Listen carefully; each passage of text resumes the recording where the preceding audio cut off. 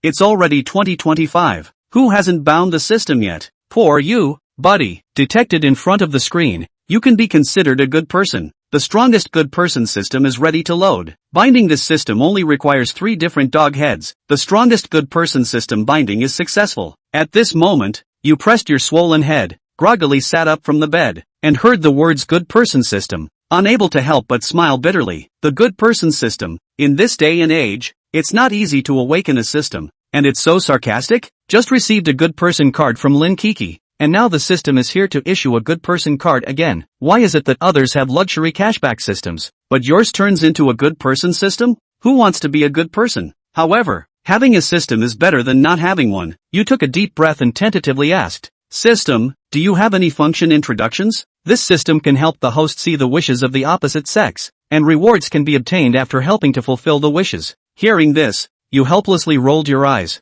It really does make you a good person. Secretly complaining in your heart, you obediently changed into your shoes and pushed open the dormitory door to walk out. As soon as you walk out of the dormitory building, you are stunned by the scene in front of you. Every girl passing by has a task box above her head, with her wishes written on it. Just had a fight with my roommate. I wish I could afford to rent a place off campus. I have a date with my crush tonight. I hope his first impression of me is good. I sincerely hope my parents can increase my living allowance. 1,000 a month is really not enough. I have to intern next semester. I hope I can find a good company. I hope my part-time salary will be paid on time this month. If I don't get my money, I won't even be able to afford food. What should I do? Why hasn't my period come this month? I hope there are no surprises. Seeing the last wish, you silently wipe the sweat from your forehead. As a straight man, I never thought that girls' hearts could be so rich, even though these are just their wishes. In a way, it can be considered mind reading. Is this system supposed to make me a friend of women? At this moment, you pouted a little,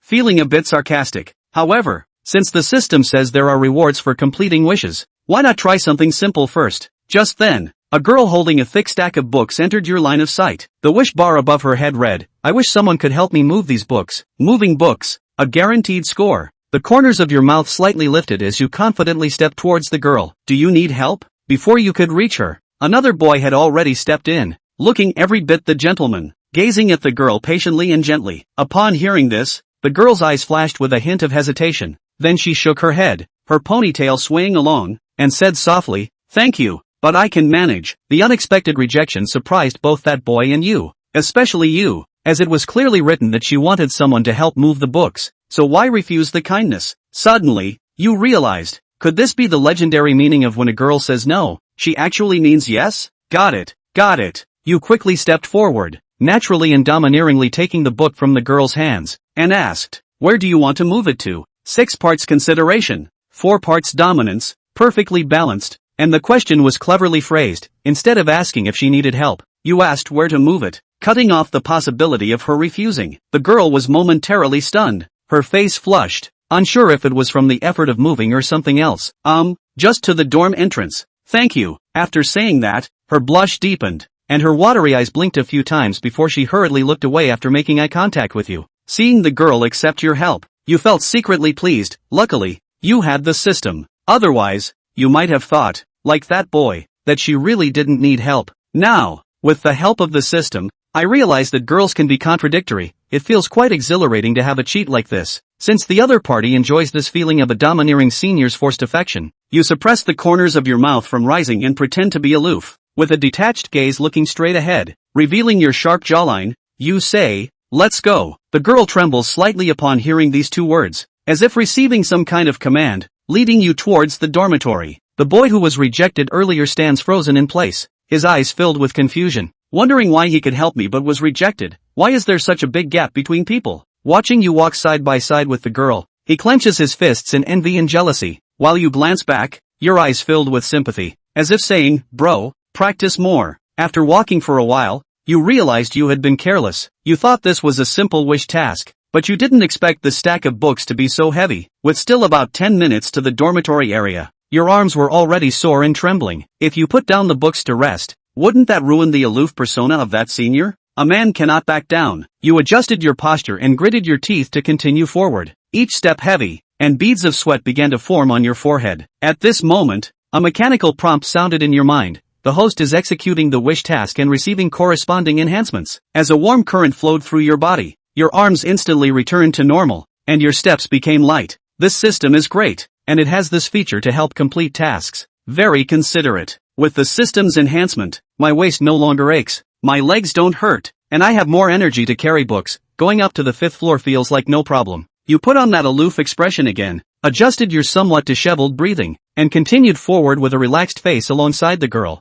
Senior, are you tired? Do you want me to take over for you? The girl knew the weight of the books, even carrying a small section would require her to rest several times. Now that you had been walking for 3 or 4 minutes, you must be close to your limit, right? Upon hearing this, you chuckled lightly, supporting the entire stack of books with your left hand, switching from both hands to one, and then casually putting your right hand in your pocket. Not tired. It's fine. This cool act surprised the girl. Seeing you steadily holding the books with your left hand without any sign of fatigue, she couldn't help but exclaim, Senior, you are amazing. You remained calm on the surface, but inside, you were already overjoyed. Acting cool is quite enjoyable. With the system's support, it felt as if there was an endless source of strength within, making it effortless to hold the books with one hand. As simple as eating and drinking. After a few minutes, you placed the books at the security room at the entrance of the girls' dormitory. Senior, thank you so much. My roommate will come down to help me in a bit. The girl slightly bowed to express her gratitude, and in the process,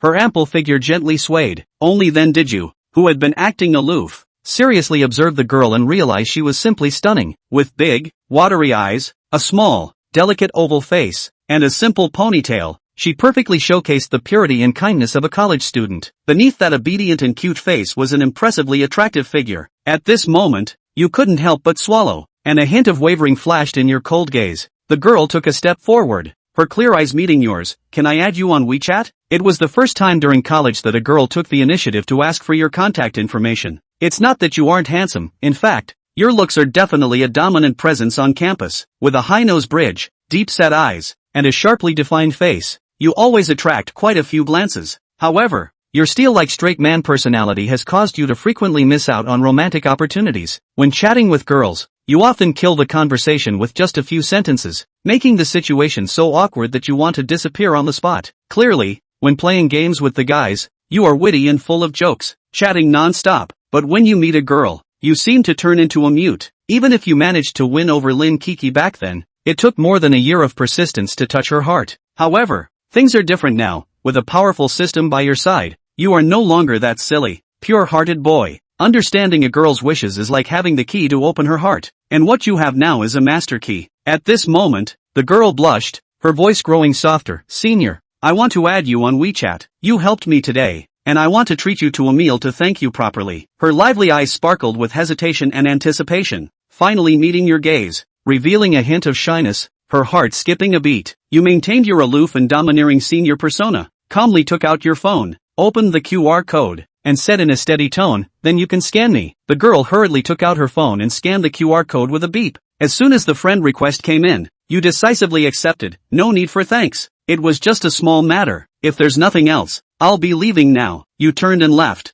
as suave as a movie hero, brushing off your clothes and hiding your achievements and fame. This ambiguous tug-of-war scene had been seen online many times, and with a little practice, it could be mastered. At this moment, no words were needed. Turning to leave was the best choice, leaving the girl in a high emotional state, giving her a touch of mystery, suspense, and an unreachable regret, keeping her interested in you. These insights were gleaned from your interactions with Lin Kiki. Just as you stepped out of the girls' dormitory, the system's voice sounded again, detected that the host has completed the wish task. The system rewarded you with, congratulations, host, you have received a cash reward of 100,000 yuan. Wait, 100,000?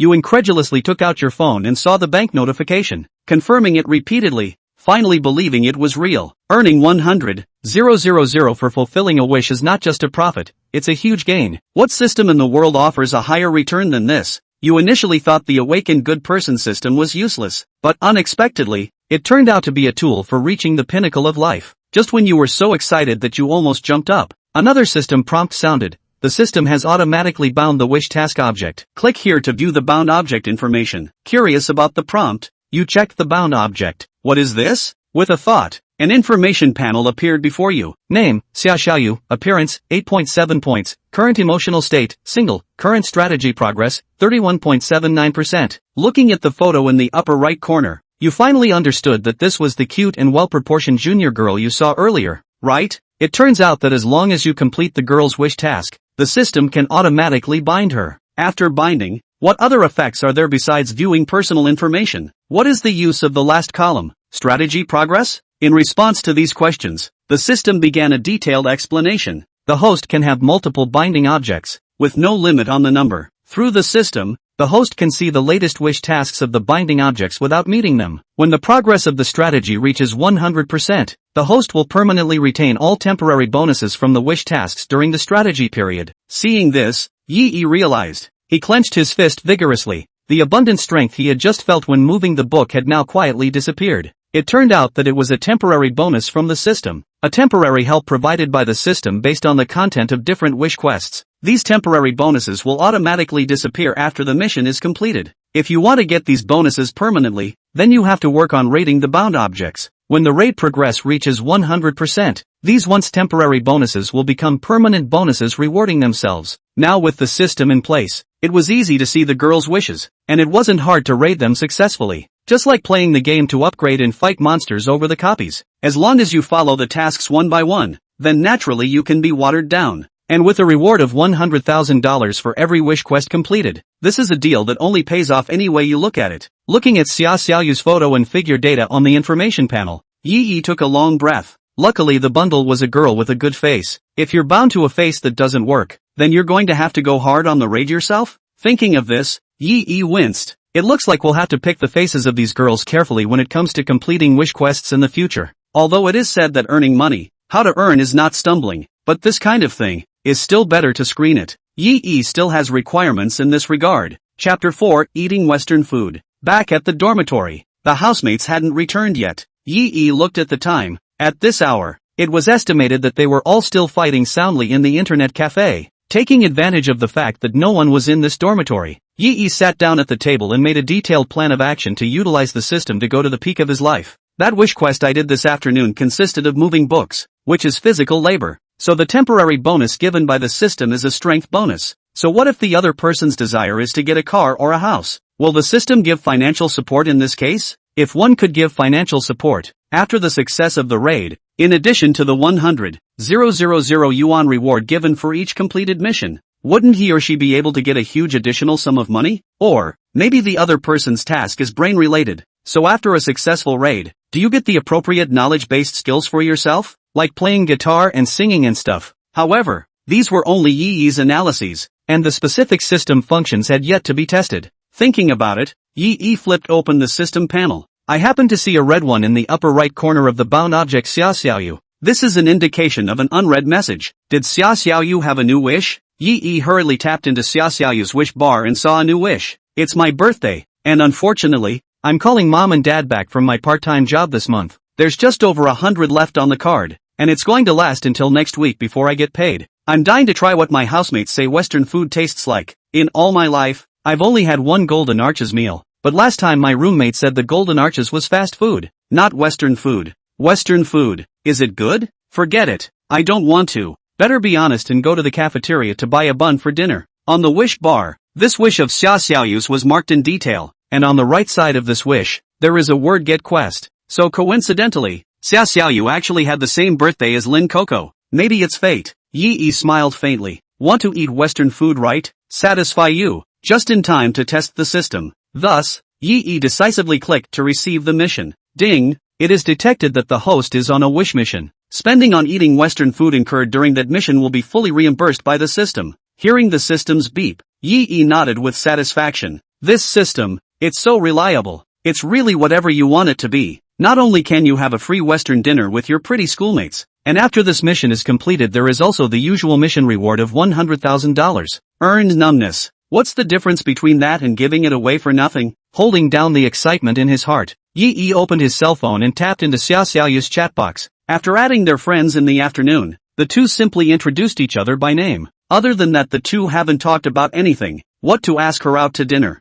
Yi slowly rubbed his chin and thought. A moment later, Yi sent a message to Xia Xiaoyu. Are you free tonight? Xia Xiaoyu on the other end of the phone was just about to get up to go to the cafeteria, and when she saw the message alert, she immediately opened her phone. Once she saw that it was a message from Yi, for some reason, Xia Xiaoyu's heart trembled slightly. After seeing that Yi Yi asked if she was free tonight, Xia Xiaoyu was even more involuntarily nervous. She wondered, was Yi Yi trying to ask herself out? Senpai, I'm free tonight, what do you want? Xia Xiaoyu's white and tender fingers tapped the screen and sent Yi Yi back. Soon, Yi Yi's new message was sent over again. It's like this. I entered a sweepstakes online 2 days ago and drew a chance for a free Western dinner, but there's a condition for cashing in the prize. The dining must be a man and a woman. Today is the last day to redeem my prize, and I don't have many other female friends. It just so happens that I met you today, so I was wondering if I could invite you to join me? Looking at the message Yi Yi sent over, Xia Xiaoyu's face climbed up with 2 nice blushes. A lot of information is revealed in a few short sentences.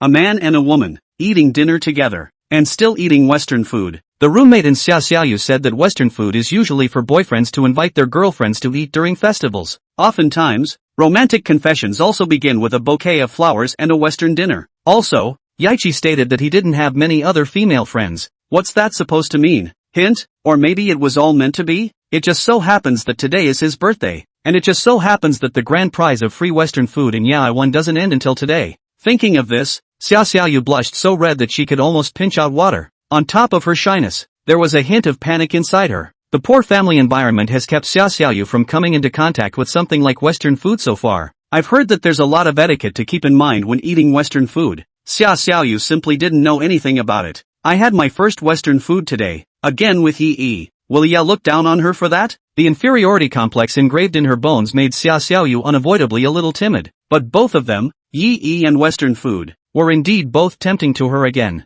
On the other side of the cell phone, Yi Yi saw that Xia Xiaoyu had been in the state of the other party is typing on the chat box, so he did not slow down and sent over another sentence. I'll be downstairs in your dorm in 5 minutes. Through the short contact, Yi Yi knew that Xia Xiaoyu ate this. Instead of asking her and getting her opinion, be strong and just make the decision for her. He knew that Xia Xiaoyu liked this kind of being bossy and considerate at the same time. As expected, after seeing this unrefusable message sent by Yi Yi, Xia Xiaoyu's body trembled minutely and imperceptibly. Then immediately he went to his locker and rummaged through his best outfit to change into it, and briefly combed his hair. Looking at her own pretty but plain face in the mirror, Xia Xiaoyu pumped up and gently patted her full breasts, as if cheering herself up. A brief practice smile in the mirror followed. After confirming that it was now exactly his best state, Xia Xiaoyu hurriedly ran towards the main entrance of the dormitory building. When Xia Xiaoyu ran to the door of the dormitory building, she saw that Yi Yi was already waiting. The dim light of the street lamp stretched Yi Yi's shadow long.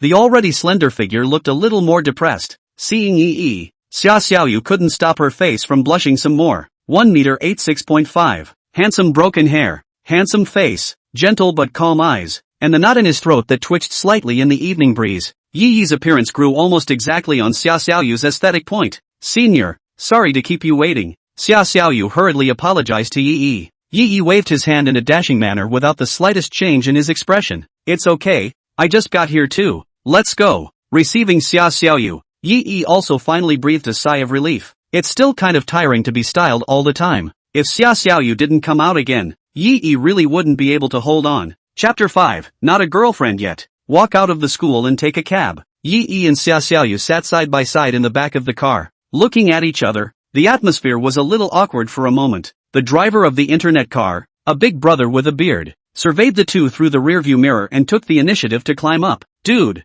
the girlfriend is pretty. I see you're locating the Pine Stream Western restaurant. Are you going on a date? You're so nice to your girlfriend. That's the most upscale Western restaurant in Binchang. Hearing the driver say this, Xia Xiaoyu was a little flustered for a moment. Her first time eating Western food and Yi Yi takes her to the most upscale restaurant in Binchang? A restaurant like this would have a raffle for a free meal? Is it true or not that Yi Yi won the lottery? It can't be Yi Yi treating himself to a meal out of his own pocket. Would it be a joke for myself? A little dirt girl from the countryside who didn't know anything, to go to such a high-class restaurant to eat. Won't embarrass Yaichi. Xia Xiaoyu nervously clenched the hem of her dress with her hands, a layer of hand sweat seeping out uneasily. These mental activities were not considered to be Xia Xiaoyu's wish, so Yi Yi naturally could not see it. However, he still keenly noticed Xia Xiaoyu's discomfort. Combined with those messages seen on the wish bar, Yi Yi could also roughly surmise the reason for Xia Xiaoyu's nervousness. Having never eaten Western food, and now hearing the driver say that it was the most upscale Western restaurant in Binchang, it was natural to feel a certain sense of uneasiness about this unknown and mysterious thing.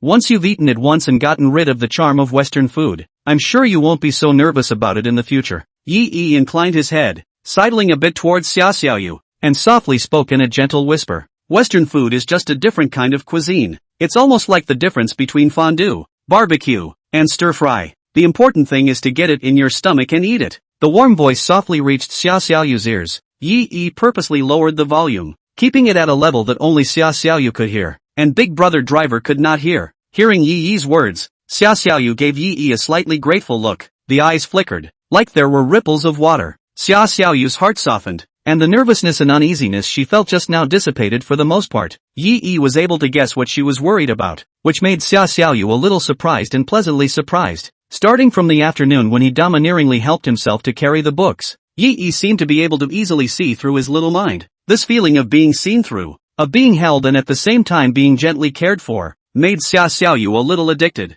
Seeing Xiaoxiaoyu's small hand that was clenched because of her nervousness finally loosened, Yi Yi then turned his head and explained to the driver's big brother, "Master, she's not my girlfriend yet, that's all there is to say." It seemed to be explaining, but it seemed to be a bit of a mouthful. What's the point of not a girlfriend yet? Certainly not the word girlfriend. It's the word yet, not yet, which means it could be in the future, only not at the moment. Not only does it explain the duo's current relationship, but it also leaves an imaginative ending for their future. The driver understood, and through the rearview mirror passed Yi Yi "I understand" expression, and said nothing more. As for Xiaoxiaoyu beside Yi Yi, her originally relaxed hands were tightly squeezed together again because of Yi Yi's words. Hamachi University is still some distance from the downtown area of Hamachi. 50 minutes later, the car finally drove up to the entrance of the restaurant. The welcoming guest in a refined suit at the entrance of the restaurant politely came forward and helped Yi Yi and Xiaoxiaoyu open the car door. The first time she was faced with this kind of considerate and on-point service,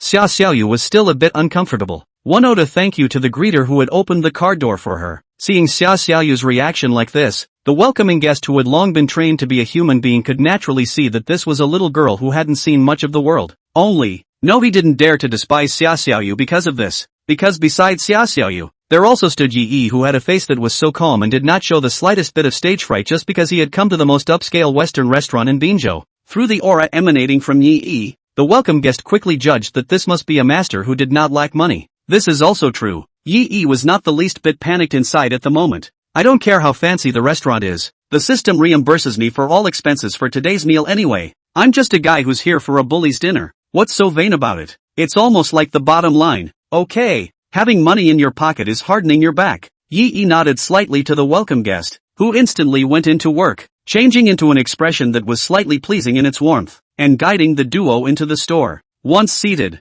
the waiter handed over 2 menus. After turning it over, the variety of dishes on it dazzled Xiaoxiaoyu. There are more than a dozen kinds of pre-dinner breads alone. Different breads also have to be served with different sauces. But what surprised Xiaoxiaoyu was not only the variety, but also the price. She saw that a glass of sparkling water on the menu cost 188. This price Xiaoxiaoyu couldn't even think about. All the money she had in her body right now wouldn't add up to enough to order this glass of sparkling water. "What can I get for you?" The waitress tenderly half-squatted beside Xiaoxiaoyu and asked. Considering the priority of ladies, the waiter then planned to let Xiaoxiaoyu order first. Xiaoxiaoyu subconsciously looked at Yi Yi because this meal was Yi Yi's treat, regardless of whether Yi Yi's claim of winning a free meal was true or false. The understanding Xiaoxiaoyu felt that she should consult Yi Yi first when ordering food. Yi Yi understood Xiaoxiaoyu's eyes and smiled gently. "Just order what you like or what you want to eat. Whatever." Looking at Yi Yi's encouraging and secure eyes, Xiaoxiaoyu braced herself and pointed to the 2 dishes on the menu,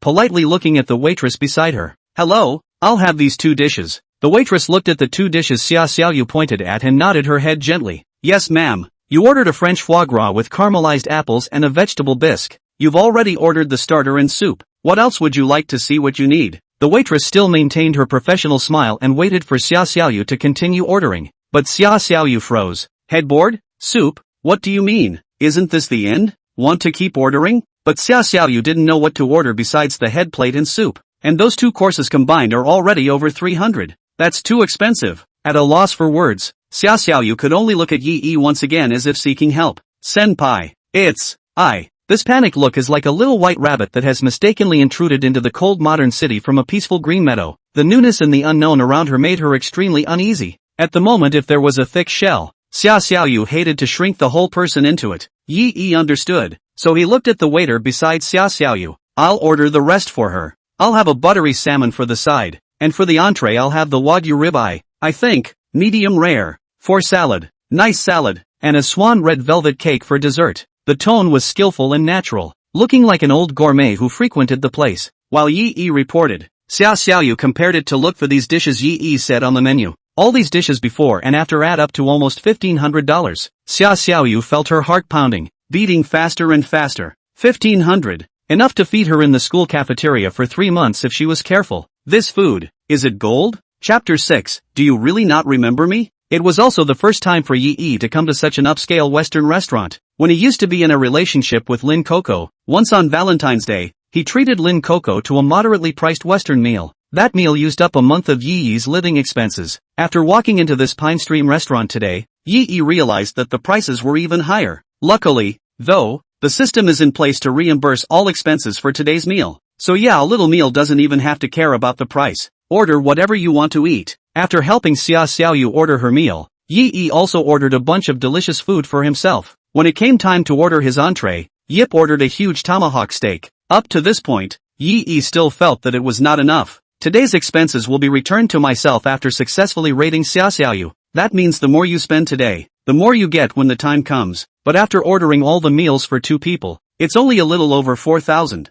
It's just not enough to look at. Even completing a wish quest rewards 100,000. How should I order some more? The dishes that have been ordered so far are really enough for 2 people as well. What if I can't finish it all? The system is a rule. You can't pack it in. You can't waste it. Yi thought while casually continuing to look through the menu. It wasn't until he flipped to the list of drinks attached at the end that Yi's eyes lit up, and the corners of his mouth couldn't stop rising a bit. Let's have another bottle of this. Yi pointed to a red wine on the wine list with a unit price of $180,000 and said to the waiter. The waiter didn't hesitate for a second after seeing this. As if he was afraid that Yi would back out, he helped Yi place the order at a fast speed. Yes sir, please wait a moment and I'll serve you both right away. After seeing the waiter leave, Xia Xiaoyu poked her body forward, covering her mouth with her right hand in a false manner, and asked softly, Senpai, that prize you won, is there no limit to the amount of money? Casual? Will we order? It's too expensive. Xia Xiaoyu wasn't stupid either. It would be too costly for such an upscale restaurant to have an event where the winner could order whatever they wanted and eat whatever they wanted.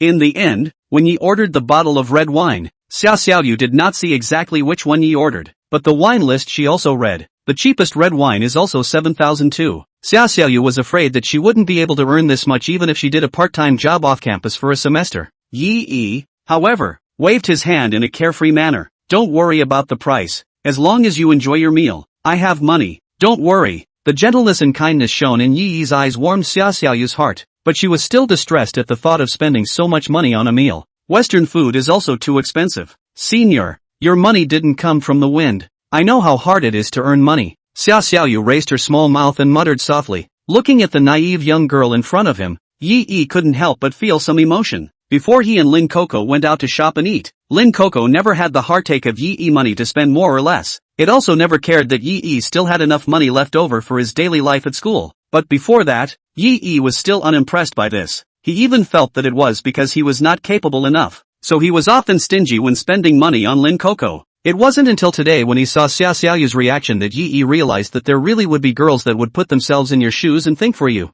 So that's the girl with the normal 3 views. Like to spend money, like to enjoy is everyone's nature. May not be able to spend money to sympathize with each other's not easy, and therefore more consideration, careful budgeting, we have to rely on the conscience of each. At that moment, the waiter brought 2 glasses of pre-dinner apple sparkling water. Yi raised his cup and gently touched it with Xia Xiaoyu. Well, don't think so much. It's a fun day. Just enjoy it. Happy birthday. These words, Yi was not only saying to Xia Xiaoyu, but also to himself at the same time. Today was the first day of his awakening to the system. From this day forward, his life will be very different from what it was before. But Xia Xiaoyu covered her rosy little mouth in surprise. Senpai, how did you know it was my birthday? I'm sure it's just a little white rabbit who's been involved in the world for a long time. After hearing Yi wishing himself a happy birthday, Xia Xiaoyu's attention had completely shifted from the heartache of how much the meal would cost just now to the question of why Yi would know about his birthday today. Yi also had the exact same intention. Since he was going to invite Xia Xiaoyu to eat Western food,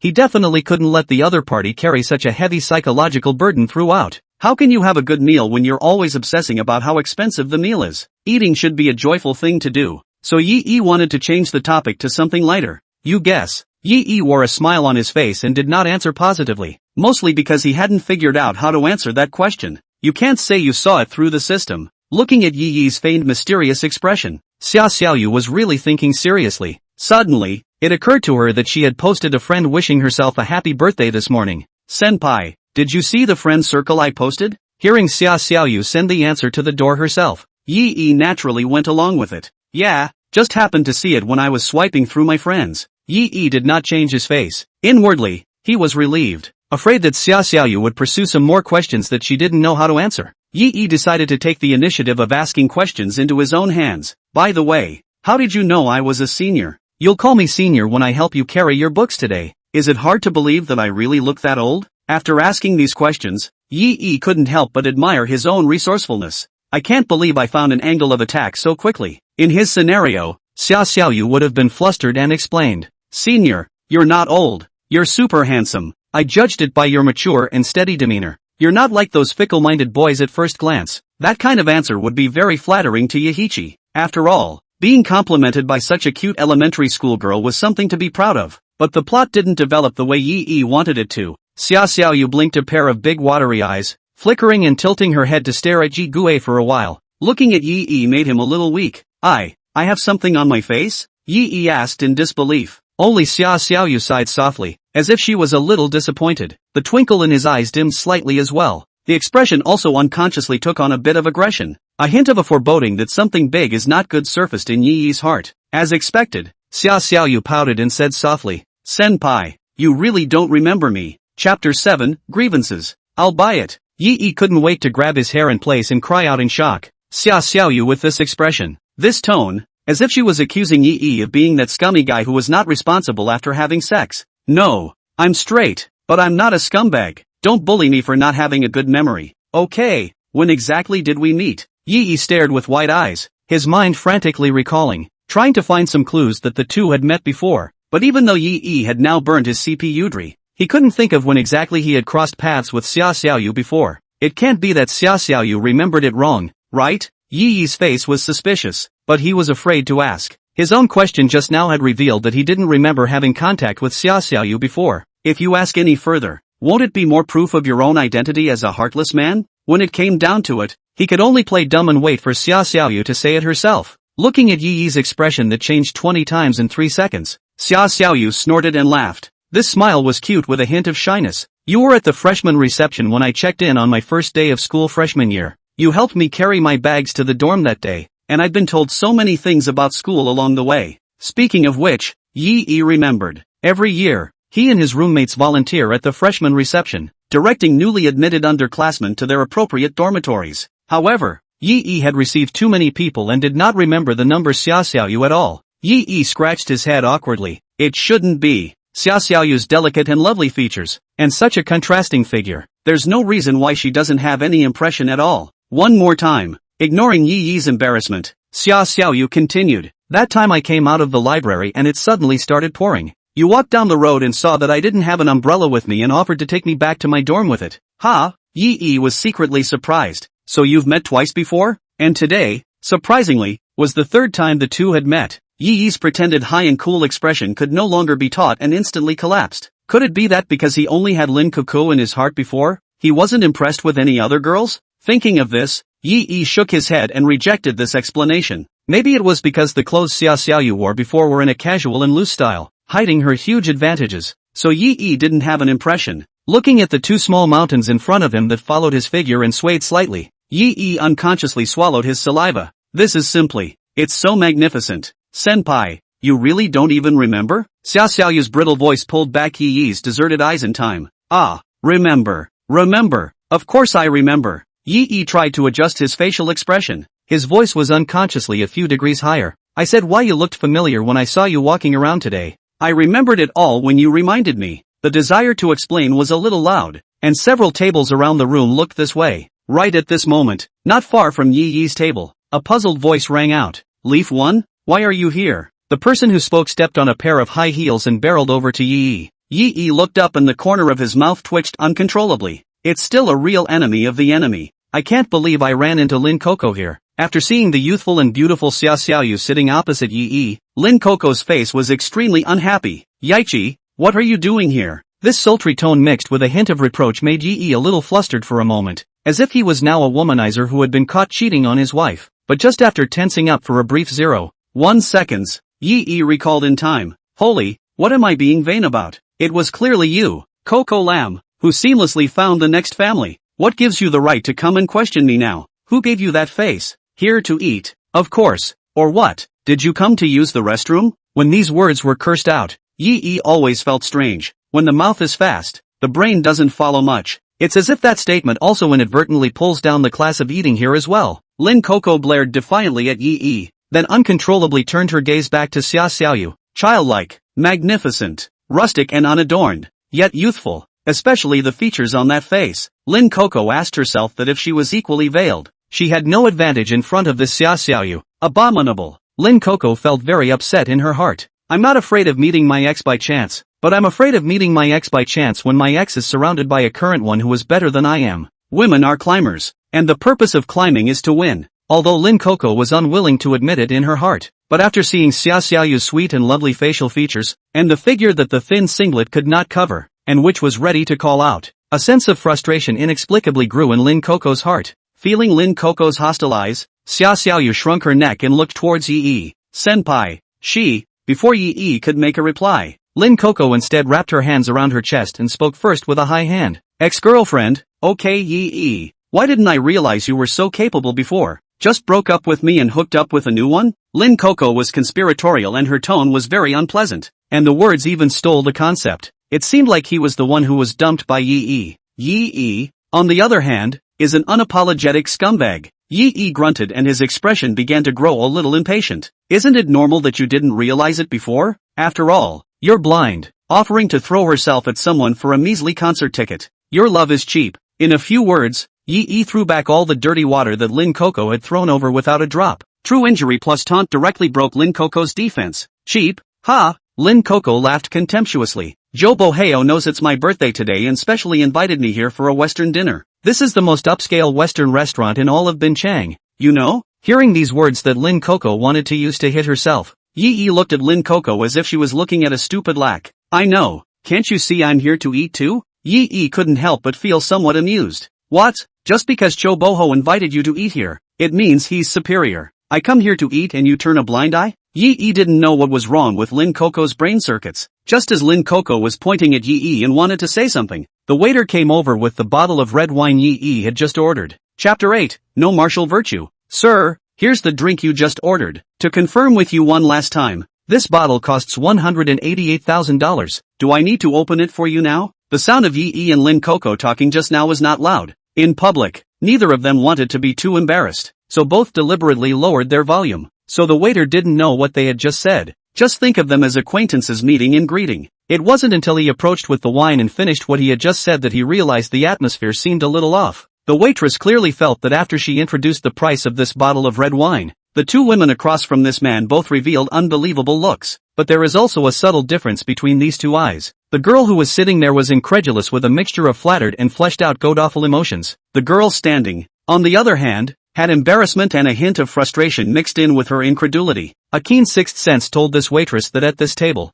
there was a vague smell of gunpowder coming out. No problem, drive. The wine was Yi1:00, and the order to open the wine was naturally given by Yi1 o'clock. The tone was flat. Not the slightest hesitation or deliberateness could be heard. It's as if opening a bottle of $180,000 of red wine is the same as opening a bottle of iced tea with a thank you for your patronage printed on it. Holy, Richie Rich. This was the comment that the waitress made to Yi at that moment. And a low-key rich kid, not a single name brand on his body. Rich kids like this who are low-key and unassuming can be too rare. A man, going out, who relies solely on his clothes to show his wealth, is ultimately too low. As a waitress at the most upscale Western restaurant in Binchang, the people you see most every day are rich people. Nowadays, these rich people like to show off their wealth in a more euphemistic way. Like, bring a good-looking woman around. The waitress glanced at Xia Xiaoyu, instantly brainstormed a scene in which the gold master's father took the adopted college girl to dinner and then was bumped into by the object of his ambiguity. While gossiping,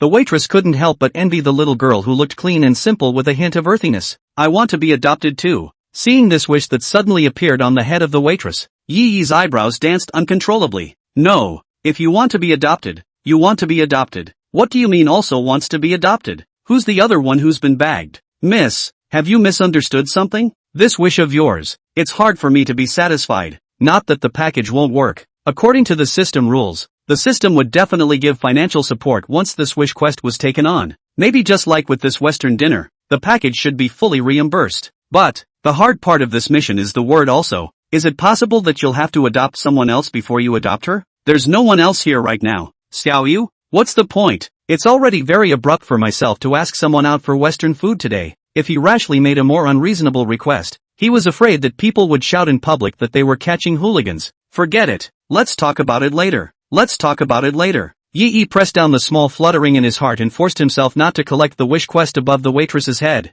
Ahem. Yi cleared his throat and reminded the waitress whose thoughts were still wandering. The waitress came back to her senses, a hint of unfulfilled fantasy still lingering in her eyes. It was only when he saw the wine in his hand that he remembered what he was here for. So he hastily uncorked the red wine and poured it into the wake. Please wait a moment. I'll serve you both now. Thinking of the crazy thoughts that had just sprung up uncontrollably in her heart, the waitress couldn't help but blush. The voice was also a few shades thinner. Yi skimmed his mouth, then coldly looked at Lin Coco, the uninvited guest. Lin Coco's expression was a bit complicated, but it looked as if she had no intention of leaving. No eyesight. Can't you see that you and your schoolmate are about to start eating? Still not leaving? Waiting to pick up our leftovers? When it comes to bickering, Yi has always been on fire. Only before, because he and Lin Kiki were a couple. Yi had never said half a heavy word to her, but now that you've dumped me, if I still stutter and don't even dare to fart, am I still a man? Feeling Yi's unfriendly attitude, Lin Coco was ultimately weak. Moreover,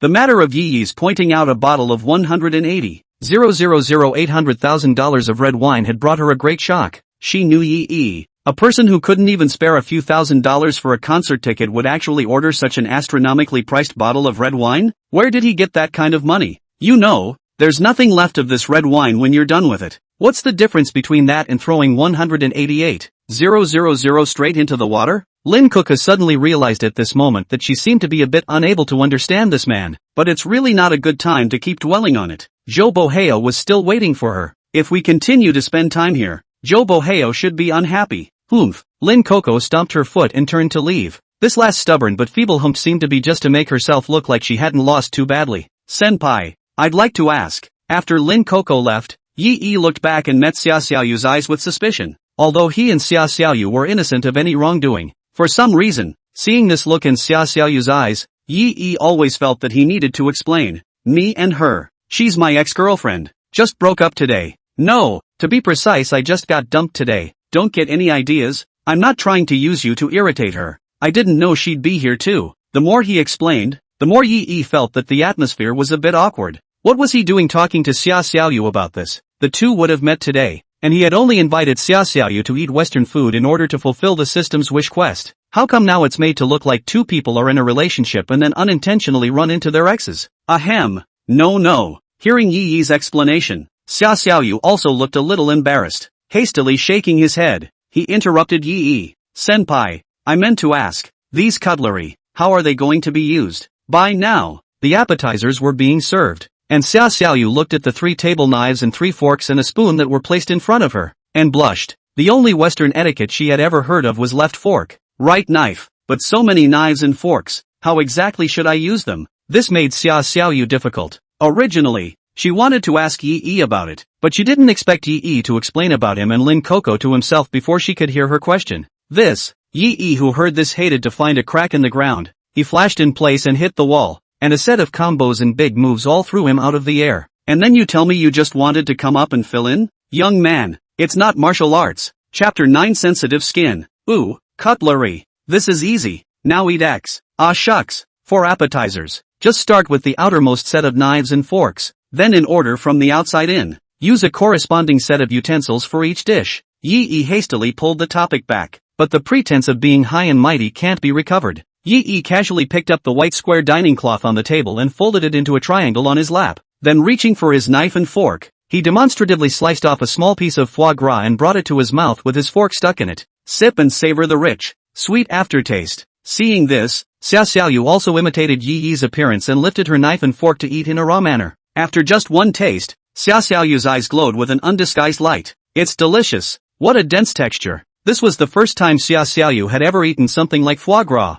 I originally thought that foie gras should taste similar to pork liver, but I didn't expect it to be so amazing after just one taste. But, senpai, why do you think the foie gras is so big? My old family home raised their own chickens, ducks and geese, but our geese, the liver was probably half the size of this one. Could it be because Western food uses a different breed of goose? Xia Xiaoyu revealed the eyes of a curious baby. Yi wiped his mouth with a paper towel and patiently explained the process of making foie gras, and the dehumanizing method of filler feeding. No, it should be called fill the goose, to be precise. After hearing this, Xia Xiaoyu's face showed her intolerance, whispered emotion. So cruel. Those geese are so pitiful, born and immobilized there, with nothing to do but eat desperately and wait desperately to die. After all, she is a young girl, and in her heart she always thinks that the world should be innocent and lovely, thinking that truth and beauty is the tone the world should have. However, Yi had long been clear that the weak and the strong were the only laws in this world. No one wants to live like those geese who can only eat and die every day. But how many people live even worse than these geese? To have the ability to be able to dominate your life, you must become strong enough. Mourning and sympathy, those are emotions only for the weak. Those who are strong, only keep moving forward, and only keep moving forward. Especially now that he had awakened the system, Yi felt that deep down inside himself, the ambitious ambitions that he had buried since he was a teenager might actually be realized one day. Of course, far from it, all this is an afterthought. Yi's thoughts pulled back and he poured himself a small glass of red wine. Shaking his glass lightly, he took a small sip, to eliminate the effect of the last dish you ate on the flavor of the next. After finishing a dish, take a sip of wine to neutralize the residue of flavors in your cavity. Generally white meat goes with white wine and red meat goes with red wine. All of this knowledge was seen by Yi when he was bored and brushed the video. In his spare time, Yi loves to watch all kinds of messy videos to pass the time. It happens to be a day to live and show off. Senior, you know so much. Xia Xiaoyu's eyes gradually became somewhat worshipful as she looked at Yi. Looking at Xia Xiaoyu's eyes, Yi's heart was filled with the satisfaction of successfully pretending. Xia Xiaoyu radar progress shows that it's already 49.82%. It went up almost 18% in the time it took to eat a meal. At this rate, Yi felt that he would soon be able to complete the raid mission. Here, yo, you try it too. Yi poured a shallow layer of red wine for Xia Xiaoyu as well. Hearing Yi call himself Xiaoyu, Xia Xiaoyu's face had already flushed before she even drank. The pink cheeks were written with the blush of a young girl's heart. Ever since she was a little girl, it seemed like the only people who ever called her that were from her family. After entering the university, because of the family situation, the inner some inferiority complex Xia Xiaoyu habitually and the people around to keep a distance, like a snail, always cowering in its shell, avoiding the outside world from seeing her vulnerable heart. And her classmates, even her housemates, don't deliberately seek her out. Everyone, by default, had nothing in common with this little dirt girl, dressing up, traveling on vacation, or celebrity gossip. Xia Xiaoyu knows very little, plus because of the lack of self-confidence, so Xia Xiaoyu usually wears some loose, old style, and even has been washed to some faded white casual sportswear. The amazing body was something not even her housemates had seen much of. Therefore, in the eyes of her classmates, Xia Xiaoyu seemed to always be the one with the least presence, just a little transparency in the crowd. So when she heard Yi call herself so intimately today, Xia Xiaoyu was a little shy for a moment. Yi is so handsome and domineering, and knows a lot about everything. Still very patient with myself. There was no looking down on myself for not having seen the world. Now she heard this man with a glittering body call herself Xiaoyu. Xia Xiaoyu felt like there was a lively deer in her heart that gradually began to bump around. Radar progress 51.31%. With just one name calling, Xia Xiaoyu's raid progress went up again. Receiving the tall glass handed by Yi, Xia Xiaoyu tilted her head and drank it all in one go. A drop of red wine flowed from the corner of Xia Xiaoyu's mouth and slid down her white neck. Wine. Xia Xiaoyu also drank for the first time in her life. I didn't expect to get such an expensive first drink. 188,000. It was only after drinking it that Xia Xiaoyu began to take stock. How many chickens, ducks, and geese would my parents have to sell in the old country to make $188,000?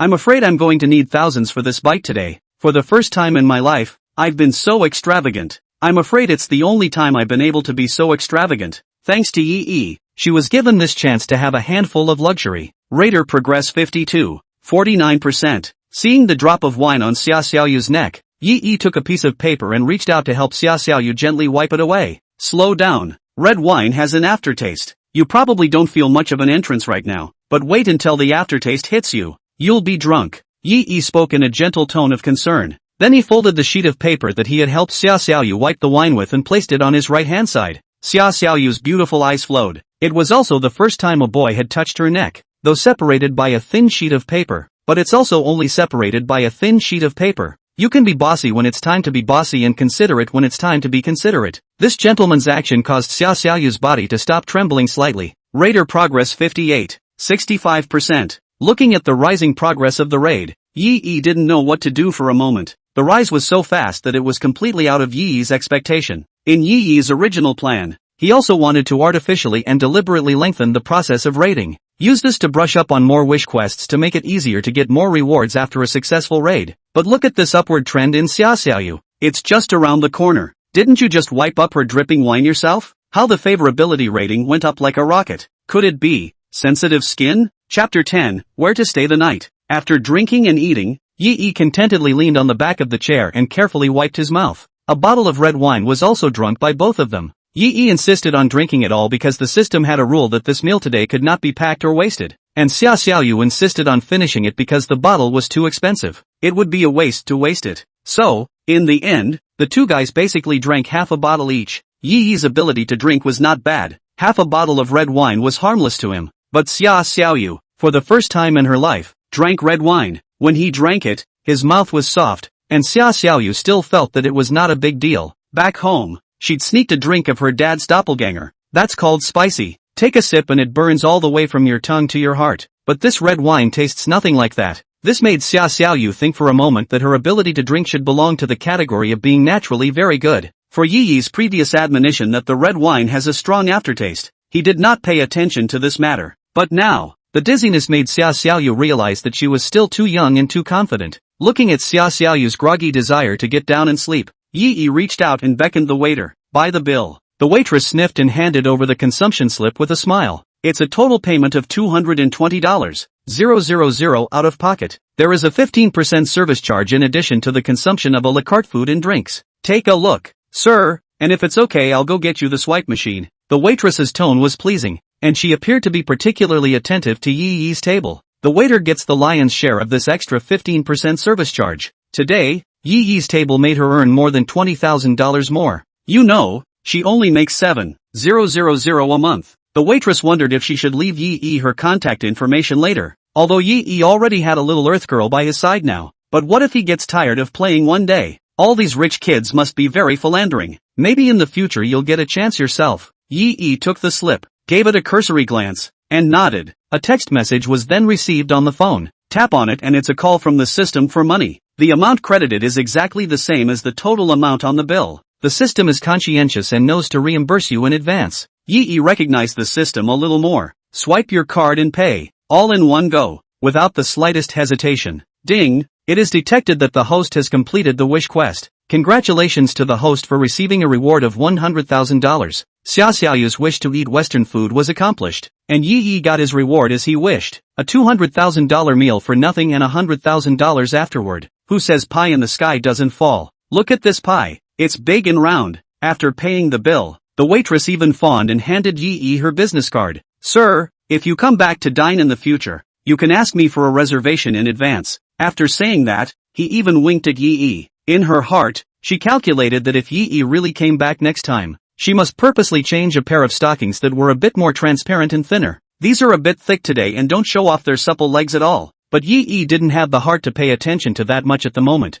Xia Xiaoyu was already drunk and red in the face. Picking up Xia Xiaoyu, Yi then walked towards the door. When the two of them passed by Lin Coco's table, they clearly felt Lin Coco's eyes that were like knives thrown at them. Of course, Yi glared back nonchalantly. That look seemed to be telling Lin Coco, look at your horse. Walking out of the Western restaurant, it was almost close to 9 o'clock in the evening. The gentle evening breeze blew by, and Yi's wine was almost awake, but Xia Xiaoyu was still softly leaning on Yi. That pair of full and elastic mountains also uncontrollably rubbed over Yi's arm. It messed with Yi's mind. It's so late and Xia Xiaoyu is drunk again. Raider progress is also set at 63, 71%. 60 points would be a pass on a 100-point test. So 63, 71% progress on the raid should count as a favorite. It had to be said that this kind of unseen and simple-minded little girl was also too easy to be raided. I'm afraid she doesn't even realize how much of a steal she'd be if she dressed herself up in a serious way. Yi reached out and tenderly helped Xia Xiaoyu straighten the hair on her forehead. The little face that was reddened by the wine was extraordinarily cute. Yi couldn't help it and just wanted to pinch this well-behaved face. But the drunken Xia Xiaoyu grabbed his hand. Hawk, I'm so sleepy. I want to sleep. The aftertaste of the red wine made Xia Xiaoyu unable to lift her eyelids now. It feels like the whole world is spinning around. If it wasn't for Yi holding him up, I'm afraid he would be on the ground in the next second. Looking at Xia Xiaoyu in this drunken state, Yi made a mistake. Take her back to her dorm? I can't even get into the women's dormitory. Looking at Xia Xiaoyu's current appearance, it's hard to walk. 2 steps and I'm afraid I'll fall. If she bothered the hostess aunt to send her in, then the hostess aunt would have to know that Xia Xiaoyu had been drinking. The school has a rule that if a student is found to be intoxicated, he or she is to be criticized. So it seemed obvious that going back to the dormitory would not be appropriate. So, to the hotel? 2 people alone. Will it? Not so good. If Xia Xiaoyu was now awake and willing, then Yi would definitely be the one to do it. Joking aside, how can a normal man, at least, run away from the battle? But now Xia Xiaoyu was in an unconscious state. Yi didn't want to do anything to take advantage of the situation. There's no way around it. Who made him a good guy? And there's no need to rush this kind of thing. Anyway, the good sense is already so high. It's a long time coming, but to go to a hotel. Yi reached out and touched his right pants pocket. Fortunately he had the habit of carrying his ID card with him. What about Xiaoyu? Yi looked at it, and then moved gently to also touch Xia Xiaoyu's right pants pocket. Phew, okay, looks like she's in the habit of carrying her ID around too. With a princess hug, Yi picked up the confused Xia Xiaoyu and walked towards the nearest hotel in the neighborhood. Unfortunately, the temporary power bonus given by the system when moving books in the afternoon had disappeared. It was a slight effort to pick up Xia Xiaoyu now. On the way to the hotel, Yi also put Xia Xiaoyu down from her arms midway and rested 3 or 4 times. It's a good thing she's drunk and doesn't know anything. Otherwise, if you see how hard it is for me to hold her, I'd have to pretend that I was moving books this afternoon for nothing. Wiping the sweat from his forehead, after the last rest, Yi picked up Xia Xiaoyu once again with a flourish and walked into the hotel. Hello, please check us in. Yi put Xia Xiaoyu on the sofa in the lobby and handed the 2 people's ID cards to the front desk boy. The little brother willed it and opened a king-size room at a rapid pace. Your room is on the 66th floor. 6678. ID room cards please. Our breakfast hours are from 7 to 10 in the morning. The restaurant is on the 2nd floor. Enjoy your stay, both of you. The receptionist gave Yi a "I'll watch you" expression, and then politely pointed in the direction of the elevator. Yi, however, was made to feel a bit like a thief. Picking up Xia Xiaoyu, he walked in the direction of the elevator. Chapter 11, Being Good. Holding Xia Xiaoyu, Yi pinched the room card and swiped it 3 or 4 times before he struggled to swipe open the door. Put your back against the door and push the room open with your body. Yi gently put Xia Xiaoyu on the bed. This hotel is 5-star. It's 1,600 a night. Yi didn't intentionally want to stay in such an expensive hotel. It's really that this hotel is the closest to a Western restaurant. Yi couldn't really walk too far with Xia Xiaoyu in his arms, and after completing the 2 wish quests, Yi got a total of 200,000 rewards. This reward is all gleaned from Xia Xiaoyu. It was only right to treat Xia Xiaoyu to a better hotel now. Consider it a customer appreciation. The motorized curtains are automatically drawn when they sense the occupants entering the house. Outside the huge floor-to-ceiling windows, the night view of the coastal city is breathtaking. The room was softly lit, quiet and cozy. Outside the window was a starry night sky, and a neon city. The Bluetooth stereo at the head of the room's bed automatically played jazz music with a soft, soothing rhythm. So this is the romance. This is the mood? With such a good time, Yi felt that if he didn't do something, he seemed to be sorry for the atmosphere. Thinking of this, Leafy looked toward the bed consciously. Xia Xiaoyu was lying on the bed, probably sensing that she was in a warm and soft place. The features that had been screwed together because of the uncomfortable dizziness gradually unfolded. Breathing gradually steadied and he fell into a deep sleep, like a nice and sweet kitten. Yi's eyes, however, were unconsciously attracted by the pair of hills in front of Xia Xiaoyu that rose and fell with the rhythm of her breathing. Is it that big? Is it that big even when you're lying down?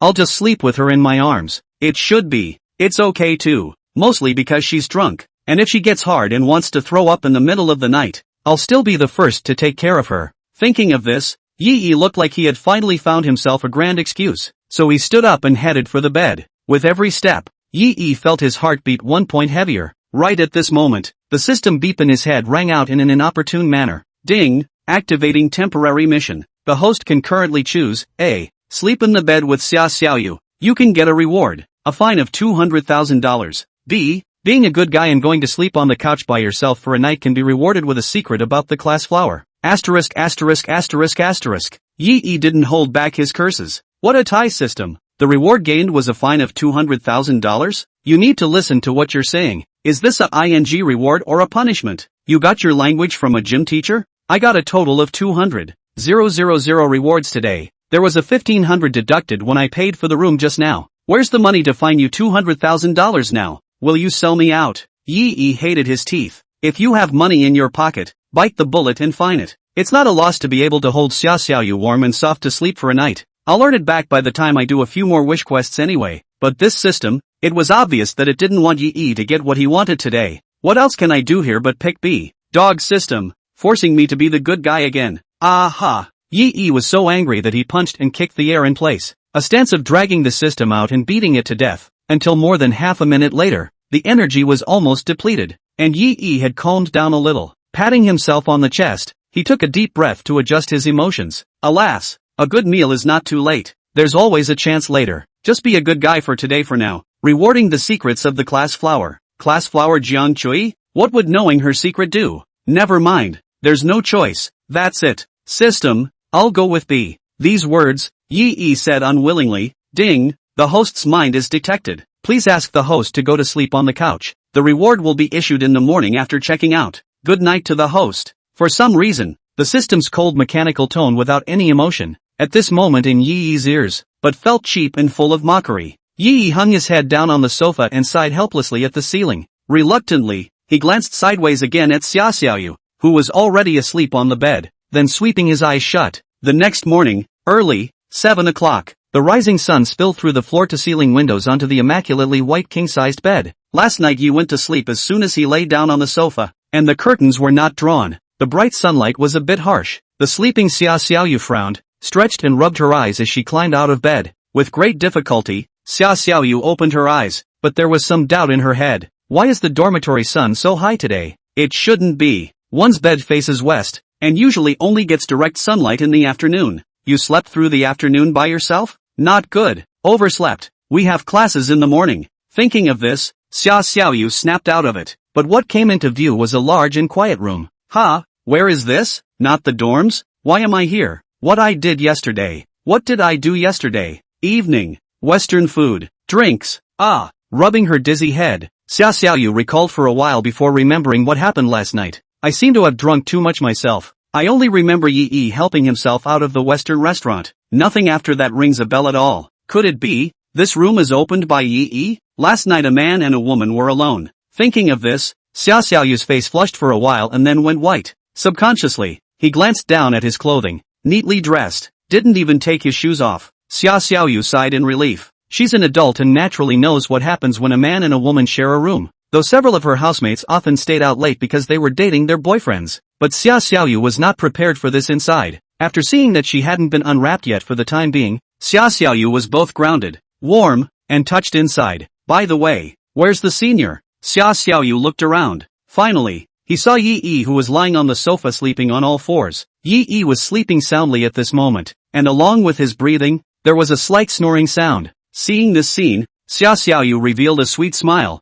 her eyes curving into a nice crescent shape. The soundly sleeping Yi looked extraordinarily cute to Xiaoxiao, making people feel extra secure. Getting up and out of bed, Xiaoxiao was ready to go to the bathroom first to brush her teeth and wash her face. But just as I stood up, I realized that the after effects of the hangover hadn't worn off. The head was still a little dizzy. Legs are also a little sore. One didn't stand still and actually fell straight at the sofa. The sleeping Yi on the sofa, on the other hand, was not the least bit aware of this impending danger. Thud! Xiaoxiao's entire body fell heavily onto Yi's body. The forehead hit Yi's cheek. It hurts. Chapter 12. There is a bargain to be made. Yi was originally still dreaming. In his dream, Yi dreamt that he was an honest scholar in ancient times, who unintentionally intruded into the scene of the Marquis daughter throwing an embroidered ball to invite her to marry. The Marquis daughter's red veil covered her face and her beautiful eyes. The delicate features were hidden by the breeze. A pair of lotus root arms, white and tender, green fingers pinched the corner of the embroidery ball. Is thinking about which direction to throw,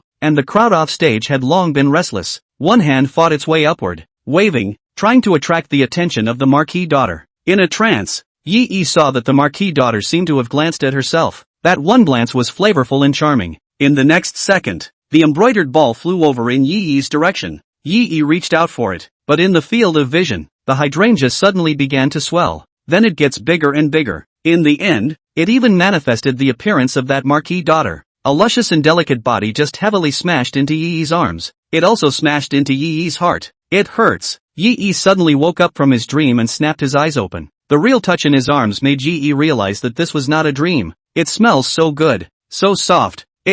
How come there's really someone in his arms? Sensing that Yi had woken up, Xiaoyu poked her head out of Yi's arms like a small child who had done something wrong. Senpai. Sorry, I didn't stand still. Big watery eyes just blinked. At the moment there was only a fist's worth of distance between their lips. Xiaoyu could hear Yi's breathing that suddenly became a bit rapid, and Yi could also feel Xiaoyu's steeply accelerated heartbeat. Ahem. Xiaoyu coughed twice, trying to break the awkwardness at hand. Then it was ready to climb up. With the departure of Xiaoyu's body, the piece of Yi's arms that was originally covered by Xiaoyu's warmth also rapidly turned cold. This sudden sense of withdrawal caused Yi to lose something in his heart. Yi suddenly kind of craved the feeling of being pressed down just now. If only. I wish I could hold you a little longer. An inexplicable urge surged into Yi's brain. Then Yi's arms encircled Xiaoyu who was about to get up, and he took Xiaoyu back into his arms again. Hawk.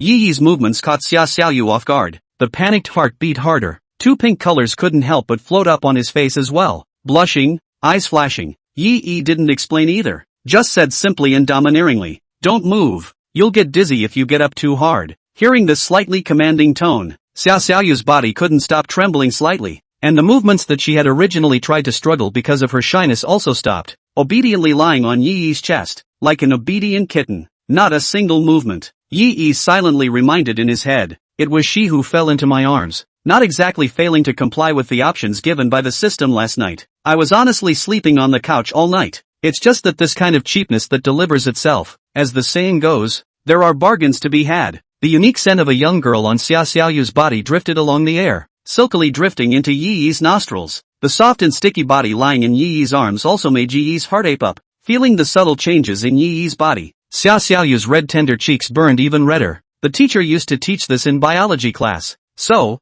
Xiaoyu knew what it was like. Hawk, senpai, I'm today. There's still classes to attend. 10 a.m. It was just after 7. A long time before classes started. Yi even wondered if Xiaoyu was saying this to remind himself that if he was going to do anything, then he should hurry up. But after seeing the 27% rate progress on Xiaoyu's head, Yi knew that Xiaoyu wasn't ready yet. It's not ready, at least not in this present moment. Forget it, there's no rush for this kind of thing. Ahem, let's go ahead and have breakfast then. I happen to be a little hungry. Yi's old face reddened as he helped Xiaoyu sit up from the sofa and reached for his shoes. And I don't know if by this hungry he means hungry, or, senior, then I'll go brush my teeth and wash my face first. Xiaoyu, red-faced, ran into the bathroom like a smoke. The breakfast buffet at the hotel was very generous. After all, it is a 5-star hotel with a wide range of dishes. Xiaoyu looked east and west in novelty. That freshness was nothing less than last night at the Western restaurant.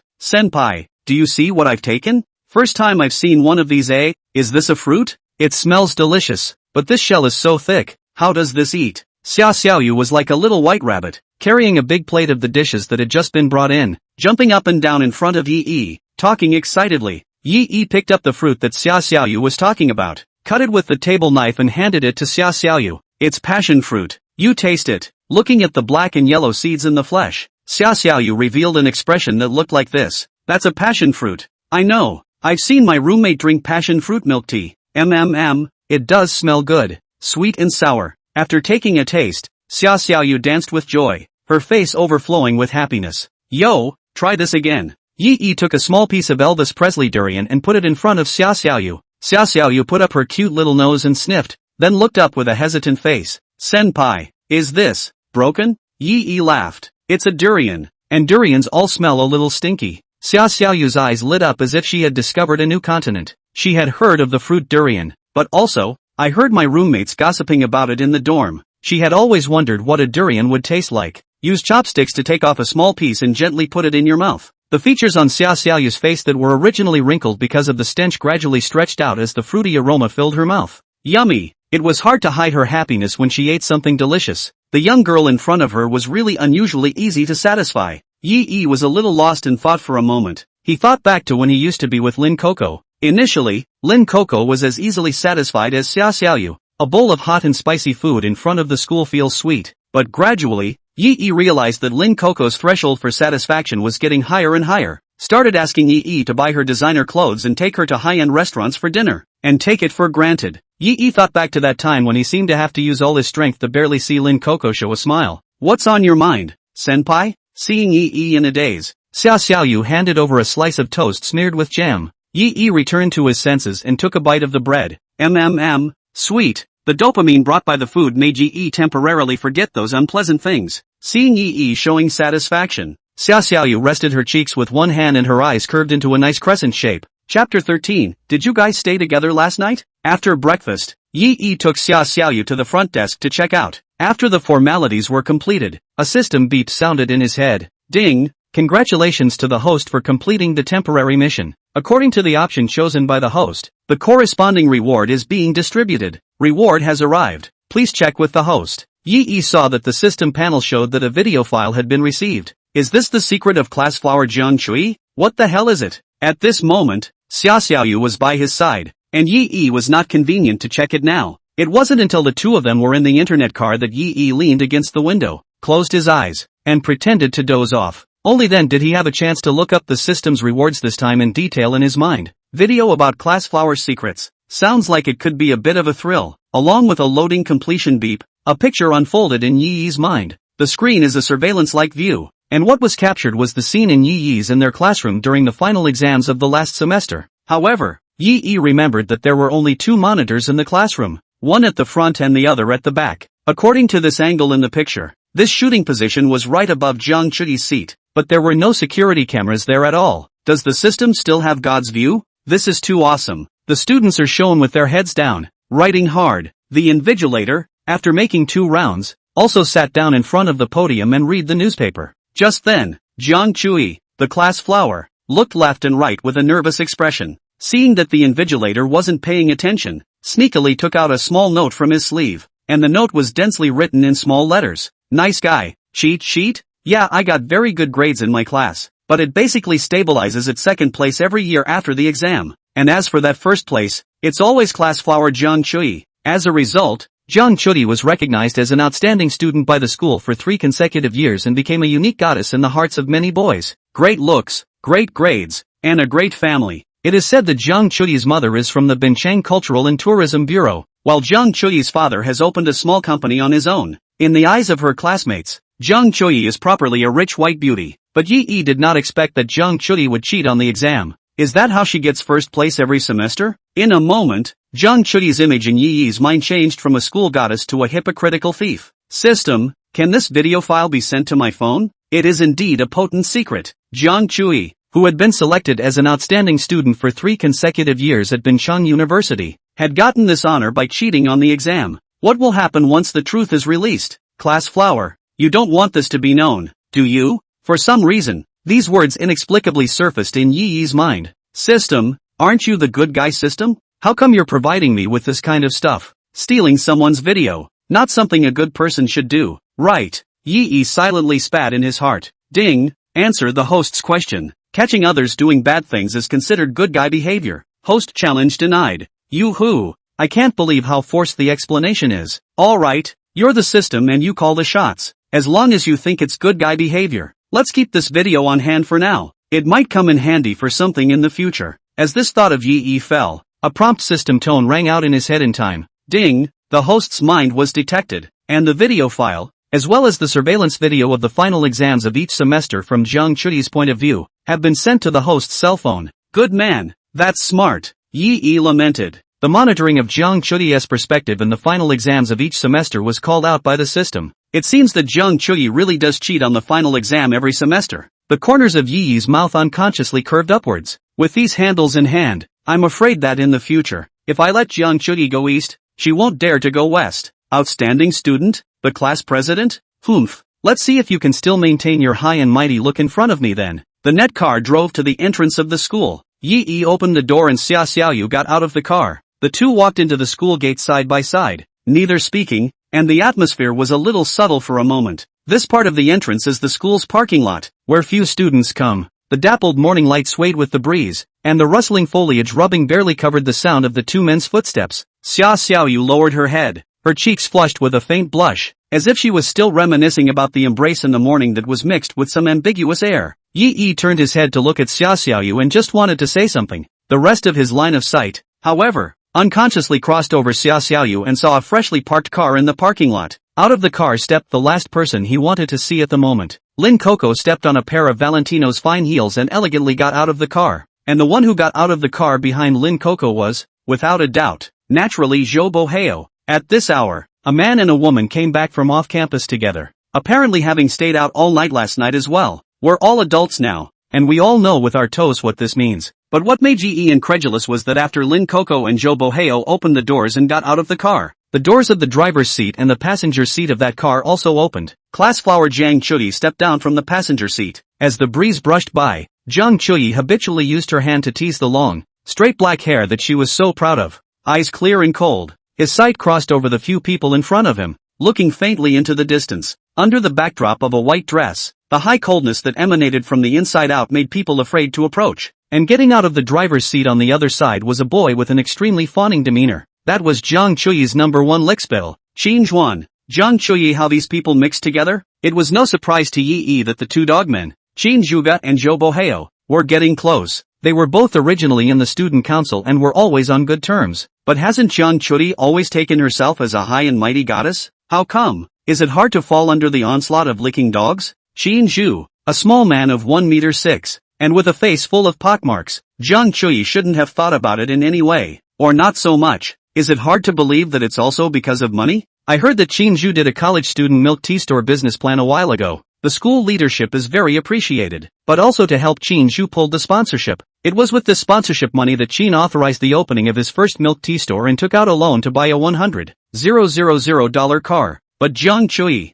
her family is not bad. It doesn't make sense that she would be attracted to Qin Zhu just because of this kind of thing. Leaf rolled his eyes speechlessly. These days, all the good cabbages go to the pigs. Thinking of this, Yi unconsciously glanced back at Xia Xiaoyu by his side, and his heart somehow became slightly more solid. It felt like a pig guarding its own good cabbage. Yo, isn't this Yi? Before Yi could speak, Lin Coco came forward with a mocking face, her gaze sweeping over Xia Xiaoyu, revealing a disdainful look. Then he turned his head to look at Yi and said in a contemptuous tone, "You two sleeping together so soon? Little sisters nowadays are really easy to fool. A Western meal is all it takes." Looking at Lin Coco's unfriendly eyes, Xia Xiaoyu subconsciously ducked behind Yi, her fingers unconsciously clenching the corner of her coat. Chapter 14, Taking the Class Flower. Xia Xiaoyu was wearing a somewhat wrinkled light-colored shirt and a pair of jeans washed until they were white. Plain, indeed not as bright and shiny as what Lin Coco was wearing. However, Xia Xiaoyu's delicate features do not need too much makeup to do modification. This face to hear a swing, coupled with the proud body, it is firmly over Lin Coco head. Yi felt the faint trembling of Xia Xiaoyu coming from behind him and couldn't help but tighten his heart. Lin Coco, the money-minded cheating salvage girl, has the face to come up and fight back? By the looks of it, didn't you guys not stay back at the dorm yesterday? Lin Coco, do you think everyone is as cheap as you? Sell yourself for a measly concert ticket. Yi's line of sight shifted down and saw the new pair of Valentino's high heels that Lin Coco was wearing on her feet. Oh no, there's a new pair of shoes in addition to the concert tickets, isn't there? Together with that Western dinner yesterday, Zhou Boheo has kind of spent a small $10,000 on you. I'm sorry, then I'll correct what I just said about you. You're not cheap at all. 10,000 a night. You're so far above market price with that price. Zhou Boheo, you're confused. Aren't you blatantly inflating prices? You'll be responsible for inflation in the future. Yi was on fire and said that Lin Coco and Zhou Boheo's two faces were white and green for a while. The two were filled with displeasure, but for a moment they didn't know where to retort. Seeing that his good brother was disliked, Qin Zhu couldn't look past it and aggressively stepped forward and pointed at Yi and opened his mouth. Yi, can't you be a little more generous? You know yourself how much weight you have. You can't give Lin Coco the life she wants. People move up, water flows down. Lin Coco has found a better boyfriend now. Can't you, as an ex-boyfriend, wish her happiness? To love someone is to want her to be better off. Don't you understand that? Listening to these remarks, Yi coldly looked at Qin Zhuan like he was looking at a retard. I almost wondered what was wrong with my ears just now. I wish her happiness? On what grounds? Because I'm good? Qin Grant, do you want to hear what you're saying to yourself? Have you been a dog licker for so long that you don't even have basic judgment anymore? Or do you think that cheating is a moral thing to do these days? To love someone is to want her to have a better life, yes, but not to want her to cheat. And don't lecture me with your dog-licking values. Do you think that now that you've successfully licked Jiang Chui into your hands, those skewed 3 views of yours can be written into success studies? Yi Yi's undifferentiated attack was full of killing power, and Qin Zhuan, who was still raging just now, was instantly like a deflated ball. Yi Yi, what are you talking about? Jiang Chui, the class flower on the side, couldn't listen anymore. Please don't speculate on my relationships with other people. My family is right here in Marina City, and I did a walk-in and stayed home every night. Today I took the subway to school, and after I left the station I happened to see fellow student Qin Zhuge picking up Zhou Boheo and Lin Coco at the subway station. I was just hitching a ride. It's not what you think. Listening to their argument just now, Jiang Chui naturally understood the two pairs in front of her, both of whom had stayed out late last night. A long night, a lonely man and a lonely woman. Obviously all have stories, but she and Qin Zhu didn't have any stories. Even if it did, it would only be an accident. She just happened to run into Qin Zhu driving to pick up Zhou Boheo when she exited the subway station. As soon as he saw her, Qin Zhu strongly invited her to get into the car with him, and it just so happened that the new shoes Jiang Chui was wearing today didn't quite fit. Heel hurts a little after walking too much, so there was no pushback. That's all. There is absolutely nothing else between the two. Joking aside, how could she, a high and mighty goddess, not be open-minded enough to find a ordinary dog licker? If this got out, it would simply damage her reputation. She herself was at least ranked 5th on the list of flowers of Binchang University. If this scandal really spread, then she wouldn't be a schoolgirl, but a joke. Looking at Yi Yi in front of her, who had just been chattering on and on, Jiang Chui still seemed to have a lingering anger in her heart. Yi Yi, you're really unmanly. Since you and Lin Coco each have a new love, why can't you just say goodbye? Do you have to hurt each other like this? What's wrong with you being a guy and giving in to girls appropriately? Even though Lin Coco has problems, she's a girl. How can you talk so hard to a girl? It's just so ungentlemanly. This punch, 20 years of power, said Yi Yi, who froze. You can't say it because it's a girl? Because you're a girl, you don't have to be morally judged for cheating? Naya, a dominant body? And uncheckable? It's some kind of magic. Are you still being reasonable? Seeing this, Qin Zhuan also hastily agreed. That's right, Chui's right.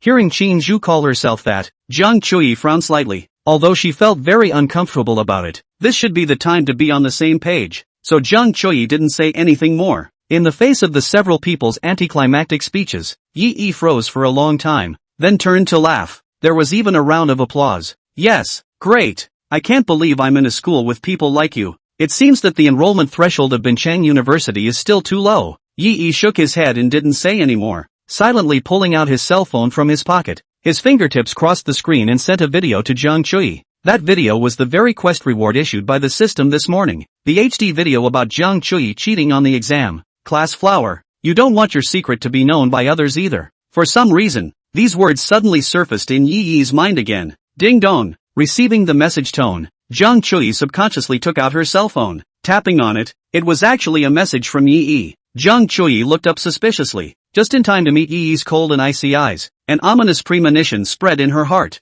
Then, curious, she clicked into the video. Having just watched for 3 seconds, Jiang Chui could already surmise what was behind the video. She couldn't help but break out in a cold sweat. The heart felt like it had instantly fallen into an ice cave. How did Yi Yi get the video of himself cheating on the test? I'm afraid if the teacher finds out about this, I'll be disciplined by the school. Then all those years of honor as an outstanding student wouldn't. Jiang Chui, I didn't hear what you said just now. Can you repeat it again? Yi Yi looked toward the dazed Jiang Chui and said in a single word. The icy eyes were filled with the sense of a hunter toying with his prey. Seeing this look, Jiang Chui couldn't help but tremble, and the fear in her heart increased. How come I don't usually find such a sight of Yi Yi? It's simply horrible. Like a devil who could destroy himself at any moment. Why don't you say something, little Yi? Seeing that Jiang Chui was still in a daze, Yi Yi let out a light laugh and reminded. The expression was subtle and very playful. Hearing Yi Yi address him as such, the number one licking dog, Qin Zhuan, became anxious. Yi Yi,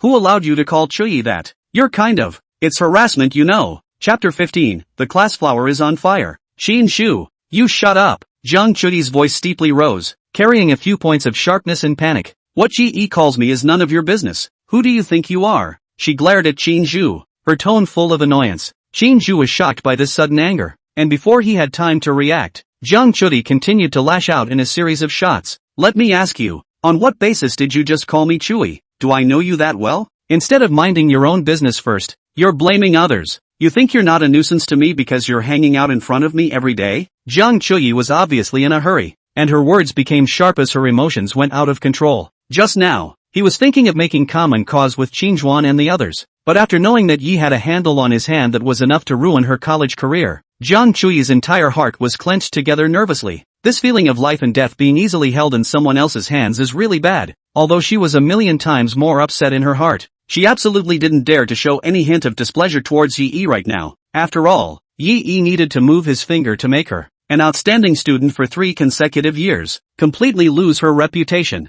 However, Jiang Chuyi always had to have a vent to let off some steam. The number 1 licking dog, Xin Zhu, naturally became this unlucky egg, inexplicably taking on Jiang Chuyi's anger. This splitting scolding made Qin Zhuan almost break his defenses, but as a professional dog licker, he was mentally tough. In the face of the goddess, no matter what, you have to keep your hot face on the cold low posture. This is a licking dog necessary professional quality. In just 2 seconds, Xin Zhu adjusted his mind. Chu, oh no, student Jiang Chuyi, what's wrong with you? I was abrupt and ill-considered just now, and if you don't like it, I won't even call it that from now on. You, why are you suddenly in a bad mood? Is it because what Yaichi said just now made you uncomfortable? Don't worry, I'll make sure Yi apologizes to you. Having been angered for no reason at all, Xin Zhu naturally had to find a place to vent his anger. The most suitable object for him to spread his fire at the moment was of course only Yi. Xin Zhuge turned to Yi, and even though he was only 6 meters tall, he still glared at Yi with a slight tilt of his head in anger. Yi, it's all you.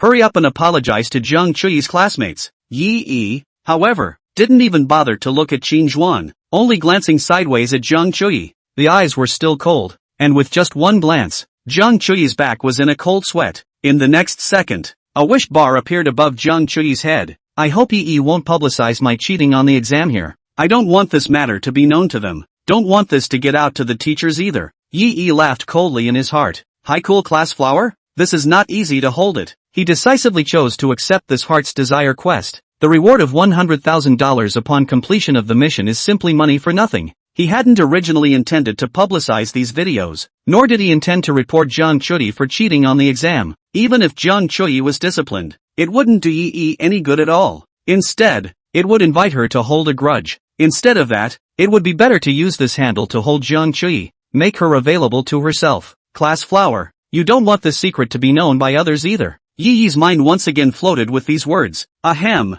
little Yi.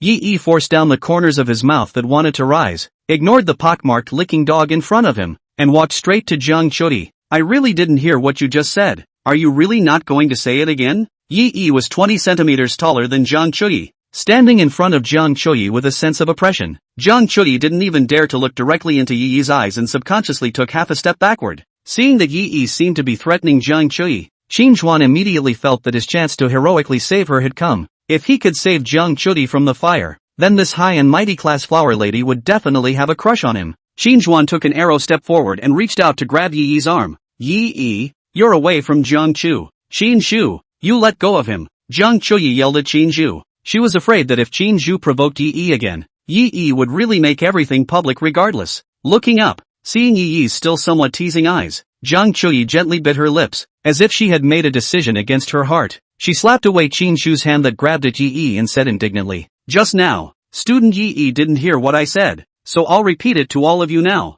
Jiang Chuyi took a deep breath and suddenly became righteous. I think, Lin Coco and Zhou Boheo, you two have simply gone too far. Aren't you just being so reckless because Yi liked you in the past? How could you do something so out of character? How could you bear to hurt someone who was once so good to you? Yi, how excellent Yi is, just for the sake of, for the greed of, money, too, cheating. It's just disgusting. The sudden shift caught the rest of the group off guard. What happened to being teammates just now? What's with the backstabbing all of a sudden? Lin Coco turned red, crossed her arms, and stomped her feet in anger. You're sick. Jiang Chuyi, are you off your meds? What you clearly said just now was that Yi as a man should give way to women. Jiang Chuyi's face also turned a little red, not knowing if it was because of nervousness or embarrassment. Nonetheless, her aura showed no signs of weakening. What's wrong with girls? Girls should be blamed for doing wrong things. You're a disgrace to us girls. The positive and negative words were all let Jiang Chuyi finished by herself. and the Qingjuan on the side was not sure how this goddess who was usually so high and cold that she seldom said anything could be so agitated today. Student Jiang Chuyi,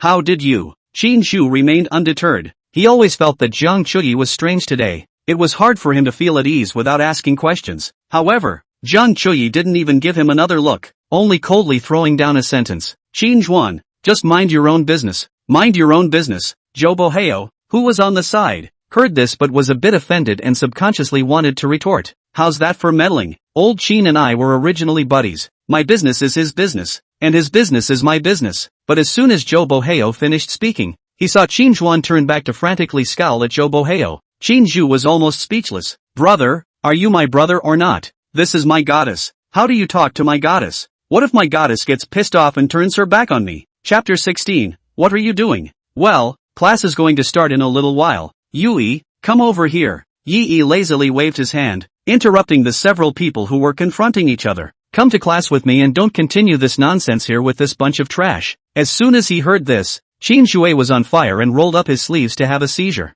Yi, on what basis do you want student Jiang Chuyi to go to class with you? Did I give you face? And who are you calling trash? The corner of Yi's mouth rose slightly, revealing a sneer. Whoever answers me is chanting. I didn't realize trash was self-aware. Qin Zhuge was choked to the point that his face turned blue. His fists pinched and cackled, but he couldn't find the words to retort for a moment. Jiang Chuyi lowered her head, her hands clenching the corner of her coat tightly, her knuckles slightly white from the force. Nervousness and anxiety were written all over her delicate face. Qin Shu stood aside, with a pleasing smile still on his face, as if he was about to say something. However, Jiang Chuyi acted as if she didn't even notice his presence, moving her steps away and walking straight past him. Her long hair fluttered gently with the wind, the tips brushing against Qin Zhuge's shoulders without stopping for a moment. Qin Shu's smile froze on his face, and his outstretched hand stopped awkwardly in midair. His lips moved slightly as if he wanted to say something, but in the end, he just opened his mouth and nothing came out. Jiang Chuyi's footsteps did not pause as she walked straight to Yi's side. Yi gave her a sideways glance with a bit of playfulness in his eyes.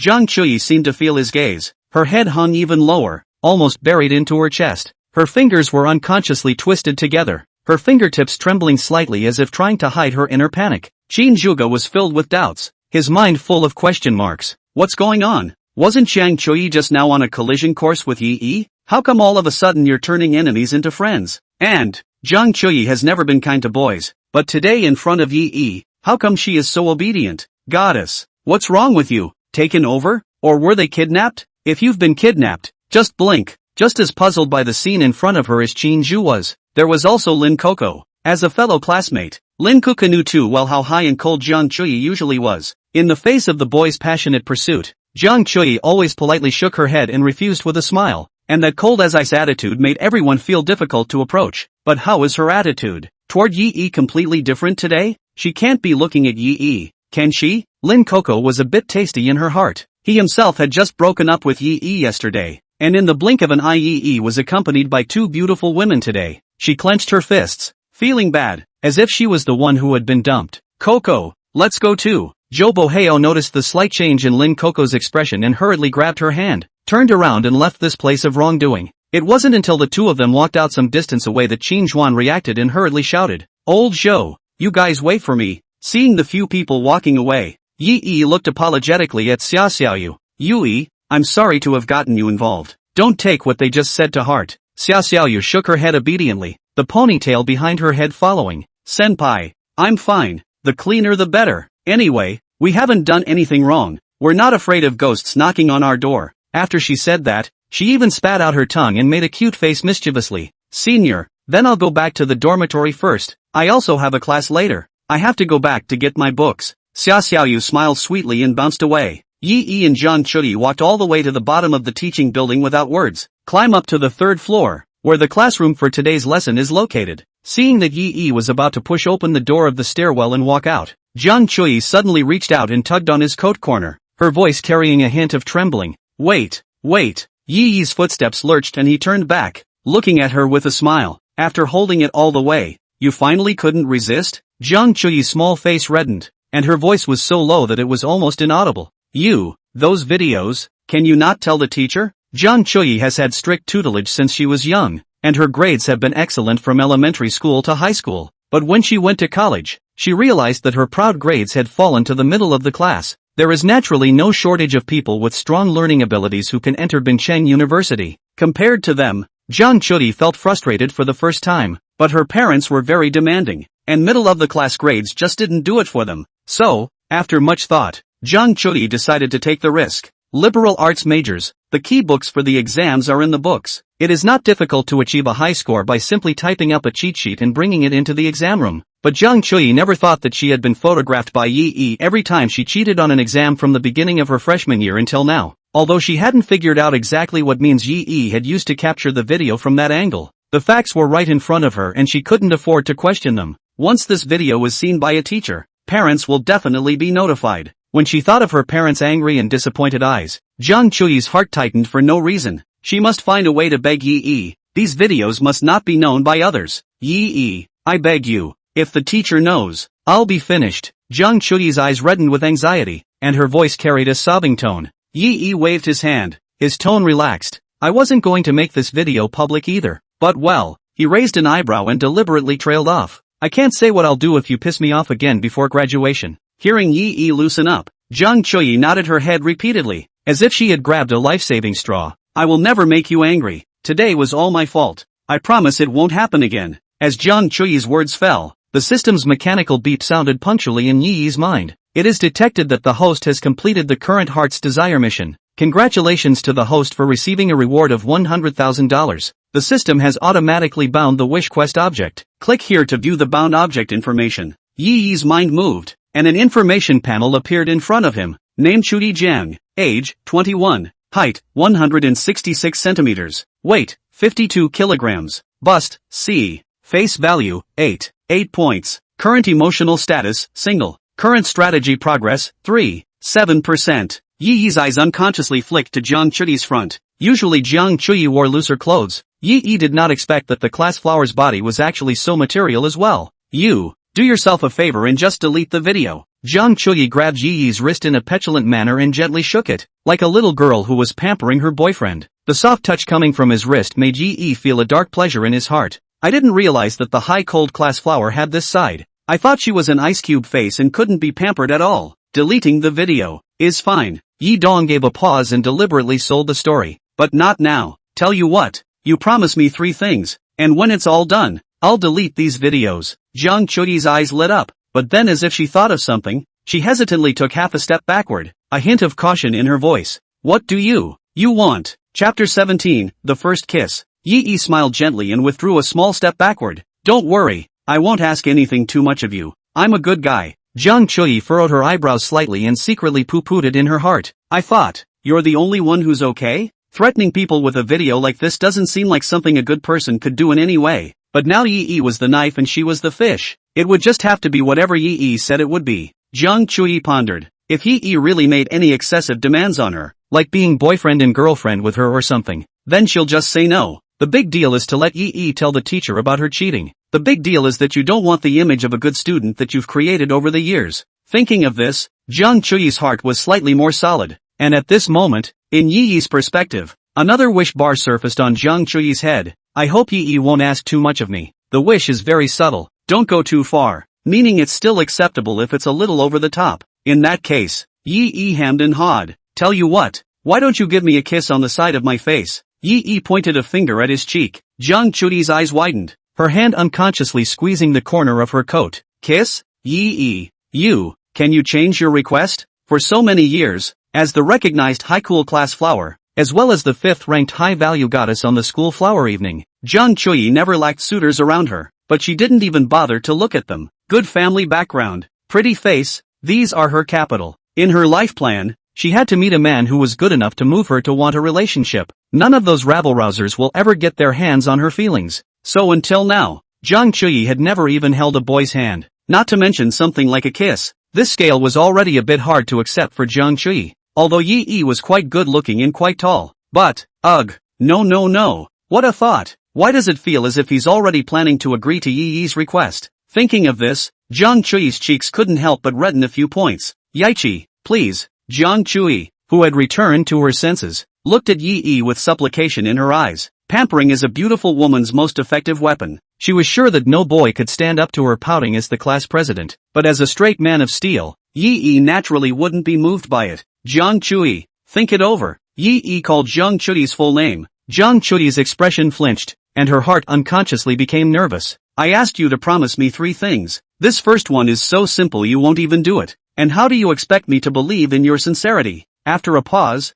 Yi's tone slowed down a little and continued. Just a kiss on the side. Even if you've accomplished one thing, opportunities this good don't come along all the time. Is it hard to believe that you want me to make some more challenging demands? Like letting you sign up for school athletics this year and get first place in the long-distance running race? As far as I know, your long-distance running has always been just barely passable. Right. Hearing Yi say that, Jiang Chui really started to weigh it up. Compared to this request that Yi said just now, it was indeed a very simple thing to kiss the side of the face. Pad your feet, tilt your head, beak up, and you're probably done in less than a second. But, such intimate behavior. Jiang Chui still had difficulty convincing herself for a moment in her heart. Yi saw Jiang Chui's expression of serious consideration, and his heart was pleased. It feels like there's something going on, and so it continued to follow the path. Look, we're both in the stairwell now. The bell will be ringing soon, and the students are basically seated in their classrooms at this point. Hardly anyone passes through this stairwell anymore. Now you sneak a kiss on my side. No third person besides you and me will ever know about this. These words really spoke to Jiang Chui's heart. No one else will know, and the kiss was only on the side. I think, it's okay. Think of it as if you accidentally bumped into it while walking. I hit my mouth on his face. Jiang Chui had already begun to silently brainwash herself, whereas a moment ago the eyes were hesitant. At this moment they seemed to have made a decision for themselves. Seeing this, Yi slyly brought his face forward. Jiang Chui, you don't want your secret to be known by others either. Hearing these words, Jiang Chui shivered uncontrollably. Fists were clenched and hearts were crossed. Okay, a kiss is a kiss, but, you have to close your eyes. Jiang Chui was always still a bit shy. This kind of thing still takes a lot of courage for a girl, especially for a girl who is good looking and has never been in a relationship. When Yi saw Jiang Chui finally let go, without any hesitation, he obediently closed his eyes and honestly stood against the wall, waiting for Jiang Chui's lips to press against his cheeks, to be kissed by the flower of the class. Even if it's just on the side, it's an extraordinary experience. Yi also knew the reasoning of taking things as they came, so naturally he wouldn't ask for too much. Anyway, there are 2 more wishes. Big deal. Next time ask her for another kiss with her eyes open, with this time as a cushion. It was certain that the next time a similar request was made, Jiang Chui should not refuse. Seeing that Yi was ready, Jiang Chui clenched her small fists and pursed her lips, like a pep talk. Class is about to start in a minute or so. The time left for her was running out. If she waited until the bell rang and she was late with Yi, I'm afraid it would cause even more comments from her classmates. Whatever, just kiss it. It's not like there's a piece of meat missing. Jiang Chui gathered her courage, stood on her tiptoes, and slowly brought her lips closer to Yi's cheeks. It had to be said that Yi was indeed quite handsome. It was the first time Jiang Chui had observed a boy so closely. Handsome facial lines and a high nose, with a touch of gentleness between his eyebrows. Jiang Chui felt as if her heartbeat had slightly accelerated. I don't know if it was because of what I was about to do or because of Yi as a person. However, no matter what, at least when faced with such a handsome guy, it wouldn't be a disadvantage to kiss the side of his face yourself. Jiang Chui's eyes closed and her mouth continued to move closer to Yi's cheek. Just then, several sudden and abrupt sounds came from the bottom of the stairs. Old Yi, how did you? Jiang Chu, wow, you too. Holy. Yi hurriedly turned his head to look at the sound. This twisting of the head, the lips were impartial, and just happened to touch Jiang Chui's soft and moist lips. Jiang Chui's eyes snapped open as she felt the touch was wrong. His first kiss was taken away just like that? Chapter 18, by any means necessary. Jiang Chui froze, and Yi also froze. Originally, Yi really just wanted Jiang Chui to just kiss his side face. I didn't expect to take away the first kiss of the class flower by mistake. This is it's simply too profitable. And at this moment, those few culprits at the bottom of the stairs who had just made the noise had a look on their faces as they watched the show. That burning gaze caused Jiang Chui to want to find a crack in the ground. Jiang Chui didn't have the heart to blame Yi when she saw that this kind of thing was crashed by others. Red-faced, he hastily pushed open the stairwell door and dashed away. Seeing Jiang Chui shyly disappear, below the stairs, Yi's 3 roommates hurriedly gossiped around. Lin Yu from bed number 1 put a hand on Yi's shoulder with a surprised look. Old Yi, you can do it. When did you get involved with the class president? Xia Ziyuan in bed number 2 had a bad smile on his face. And how you two are progressing so fast. To actually be in the stairwell in broad daylight. Mingyu from bed number 4 gave Yi a look that any man could understand. You two are too eager. Couldn't wait until night to go to the grove. Yi gave each of the three a blank stare without any good humor. Okay, I'll tell you more slowly in class. The bell will be ringing soon. This class is Devil Zhang's class. If you're late, you'll lose your usual grade. Lin Yu tapped his head. Holy, I almost forgot. Dude, what are you waiting for? It's only half a minute. Charge. At the mention of Demon Head Zhang, several people were immediately like enemies, panicking as they pushed open the door of the stairwell and ran towards the classroom.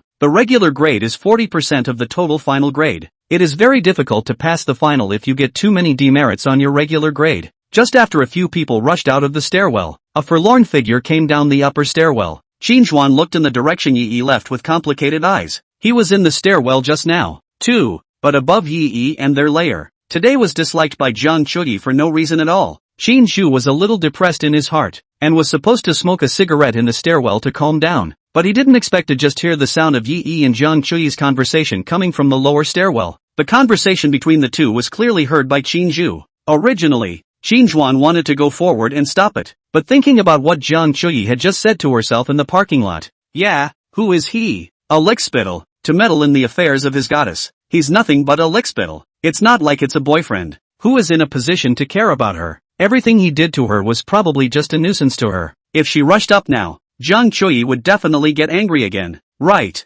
Qinzhuan gripped the staircase railing with both hands in a death grip, and looked anxiously and hopelessly at the situation in the lower stairwell. Just a kiss on the side. Luckily, the goddess's innocence is still intact, and as long as the goddess was willing to be with him, he would never mind something as trivial as her having kissed Yi's side of the face. Qin Zhu had already opened himself up in his mind. However, in the next second, when he saw Zhang Chuyi's lips touch Yi's lips, Qin Zhu was simply furious. That was Zhang Chuyi's first kiss. First kiss. A girl is the purest and most precious. No, it can't be considered the most precious. The most valuable should be. Whatever. It's something important anyway. Surprisingly, it was just taken away by Yi in a confused manner. Abominable. Dog thief. I'm at war with you. In Qinzhuan's heart, at this moment, he had already considered Yi as his biggest competitor. From the conversation between the two just now, it should be that Yi had some kind of handle on Zhang Chuyi in his hands. That's why Zhang Chuyi was obedient to Yi. Just now in the parking lot, Zhang Chuyi suddenly changed her words to help Yi. It should also be because of this, Qin Zhu recalled. As if he had received a message on his cell phone before Zhang Chuyi suddenly changed her mind. Zhang Chuyi was the one who started to become a bit off after seeing that message. Then maybe that's what Yi was threatening her with when he sent her the handle. Yes, it must be. A thought flashed by as Qin Zhu frowned. Though I don't know how Yi managed to get a hold of Zhang Chuyi, but apparently this handle was very deadly to Zhang Chuyi. If one could find a way to know what this handle was, wouldn't that also make Zhang Chuyi obedient to herself? When he thought of the image of Yi and Zhang Chuyi kissing together just now, Qin Zhu was envious and hateful in his heart. As long as you get that handle, then when the time comes, the leading man in this kind of kissing scene with the class flower will be yourself. Qin Zhu nodded and secretly made a decision. Compelled by the fear of failing the course, Yi's few people finally rushed to their seats a few seconds before the bell. Devil Zhang on the podium pushed his old black-framed presbyopes with his hand, his eyes displeased. Although slightly displeased with a few people pressing the whistle, they were not late after all, so there was a warning look in his eyes and nothing more. A few people in the seats looked at each other, wiped the cold sweat from their foreheads, and smiled resentfully. Report, teacher, I'm late. A dozen seconds after the bell, Qin Zhu hung his head and stood at the door of the classroom. Obviously, he wouldn't be as lucky as Yi's few people. Devil Zhang didn't even look at Qinzhuan. He casually picked up the roster and wrote -10 points after Qinzhuan's name. 10 points off your usual grade. Authorized Qin. Stand at the back of the classroom for this lesson. How dare you be late for my class? Is there any discipline left in your eyes? Demon Head Zhang tapped the podium, his serious tone sending shivers down the spines of all the students on the stage. However, Qin Zhu, who was standing at the classroom door, did not have any nervous and fearful look, but just mechanically walked towards the back of the classroom step by step. At the moment he didn't have the heart to care about anything else. Let Devil Zhang deduct points if he wants to. If you fail a class, you fail a class. Anyway, he's now opening a milk tea store that's gradually getting on track. Not surprisingly, his income may even surpass most of his classmates here in a few years. So at the words of Demon Zhang, Qin Zhu wasn't worried. All he wanted to do now was to figure out what that so-called Zhang Chuyi's secret was. It was actually able to make the always high and mighty class flower put down her dignity and take the initiative to curry favor with Yi. And it's amazing that you can make that much of a sacrifice. It was a secret he had to know. As he passed by Yi, Qin Zhuan glared at Yi with a threatening meaning. The implication is, you kids wait for me. Lin Yu gently poked Yi with his arm. Old Yi, this guy is class flower's #1 licker.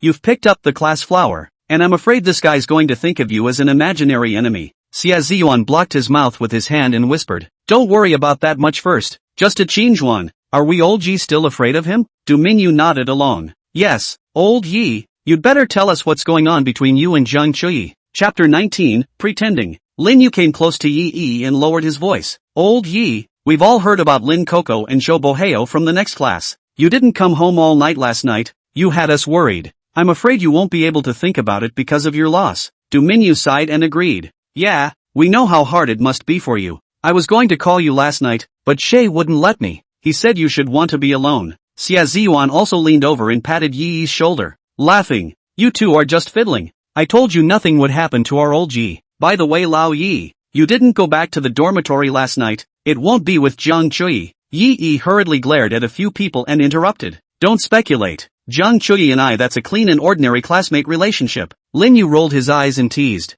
Yeah, regular classmates who cleanly kissed each other. Yi skimmed his mouth, knowing that no amount of explanation would help. These three gossip-filled roommates, I'm afraid, have already brainstormed in their minds the image of themselves spending the night with Zhang Chuyi last night. Alright, to tell you the truth. Yi sighed helplessly. I met a schoolgirl yesterday and asked her to go out for Western food with me. There was a bit of drinking while we ate. She was drunk, and then we both found a hotel for the night. When Lin Yu heard this, his eyes lit up and he hurriedly asked after him. And hooked up with a schoolgirl? Awesome. How's it look? Is there a picture? Yi sniffed and opened his cell phone. Finding Xia Xiaoyu's avatar, he clicked into her friend's circle and casually found a photo and handed it over. Here, see for yourselves. Xia Ziyuan took the phone and looked at it carefully, a bad smile on his face. Old Yi, you can do it. Isn't that much better than Coco Lamb? Sweet looking and in great shape. Old Yi, to be honest, originally I kinda looked down on you. With such a handsome face. He picked up Coco Lin after so many years of college. Now it looks like you're finally getting the hang of it. A schoolmate. A Zhang Chuyi. TSK, TSK, TSK, you take care of yourself. Looking at the corners of the three people's mouths that rose in unison, Yi hastily added, don't you guys think too much? Nothing happened between me and that schoolgirl either. Ha, weird. Why did I add the word also? As soon as Yi's words left his mouth, he immediately felt something was wrong. Du Mingyu hit Yi's thigh with his knee, looking strange. Old Yi, didn't you say that schoolgirl was drunk? Such a great temptation is before you. And you can't be no good, can you? I see that kind of small advertisement of old Chinese doctors posted on the pedestrian street of the university town. Why don't you take some time for us to accompany you to have a look? Don't worry about the money. We're all buddies. We'll find a way to cure you. Lin Yu also nodded along with a look of watching the fun. That's right. For the sake of the rest of your life and the happiness of the rest of your body, brother, we'll definitely get the money together to cure you. Yi wordlessly skimmed his lips and cried out in his heart. If it wasn't for the fact that the broken system jumped out with a temporary mission last night, what normal man could resist that kind of temptation?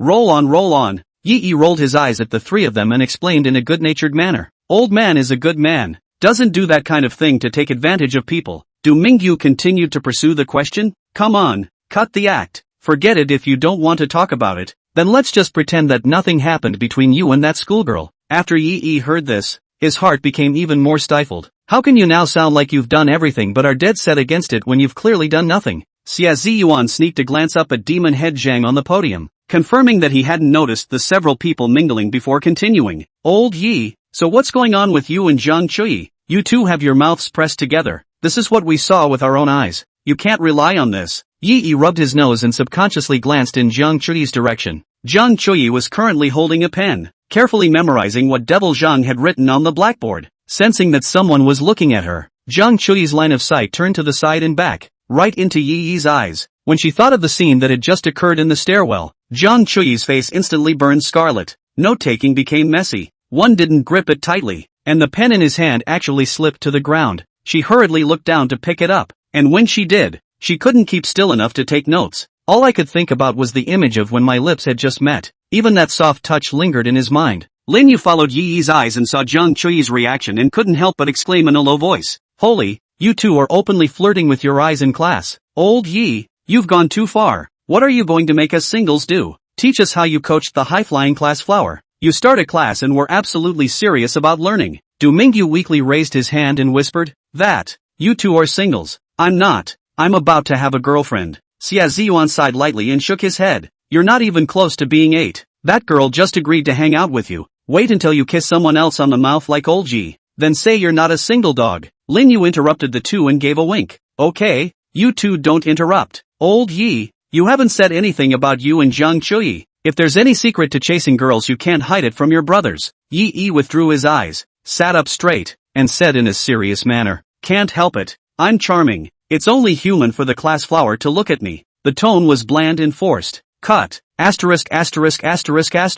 Vomit. The three of them compared a middle finger to Yi in unison and said in unison, and it's still loaded up for you boys. Hearing the sound of whispers in the classroom, Demon Head Zhang slapped the podium in dissatisfaction. Stopping his writing on the blackboard, he turned around and scanned the room with cold eyes. The frightened Yi and the others hurriedly shut up. Xin Zhu, who was standing at the back of the classroom, looked at Yi's several people who were laughing and joking, and the resentment in his heart became a few points heavier. Yi, how dare you defile my goddess? Lin Coco can't even look at you. How dare you presume that a toad will eat swan meat? Just you wait. When I get hold of that secret, I will definitely snatch Jiang Chuyi from your hands. I'm well on my way to starting a successful business now. And you, penniless, I must let Jiang Chuyi know that only a man as good as me is worthy of her. Chapter 20, Sorority with a Schoolgirl. After class, return to your dorm after lunch. Yi and his housemates were lying in bed bored. It's senior year and classes are very minimal. It's fine after this class this morning. No classes this afternoon or all day tomorrow. Yi idly looked through the system panel in his mind. So far a total of 3 wish quests have been completed and $300,000 have been rewarded. 2 wish objects are also bound.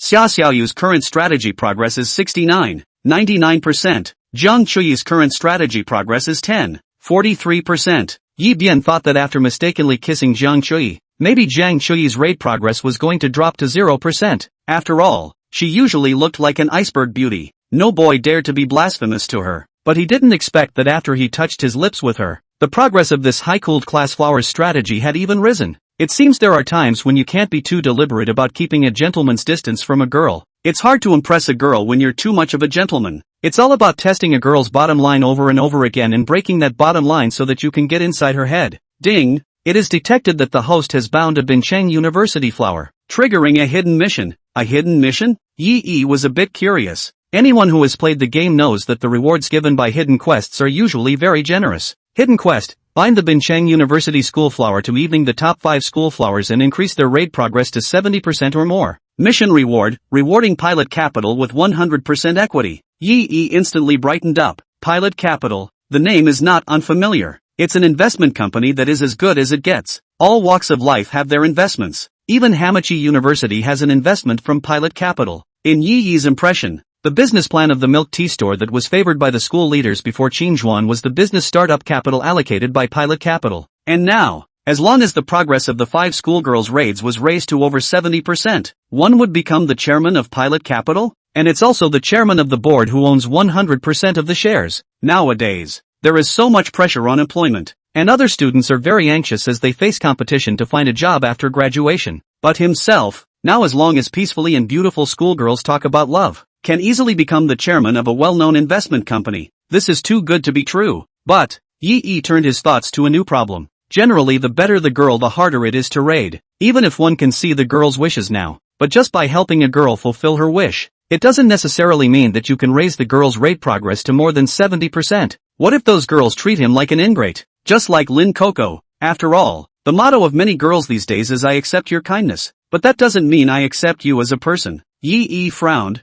feeling that to raid 5 school girls, this matter was no less difficult than finding a job. Ding! The host's mind has been detected, and the 100 secrets to holding a goddess is being distributed to the host. Claim successful. As the system beep fell, Yi felt a sense of freshness fill his mind, refreshed and thinking like never before. All sorts of ways of getting along between men and women instantly flooded into Yi's consciousness. So, is this the thinking of the scummy Sea King? Feeling the tips on getting girls that were spewing out of his brain, Yi felt extraordinarily energized. A lot of things that I couldn't figure out before now seem to make sense in an instant. Hey, system, aren't you the good guy system? Why are you starting to make me a scumbag now? Ding! To answer the host's question, this is not scum. This is just trying to give all the girls a home. Hearing this reply, Yi skimmed his mouth. Well, well, well, well, well, well, well, well, well, well, well, well, well, well, well, well, okay, you're good. You're the system.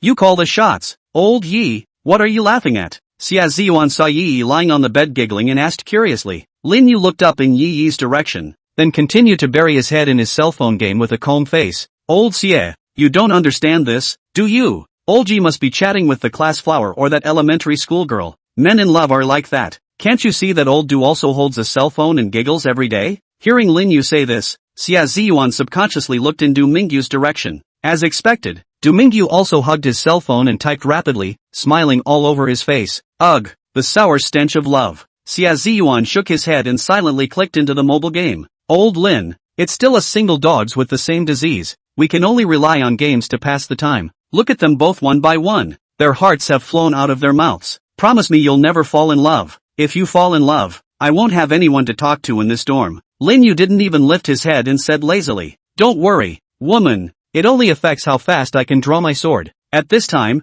Yi sat up from the bed and made a flying leap, jumping down from the upper bunk. Walking over to Lin Yu and Xie Ziyuan, he patted both of them on the shoulders. Okay, two bachelors, don't look so sad. I've been making a little money lately, so I'm taking everyone out for a rubdown tonight. Old Du, you come along too. We're going to a seafood fondue. Hearing that there was food, Lin Yu and Xie Ziyuan both put down their cell phones and looked at Yi with glowing eyes. Old Yi, are you serious? You won the lottery? I can't believe you treated us so well. Say no more. Righteous Father above, accept my worship. There is a very upscale seafood hot pot restaurant on the University City Walk. The store is full of raw seafood such as Australian dragon and king crab. Going there for a meal is basically 300 or 400 per person. As a college student, being able to go there and spend money on one meal at a time is a great luxury. So after hearing that Yi was going to treat himself to a seafood hot pot tonight, Lin Yu and Xie Ziyuan couldn't wait to immediately offer Yi up like a gold master. At this time, Du Mingyu,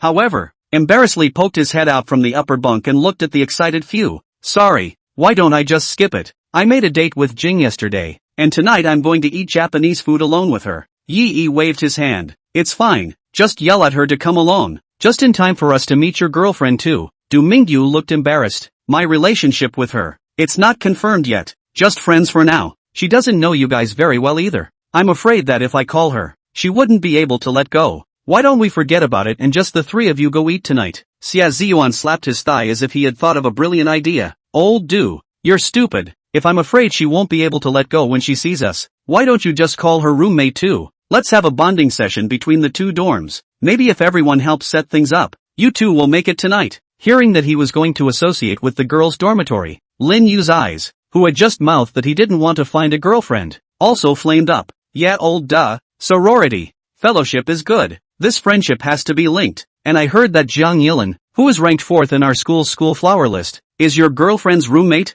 right? Chapter 21, this military counselor is not simple. Du Mingyu's old face reddened as he corrected himself. Geez, I told you it's not a girlfriend yet. But Zhou Jing does have a roommate with Kang Yirin, and they're pretty close. Xia Ziyuan was also instantly interested. How nice. Usually there's not much time to get in touch with their dance department, and I rarely even see Kang Yirin in reality, and just occasionally swiped her live on Tees. That's the star of our school's dance department. Both the looks and the body are top-notch. Tonight you talk about your love, and we'll use your light to admire the schoolgirl's real-life fangs. Hearing Lin Yu and Xie Ziyuan say this, Du Mingyu was also somewhat moved. He had been in contact with Zhou Jing for some time, but there was never any substantial progress. If the two dormitories bonded tonight, with the help and assistance of the brothers, they might actually be able to go further with Zhou Jing.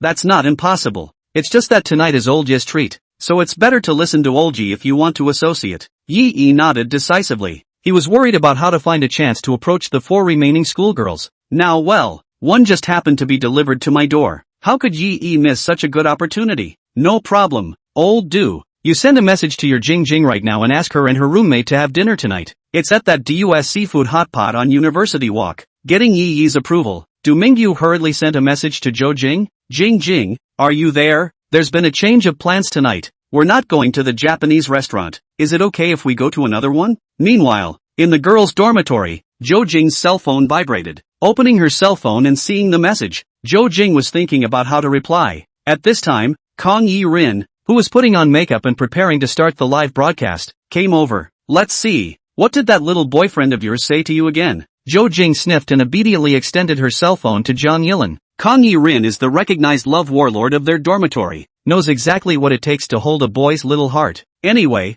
in their dormitory, whenever someone falls in love, they all look to Kang Yi-rin for advice. And there's no harm done. Kang Yi-rin glanced at the message Du Mingyu had sent to Jo Jing and skimmed her lips. Looks like he thought the hibachi was too expensive and wanted to switch to a cheaper one? That's not good. Jing, you two aren't even together yet, and he's already so finicky with you. What if we wait until you two are together later? Definitely a penny-pinching iron fist. Relationships with guys like that are the most boring. Tell you what, I'll help you back. Kang Yi-rin patted the foundation on her face while typing a reply on Jo Jing's cell phone. No problem, I'll eat anything. I also think it's a bit too expensive for Japanese food. We're still just regular friends, after all, so just eat something cheap. After Jiang Yilin's white fingers quickly tapped down these words, she immediately clicked send. A needle in a sheep's clothing, this is the highest level of the tea ceremony. Kang Yi-rin purposely points out Du Mingyu's small mind, and also helps Jo Jing establish an understanding and non-competitive persona. But at the same time, they added that since the two were just ordinary friends, it would be fine to eat something cheaper. The implication is that if you really only treat yourself to a mediocre roadside meal, that's the end of our relationship. If you want to move up to just friends, then show your sincerity. Kang Yi-rin put her phone on the table and continued to concentrate on her makeup. In her opinion, it was simply easy to pin down a low-segmented little straight man like Du Mingyu.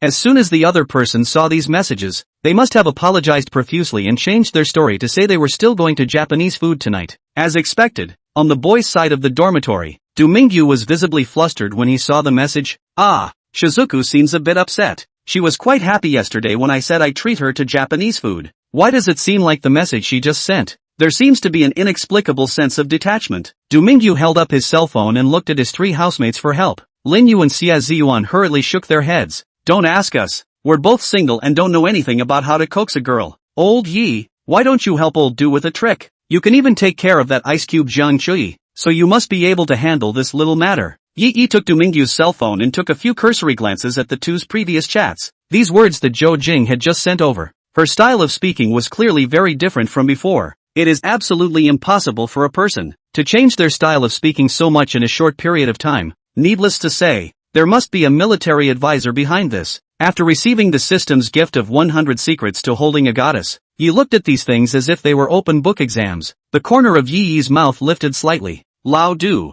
let me help you back. Du Mingyu nodded. After witnessing Yi and Jiang Chui kissing together in the stairwell this morning, Du Mingyu had already taken Yi as a master of flirting in his heart. Now since the master was willing to make a move, it couldn't be better. What's the difference between that and playing a game and hiring a great trainer? Definitely light on points. Yi thought about it briefly and figured out how to deal with it. Jing, you've misunderstood. I was going to go to the DUS seafood hot pot with you tonight. It just so happens that my roommate is treating me to bring my girlfriend along. But well, since you said you wanted something cheaper, that's fine. I respect your opinion. Over at the girls' dormitory, Jo Jing's cell phone screen lit up for a moment, showing a new message. Back so soon. Sure enough, these boys are too easy to pin down. I can even guess what he'll come back with. Confident. Jiang Yilin opened Jo Jing's cell phone and prepared to verify her suspicions. But after seeing the message sent from the other party in the chat box, Kang Yi-rin's makeup application action stalled, and her eyes instantly became a bit subtle. Yo, that surprises me a bit. Looks like he's got a warlord on his side, too. Kang Yi-rin also saw the change in the other party's chatting style. These lines are also very cleverly put. It was explained that it wasn't about wanting to take Jo Jing to something cheaper, but instead, a more expensive seafood hot pot. But if Jo Jing wanted to eat cheaper, then she would also respect Jo Jing's choice. What do you mean? Push the option back? Isn't this to force Jo Jing to open her own mouth and say so I misunderstood you? Sorry in fact, I also want to go eat seafood hot pot in my heart. But wouldn't the frugal and understanding persona that he had just established for Jo Jing crumble? This military division of the other side is not simple. Chapter 22, interesting. Not only that, but the other party added a special sentence. The seafood hot pot was a housemate's treat. His roommate told him to bring his girlfriend. In other words, if Jo Jing really wanted to go eat seafood hot pot with Du Mingyu, she would have to do so as Du Mingyu's girlfriend. You're in a hurry to confirm your relationship first before you even have a meal in your mouth? That's one way to go back.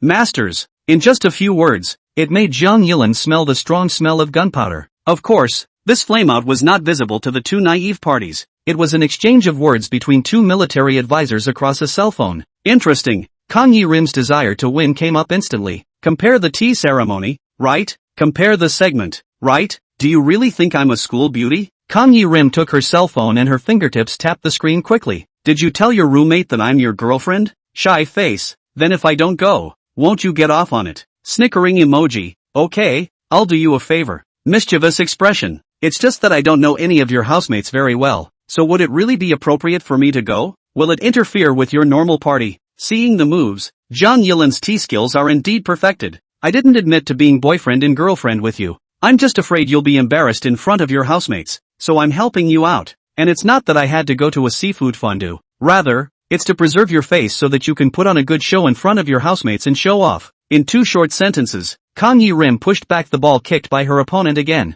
Not only that, Jang Yilan also said those last 2 words for Zhou Jing in a pretentious and reserved manner. On the one hand, it is to create the persona of understanding and thoughtfulness for Zhou Jing. The other side of the coin is trying to get the other person to take the initiative and invite themselves one more time. Once the person replies, "It's okay, my roommates are very nice, you can come along," then the next step would be to follow this step and logically agree to the invitation for seafood hot pot tonight. That way, you don't look like you're being too proactive. In male-female relationships, the most taboo is to be too proactive. Once you take too much initiative, many times you lose ownership of the relationship, because the right to say no is always in the hands of the one who doesn't take the initiative. Let's see how you're going to take this now. A hint of playfulness flashed across the corners of Jang Yilan's mouth, and interest intensified in her eyes. She had traveled across the jungle for so many years, and although she hadn't fallen in love even once yet, her theoretical experience was quite rich. Almost every boy she had ever met was like a blank sheet of paper in front of her. All she needed was a glance and she could see right through the other. Even what the other party would say and do next, Kang Yi-rim could guess clearly, and because of that, she hadn't met a single guy so far who could hold her interest. People like things that are challenging. It's like a question. If you know the answer ahead of time, then you lose the interest in asking the question. But today, in the exchange of these few words, Jang Yilan realized that she had met a comparable opponent. A few times in a row, he hadn't been able to guess his opponent's moves. It made her a little curious. Curious about what kind of boy was on the other end of the phone. Perhaps this is the sympathy that belongs uniquely between military advisors. On the other side, the boys' dormitory, Yi looked at the message sent by the other party, and a brilliant light flashed in his eyes. If he didn't have the 100 secrets to holding a goddess given by the system, I'm afraid that he really wasn't a match for the other party's military division. This segment of the opponent is really not bad. Only, the current Yi was no longer the Yi of that year. The once straight man of steel has morphed. My roommate also considered that you'd be uncomfortable eating with us guys as a girl, so he wanted you to call out to some of your roommates to come along. A short sentence, all key points. First, he avoided the move that Kang Yi-rim had just hit him with, and did not respond positively. I won't admit that I pretended in front of my roommate that you were my girlfriend, but since you're willing to play that identity now, I won't say no. Do not initiate, do not reject, do not take responsibility, so that you can always keep yourself in a position where you can attack and retreat. Secondly, you've just half-heartedly agreed to come along for seafood hot pot. It just got in the way of reserve and wanted to hear me take the initiative and invite you one more time so you could reluctantly say yes. It appeared that you had softened your heart after I begged you, and only then did you specially reward me with this face for dinner. But I'm cutting you off from that now. I have reissued the invitation once more though, but this time with your other housemates. It's the equivalent of taking what you just said as if you'd already agreed to it. It's become a given that you'll be here tonight, and there's no need to ask you out again. In other words, it was you who took the initiative to agree to my invitation, not me who begged you to come. One more thing, seafood hot pot is very pricey and I'm not just inviting you, I'm inviting your housemates to come along too. It's more of a way of telling you that we're not bad on our side. It's also a retort to Kang Yi-rim's initial comment that we're just friends, so we'll just eat something cheap. Kang Yi-rim's expression became a bit intriguing as she watched the passage seriously, completely stopping the movements of her hands that were applying makeup. For in addition to those points of information above, she saw the final layer of meaning in the statement. It was a battle cry sent to her by the opposing warlord for offline in-person single combat. Kang Yi-rim asked as if she saw contempt in the other party's eyes. Chatting across the cell phone is so pointless. Tonight we fight in person. Do you dare to come? Good man. So he's coming for himself? In person. Everything is improvised and there is not much time to think and push. Kang Yi-rim's good-looking fingers tapped the desktop regularly as if she was thinking about something. So I've aroused your desire to win. 2. It's really getting interesting. What's wrong, Lin?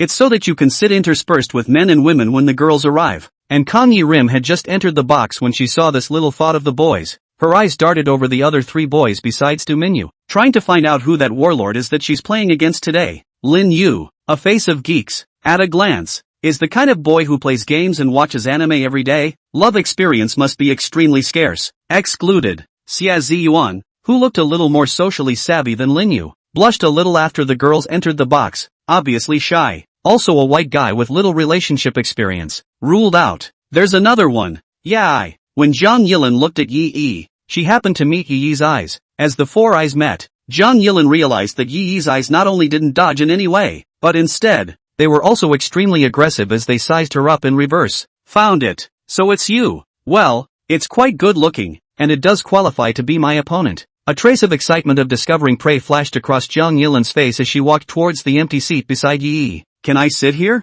Zhang Yilin walked to Yi Yi's side and asked in a soft tone. When high-level people meet, they come up and start making moves without any warning. Kang Yi-rin purposely clamped down her voice, but the clamping was so natural that she couldn't hear a hint of artifice. It's a voice that I'm afraid any man would have his bones crunching when he hears it. Moreover, the question is one that hides a trap. Can I sit here? This was asking for Yi Yi's permission. This type of questioning is generally used when a person of lower status asks a person of higher status. The school flower, the leading flower of the dance department, at this moment lowered herself to ask a boy if she could sit next to him. If it was a rash person, I'm afraid that just by hearing this question from Zhang Yilin, he would be terrified and flattered. Then he nodded his head in agreement and invited her to sit down with a fawning plus ingratiating face. If you, a big school girl, are so humble, then how can I, a little licking dog, dare to pose higher than you? This resulted in an instant offense and defense switch. For the rest of the meal, the boy would surely try to do everything he could to please Kang Yi-rim, taking the initiative to kneel down and lower himself to a lower position than Kang Yi-rim. It's called retreating to advance. A simple question can easily pinpoint the psychology of those boys. It's a trick that Kang Yi-rim has tried time and time again, but this time, in front of Kang Yi-rim, it wasn't one of those unsophisticated and innocent schoolboys. A hint of curiosity flashed in Kang Yi-rin's star-like eyes. Yahichi, how would you take it? Chapter 24, Seen Through. The corner of Yi Yi's mouth rose slightly as he looked sideways at Zhang Yilin. The eyes were 3 parts calm, 5 parts gentle, and 2 parts gentleman. You can sit if you want. It's a simple, powerful statement that instantly nails it. It wasn't I, Yi Yi, who took the initiative and humbled myself by inviting you to sit here. It was you, Kang Yi-rim, who wanted to sit next to me, and I'm just going along for the ride and agreeing to your request. In this way, it became Zhang Yilin actively trying to get close to Yi Yi. Originally, Zhang Yilin wanted to retreat as a means of advancing, and lowered the other party's stance by lowering her own status. But I didn't expect Yi Yi to take the trick and completely do away with Kang Yi-rin's low profile. A word, an easy kill. Zhang Yilin's gaze flickered, and the light in her eyes increased. It's really a nice rivalry. Interesting. It's so funny. When are men and women most likely to get laid? Isn't that when the ambiguity pulls in? However, Kang Yi-rin's segment is too high, and any boy can be easily seen through in front of her. Being easily seen through means losing the mystery of the unknown. And when a man loses his mystique, naturally there is no pull. I can guess everything you're going to say, so what's the point of pulling? Isn't that like playing chess with yourself? Zhang Yilin had been alone for so long, and today she finally met an opponent who could show her the ropes. Yi Yi students, have you ordered yet? Knowing that it was Yi Yi's treat today, Zhang Yilin asked politely. Yi Yi casually beckoned the waiter to bring the tablet for ordering food. Not yet. Thought I'd order it together when you guys get here. You guys go ahead and watch, and feel free to order whatever you want. After saying that, Yi Yi handed the tablet in his hand to Du Mingyu and Zhou Jing on the other side. After all, this pair is the star of the show tonight, and this action made Zhang Yilin's interest in Yi Yi a little stronger.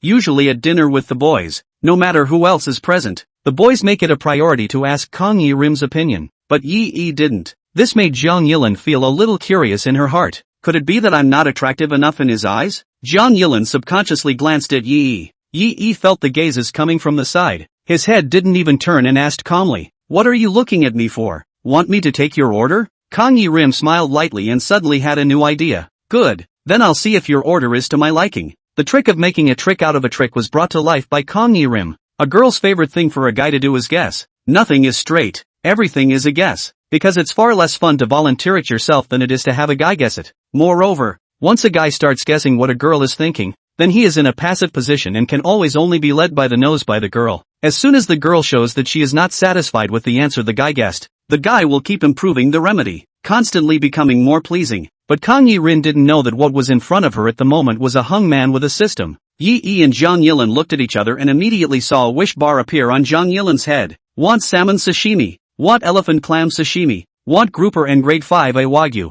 It's been a month of starvation to stay in shape, and it's rare that I want an indulgent meal too. And it's all high protein and doesn't grow meat. And a cup of yogurt. Eating hot pot and drinking yogurt protects the gut a bit. I also don't know if Yi can order the dish I want to eat. Looking at the wish bar above Zhang Yilin's head, Yi clicked on Receive Wish Quest without hesitation. Ding! It is detected that the host is performing a wish mission, and the system will grant a boost. This purchase at Delight Hot Pot Restaurant is fully reimbursable. Hearing the system prompt, Yi was happy. Originally thought, anyway, the pocket has earned 300,000 yuan. Take out a little to treat the housemates to a hot pot is nothing. It's a good thing the money can't be spent. That's quite a system. What a know-it-all. Spending money on a meal doesn't smell as good as not spending money on a meal. After everyone else had finished ordering, Yi took the tablet used for ordering. I'll order for you then? Yi confirmed to Kang Yi-rim. Kang Yi-rim nodded, pretending to be reserved. Don't order too much. We dancers have to stay in shape in our spare time. If I get fat and have to lose weight,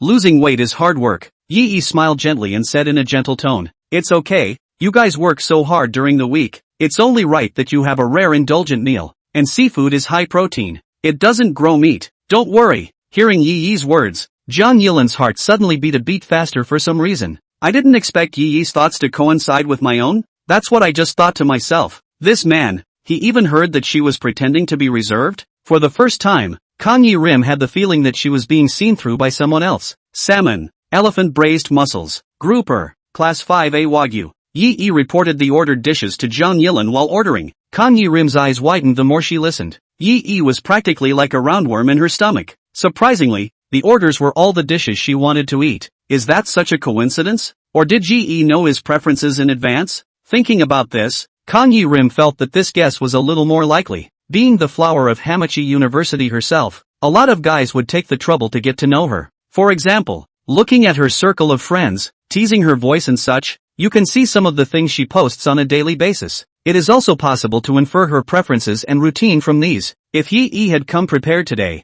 then being able to guess his own mind so accurately could be explained. Let's order you another cup of yogurt. If you eat hot pot, drinking yogurt can effectively protect your stomach. Yi finally ordered a cup of yogurt for Zhang Yilin, then clicked on the order and returned the ordering tablet to the waiter. Well, are you satisfied with what I ordered? Yi raised his eyebrows and suppressed his inner smugness with a careless expression. Zhang Yilin was dumbfounded. Even if Yi had come prepared, then this was too accurate a guess. Yi ordered everything she wanted to eat without fail, even guessed she wanted yogurt. Not only that, but the most amazing thing was that Ye's reason for a little yogurt was exactly what she had in mind. Kang Yi-rim couldn't help but mutter in her heart. Could it be that Yi's segment was really above his own? So this is what it feels like to be seen through by A. Kang Yi-rim subconsciously tugged at the collar of her trench coat, wrapping herself a little tighter. She felt as if she didn't have any secrets in front of Yi. This feeling made Kang Yi-rim a little uneasy and even more shy. Thank you, Yaichi-san. You ordered everything I love. Chapter 25, New Wishes.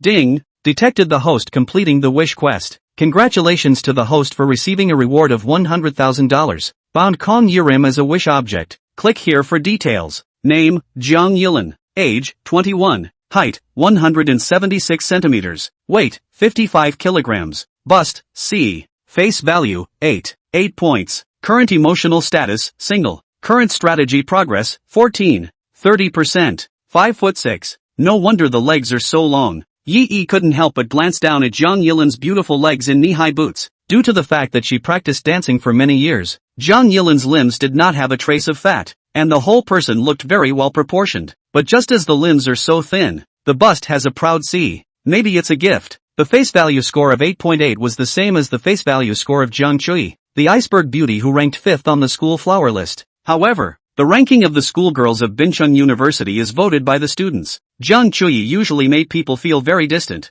so in terms of popularity, it would naturally be worse than Zhang Yilin. Was it good? Feeling Yi's gaze focusing on her slender legs, Zhang Yilin was not the least bit displeased, but instead asked with a big sideways glance, because Yi's eyes were very pure. Those eyes revealed a simple appreciation of beauty. That look wouldn't make Kang Yi-rim feel any discomfort. Instead, they feel a little pride in being attractive. Your boots. Dirty. Yi pointed to the calf boot shaft, where there was a small spot of mud. I don't know when it rubbed off. Kang Yi-rim blushed. Could it be that she was just making a fool of herself? Yi wasn't admiring her legs because they looked good, but because her boots were dirty. I'll wipe it for you. Without waiting for Zhang Yilin to react, Yi picked up a wet wipe and naturally reached out to help Zhang Yilin wipe away the small muddy spots on her boots. The movements were gentle and to the point, without a hint of trying to take advantage. There, clean. Oh yeah. Forgot to answer your earlier question. Good looking, Yi said in a volume that only Zhang Yilin could hear. After saying that, Yi took the yogurt served by the waiter like it was nothing and helped Zhang Yilin pour a full cup. Kang Yi-rim, on the other hand, was still reeling from what had just happened. It all happened so quickly and so naturally. And yeah, one says it looks good. Where's the good look? Nice clean boots? Or do your own legs look good? Somehow, Kang Yi-rim inexplicably had a feeling in her heart that she was being teased. The heartbeat sped up uncontrollably by a few moments as well. So this is what it feels like to be teased. Previously, those suitors around Zhang Yilin were nothing more than saying some old-fashioned earthy love words, or make a deep confession, or pretend to be literary and write a love letter. All of these tactics, Kang Yi-rim felt were too deliberate, but it was Yi's tenderness that revealed nature everywhere just now that gave Zhang Yilin an unprecedented feeling. Damn it. Originally, I came here to compete with Yi in a segmented battle offline. I didn't realize that so soon, I'd already fallen prey. Lin, why is your face red? Seeing that Zhang Yilin was blushing slightly, Zhou Jing was concerned. Kang Yi-rim then scrambled back to her senses. It's probably hot. After saying that, he even gave Yi a sheepish look. After seeing Yi's slightly mischievous expression, Zhang Yilin's face blushed a few shades redder. It was a feeling that had never been felt before. No way. Why is he so out of touch today? Where is the usual self that passes through all the trees without touching a single leaf? Zhang Yilin took a deep breath and adjusted herself so that her heartbeat gradually calmed down. Can't admit defeat so quickly. This is a contest that must be won today. For the entirety of this next meal, Zhang Yilin was actively passing words to Yi. Soft and hard kills. But Yi always answered without a drop of water. It's not condescending. All the while with just the right amount of moderate titillation. But again, it's an extremely subtle and unobtrusive division. No one present could sense the back and forth exchange between the two except for Kang Yi-rim herself. To everyone, the duo looked like a pair of best friends who hate each other. Zhou Jing was all a bit puzzled as to why Zhang Yilin was so enthusiastic about boys today. Oh no, not passionate about boys. Instead, he was enthusiastic about Yi. To the other three boys, Kang Yi-rim didn't say a few words. It seemed as if her focus was always on Yi today. Mr. Kong, I heard that you usually live stream a teasing voice, right? Xia Ziyuan also began to strike up a conversation with Zhang Yilin. After all, the opportunity to sit down for dinner with the school's top girl was a rare one. Kang Yi-rim nodded. Usually I'll broadcast it for a while when I'm bored. I don't have a lot of fans though, and there's basically only about 100 people on the air. Barely earn some pocket money. Hearing Kang Yi-rin say that, a few boys came to be interested. Lin, you proposed. I see a lot of anchors go live when they're out to eat. I think you can broadcast and try it now too. Du Mingyu followed suit. A lot of people like to watch foodcasts these days. I guess the popularity is even higher if a beautiful woman eats the broadcast. Hearing the word beauty, Zhou Jing quietly glared at Du Mingyu. Du Mingyu immediately changed his words. But well, the only beautiful woman in my heart is my Jingjing. Zhou Jing ranted. Who owns your house anymore? However, with regards to the proposal made by the few boys just now, Zhou Jing did feel that there was something feasible about it. Lin, why don't you try another style of live broadcasting just today? Kang Yi-rim considered it carefully, and the proposal did make sense.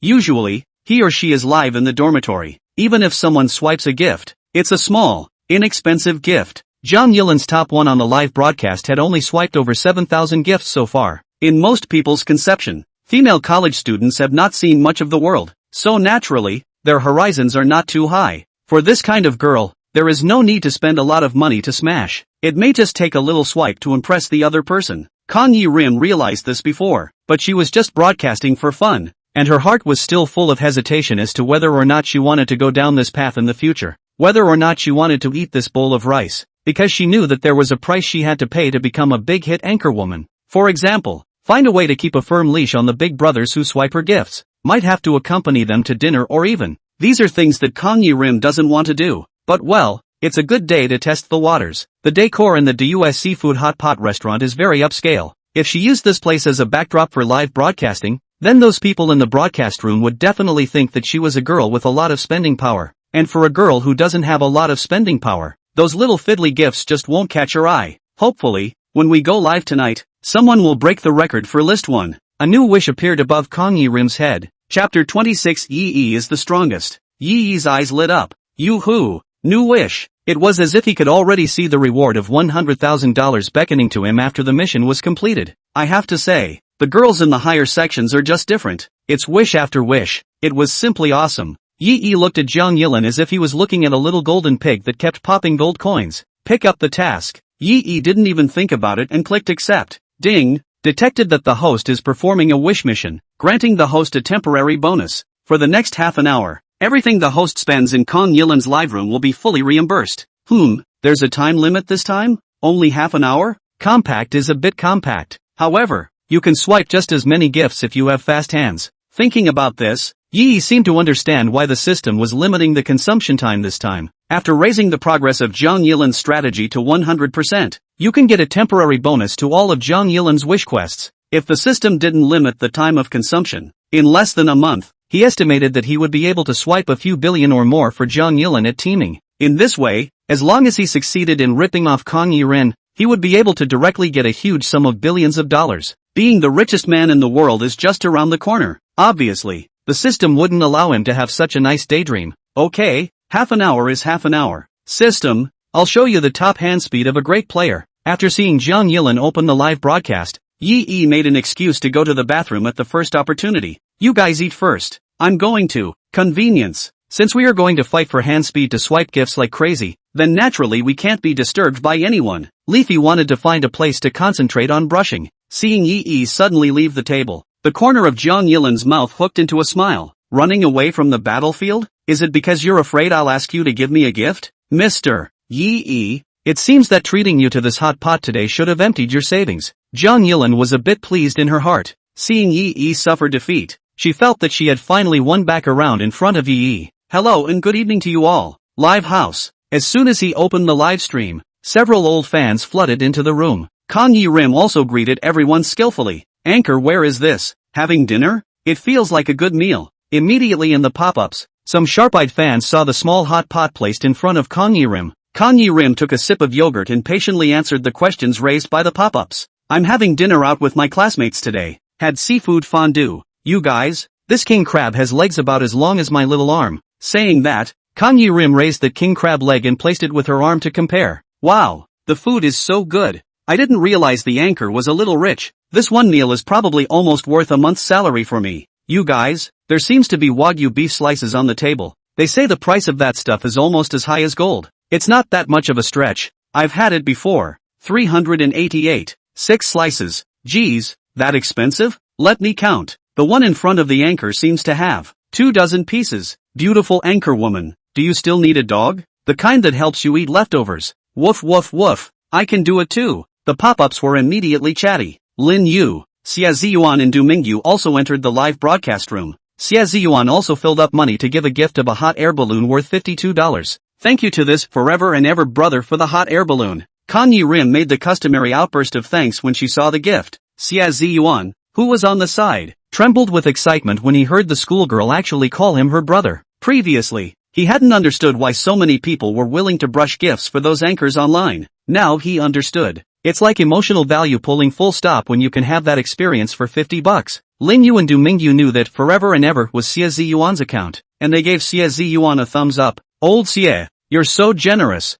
For $50, I could buy a skin in the game. Lin Yu quietly sent a private message to Xia Ziyuan. Xia Ziyuan silently blanked him after seeing it. Geek, what do you know? Game skins, which is not as fragrant as hearing the schoolgirl herself call her brother. Right at this moment, Zhang Yilin's list 1 saw the message alert that Zhang Yilin had opened the live broadcast and also clicked into the live broadcast room. Welcome Brother Blue. And this is called Blue List. A big brother also did not hesitate. Came up to send a gift worth 100. Wow. Thanks for the Porsche from Brother Blue. Hearing Zhang Yilin's excited tone, Xia Ziyuan's heart felt a little bad. Kong Yi-rim didn't show such excitement when she gave herself a gift just now. Is this because you think you're giving away too little? Xia Ziyuan was already a bit on top of things. The man's desire to win and lose took control of reason in an instant. Immediately after that, the screen of the live broadcast room lit up with 3 Porsche gift special effects in a row. Thanks. Thanks to brother forever and ever for the 3 Porsches. Thank you brother. Brother atmosphere. 3 Porsche is 300.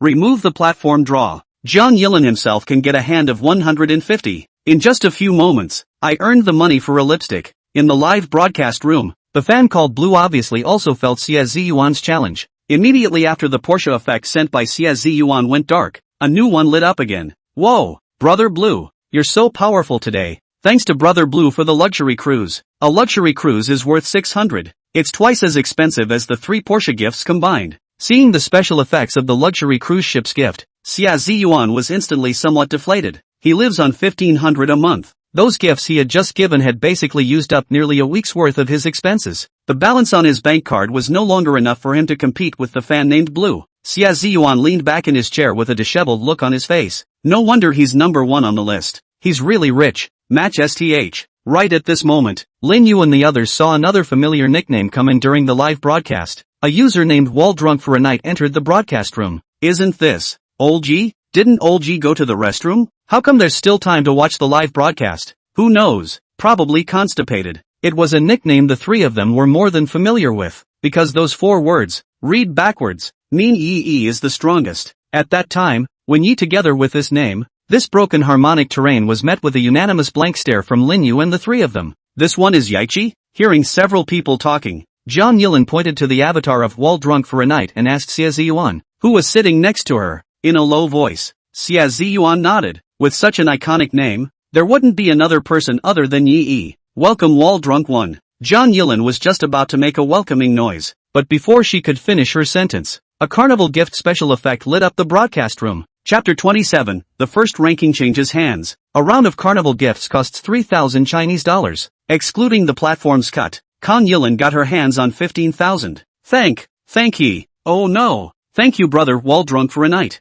boss for the gift. This was the first time Kang Yi Rim had received a carnival gift on the air, and was obviously a bit flattered. Originally wanted to habitually open his mouth to call his brother, but once he thought that the person who gave the carnival gift was Yi, this brother was embarrassed to call out in any way. This Yi, why doesn't he follow the rules? It had been assumed that he had left the table to go to the bathroom because he was afraid that he would make him give a gift. But I didn't expect that not only did people take the initiative to give a gift, but they also gave such a big one right away. After seeing the carnival gift sent by Yi, the big brother Blue in the live broadcast room was not calm at once. Anyone with a discerning eye can see the way Kang Yi Rim's eyes are bubbling with little love after seeing the carnival gifts. Blue felt that his position as the big brother of List 1 was threatened. Originally, he was the number 1 gold master in Kang Yi Rim's eyes who was the most worthwhile to rely on. And now, Kang Yi Rim clearly had someone else in her eyes. So, Blue sent out a round of carnival as well. It wasn't supposed to be bad for him. It's just that he had previously seen that Kang Yi Rim was still a school student, so he thought that he shouldn't need to spend too much money if he wanted to get rid of her. When it came to swiping gifts for Kang Yi Rim,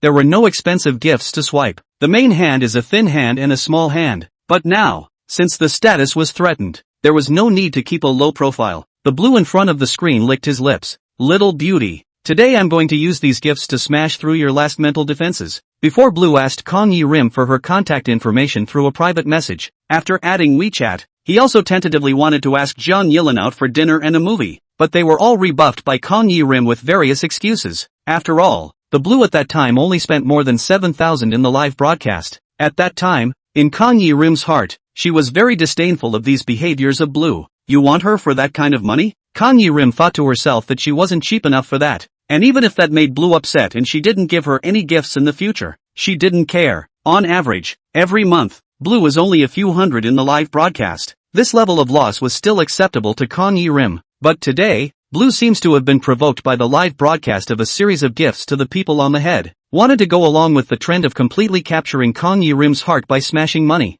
Thank you to Brother Blue for sending. John Yilin just wanted to thank Blue for the carnival. But just as the words of thanks were halfway out of his mouth, another round of carnival effects lit up on the public screen of the live broadcast room. Gift-giving users are still wall drunk for a night. On the other end of the screen, Blue frowned in annoyance. What's with the wall drunk for a night? Stealing the limelight, huh? Robbing women is right. Blue tapped his finger on the screen and followed suit, sending another round of carnival. These 2 rounds of carnival tonight were almost catching up with the combined price of the gifts he had previously swiped in Kang Yi Rim's live room. But just when he thought that these 2 rounds of carnival can make the wall drunk one night no difficult to retreat, the carnival special effects in the live broadcast room lit up again. Wall Drunk for a Night actually delivers a third carnival shot without pause. The Wall Drunk Overnight has been on the air for less than half a minute and hasn't said a word. There was no interaction with the anchor at all. Burying your head is brushing. Where's this coming from? Blue frowned slightly, hesitating a bit. He wondered if Kong Yi Rim had joined some guild recently. And this Wall Drunk for a Night is some big shot in this guild.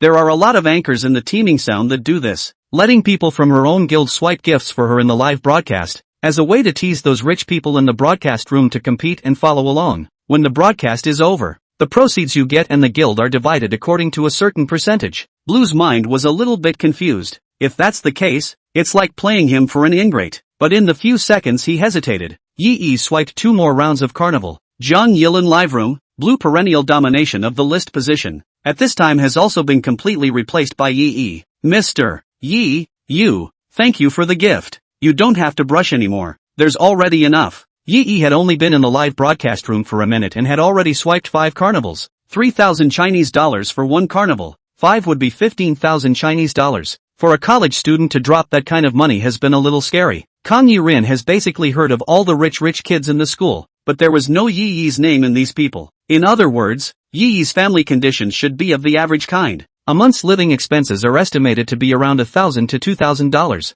$15,000 is almost enough to cover a year's living expenses. Who in their right mind spends money like that? If Yi was a rich second generation, then naturally Zhang Yilin wouldn't have any psychological burden. But Yi obviously isn't. Zhang Yilin had heard many stories before about the kind of guy who was average in his own condition, but spent a lot of money chasing after a girl, and then the girl didn't say yes, and in the end, the guy retaliated against the girl in various ways. Kong Yi Rim doesn't want to get into a mess like this. Just now, when she was with Yi, she did have that momentary feeling of her heart fluttering, but that's only because Yi is better at flirting. Kong Yi Rim calmed down and asked herself that she would never fall in love with a boy with such average conditions. Her longing for a relationship, for romance and surprises, is backed up by sufficient finances. That's exactly why she's single until now, even though she's obviously surrounded by numerous suitors, because she hadn't been able to find a guy who was well qualified and interesting enough to be a heartthrob. Therefore, after thinking about all this, she felt the need to stop Yi, who was swiping gifts to his head at the moment, lest in the future, Yi realized that he couldn't chase after himself and did something drastic. But after hearing Zhang Yilin's name for Yi,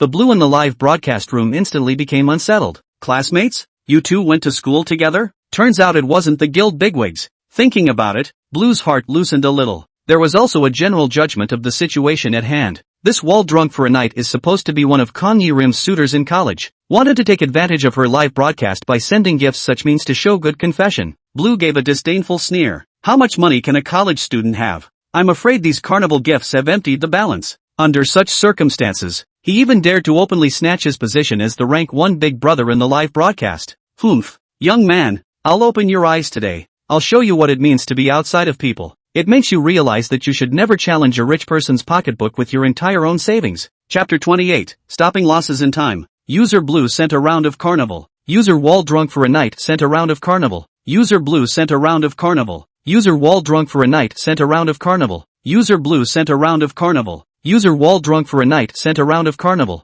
The live broadcast public screen was instantly buzzing with activity. It's always an excellent talking point when 2 big men are jealous of each other. The audience in the comments section followed suit. Looks like Mr. Blue's position is under threat today. Even before, I didn't expect Chief Lon to have such profound strength. It means that Mr. Blue was too low-key before. Today, when I saw that someone came to kick the bucket, Mr. Blue directly showed his cards and stopped pretending. Honestly, I've never seen a gift swipe like that. Me too. That new night god isn't simple either. He actually fought back and forth with Mr. Blue. The gods are fighting. We mortals can just watch the fun. Look guys, the anchor is dumbfounded. This kind of brush gift speed, can't even thank him. I wonder who will become the final top one today. TSK, TSK, TSK, you guys don't understand this. Do you think these 2 big shots are just competing for the number 1 spot on the list? Ah, and what else? Brother understanding. Quickly tell us, what else could they be fighting for if not for the first place on the list?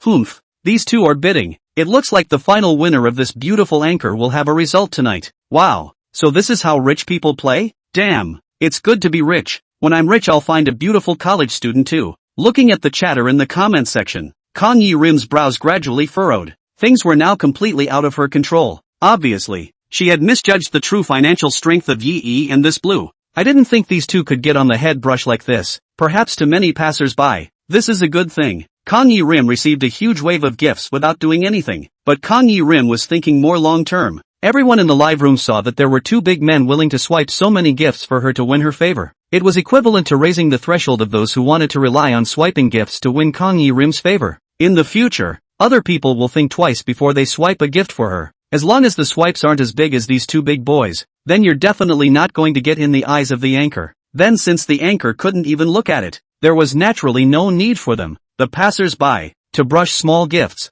So, on the surface it looks like Kang Yi-rim made a huge profit today, but in reality, it also kind of narrowed the road for Kang Yi-rim to continue to earn money from live broadcasting in the future. If Jiang Yilin wants to continue to earn money from live broadcasting in the future, she will have to hold on to Blue or Yi-Yi's thighs, so that both of them can continue to patronize and take care of their live streams in the future. And looking at this trend of the two of them swiping gifts now, it must be a dead or wounded situation today. As the saying goes, one mountain cannot accommodate two tigers. There can only be one big brother in the end of the list. Then the one who lost must feel disgraced, and I'm sure he won't patronize her live room in the future. So, in reality, there is only one person who can stay in the end to give Kang Yi-rim a leg up as that gold master. Thinking about it, Kang Yi-rim's heart tightened. If Blue wins, then Kang Yi-rim will have to respond to all the requests for a meeting that he sent earlier. If you don't agree to meet, then you will completely offend this gold master, and cut off her own fortune. But if we meet, is it really as simple as a meal and a movie?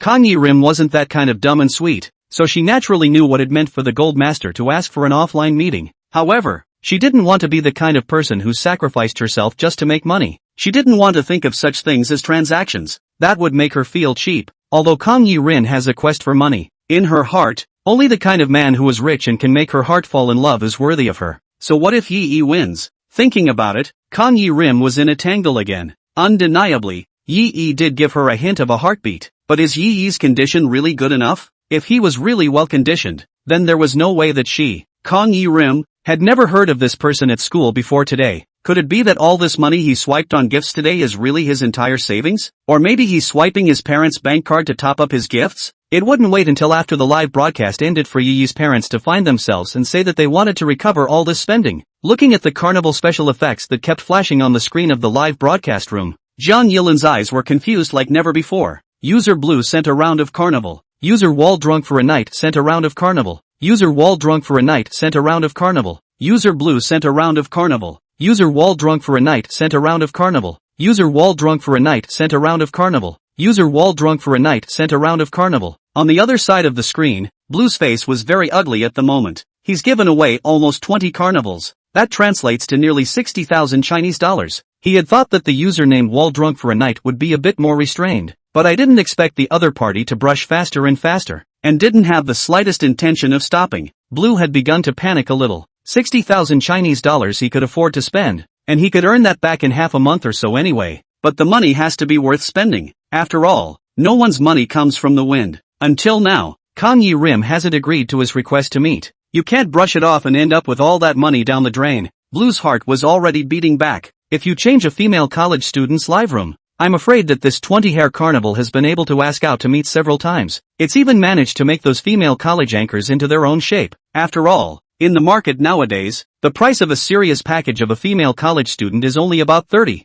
to $40,000 a month. 60,000 Chinese dollars. Enough to cover 2 months. When he thought about it, Blue felt more and more that he had lost a lot of money. The movement of his hand to swipe the gift gradually slowed down. He admitted that Kang Yi-rim was not bad looking. He could tell that Kang Yi-rim's face value was never piled on by makeup or special effects. It was pure natural beauty. And Kang Yi-rim isn't just good looking with her facial features. Long legs, thin waist, wide hips, great buttocks, and I hear they still practice dancing. These points gathered in one person can only be described as the best on earth. That delicate waist was very soft to look at. Makes you want to cradle it in your arms and play with it. But, even if it's superb, if you can't get it, it's just empty talk after all. Only what you put in your mouth is real, and what you can't eat is nothingness. Men are so realistic sometimes. With this thought, Blue finally stopped swiping gifts, together with a few more carnival swipes when he hesitated just now. Cumulatively so far, he had swiped a total of 30 carnival swipes for Kang Yi-rim today, a total of 90,000 Chinese dollars. He wasn't going to brush it off anymore, partly because Wall drunk for a night has already swiped far more gifts than he has. On the other hand, He was worried that after swiping more gifts, he would not get Kong Yi Rim in the end. It's not a good deal to lose money. Since you can't get it, stop in time. Chapter 29, is that you? With the blue-gray slipped away from the live studio, the battle for the top of the list has also come to an end for the time being. Holy, Mr. Blue slipped up? It's admitting defeat? Indeed, Mr. Blue can't help it. So far he's swiped 30 rounds of Carnival, but the Night God has already swiped 58 rounds. It's almost doubled. What's the comparison? Welcome the new king to the throne. From now on, there will only be one god in this broadcast room, and that's the Night God. Wait, look guys, the Night God is actually still brushing. Holy, Night God, you should quickly put away your divine power. Can't you see that Chief Blue has already been beaten away by you? Night God, you can stop now. You've won. You really don't treat money like money. There's no such thing as throwing money away like that. The comments section even started to feel sorry for Yi Yi's money, but Yi Yi acted as if he hadn't seen these comments and was still frantically swiping Carnival gifts. No one interrupts me from swiping my money. Yi Yi in the bathroom was squatting in the cubicle of the squatting pit, his eyes staring intently at the screen, his fingers constantly repeating mechanized movements. The more he swiped today, the more rewards he could get after raiding Kong Yi Rim in the future, even though his fingers were already a bit sore now. When he thought of the joy he would feel when he got the huge amount of money in the future,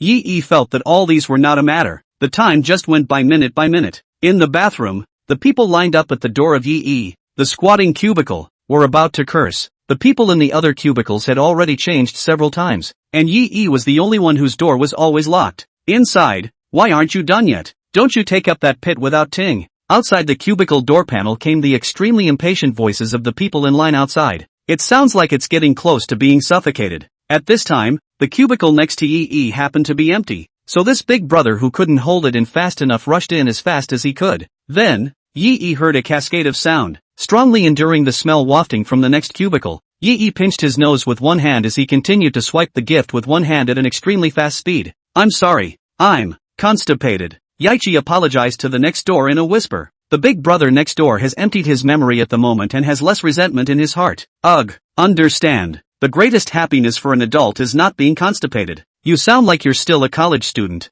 Young man, still need to be careful. If you squat in the pit for too long, it's easy to get hemorrhoids. The next door brother warned in the tone of a man who had been there. Immediately afterward, he lifted his pants, flushed, and then turned to leave the bathroom. Only Yi Yi was left still squatting in the squatting pit cubicle frantically clicking on the cell phone screen. Half an hour later, as the system prompted the time to arrive, Yi Yi followed suit and stopped his hand movements. After squatting for half an hour, Yi Yi's legs had long been numb. At the moment, holding on to the door panel of the cubicle, he could barely stand up. Let's see how many I swiped in total. Yi Yi couldn't care less about his physical discomfort now, and was only concerned about how much money he had swiped tonight. Clicking on the live broadcast gift list, Yi Yi saw that he was clearly in the top 1 position of Jiang Yilan's live broadcast. In half an hour's time, a total of 800 Carnival gifts were swiped. Converted into Chinese currency, it totaled 2,400,000 Chinese dollars. This is rich. As long as we raid Jiang Yilan, then we'll be able to get the 2,400,000 reward.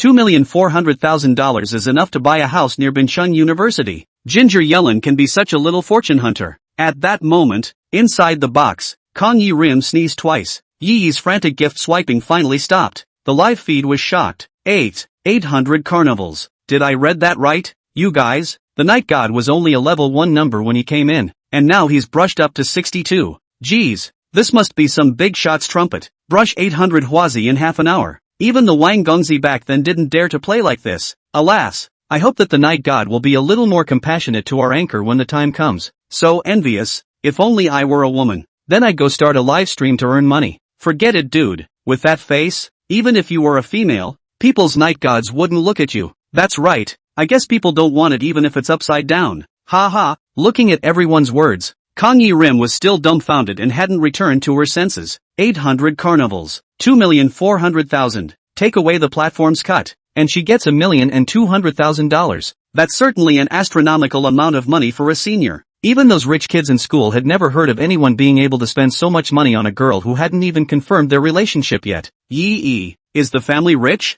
Jiang Yilan held her tongue for half a day before finally asking this question to a few of Yi Yi's housemates. Lin Yu, Xia Ziyuan and Du Mingyu looked at each other with 3 confused faces and shook their heads. Old Yi, his monthly living expenses are only 12,000. And his family, I heard he never met his parents growing up and has been living with his sister. Olji said that his sister is just an ordinary employee of an ordinary company. I suppose the income level is just average. Listening to a few people talk about Yi, Jang Yilin's brows tightened the more she frowned. Only one sister in the family? Still just an average hitman. Then even if Yi secretly used his sister's bank card to charge gifts, he couldn't charge so much money. At this moment, Lin Yu suddenly slapped his thigh, as if he had suddenly thought of a reasonable explanation. You guys, Olji wouldn't have won the lottery recently. Xia Ziyuan nodded as well. It's possible. Otherwise why did Olji suddenly offer to treat us to seafood hot pot today? He usually lives a stingy life. Du Mingyu whispered with emotion. But how much did Olji win this? Surprisingly, he swiped so much money for Zhang Yilin in one go. Doesn't he know that the platform is going to take half of the cut? If he really wants to show favor through this method,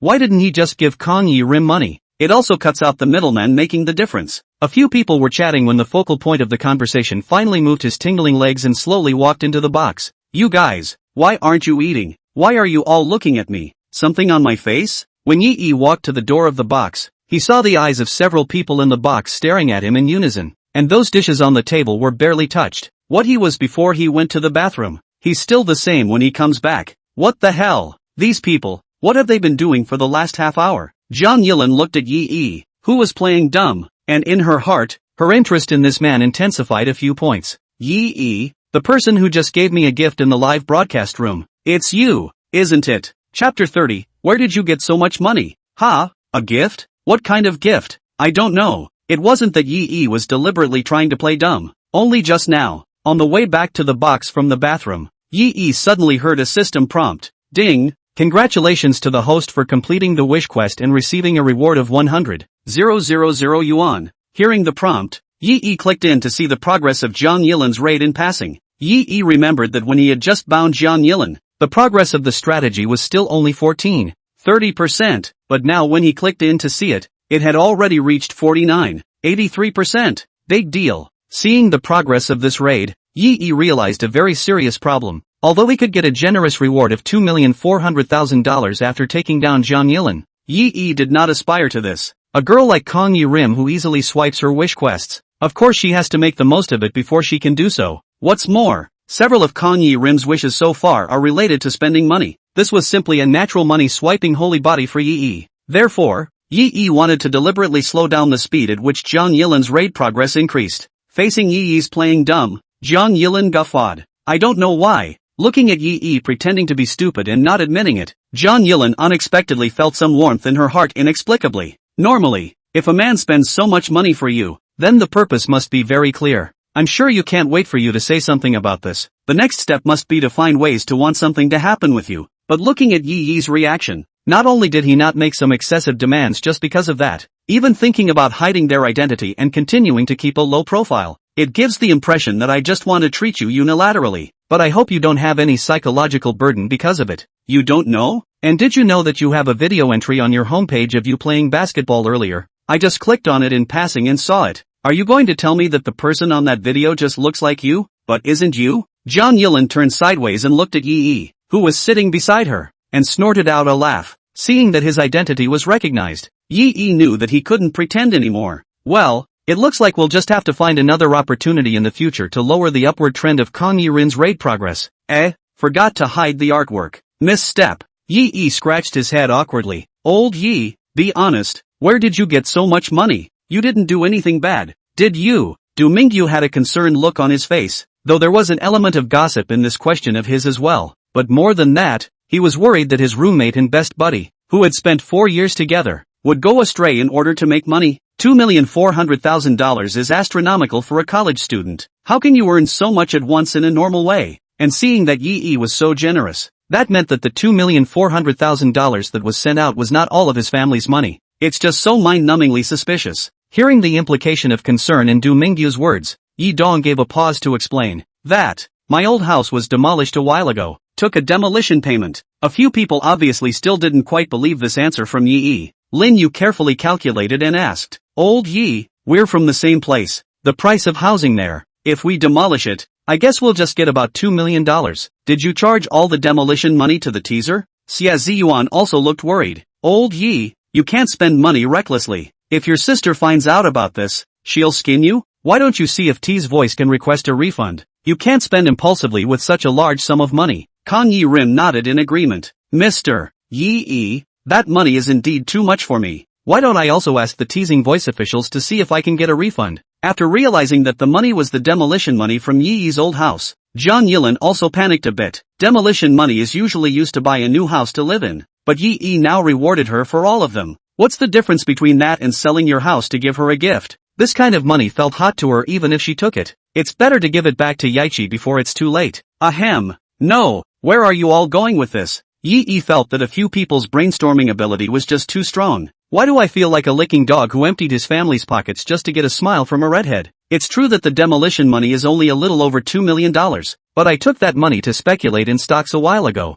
Earnings doubled a couple times. Don't worry guys, I'm now very rich, Yi said with a sincere face. Now that he had the system in place, he had already earned $500,000 in the past 2 days just by completing the Heart's Desire quest. In the future, they will certainly earn more and more money, and their spending will naturally increase accordingly. In order to assuage the concerns of a few of his housemates, he did feel the need to make up a serious reason out of it. Otherwise, there might be many more oopses like today's in the future. A gift for our schoolmates reward. Think of it as me supporting her live streaming career. Just don't forget me if you become a big internet star or actress in the future. Looking at Zhang Yilin, who had not yet slowed down, Yi casually snorted. Hearing Yi's explanation, Lin Yu's several faces were incredulous. Speculation? Old Yi, when did you get into stock speculation? I can't believe I can earn so much. You're a rich man now. Several people were majoring in Chinese language and literature, and they never knew anything about finance on weekdays. But Yi now not only speculated on the stock, and even earned money or several times the principal. I'm afraid a finance professor couldn't do that. Yi humbly pressed his hand. Lay low.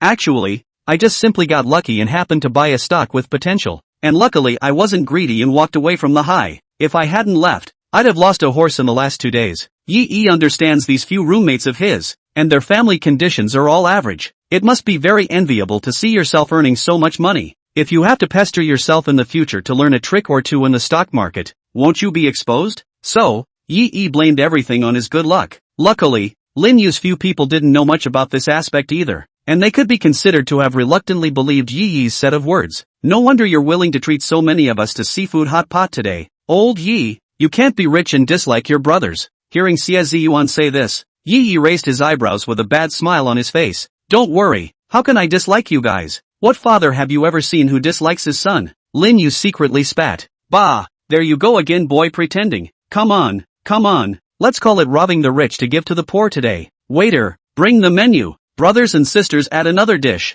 Chapter 31, Going to the Bar. After a meal was finished, Yi consciously got up to pay the bill, but Kang Yi-rim stopped him. After receiving millions of gifts from Yi's bounty today, Zhang Yilin felt the need to show her appreciation as well. This one's on me. Consider it a thank you to the Golden Father. After saying that, Zhang Yilin even secretly winked at Yi. Hearing the schoolgirl address herself, Yi's bones crisped up a bit, but he shook his head anyway and got up to take the slip handed to him by the waiter. A deal is on me. If you want to invite me, we can have a reunion between our 2 dorms later. Anyway, the system could fully reimburse this meal today, so Yi didn't feel the need to make Zhang Yilin pay out of her own pocket. Most importantly, the system reimburses all of this money, which is considered a temporary addition to the process of completing the wish quest. After the raid was completed with Zhang Yilin, those were all rewards that Yi could get, although the price of eating less than 9,000, but a little goes a long way. Yi wouldn't let go of the money just because it was small. Being used to living in poverty, any money that could be earned, Yi would not let it go easily. Seeing that she couldn't argue, Zhang Yilin had no choice but to let Yi go. It was after 9 p.m. After the bill was paid, a few people walked out of the hot pot restaurant, ready to take a cab back to school, but Kang Yi-rim's eyes wandered, as if she was still thinking about something in her mind. Yi saw the hint in the column of bound objects in his mind, only to see that Zhang Yilin had a new wish. Don't want to go back so early. Still want to stay with Yi for a while longer. If only a few of them could go back first, leaving me and Yi and the other 2 to wander around some more. It would be best to take a trip to the bar with Yichi, have a little drink, play a little ambiguous game. Somehow, when Zhang Yilin thought of going back to school soon and separating from Yi, there was a feeling of unfulfillment in her heart. Zhang Yilin stole a glance at Yi's side face. His handsome jawline looked especially charming under the dim streetlight. Handsome, golden, generous, and flirtatious. John Yilin suddenly had a feeling that Yi was completely her cup of tea. Her heart couldn't help but beat a few more beats faster at the thought. But how should I find an excuse to spend some time alone with Yi? Would it be too unreserved to initiate? Yi would not think that he was trying to go along with him because he took his huge reward. No. Then wouldn't you become a girl in Yi's heart? Kang Yi-rim has always been able to be very rational and help others out when they are in love. But when it came to herself, she became like so many girls in love. Begin to look ahead and suffer. There was a complete lack of the previous aura of being confident and having a hand in everything. However, John Yilin's this little thought now could not be hidden from Yi who had a hangover in his body. You guys go ahead and go back. Yi gave a look at a couple of his housemates. Then he turned his head and asked Kang Yi-rim, Big schoolgirl Kong, you don't have anything else to do in a while, do you? If it's okay, could you accompany me somewhere? Kang Yi-rim's cheeks reddened and she tensed up as if she had been poked in the heart. I have nothing else.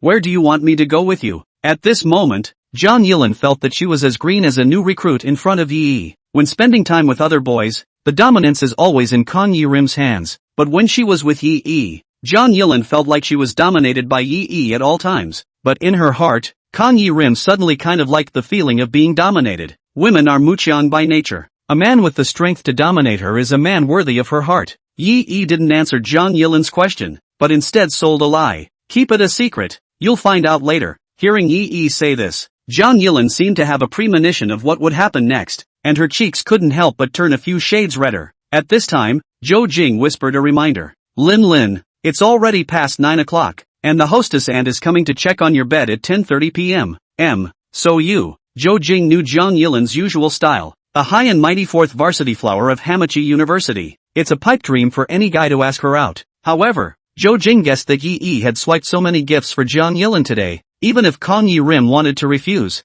I'm afraid she would be too embarrassed to ask. So, as a roommate and good best friend, Zhou Jing felt the need to help John Yilin find a step down. But right after Zhou Jing finished speaking, she saw John Yilin squeezing her eyebrows vigorously at her. It was hard to wait until Yi took the initiative to talk, and it looked like the two of them could go on a date as a matter of course. This time his own housemate actually stopped halfway. Kang Yi-rim was also a little embarrassed for a moment. In case Yi really loosened up and said he wouldn't go, wouldn't such a good opportunity today be wasted? So John Yilin frantically winked at Zhou Jing, hoping that Zhou Jing would understand her feelings. Zhou Jing was a bit confused. What's the point of making a fool out of yourself, so you don't resent him asking you out? Reacting, Zhou Jing hurriedly looked for a remedy. I'll sign in for you if the hostess checks the dormitory. Don't you worry about having fun. Kang Yi-rim nodded and hastily picked up the conversation. Well, it's up to you then. After saying that, he also mischievously sneaked his tongue out at Zhou Jing. Yi also gave a wink to the Linyu trio, who immediately understood. Lao Yi,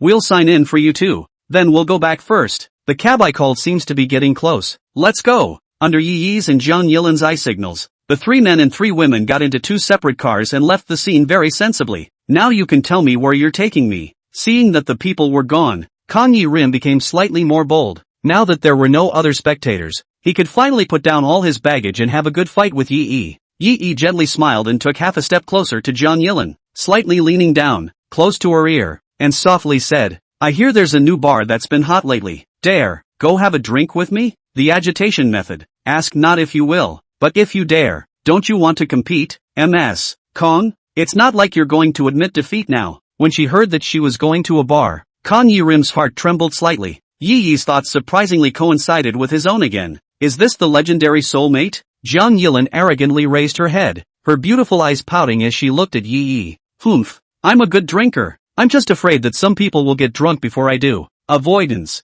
Kang Yi-rin certainly knew in her heart that it was a very ambiguous thing for a lone man and 2 adults to go to a bar at night, and also knew that Yi must have wanted to use the alcohol to try to have a further development. Although he himself had this thought, he could not say it explicitly at the moment. So, one had to blame it all on the drinking thing itself. I'll just think of it as simply going for a drink with you. As for what will happen between us, that will come in time. Chapter 32, Calling Another Friend. Kang Yi-rin also deliberately added some provocation. Don't you want to drink? Then we'll compete to see who can drink better. Of course, the purpose of this statement is not really to compare drinks. Instead, he gave Yi a grand excuse to be able to drink more with himself. As for getting drunk, that depends on whether the mood and vibe is there at the time or not. One can get drunk anytime as long as the emotions are in place. There is a saying that if you go for a drink with a girl and realize that the girl can't drink 1,000 glasses, it only means that the girl is not interested in you. A girl can get drunk on even a small sip of wine if she meets a guy she really loves. Facing the challenge sent by John Yilin, the corner of Yi Yi's mouth lifted and he nodded.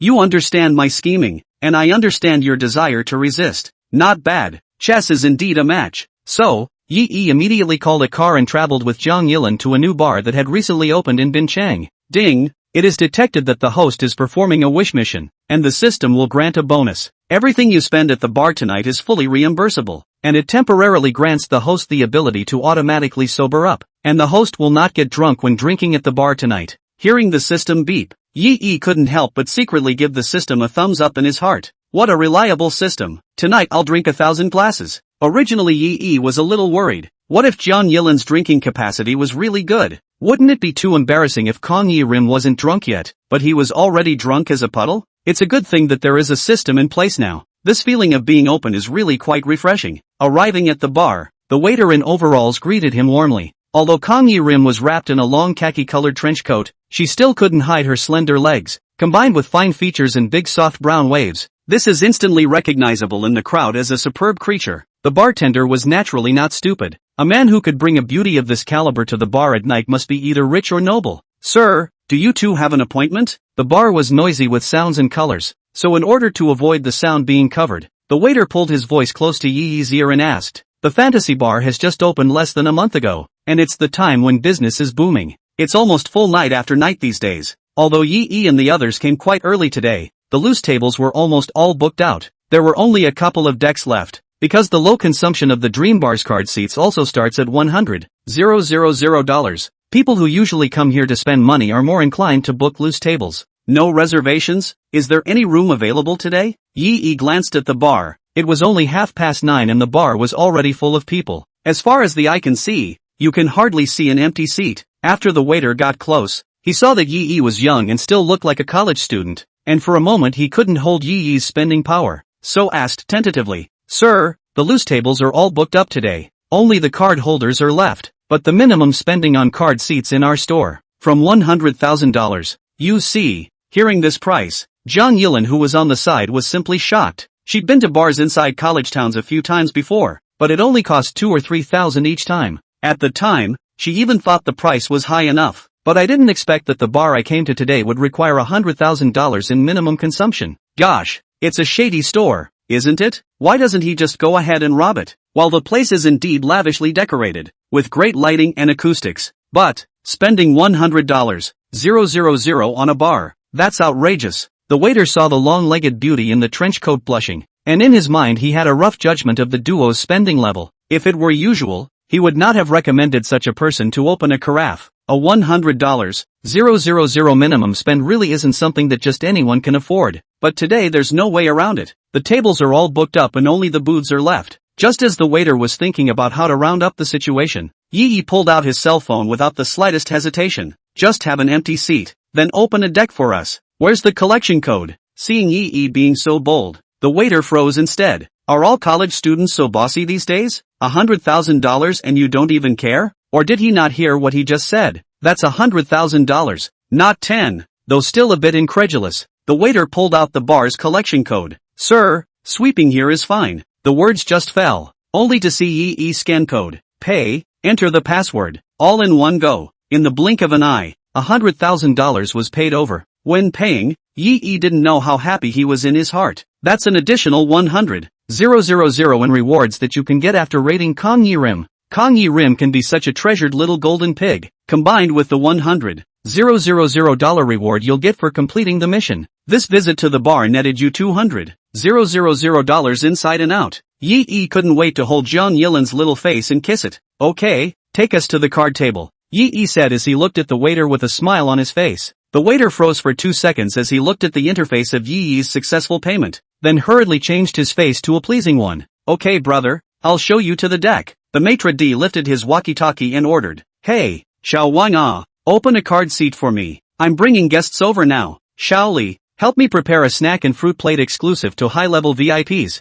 Then he nodded his head and led Yi Yi and Zhang Yilin towards the card table. Walking into the bar, Kang Yi-rin's legs under her trench coat and red-soled knee-high boots were a turnaround killer. There were several hot glances from men at all the tables. They envied Ji, who was walking in front of Jang Yilin. You see, that boy's life is too good to have such an amazing female companion. Those long legs. TSK, TSK, TSK. They're killing me. Come on, don't look. There's no way they're going to look at you. More than looking at it. I feel like she's taller than me. If I stand in front of her, I'm afraid she wouldn't even be able to see me. After being seated, the waiter handed Yi the drink list. Brother, see what you want to drink. Just paid the minimum spend of $100,000, which means you can order anything up to $100,000, even if you go over. It's not a big deal, you'll just have to pay again. The system reimburses you in full for spending tonight anyway. The more you spend, the more you take after successfully raiding Kang Yi-rim. However, the system has a requirement for each such fully reimbursed purchase that it should not be wasted or packaged. Can only be consumed on site. We can't drink that much, even if fantasy bar drinks were more expensive. $100,000 would be a lot to order. It does seem a bit much for two people. Yahichi agreed. He won't get drunk tonight, but he'll hold out. It's hard to drink unlimited amounts of water all the time, even if it's plain water. However, Jang Yilin's words caused a sudden flash of light in Yi's head. Then why don't I call another friend over? Thinking of this, Yi instantly had an idea. So he took out his cell phone, opened WeChat, and sent a message to an avatar. Although it was getting late, he knew that the other party would definitely come. And it just so happens that through her, she can also deliberately slow down the upward trend of Kang Yi-rim's raid progress. Chapter 33, Another Beauty. On the other end of the cell phone, Zhang Chuyi had just arrived home. It's a house her parents bought her. Usually she lives by herself, not too far from school. It's 3 stops on the subway, because Zhang Chuyi is usually used to being alone. Not only is she high and cold to boys,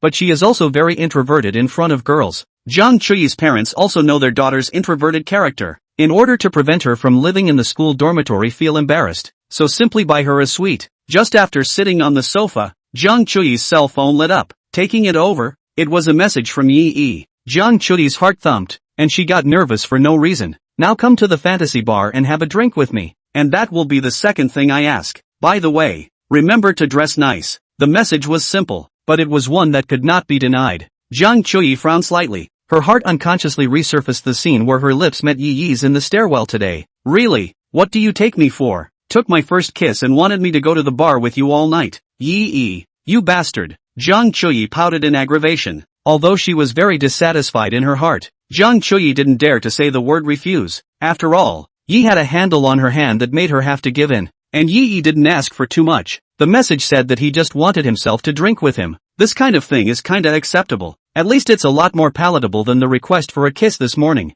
If Yi really wants to make other demands tonight, then I'll just say no myself at that time. Thinking of this, Zhang Chuyi sighed and hatefully pounded the sofa twice. It was like treating the sofa as Yi and venting his inner dissatisfaction with him. I can't believe I have to dress better. What does that mean? Think I don't usually look good? Oof. Yi, you're so annoying. Complaining after complaining. After complaining, Zhang Chuyi still got up helplessly, honestly changed her clothes, and took a taxi towards the bar. The bar was not far from where Zhang Chuyi lived, and the online car driver drove fast, sending Zhang Chuyi to her destination in 10 minutes. Zhang Chuyi stepped out of the car and looked up at the signboard of the Dream Bar. Probing further into the lively and noisy scene inside the bar, he suddenly winced a little inwardly. Zhang Chuyi has never been to a bar. For an introvert, a place like this is no different than a dragon's den. Standing in front of the bar, Zhang Chuyi seemed to be able to hear the thumping sound of her heartbeat coming from her chest. But once she thought that her handle was still in Yi's hands, she had to force herself to gather the courage to walk in again. After all, she was more afraid of her parents finding out about her cheating on the test than going to the bar. Forget it, die early. That's the second thing I've promised him. After today, I'll promise him one more thing and I'll be free. Naive Zhang Chuyi at this time really think he will do what he said. After he promised him 3 things, Yi will obediently delete those videos. Unbeknownst to him, Yi had already prepared a backhand. How can you delete the handle of a high-strung class president so easily? That would be a waste. Before graduating from college, by relying on these videos, he was able to keep Zhang Chuyi obedient. Anyway, the system said that this was considered good guy behavior, so Yi wouldn't feel any guilt. Zhang Chuyi walked to the door of the bar, and the waiter from earlier warmly greeted her again. The long-legged beauty Kang Yiren who had just gone in had already caught his eye. I didn't expect to see another beautiful woman after only 10 minutes. Only this beauty had a very different temperament than the one that had gone in before. The one before was hot and flirty, while this one was all coolness. The waiter couldn't help but look at Jiang Chui twice more, thinking to himself, he was really lucky today, running into two such young and extremely beautiful women one after another. But this beautiful woman looks so high and mighty that she would come to the bar to hang out? It's hard. Is it possible that a beautiful woman is a smoker and a drinker in her private life? Playing with contrasts is right. Hello beautiful, alone? Got an appointment? Appreciation aside, the waiter's work ethic is still on point. Instantly, he came up with a professionalized enthusiasm. Jiang Chui was obviously not accustomed to a stranger being so warm to her, and subconsciously took a step backward, then shook his head. I don't have an appointment. Hearing the answer, the waiter looked regretful. It seems that today and this beautiful woman can only be destined for each other. Beauty, it's like this. Our store is booked out of loose tables today. If you don't have an appointment, I'm sorry. Speaking of which, the waiter was suddenly struck with an idea. But you can add me as a contact. Just message me ahead of time next time you want to come. I'll save you a seat when the time comes. It must be said that when it comes to hitting on a beautiful woman of your choice, a man's IQ is second only to Einstein's. Seeing the QR code of WeChat handed over by the waiter, Jiang Chui continued to shake her head with a bland expression. No, my classmate. Oh no, my friend. My friend is already inside. Coming to a bar to meet a male classmate always sounds a little weird. Moreover, this morning his own first kiss had been taken away by Yi, saying that they were classmates. Jiang Chui herself felt a little weak. Plus he called her to the bar again first night. Jiang Chui felt in her heart that Yi should be more or less interested in her. Only now the initiative and choice was not hers, because now it seemed that Yi was more like her debtor. Until they paid off their debts, they could only be honestly held by Yi. Of course, there's no need to say any of this to a waiter. Thus, Jiang Chui temporarily installed Yi as a friend. Just take me straight to it. He said he's in. Let's see. Seat V16. Jiang Chui opened her cell phone and reported the seating information to the waiter to the message sent by Yi. When the waiter heard V16, several expressions flashed across his face. First, he was surprised that this beautiful woman was also with that college student-looking man just now, and then wondered, what was the relationship between these two beautiful women and that man? Then contemplated, that man casually spends $100,000 to open a card seat. A little bit of not see the heartache. I think the financial strength is not bad. Turning to wake up,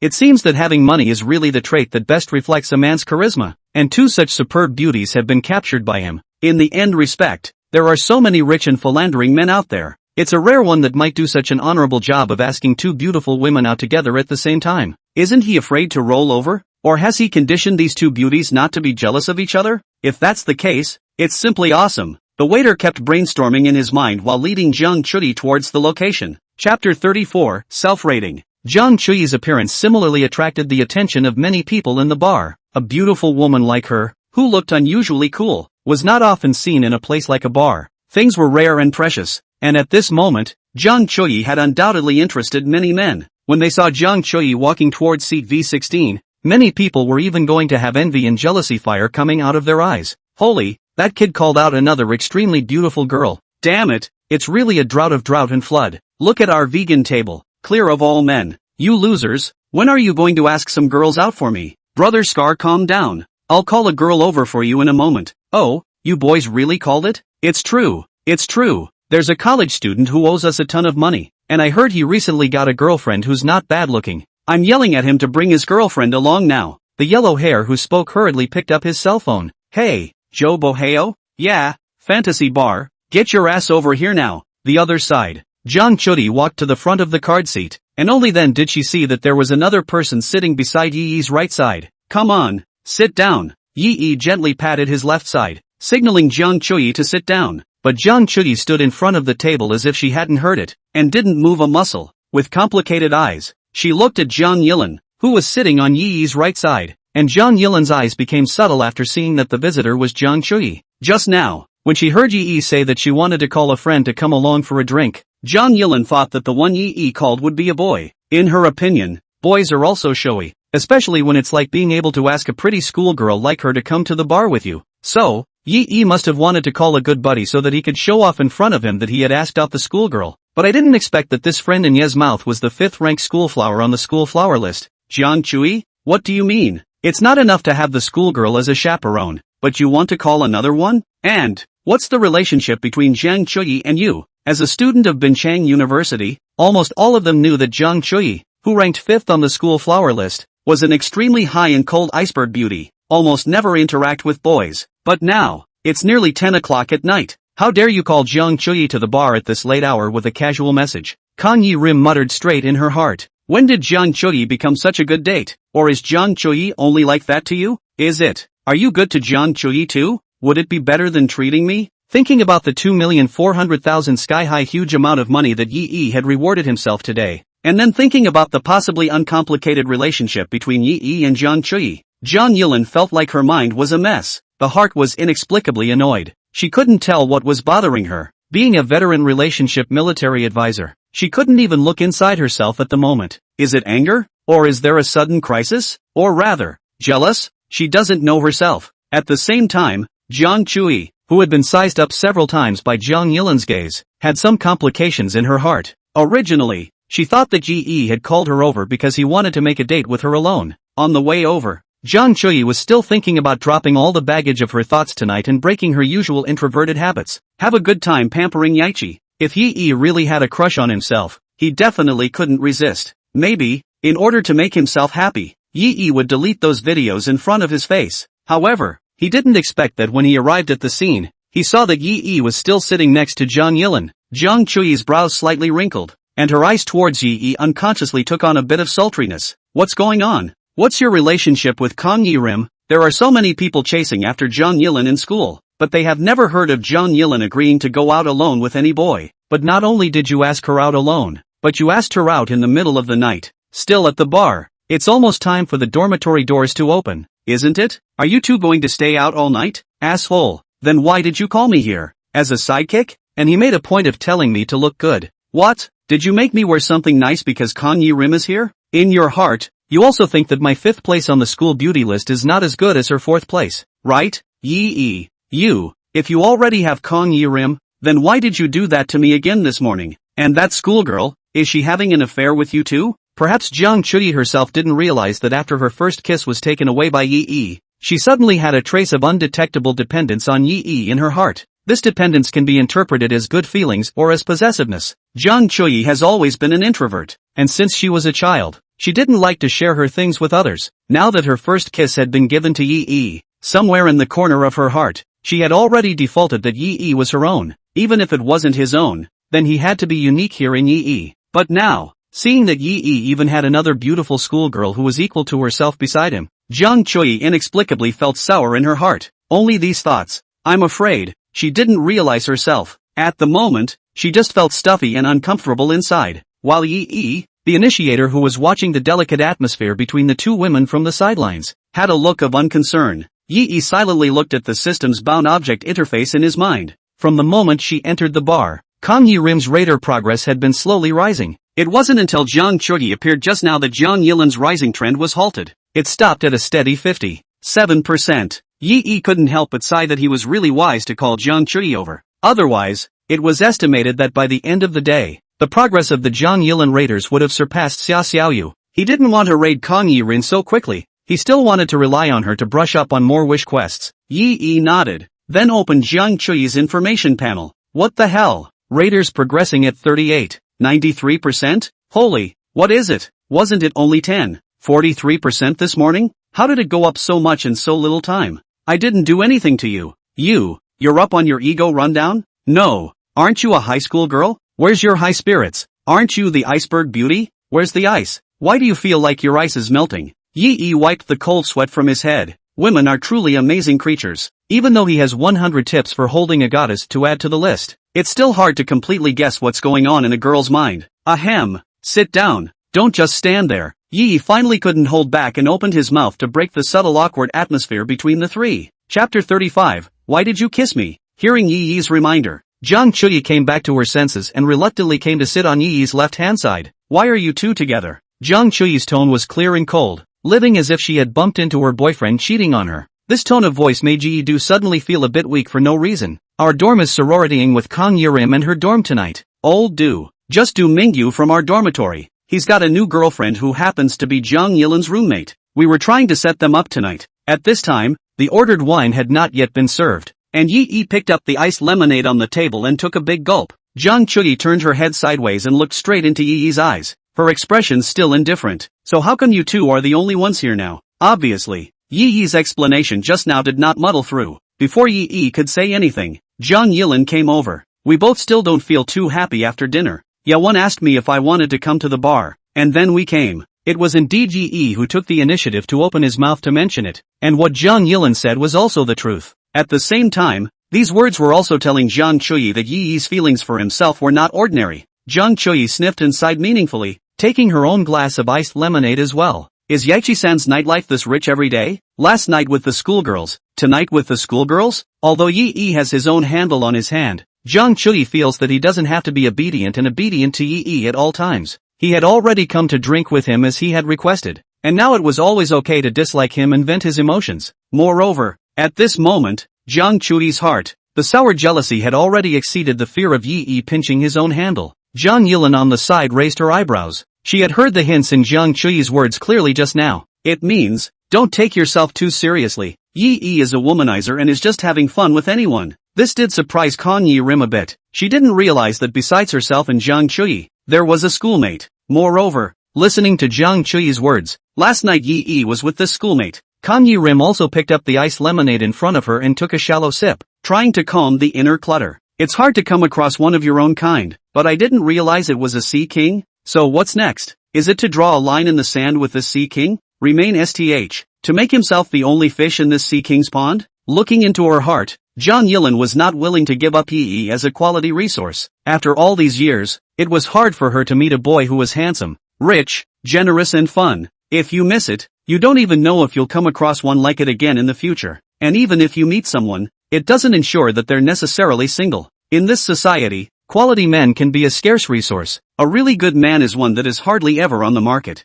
Basically, before they even left college, they were already taken down by girls with quick eyes. Thinking of this, Kan Yi Rim decisively dismissed the first thought. Then, since he wasn't going to give up the option of Yi, it was clear what he was going to do next. Even if Yi had many warblers around him, so what? The more girls who looked at Yi, the more that would prove Yi's excellence. As long as one strives to be the best fish in Yi's fish pond, that way, Yi would definitely be attracted to himself. It's not scary to have competitors, just eliminate them all. Kan Yi Rim felt her desire to win once again, but I'm afraid she herself didn't even realize that her thoughts had now turned to wanting to gain Yi's approval. Once a girl wants to get a guy's approval, that also means that this girl is within reach for this boy. A generation of top military advisors who didn't expect to turn into a love brain when they met love themselves. Ahem, I told you, nothing happened between me and Xia Xiaoyu last night. Didn't you hear Xia Xiaoyu herself say that this morning? I'm a decent guy. Yi didn't want to take such a big black pot for no reason,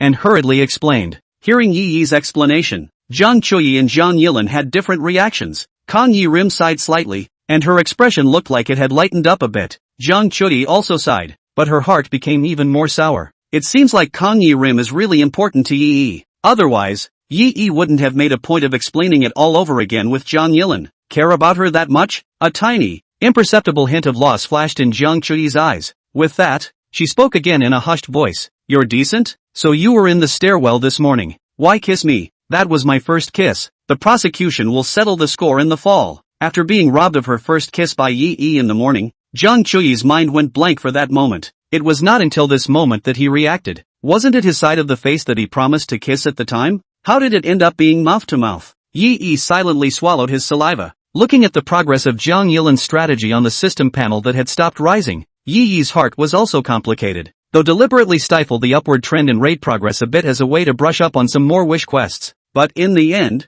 it's still a rip-off of Kan Yi Rim, because the only way to get so many wish quest bonus rewards is to raid Kan Yi Rim. And the system's hidden mission was to raise the progress of the top 5 schoolgirls on the Binchun University's school flower list to 70% or more in order to receive the reward of 100% equity stake in Pilot Capital. But right now, if Kan Yi Rim really decides that she's a scumbag who plays with her feelings, will she not even bother with herself in the future? How else can you improve the progress of the raid? Yi couldn't help but feel a layer of cold sweat rising from his back. An accident. It was an accident. Yi's explanation seemed so pale and powerless at the moment. What can I say? It was hard to say that he only wanted Zhang Chuyi to kiss his side face. Isn't that scummy behavior too? Zhang Chuyi put the iced lemonade in her hand back on the tabletop and folded her hands obediently on her knees. Alright, If you say it's an accident, then it's an accident. Anyway, you're the one taking advantage, so I'm sure I'll let you talk. Jang Choi was aggrieved. She never imagined that her first kiss would be taken in such a scribbly way. In her vision, her first kiss should be given to someone she loves from the heart and with all her heart in a romantic atmosphere under a windy sky. The other person should be fondly cupping their face and tenderly wrapping their arms around their waist. The kiss was deer in the headlights, yet heartfelt. But the reality is that at one point near the beginning of class, in the stairwell of the school building, Jang Choi only felt like crying. It was as if that Mary Sue dream of his had been dashed. She had to keep mentally brainwashing herself and reassuring herself, constantly admonishing herself that she and Yaichi had only touched each other superficially at the time anyway, without sticking her tongue out. No tongue. I guess it's not a first kiss. Chapter 36, I'm the prey. You kissed her? Jang Yilin also put the iced lemonade in her hand back on the table and turned her body in Yi Yi's direction. A serious face. Yi Yi scratched his head awkwardly. He obviously already had the 100 secrets of holding a goddess as a booster, but he still couldn't cope with this kind of unexpected situation. I said, it was an accident. Do you believe me? Yi Yi didn't want to make too much of a sophistry. What happened then was indeed an accident. Originally, he really only wanted Jang Choi to kiss the side of his face.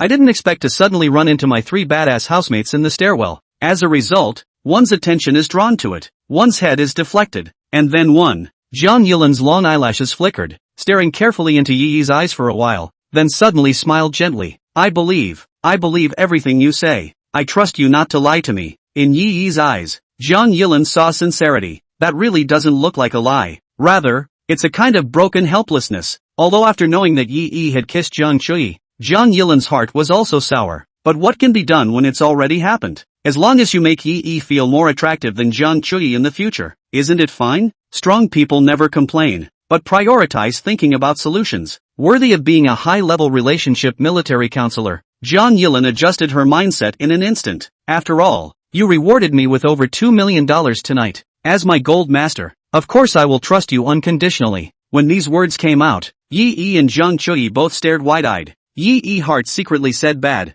Look at this situation. Jang Yilin and Jang Choi is considered to be completely competing. Originally, he had only planned to call Jang Choi over to slow down the rising momentum of Jang Yilin's raid progress. I didn't realize that the two girls would now start secretly competing. A lot of times girls are like that. Boys that no one wants, they won't be interested. But if someone is going to compete with them for a particular boy, then they are instantly fired up. This was out of Yi Yi's expectation. He hadn't realized that both girls had only slightly crossed paths with him today. I can't believe I'm already fighting over myself tonight. It was an experience he had never had before. It felt like sparks were flying, but it was a pretty cool feeling. On the other hand, Jang Choi, who was on the side, had an unbelievable look on her face. She and Yi Yi had been classmates for almost 4 years. Although they didn't cross paths much on weekdays, they knew that Yi Yi wasn't the kind of rich second generation that was rich and powerful. I didn't expect that Yi Yi would give Jang Yilin a reward of more than $2 million in one breath. Over $2 million?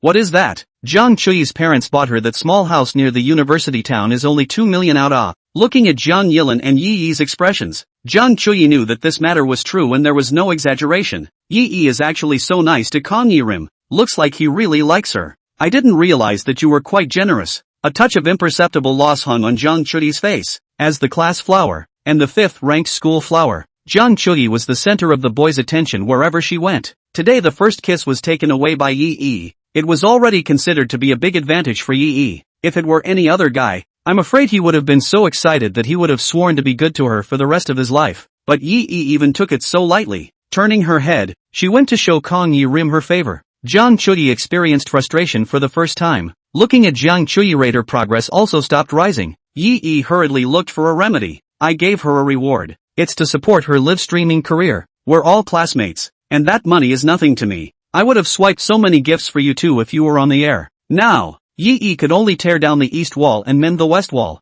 At least when it comes to the two girls, one has to remain neutral and not make one of them feel like they like the other one more. Only in this way can we ensure that the progress of the raid can continue to rise slowly. As expected, after listening to Yi Yi's explanation, a glimmer of hope lit up in Jang Choi's eyes again. Although this explanation of Yi Yi was far-fetched, it also sounds perfunctory. But to Jang Choi's ears, it was extraordinarily flattering. At least it shows that Yi Yi didn't think that Kang Yi-rin was more important than her. That's enough. It's also a good thing you didn't pay for your first kiss by mistake. Ha? No. Why do I feel like I'm jealous? Jang Choi's small face flushed. and her heart couldn't help but beat faster. Could it be that? Did Yi make his heart flutter? No. No way. Yichi is an asshole who holds himself hostage. Just an asshole who took his first kiss. First kiss. Thinking of the scene in the stairwell, Zhang Chudi seemed to recall the soft touch on her lips. Ah, what's with the rumination? Zhang Chudi picked up the ice lemonade in front of her and forced down a large mouthful. The cool temperature spread down his throat and throughout his body, which doused the fluttering fire in his heart.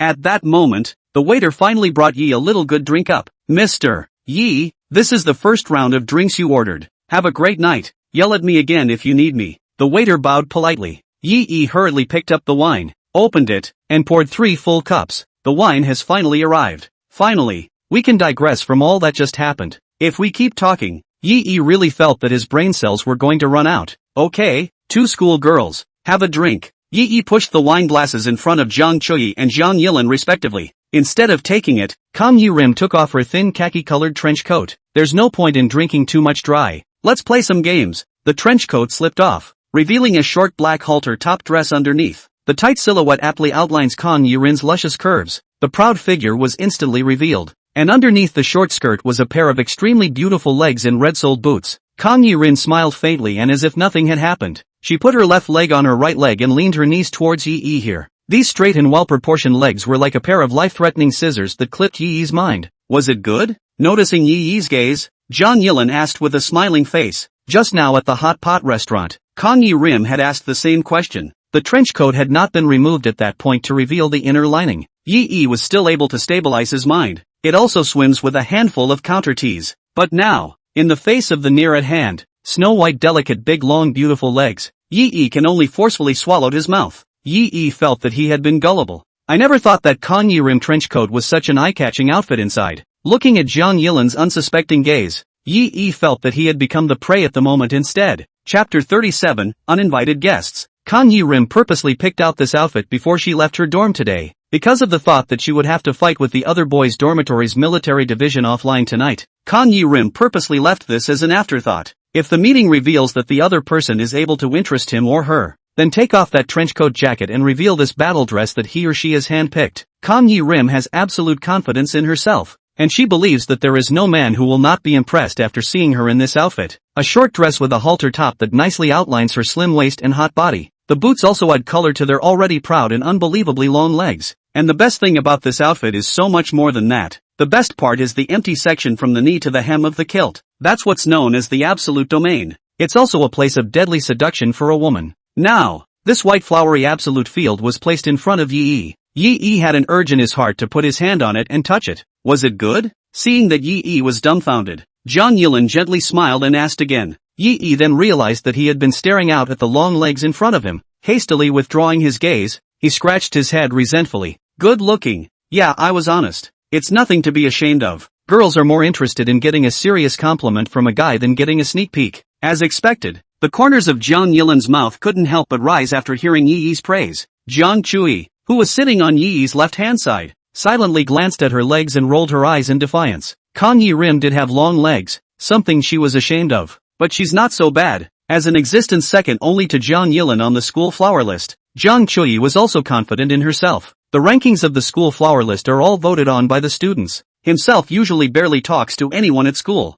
and Kang Yi-rim is usually more outgoing at school and has a better relationship with her classmates, so it makes sense that the popularity is higher than your own. Zhang Chui put her face in front of Yi and asked unconvincingly, Yi, which one of us do you think looks good? Hearing this question, Zhang Yilin on the side also looked at Yi seriously, as if she also wanted to know Yi's answer. The fifth school flower and the fourth school flower were bound to split a win or lose today. Hearing Yi took a closer look at the faces of the two. In the system's ratings, both have a face score of 8. In terms of features alone, it was true that Zhang Chuyi was better. A small, straight nose, a rosy, watery mouth, and a slightly baby-faced face. It does look slightly better than Kang Yi-rim, but it can't help that Kang Yi-rim has a good body. 5'6" and almost all legs below the waist. Those legs alone would make up for that difference of a drop. It seems that the system scores the face value as a combination of scores after taking into account the features and body shape. That score is still gold. Zhang Chuyi and Zhang Yilin's face values are both 8, so it's really hard to tell them apart. It all looks good. Yi replied honestly. So what if you had to pick a better looking one out? Undeterred, Kang Yi-rin continued to press the issue. Looking at the eyes of the two girls who had to demand an answer, Yi instantly had an idea. So be it. Drink these and I'll tell you my answer. 6 bottles of Ace of Spades of different colors were neatly placed on the table. This is today's Yi 1 Point's Great Divine Dragon set, with 6 bottles of wine costing $100,000. The fantasy bar is really expensive. Yi thought to himself, if there was no full reimbursement from the system, even if he now had a balance of $600,000 in his card, this level of consumption would be a bit heartbreaking. Okay, then I'll ask you after I drink. Jang Yilin picked up the wineglass in front of her and clinked it shallowly with Yi. Thank you, Daddy Gold, for today's reward. Just don't swipe so many gifts in the future. Oh, you swipe half of your gift platform draws. It's so uneconomical. With all that money, why don't you ask me out more often to see a movie and go shopping or something? After saying that, Kang Yi-rim bashfully drank it all in one go. This statement shows both that you know how to not spend a man's money. It also left enough illusions for Yi. More about watching movies and shopping. Normal college couples dating is basically the same process. What about after the movie and shopping? Kang Yi-rim didn't say it, but it was somewhat unspoken. Zhang Chudi on the other side looked indifferent. Her mouth slightly nuzzled as if she wanted to say something, but in the end, he swallowed back the words that came to his lips. Self-consciously, he picked up his glass, tilted his head, and poured it all down his throat. She, who usually always showed introversion, had said enough in front of Yi today. Plus she couldn't figure out what was really going on inside of her at the moment herself. Simply still shut up about it. Yi sensed that Zhang Chudi was in a somewhat low mood. It does get a little boring drinking like that. Didn't you just say you wanted to play a game? What are we playing? Yi hadn't been to a bar before and didn't know what kind of small games were usually played in bars. But Kang Yi-rim had occasionally gone to the bar with her girlfriends before and knew a little more about it. Just as Kang Yi-rim was about to teach the duo to play a little barroom ambiguity game, a couple of uninvited guests came over from the next table. Playing games? Ladies, take us with you. Yes, in a place like this, we need a lot of people to make it lively. The man at the next table, who was called Scar, was standing in front of Yi's 3 people with an unsuspecting look on his face. The eyes were extremely indulgent as they surveyed Kang Yi-rim's long white legs. Before Kang Yi-rim could react, she sat on her butt next to Kang Yi-rim. Feeling the strong smell of alcohol on this uninvited guest, Zhang Yilin subconsciously leaned towards Yi. Sorry, we're not interested in hanging out with you guys. As the only man, Yi naturally had to take on the task of protecting Zhang Yilin and Zhang Chui. These punk-looking guys are kind of hobnobbers at first glance, and each had a Thai look in their eyes, obviously wanting to come and take advantage of the situation. Yi was instantly displeased. Zhang Chui and Zhang Yilin could both be his targets to raid. How can anyone else get their hands on it? You kid, don't give your face away. Do you know who this is? A thin monkey-like yellow hair aggressively pointed at Yi. I'm afraid I'll scare you by saying it. This is the famous Scar. You kid, go out and ask around. In this area, who doesn't see our brother Scar respectfully? Scar is willing to play with you guys. That's to give you face. Don't blame me for not being polite if you brats don't know any better. Yellow hair stepped forward and was about to grab Yi's collar, but was blocked by Yi. Scar? Not recognizable. But if you guys don't leave again, I don't mind letting you get to know the police uncles in the area. Yi picked up his cell phone and made a move to prepare to call the police. Chapter 38, Preparing to Strike. Seeing Yi come true, Scar's few people grunted in displeasure. Originally thought the kid would be a softie. A little intimidation would have put his arms around these 2 extremely beautiful women beside him to mooch off them. But I didn't expect this kid to call the police at the drop of a hat. The fantasy bar is new and I hear the owner behind it is a big deal. Scar didn't want to cause trouble in a bar at a time like this. It wasn't that he was afraid of Yi. Rather, he was afraid of bringing any bad influence to the fantasy bar. In case that boss behind it was in existence that he couldn't afford to mess with, then he would probably have to eat his words. Scar gave his boys a wink. The minions understood and opened their mouths to find their own way. You're lucky to be in Scar's sights. I didn't realize you guys were so insensitive. Do you know how many women want to be with Scar? Humph, you really have eyes but don't recognize MT. Ty. Scar, let's go. These 2 chicks don't deserve to accompany you. I'll call you 2 better ones later, brother. Following the steps handed by his junior brother, Scar naturally went along with the trend. Getting up, he went back to his table with a couple of his goons. Seeing the troublemaker walk away, Zhang Chui still had palpitations. Yi, why don't we go? I'm feeling a bit disorganized here. In Zhang Chui's heart, she originally felt that the bar was the kind of place where fish and dragons mixed together. It was only because Yi had his own handle on his hand that he had to come when Yi asked him to come. On a normal day, she would never enter a place like this. From the moment she walked through the door, Zhang Chui felt a lot of unsuspecting eyes staring at her from the shadows. That gaze was very different from the way the boys at school looked at themselves. The eyes of the boys at school were clear and simple, with the kind of admiration that comes entirely from the heart. But those gazes here are like staring at a lamb to the slaughter. It felt like it was going to come rushing up and eat itself out in the next second. This feeling made Zhang Chuyi's heart flutter. Yi could see Zhang Chuyi's concern. He didn't really want to come to a place like this. It was only to fulfill Kong Yirim's wish quest. A mission rewards $100,000, and the consumption of these wines on the table reimburses another $100,000. However, the system has a rule that reimbursement is contingent on these purchases not being packaged or wasted. That means that those drinks ordered have to be consumed before they can be drunk. If the drink is not consumed, the system will automatically withdraw the reimbursement. That's $100,000. How many people don't make $100,000 a year? It's okay, I'm here. Don't worry, they're just a bunch of bully punks. You see, I just mentioned that I was going to call the police and they got scared and walked away. Don't worry, they wouldn't dare mess around. Yi was determined to finish these drinks before leaving today. After all, the temptation to drink up and get 100,000 is just too great.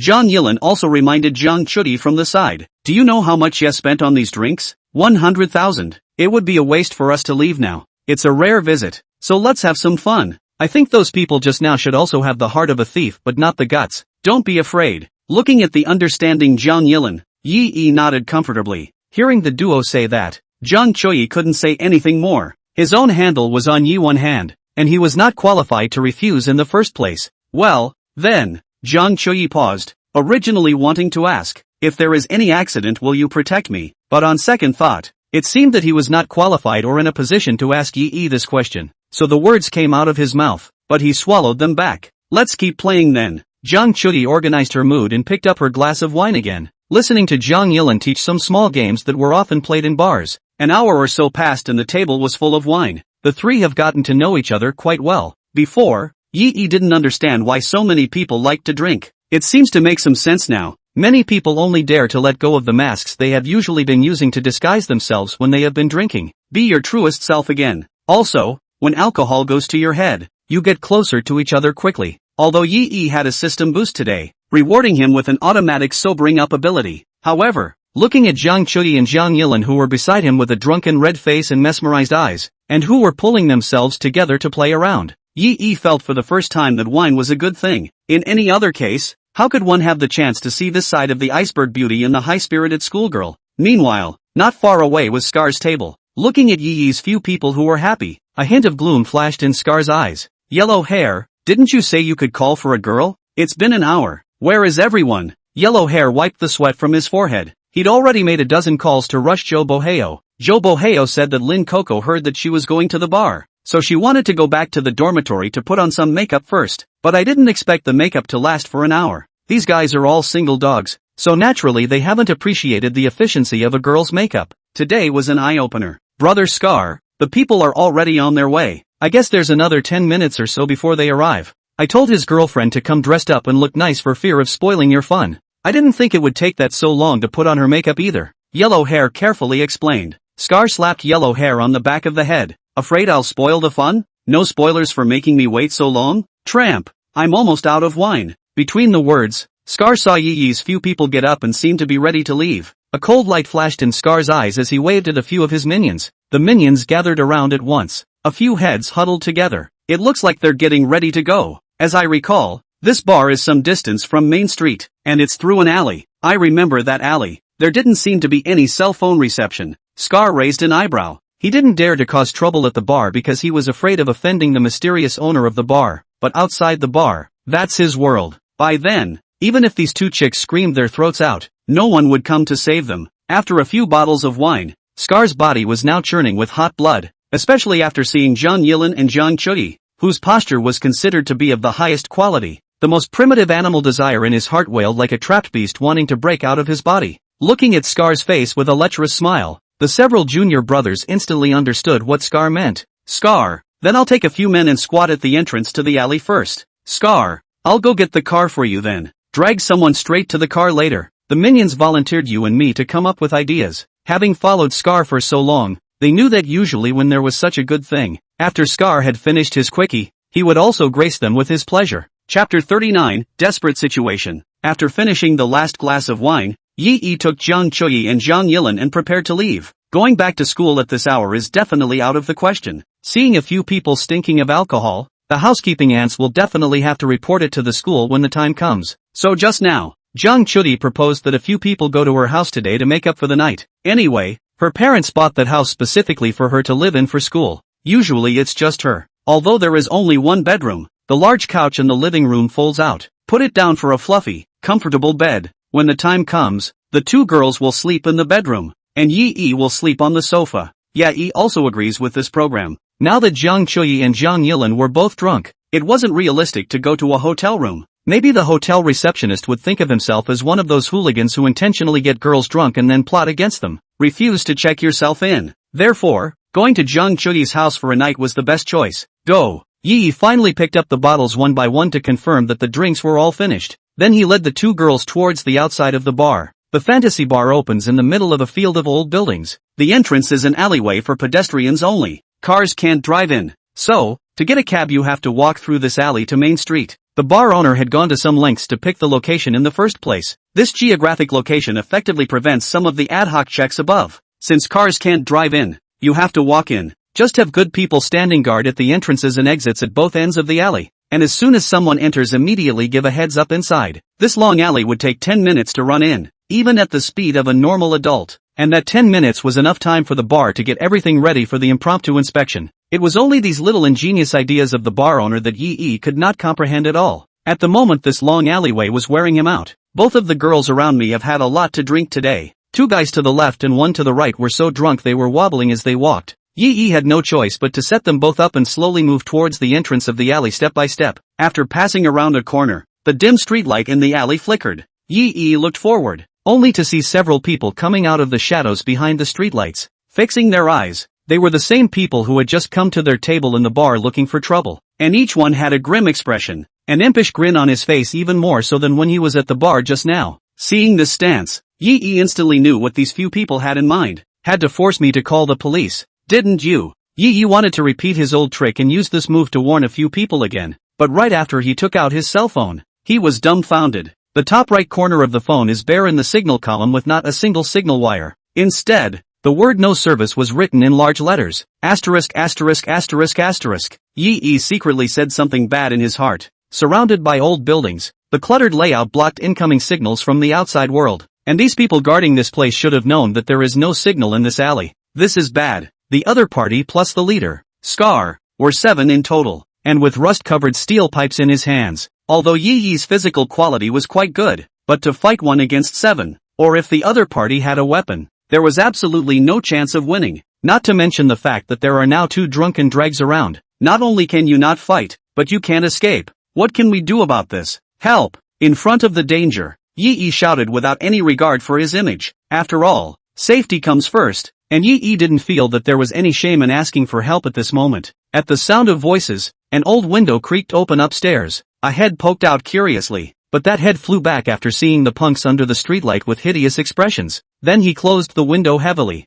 These punks look like they're not to be messed with. No one wants to draw fire. At times like this, it's better to be smart. Scar smiled coldly at Yi. Go ahead and yell. I'd like to see which one of these desperados dares to come to your aid. Yi's heart went cold and his back unconsciously started to break out in a cold sweat. In his heart, he was frantically thinking about how to take Zhang Yilin and Jiang Chuyi to escape the situation at hand. Unfortunately, it seems that everything that comes to mind doesn't work. The only way to save himself was to leave the 2 girls behind and run for his life in the opposite direction. But Yi couldn't do such a thing. Even if these 2 girls weren't the ones he was bound to, he couldn't do something so unmanly. Leaving a woman to run away on her own is not only unmanly, it's not even human. Hitching yourself up to get the wish quests $100,000. Never mind, if a beating can save them both, it's not a loss. Glancing at Zhang Yilin's hot body and Jiang Chuyi's moving cheeks beside her, Yi madly cheered himself up in his heart. It's not a bad idea to take a beating for 2 big beauties. Yi clenched his fists like a dead soldier and prepared himself. As long as these people moved, then one would fight them to the death. Anyway,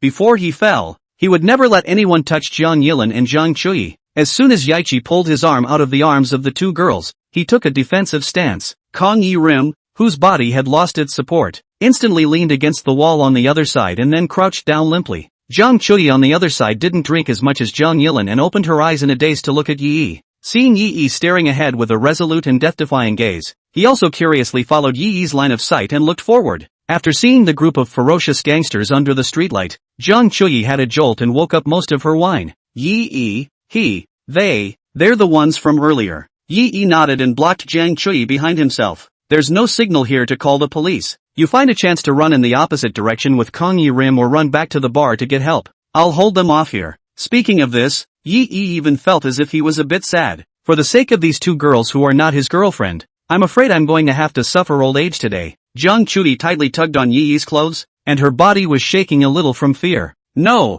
there are so many of them. Let's run together. As he spoke, he only saw a few punks under the streetlight slowly walking over with evil smiles. The rusty steel pipe in his hand scratched across the mottled and aged brick walls on either side, rubbing out a numbing, zippy sound. The leader, Scar, licked his lips and seemed to have started fantasizing about how he was going to savor these two extreme little beauties next. It's too late to leave. Yi anxiously pushed Jiang Chuyi back, blocked in front of the two girls with his body, trying to do my best to buy them time to get out of here. Jiang Chuyi looked at Yi, who stopped in the middle of the alley with open arms, and her heart was inexplicably warm. A feeling of emotion that I had never felt before came over me. Immediately afterward, a wish bar popped up above her head. Yi, don't get hurt. Chapter 40, Cracking the Cracks. Detecting that Jiang Chuyi had updated a wish, Yi froze slightly for a second, followed by great joy. Saved. System, receive the wish quest. Ding, it is detected that the host is on a wish mission. Gives the host a temporary bonus, fighting arts. As the system tone fell, Yi felt a warm current filled with power instantly burst through his body. The mind also inexplicably flooded with many real-world fighting experiences and techniques. At this moment, he looked again at the punks who were approaching with steel pipes. Yi's mind had automatically rehearsed countless ways to defeat them. It was as if what was coming at him at the moment was not a vicious hobnailer, but a pile of worthless rags. Yi, I can't carry Jiang Yilin. Kong Yi Rim is so drunk now that she can't stand up at all. Jiang Chuyi couldn't even drag her. Looking at Scar's men who were already getting closer, Jiang Chuyi cried out anxiously. She could even visualize how she and Kong Yi Rim would be treated if they fell into their hands. Yi, why don't you run? You're a boy. They can't catch you if you run. Better than all three of us. Jiang Chuyi's heart was like ashes, frozen against the wall, and seemed to have given up struggling. Maybe it was fate. Maybe she was destined for this. In Jiang Chuyi's despairing eyes, Yi withdrew the arms that had just blocked in front of the two people. Jiang Chuyi's heart went cold, and the last glimmer of light went out. It looks like Yi is really ready to slip away. Although Jiang Chuyi very much wanted Yi to protect herself, but she knew that it was unrealistic. 7 men on the other side, and weapons. Even if Yi stayed, it would just be one more beating. Leaving the two of them behind to escape on their own would be the most sensible choice. Only that the two weak women, herself and Jiang Yilin, faced this group of hooligans. Thinking of this, Jiang Chuyi's tears slid down her cheeks nonstop like little pearls on a broken string. Suddenly, Jiang Chuyi felt a heat on her face. A warm palm helped wipe away her tears of terror. Don't be afraid. I'll protect you. Hearing Yi's gentle voice, Jiang Chuyi felt like a person who had fallen into a turbulent river and was about to drown, and suddenly grabbed a straw that could save his life. Under the dim light of the street lamp, Yi had a gentle face, and Jiang Chuyi actually looked a little dumbfounded. Although it was unknown how Yi had the courage to say this, but in such a critical situation, Yi did not leave her alone without her, which already made her feel touched enough. Looking at Yi's handsome and confident face, Jiang Chuyi's heart moved for no reason. A voice couldn't help but appear in his head as well. Luckily her first kiss was given to Yi this morning, otherwise it would be a real shame to be spoiled by these assholes. At that moment, Scar, who was only 7 or 8 meters away from the duo, had a disdainful sneer on his face. At a time like this, still playing the hero? You don't weigh yourself either. That's it, and you still want to be a hero? I'll teach you boys a lesson today. Give it to me. The juniors under his command heard the instruction and copied the steel pipe and swung it at Yi. Jiang Chuyi subconsciously squatted down and covered her head, closing her eyes in fear. Boo! Pop! There was a muffled grunt, followed by the crisp sound of a steel pipe falling to the ground. How did the opponent's weapon get knocked out? Hearing the movement, Jiang Chuyi then bravely reopened her eyes, only to see Yi standing at the same spot with a relaxed face, while a punk had fallen under the corner of the wall covering his chest in pain. The steel pipe in his hand also fell a short distance away. Just now, at the moment when this punk rushed in front of Yi's lightning-fast sidekick viciously kicked the punk's chest. The brutal impact directly lifted the punk's entire body horizontally. It hit the wall hard, then rolled off the wall and onto the floor. The whole process took less than a second.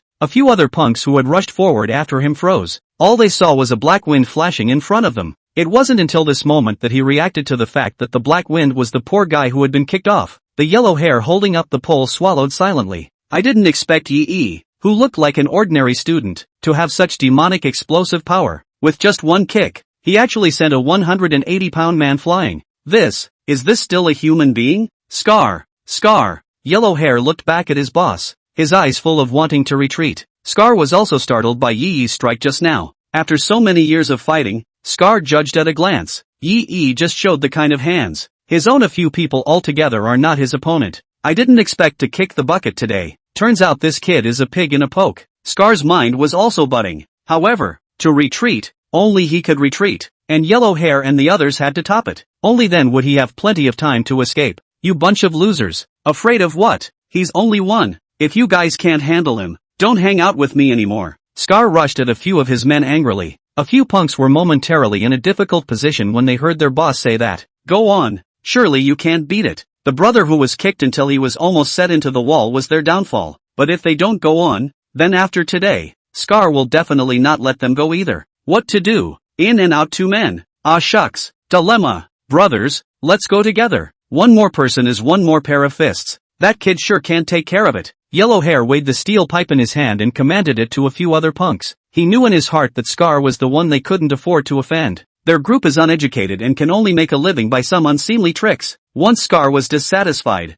I'm afraid it would be difficult for them to continue to make a living in Binchang in the future. The lesser of 2 evils. This is something Yellow Hair still knows. Through Yellow Hair's expression, the other few punks seemed to have figured this out as well. A few people looked at each other and nodded before charging towards Yi once again. Seeing that his minions had rushed up, Scar didn't delay for a moment and hurriedly turned around, running towards the entrance of the alley. Boo! Dang! Clang! Aha! The sound of blows and wailing reached Scar's ears, but Scar didn't dare to look back. Any waste of time at this juncture is fatal. Scar ran forward with his head buried in his hands. The sounds of the fight behind them rang out for less than half a minute before stopping. It sounds like his own minions are all but wiped out. Cold sweat broke out on Scar's brain. I never thought I'd mess with such a devil today. Tada! Tada! The sound of running came from behind them. Scar knew that it was the demon who had come to claim his life. The footsteps were getting closer and closer, and Scar couldn't stop his legs from starting to tremble in fear. At this moment, he only felt that this alley was incomparably long, and he couldn't run to the end no matter how. A gust of wind whisked by,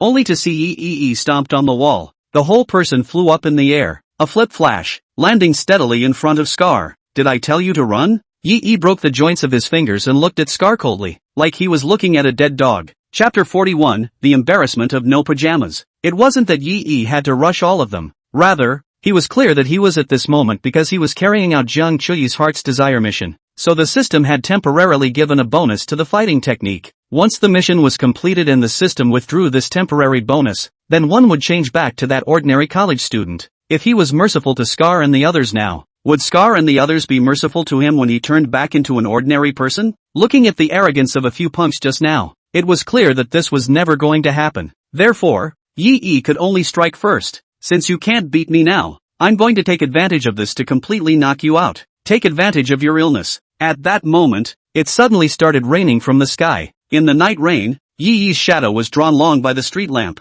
Against the light, Scar could not see Yi's expression at all at this moment. One could only feel a gust of icy, piercing coldness emanating from the body of the young man in front of him. This chill is called despair. Scar's legs went limp and he fell to his knees with a plop. Big brother, I was wrong. You let me off the hook. I will definitely in the future. Scar clasped his hands together, his tone of voice 10,000% sincere. It is more pious than when you go to the temple to burn incense and worship the god of wealth on New Year's Day. He only hoped that he could beg Yi to have a moment of weakness and spare himself. But before Scar could finish his sentence, Yi's foot arrived. Scar didn't even see Yi's movements. All I felt was a sudden gust of wind next to my cheek, followed by what felt like a big speeding truck hitting the side of my face. Under the huge impact, Scar spun and flew out at 500 centimeters per second like a drifting falling leaf. After hitting the wall with a bang, he passed out completely. Ding! It is detected that the host has completed the wish quest. Congratulations to the host for receiving a reward of $100,000.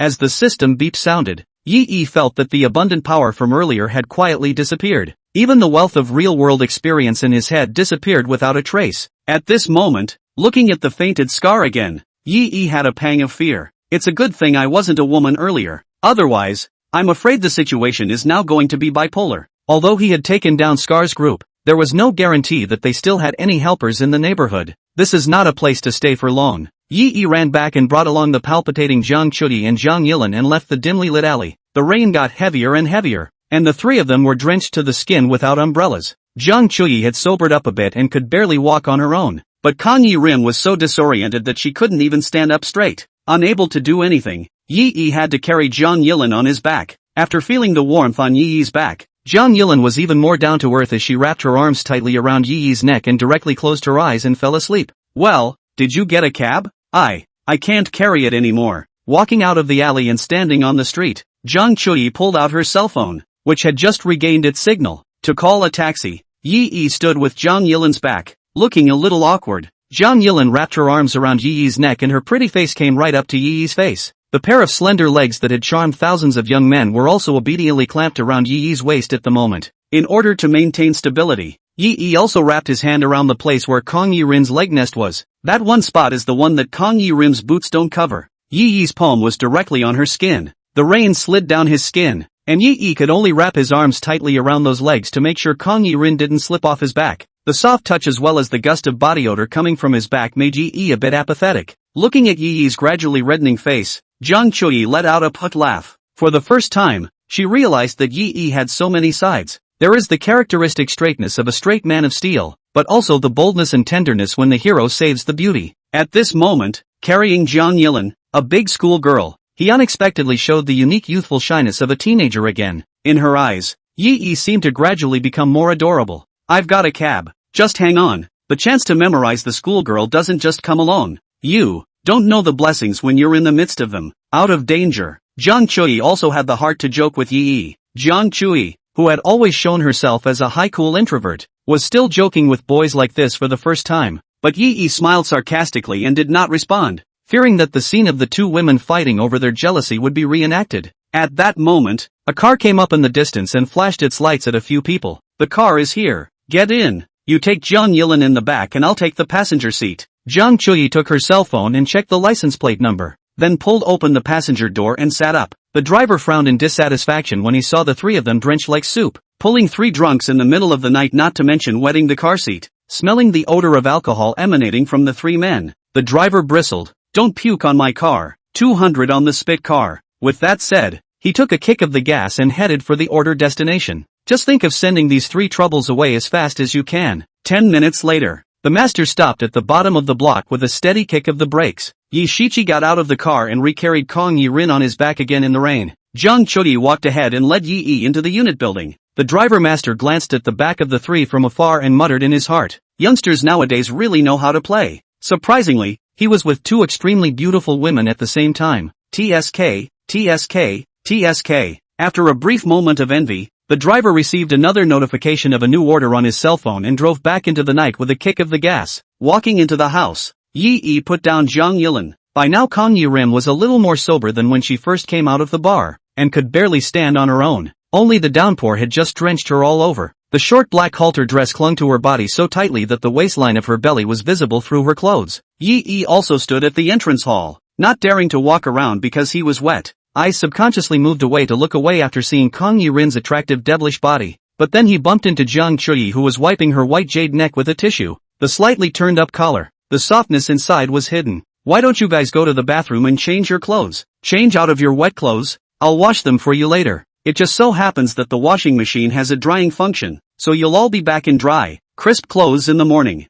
Zhang Chuyi took 2 pairs of slippers from the shoe cabinet for the two of them. These 2 pairs of slippers are worn sometimes when her parents come here to visit her, so exactly the right size for men. Come to think of it, it seemed like this was the first time anyone other than my own parents had come to my house. Introverted Zhang Chuyi usually do not have many friends, every day back home or alone. Today, Yi and Zhang Yilin came, and in turn, it felt like the house wasn't as cold as it usually was. My pajamas are looser, so you can wear mine later, Lin. Unconsciously, Zhang Chuyi's name for Zhang Yilin had changed. She found a set of her loosest pajamas for Kang Yi-rim and put them in the bathroom. That's the biggest set of pajamas she's ever had in her size. I hope Kang Yi-rim doesn't feel too short when she wears it. Kang Yi-rim burped drunkenly and said thank you before diving into the bathroom. After the bathroom door closed, Zhang Chuyi looked at Yi with slight embarrassment. I don't have any men's pajamas in my house. You, what do you do? Chapter 42 Heartwarming Feelings. Yi also scratched his head awkwardly. Well, how about I just make do with what I'm wearing?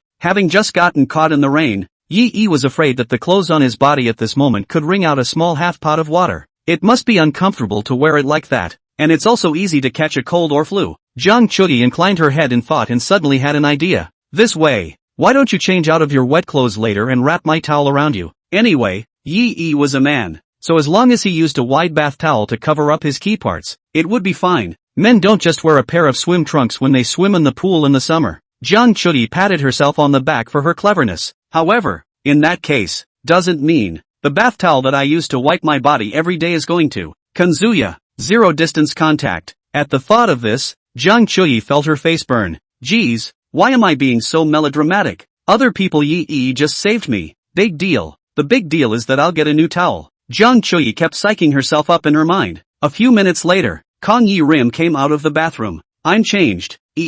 Go change. Unconsciously, Zhang Yilin's name for Jiang Chuyi had changed. The two seemed to have become bosom buddies. Looking at Zhang Yilin who walked out of the bathroom, both Yi and Jiang Chuyi couldn't help but cover their mouths and snicker. Jiang Chuyi's short-sleeved pajamas turned into a revealing dress on Zhang Yilin. The pajama pants also turned into 9-minute pants, and the white ankles were just exposed to the air. I don't know why, but looking at you like that, you have the feeling of an adult stealing children's clothes. Ha ha, Yi pointed at Zhang Yilin and snickered. Kang Yi Rin rolled her eyes poutingly. Who's an adult? Are you calling me old? I'll always be 18. Okay. The alcohol hadn't completely dissipated and Kang Yi Rim still spoke with a drunken flavor. Seeing this, Jiang Chuyi hurriedly pushed Zhang Yilin into the bedroom. Fine.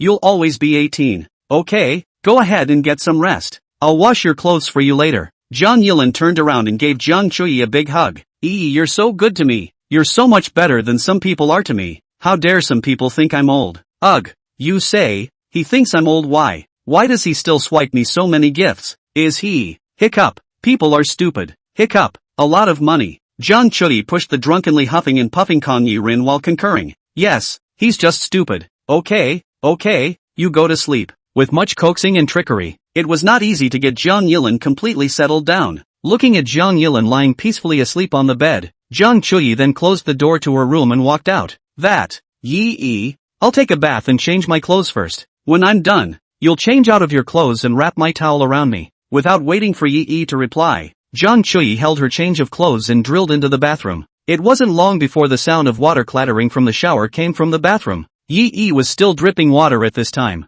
and didn't want to dirty Jiang Chuyi's home, so he had also been honestly standing at the entrance foyer. It was the first time he had ever been to a girl's house. Couldn't help but be curious and look around. There was a small wall next to the foyer with a few thin brown twines hanging from it. A photograph was clipped to the twine. Those were some of the life photos Jiang Chuyi had taken since she was a child. As you can tell from the photos, Jiang Chuyi has been very good looking since she was a little girl. Big watery eyes, delicate little face. It makes you want to reach up and rub and squeeze. Only all the photos showed Jiang Chuyi alone. That fits her introverted not many friends persona. Whether it's a high school graduation photo or a photo of a shopping trip, Jiang Chuyi is the only one in the picture. These photos should all be taken by Jiang Chuyi's parents for her. Seems like a good girl who listens to her mom and dad. No wonder I was so worried about my mom and dad finding out about my cheating on the test. This kind of handle, if it were anyone else, maybe dead pigs are not afraid of hot water also broke the pot. It was Jiang Chuyi, who was actually willing to promise to fulfill 3 of his demands in order to keep his parents from knowing the mistakes he had made. Yi smiled. This high-strung class flower is really naive and somewhat adorable. Not long after,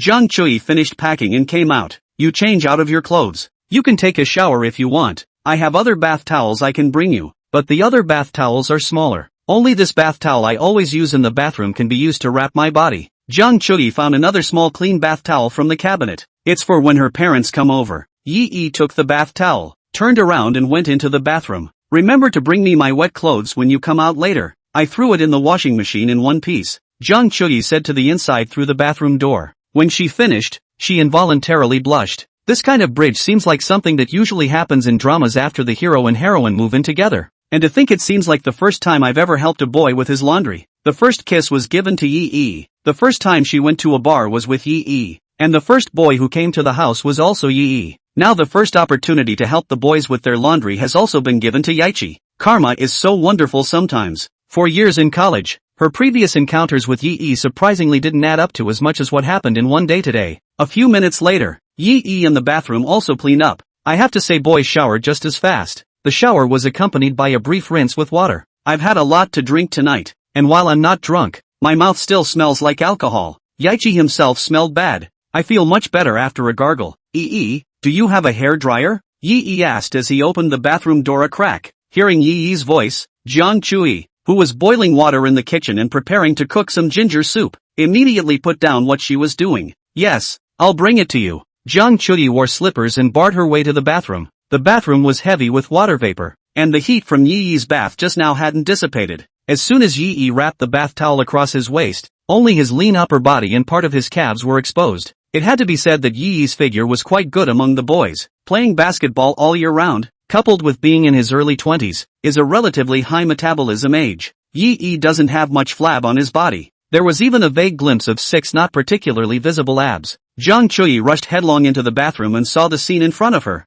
her cheeks quickly leaping red in a very short period of time. After staring at Yi's abs for 2 to 3 seconds, Jiang Chui came back to her senses and hurriedly averted her eyes. Panicked, he looked around. Then handily, he pulled a hairdryer out of one of the bathroom cabinets and shoved it into Ye's hand. You blew it. I'll make you some ginger tea. Repel, drive away the cold. With that, like a frightened white rabbit, she fled out of the bathroom as fast as she could. After running back to the kitchen, Jiang Chui couldn't stop her hands from shaking as she boiled water. The thumping off me heartbeat in my chest was like a deer in the headlights. Chapter 43, Jiang Chui's Night Attack. When Yi came out after blow-drying his hair, he saw a small bowl of ginger tea on the table. It's still steaming, and the living room was empty. The door to Jiang Chui's bedroom room was also closed. At this time, the cell phone shook and opened it to see that it was a message from Jiang Chui. Lin and I will go to bed first. You have an early night too. I've already laid out the fold-out couch in the living room for you, but there's no extra comforter in the house. Just a small blanket.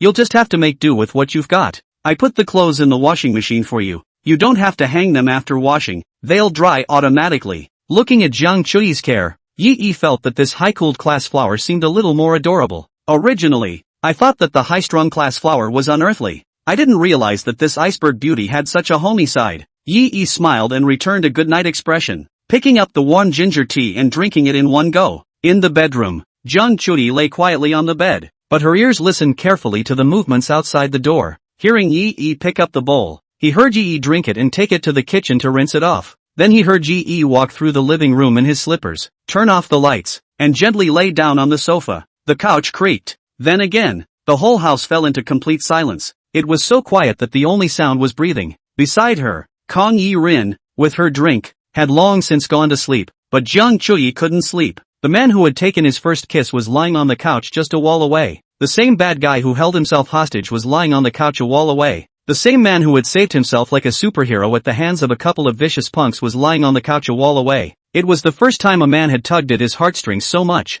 Jiang Chui's mind couldn't control the flashback to the image she saw just now when she brought Yi a hairdryer. A lean physique with what appeared to be six-pack abs, unfortunately, was in too much of a hurry to look closely. Oops, what's going on? What was I thinking? It must be because of the drinking. Can't think, can't keep thinking. It's so late, it's time to go to bed. Jiang Chui forced herself to close her eyes, but the image lingered in my mind. It's even becoming clearer. Half asleep, Jiang Chui even saw Yi, wrapped in a bath towel, wallop himself on the wall of the stairwell of the school building, hooking his own chin, with a gentle face and a touch of playfulness. I want you to kiss me. Yi's seductive voice rang in his ears. Jiang Chui had trouble distinguishing whether this was a dream or reality for a moment. In a trance, she felt a weight on her body and an arm and a leg hitch up. Opening his eyes, he then reacted to the fact that he had just been dreaming. The sleeping Kong Yi Rim was not at all restless and actually put her arms and legs on her. Jiang Chui had always been a light sleeper and would wake up at the slightest impact. She moved away from Kong Yi Rim's arms and legs, but she couldn't recall all of what she had just dreamed. Just remembering that dream just now gave her a very sweet feeling.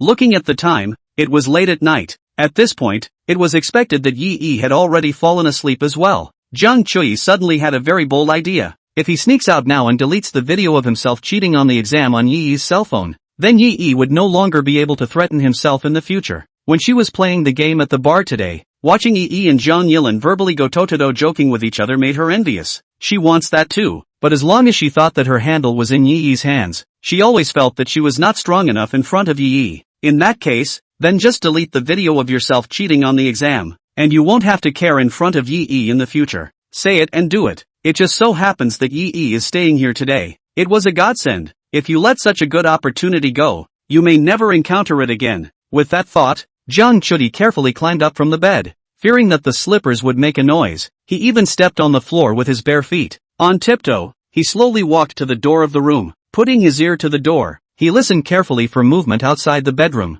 The living room was quiet, and it seemed that Yi was really asleep. Jiang Chudi gripped the door handle and slowly pressed the handle down with an extremely subtle amplitude. After opening the door to the room, he poked his head out first and looked around. The figure on the couch didn't move a muscle. Jiang Chudi was overjoyed, holding her breath, not daring to utter a single breath, and step by step, like a thief, she approached towards Yi. It was still raining outside the window. The sound of raindrops hitting the window just happened to cover the faint sound of Jiang Chuyi's movement. Walking over to the couch, he saw Yiqi's cell phone sitting next to his head. Jiang Chuyi took her cell phone and opened the screen. The screen indicates that face recognition is required. Glancing at Yi who was breathing steadily, Jiang Chuyi boldly aimed her cell phone screen at Yi's face. Recognition failure. Try again. Still prompts for recognition failure. It was only then that Jiang Chudi remembered that it seemed like face recognition needed to detect an open eye in order to recognize it successfully. What a way to go. Such a great opportunity. Wasted? Jiang Chudi put down her cell phone, and her entire body looked a bit bereft. Just then, Yi suddenly rolled over. The blanket covering his body slid smoothly to the side, revealing a firm and youthful hormonal body under the blanket. Jiang Chudi was too scared to utter a single breath, fearing that Yi would suddenly wake up. It's a good thing that Yiqi just rolled over. After rolling over, the breathing remained long and steady. Jiang Chudi then breathed a sigh of relief. Just as she put down her phone and prepared to go back to the bedroom, her eyes were unconsciously attracted by Yi's exposed abs. I'm here now, so it's okay to take a look. Moreover, Yi was now asleep. He wouldn't know if he looked at it for a while. These two voices suddenly popped up in Jiang Chudi's heart. Then with a slightly trembling hand, he took a serious look at the few well-defined lines under the thin sebum by the faint glow of the cell phone screen. Wow! There really are 6 pieces. Jiang Chuyi couldn't help but even want to get her hands on it to feel exactly what kind of touch it was. But he was afraid of waking up Yiqi. Hands poked out and back in indecision. Probe again. Retracted.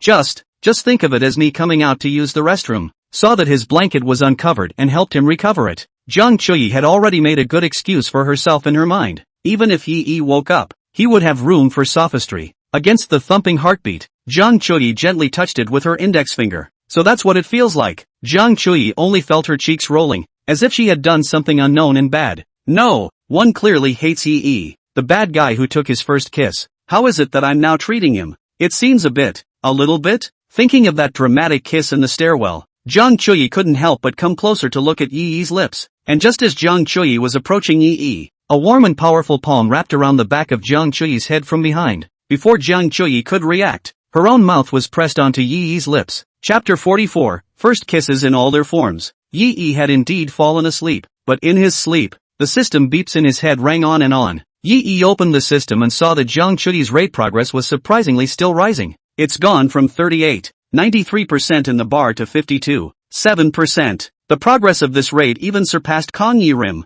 Isn't Jiang Chudi asleep? How could the progress of the rate increase so dramatically after falling asleep? Is this a dream? Just as Yi was puzzled, he suddenly felt an icy cold finger skimming from the small of his back. Yi had a jolt and squinted his eyes to see that Jiang Chuyi had squatted beside him at some point. Nice guy. Hooligans? Trying to do something while you're asleep? Damn. Is the class president's private life so contrasting? This is too. It's so exciting. But as the saying goes, you can't take advantage of a bargain that's delivered to your door. It wasn't like the system had tasked itself with having to be a good guy tonight anyway. Moreover, he himself had almost lost his life today in the alley in front of the bar for these two schoolgirls. It's only right to collect some favors now. Thus, after seeing Jiang Chuyi's soft mouth come closer and closer, Yi smoothly wrapped his arms around Jiang Chuyi's head and kissed it. Well, Jiang Chuyi, who was suddenly kissed, stared in surprise. How could she not expect that Yi would suddenly wake up? And woke up just as he was about to get a closer look at him. Jiang Chuyi subconsciously wanted to break free, but the back of her head Yi's hand was pressed down dead,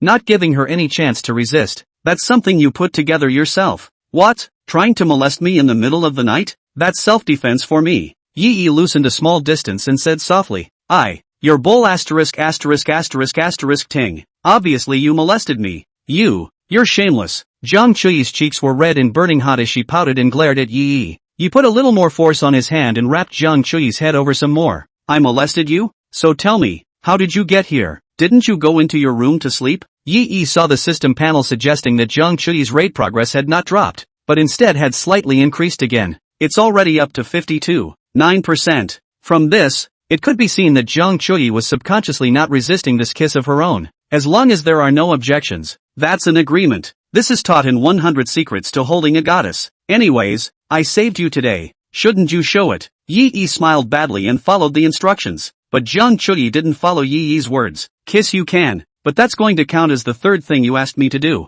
When this is done, you're going to delete those videos. Hearing Jiang Chuyi's request, the smile on Yi's face increased. Well then, I'll tell you now what the third thing I'm going to make you do is. Looking at Yi's unsuspecting expression, Jiang Chuyi's eyes flickered. You, don't mess around. We agreed beforehand that I can refuse if the request is too much. Yi probed up, the tip of his nose close to Jiang Chuyi's. The third thing I want you to do is, promise me 10 more things. Jiang Chuyi desperately shook her head. You're cheating. Say yes to 3 things. How come it's 10 things now? Yi, you tricked me. You just don't want to delete those videos. But Yi had the look of a dead pig. These videos were originally a shortcut for him to pin down Jiang Chuyi. Without this handle, how hard it would have been to raid this iceberg beauty. Since the system provides this convenience, it is natural that it should be utilized. I have the video anyway, so you don't have any other choice but to say yes. Do you, little Yui? I don't think you want these things to be known by others either. Yi uttered these words again that made him feel a little evil himself.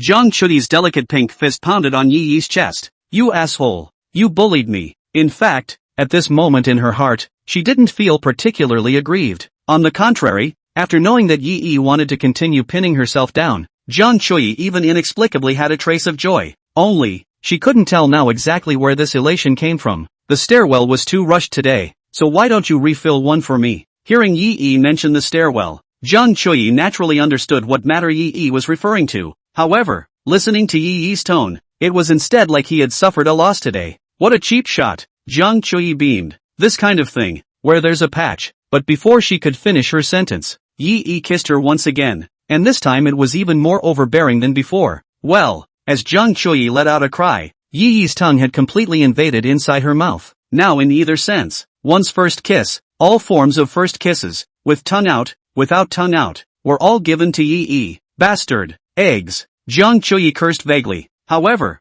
the lips were honest and gradually responded to Yi's movements, even closed his eyes in intoxication. Yui, where are you? Just as the two were obliviously kissing, a radiant light bulb came through the bedroom door. Ginger Yellen drank too much today. The sudden urge to urinate came on in my sleep, but he woke up to find that Jiang Chuyi was not around. At that moment some more subtle movement was heard from outside, so he got up and followed the sound. Hearing Jiang Yillen's voice, Yi and Jiang Chuyi hurriedly separated. In a hurry, each twisted his head to make excuses for himself. I got up to go to the toilet. I saw that Yi's blanket was uncovered. So just. Yi also nodded repeatedly. Yeah, I happened to wake up frozen. Hey, why are you up too? Kang Yi-rin rubbed her eyes in a daze. She really didn't see what happened between the two just now. Her head is still spinning. I got up to use the restroom too. I'm afraid of the dark. Can you stay with me? Jiang Chuyi looked at Yi and saw that Yi licked his lips. Couldn't help but pout and slap him. Lin,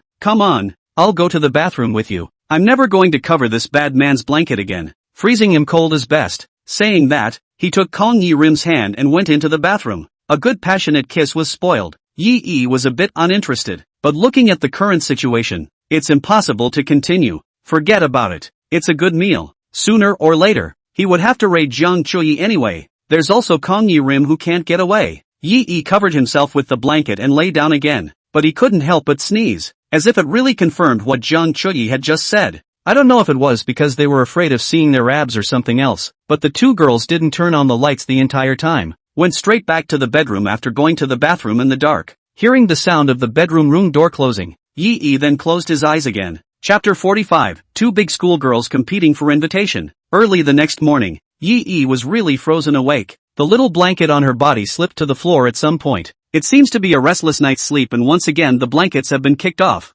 Yi rubbed his somewhat stuffed nose and sat up. Walking out onto the balcony, he took his already dried clothes out of the washing machine and changed into them. It's over. It seems like I really have a cold. After putting on his clothes, Yi felt his throat start to hurt a bit as well. Got caught in the rain, went to bed with no clothes, no covers, and the only small blanket kicked off by itself. It's a wonder you don't catch a cold after sleeping all night in these conditions. Looking at the time, it's still early, just after 6 in the morning, and I don't know if there's a pharmacy nearby. Yi walked to the door, changed his shoes, took the key placed on the shoe cabinet, and went out the door. More than half an hour later, Zhang Chuyi and Zhang Yilin got up and washed themselves. Opening the door of the bedroom room, he happened to see Yi, who hadn't bought the medicine, coming back from outside with his breakfast. Wake up, come and have breakfast. I see that Pancake Stand downstairs is doing exceptionally well, with a huge line. I stood in line for 10 minutes to get it. Here, while it's hot. It won't be good if it gets cold later. Yaichi set the table with hot pancakes and soy milk. The two women saw this and hurried to the bathroom to wash up. It is very easy to be hungry after a hangover, especially Kong Yi Rim. I woke up in the morning to hear my stomach grumbling all the time. Yi, why do I hear your nose stuffy when you talk? Cold? Zhang Chuyi asked while brushing her teeth. Yi nodded honestly. Well, kind of. Guess I caught a cold last night. After all, no good Samaritan is going to come back and cover me with a blanket in the latter part of the night. Zhang Chuyi heard the implication of Yi's words, and the action of brushing her teeth stalled as two blushes climbed on her cheeks. That kiss last night was savored for a long time after she returned to her room. For the first time, she knew that kissing between a man and a woman could feel like this. The whole thing was crunchy, like being drunk on a piece of soft cotton. Is Yi hinting at something by mentioning this matter again at this moment? Kong Yi Rim is still here. Kong Yi Rim, who was on the sidelines, didn't remember a thing about what happened last night. Silly asked. No one to cover you with a blanket in the middle of the night afterward? Why do you sound like someone covered you for the first half of the night? Yi curiously stared at Zhang Yilin for a while. You really don't remember anything? Zhang Yilin looked at Yi, then Zhang Chuyi, and saw that both of them were looking at themselves seriously. But she really didn't remember anything, so she shook her head. Too much to drink last night. I just remember Yaichi carrying us out of the bar. Behind. There's not much left to remember. Did I came and covered you with a blanket in the first half of the night? Hearing Kong Yi Rin's reply, Yi breathlessly slapped his hand on his forehead. How can you be drunk like that and have the strength to come and cover me with a blanket? Do you not even remember how you got back? Speaking of which, Zhang Chuyi talked more. Lin, you don't even know how scary last night was. You know, right after we left the bar, the same punks who tried to harass us at the bar actually blocked us in the alley. And they're holding. Zhang Chuyi finished brushing her teeth and told a colorful story while nibbling on a pancake. Listening to Zhang Chuyi's description, Yi realized that in the third-person perspective, he was actually so handsome last night. 1 against 7, and out of the blue, it's seconds. When he rated Zhang Chuyi in the future, the system should be able to permanently reward himself with this fighting technique. By the time he had his fighting skills, if any ungrateful people wanted to come and harass his bound subjects in the future, then he would definitely make them eat their words. Wow, Yi, you're actually so powerful. So then, you even saved me last night. Kong Yi Rim's eyes didn't seem to have any of the aftermath of knowing what happened last night. Instead, his eyes were full of curiosity and delight. After listening to the story Zhang Chuyi told, Zhang Yilin felt more and more that Yi was the man she was destined to meet. Handsome, rich, fun and secure. Only such a man could be worthy of himself. But, Zhang Yilin noticed that Zhang Chuyi's eyes had been absently looking at Yi, and there were a few intriguing things about Yi and Zhang Chuyi's stares at each other. Intuition told Kong Yi Rim that there must be something wrong between these two. Although last night she and Zhang Chuyi had also developed a certain friendship. But in the pursuit of true love, any friendship can only take a back seat. In terms of face value, Zhang Chuyi was not inferior to her, and Zhang Chuyi and Yi were still in the same class. Near the water tower first get the moon. This aspect is considered Zhang Chuyi occupies a certain advantage. But Kong Yi Rim wouldn't admit defeat. It's not for nothing that you've been a relationship army man for so many years. If she couldn't get Yi, what face would she have to teach others how to fall in love in the future? Yaichi, I have a dance performance tomorrow night. I was invited by an event party outside of school, and it was my first dance performance outside of school. To be honest, it's kinda nerve-wracking inside. Would you like to come and help me out then? Having a familiar friend present gives me a little bit of peace of mind. Zhang Yilin took the initiative, and the words are very clever. In his words, he had already put a familiar friend hat on Yi. I'm already treating you as a friend. You won't not give me this face. The corner of Yi's mouth rose slightly, seeing that Kong Yi Rim took the initiative to invite him. He was also a bit relieved. Originally, I was worried that her progress in the raid would be stalled due to her jealousy fight with Zhang Chuyi. Now it seems that I was overthinking it. Okay, tomorrow night just so I don't have anything to do. I'll be there when the time comes. Yi answered with his mouth full. Jiang Chui, who was gnawing on a pancake on the side, stopped the movement of her hand, looked at Kong Yi Rim. It seemed to sense Kong Yi Rim's intentions. Didn't we all call each other friends yesterday? And you call me Yi affectionately. It's just like a good friend. How is it that this kind of thing where you have to call your familiar friends to go and support them is only called Yi? It's a drunkard's ass. I knew you had something in mind for Yi. Humph. I've already given him my first kiss. There's absolutely no way I'm going to let you take him away from me. Yi, are you free tonight? I happen to have 2 tickets for the front row of the infield for the Yejezhou concert tonight. Would you like to come with me? Consider it my thanks for stepping in and saving me last night. I didn't realize that after the iceberg beauty broke the ice, she would take the initiative to open her mouth and ask a guy to go to a concert with her. Yi felt that the current Jiang Chui seemed to be not quite the same as the Jiang Chui he knew before. Chapter 46, it's actually Yi. Yejezhou's concert? Yi suddenly thought of something. Wasn't that the reason he was dumped by Lin Coco? He didn't get Lin Coco's hints and only bought her an album by Joey Jie as a birthday gift. So Lin Coco splits and finds Joe Boheo, who is willing to pay for her to go to a concert. Unexpectedly, although he had lost Lin Coco, now the cool class flower Jiang Chui had taken the initiative to invite him to the concert. That's a lot of, what's the saying? The old man lost his mare. Or to put it bluntly, if the old doesn't go, the new doesn't come. However, Yi remembered that the tickets for Joey Jie's concert had just come out in less than a minute before they were snapped up. After all, it was a top stream singer in China, and the heat was not normal. I've heard that Chu Boho is all about scalping tickets by adding high prices. Jiang Chui can actually have 2 tickets to the first row of the infield? How did you get 2 tickets? Yi was a bit curious. In his impression, Jiang Chui usually kept to herself and didn't have many friends at school. Concert tickets are so expensive. Why would she buy 2? Jiang Chui wiped her mouth that had just finished eating the pancake with a napkin. Wow, the organizers are friends with my mom. My mom knew that I liked Yejezhou and went straight to the organizers to buy 2 tickets in the front row. Hearing this, Yi reacted to the identity of Jiang Chui's mother, the director of the Cultural and Tourism Bureau. So, Yi had almost forgotten that there was another reason why Jiang Chui had few friends at school, besides her own introverted personality. It's because the family is well off. In addition to her mom being the director of the Cultural and Tourism Bureau, Jiang Chui's dad also runs his own company. Therefore, Jiang Chui's living conditions are more than half a star better than the average classmates. You can tell by the fact that her parents were willing to buy her this suite near a college town for her convenience. So in the school, everyone thought in their hearts, consciously or unconsciously, that this kind of young princess from a good family must be unwilling to make friends with ordinary people. Subconsciously, it alienates her somewhat. How's it going, Yaichi? You don't like Joey Jie very much? Seeing that Yi didn't agree for half a day, Jiang Chui was a bit anxious. This was the first time she had ever taken the initiative to ask a guy out. Is it hard to believe that the first invitation is going to end in failure? Yi shook his head. Yes, then let's go together tonight. I'm a big old fan of Yejezhou. Been listening to him since elementary school. Yejezhou is the youth of their generation. How can you not like it? Seeing Yi agree, Jiang Chui looked very happy. The eyes smiled and curved into 2 nice little crescents. The concert starts at 6 p.m.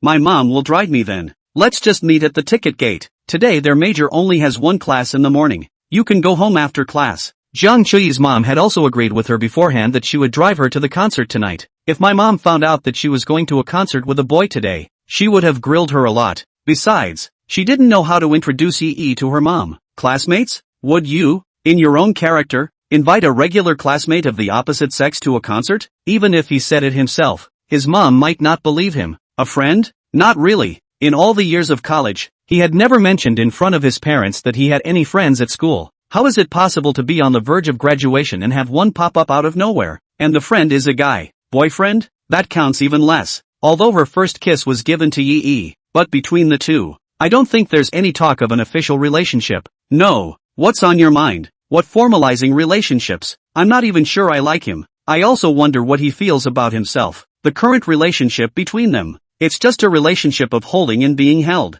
As soon as she thought that Yi had her own handle on one hand, Jiang Chui was even more afraid to let her mother know of his existence. Okay, then I'll see you tonight at the concert ticket gate. Yi didn't care too much about this. It just so happens that I have a bit of a cold today. Plus I got up early in the morning, so I can catch up on some sleep in the dorms this afternoon. Kong Yi Rim, who was on the sidelines, was sour in her heart. He had just asked Yi to see his show tomorrow night. I didn't expect Jiang Chui to ask Yi to watch the concert tonight. Fine, Then let's each compete fairly, Kang Yi-rim muttered in her mind. The two women looked at each other and both seemed to read each other's eyes. Through the air, Yi could feel sparks surging between the two of them. Ahem, it's all gone. Let's go to school together after we eat. Yi hastily changed the topic. Looking at the time, it was about time to take the subway to school. Jiang Chui simply cleaned up the trash on the table, and Yi and Jiang Yilin also helped clean up the house. Small blankets were folded, pajamas and bath towels were thrown in the washing machine, and the fold-out couch was reset up.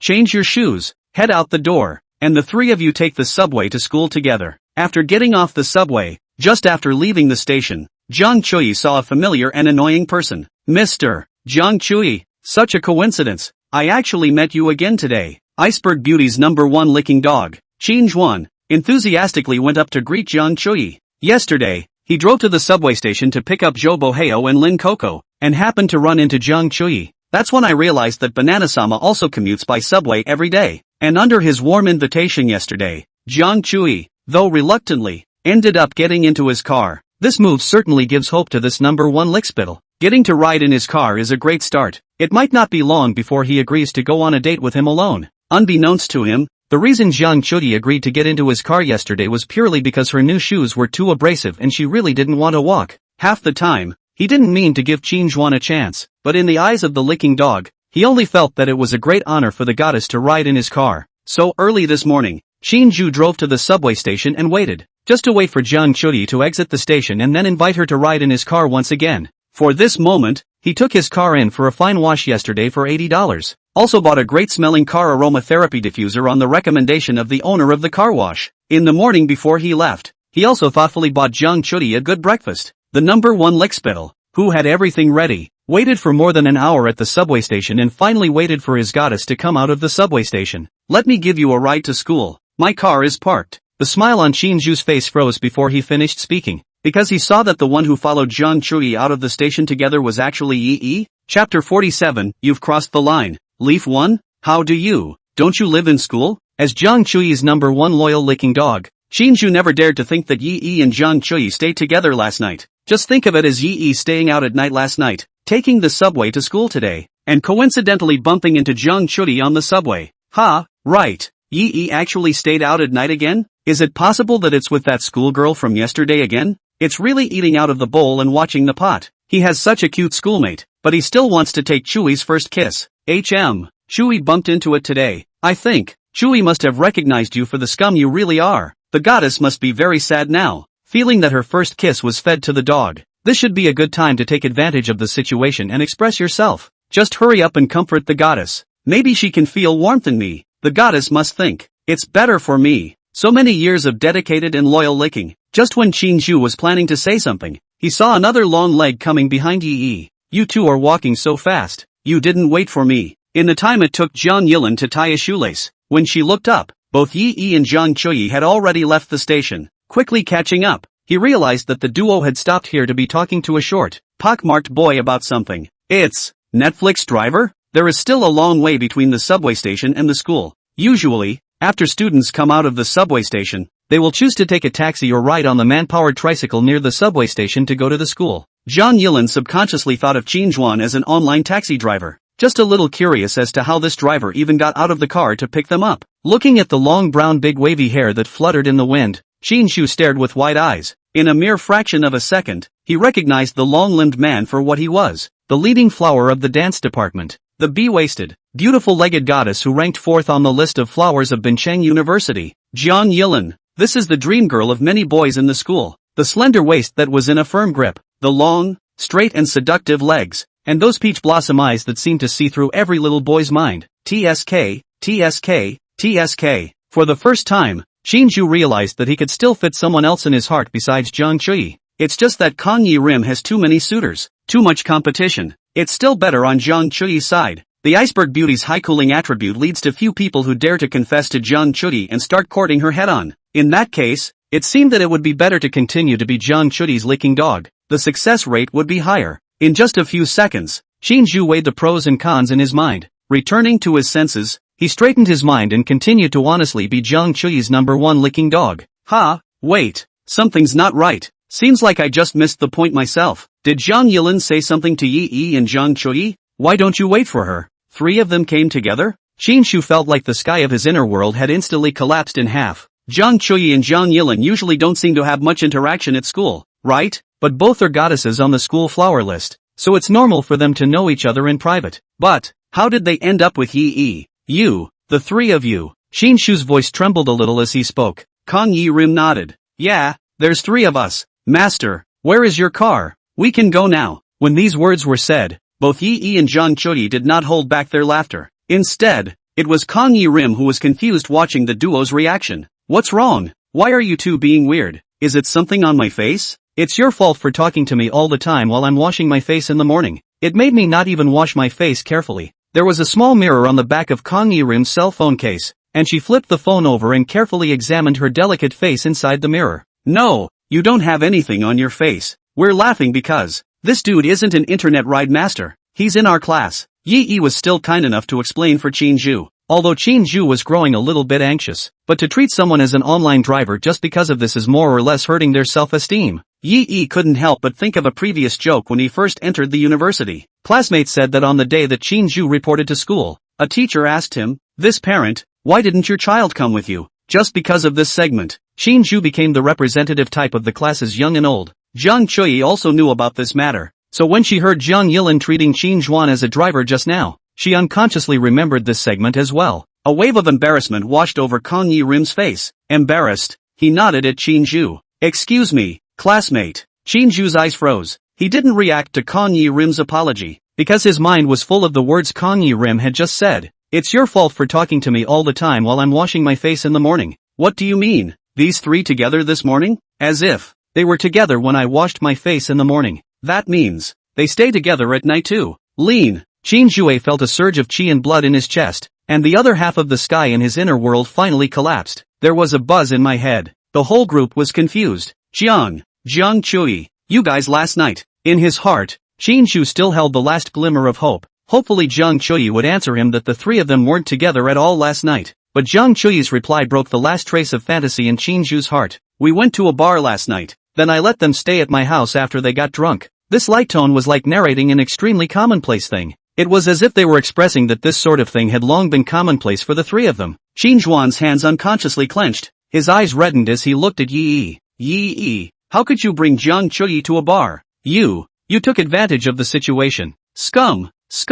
Qin authorized that it must be Yi who used Zhang Chuyi's handle as blackmail so that Zhang Chuyi had to accompany him to the bar. As for going to a bar, after a few drinks, who can still retain much sanity when the alcohol goes to their head? And the three of them shared a room last night. He didn't believe that Yi, such a decent man, could manage to sit still in the face of two drunken beauties. Maybe Zhang Chuyi and Zhang Yilin had already fallen into Yi's clutches. Thinking of this, Zhu was simply pained. The eyes that looked at Yi were covered with intense hatred. But before Yi could open his mouth, Zhang Chuyi couldn't wait to help Yi out. "Who are you to scold Yi? What's it your business if I go to the bar with Yaichi?" Authorized Qin. "Didn't I tell you to stay away from me and not just meddle in my affairs? I'm just a normal classmate with you. You've crossed the line." Chapter 48, Then You're Pretty Good. Zhang Yilin gave Zhang Chuyi a sideways glance. She found a lot of key information from what the pockmarked boy had just said. This boy saw Yi and Zhang Chuyi together and exploded such hostility towards Yi. It was obvious that this person was Zhang Chuyi's suitor.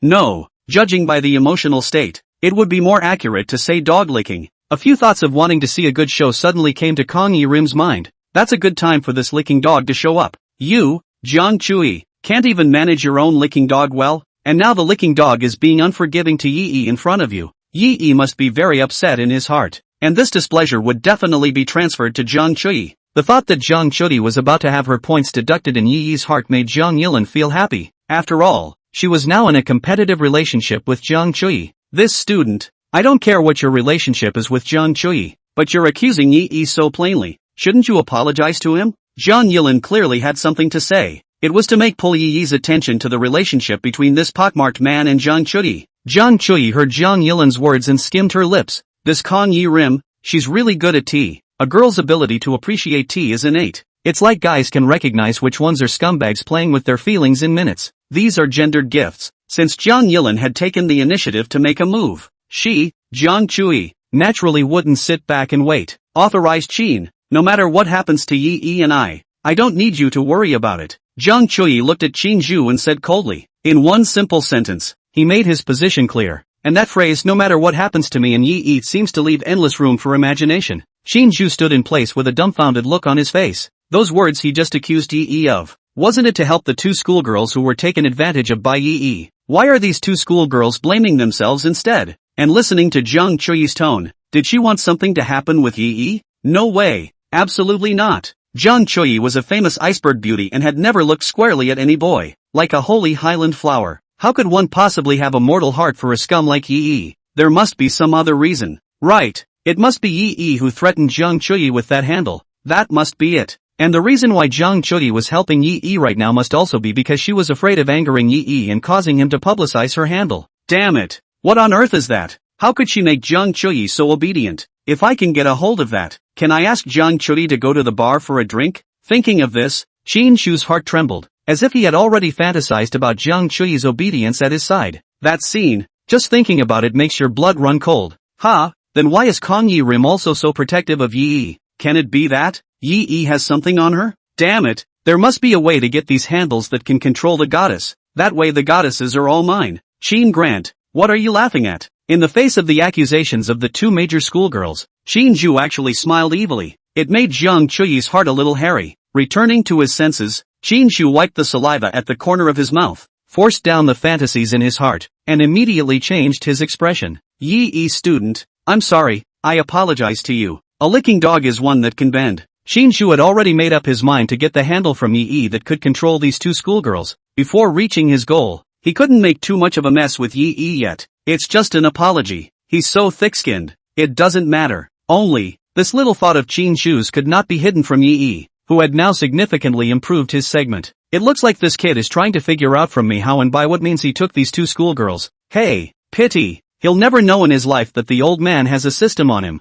Yi raised his eyebrows and didn't put Qin on his mind at all. But this lickspittle took the initiative to send it to the door. So naturally there was no reason not to take advantage of it. Just as well. Saves the three of them having to take a cab on their own. Since you're here to pick up little Yi, let's rub a car together. Yi said and then led Jiang Chuyi and Jiang Yilin towards the place where Qin parked his car. Qin was slightly stunned. Then he hurriedly followed suit as well. After getting into the car, Yi sat in the passenger seat. Jiang Chuyi and Jiang Yilin sat in the back seat. Just as he sat down, Qin proudly introduced himself. I guess you guys don't know yet. The school leaders were very appreciative of that business plan I did earlier for the milk tea store. It also helped me pull in an investment from Pilot Capital. Their company put $500,000 in startup capital for me. After the cost of opening the store at this stage, I put a down payment on the car for the rest of the money. Qin Grant had a proud face. Hopefully, through this incident, it would make the two schoolgirls think highly of themselves. But neither Jiang Chuyi nor Jiang Yilin had any obvious reaction.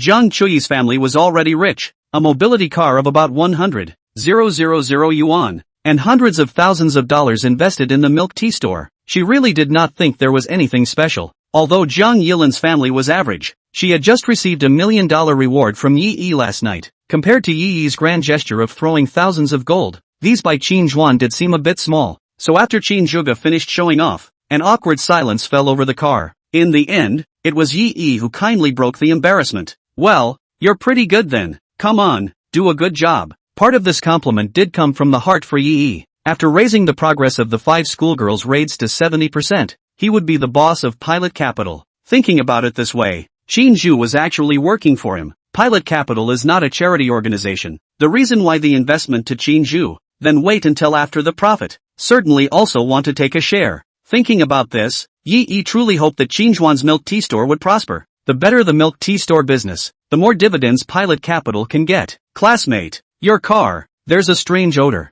Can you open the window? Sorry about that. I kinda want to throw up. Kong Yi-rim is very sensitive to odors. As soon as she got in the car she smelled a bad fragrance. Now with the bumps in the road, the smell was rushing right into her sky. It made Kong Yi-rim feel a fluttering nausea in her stomach. The smug smile on Qin face instantly froze, and his line of sight subconsciously looked toward the car aromatherapy device he had been fooled into buying yesterday by the boss's wife at the car wash. Then, when no one was looking, he sneakily reached over and closed the lid of that scent. Chapter 49, 1 move, 2 gains. When they arrived at the school, a few people separated. Qin went to park the car and Jiang Chuyi went directly to the classroom, while Yi and Jiang Yilin went back to their respective dormitories. Classes were about to start. and Yi still had to go back to the dormitory to get his books. Just after walking to the door of the dormitory, Yi saw a familiar figure, a pure and lovely face with that proud and exaggerated body. It sucked up the turnout at the entrance to the boys' dormitory building. Yo, what are you doing here? Walking up to Xiaoyu, Yi realized that Xiaoyu was holding a sandwich and a bottle of milk, and carefully covered in his arms, as if he was afraid of getting cold. You're here, waiting for someone? Looking at the way Xiaoyu looked inside the boys' dormitory from time to time, it was obvious to guess that Xiaoyu was waiting for someone here. It was only when Xiaoyu saw Yi that a smile finally appeared in her eyes that had been anxiously looking around. Senpai, I came to bring you breakfast. After saying that, he shoved the sandwich and milk into Yi's hand. Feeling the body heat left on the food, Yi froze. And yet how it was not good enough to say that I had already had breakfast. You came to wait for me on purpose? Yi opened the milk and took a sip. Chocolate flavored. I remembered that day when I was having breakfast at the hotel. Yi seemed to casually mention that he loved the chocolate milk from the school kiosk. I didn't expect Xiaoyu to take it to heart. This made Yi feel warm. This feeling of being treated with care by others is really soothing. Xiaoyu's face was slightly red in the morning light. Charming, but also full of youthfulness.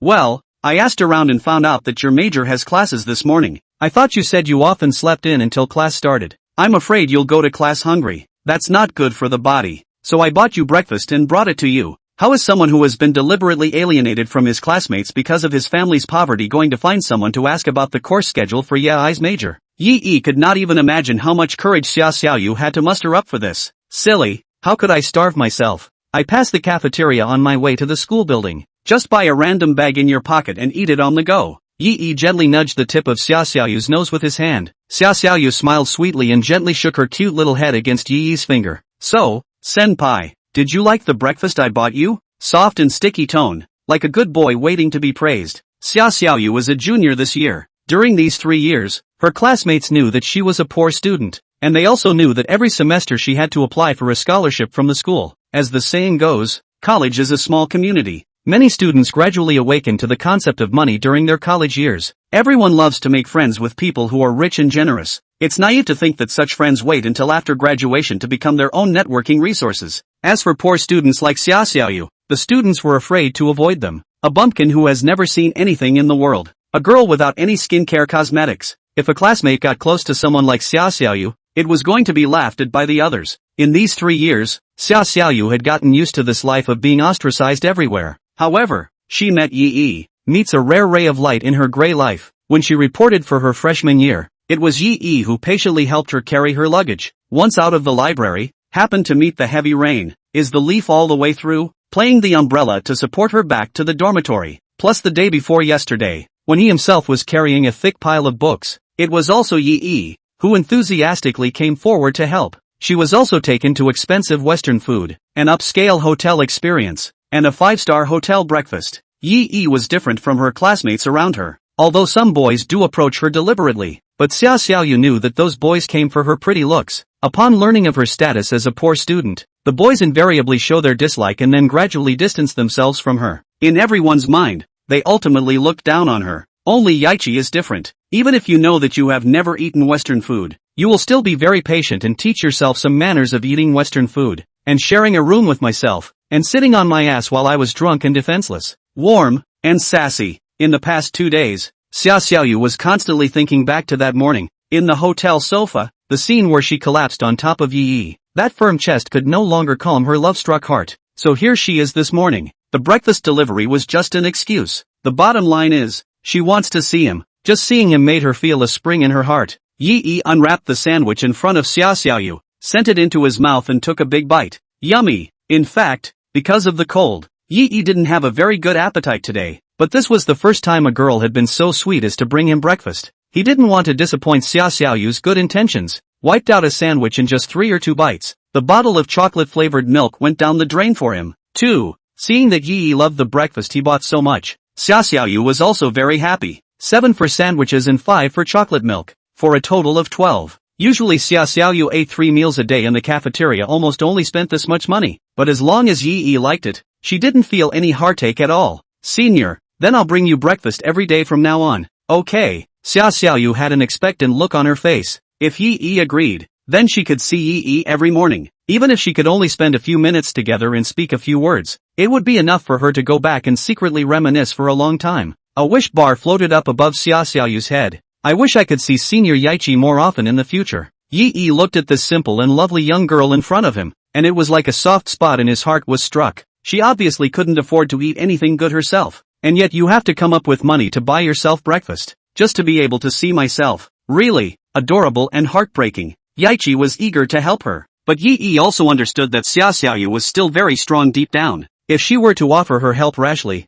I'm afraid it would irritate Xiaoxiaoyu's fragile self-esteem. Her least favorite thing to do was to accept handouts from others. Squeezing the sandwich wrapper in his hand, Yi suddenly had an idea. We can eat every meal together if you want, as long as it's when I'm at school, but there's a request. What to eat? I say so. Using the excuse of having dinner together, he disguised himself as inviting Xiaoxiaoyu to dinner. Not only did it help Xiaoxiaoyu reduce the burden of living, but also satisfied Xiaoxiaoyu's desire to have more opportunities to stay with herself. 2 for the price of 1. Chapter 50. A different Jiang Chui. Although Xiaoxiaoyu's body was very proud in key parts, but the limbs are slim, and the face doesn't look too good. This is malnutrition caused by years of not being able to spend money on food. Yi decided that he would help Xiaoxiaoyu get her nutrition back up in the shortest possible time. It's puberty now, the age when a girl is budding. If you don't build up your body now, you will easily get sick in the future. Xiaoxiaoyu's eyes flickered as she looked at Yi, her eyes full of surprise. She didn't notice Yi's desire to invite her to dinner. All she knew was that Yi had promised to be able to eat with her every day.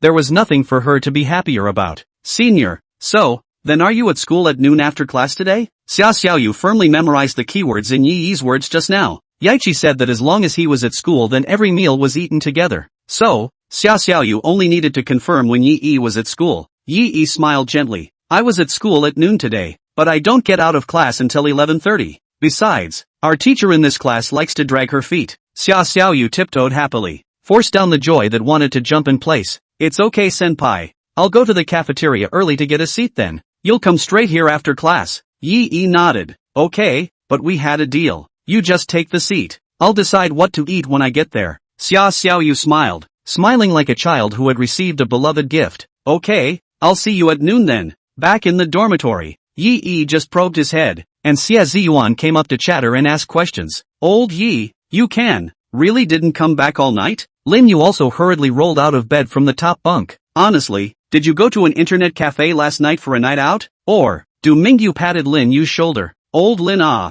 don't be ashamed. You think everyone is like you. Every day you just think about going to an internet cafe for a night. Lin Yu gave Du Mingyu a blank look. You're not much better, are you? Wait until you've taken down your Jing at some point. Xia Ziyuan also chimed in. That's right. Yesterday we agreed that we were going to set you up with Zhou Jing, but it turned out that we didn't expect you. A waste of space, to not take advantage of the opportunity. I can't believe I went back to my own dorm with her after dinner. Du Mingyu's face turned slightly red, and he hastened to make a sly defense. You don't understand. We didn't want to go that fast. Lin Yu secretly poo-pooed it. You pull it down. Look at how great other people Lao Yi is. The first time he met Jiang Yilin, he was out with someone else in the springtime. As the conversation came to a close, Yi hastily stopped it. Don't accuse me of anything. I didn't do anything. Just simply had a drink. Not even holding hands. Okay. Yi wasn't vain when he said this. Though when he carried Kong Yi Rim out of the bar yesterday, he didn't miss feeling those soft and straight legs. But, touching legs is touching legs. Hands really haven't been held yet. That's kind of realistic. But what Yi said, Xia Ziyuan, several people didn't even believe a single punctuation mark. Come on, who are you kidding? You say nothing happened. So tell me, where did you two stay last night? Lin Yu also revealed an impish smile. Must have gotten a room. Du Mingyu pretended to be concerned and went forward to right over Yi's shoulders. Old Yi, say you, how come every time you have a room with a beautiful woman, you don't do anything? You can't. You really can't. You've made so much money speculating on stocks. Why don't you think of finding an old Chinese doctor to take a look? Treat it while you're young and enjoy the benefits. Yi rolled his eyes and rewarded several people with a popping chestnut each. Who says I went to a room last night? I stayed at Jiang Chudi's place last night with Jiang Yilin. Several people cut in unison. You just blow it. Those two are in the top 5 of the schoolgirl list, and the 2 of them would still want to live with you? 3? Old Yi, you're not still awake, are you? Yi picked up the textbook on the table, looked at the time, and hurriedly pushed a few of his housemates outside. Oops, I said nothing happened. It was just one night together. The old man slept on the couch. Okay, hurry up. You're going to be late for class later. Only then did Xie Ziyuan's few people react, scrambling to change their shoes to follow Yi Yi and run towards the school building. Come to the classroom. 1 minute before class starts, the students have basically all arrived. Yi Yi's four entered through the front door of the classroom and found that except for the front seats which were still empty, the back seats were all occupied. As we all know, what's the most important thing about college classes? The most important thing is to grab a back seat far enough away from the teacher. Only then can you sleep and chat and play on your cell phone in class without fear. Sitting in the front row, on the other hand, involves being under the teacher's watchful eye at all times and the risk of being questioned at any time. College teachers and students don't have the same close relationship as teachers and students did in middle school and high school. College teachers basically come in before class and leave after class. Other than that, there will be little to no interaction with the students. Class rosters are checked against the class roster when people are called up to answer questions in class. And most teachers basically just assign the students sitting in the front row to get up and answer the question to save them the trouble. Yi Yi and his three housemates looked around, and it seemed that they could no longer see any empty seats in the back row. Is it possible that you'll have to sit in the front row and listen to the lectures in this class? Just as several people were about to sit down, a white lotus root arm in the penultimate row reached out and waved at Yi Yi. Yaichi, here. Looking at the sound, it was actually Jiang Chui, the high-strung class flower. Holy, old Yi, you're awesome. The class flower herself will take your seat. What an eye-opener for me. To be able to sit in the seat Jiang Chui helped us occupy in this life. Old Yi, you wouldn't have given her some kind of mesmerizing soup. You really need to teach us how to tune this ice cube face. A few people grinned and poked Yi Yi with their elbows in the back. Yi Yi also didn't expect that Jiang Chui would take a seat for herself. Is it possible that it's because of that kiss you gave last night? Looking at Jiang Chui's 24% rate progress, Yi Yi felt that this class flower had really become different from before. It felt like there was no longer that icy aura of being superior and rejecting people. Instead, it adds a little more cuteness. Cut the crap. Are you guys sitting down? Sit in the front row by yourselves if you don't. Yi Yi dropped his words and walked towards Jiang Chui's direction in a big way. Seeing this, Xia Ziyuan's few people immediately followed with a pleasing face. Righteous father, wait for us. Meanwhile, on the other side of the classroom, two grudging gazes stared over. Chapter 51 Purpose of Occupying a Seat. A gaze was cast by Qin Zhu, seeing that the goddess who was hung up on his heart would actually take a seat for another boy. Qin Zhu then chimed in on behalf of the goddess.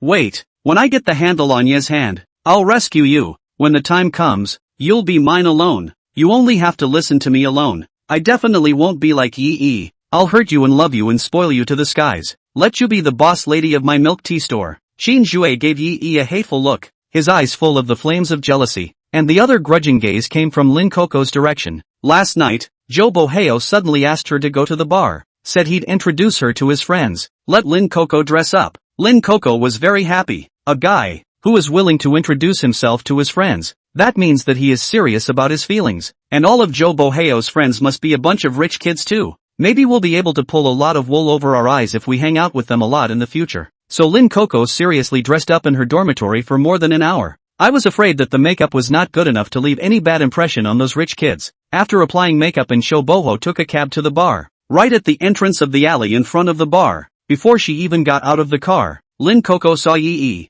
Beside Yi Yi stood Jiang Chui, with a long-legged beauty on his back. Although she couldn't see her face, just those legs were enough to make Lin Coco feel ashamed of herself. It's so late. How come Yi Yi is with two beautiful women? Lin Coco couldn't figure it out. How is it that after she dumped this poor boy's womanhood has suddenly gotten better? But in the moment, Lin Coco didn't think much about it. All she could think about was how to behave properly when she met those rich second-generation friends of Zhou Boheo in a while. But right after entering the bar, Zhou Boheo was told that those friends of his had left first. I didn't realize that after all the hard work of putting on makeup for so long, I hadn't even seen the person's face. So Lin Coco casually muttered a few complaints. They are also so disrespectful. Unexpectedly, just these few casual complaints had caused Zhou Boheo to have a rare outburst of anger. Zhou Boheo blames her, saying that it's all because she's too abrasive with her makeup that her friends are losing patience waiting. Lin Coco had some bad feelings in her heart. I didn't realize that in Zhou Boheo's heart, he actually wasn't as important as his group of friends. You know that when she was with Yi Yi in the past,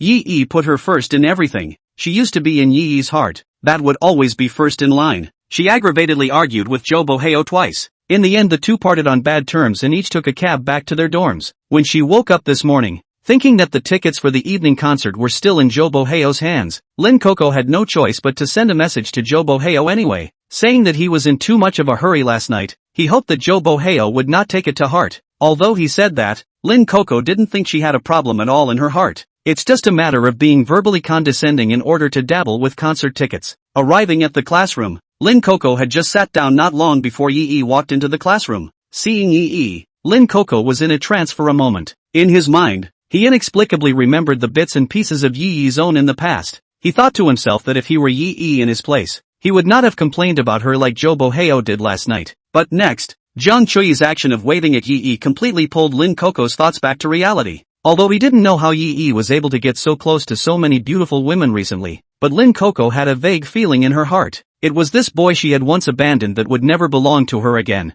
There seemed to be something about this boy that he hadn't even been able to find in himself at one time, and now the boy belongs to a better girl. Lin Coco didn't even understand how she suddenly came up with this thought. Right after seeing Yi relax and naturally sit next to Jiang Chuyi, Lin Coco felt a sudden sourness somewhere in her heart. Your ex-girlfriend is watching you. Yi didn't notice Lin Coco's eyes, but Jiang Chuyi saw it. Girls are always unusually perceptive in this regard. The current Jiang Chuyi was like a mother hen protecting her chicks. Any covetous glances from others of the opposite sex would touch her. Yi sat down beside Jiang Chuyi with a calm face, not glancing towards Lin Coco. Then let her watch. She can't see the kiss anyway. These words caused Jiang Chuyi to blush again. This young girl's shy appearance made Yi's three housemates look dumbfounded. The three timidly came to sit beside Yi, facing the seat that the high-cool class flower took the initiative to occupy. A few people still felt a bit like a dream. Sister-in-law, thanks for taking our seats. It was the understanding Xie Ziyuan who was the first to react.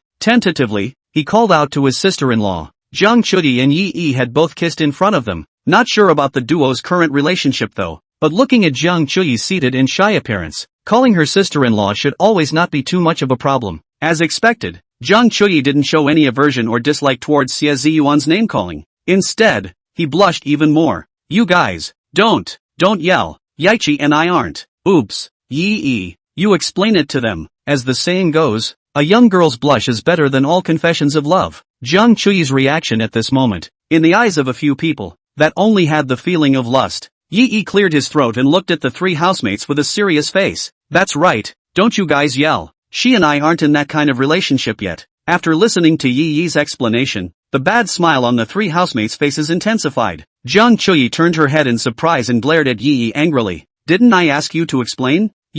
Might as well not explain it. What do you mean it's not that kind of relationship yet? What do you mean? Yet? Before Jiang Chuyi could speak, Xie Ziyuan's few people immediately understood and changed their words. We took the liberty just now. Then thank you future sister-in-law for taking our seats. When he said that, he even clasped his fist at Jiang Chuyi. Looking at these few living treasures, Jiang Chuyi was feeling both shy and amused. Then let me ask you a question. You will answer me honestly. Jiang Chuyi's voice was soft, rarely not as cold as usual. A few of the people listening shuddered. Just ask. Lord Manhwa will definitely know everything. Words without end. If you want to know, we can recite the lock screen code of old Ye's cell phone to you. Jiang Chuyi was amused by a few people and covered her mouth with a smile. I don't want to know his cell phone password. What I'm asking is, who did Yi have dinner with last night? Hearing this question, Yi had a jolt. No wonder they purposely took seats for themselves and their housemates. So it's waiting here. Chapter 52 Jeers in the cafeteria. Xie Ziyuan, Lin Yu, and Du Mingyu looked at Yi with strange eyes. One by one, they squeezed their eyebrows, trying to get Yi to hint at how they should answer this question. Should I tell this future sister-in-law that Yi had dinner with Zhang Yilin last night? That's not true. Didn't Yi say that he and Zhang Yilin stayed at Jiang Chuyi's house last night? Then Jiang Chuyi is asking this question now because she wants to. Just answer truthfully. You guys? Yi glanced at a few people. Obviously Jiang Chuyi was a little jealous of seeing him and Zhang Yilin together when they came to the bar yesterday. And as for his explanation, Jiang Chuyi wasn't entirely convinced. So now it's time to get confirmation from these housemates. Mr. Yi, didn't do anything wrong. There is no fear that Jiang Chuyi will look for these few housemates of his to confront him. Xie Ziyuan patted Du Mingyu's back, signaling for Du Mingyu to explain. Du Mingyu looked at Yi who had certainty in his eyes and hesitated before choosing to tell the truth. Last night, Yi invited a few of us to eat hot pot. It just so happens that I just got a girlfriend in the dance department. Yeah, one let me call my girlfriend to join me. And then, I was afraid that my girlfriend wouldn't be able to let go of her dinner with a bunch of us boys, so I made her call her roommate along. Kang Yirim. It's her roommate. Hearing Du Mingyu's answer, Zhang Chuyi was still satisfied. It seems that what Ji said yesterday was indeed the truth. You guys aren't lying to me. Zhang Chuyi's eyes swept past a few people's faces, and some of the coolness returned to her tone. Du Mingyu's few people shook their heads in succession. No. I swear I'm telling the absolute truth. Yi approached Zhang Chuyi and raised his eyebrows. What? Are you jealous? Zhang Chuyi hummed lightly. I'm not. Who wants to be jealous of you? Don't flatter yourself. The words were stubborn, but the pink earlobes were honestly flushed with a delicate red color. The bell rang and the teacher walked into the classroom. A few people didn't say any more. Honestly, play with your cell phone. Looking at Yi not paying the slightest attention to the lesson, Zhang Chuyi was a bit puzzled in her heart. He himself, the perennial top of the class, got there by cheating. What about Yi, the second in the class of 10,000 years? Did you get there by playing with your cell phone in class? Sensing Zhang Chuyi's gaze, Yi knocked down a line on his cell phone and put it in front of Zhang Chuyi. Don't look at me. Listen to the class and try to keep your top grade in the class. Be careful not to get passed by me. Yo. Yi's tone made Zhang Chuyi's teeth itch. He couldn't wait to grab Yi's arm and bite it hard. After class, Zhang Chuyi picked up her carry-on bag and prepared to go home. This is her daily routine. Only come to school during school hours. When she didn't have classes, she was cooped up alone. I'm going home first. See you tonight. Before leaving, Zhang Chuyi purposely said goodbye to Yi. And this sentence of see you at night aroused the gossiping hearts of Yi's three housemates. After seeing Zhang Chuyi walk away, the three of them hitched onto Yi's shoulders, one by one getting to the bottom of the matter. You two are going out tonight? You're making godly progress here. Old Yi, I am really curious. How did you ask Zhang Yilin and Zhang Chuyi out in such a short period of time? Is it hard just because you're making money in stocks? Are girls really so gold digging these days? But Zhang Chuyi's family doesn't seem to lack money either. Facing the chattering inquiries of several housemates, Yi did not answer, just smiled and gave a couple of people a look that was only meant to be a smile. Hey, old Yi, you're being unkind. Don't hide any of your pickup tricks from the brothers. Here are two other poor bastards single. If you don't pass on some experience, those two can stay single until graduation. Hearing this, Yi shrugged and spread his hands. It's not that I don't want to teach you guys. The key is that I really don't know how to pick up girls. Can't you guys see that it's the girls who are asking me out? I'm this. Purely too much personal charm. In the face of Yi's boasting, several people silently rolled their eyes. Forget it, just ask him redundantly. You might as well rush to the cafeteria early to stand in line for food if you have this time. We're already 3 minutes behind everyone else in this class. If we don't run quickly, there won't be any room in the cafeteria in a while. Eating is not active. Something is wrong with your head. Dry rice is every college boy's favorite thing. Against the crowd of people in the hallways of the school building, a few people then began to frantically find gaps to weave through. Lin Yu turned around, but saw Yi still walking leisurely behind him. Old Yi, why are you still grumbling? You're not hungry? Yi rubbed his nose with his fingers, his tone understated with a slight element of bragging. Wow, I'm in no hurry. A schoolgirl already took my seat in the cafeteria. I won't be joining you guys for lunch today, huh? The three of them gave the middle finger in unison. It's all said and done, so you'll have to ask him redundantly. That's good. It's loaded up for him again, isn't it? Coming to the cafeteria and buying a good meal. Yi carried a tray and looked for it according to the location sent on Xia Xiaoyu's message. You've been waiting so long. You must be starving. Eat up. Yi ordered 2 trays full of food. There was fish and shrimp, meat and vegetables. Add 2 bowls of fragrant rice. Senior, why did you order it for me as well? I could have bought it myself. Xia Xiaoyu buried her head a little lower without confidence. In all the time she had been in college, she had never ordered so many dishes at once in the cafeteria. Usually when she ate alone, she ordered the cheapest vegetable with rice. Yi took the meal out of the tray and set it neatly on the table. Put the fish and shrimp in front of Xia Xiaoyu on purpose. I thought we agreed. I'm in charge of what we eat. If you don't agree, I won't eat with you from now on. Yi smiled, picked up a shrimp and put it into Xia Xiaoyu's bowl. Do as you're told and eat. Looking at Xia Xiaoyu's understanding yet inferior appearance and thin wrists, Yi had a heartache, and Xia Xiaoyu didn't dwell on it. It was as if Yi's words obey had triggered some kind of switch in her. Blinking his eyes at Yi, he then peeled the shrimp and ate it. Yi was slightly stunned. It seemed as if every commanding tone of his own was a hit with Xia Xiaoyu. Nice guy. Is this born with a maid's body? Yi's eyes unconsciously looked towards the most prominent advantage of Xia Xiaoyu's body, so well developed despite being malnourished. If she gets her nutrients back, it's going to be a step up. Yi swallowed his saliva and hastily withdrew his gaze, picking up a piece of ribs and eating it as well. Right at this moment, Yi heard a burst of girls' whispered jeers from a place not far away. Look guys, that bumpkin is actually eating with a handsome guy. So many dishes. It must be more sumptuous than even the New Year's Eve dinner at Tunyu's house. What do you guys think? Did Town go buy these meals or that handsome guy? That goes without thinking. It must be our little dirt girl who is after the handsome guy, and she has paid a fortune to treat him to a meal in the cafeteria. Ha ha ha ha, laugh me to death. Chasing boys and actually treating them to dinner in the cafeteria. If I were that handsome guy, I would have ignored her. Chapter 53, I'm a good person. Looking around, 3 girls dressed up in fancy dress were sitting not far away, half hiding their mouths in giggling. The piercing jeers were not too loud, not too small. It was just controlled to a level that both Yi Yi and Xia Xiaoyu could hear. Xia Xiaoyu seemed to be used to this kind of ridicule. However, looking at Yi Yi who was sitting across from her, she still looked a little embarrassed. Senpai, I'm sorry, they're my housemates. Hey, forget it, elder, you eat, I'm full, thanks for buying me dinner today. I'll go back to my dorm first. Xia Xiaoyu only ate a mouthful of shrimp, and the other dishes didn't even move.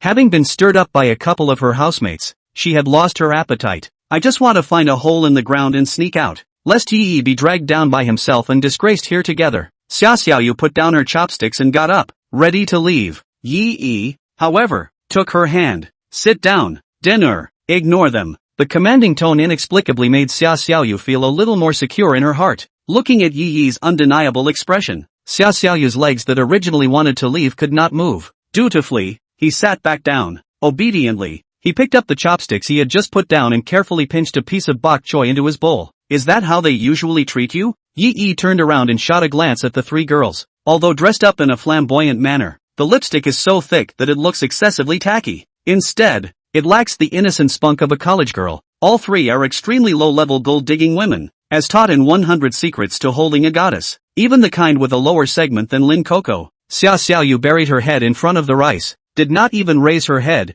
gently must sound. She'd heard too many taunts like today's in her 3 years. Everything in her will be reduced to a weapon for them to attack her. For example, she's still using a used cell phone that's several years old, unlike the girls, who are using the latest models. For example, she had never eaten Western food, and had only eaten even foreign fast food like the Golden Arches once. Another example is that she doesn't have a single cosmetic or skincare product, compared to other girls, who are as familiar with all kinds of cosmetics. Xia Xiaoyu doesn't even know what is called air cushion cream and what is called isolation cream. In the eyes of these 3 housemates, Xia Xiaoyu was a bumpkin who had entered the big city for the first time and was in contact with modern society for the first time. But what Xia Xiaoyu didn't know was that there was another reason why these 3 housemates of hers were so malicious towards her. That was because of Xia Xiaoyu's delicate and lovely features and exaggeratedly proud figure. This thing called face value is 7 parts natural and 3 parts dress up. And Xia Xiaoyu's own innate advantages are something that these 3 housemates can never make up for by dressing up later in life. Right after freshman year, there were a lot of boys sending love letters to their dorms, but without exception,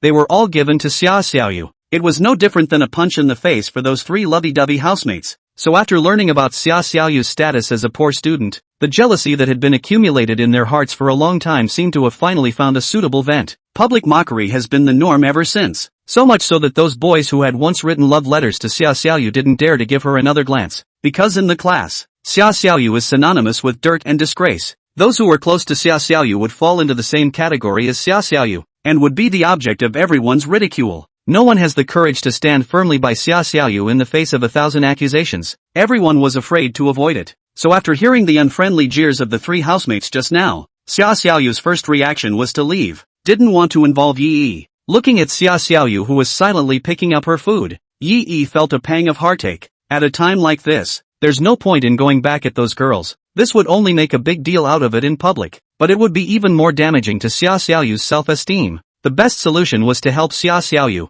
undergo a complete metamorphosis. Let this diamond in the rough fully reveal the luster she deserves. Makes it impossible for any of these back chewers to look her in the eye. Make her into a being that no one else could ever hope to reach. Yi Yi was secretly glad that he had the system with him. Otherwise it's all just an unrealistic fantasy. Now that he has $700,000 in his hand, he can more or less help Xia Xiaoyu change her life. Maybe that's what the good guy system is all about. Be a good person, do good things, and help those in need. Ding! The host's heart is detected, triggering the good guy system's untimely random rewards. Any spending the host does on Xia Xiaoyu from now on can be reimbursed through the system. And when the progress of Xia Xiaoyu's strategy reaches 100%, all previous spending on Xia Xiaoyu can be doubled back. Lean. Yi Yi had a jolt. This dog system, So smart. Blah blah blah blah. Not a dog system. This is just a wonderful system. Yi could hardly control a smile floating at the corner of his mouth. Yo, do you have class this afternoon? Xiaoyu swallowed the rice in her mouth,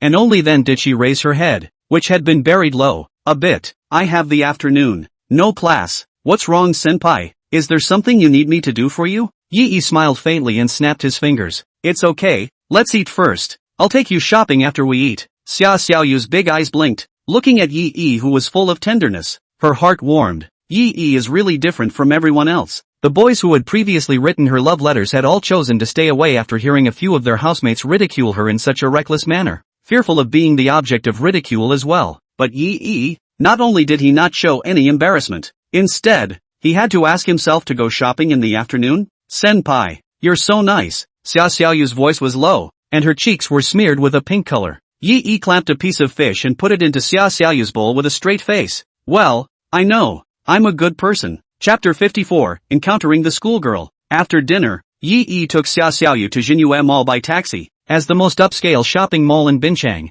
As soon as you get off the bus, you can smell the wind with a faint aromatherapy scent blowing out from inside the mall. Xiaoyu knows this place. Before that she worked part-time at a dessert store on the negative floor here. She'd wandered through a few times after work, too, driven by curiosity. The expensive prices here simply refreshed her worldview. Clothes that can easily cost thousands of tens of thousands of dollars, all kinds of expensive jewelry, and luxury goods and watches that cost hundreds of thousands or even millions of dollars for a single piece. Even a casual meal at one of those restaurants on the topmost floor of the mall would require a starting average of 400 or 500 per capita. It was material she wouldn't dream of. That long list of prices made Xiaoyu realize for the first time the jaggedness of the world. Senpai, are you buying something? Here, it's expensive. Xiaoyu reminded in a small voice. In her opinion, there is not much difference between the clothes in those luxury stores and ordinary clothes. Again, I'll take fabric and cut it out, but put it in a luxury store and it's going to sell for dozens of times more than what it costs outside. It's a terrible deal to buy here. Yi glanced at the guide sign at the entrance of the mall and roughly determined where each of the several luxury stores were located. Then he turned his head to look at Xiaoyu, his tone bland. I don't want to hear those classmates of yours laughing at you again. Xiaoyu didn't understand the meaning of Yi's words and remained standing dumbfounded. Yi Dong paused and continued. I'm going to show them how beautiful and good you are. Today, we'll start with a form modification. After saying that, he took Xiaoyu's hand and walked towards a barber and styling store. Senior, but this place, it's expensive. Although being suddenly held by Yi made Xiaoyu's brain briefly go down for 2 seconds because of the sweetness. But what was left of her sanity made her feel that she couldn't let Yi buy something for herself in such an expensive place. After all, Yi's money didn't come from the wind. Listen, Yi didn't explain much. Against Xiaoyu, a commanding tone was the best tactic to use. As expected, after hearing Yi's mouth say the word obedient, Xiaoyu obediently closed her mouth and obediently allowed Yi to lead herself into the store. An hour or so later, the two emerged from the barber and styling store. Yi looked carefully at Xiaoyu's hairstyle that cost $2,888 to make and nodded with satisfaction. In the past, Xiaoyu's bangs were thick, and the whole person's essence looked worse. And now, this breathy new hairstyle has just the right amount of definition to her facial contours. The already delicate and lovely features looked even more well-behaved. Yi noticed that after coming out of the barber store, Xiaoyu's face value score on the system panel increased from 8.7 to 8.8. Already in a class with Zhang Chuyi and Zhang Yilin, the current Xiaoyu could be considered a school beauty. Looking at Xiaoyu's thin physique due to years of malnutrition, Yi looked like he thought of something again. When nutrition catches up in the future, this girl's face value might even surpass Zhang Chuyi and Zhang Yilin. Senpai, does it really look good? Xiaoyu looked at herself in the mirror and felt a bit stunning and unfamiliar. Yi gave her a proper pep talk. It looks good. Of course it looks good. You would have looked good. This new haircut is just the icing on the cake. Listening to Yi's appreciation and praise, Xiaoyu couldn't help but look at herself in the mirror a couple more times. As long as Yi thinks it looks good, it looks good. Okay, next you'll be taken shopping for clothes. Ha, still need to buy clothes. Senpai, all the clothes here are very. Listen, Yi took Xiaoyu for more than 3 hours of shopping. It didn't stop until both of Ye's hands were full of shopping bags. Not bad for a Zenith Mall. In just 3 hours, Yi had spent $420,000. In addition to the clothes, a necklace and a bag were bought for Xiaoyu. Yi also didn't realize until today that it was such a dashing thing to spend money on girls. In those luxury stores, when one swipes one's card to pay the bill, Those guides in the store looked straight in the eyes. It made Yi feel a secret pleasure in his heart. Together with the money for doing her hair, a total of $422,888 had been spent on Xiaoxiaoyu so far. Not only was the system fully reimbursed for this money, but even when it was completely rated in the future, Xiaoxiaoyu would get a double return. The more you spend, the more you will earn in the future. Senpai, let me treat you to dessert downstairs at the mall. Xiaoxiaoyu offered to take Yi to the dessert store where she had done part-time work before.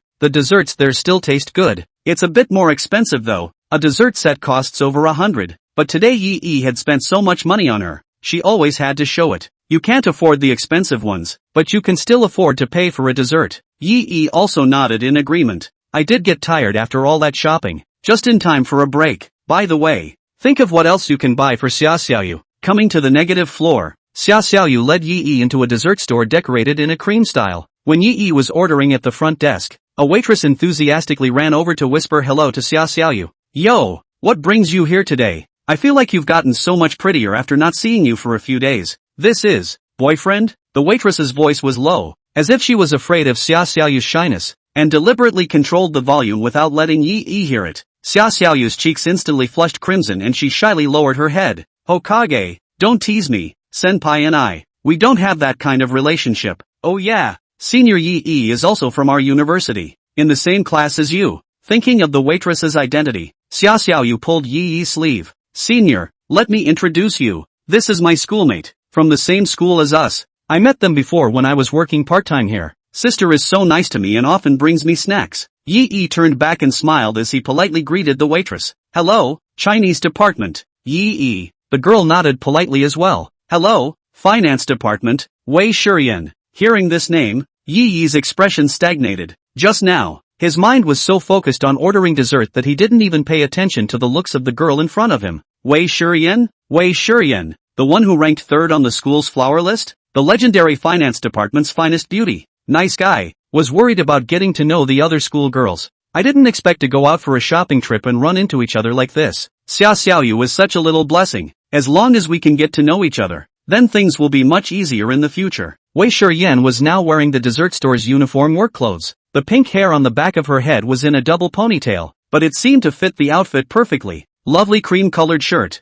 short linen skirt, and a little white lace bib over the skirt. Further down, there was a pair of slightly translucent black silk, and a pair of black patent leather brogues. This dress was in line with Ye's usual impression of a maid. Yi student, are you from the Chinese department? So do you know Qinju? Chapter 55. Yi froze. How could Wei Shurian inquire about this lickspittle? Qinju? Can it be that Qinju has licked her before? It shouldn't. Qinjuan was known throughout the school as a lickspittle though, but it was known that he only licked Jiang Chuyi, a very dedicated licking dog, commonly known as a loyal dog. And even Qinju had secretly been a licking dog for Wei Shurian in private. And how did Wei Shurian know that Qinjuan was a Chinese major? With Wei Shurian's popularity in school, there are 98 suitors if not 100. How is it that Qinju is the only one who remembers him? Yi scratched his head. It felt as if Wei Shurian and Qinju had some sort of connection, but it wasn't convenient for him to ask at this moment. I know Professor Qin. He's in our class. Yi replied honestly.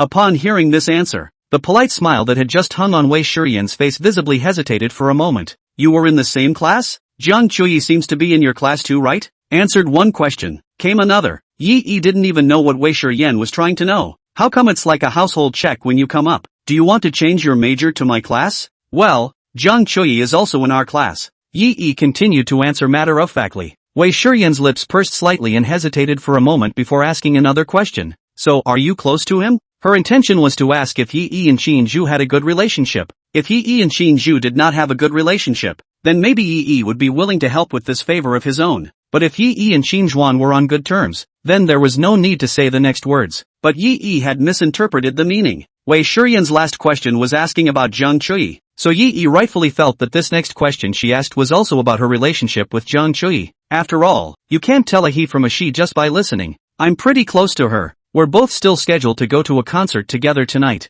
What's wrong? If it were anyone else, they would not have voluntarily mentioned their relationship with another member of the opposite sex in the face of their future soon-to-be rapist, lest you give the impression that you are a womanizer. However, Yi felt that it was better to give the other party a precaution beforehand for this kind of thing. It was much more honest than if she found out later that she had gotten too close to another member of the opposite sex and would come back to her then to raise hell. See a concert? You and him? Then it does seem like you guys are pretty close. Wei Shiyan's heart thumped. I thought to myself, I'm glad I asked ahead of time. To be able to get so close and have such a good relationship with Qin Zhuan. It seems that this Yi is not a good person either. As the leading actress of the finance department, Wei Shiyan not only has outstanding appearance, but also has very good grades. In her life plan, there has always been an entrepreneurial dream. Just last semester, Wei Shiyan and her roommate made a proposal to start a milk tea store business. They put a lot of thought into this program. They are also confident that if the school leaders see this entrepreneurial program, they will strongly support it, maybe even offer to help them get sponsorships. As long as this program runs smoothly, then this first step is a solid one. Later on, relying on the milk tea store's constant income and growing fame, she can then consider recruiting franchises. Then there is an adequate source of funding. Then, she can build on that to continue other aspects of her business venture. But just after Wei Shiyan's roommate handed over this entrepreneurial program, there was a delay in waiting for the school leaders to call. Just when the two thought that this full of their heart and soul of the entrepreneurial program was rejected by the school leadership, but suddenly heard that the Chinese department, a boy named Qin Zhuan, relying on the support of the school leadership, got the pilot capital sponsorship funds. And the greatly praised entrepreneurial program that Qin authorized was actually the milk tea store entrepreneurial program that they had stayed up for several all-nighters to make out in the first place. The fruits of one's labor had been stolen by Qin Zhu? Wei Shiyan immediately found the school leader with her roommate. After explaining the ins and outs to the school leaders also agreed to let Wei Shiyan and the girls go to the security room to retrieve the surveillance. Surveillance footage shows that when Wei Shiyan's housemates arrived at the school director's office, the office was empty. Wei Shiyan's roommate left the entrepreneurial program on the table and left. After a short while, Qin Zhu came in. Qin Zhu picked up the stack of papers on the table and flipped through them for a while. Then he tucked them in his arms and left as well. But because of the angle and clarity of the problem, the monitor cannot clearly see Wei Shiyan housemates placed on the table of the stack of paper in the end wrote what content. There's no direct evidence that that's the milk tea store startup program. This makes it difficult for school leaders as well. Although it was known that Qin Zhu's behavior was indeed suspicious, but there's not enough evidence. Wei Shiyan and the girls don't have a backup of the entrepreneurial program there either. In this case, how can we prove that the entrepreneurial program that Qin authorized was written by them? Moreover, the school has now stepped in to help Qin Zhu pull in sponsorship funds from Pilot Capital. It would be a disgrace to the school if something were to happen at this juncture. So, the matter had to be left unsettled in the end. Wei Shiyan and her roommate just silently ate their words. When I met Yi today, I heard him say that he was also from the Chinese department. Wei Shiyan subconsciously thought of Qin Zhuan. If Yi and Qin Zhu were not on good terms, it might be possible for Yi to help out by approaching Qin Zhu on weekdays on the side to see if he could obtain any evidence to prove that he had stolen the entrepreneurial program in the first place. But now, it seems that Yi and Qin Zhuan's relationship is not generally good. Two grown men actually going to a concert together. That's a good look for a buddy. Why? What exactly do you want to ask? Looking at the stammering Wei Shiyan, Yi really couldn't hold back his inner curiosity. One moment, he asked Qin Zhu, and the next moment, he asked Zhang Chui. Moreover, why did he make a point of asking if he and Zhang Chui had a good relationship? What does this big finance major want to know? Wei Shiyan bit her lip and gently shook the nice pink double ponytail behind her head. Forget it, it's nothing. You guys eat slowly. I've got things to do, so I'm going to go ahead and get busy. Wow, right. Sayu, you, girls still need to learn to protect themselves. After deducing that Yi and Qin Zhuan were iron buddies, Wei Shiyan had already silently categorized Yi as scum. Out of the goodness of her heart, she felt that she should still remind Xiaoyu, lest this simple-minded girl be sold without even realizing it. But in front of Yi, she couldn't say too much, only to the point. After saying this, she made an excuse and went back to her busy schedule, leaving Xiaoyu and Yi to stare at each other. Yo, she's always been so nonsensical? Xiaoyu looked at the direction Wei Shiyan left and cocked her head, her round eyes greatly puzzled. No, sister was quite normal before. Chapter 56, The Heart of a Young Girl. Yi was like a monk in 2 feet, thinking to myself, why does this Wei Shiyan feel godly? Asking a bunch of questions, but not knowing exactly what she wanted to know. It always felt like there was something she wasn't saying, and to top it off, she's slipping away too quickly. Haven't popped a wish quest out yet. Without completing the mission, Yi couldn't even bind her. Hey, never mind. I'll find another chance next time. Consider it a good thing. Yi sighed and went back to the front desk to order. After eating and drinking, Yi felt that his legs, which were tired of shopping just now, were revitalized. It's time to continue taking Xiaoyu upstairs for some shopping. Yi was very self-conscious and called the waiter to pay the bill. After all, everything spent on Xiaoyu could be reimbursed through the system. It's money you don't need. Xiaoyu hurriedly stopped it. Senpai, we agreed that this dessert would be on me. Yi pressed the payment code interface opened by Xiaoyu. It's the same for both of us. No way. Senpai, you bought me so many things today.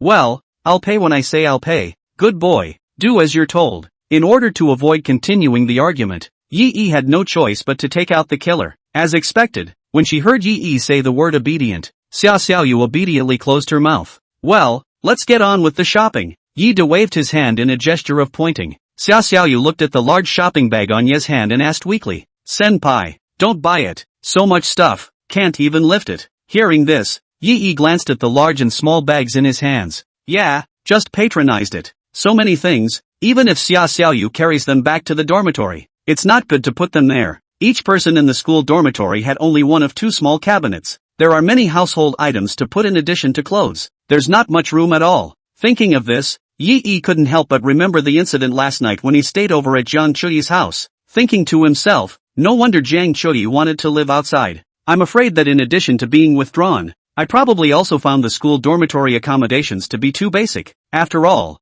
Jiang Chuyi's family is in such good condition that her parents don't want their daughter to suffer. Suddenly, Yi had a flash of light in his head. Yeah, how come I didn't think of it earlier? You can buy Xiaoyu a suite outside the school, instead of working your ass off to buy something here and spending less than a fraction of what you'd spend on a suite. A suite is at least $2 million. Double cashback after the raid on Xiaoyu. That's $4 million. Holy crap, that's awesome. You know, in this day and age, how many people can't even earn $4 million in a lifetime of hard work? Yi was instantly excited, like finding a shortcut to riches. Only, Yi felt that with Xiaoyu's character, she would definitely not be willing to accept such an expensive thing. But then again, the system has rules that must be spent on Xiaoyu to be reimbursed, and only the money spent on Xiaoyu will get a cashback after raiding her in the future. If Xiaoyu is dead set against wanting this house, then everything is just empty talk. Yi made a mistake. In the past, it was all about the fear of giving a girl a gift that was too cheap or too inexpensive to make her upset. This is the first time I've been overwhelmed by an overly expensive gift. Yo, you and your roommate aren't on very good terms, are you? After thinking about it, Yi decided to brainwash Xiaoyu. Sure enough, the moment this question was asked, it instantly opened Xiaoyu's box. It was as if there was finally someone to talk to about all the grievances suffered over the years. Xiaoyu pouted aggrievely, telling Yi one thing at a time about the three housemates mocking her and isolating her at school. Listening to Yi, he couldn't help but feel heartbroken for this innocent and cute silly girl in front of him. So have you thought about moving out of the dorm? Since they're bullying you so much, why don't you just keep them at a distance? Yi followed the advice. Xiaoyu pinched her hair with her fingertips and fiddled with it down. I guess it's trying to. I've talked to my teacher before about wanting to change dorms, but the teacher said that there are no empty beds in the other dormitories at the moment. So where can I move to? Just have to keep holding back. Seeing that the time was almost up, Yi tentatively mentioned, you don't really have to live inside the school. You might also consider living off campus. Like there was a girl in my class whose parents bought her a suite near a college town. She's home by herself every day except for class. She's more of an introvert, like you, and doesn't have a friend in class. Living off campus also saved her a lot of trouble. Xiaoyu's eyes blinked and blinked, and inwardly, she did also yearn for this kind of life that Yi was talking about. But, things like buying a house. Senior, you probably don't know that I usually earn my own living expenses by going out and doing part-time jobs. Even I have to send some of the money I earn back. My mom and dad are both farmers, and it wasn't easy to pay for me to go to middle school and high school in the past. I can't burden them anymore. Buying a house, forget it, it's too unrealistic. In school, in front of the other students, Xiaoyu had always been strong, but facing Yi, she felt there was nothing to hide. Anything can be said in a big way. Yi was different from those people and wouldn't dislike himself. Hearing Xiaoyu's worry, Yi hurriedly explained, No, you don't have to worry about buying a house. I happen to be looking to buy a suite recently. Housing prices in Binchang have been rising in the past 2 years, so I'm going to buy a set,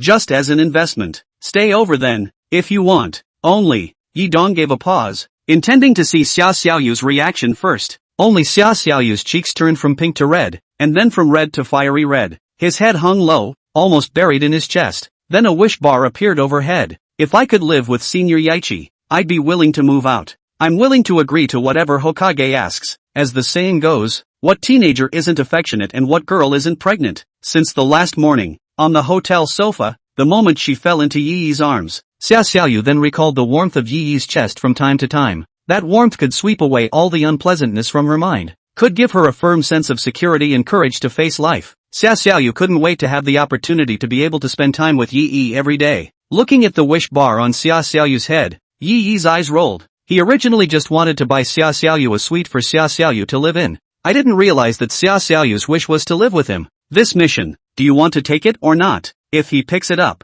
will you be able to hold it? But if you don't answer it, well, at least there's a $100,000 reward for one mission. It's not a small amount of money either. Well, that's right, living together or not doesn't really matter much on its own. It's mostly about trying to earn the $100,000. Right. Yi Yi crowned himself and convinced himself. System, get the mission. Chapter 57 Money comes with the wind. Ding! It is detected that the host is on a wish mission, giving the host a temporary bonus. A house bought for Xia Xiaoyu this time can be fully reimbursed. This add-on was a duplicate of the previous one that gave Xia Xiaoyu reimbursement for any spending, but Yi Yi keenly discovered yet another key point. This time, buying a house is also considered Xia Xiaoyu's wish mission. When the time comes to make Xia Xiaoyu's raid successful, not only can you take a lump sum for the double cashback, but you can also take another lump sum for the wish quest. That means the money spent on the suite will be tripled back when the time comes. Earn numbness. Really earn hemp. I was expecting to make only $4 million.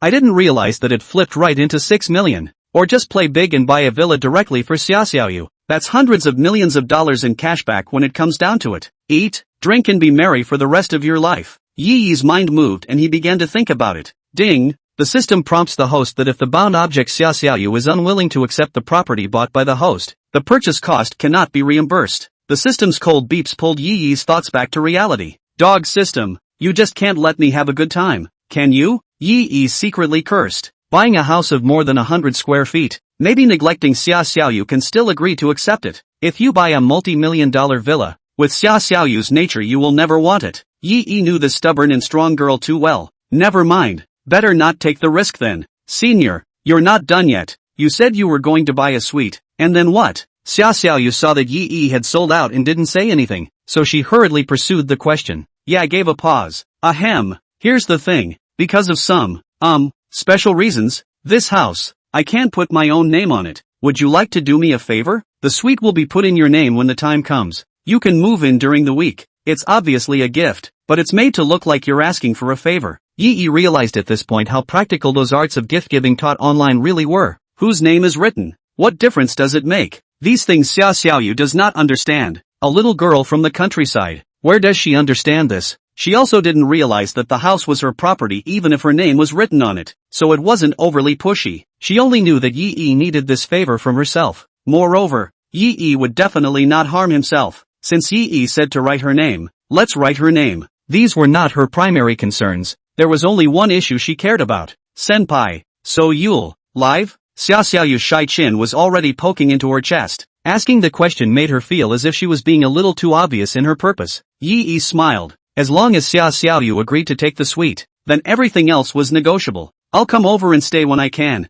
As you know, senior year is going to be internships and stuff, so it might be busy. Yi Yi didn't dare to say too much. After all, his main quest right now was still to raise the progress of the 5 schoolgirls' raids to over 70% as soon as possible. There was no way that the temptation to reward 100% of Pilot Capital's shares was too great. That's why he couldn't put all his thoughts on Xia Xiaoyu. It's a good thing Xia Xiaoyu wouldn't ask for that much. Yi Yi's promise to go over and stay when she was free already made her happy. Okay, senpai, I promise. Xia Xiaoyu smiled sweetly, a smile sweeter than the dessert the two had just eaten. There was no time to lose, and since Xia Xiaoyu had agreed, then Yi Yi didn't want to delay any longer. It's 4 o'clock in the afternoon. Hold on tight. You might even be able to get your house before the concert starts. Yi Yi thought that the neighborhood where Jiang Chudi lived was quite good. It is close to the subway station and the neighborhood is quiet and elegant. The neighborhood is also full of shopping malls and supermarkets. Yi Yi carried a large shopping bag and took a taxi with Xia Xiaoyu to a housing agency near that neighborhood. Hello, do you have a room? Pushing open the door, Yi Yi rushed to a few sales and asked. A couple of sales are bored and are killing time waiting for the end of the day, smoking cigarettes, spinning pens, and one soaking goji berries. Several people were clearly not taking it seriously when they saw a ruffian come in. With that stance, those who didn't know thought the young man had entered the lobby of that hotel to get a room. Who buys a house by asking this? You think buying a house is like buying groceries? Give me the best set. Yi ignored the expressions of the several people and continued on his own. Come on, a set of the best. A set of what? A sweet or a set of pancakes? The middle-aged male salesman who was soaking goji berries politely came forward and invited Yi and Xiaoxiaoyu to sit down. Are you two looking at a room? Is it going to be a short or long-term rental? Do you want to rent alone or share with someone else? Look at the two or the appearance of college students. Although the hand carrying a high-end shopping bag looks quite, but the first feeling of the middle-aged sales still think that the two are just to rent a room. Yi shook his head and pointed to the advertisement sheet pasted on the agency's entrance. I don't rent, I buy.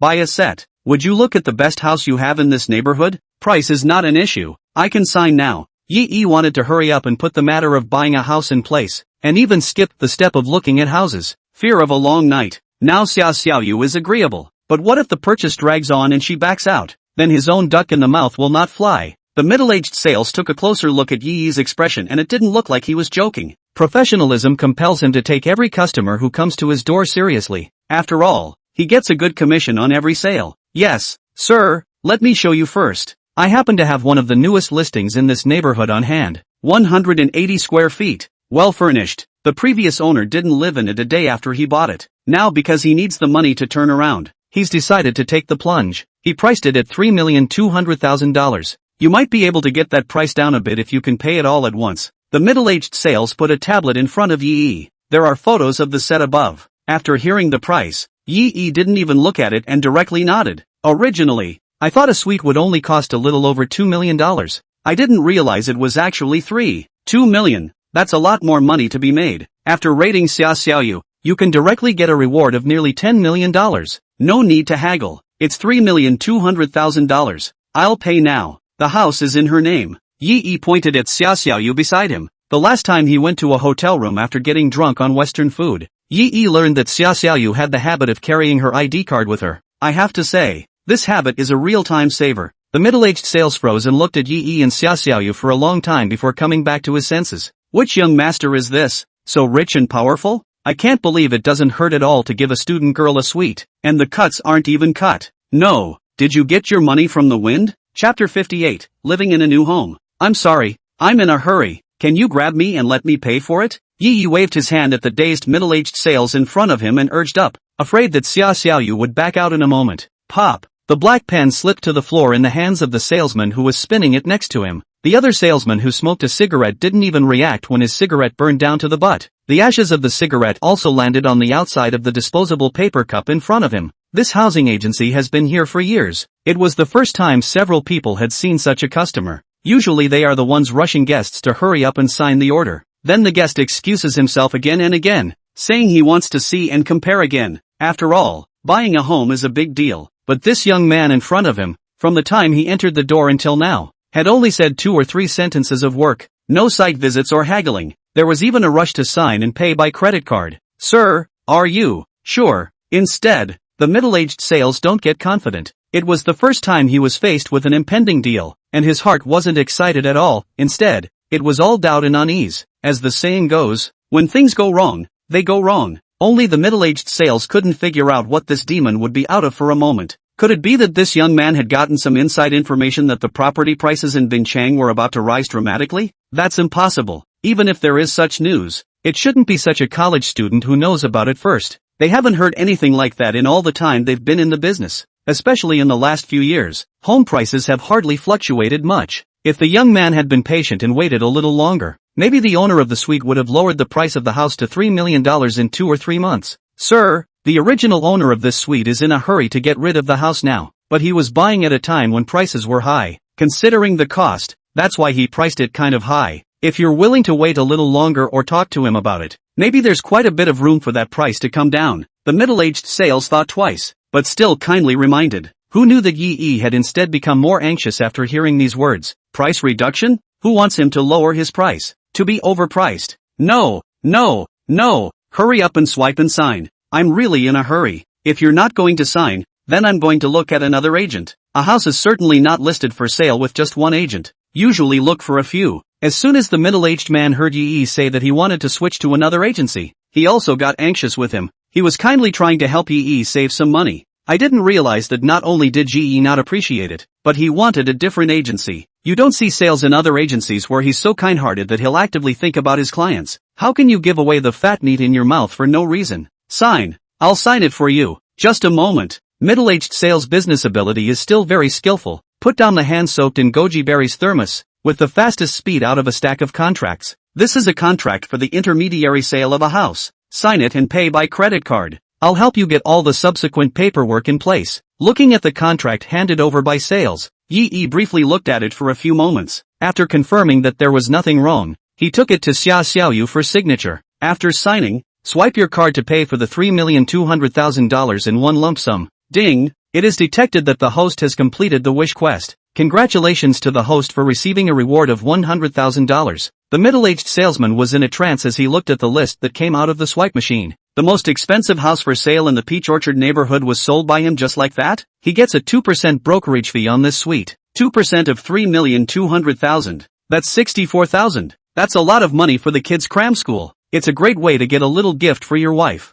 2. My wife has been eyeing a gold necklace for a long time. Over $6,000. It had been too expensive to buy before. Why don't you just sneak back and buy it after work in a while and give your wife a surprise? The wife will be happy to see it. Maybe. The middle-aged salesman gulped down the goji tea in his thermos. Tonight might be a sleepless night. On the other hand, the other two sales were drooling with envy. It's amazing how easy it is to get a 60,000 plus commission. How is it that you are not so lucky? Who says pie doesn't fall from the sky? Well, today a piece of it did. Just didn't pick it up myself. After paying the money, the middle-aged sales politely sent Yi and Xia Xiaoyu to the door. Mr. Yi, Ms. Xia, this is the key to that house. The owner of the house is not in Hamachi, and he has not lived in this suite. The house is clean as we've arranged for it to be cleaned regularly before. It's basically fully furnished except for the household items. There are still some process paperwork outstanding, but you are ready to move in. The middle-aged sales respectfully handed over the key to Yi's hand,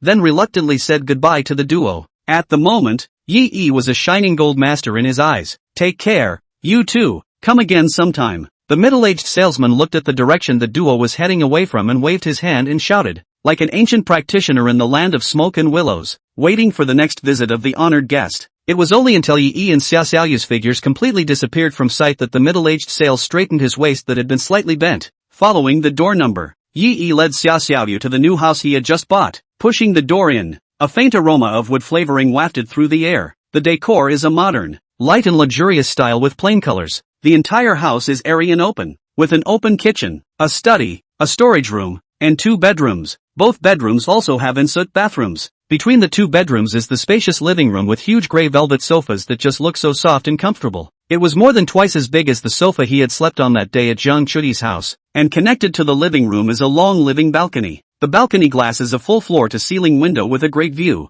The house was located on the 20th floor, looking out into the dim sunset that was just visible at the moment. Not to mention Xia Xiaoyu, even Yi was the first time he entered such a grand flat. Since he was a child, Yi had never seen his parents, and it had always been his sister who took care of him. Yi-san thought that when he had money in the future, he must buy a set for his sister, so that she could follow him to enjoy the blessings. Xiaoyu, I have something to do in a while, so go back to your dormitory and pack up and move over by yourself. I'll transfer some money to you. You can go to the nearby supermarket to purchase some necessities after dinner. It just so happens that the completion of the mission wish just now rewarded 100,000. Yi took out his cell phone and directly called Xia Xiaoyu 100,000. Chapter 59. Senpai, you can't use this much to buy necessities. Seeing the money Yi transferred, Xia Xiaoyu counted it several times before she dared to confirm the amount. A long string of zeros. Xia Xiaoyu was afraid that she had counted wrongly. Then you pick the good ones and the expensive ones. I'm going to let all those people who used to laugh at you know that you're going to live a life in the future that they'll never be able to envy for the rest of their lives. Looking at Yi's serious expression, Xia Xiaoyu's heart warmed. Yi coughed lightly. When he transferred money to Xia Xiaoyu just now, he deliberately paid attention and found that he didn't trigger the system's reimbursement. It seems transfers don't count as spending. It must be Xia Xiaoyu who spends the money before Yi can get the reimbursement. Now Xia Xiaoyu is his pot of gold. This girl was used to being stingy. She had to be made bold to spend money. By the way, yo, do you know how to cook? Yi saw Xia Xiaoyu's thin wrist again. Xia Xiaoyu nodded. Yes, at home I cook for my parents all the time. Yi looked at Xia Xiaoyu with satisfaction. In his mind, He instantly thought of how to fool this little girl into eating well every day. Tell you what, you stop by and get some pots and pans. There's a grocery store right near this neighborhood and it's easy to buy groceries. I don't really like the school cafeteria food. If you're free, go to the grocery store every day and buy some fish, shrimp, meat, eggs, and vegetables, and come back and cook for yourself. When the time comes, I'll come and try your handiwork. Grocery shopping is also an expense. It's not much, but it should be pretty substantial when accumulated. When the time comes, you can get more cash back and improve Xia Xiaoyu's quality of life. 2 birds with 1 stone. Moreover, Yi knew that Xia Xiaoyu would definitely not buy too simple food every day after knowing that she would come to eat with her. This way, the nutritional aspect is not a concern. As soon as he thought of nutrition, Yi couldn't help but take another look at Xia Xiaoyu's good figure that couldn't even be covered by her loose casual clothes. Thinking to myself, I wonder how much more this girl will have to transform when the meat, eggs, and milk nutrients keep up. You can spend this 100,000 first, and I'll transfer it to you next month. Yi now hated to see Xia Xiaoyu spend as much as possible, let alone 100,000 a month. 100,000 a day is too slow for him. Xia Xiaoyu waved her hand back and forth. No, senpai, that's plenty, that's a lot of money, it's enough for a couple years. Looking at Xia Xiaoyu's cute face, Yi didn't resist reaching out and pinching it. Look at you skinny, it's cuter when it's raised white and chubby. It's not just about good food, clothing and shelter, but the standard of the other 3 items should follow. Don't you get psycho? I have lots and lots of money. Money you can't spend any way you want. Good boy, behave. After saying this, Yi realized that men could really be so handsome when they said random flowers to women. Yi was beginning to understand those gold-digging women a little bit. It's a charm that's really hard to resist. I have things to do, so I won't be moving with you. Why don't you start by moving some of the things you normally use? I'll help you move the other stuff together when I get to school tomorrow night. Looking at the time, there was less than an hour before the concert started. Yi handed the key to Xia Xiaoyu and hurried out the door. After the door closed, Xia Xiaoyu looked at the spacious big house and was in a bit of a trance. This all feels like a dream. Sister, are you there? Let me ask you something. Xia Xiaoyu took out her cell phone and sent a message to Wei Shiyan. At school, Xia Xiaoyu had almost no friends, other than Yi. Only the senior sister Wei Shiyan, who she met during her part-time job, was nice to her. Now Xia Xiaoyu was in a complicated mood. Thinking about it, these things can only be said with Wei Shiyan's senior sister. After receiving Wei Shiyan's affirmative reply, Xia Xiaoyu told her all about herself and Yi. Hokage, I feel as if I've fallen a little bit in love with Senior Yi. He's the first person who's ever been that nice to me. Do you think I should confess to him? What do you think he means to me? Does he like me? Will he reject me if I confess? Xia Xiaoyu's first love for those things between men and women do not know anything. In a hurry to help Wei Shiyan. Wei Shiyan on the other end of the cell phone looked at the pile of messages sent over by Xia Xiaoyu, but gradually frowned. Watching Yi and Xia Xiaoyu shopping and buying things together in the afternoon, Wei Shiyan thought that the two were boyfriend and girlfriend. It's just that Xia Xiaoyu was ashamed to admit it, but now it does seem like it's not what you think it is. Another house to buy and money to give away, and $100,000 a month. What kind of person falls in love like that? It's rather more like bags. Thinking of this, Wei Shiyan finally came back to her senses. Let's just say how it feels weird for Yi to be in this mode with Xia Xiaoyu. It all makes sense now. This scum of his must be trying to make Xia Xiaoyu willingly be hidden in his golden house through these means. While 100,000 a month is indeed a lot, but the simple-minded Xia Xiaoyu is obviously running to fall in love. In the end lost his body, but could not get Yi's heart. Then how sad Xia Xiaoyu should be. Is this kind of sadness something that can be remedied by simply giving money? Yo, listen to me. Wei Shiyan felt that it was necessary for her to let Xia Xiaoyu, who was indulging in fantasies, come to her senses and recognize the true face of Yi's scummy scum. I think that this Yi is trying to adopt you. Immediately after that, Wei Shiyan specifically stated her analysis, well-reasoned and pontificated. It made Xia Xiaoyu on the other end of the cell phone look blank. Baojiu? Xia Xiaoyu had lived for so long, and for the first time, she associated this word with herself. Is it worth Yi to spend $100,000 a month to keep himself a dirtbag who can't get on the stage in other people's mouths? Sister, if you're adopted, what do I have to do? Having only heard of this word before, Xia Xiaoyu didn't quite understand the deeper meaning of it. So Wei Shiyan patiently explained to Xia Xiaoyu again what was meant by underwriting, and how hateful the mouths of men who offer to beg them are. But Xia Xiaoyu's sanity at the moment had been completely taken over by her love brain. In the back of her mind, she kept going back and forth on one thing. Senior is willing to adopt me. Does that mean he likes me too? Chapter 60, A Dog's Eye View of a Man. On the other end of the phone, Wei Shiyan was still harping on Xiaoxiaoyu, and Xiaoxiaoyu could no longer hear anything else. Full of nothing but GE. Okay, schoolteacher. I know. I'll take care of it. Looking at the message sent by Xiaoxiaoyu, Wei Shiyan was relieved. I'm sure Xiaoxiaoyu has already recognized Yi's face. It's really not true at all that things come in small packages. Those who have a good relationship with Qin Shu must also be beasts. Xiaoxiaoyu put down her cell phone with a shy face. The explanations Wei Shiyan had just said about the package kept hitting her inside. So, Senpai is staying with me because he wants to. Senior is so kind to me. There's no reason for me to refuse. Right. I like Senpai anyway. No wonder the Hokage is giving me so much money. I'm going to go buy some nice pajamas later. I'm sure Senpai doesn't want to be dealing with a little dirt chick as soon as he gets back. Taking stock of the night's events, Xiaoxiaoyu's cheeks were getting redder and redder as well. When she thought of Yi's slightly overbearing commanding tone, Xiaoxiaoyu involuntarily trembled and her eyes gradually became mesmerized. It was as if he had become intoxicated with fantasy. On the other hand, Yi, the good guy model who was falsely accused of being a scum and beast, had just arrived outside the concert venue at the moment. Achoo! Yeah, sneezed twice in a row. After an afternoon of shopping, my already cold body seems to have gotten worse. He was afraid of infecting Jiang Chui, so on his way here, he even bought a mask. It was half an hour before the concert started. Yi came to the ticket checkpoint that he had agreed with Jiang Chui, but he did not find Jiang Chui's figure. Yi, my mom's car is blocking this road in front of the concert stadium. Just give me a few minutes, huh? Jiang Chui sent a timely message. There's no rush.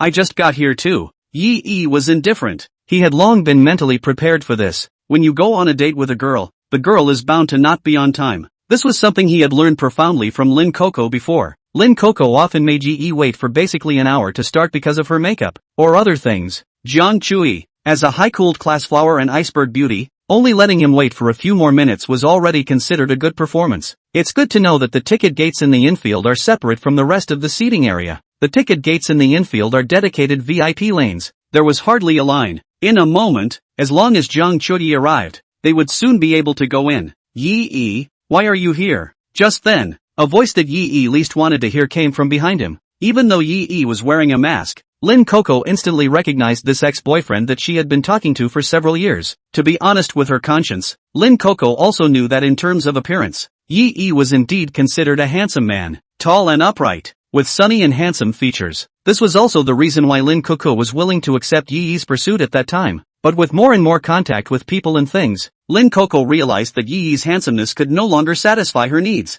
What she wanted, Yi couldn't give. Like designer bags, like diamond jewelry. Yi, a poor boy, couldn't even afford to pay for the concert tickets. In Lin Coco's twisted three views, she only felt that when a man and a woman fell in love, the boy should unconditionally spend money to satisfy the woman's every request. It never occurred to her that she would have to earn her own money to get what she wanted. When she and Yi were still dating, Jo Boheo would often show her kindness and send her exquisite but not too expensive trinkets. But Lin Kiki is a person who doesn't see a rabbit without a hawk, and she won't make a decision until she sees a benefit that will impress her. Until Jo Boheo appeared in front of her with 2 concert tickets. She then breaks up with Yaichi off a cliff and then seamlessly follows through. Lin Coco didn't think there was anything wrong with what she had done, because in the bottom of her heart she felt that Yi was not worthy of her. As her thoughts retracted, Lin Coco saw that Yi was looking at herself with an extremely impatient look. What for? Coco Lin was a little disgruntled. In her impression, Yi was always pleasant to her. Now the change in attitude was so drastic that she couldn't accept it for a moment. What for?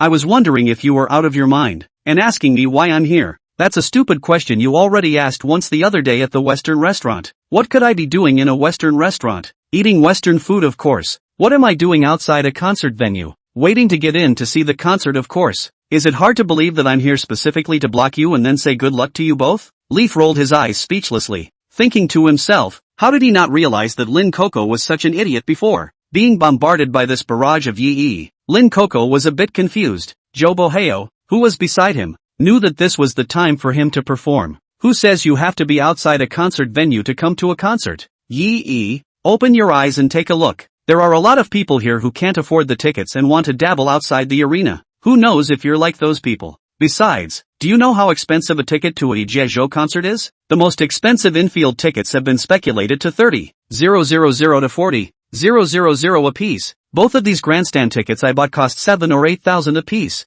You can afford it? Don't think I don't know how much you weigh. If you had that kind of money, would Coco have dumped you? After being scolded by Yi in the school parking lot last time, Zhou Boheo had asked both Lin Coco and Qin Zhuan about Yi separately. These two men were highly consistent in their evaluation of Yi. He said that Yi was just a poor man with a good-looking skin. Yi, don't disgrace yourself here. Do you realize what you're standing on? This is the VIP check-in lane. You have to buy an infield ticket to get in through here. You don't want to get in anyone's way. Seeing that Yi didn't say anything, Zhou Boheo thought that he had hit the nail on the head, so he became even more unforgiving. Yi frowned. What's your dog's name? I'm the VIP. No? Hearing this, Zhou Boheo, however, laughed as if he had heard a joke. You, VIP? Yi, you should talk about the basic law even if you brag. I told you all earlier. Infield tickets cost $30,000 to $40,000 apiece. How much do you live on a month? Even if you're $1,500 a month, you'd have to save for over 2 years without eating or drinking to get enough. Stop pretending here and get the hell out of here. Holding 2 tickets for the grandstand section in his hand, Zhou Boheo felt his waist was extraordinarily hard. It was as if he had completely recovered the field he had lost that day by being scolded by Yi. Zhou Boheo, you're sick. What do you care if I'm a VIP? You have tickets, you guys can't just go in and see for yourselves. All this bickering here, did I step on your tail? Yi endured his sore throat from the cold and disliked a few words back in displeasure. Originally, he hadn't wanted to meet these two people in general. I didn't expect Zhou Boheo to stomp on his nose. With 30,000 to 40,000 tickets, even without Jiang Chuyi's treat, he, Yi, could completely afford it now. What's an infield ticket? You just bought the suite yourself. Really? A dog's eye view. Chapter 61. Yi, you said you're a VIP, so where's your ticket? You don't want to bother with us? Why don't you check your ticket and go in? You're not trying to sneak in when the ticket inspectors aren't looking, are you? Zhou Boheo concluded that Yi couldn't get tickets for the infield, crossing his arms and pulling his voice high to attract the attention of passers-by. A look of waiting to see Yi lose his face. Yi hadn't crossed paths with Zhou Boheo before this. All that is known is that he was very close to Qin Zhu. Now it seems. I'm sure it's true that things come in small packages. What kind of good person could it be to play with Qin Zhuan? It's a complete and utter pussyfooting around. What's the hurry? The one I'm waiting for hasn't come yet. If you guys are in a hurry, you can just go in first. As the saying goes, you don't argue with a fool. Already the people watching were gradually gathering around. If you keep arguing at this point, you'll lose face with yourself. But Yi's words sounded more like he was looking for a step down from himself to Zhou Boheo. Zhou Boheo didn't want to let go of such a good opportunity. There are contrasts to show how good you are. Letting Lin Coco's ex lose face in public would make Lin Coco follow him even more devotedly. Only then would it be more conducive for him to carry out that plan of using Lin Coco as a scapegoat for himself next. An infield ticket costs tens of thousands of dollars apiece. And you're telling me you're asking someone else to join you? Just like you couldn't afford 2 tickets even if you were sold. Yaichi, I'll be right here watching. If you can get in through this VIP passage today, I'll eat this entire ticket gate. Zhou Boheo had a sneer on his face and his eyes were filled with disdain. At this moment, a cool voice sounded behind the several people. Then you eat. Jiang Chuyi appeared behind a few people wearing a white bustier dress, all white like a little angel with a holy glow. There was also a small white lace-trimmed collar tied around her neck, a white butterfly ornament on the collar shaking slightly against the wind. Yi's eyes lit up. Jiang Chuyi's outfit was completely different from her usual style, adds a bit of cuteness to the cool demeanor. Zhou Boheo also looked at the sound, only to see Jiang Chuyi glaring at himself with a displeased face. Jiang Chuyi had just seen a few people gathered around here as if they were watching. It was only when he got closer that he realized it was Yi, along with Lin Coco and Zhou Boheo. In the classroom, that sultry look Lin Coco gave to Yi had already caused some jealousy in Jiang Chuyi's heart. He didn't expect that now Zhou Boheo would want to bring Yi down in front of so many people. What's this couple of dogs up to? Obviously they were in the wrong first. Why did they turn around and be unforgiving to Yi? Watch out for the tickets. 2 of them. Be a man and you'll keep your word. Don't make me look down on you. Jiang Chuyi pointed her chin in the direction of the ticket gate, signaling that Zhou Boheo was true to his word. Didn't you just say you wanted to eat? Eat. I'd like to see who can't get off this stage today. The brightly shining 2 tickets for the infield were pinched by Jiang Chuyi and waved twice in front of Zhou Boheo. Zhou Boheo saw it clearly. Not only were they tickets for the infield, they were front row of the infield. But, how come Jiang Chuyi came to the concert with Yi? Qin Zhuge has been a licking dog for so many years. Jiang Chuyi has not even looked at him in the eye. In just a day or two's work, it was actually chased by Yi? No, it's not even that simple. These 2 tickets were in Jiang Chuyi's hands, so that meant that Jiang Chuyi had bought the tickets. Jiang Chuyi invited Yi to the concert? Holy, She's chasing Yi backwards? Zhou Boheo felt like his worldview had been refreshed. Compared to the cool and moving Jiang Chuyi, Lin Coco by her side instantly didn't smell good. But envy is envy. Now at this juncture the momentum cannot be lost. Zhou Boheo quickly thought of a comeback. Yi, I didn't expect you're actually a soft eater. Just claimed to be a VIP. But I didn't realize it was just rubbing off on Jiang Chuyi. Humph, you're really good at it too. If I were you, I'd have found a hole in the ground. Seeing Zhou Boheo's roguish face, Jiang Chuyi was instantly displeased. Who are you calling a soft touch? Do you think Yi lacks this amount of money? Do you know how much he rewarded Kong Yi Rim on teas last night? Oh, $2,400,000. Someone who can casually come up with so much money would care about this measly 2-ticket money? Zhou Boheo, don't compare yourself to Yi. You're not worthy. This was the first time Jiang Chuyi had gotten so angry in public. Somehow, she just couldn't see Zhou Boheo say anything bad about Yi. It seemed like from that kiss in the stairwell, she had inexplicably developed an indescribable possessiveness towards Yi. The man she kissed, that was hers. No one else is allowed to think about it or hurt it. Yi, let's go in. Don't waste your time with these two. Jiang Chuyi poked out her white lotus root arm and tenderly held Yi's arm. Then he glanced at Lin Coco with his afterglow, as if swearing sovereignty. The movement was extremely natural, as if it had been secretly rehearsed in his mind. Yi almost didn't even react. I didn't expect the contrast to be so great after the iceberg beauty moved. Aha! Yi nodded, letting Jiang Chuyi hold his arm, leaving aside Zhou Boheo and Lin Coco behind him, and walked straight to the VIP passage. Lin Coco's eyes widened, her mind constantly repeating the words that Jiang Chuyi had just said. Yi gave Jiang Yilin a reward of $2,400,000. $2,400,000 what? It can't be 2,400,000 joy beans. It's hard to be rewarded with gifts worth $2,400,000? Where did Yi get so much money? Not to mention selling him. Even if you pack up his 3 roommates and sell them together, it's impossible to exchange them for so much money. It's hard to believe that. Yi is actually an invisible rich kid? But why had he been with himself for so long without revealing anything at all? To test yourself? Thinking of this, Lin Coco's heart went cold. Obviously failed to test himself. Then after being cheated on, Yi learns the hard way and decides not to pretend. No more getting along with everyone as a normal person. No wonder so many extremely beautiful women surrounded Yi recently. Turns out everything is in order. Lin Coco's face was bitter. Only now did she realize what a treasure she had personally given up. Handsome and rich, gentle and considerate. There's no other man like him in the world. You dumped him for a mere 2 concert tickets? Lin Coco only wanted to slap herself hard twice now. Now looking at Zhou Boheo beside him again, he also felt that it didn't smell good anymore. Other people, Yi, had taken the VIP channel and sat in the front row of seats in the infield, and he himself had just been here with Zhou Boheo taunting people. Looking at the eyes of the surrounding spectators who were watching, Lin Coco only felt groundless. Chapter 62, The Lucky Audience of Pentatonics. After passing through the ticket gate, Jiang Chuyi silently withdrew her arm holding Yi. The reason for doing so just now was to declare her sovereignty to Lin Coco, so that she wouldn't continue to hold unrealistic fantasies about Yi.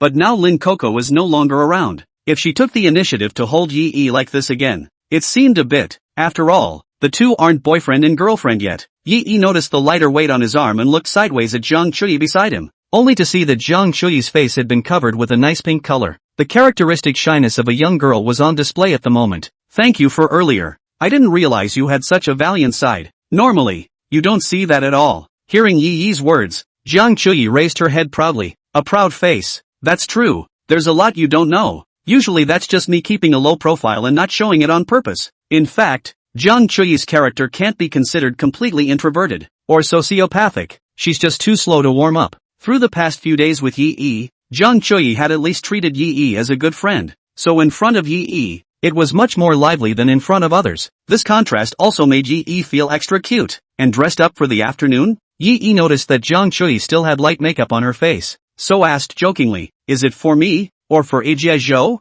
Jiang Chuyi's pretty face was so red that she could almost pinch out water, eyes on his toes, slightly sheepishly. Dang, of course it's for Zhou Ijie. I'm a big fan of his. I've been listening to him since elementary school. Sitting in the front row again today. Maybe he'll even see me. I've got to get dressed up for this. Looking at Jiang Chuyi's lustful appearance, Yi gently smiled. Well, he'll definitely see you, because you're beautiful today. Hearing Yi praising herself for her beauty, Jiang Chuyi seemed to be able to hear her heart beating bang bang. You really think I'm pretty? Any woman can be a little unsure inside when faced with a man who makes her heart sing. Jiang Chuyi, who had never dealt much with others, was naturally not as segmented as John Yilin. If it were Kong Yi-rim, I'm afraid she would have asked, "What? Do I only look good today? Don't I usually look good?" But Jiang Chuyi only wanted to confirm if Yi had meant what he had just said. Yi looked seriously at Jiang Chuyi, took off his mask, and came closer. His mouth came up to Jiang Chuyi's ear, and Jiang Chuyi didn't dodge. "You are,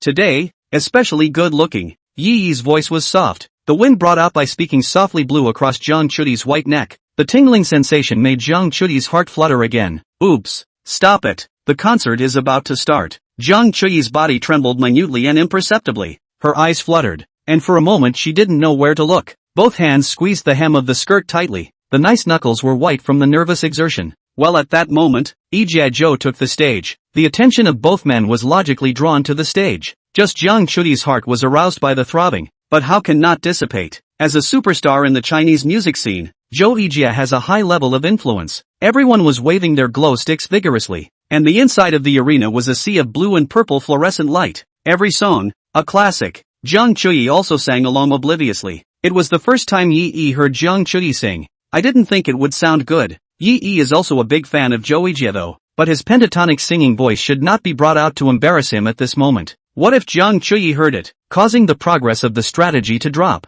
Luckily, I have a cold today and I'm wearing a mask. There can be a legitimate excuse that you don't want to sing because you have a sore throat. 2 hours passed quickly in song after song. Next up was the concert's regular jukebox session. Ijia Zhou will randomly pick a lucky audience member on the spot, and then this lucky audience member will order a song and sing along with Ijia Zhou. Zhou Ijia took the microphone and walked to the front of the stage, looking carefully at each person on stage, ready to pick one from among them. That handsome guy with the mask, come on, introduce yourself and tell us what song you'd like to order. Unbiasedly, Zhou Ijia pointed in Yi's direction. Yi incredulously pointed at himself. As a fan of Ijia Zhou, it's a great honor to be chosen at a time like this, but Yi was a bit embarrassed that he sang out of tune. Yeah, that's you. Zhou Ijia didn't give Yi a chance to refuse and directly asked the staff to pass the microphone to Yi. Getting the microphone, Yi felt envious gazes from the people around him. If they hear him sing out of tune, they'll drown him with a mouthful of spit. Ahem, I'm a student at Hamachi University.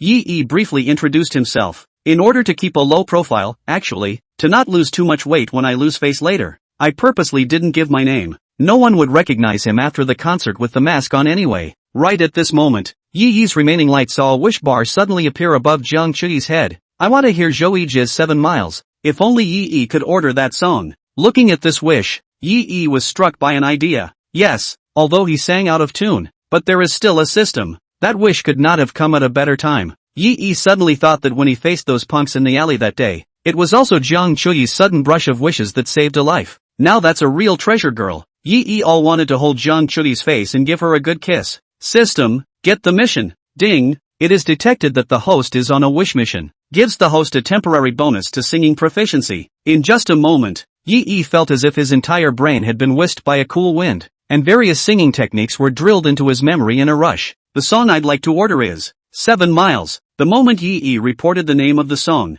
the excitement on Jiang Chuyi's face overflowed. This song is one of Ijia Zhou's most iconic songs. It's also Jiang Chuyi's favorite song. Unexpectedly, today to listen to Zhou Ijia's concert, Zhou Ijia just happened to pick Yi to become the lucky audience who can sing with him, and Yi 1 song happens to be 7 Mile again. Favorite idol, favorite song, and surrounded by this, the man who makes his heart sing. Is this, in fact, the legendary destiny? Jiang Chuyi felt that if Yi took a ring and got down on one knee to propose to her at this time, she might even agree. Chapter 63, My Girlfriend Says No. As the music intro started, Zhou Ijia made a gesture of invitation to Yi. Gesture Yi to sing first. With the support of the system, Yi was confident beyond measure at the moment. Pick up the microphone and speak softly to the notes. The sparrow in the window, talkative on the pole. It's very summery of you to say that one. The felicitous singing seemed to instantly bring images of early summer to life. Not only the audience under the stage, but even Zhou Ijia on the stage brightened up. This timbre, this singing ability, looking at the entire Chinese music scene can be considered the top. It's tactful, but not pretentious, like storytelling, and extremely natural. It makes you feel good when you hear it, like a warm breeze blowing from ear to ear. There was once an analogy about a bottle of Coke being $5, but that first sip in your hand is worth $4.09. After Yi sang the first line, Zhou Ijia had this feeling, pencil in hand, back and forth on paper. I describe who you are to me in a few lines. The ignorance of love when young and green is well interpreted by Yi in these 2 lines of the song. As he sang, Yi also turned his head to look at Jiang Chui beside him, as if hinting to Jiang Chui. These 2 lines were deliberately sung to her. Jiang Chui blushed, while the other girls around her cast envious gazes. What a great boyfriend! He sings well and is willing to show his love in a high-profile way on such occasions. If you don't get married now, when will you? Even some girls who were dressed alluringly were ready to secretly leave a contact information for Yi in a while. Such an attractive man. Even if you can't be his long-term girlfriend, you can be his girlfriend for a day, or a night. It rained all night.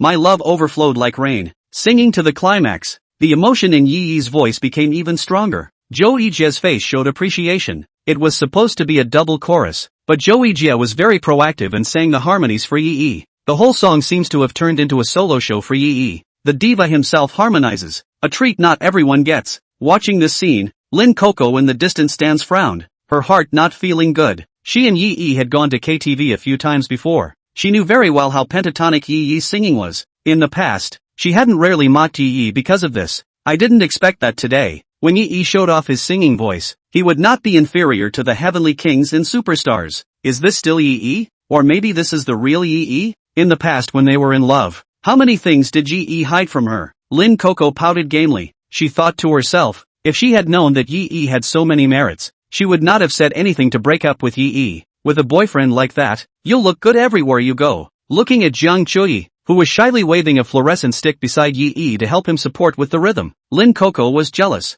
The person who was originally by Yi's side should have been her, Lin Coco. After the song, the concert venue erupted in thunderous applause. Zhou Yijie also heartily applauded Yi on stage. He even joked that if Yi had been born a dozen years earlier, there would probably be nothing left of him. Zhou Yijie, in the Chinese music scene, of course everyone could hear that it was a joke, but the fact that Zhou Yijie could say that also proved how outstanding Yi had just performed. Ding! It is detected that the host has completed the wish quest. Congratulations to the host for receiving a reward of $100,000. Come to a concert for free and not only do you make a splash, you make $100,000. Yi was happy in his heart. Only after the quest was completed, the system took back the singing proficiency skill that had just been rewarded. Yi reverted back to the pentatonic singing white guy. Zhou Yijie seemed a bit unfulfilled and asked Yi if he wanted to sing another song. Yi politely shook his head and pointed to the mask he was wearing. I've got a bit of a cold today and my voice isn't too good, so I'll leave the next opportunity to the other lucky fans and friends in the audience. Understated, introspective, non-competitive, and carrying off the pretense just right. Singing so well, you say at this moment that your voice is not good. Well, how well you'd have to sing if you didn't have a cold. Some of the surrounding girls were looking at Yi with a little love in their eyes. Sensing the gazes of the other girls, Jiang Chui took Yi's arm again. When you get over your cold, sing it to me again. Will you? Jiang Chui deliberately raised her voice a bit, just so that everyone around her could hear it. Yi felt the warmth coming from his arm and lowered his head to rely on Jiang Chu. Okay, I'll sing for you whenever you want to hear it. It sounded gentle and romantic, but the meaning in the words was known only to Yi himself. He can sing so well because of the system. In the absence of a wish quest, he is no different from an ordinary person. That's why Yi purposely emphasized it, saying that he would sing as long as Jiang Chui wanted to hear it. If Jiang Chui wanted to hear it, then there would be a wish quest. Only then could he sing at the level he does today. The concert continues. The few lucky viewers picked in the follow-up were mediocre. Plus, with Yi as the pearl in front of him, the performances of the others were even more tedious. Handsome, you're from Hamachi University? We're alumni. I graduated from Hamachi University too. May I get acquainted? A girl leaned over, patted Yi's shoulder and struck up a conversation. The girl's face was covered in thick makeup, very typical of Netflix. Yi was skeptical that what she said was true. It was probably just to strike up a conversation to find a topic of conversation. So I purposely said that I was a graduate of Hamachi University. No. Before Yi could reply, Jiang Chui blocked in front of Yi at once, like a protective little hen. But that girl didn't put Jiang Chui's reaction in her eyes and continued to look at Yi, waiting for his reply. Yi smiled gently and shook his head, wrapping his arm around Jiang Chui's waist and taking it into his arms, then looked at the girl who came to accost him. Sorry, my girlfriend said no. Since Jiang Chui had taken such initiative, there was nothing wrong with taking advantage of her at this moment, right? Jiang Chui just obediently allowed Yi to embrace herself until the girl left. Only then did she break free from Yi's arms with a blushing face. Shame on you. Who's your girlfriend now? Yi hemmed and hawed. I don't know. I didn't say who my girlfriend was. Do you like me if you're so eager to be right? Jang Choi hummed softly, but her face was pressed into a smile. I'm not. Don't flatter yourself. 2 nice blushes on her cheeks. Shy and cute. The blush of a young girl is better than any confession in the world. Chapter 64, Leaving the Stage in Anger. The concert continues. After the lucky audience spotting session, the atmosphere was thoroughly mobilized. For every song Joey Jia sang next, the chorus of fans on stage was louder than before. Joey Jia sang several small sweet songs in a row, and the upbeat tunes made it sound like he was bathing in the warm sun of love. And the live guide was good at his job, arranging for the cameraman to randomly point the camera at the couple's friends on the set. Couples captured by the cameraman's lens are projected directly onto the big screen. Watching the image of the couple to appear on the big screen of the stage, the audience on the stage will be together with a loud coaxing kiss. There are a lot of people who want to be captured by the guide's camera lens. Of course, there were many who secretly came to the concert behind the back of the main house, with their juniors, not wishing that they would get the chance to throw their weight around. The cameraman knows his stuff too. When you see those who bury their heads down, you know those are the ones who are thieves. For the sake of individual family harmony, the cameramen don't intentionally look for things. Usually only the ones that are outwardly attractive or the ones where the two of them look particularly in love. Soon, the cameraman saw Jang Choi in a white bustier dress on camera, sitting in the front row of the infield like a holy little angel. This face, this temperament, 1 in a million. The cameraman focused the camera on Jang Choi. At the same time, the figures of Jang Choi and Yi appeared on the big screen on the stage. Give me a kiss. Give me a kiss. The audience on stage was instantly up in arms. This pair is a match made in heaven at first glance. The girl looks so beautiful. The boy was wearing a black mask, but just from his eyebrows, he could tell that this was a handsome man. In front of so many people, Jang Choi's social fear flared up a bit. Subconsciously, he wanted to find a place to hide and block his face. Some of the girls recognized the guy in the mask on the screen as the one who had just sung so beautifully. Once they saw that the two were not willing to kiss in the picture,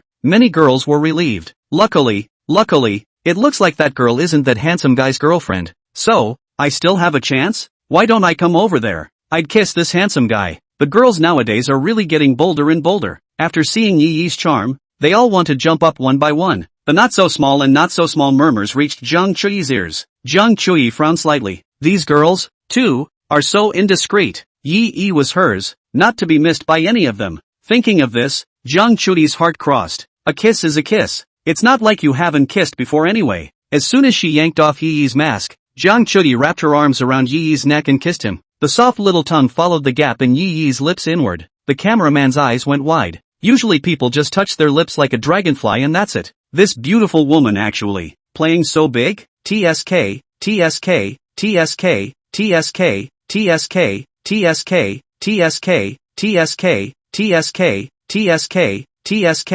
TSK.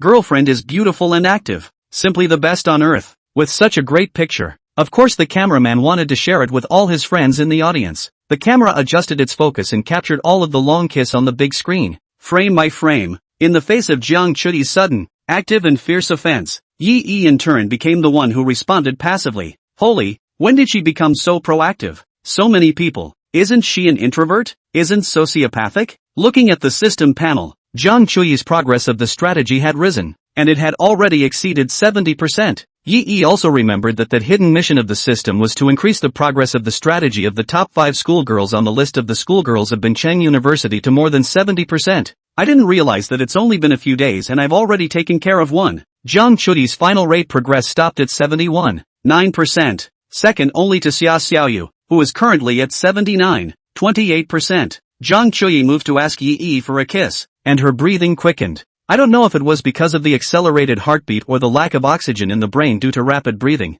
Jang Choi felt that her entire body was limp, like being drained of strength. He could only rely on a pair of arms and hang his weight completely on Yi Yi's neck. Feeling Jang Choi's change, Yi Yi reached out and wrapped his arm around Jang Choi's back waist, while his other hand supported her back. Well, go home and kiss again. Yi Yi's mouth pulled back 2 or 3 centimeters and whispered. A hint of crystallized saliva was pulled out as their lips parted. Jang Choi's face burned fiery red, feeling hot all over. The whole person hid in Yi Yi's arms like a kitten, pressing her cute little face tightly against Yi Yi's chest. At Joey Jia's concert, in front of so many people, even in front of his idol, he actually kissed his beloved boy so actively. Yes, just now when she kissed up, Jang Choi saw what was really going on inside her heart. She was fond of Yi Yi. That's why she would be so impatient to determine her position in Yi Yi's heart in this way after seeing that other people had their hearts set on Yi Yi. By the way, tell everyone that Yi Yi is hers. Who wants to go home with you? No more kisses for you. Zhang Chuyi poked Yi Yi's chest with her finger in a petulant manner. The sweet look drew a roar of cheers from the surrounding audience. Even Joey Jie stopped singing and said to the duo, "Goo,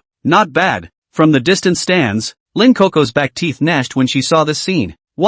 Why should Zhang Chuyi be able to see the truest and best side of Yi Yi? And she had been in a relationship with Yi for so long, but she hadn't even touched the tip of the iceberg. Why did she plant a tree for so long? And in the end it was Zhang Chuyi who came to take advantage of it. No more watching. Go away. Lin Coco huffed and puffed as she got up, and with a heart full of displeasure, she threw down a sentence and walked towards the outside of the arena. The sweet look of Yi Yi and Zhang Chuyi on the big screen of the stage, as well as the surrounding uproarious audience, and even Joey Jie who sent his blessing on the stage, all of them pierced Lin Coco's fragile nerves. Lin Coco felt as if the whole world was laughing at her for not recognizing a pearl and giving up on such a good boyfriend. Originally, the girl beside Yi Yi, who was in the limelight today, should have been her. Coco Lin, where are you going? I'm warning you, if you leave you'll never contact me again. Zhou Boheo was even more upset at the moment. The girl he had managed to pick up with great difficulty was actually going to throw herself away in public for her ex-boyfriend. Where does that leave him? I don't know why.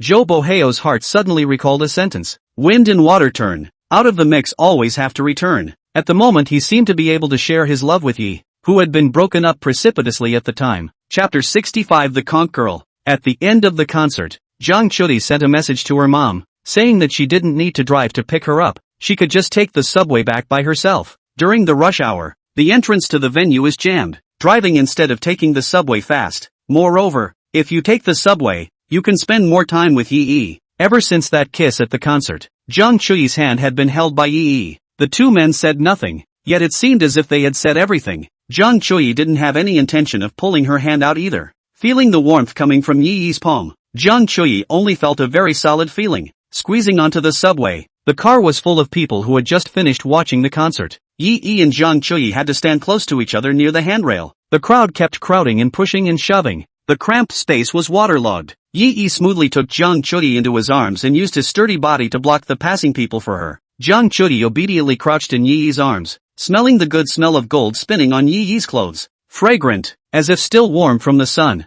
When the subway arrived at the Peach Garden neighborhood, Yi Yi took Zhang Chuyi's hand and got off the car together. You, not going back to school? Zhang Chuyi asked. At this point in time, the dorms are not gated. It should be too late for Yi Yi to rush back now. I'll take you back first. Yi Yi looked at the Peach Garden neighborhood and thought, just go and see how Xia Xiaoyu has put her home back in order. I shouted at this little ninny to go buy some good living things, and I don't know if she did. Still counting on her to spend more money for herself. Hearing that Yi Yi wanted to send herself back, Zhang Chuyi's hand held by Yi Yi subconsciously shrunk back. Yi Yi, this is too. Zhang Chuyi had seen a lot of this kind of bridge, whether it was in TV dramas or novels. Men and women go out on dates and the boys take the girls home at night. After arriving at the girl's house downstairs, usually boys at this time will make an excuse to say, thirsty, want to go up to drink a cup of water, or want to go up and borrow the restroom. But the next thing you know, if you do let the boys upstairs into the house and out again, it's the next morning. Zhang Chuyi's heart tensed up.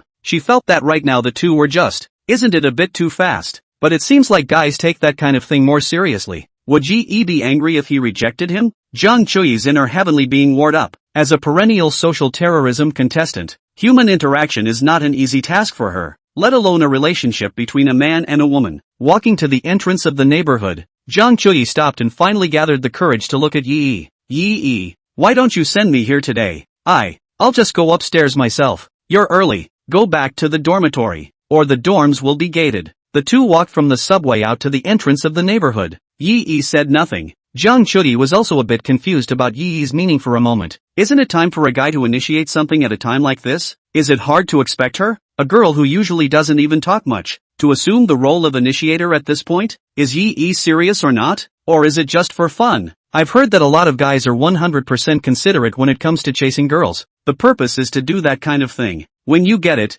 you don't appreciate it. Zhang Chuyi didn't want to be the kind of little girl who was mercilessly abandoned afterward. Therefore, before determining Yi Yi's feelings, she didn't want to give herself away so quickly. In her mind, both the first kiss and the first, as soon as it's given to a person, It's identified with him. After Jiang Chui finished speaking, without waiting for Yi to reply, she hurriedly turned around and flashed into the neighborhood, disappearing into the night, running so fast. He didn't know if he was afraid that Yi would stop him or that he would be shaken inside. Looking at Jiang Chui's distant back, Yi gently shook his head, a smile appearing at the corner of his mouth. Why? Are you still afraid I'll eat you? Jiang Chui now this 71.9% of the progress of the raid. Yi felt that even if he had just insisted on sending her into the house, she would have agreed after hesitating for a while. But a strong twisted melon is not sweet, and one is not in a hurry at this moment. Sooner or later, it will be your own anyway. It's better to see how Xiaoyu was doing first. After Jiang Chui had completely walked away, Yi packed a few fried dishes in the small restaurant at the entrance of the neighborhood before walking into the neighborhood towards the building where Xiaoyu lived. Arriving at the door of the house,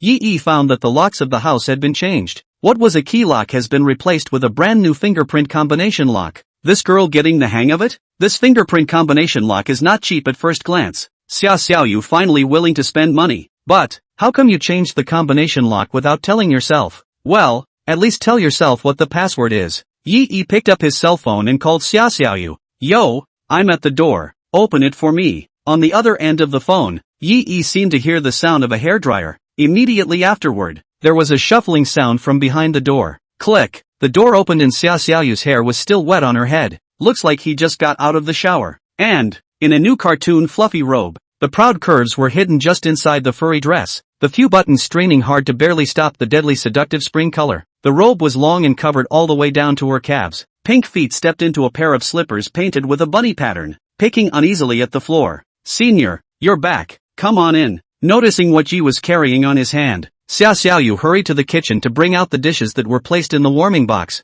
Senpai, I made dinner. Have you not eaten yet? I purposely saved it for your return. I haven't eaten either. Let's eat together. Xiaoyu nimbly went back and forth between the kitchen and the dining room, bringing out the prepared dishes one by one. Steamed a fish, made a cassoulet of prawns, sautéed a plate of broccoli, and made a chicken stew. After the dishes were all served, Xiaoyu hurriedly gave Yi another big bowl of rice. Then he obediently stood by the dining table and waited for Yi's critique. Yi didn't expect that this little girl was actually so virtuous. In a few short hours, not only did I buy pots and pans and pajamas, but I also changed the locks on the door and made a meal. Even showered and waiting for him to come back. Yi was also worried that Xiaoyu was too busy purchasing household items to cook and eat, so he purposely packed a few fried vegetables at the entrance of the neighborhood. Now it seems to be completely overthought. Awesome. I'm going to go wash my hands and come back later to try your handiwork. Yi put down the packed dishes in his hand and walked towards the bathroom inside his bedroom. After buying the house, he and Xiaoyu allocated their respective bedrooms. Yi lived in the one on the east side, and Xiaoyu lived in the one on the west side. Pushing open the bedroom room door and turning on the light, Yi was startled by what he saw in front of him. This is my bedroom? Holy, I'm not going the wrong way. Chapter 66 How to Show Love. A lighted white-scented candle sat on the nightstand. The bed was covered with nice dark brown sheets and a comforter. A set of men's pajamas lay neatly folded on the quilt. Next to the pajamas was a wide, soothing bath towel. Yi has been a straight man of steel for so many years, every day living a brown man general life. In the dormitory are how casual how to come. The first time he saw such an exquisitely organized bedroom, Yi couldn't believe that this was his own room. Yo, you don't really need to deliberately prepare me. Enjoying the feeling of being served for the first time, Yi was still a bit unaccustomed. It's always weird. He bought this house originally just to enhance Xiaoyu's quality of life. How is it that it's now become about improving his own quality of life? It feels like having a little maid. Don't you like it, senpai? I didn't know how to set up your room. I learned all this from searching on skits. The little girl from the countryside was living in such a grand house for the first time. Although Yi had asked her to go shopping for necessities, she didn't know a thing about it. She didn't have any idea what the life that people in the city usually lead should be like. But she felt that since Yi had adopted her, she had to obey and serve Yi well. So she had the bright idea that there were a lot of skits on the internet and that she could learn by following the display arrangement on top of the skit. A skit? What skit are you looking for? Yi was surprised at Xiaoyu's brain circuit. Why is she following the skit when she was told to go shopping? Xiaoyu inclined her head in thought. It seems to be called, The Domineering President Falls in Love with Me from the Countryside. Yi skimmed his mouth. This little girl, what's going on in her head? What can you learn by following such unrealistic skits? Rather than reading Godhawk novels online, at least for fun. Looking at Yi's reaction, Xiaoyu worried if she had said something wrong. Senior, It's my first time to be adopted. I don't know what to do. I just googled it, and then it searched for this skit. Hearing this, Yi almost choked on his own saliva. Ahem. No, what package? And you googled it? What keywords did you look up? Xiaoyu innocently poked her chin with her finger, her eyes slowly looking up to the ceiling, recalling with a serious face. The keywords I lost were, the do's and don'ts of a rural girl being adopted. Yi hurriedly stepped forward to stop it. Wait a minute, when did you get bagged? Xiaoyu looked around, then showed Yi her newly bought cartoon robe, spun around in place with arms spread wide. Senpai, you've given me so much, again with the house and the money. I asked Sister Wei Shurian, and she said that this is called underwriting. Senior, don't worry, I'm willing to be adopted by you, as long as I get to see you often. I'm just happy. After talking to Wei Shurian today, Xiaoyu made a decision in her mind. Yi gave her a house to live in and a huge sum of money from the sky. Other than his parents, Yi was the best person for him, although Yi didn't even ask for a return when he did these things. But one can't be so unintelligent. Ever since I was a kid, my dad taught me not to take things from others for nothing. Xiaoyu looked at herself, as if there was nothing else she could give to Yi other than this body. A penniless little dirt chick with a 3-digit bank balance. Even if he wanted to give Yi something else, Yi might not look at it. Therefore, Xiaoyu decided that she would give herself to Yi completely and utterly. She believed that Yi would be good to her, even if it was like what Sister Wei Shurian said. Yi was trying to keep her as a canary in this 180 square feet cage, and she's willing. In Xiaoyu's heart, she didn't feel that she could meet a better boy than Yi in her own life. Senior, if you don't mind, Xiaoyu said as she gently tugged the sash around the waist of the cartoon robe with her hand.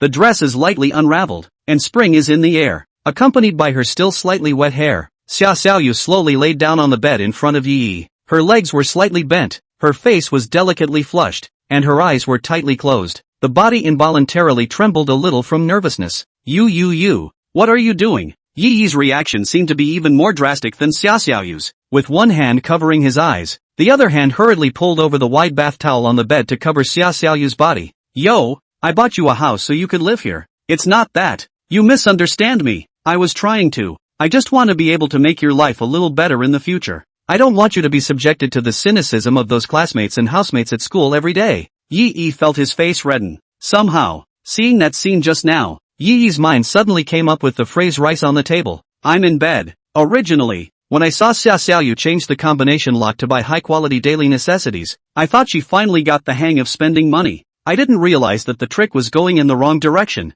I just want you to spend more money for me. Why are you still trying to figure out my body? Senpai, is it that you don't like me? I'm sorry, I thought. Xiaoyu had an innocent face as she cupped the bath towel with her hand and blocked it in front of herself, like a child who had done something wrong. However, the words Yi had just said had moved her greatly. She really wasn't wrong about Yi's character. Yi did these things to her, not scheming, but really from the heart want to be good to her, want to let her live a better life. However, judging from Yi's reaction, he himself was lying on the bed like this, and Yi was actually still unmoved. Xiaoyu had also read romance novels and knew that usually at times like this, as long as the girl hinted a little, the next process should be initiated by the boy. But Yi actually took a bath towel and covered himself with it. Xiaoyu inwardly, besides being touched, she was also a bit lost. Senpai. Xiaoyu pouted her little mouth in aggravation and carefully went to pull Yi's hand, fearing that Yi would be unhappy. Yi sighed and tapped Xiaoyu's forehead with his hand.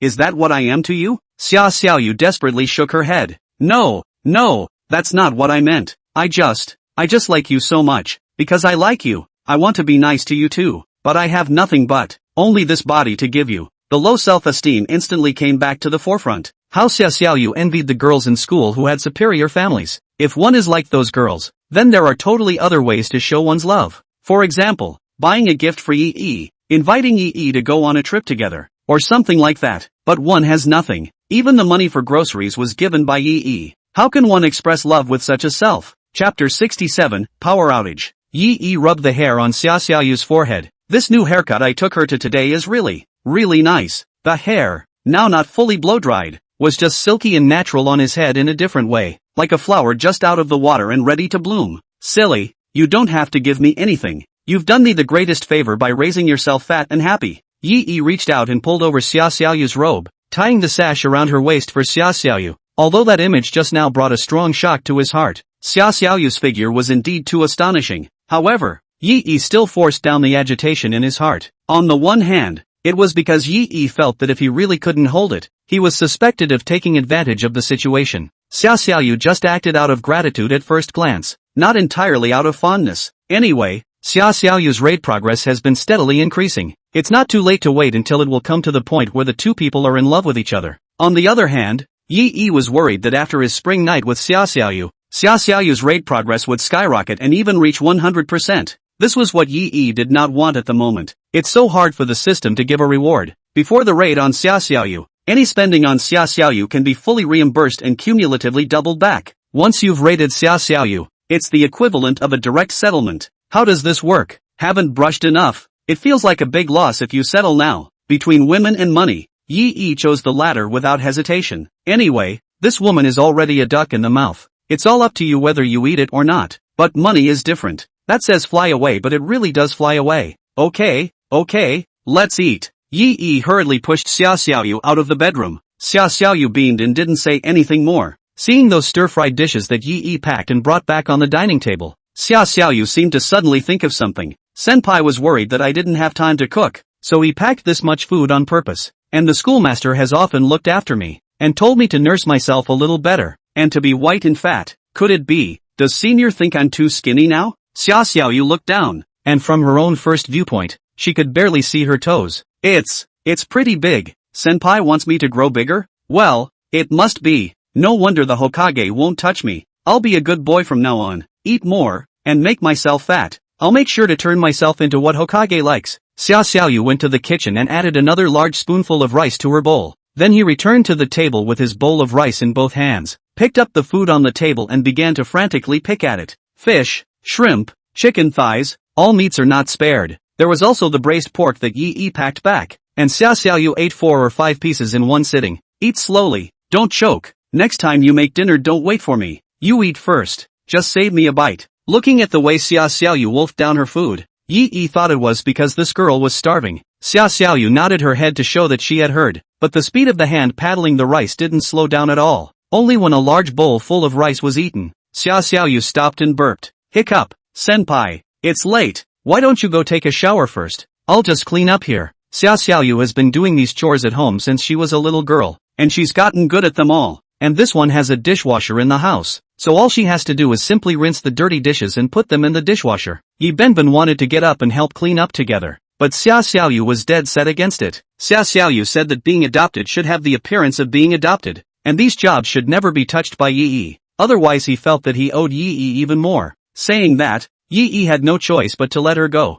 Walking to the bathroom, Yi Yi was just about to take a shower when he suddenly saw his cell phone light up. It was Zhang Chuyi who called. The corner of Yi Yi's mouth curled slightly. Hey, Yui, you missed me so soon. But on the other end of the phone, Zhang Chuyi's anxious and uneasy voice came. Yi Yi, my house suddenly lost power, but when I looked from my balcony, the power supply was normal in other people's homes in the neighborhood. And it seems like there's been someone hovering outside my house. Zhang Chuyi pressed her cell phone against the door, and Yi Yi did hear the sound of clothes rubbing slightly at the door through the phone.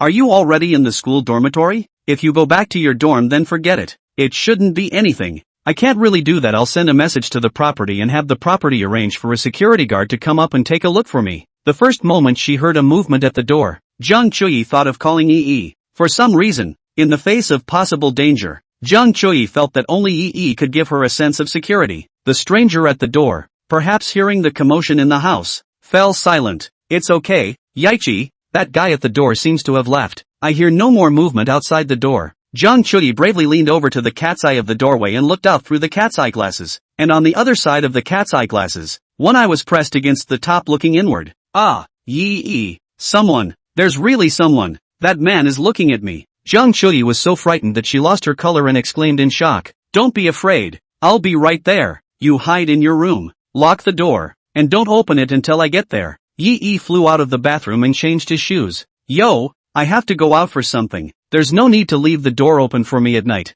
I may not be back tonight. You stay home by yourself and lock the door and be safe. Call me anytime you need anything. After explaining to Xia Xiaoyu, Yi Yi dashed towards the building where Zhang Chuyi lived with the fastest speed. The system panel showed that Zhang Chuyi had updated a new wish quest. So scared. Ooh, I wish so much that Yi could be by my side right now to protect me. When Jiang Chuyi encountered this kind of thing at home alone in the middle of the night, her guts were scared out of her wits. The heart was beyond remorseful. If she had let Yi accompany her home, maybe none of this would have happened. Why did he let Yi go back to school himself? One clearly likes him and would like to be with him. What's the point of being so reserved? I wonder how long it will take Yi to get here from school. There's no telling if that stranger outside the door will pry his way in before then. Woo woo, Yi, come quickly. I'll never be separated from you again. Jiang Chuyi hid in the corner of the bedroom, covering herself tightly with the quilt, unable to stop the tears of fear from slipping from the corners of her eyes. Chapter 68. System, get the mission. Ding, claimed successfully. Detecting that the host is performing a wish mission, granting the host a temporary bonus. The host receives a physical enhancement that lasts until tomorrow morning. Feeling the abundant strength in his body, Yi's heart was solid for a while. With this addition, even if you run into any unforeseen circumstances in a while, you don't have to worry about it. Definitely gets the other guy's ass. In just 3 minutes, Yi arrived at Jiang Chuyi's doorstep. When Yi arrived, there was no one at the door. It was probably scared away when they heard Jiang Chuyi's alarmed cry. Yi, I'm here. Knocking on the door, Yi shouted at the inside. There was a click and the door opened. The teary-eyed Jiang Chuyi jumped into Yi's arms at once. Yi, I was scared to death just now. Ooh-hoo. Yi wrapped his arms around Jiang Chuyi and walked into the room, closing the door and patting her back tenderly. No fear, I'm here. I'll protect you. Hearing Yi's comforting words, Jiang Chuyi's shocked heart was slightly more solid. Yi turned on the flashlight function of his cell phone and glanced at the distribution box. It's fine, it just tripped. Pushed the main gate up and the house immediately returned to brightness. The power outage just now should just be an accident. It's possible that the circuits are old or something. In order to make Jiang Chuyi stop worrying too much, Yi made up a random excuse. The stranger at the door just now didn't know if he happened to be passing by or if he had other plans. Yi intended to investigate on his own. How did you get here so fast? It's 3 subway stops from the school to the Peach Orchard neighborhood. It takes at least 20 minutes just to get from the dorm to the subway station. But Yi arrived in about 3 minutes. Jiang Chuyi couldn't help but be a little surprised. Even if you take a taxi directly from the dormitory entrance, it's not that fast. I didn't go back to school. I've been around the neighborhood. Yi didn't say anything about helping Xiaoyu also buy a house in the Peach Garden neighborhood. When he thought of the way Xiaoyu's Luo clothes had just been completely dismantled, Yi inevitably felt weak. Just now, he was facing Xiaoyu's proud carcass, and now he was facing Jiang Chuyi's throwing herself at him. Yi realized for the first time that if he really wanted to be a scumbag, he had to be mentally tough. Otherwise it's too easy to get caught up in self-moral internalization. You've been around the neighborhood?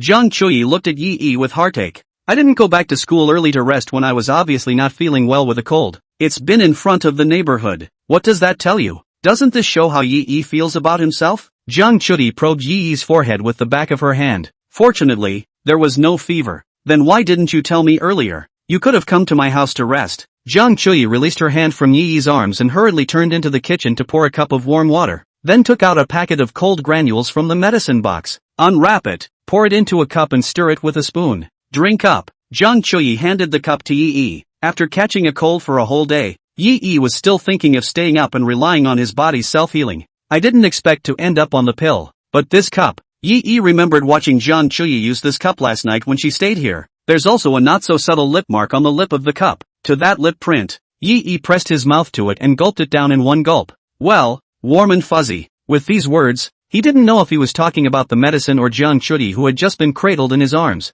Ding! Wish quest completion detected. Congratulations to the host for receiving a reward of $100,000. Counting this 100,000, Yi had already earned $1 million in the past few days just from the wish quest, and that's not counting those spending reimbursement add-ons. There will also be nearly 10 million bonus rewards added when the raid is done with these current bound objects. Well, the power is back on in the house, so Yi pretended to turn around to leave, but in his heart, he was silently counting down, waiting for Jiang Chuyi to say those words. He knew that Jiang Chuyi would definitely say something after receiving such a shock today. Don't go, you today. Stay with me, okay? Jiang Chuyi lowered her head and gripped Yi's coat corner tightly with her hands. A few moments ago, when the house was dark and she was hiding in the corner of her bedroom, facing the panic of the unknown outside her door, she was fond of Yi, though Yi was an asshole for holding himself hostage, but never did anything to hurt himself. Even that day in front of the bar, facing that group of punks, Yi didn't leave himself alone to run for his life.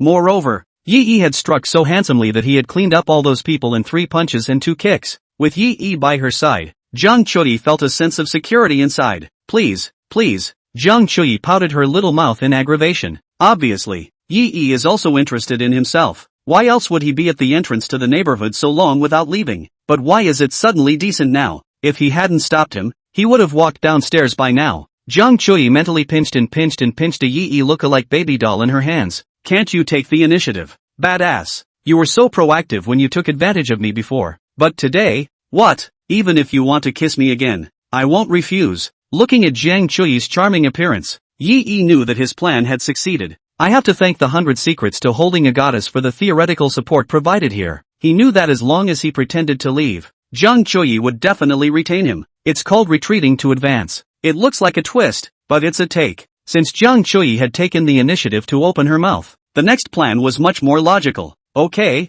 then I'll stay with you. But, where am I going to sleep tonight? I slept on the couch yesterday and today I have a cold. Sleeping on the couch again. I wonder if I'll get a fever. Yi faked a frown and looked embarrassed. Zhang Chuyi blushed and looked at the bedroom. Then at Yi. Well, why don't you sleep in the bedroom then? I'll sleep on the couch for the night. Yi shook his head. How about that? How embarrassing for me then. This was supposed to be your house. Besides, didn't you say you only had 1 quilt in your house? It's late fall. The nights are cold, and it's easy to catch a cold without a blanket. Yi was sincerely glad that Zhang Chuyi only had 1 quilt at home. This is a godsend. Just now at home, Xia Xiaoyu had already made his blood boil. Only considering that Xia Xiaoyu herself hadn't thought it through yet, she forced herself to hold back. But now, Zhang Chuyi here is completely you and me. Say what you will and take advantage of it. Chapter 69, Watching a Ghost Movie. So, we're under 1 blanket? Zhang Chuyi asked tentatively. Yi nodded decisively. It seems that's all there is to it. Then we'll make do with this for 1 night. I'm going to take a shower first. When he finished, he turned and went into the bathroom. Then there was the sound of rushing water from the bathroom. Hooligans. Rascal. You're so quick to say yes now. Thinking about those things. Zhang Chuyi outside the bathroom stomped her foot with a red face. The pajamas are hanging on the bathroom door for you. So remember to wear them when you come out. Zhang Chuyi had nothing to do in the afternoon, so she went to the nearby shopping mall, saw a store that sells pajamas. The ghost walked in. Inexplicably, he thought of how Yi had no pajamas to wear at her house and could only wrap himself in a bath towel, then came back with a set of men's pajamas. I didn't realize it would actually come in handy at night. They both showered and lay side by side on the bed. There were all kinds of cartoon dolls in Zhang Chuyi's bedroom. I didn't realize that the class flower, who usually looked high and cold, was so girlish in private. The whole bedroom smelled good. Even the comforter has a light creamy scent. When Yi thought about it, this was the kind of smell that normally emanated from Zhang Chuyi. Is this the legendary body odor? Shall we watch a little TV? The first time she shared a room with a boy, or lying on the bed together, Zhang Chuyi was so nervous that she didn't know what to do. Had to offer to watch TV as a distraction. Yeah, let's watch a ghost movie then. Yi took out his cell phone, so he was ready to find a scary horror movie to cast on the TV. Zhang Chuyi shook her head vigorously. No ghost movies. I chickened out. Zhang Chuyi has been timid since childhood, afraid of ghosts, the dark and strangers. I have to sleep with a nightlight on every night to get to sleep. It's the middle of the night, and if you watch a ghost movie, you'll probably be too scared to sleep all night. Just watch ghost movies. Don't forget, little Yui, I still have your handle. Listen. Seeing Zhang Chuyi's scared look, Yi was even more determined to watch a ghost movie. How to get closer to each other quickly when you're alone. That, of course, would be watching ghost movies, making the girl scared, and then giving a warm embrace yourself at the right time. Who'd be bored to watch a ghost movie if it were normal? Hearing Yi use that handle as blackmail again, Zhang Chuyi glared angrily. You just know how to bully me. Yi hemmed and hawed, pinched Zhang Chuyi's little face, and then found a very classic ghost movie on his cell phone. After casting the screen onto the TV, Yi also purposely turned off the lights. The sense of horror atmosphere is instantly drawn out. Zhang Chuyi unconsciously leaned towards Yi. Yi didn't let go of this opportunity either, and reached over Zhang Chuyi's shoulder. Don't you look at me. Look at the TV. Looking at Yi's face that was getting closer and closer, Zhang Chuyi pressed her fingers against it and pushed back. However, there was no resistance to Yi's move to put his arm around her. Feeling the warm fragrance and soft jade in his arms, Yi's heart apoplectic up. While watching horror movie images, all that comes to mind are rom-com scenes. Of course, that kind of romance can be categorized as an action movie, but Yi balked in his mind that it was a rom-com. although Yi was already thinking about it. Jiang Chuyi was really watching the movie honestly. The step-by-step tension of the horror movie had her heart in her throat. As a veteran viewer of horror movies, Yi knew that usually at times like this, a loud sound would instantly follow, along with an extremely horrifying image appearing at the same time. As expected, the television boom instantly appeared an extremely hideous ghost face. Ah! Jiang Chuyi let out a cry of surprise and subconsciously leaned towards Yi. Yi obediently turned his body sideways, picked up Jiang Chuyi's chin, and kissed him without warning. Well,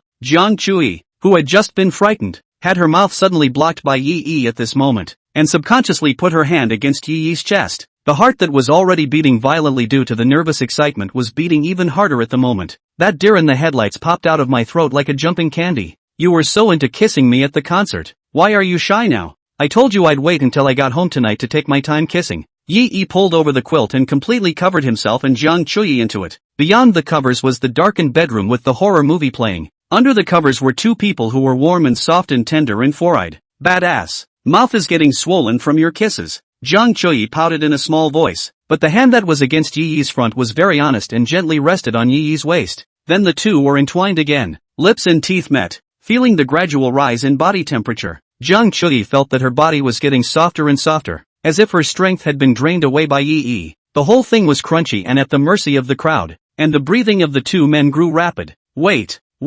Relying on the last vestiges of his remaining sanity, Jiang Chu juggled a box of small umbrellas from under his pillow. Use this. Yi grabbed Jiang Chuyi's wrist. How did you get this in your house? Jiang Chuyi lowered her head. Her breathing was still rapid. Her graceful body lines all rose and fell with her breathing. While you were in the shower, I called for takeout to be delivered. Yi guffawed. It turned out that Jiang Chuyi had long been prepared. In that case, there's nothing to worry about. Baby, I love you. Ah, I also love you. The system provides a stamina bonus that lasts until the next morning. I don't know if this is intentional on the part of the system. Tonight was destined to be a sleepless night anyway. Next door to Jiang Chuyi lives a single mom. Had already put my daughter to bed. Still, the violent commotion woke the little girl. Mom, is there a fight next door? The single mom blushed slightly as she explained. No, it wasn't a fight. The little girl rubbed her eyes with an innocent look on her face. Then why is that sister screaming so loud? The single mom listened sideways, recalling how intense it seemed to be when she was in love for the first time. Sister's voice is loud because it's too much fun. Single moms don't know how to explain such things to little girls at this point. But the little girl looked as if she didn't understand. Happy? Then why did I hear that sister say something about it going bad? Mom, are we going to help her fix it? The single mom hurriedly plugged the little girl's ears and lulled her back to sleep. Good boy, we don't need to care. Go to sleep. With her mom's soothing presence, the little girl finally drifted off to sleep. Seeing her daughter asleep, the single mom went back to her room and couldn't wait to open the nightstand drawer. In the drawer are little electric toys that stay with her day and night. Listening to the voices next door, she had long since pressed on. And so, tonight, there was one more person who couldn't sleep. Chapter 70, Dark Eye Circles. The first rays of morning sunlight poured through the bedroom window and onto the bed. The bed was cluttered, but it was empty. Neither one was lying in bed. The quilt was thrown haphazardly in a corner somewhere. Pillows are also cluttering the pile. One is at the end of the bed and the other is right in the center of the bed. There was a commotion from the bathroom. Then the door opened and two freshly showered men stepped out.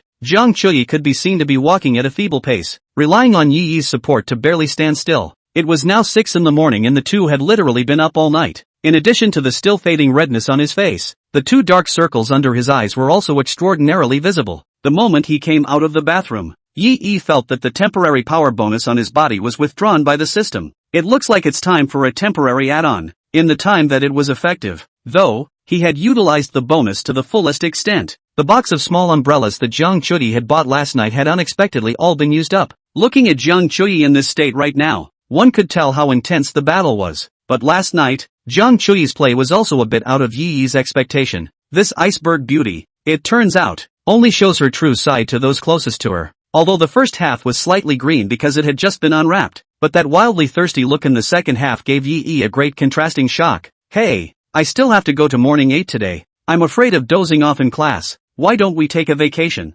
Jiang Chuyi fell limply onto the bed, not wanting to move a muscle, even had thoughts of skipping class. Yi, on the contrary, was still barely maintaining his spirit. Before often go to the internet cafe to stay up late to play games, have long been accustomed to not to mention the temporary physical bonus he had during the fight last night. It didn't quite hurt him at all. That was Devil Zhang's class this morning. It's better to go on honestly. I'll come back with you to rest when class is over. Yi lay beside Zhang Chudi and tenderly smoothed the hair in front of her forehead. Looking at the cheeks of this high and mighty class flower in front of him, Yi couldn't help but kiss it again. Well, you hate. The bedroom door slammed shut, and the inside of the bedroom was in an uproar again. At 7 o'clock, the duo packed up and left the house on time. You can still get to school at this hour in time for breakfast. Opened the door to the house and the single mom across the street happened to open the door as well. High heels, black silk, wraparound skirt, white shirt, a workplace look-alike outfit. It looked like she was taking her daughter to kindergarten and then going to work. Sister,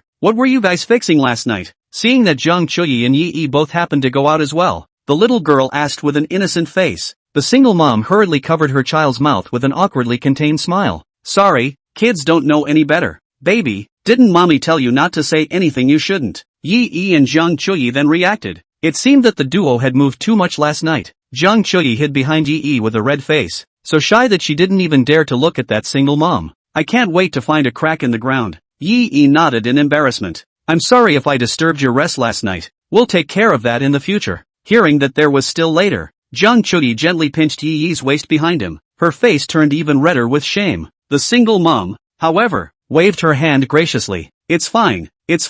You young people have good energy. This is fine. I'll just put the kids to bed early from now on. Looking at Yi and Zhang Chuyi, who are young and energetic, and are in love with each other, the single mother's heart is full of envy. Thinking to myself, it's good to be young. Yi's afterglow glimpsed that this single mom was also wearing 2 dark circles under her eyes. It seems that the soundproofing effect of this house is not very good, and the sound of last night's exciting battle with Zhang Chuyi did seriously disturb people's rest. I do need to pay attention to it in the future before I do. Both parties gave each other a slightly awkward nod of their heads and then descended the stairs together. Yi and Zhang Chuyi took the subway to the school. After walking out of the subway station, Xinzhu didn't wait around today. Why is your little lickspittle absent from work today? Unfortunately, he doesn't realize that his goddess needs a ride the most today, because his goddess doesn't even have the strength to walk now. Yi snickered, seeing Yi's cheap but still good behavior. Zhang Chuyi pinched Yi's waist again with one hand. That's not all for you to bully. Poof. As soon as the words left his mouth, a car pulled up not far from the duo.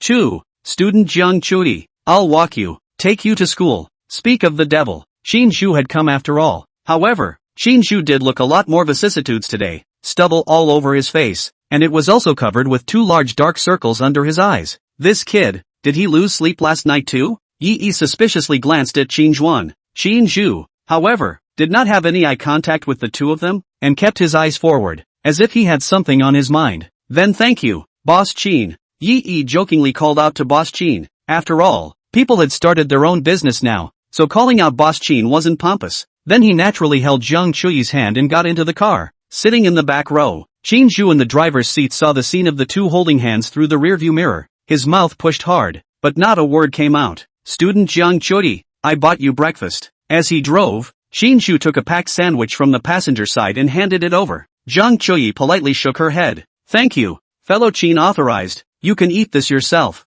I'll eat in the cafeteria with Yi later. Although being rejected by Zhang Chuyi had become the norm, but after Zhang Chuyi refused to accept his breakfast today, it was as if a piece of Xinzhu's heart had been emptied. Trembling, he withdrew the hand that had handed out the breakfast, and Xinzhu did not say anything else. After driving to the school and parking the car, looking at the distant backs of Zhang Chuyi and Yi, Xinzhu silently lit a cigarette for himself. It was a bite that tore at his heart and soul, and not far away, there was a pair of eyes that saw the scene just now when Yi and Zhang Chuyi came down from the car of Xinzhuan. Wei Shiyan wiggled her signature twin ponytails and frowned. It seems that Yi and Xinzhuan are really close. They even drove to school together in the morning. But who is that girl beside Yi? Zhang Chuyi? Sure enough, he's a scumbag, showing affection to Xia Xiaoyu while getting so close to Zhang Chuyi. And that day at the dessert store, looking at me like I had something else in mind. Humph. I'll make sure Xia Xiaoyu recognizes your true colors soon. Thinking of this, Wei Shiyan took her cell phone and quickly followed,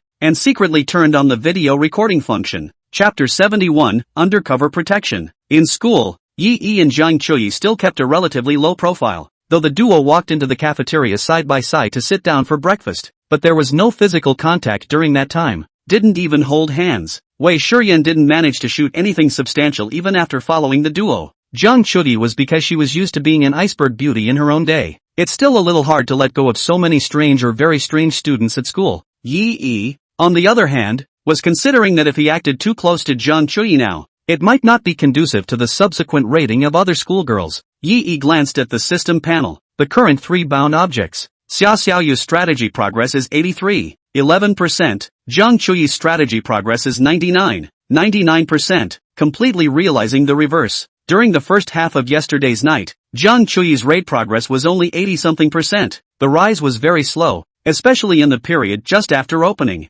But by the latter part of the night, that raider progress rubbed off. Can't even stop it. Yi silently gave the system a nod in his heart. Thanks to the temporary fitness bonus provided by the system last night, Jung Chudi rose so delightfully. It looks like it is full. As for Kong Yirin, the progress of the strategy has reached 37%. Even though she wasn't contacted yesterday, her progress on the raid continues to steadily increase. Seeing that 70% of the target is already getting closer, it seemed like the aftermath of the 2 million or so bounty he had given her was slowly showing. Tonight, Kong Yirim also asked herself to go to a dance performance that she participated in outside of school. Maybe find a chance to bump up Kong Yirim's raid progress a bit more. Are you going to see Kong Yirim's dance performance again tonight? Jung Chui, who was drinking kanji, coldly ventured out. Yi suddenly had the feeling that he had been seen through. Is it possible that there's really such a thing as being able to communicate with each other after merging? Yes. After all, she was promised yesterday. Shall we go together? Yi asked a tentative question, trying to reduce Jung Chuyi's jealousy in this way, but Jung Chuyi shook her head. You're on your own. I don't like crowds. I'll wait for you at home. After what happened yesterday, I'm afraid that man will come back tonight. I'll be a lot more grounded with you in my heart. Jung Chuyi didn't even lift her head and continued to drink the porridge. Although Jung Chuyi didn't have much experience in relationships, the level of holding a man's mind wasn't as deep as Zhang Yilin. But she knew one thing for sure, men can't be managed by management. The more you control, the more you only push men away. There are times when it's better to give a man some proper space. Give him enough freedom. And Zhang Chuyi's last words were also considered a wake-up call for Yi Ting. The implication is that you can't put my safety at risk just to date Kong Yirim. If Yi really went home obediently at night, then Zhang Chuyi would have nothing to be jealous about. It's just a dance show. It's not like I'm spending the night with Kong Yirim. There's nothing to be jealous of. Yi couldn't help but wipe the cold sweat from his forehead. In just one night, it feels like Zhang Chuyi's segment has also improved. It may seem like a no contest, but it's a dead giveaway. Okay, meet me at home tonight. By the way, I ran out of that box of little umbrellas yesterday. Should I buy another one today? Only after hearing this did Zhang Chuyi put down the bowl of kanji in her hand. A box? Buy a couple more boxes. Let's get you to turn in all your homework so you don't go out and flake out, Zhang Chuyi said while poking the tea egg in front of her with her hand. Yi winced. Buy more boxes? Turn in all your homework? I see you're waiting here. That's really getting to the root of the problem. Looking at the frozen Yi, Zhang Chuyi peeled the tea eggs and put them in front of Yi. Give you a tonic. Protein. Eat up. Class is in a few minutes. After Devil Zhang's class, there will be no class today. After class, Yi planned to accompany Zhang Chuyi home to rest and relax. The two had been up all night last night, and had just been bracing themselves to stay awake during class. Even Yi's 3 housemates could see that something was wrong with the duo. But Yi bit the bullet and said it was too late to watch the concert last night. For a few housemates' verbal speculation, Yi deadpan denial. I'll go back by myself. You just rest in your dorm. Walking to the bottom of the school building, Zhang Chuyi stopped Yi who wanted to accompany her home. The reason given also made it impossible for Yi to refuse. Zhang Chuyi said that she didn't have the heart to rest properly with Yi lying next to her. Yi thought about it, and it did seem to be the case. Not only did Zhang Chuyi not have the heart to rest properly, I'm afraid that he himself didn't have the heart to rest properly either. I'm afraid I'll have to empty my body by then. For the sake of long-term sustainability, it's better for each of them to rest first, recover their strength and build up their strength. After all, tonight, there might be a bad battle to be fought. The thought of Zhang Chuyi saying she wanted to buy a few boxes of small umbrellas made Yi's legs and stomach go weak. Returning to the dormitory, Yi threw himself headfirst on his own bed. Plan to sleep through the night before you do. Before I went to bed, I pulled out my phone and swiped through the teaser for a while. Accidentally found himself in a video of himself singing at a J-Cho concert last night, accidentally bursting into flames. So many retweets and the heat is well pretty high. Luckily Yi was wearing a mask when he sang last night, so he didn't blow himself up over it. With the system in place, it's better to act in a lower profile. As the saying goes, people are afraid of being famous. If he really became popular by accident, I'm afraid there would be a lot more trouble for no reason at all. Even personal freedom is slightly restricted. Of course, some good people also sent out the video of themselves and Jang Chuyi kissing at the concert last night, but I don't know if the platform is thinking about the privacy protection aspect. But any video where Yi's five senses appeared had surprisingly been mosaic without exception. This was somewhat surprising to Yi. Other people's kissing videos are available for upload in HD. How come the video of himself and Jang Chuyi was coded? Is this someone deliberately protecting themselves? Yeah, I don't know either. But at this point he didn't want to know about such irrelevant issues. Sleep was the big thing for him right now. Unless there's an earthquake or a fire. You guys don't wake me up. Yi gave an explanation to a few of his housemates and then fell into a deep sleep. Half a minute later, the hue and cry was earth-shattering. What do you guys say? Did old Yi and our class flower lady last night? Mingyu secretly leaned over to Lin Yu and Xia Ziyuan and whispered. Xia Ziyuan nodded meaningfully. Definitely. You guys see how tired old Yi is like this. I don't usually see him this tired when he comes back from a night out at the internet cafe.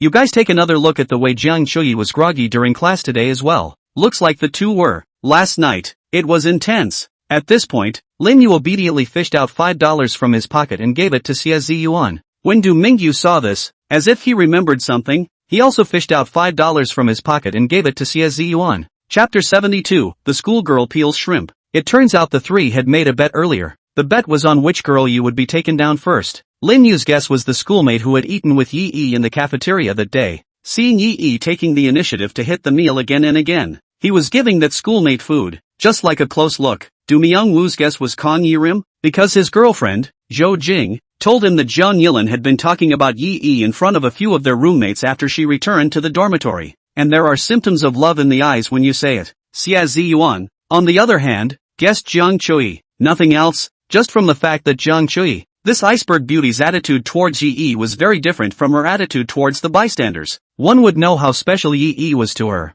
The three agreed to bet $5. I didn't realize that it was only last night that the three of them had agreed to this bet, and the mystery was revealed this morning. Looking at the two of them, Yi and Jiang Chuyi, the answer to that went without saying that everyone knew. Taking the money that Lin Yu and Mingyu reached out to him, Xia Ziyuan had a smug look on his face. How about that? Or buddy, I'm a good judge of character. Minyu skimmed his lips. Humph, don't get too cocky. Let's just keep betting. Bet on who's next. Xia Ziyuan came to his senses and first put $10 into his pocket, then looked at the duo with a serious face. Okay, bet on it, but don't back out. Just like that, Yi was sent to the gambling table for the second time without his knowledge. Yeah, made an alarm for 4:30 p.m. When the alarm clock went off, Yi looked like he hadn't slept enough. I got out of class at 10 a.m. and slept in, which is just over 6 hours of catching up. Compared to last night's consumption, it's just not enough to make ends meet. But there was still Kang Yi-rin's show to go to in the evening, so Yi had no choice but to get up. After simply fixing his hair and changing his clothes, he took a taxi and rushed to the address sent by Jiang Yilin.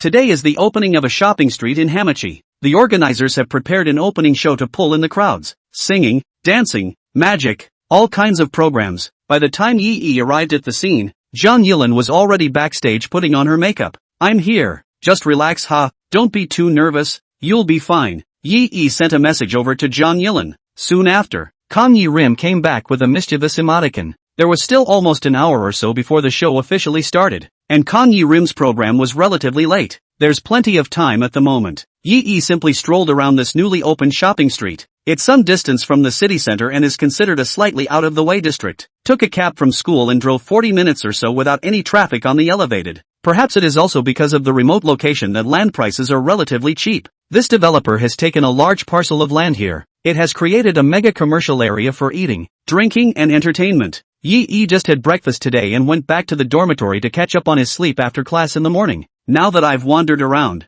I suddenly feel a little hungry. So they were ready to find a place to eat. Why don't we make do with a Sandytown snack? No, it's too unchallenging. Anyway, now that the balance in the card was already $1 million, Yi felt that he had to be kind to himself as well. Especially since he might have to continue sparring with Jiang Chuyi at night. Why don't you have a seafood dinner to make up for it? Just in time, Yi saw a seafood buffet labeled 1888 ahead with unlimited small green Dragon King crabs. Played it. Walking into the store, Yi asked for a private room. The waiter brought the tablet for ordering and handed it to Yi. Sir, we have 588, 688, 888, 1288 and 1888 stalls here. Which one do you think you need? Yi didn't even think about it and pointed to the most expensive class. I'll take the 1888. By the way, do you have a shrimp peeling service here? Yi saw that there were black tiger shrimps, sweet shrimps, crayfish, small green dragons, peppy shrimps and the like on the menu. Shrimp is high protein. Peeling shrimp is a skilled job though,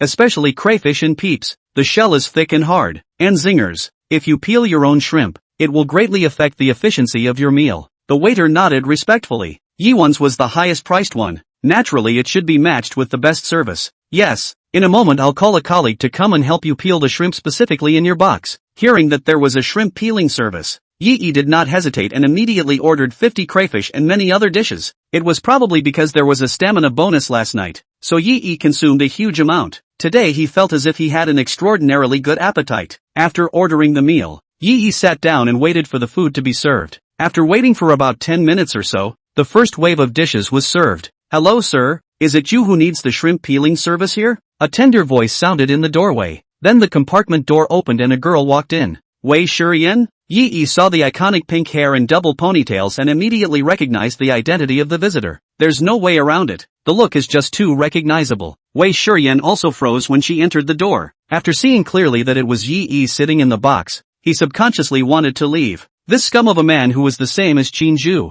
She was not willing to serve. Why are you here? Seeing Wei Shurian turn around and about to leave, Yi hurriedly asked. Somehow, this finance department schoolgirl seemed to have an innate hostility towards him all the time. That was true at the dessert store. And it was true again today. Well, at least give a chance to brush up on your wish quest bindings before you say anything. I work here part-time. Considering that her current identity was a waitress, while Yi was a guest who came to the store to spend money, Wei Shurian wasn't in a good position to just throw her face off. Yi was a bit curious. Don't you have a part-time job at the sweet store? Wei Shurian silently rolled her eyes. Big brother, part-time. Do you know what part-time means? It's where business is good, where there's a shortage of people, where there aren't enough regular workers on hand, so they recruit those of us who work part-time to cover the shifts. Definitely wherever there's money to be made I go. Yi raised an eyebrow. Are you very short of money? This question Yi asked this intentionally. He had originally wanted to guide Wei Shurian a bit, saying something like she did want to earn money. If along the way you can pop a similar wish quest, that's a big money maker. Not only can you bind Wei Shurian,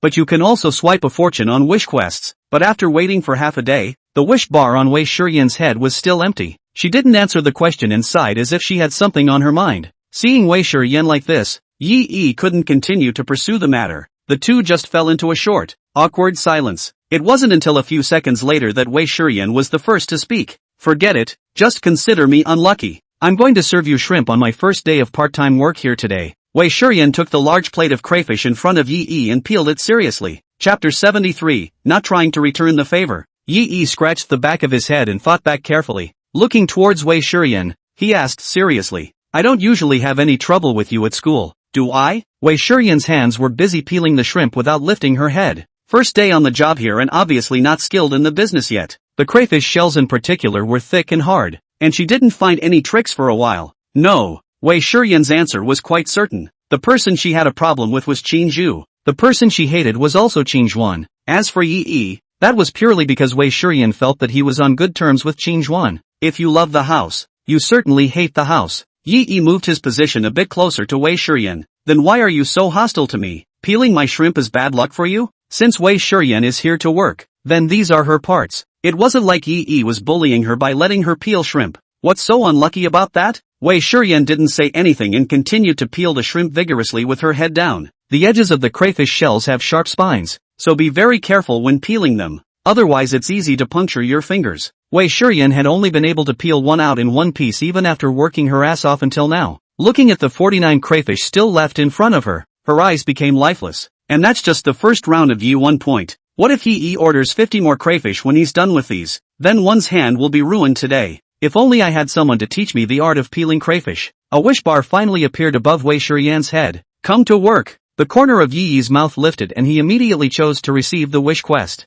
Ding! Detected that the host is performing a wish quest, granting a temporary bonus to food cooking and processing skills. Yi used his chopsticks to pick up the crayfish that Wei Shurian had just peeled, dipped it in mustard and soy sauce, and then brought it to his mouth. Wei Shurian had painstakingly peeled it for almost a minute, and Yi ate it in a couple or 3 seconds. You can't do this. It's too slow. The yellow flowers will be cold by the time you're done peeling them. Hearing Yi's sardonic tone, Wei Shiyan blankly glanced at him without any good reason. Don't worry, we don't have yellow cauliflower in the store. Yi put down his chopsticks and pretended to be displeased. But your store has a mealtime limit. At the rate you're going, you won't be able to finish peeling this plate of shrimp by the time my mealtime rolls around. You're seriously interfering with my dining experience. I'm going to complain to your manager. In the service industry, the biggest fear is complaints. Hearing that Yi wanted to find the manager, Wei Shiyan subconsciously became nervous. She's here on a part-time basis, with daily pay. You don't get paid until you close for the night. What if the manager deducts money after Yichi complains? So today was a wasted day, wasn't it? It's my first day here today. There was also no standardized training before going to work. You, just understand me. Wei Shiyan's face was aggravated, and the speed of peeling shrimp in her hand increased. When faced with the thick shrimp shells, she couldn't wait to get right up in her mouth and bite them. Yi snickered at the sight, then immediately returned to a serious expression. I understand you, so who will understand me? I spent all this money, and it turns out I'm not getting enough to eat because you're slow at peeling shrimp. Then who am I going to talk to about it? I'll give you a few more minutes, and if you're still peeling so slowly, I'll get your manager to get me a new shrimp peeling waitress. Let's just say you're not proficient enough in your business skills and need to go back and practice more. Hearing Yi say this, Wei Shiyan became even more anxious. Fingers were almost poking through the shrimp shells. I want to hurry up too, but I really won't. Seeing as the atmosphere has been set here, the time is almost right. Yichi came closer again. So here's the deal. I can show you how to peel it, but you have to answer me a question first. Wei Shiyan finally raised her head at this time, blinking her big innocent eyes. What's the problem? Yi Dong asked after a pause. Would you mind telling me why you hate me so much? Wei Shiyan sucked in a breath in some surprise. How can you tell I hate you? Yi's face was filled with black lines and his white eyes almost rolled up to the sky. How can I tell? You're on the verge of having the words hate me written all over your face. Okay, you think I'm an idiot. Wei Shiyan smiled awkwardly. Did I make it so obvious? It's not as dramatic as you make it out to be. Yichi knocked on the table with his knuckles. Well, don't interrupt. Answer my question. Now that you've said that, I don't have any beef with you. Then why do you hate me so much? There was no way. Yi had to figure out the answer to this question. After all, Wei Shiyan was the third-ranked schoolflower. It was one of the things he had to raid. If he didn't know where Wei Shiyan's dislike for himself came from, then it would become very troublesome to subsequently push the progress of the strategy. As the saying goes, know your enemy and know yourself. Yi never fought unprepared battles. Wei Shiyan pursed her lips tightly, as if she wasn't very willing to answer this question. Yi had no choice but to take out his killer weapon once again. If you won't tell me, then I'll have to call your manager? At those words, Wei Shiyan's eyebrows twitched in a fine, imperceptible manner. This seafood buffet restaurant was just opened. The treatment given was very good. It's nearly more than twice as much as any other part-time job. A part-time job this good doesn't just happen. Wei Shiyan cherished this opportunity. If Yi really went to the manager to complain, I'm afraid that it might cause him to lose this part-time job. Fine. I'll say it. I'll just say it. Wei Shiyan put down the half-peeled shrimp in her hand and sighed softly. It's because you cheated on Sayo's feelings. Though you're being generous to Yui, and she's told me about all the things you've bought her, gave her a lot of money too. But from what I understand, Sayo isn't the kind of girl who's all about profit. She's willing to accept these arrangements you've made for her because she really likes you. But you, and what do you take her for? Simply as a package deal. As a plaything, is it? Have a little fun when you want to, and toss it aside when you're tired of it. And I saw you come to school with Jiang Chuyi this morning with my own eyes. Yo would be so sad if she knew. Yi raised his eyebrows, not expecting the reason Wei Shiyan said was this? Then this is a big misunderstanding. Ahem, let me interrupt. Yi extended his palm and pressed it, making a pause gesture. When did I say I was going to adopt Xiaoxiaoyu? Can't I just simply be nice to her without expecting anything in return? Chapter 74 Oolong.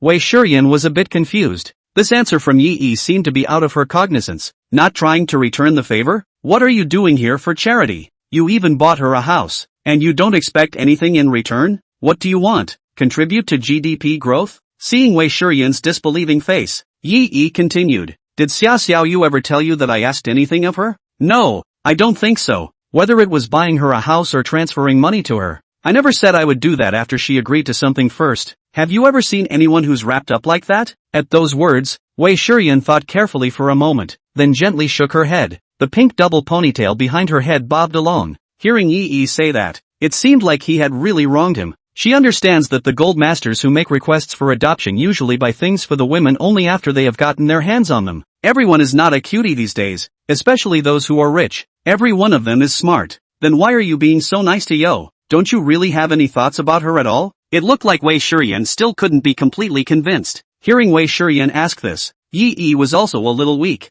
Thinking of Xia Xiaoyu's delectable appearance as she undid her robe and lay on the bed last night, to say that there were no thoughts would definitely be a lie. Yi was at least a normal man, but at this moment, he definitely couldn't admit it in front of Wei Shiyan. Otherwise, wouldn't that explanation he just gave be a fart? I'm being nice to Yo because I want to help her improve her living conditions. Since Sayu considers you a friend, you must know something about her usual isolation from her classmates at school. I couldn't stand to see her being bullied like that, so I wanted to help her. Wei Shiyan had more or less heard about Xia Xiaoyu's affairs at school. As a girl, she knew that the reason why Xia Xiaoyu's roommate was treating her like this was purely because of jealousy. They were just jealous of Xia Xiaoyu's cute appearance and proud figure. But even though Wei Shiyan knew it, she couldn't do anything about it. It's hard to change anything on her own. If what Yi said was true, then this practice of Yi could really save Xia Xiaoyu from the fire. Having a suite off campus means you don't have to be in contact with those pesky roommates during the week. And Yi also gave her a large sum of money, enough to give Xia Xiaoyu a very good life. At that time,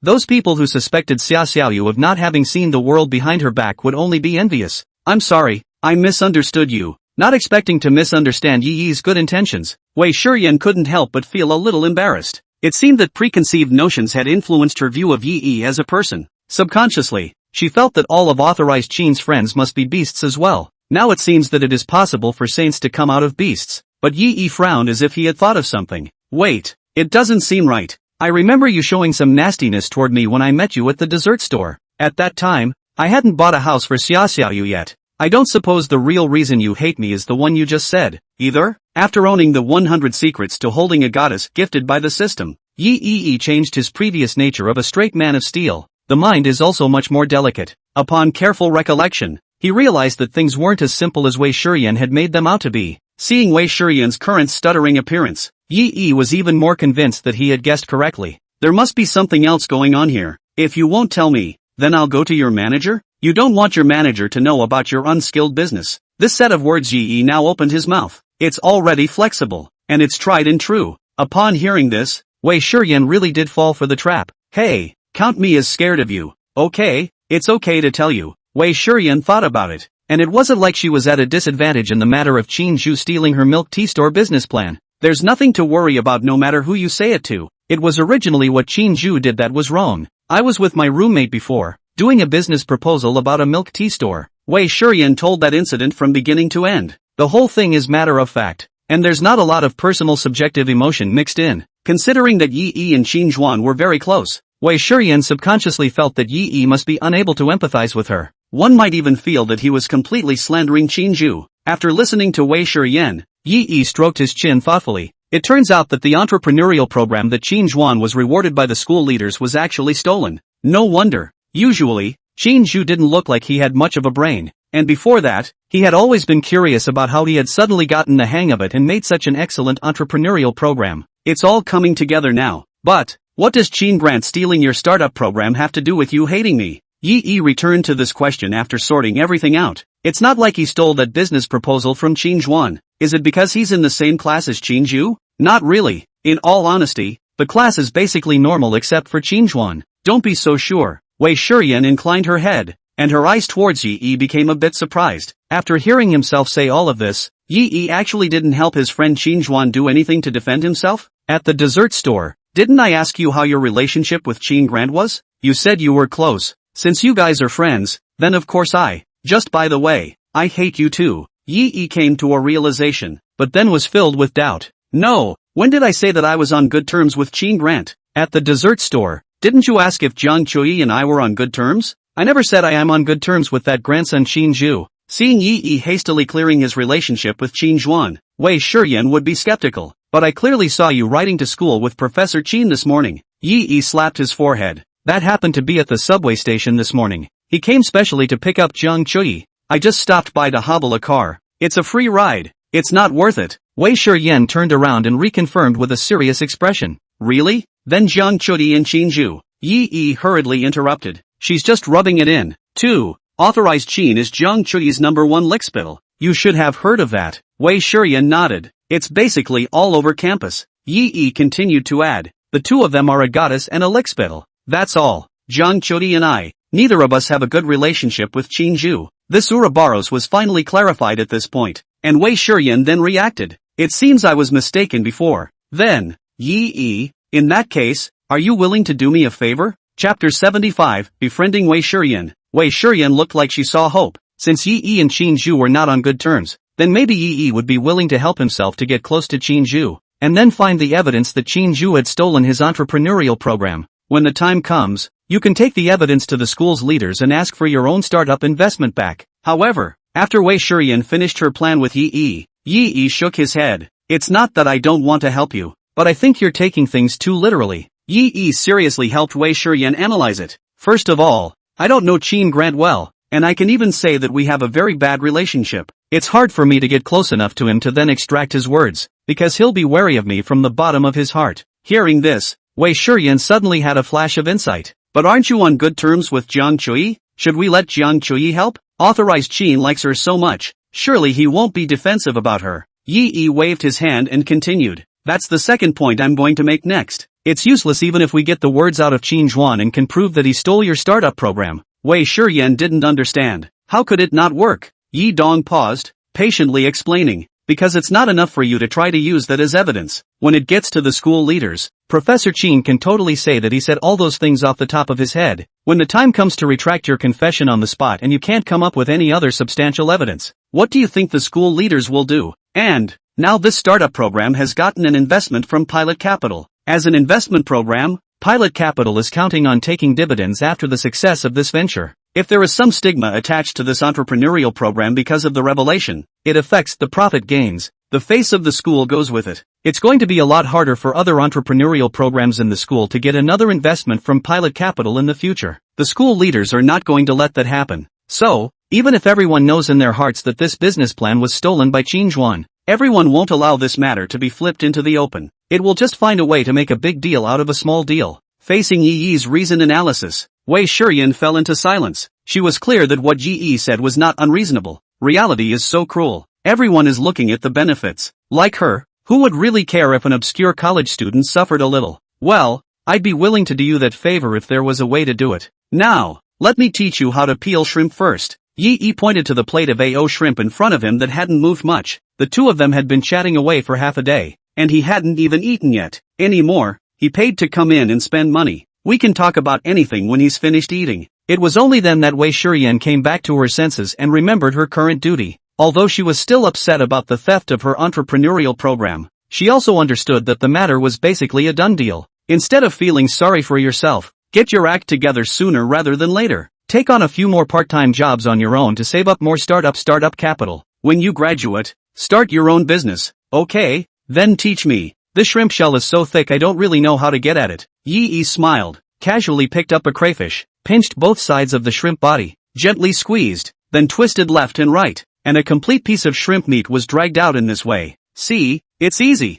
With Yi's demonstration, Wei Shiyan looked like she had suddenly gotten the hang of it. It was easy to peel them by hand. So it is. Ding, wish quest completion detected. Congratulations to the host for receiving a reward of $100,000. The system has automatically bound the wish object. Name Wei Shiyan. Age, 21. Height, 161 centimeters. Weight, 49 kilograms. Bust, B. Face value, 8. 9 points. Current emotional status, single. Current strategy progress, 11. 92%. Not bad for the third highest ranked school flower on the school flower list. The face value score is indeed slightly higher than Kong Yirin and Zhang Chui, who are ranked 4th and 5th. Although her bust was no match for the two, Wei Shiyan's good little lowly looks and that cute pink double ponytail really added to her color. Looking at the gently swaying twin ponytails, Yi always had a thought in his heart, like trying to see what it would feel like to grab those twin ponytails in his hands and play with them. It feels like you're obsessed with making money, and going around part-time and planning to start a business.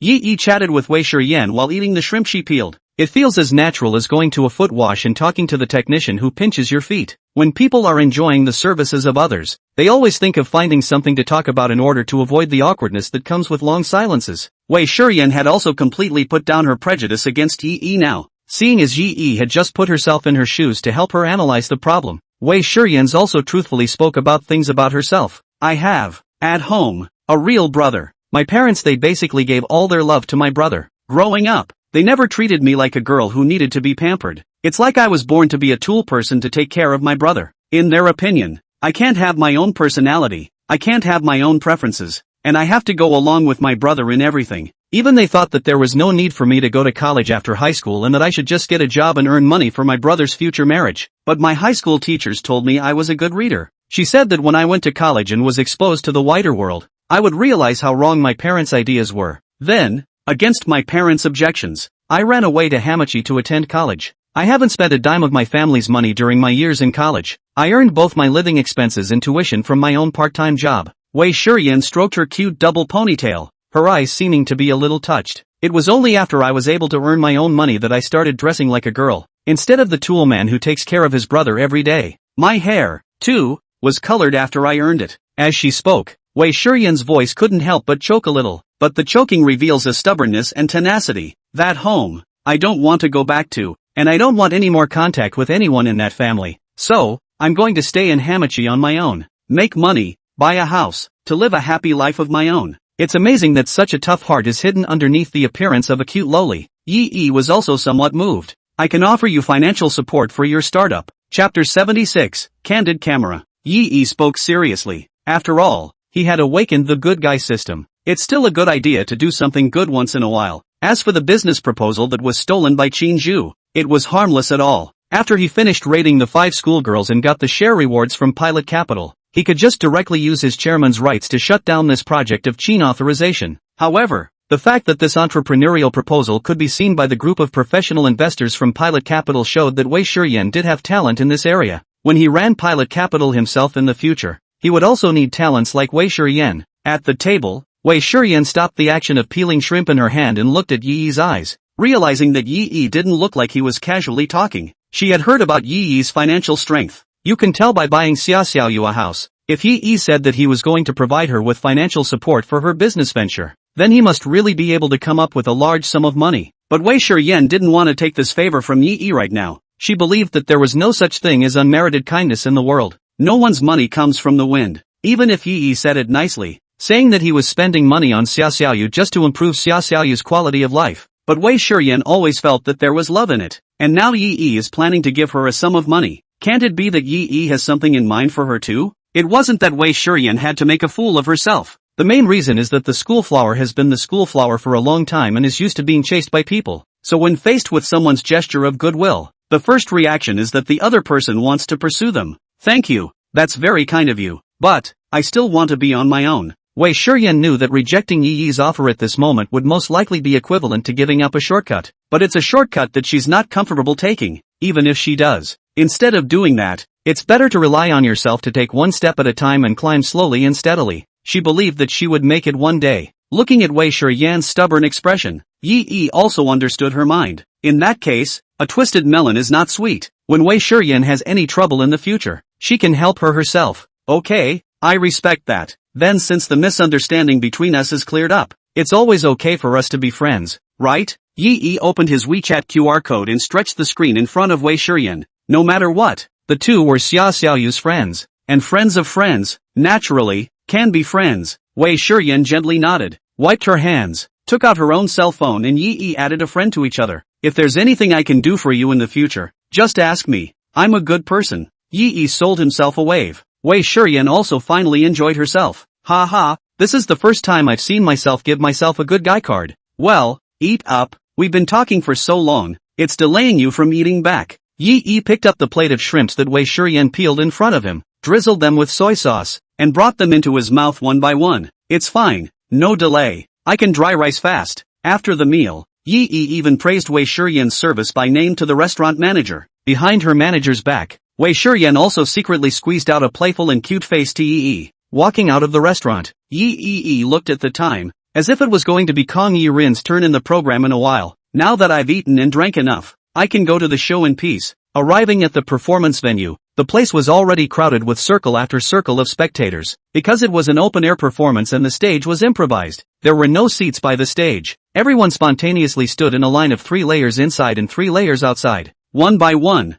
they stretched their necks to watch the performance on stage. Yi squeezed slightly and squeezed into a more centered position. With his height advantage, he stood just enough to see the performance on stage. At that moment, all the lights on the stage suddenly dimmed. Only a chasing light was left behind. Kang Yi-rim took the stage in her hot performance outfit guided by this chasing light. A little waist-bearing halter top and cool hot pants underneath. Those long, slender and well-proportioned legs were simply eye-catching at the moment. As the MC's curtain call ended and the accompanying music started, Kang Yi-rim also began her dance performance. Yeah, I have little to no knowledge of dance. The only exposure I usually get is the kind of hot dancing I see in the teaming sound from the rubbing female anchors. Kang Yi-rim danced on the stage, and her movements were similar to those of the female anchors though, but the hands and feet are less pretentious, replaced by a clean beauty. Many of the people around them spontaneously picked up their cell phones and took pictures of Jang Yilin on the stage. The leading lady of the dance department at Binchun University is really living up to her name. Everywhere you go, you're the center of attention. Suddenly, Yi noticed that a middle-aged man with a beer belly in front of him on the left was frantically pulling the focus of his cell phone camera closer, aimed at the bottom corner of Kang Yi-rim's hot pants. With the dance moves, it's inevitable that the pants will rise and fall and shake a bit with them. It was as if the man was waiting for the moment when Kang Yi-rim got naked and recorded it. Hey, isn't it too much to shoot like that? Yi stopped the beer-bellied man's lewd behavior in time by covering his cell phone lens. The beer-bellied man glared back at Yi with extreme displeasure, shook off Yi's hand, and continued to pull the focus closer on himself, aiming at Jang Yilin on the stage to record. Where'd you come from? Dangling hair, asking you to mind your own business here. That's not your girlfriend on stage. Yichi saw this and pressed his cell phone once more. That's my girlfriend on stage. The beer-bellied man sneered. I didn't realize you were more intentional than I was. Ha! After saying that, he tried to break away from Yi's hand to continue shooting, but in the midst of the struggle, his hand accidentally touched the album by mistake. Yeo pointedly discovered that this man's cell phone album was full of sneak peeks from various angles. Looking at the footage, there were less than a dozen girls who were secretly photographed. A number of them were even taken at this very spot. Taking advantage of the crowd, seeing the album exposed, the beer-bellied man's face flashed a trace of weakness, hurriedly pressed out the cell phone screen, intending to disappear. But Yi was quick on his feet and snatched his cell phone. I'm going to hand you over to the police. Performances like today's are usually reported. There will be police on duty. Yi held up the beer-bellied man's cell phone with one hand, and with the other hand, he yanked the beer-bellied man's collar and walked towards the police uncle on duty. Seeing Yi's stance, the beer-bellied man immediately frantically tried to tear away Yi's hand that was tugging at him. He couldn't have known better what was in his cell phone albums. If these are seen by the police, then he is expected to go in and squat for a few days as light. But Yi's hand tugged at his collar so hard that he couldn't break it. In the heat of the moment, he hastily pulled out a butterfly knife from his waist and swung it towards Yi. Chapter 77, Heroic Injuries. Facing the beer-belly man's sudden attack, Yi's heart alarm bells rang loudly. At this moment, without the temporary addition of the wish quest, Yi's physical quality was just that of a normal male college student. Yi's body instinctively retreated backward as fast as possible after seeing the beer-bellied man's action of pulling out his pocket knife. But the crowded crowd limited Yi's space to dodge. Yi's chest was still shallowly cut open by this knife. A cool breeze burrowed down the slit in his scratched shirt. Cool. It was then that Yi noticed a stabbing pain. Thin blood oozed down the wound. It wasn't until then that the surrounding crowd realized what was happening. Hurriedly, they scattered with a shriek. The police officers on duty in the distance saw the commotion here and also hurriedly rushed towards Yi's place. Seeing this, the beer-bellied man subconsciously prepared to blend into the crowd and flee the scene. Yi covered the wound on his chest that was already shallowly oozing blood and hesitated to go forward to stop him. Without the temporary bonus provided by the wish quest, Yi didn't have enough in his heart. It was at this time that Yi noticed a woman in the crowd who seemed somewhat familiar. As for where he had seen it, Yi couldn't think of it for a moment. However, the wish bar on this woman's head was exactly what Yi needed right now. The wish column clearly states the woman's wish. We can't let this troublemaking man get away. Pick up the task. Ding. Detected that the host is performing a wish mission, granting the host a temporary bonus. Fighting proficiency. Last time when he faced the punks in front of the bar, Yi had realized the power of fighting mastery. At the moment it's completely easy to navigate. With an arrow step forward, Yi yanked the beer-belly man's arm. Then a smooth, sharp over-the-shoulder drop. Boo! The beer-bellied man's entire body was thrown off the ground by Yi, and then slammed heavily on the ground again. Aha! The beer-bellied man let out a muffled grunt of pain. After this, the beer-bellied man also completely lost his ability to resist. Ding! It is detected that the host has completed the wish quest. Congratulations to the host for receiving a reward of $100,000. The wish object has been automatically bound. Namechen Meijia. Age, 32. Height, 167 centimeters. Weight, 58 kilograms. Bust, D. Face value, 8. 8 points. Current emotional status, divorced. Current strategy progress, 1. 2%. It was only then that Yi recalled that this Chen Meijiao, wasn't she the neighbor who lived across the street from Jiang Chui's house that he met this morning? Emotional state divorced. I didn't realize it was a single mom. It's you? You're hurt. Chen Meijiao hurried forward. She also recognized Yi. And at this moment, Yi's clothes had all been colored by the oozing blood. That's when the police on duty arrived. Chen Meijiao very ably described the scene to the police. Officers, I'm the site manager for this show today. This man who fell to the ground was armed with a knife and this young man was supposed to have acted as a vigilante. I'll contact the ambulance first now. With that, he took out his cell phone and dialed the emergency center. After this fiasco, the show was interrupted. Kang Yi-rin on the stage saw the man on the stage who was covering his chest and had a figure that looked like Yi. So she rushed over. Yi, are you hurt? What's going on? Is it serious? Facing the police, as well as Chen Meijiao and Jiang Yilin's concerned eyes, Yi shook his head in a pretense of relaxation. It's okay, a little scratch. Then, Yi handed over the beer-bellied man's cell phone to the police. I just saw this man snooping around. Go up and stop it. I didn't realize he actually had a knife with him. Careless, no flash. The police officer sniffed, took the phone, and opened the album, flipping up and down. I didn't expect to find anything but sneak peek photos. Without saying a word, he cuffed the beer-bellied man,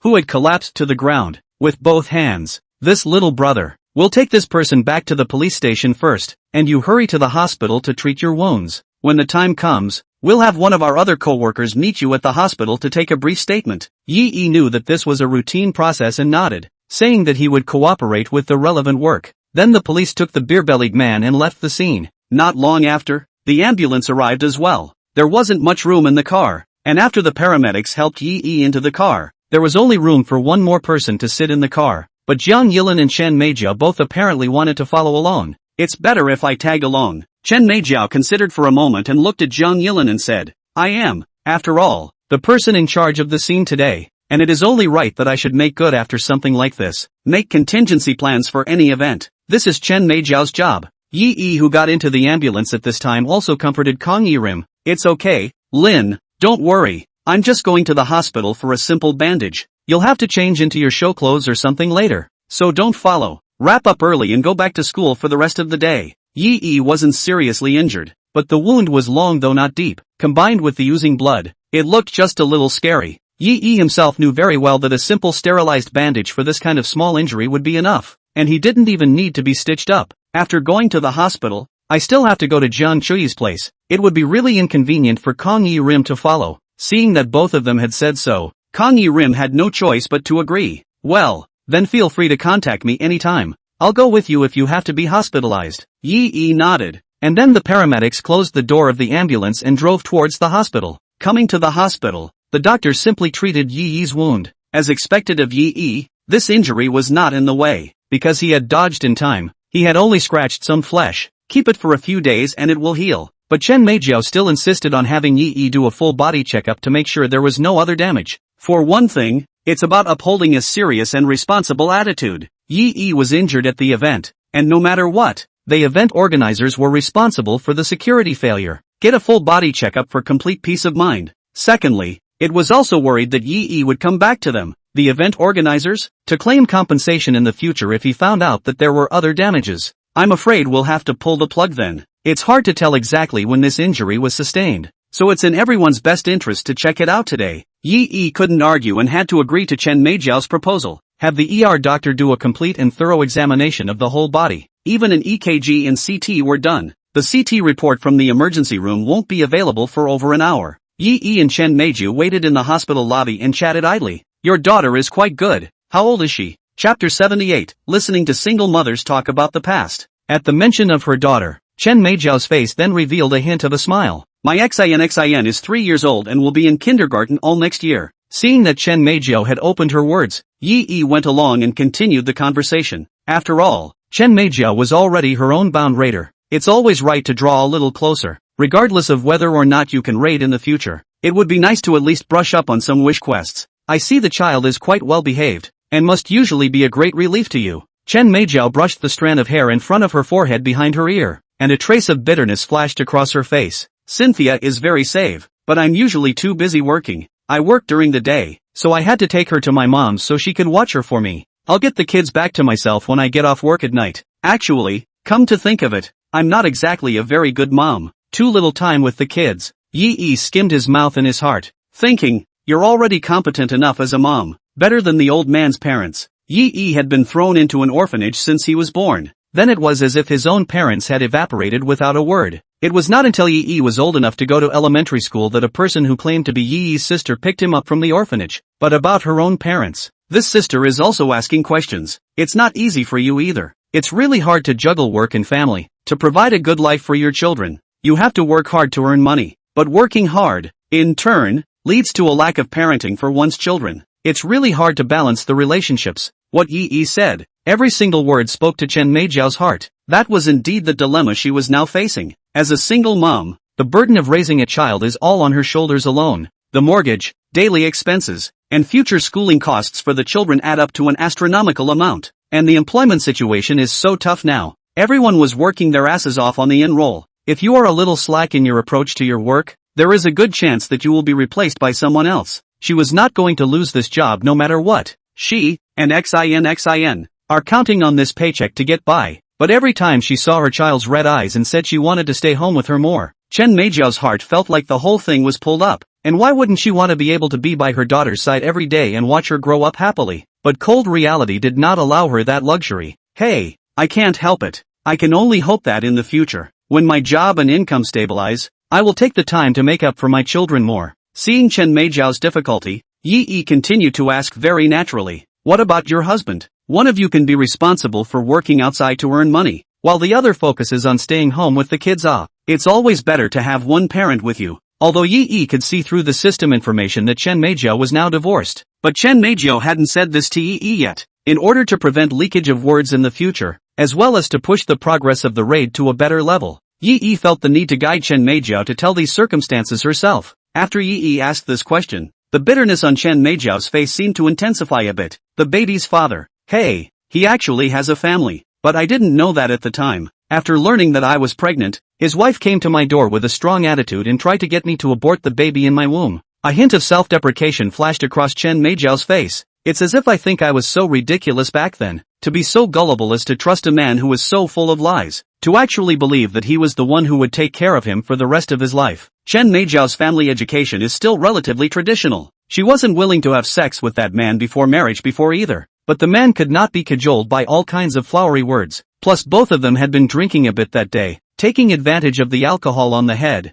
I did not realize that just that one time, I was pregnant with XIN. Then it wasn't long before the man's real wife came to the door. Chen Meijiao still remembers the humiliating image of being slapped and called a mistress that day, though I was disheartened for a while after learning the truth. But I think the child is innocent. She's in my belly, and she's a little life after all. I can't be hard on this. So I secretly left that original city alone and went back to Hamachi to join my parents. But my dad, after finding out I was unmarried and pregnant, he thought I was a disgrace. I didn't want to be gossiped about by him every day. So I bit the bullet and took all my savings out for a down payment and took out a loan to buy the current suite. It's a good thing that after XIN was born, my parents looked at this girl as being really pleasing to the eye. And that's when their attitude changed a bit. Hearing Chen Meijiao finish, Yi was secretly staggered in his heart. These days, all the good cabbages really do go to the pigs. No wonder I've always read online before that you must hold on to the good and right ones when you meet them during your college years. Because you don't realize until you get to the community that everyone has their own experiences and stories in one way or another. It's going to be hard to find another one as simple as the ones in college. However, Yi still had a little doubt about what Chen Meijiao had just said. The system panel shows that Chen Meijiao's emotional status is divorced. But from her description, she and the man weren't married either. Were they? So where is the divorce? Could it be that? So you didn't think about finding another one back there? Yi thought about it and thought that perhaps there were other stories on Chen Meijiao. Only Chen Meijiao sighed softly. Who would want someone like me in my early 30s with a baby? My parents did open one up for me earlier. It's the son of my dad's friend. At the time, I thought my parents had already briefed each other on my situation. So after just meeting for a coffee, I saw that I could still talk. And then I went and got my license. But after the license, I brought him home. And he flipped out right then and there when he saw XIN. Call me a liar. Call our family liars. That's when I realized that my parents hadn't mentioned XIN to him. That afternoon, we followed that up with a divorce. Chen Meijiao tilted her head and looked at the white ceiling of the hospital. her eyes confused but helpless. That's the one thing I realized after that time. Dependent mountains will fall. Dependent people will run. I can't always count on finding someone to commit me to for life. Now that I'd become a mom, it's up to me to create a bright future for me and XIN by my own efforts. Chapter 79, Bad Taste. After experiencing so many things, Chen Meijiao had seen through it long ago. No one in this world, not even one's parents, can be completely dependent on one. Only you, yourself, can give yourself security. Today was the first time since she joined the company that she was independently responsible for such a large-scale live performance. I didn't expect such an accident. However, it was good that the man causing trouble was stopped by Yi Yi and handed over to the police, and Yi Yi's injuries weren't too serious. It allowed her to be accountable to the company as well. When something like this happens, the company executives will definitely find someone to take responsibility for the sake of social impact. Now, however, having taken care of all the aftermath on his own, he thought that the company's leaders should not be so unsympathetic. I didn't realize you were quite so heroic. Subdued that bad guy in a heartbeat. Chen Meijia pulled the topic from herself to Yi Yi.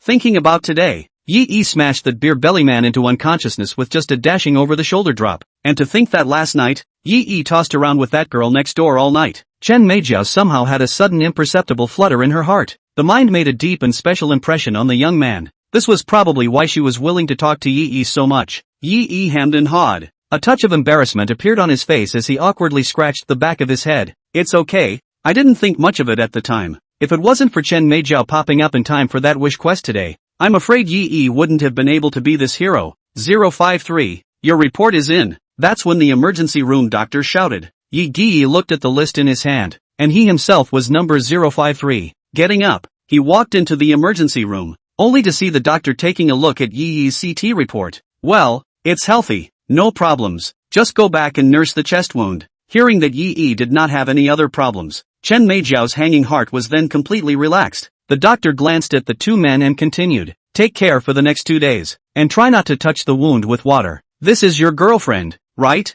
You're not going to take a shower for the next 2 days. Just have your girlfriend help you with a towel. If you find an infection in the wound, come back to the hospital then. With that, the doctor rang the call bell and called for the next patient to come in. Neither of them gave the Yi Yi and Chen Meijiao duo a chance to defend themselves. Talk to your girlfriend yourself when you get back. Chen Meijiao blushed slightly. Yiqi nodded. Just as he was about to say something, he saw 2 police officers approaching not far away. Outside the emergency room, 2 police officers briefly gave Yi Yi a statement. After making a statement, there was nothing left for Yi Yi and Chen Meijiao. As for the beer belly man, in the end, what more serious things in the cell phone? Considering the case confidentiality, the police also did not reveal anything to Yi Yi. Walking out of the hospital, Yi Yi took out his cell phone and prepared to call a taxi. Chen, Manager Chen, do you still have to go back to the show, or going home? Chen Meijiao looked at the time and then looked at the chat in the WeChat work group. There are other co-workers closing the show, so there's nothing for me to do. Go home. My mom already sent XIN home.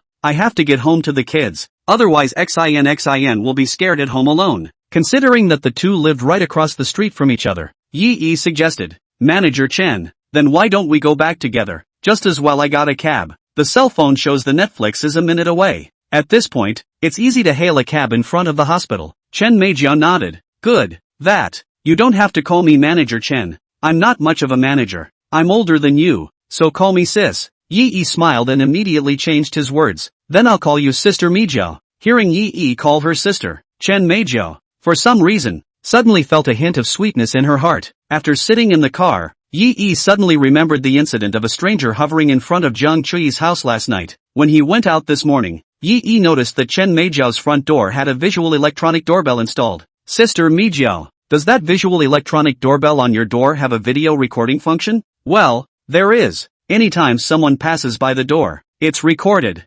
Before, I was worried that man's wife would come to the door, and I was afraid that she would do something to XIN, so I pretended on purpose. Why? Why are you asking this all of a sudden? Yi Yi carefully talked to Chen Meijiao about what happened last night. After hearing this, Chen Meijiao immediately took out her cell phone and opened a software. I've come to see the video recordings from last night. Evening. Oh, found it. Look. According to the point of time described by Yi Yi, Chen Meijiao saw that the visual electronic doorbell installed on her door did indeed record a man hovering outside Jiang Chui's house for a long time. Let's add a WeChat and I'll send you this video. Do we need to call the police? Yi Yi opened the video sent by Chen Meijiao and watched it carefully. Not yet. I'll see who this guy is first. From the video, the man was facing the front door of Jiang Chuyi's house, with his back to the entrance of Chen Meijiao's house, so you can't see the front face for now. But this back shadow always gave Yi a familiar feeling. It feels like someone you know from your normal life. From the video footage, it could be seen that the man stayed in front of Jiang Chuyi's house for a long time, but there was no sign of trying to pry the door open to get in, or do anything else to the circuits, so it seems that the tripping of the gate at Jiang Chuyi's house last night was really just an accident. The video footage was recorded for 10 minutes. A scream suddenly came from Jiang Chuyi's house in the back. Yi remembered that it was the grunt that Jiang Chuyi made when she was on the phone with herself. Upon hearing the scream, the man at the door visibly panicked. Hands and feet spun around a few times, then ran into the hallway stairwell. Just as the man turned around and came over, Yi clearly saw that face. That pockmarked face. Holy, Qinju? How did he even find Jiang Chuyi's house? Just as Yi was puzzled, Chen Meijiao sent another video. Yi, take a look at this video. It was late at night at 1 or 2 o'clock. That man has shown up on your doorstep again. When Chen Meijiao just watched the surveillance video, she realized that after the night was late, the visual doorbell had recorded several more videos of someone at the opposite doorway. Judging by the figure, it was the same person as the one before, so he rushed to send it to Yi. Yi looked at Qin Zhuan on the video and revealed an intriguing expression. Late last night, it was the time when he and Jiang Chuyi were lingering. I didn't expect that my own movements inside the house would actually be heard by Qin Zhu picking at the wall. What kind of bad taste is this? Chapter 80, Carved Dog Licking into Your Bones. After yesterday's class, Qin Zhu overheard Jiang Chuyi and Yi saying something about seeing each other at night. Learning that the two were actually going on a date for the evening, Qin Zhu's heart was in turmoil. The goddess he had worked so hard to lick for so long had never looked at him squarely, but now it was actually taken care of by Yi in just a few days. Could it be because Yi has something on Jiang Chuyi? No way. Qin Zhu thought to himself that he must rush to intercept Yi before he completely took Jiang Chuyi. One must also find a way to know what Jiang Chuyi's handle is. So that day, Qin Zhu secretly followed Jiang Chuyi, who was going home after class, just followed it all the way, until Jiang Chuyi arrived at the Peach Garden neighborhood and returned home. After Jiang Chuyi entered the door, Qin Zhu began to lie down at the door and eavesdrop, expecting to hear Jiang Chuyi tell her secrets in this way. As far as he knew, a lot of girls talked to themselves when they were alone in the house. Maybe, Jiang Chuyi is the same, but after waiting all afternoon, Jiang Chuyi was quiet at home. Qin Zhu heard nothing. Later, when Jiang Chuyi went out, Qin Zhu hid in the stairwell alone, waiting for Jiang Chuyi to come back. As he waited, he fell asleep sitting directly behind him against the wall of the stairwell. When I woke up, it was after 10 p.m. Qin Zhu saw the lights on in Jiang Chuyi's house. Looks like Jiang Chuyi is back, and judging by the silhouettes cast by the light on the curtains, there was only one person in Jiang Chuyi's house. Qin Zhu was slightly relieved in his heart. It seems that Jiang Chuyi didn't take Yi home after their date. Luckily, that means Yi hasn't gotten it yet. There's still a chance for yourself, too. But just as Qin Zhu was lying on the door of Jiang Chuyi's house, ready to listen to the movement inside, a scream from Jiang Chuyi suddenly came from the house, yelling something about someone at the door. Qin Zhu panicked at that moment, fearing that Jiang Chuyi would know that the person at the door was herself and call the police to arrest her as a pervert. Then his image in Jiang Chuyi's heart would no longer have any room for redemption. So Qin Zhu hurriedly ducked back into the stairwell. Just a few minutes later, Qin Zhu, who was hiding in the stairwell, heard Yi's voice actually coming from Jiang Chuyi's door. Damn it, what's Yi doing here at this hour? It's the middle of the night, a lone man and a woman, and you know with your toes what's going to happen. Can't let this happen. But before Qin Zhuan could run out to stop it, Jiang Chuyi had already opened the door, crying with pearly blossoms, before being carried into the house by Yi. Qin Zhu, who had just poked his head out of the stairwell, saw the scene of Yi with one arm around Jiang Chuyi and closing the door of his house with the other hand. Over. Qin Zhuan's heart was like ashes. He kept kowtowing in the stairwell and praying to the heavens, praying that Yi would not stay at Jiang Chuyi's house for the night. As long as Yi could still come out tonight, there was still a chance of a turnaround. Time passed minute by minute, and the sense of despair in Qin Zhuan's heart grew stronger and stronger, until late at night, Qin Zhuan, who was leaning against the wall with a disheveled face, vaguely heard Jiang Chuyi's voice. Listening to that voice, she and Yi were already in. Qin Zhu's heart was dripping blood. It was a moment that seemed like a million arrows piercing the heart, like 1,000 cuts. The woman he loved the most in his life so far, at this moment, became someone else's woman. Yi dog thief. I don't share the same fate as you. Damn it. Ooh-hoo. My Jiang Chuyi. Yi, I beg you, please be gentle. I'm afraid Chuyi is in pain. In this way, Yi and Jiang Chui inside the house didn't sleep all night, and Qin Zhuan squatted in the stairwell with red eyes, also didn't sleep all night. Pack after pack of cigarettes were smoked and cigarette butts were thrown all over the stairwell floor. Overnight, Qin Shu's beard had grown quite a bit. The face is also much more vicissitudinous. For a man, there are times when growing up is a matter of moments, but no one knew what price Qin Shu had paid for this growth. Until this morning, Qin Shu thought that he still had to go to the early 8 this morning, so he hurriedly took a taxi and rushed back to the school before Yi and Jiang Chui left the door. It's not that he's afraid he'll be late for class. Rather, he was going back to school to drive to the subway station to pick up Jiang Chui. He knew that his beloved goddess would not be able to walk today. Today was the day that Jiang Chui needed to ride in the car the most. Although his heart had been broken into crumbs, Qin Shu decided to burn himself out for Jiang Chui. After so many years of being a licking dog, the skill of licking has long been engraved into the bones. As long as he could see Jiang Chui show a hint of a smile,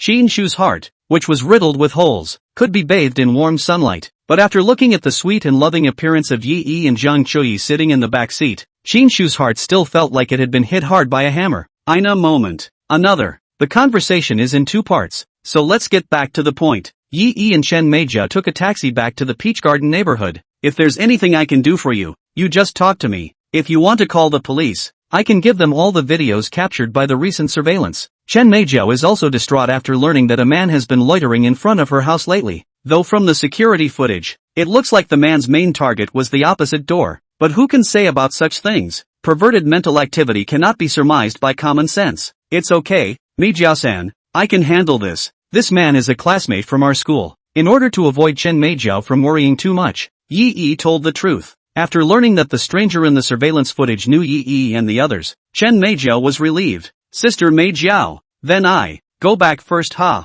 Good night. Arriving at the door, Yi stuck his finger on Jiang Chui's door handle. This morning, Jiang Chui purposely helped Yi to enter the fingerprint lock authority as well. In the future, Yi would be able to open the door of Jiang Chui's house with his own fingers. There was a drop and the door opened. Chen Meijia also opened the door to her house. Okay, good night. Get well. Don't toss it too much. This last sentence seems to mean something else. Yi, who understood the implication, hemmed and hawed and scratched the back of his head in embarrassment. Hearing that Yi had returned, Jiang Chui, who was wearing furry pajamas, greeted her from the bedroom. The little mouth pouted, her tone slightly disgruntled. See for yourself what time it is, and you know to come back. I thought you got your soul seduced by Kong Yirim tonight. By the way, was that the voice of the pretty sister across the street at the door just now? You came back with her? Honestly, when did you and her hook up again? Since the deep exchange with Yi, Jiang Chui felt more and more in her heart that she could not leave Yi. Seeing that good-looking girls always appeared around Yi, he couldn't help but feel a bit jealous. But at this moment, Jiang Chui's gaze suddenly fell on the gauze wrapped around Yi's chest.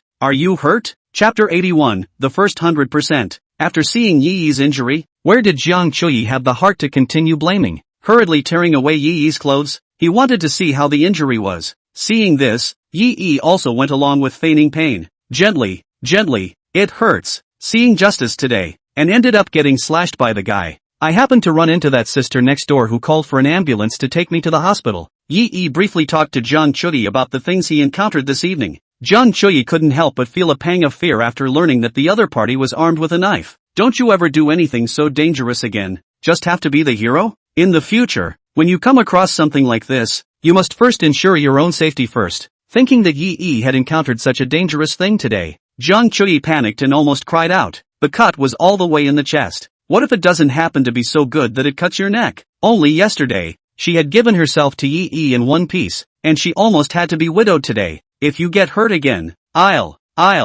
just ignore you. Looking at Jiang Chui's tearful appearance, Yi's heart warmed. Pulling over Jiang Chui's hand, he wrapped it into his arms. Okay, I was wrong. I'll be careful from now on. Shouldn't have worried you so much. Why don't I make it up to you? As soon as Yi said that, his hands became restless. Jiang Chui felt Yi's gradually ragged breathing and blushed delicately. You're hurt. Don't. Yi, however, was full of concern and picked Jiang Chui up in a princess hug. This little injury is nothing. Didn't you bleed yesterday? Jiang Chui was slightly stunned before she reacted to what Yi meant by that. Nasty. Rascal. At this time, she had already been carried into the bedroom by Yi. Turning off the lights, Jiang Chui tenderly wrapped her arms around Yi's neck. Then you, make it up to me a few more times. I think about you all the time when I'm home alone. The next morning, when Yi woke up, his body was empty. rubbing my eyes to get up. I heard what sounded like gas being turned on from the kitchen. Yi stepped out of his room with slippers, only to see Jiang Chudi cooking breakfast in the kitchen. Wake up, go brush your teeth. I cooked noodles. We'll go to school together after we eat later. This virtuous look is like a homey little Stepford wife. Yi hugged Jiang Chudi from behind and gave a deep good morning kiss. The sun shone through the kitchen window on the hot vapor. Noodles tumbling in the pot, hands clasped in front of his body. The fire of the world. The mountains and rivers are far and wide. All of them can't compare to the kitchen and love of this moment. Ding! Detected that the bound object Jiang Chuyi's raid progress has reached 100%. A permanent plus bonus is being issued. Congratulations to the host for gaining fighting arts, singing proficiency, and physical strength enhancement. So far, a total of 4 Jiang Chuyi wish quests have been completed. One was to promise Jiang Chuyi not to send the cheating video to the teacher. This mission only has a reward of $100,000 with no other additions. The second was when he faced the group of punks in front of the bar. That bonus was none other than fighting arts. The third wish quest is the concert scene. When one is chosen to sing, the bonus is singing proficiency. Now that Jiang Chuyi's raid progress had reached 100%, the 3 once temporary bonuses of fighting arts and singing proficiency and physical enhancement were now converted into permanent bonuses. Feeling the abundant power in his body, as well as the rich fighting skills in his mind, Yi's heart was solid for a while. Injuries like last night should be greatly avoided in the future. With the fighting technique in hand, even if the other party had a dozen people, I'm afraid they wouldn't be a match for him. Ding! The host has raided a bound object, and can be rewarded with an additional doubling of assets. As the system's metallic tone fell, Yi's cell phone received a text message. The card's balance of $1,200,000 or so had turned directly into $2,400,000. Yi's eyes lit up. He didn't expect that there would be such an unexpected surprise after he had successfully raided the bound object. The original $1,200,000 was the reward saved from doing the wish quest. Now it's straight up fully doubled. Then wouldn't it continue to double if he succeeded in raiding others next? 2,400,000 becomes 4,800,000. 4,800,000 becomes 9,600,000. Then there's 19. 2 million. 38,400,000. 76,800,000. And then the next thing you know, you'll break $1 billion. In the face of such a high rate of return, I'm afraid the stock gods would feel like rookies. What are you laughing at? Jiang Chuyi in her arms couldn't help but be a little curious when she saw Yi showing a smile. It was just a deep kiss. Why does it feel like I've suddenly won the lottery at this moment?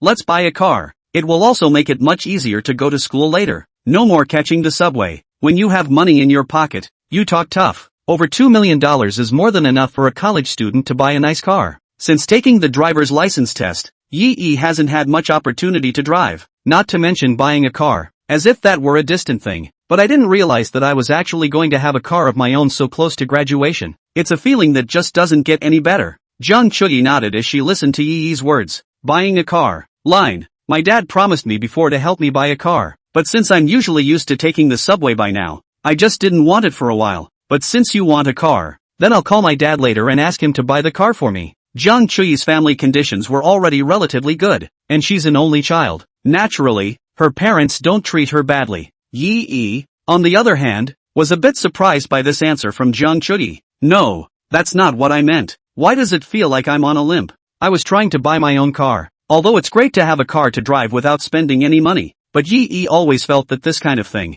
it is better to spend money on your own heart more solid. He's not short of money right now anyway. Buy a mobility scooter and drive it first, then let the assets multiply a couple times after you've raided a few more bindings. Then you buy supercars and such. For every man, supercars are always on the dream list. That's not what I meant. I mean, let's go buy a car. I'll take it. Anyway, there's no class this afternoon, so we'll go after our morning class. After having a car, he might even be able to unlock some fresh tricks with Jiang Chuyi. Thinking of this, Yi revealed a meaningful smile. As soon as Jiang Chuyi looked at Yi's expression, she knew what was going through his mind. After the two had exchanged in depth, Jiang Chuyi felt that she already had a bit of an interconnected feeling with Yi. Look at you in a hurry. You're still hurt. Chapter 82. Since he decided to buy a car, Yi had another idea in his mind all of a sudden. You can still have a treasure girl Xiaoxiaoyu by your side. Buying a car is a great opportunity to brush up on your money. The system not only reimburses the full amount of spending on Xiaoxiaoyu, but after the raid on Xiaoxiaoyu, these spending will be doubled back. People pay for their cars. The old man buys cars not only for free, but also get money. What's not to like? Yi took advantage of Jiang Chuyi's good mood last night and also talked to her about Xiaoxiaoyu. including the fact that he had bought a house for Xiaoxiaoyu. He had also told the truth. You can't hide this kind of thing if you want to. Instead of waiting for Zhang Chuyi behind himself to discover the explosion, it is better to take a precaution in advance. It's a good thing Zhang Chuyi's ears are soft. After learning about Xiaoxiaoyu's isolated encounter at school, not only is there no jealousy in his heart, but he is also filled with sympathy for Xiaoxiaoyu. I'd like to call Yo along when we buy the car this afternoon. The car will be in her name when the time comes, Yi said tentatively while eating the noodles cooked by Zhang Chuyi. Zhang Chuyi was also taking small bites of noodles, not even raising her head. Whatever, it's your own money anyway. It was as if Zhang Chuyi didn't have any displeasure about this idea of Yi. After being classmates with Yi for so many years, Zhang Chuyi didn't know that Yi was rich until recently. But as for how much Yi actually had, Zhang Chuyi didn't know and didn't care. She didn't like Yi because of money. Her own family isn't bad if you're talking about finances alone. So Zhang Chuyi didn't place much importance on this aspect. Yi's own money, how he wants to spend it. Of course. Anyway, a few of Yi's recent big spending sprees had already made Zhang Chuyi accustomed to these things. Another reward of more than $2 million for Zhang Yilin, and another suite for Xiaoxiaoyu. On top of those two things, buying a car seems to pale into insignificance. Seeing Zhang Chuyi nod her head in agreement, Yi's heart burst with joy. He came over to Zhang Chuyi's side and kissed her on the side of her face.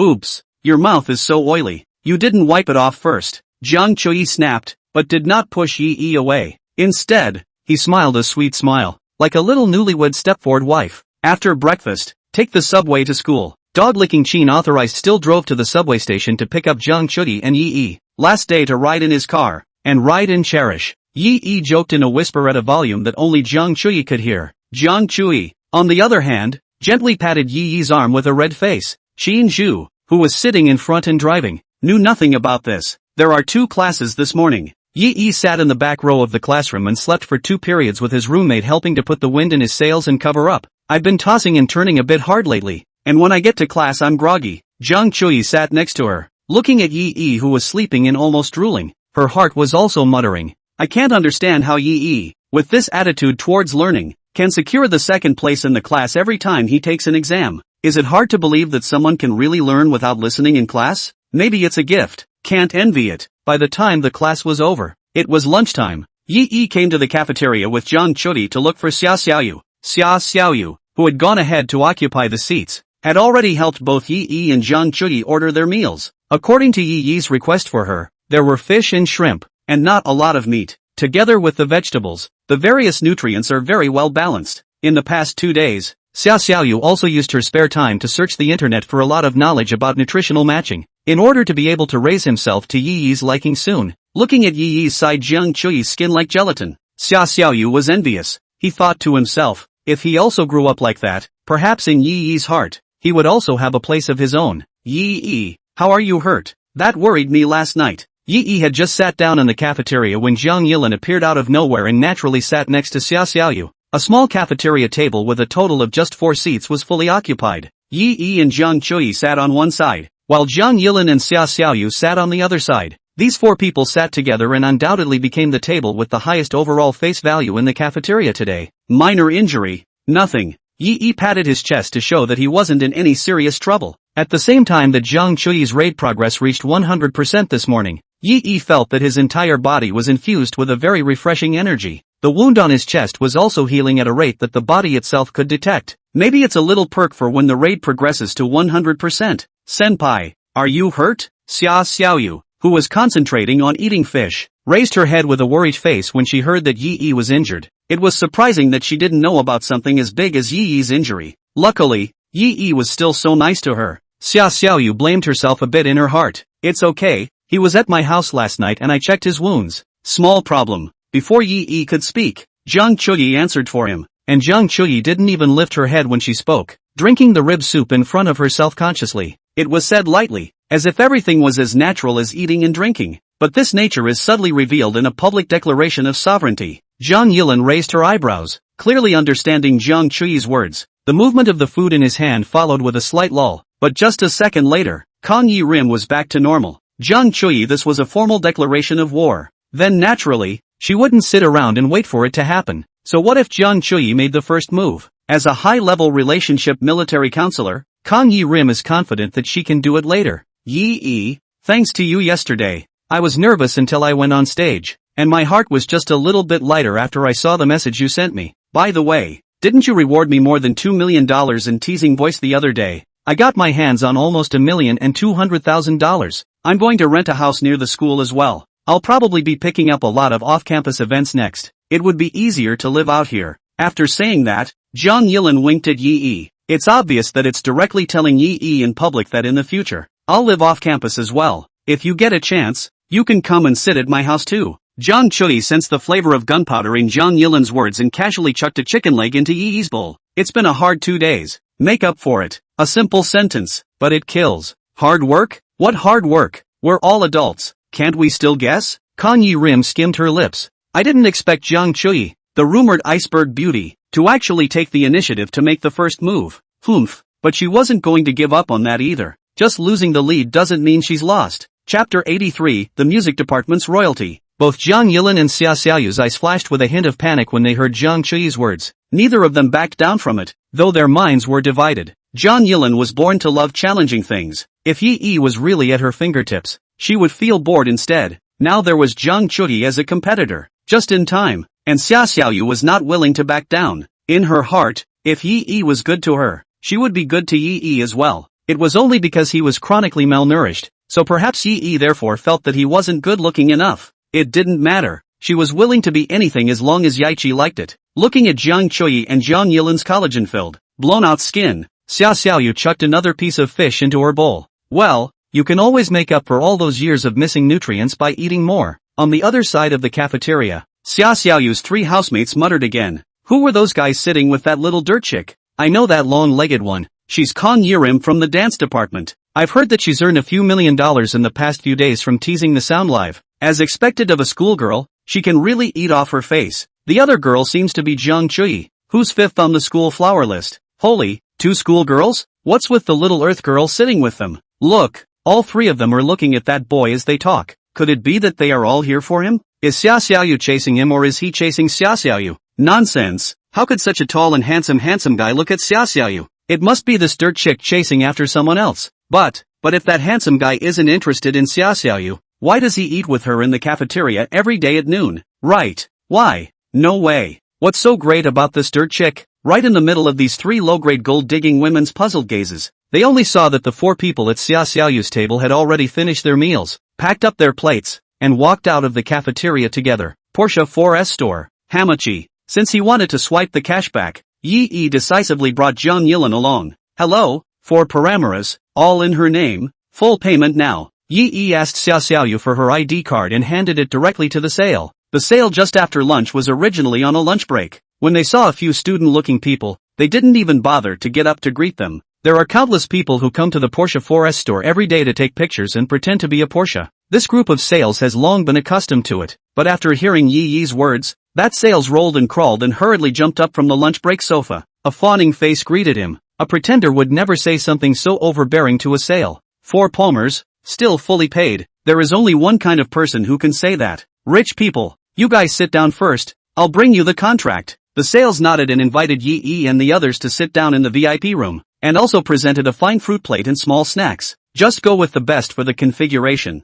And for the color, you guys pick your own. Yi waved his hand. Buying a car sounded like buying clothes. The 3 didn't push back. Jang Chui feels that he has completely handed himself over to Yi. Yi before the Jang Yilin brush gift can brush more than 2 million. To buy a car for himself that even if the past is not to blame. And Jang Yilin felt that Yi was trying to win her favor in this way. As a high-level emotional armorer, naturally understand that, in the face of a man's initiative to release the good intentions, cannot be rejected. Sometimes being open about it makes a man happier instead. As for Xia Xiaoyu, she had long since gotten used to seeing Yi do this. The house was bought for her. What do you care about this one car? Only she doesn't have a driver's license yet. Looks like it's time to grab a driving school and learn how to drive. Within moments, several people had each chosen their own car. Yi chose black, Jang Chui chose pink, Jang Yilin chose red, and Xia Xiaoyu chose white. Sign the contract, swipe your card and pay, all in one go. It doesn't even leave room for any shock sales. Various expenses added up.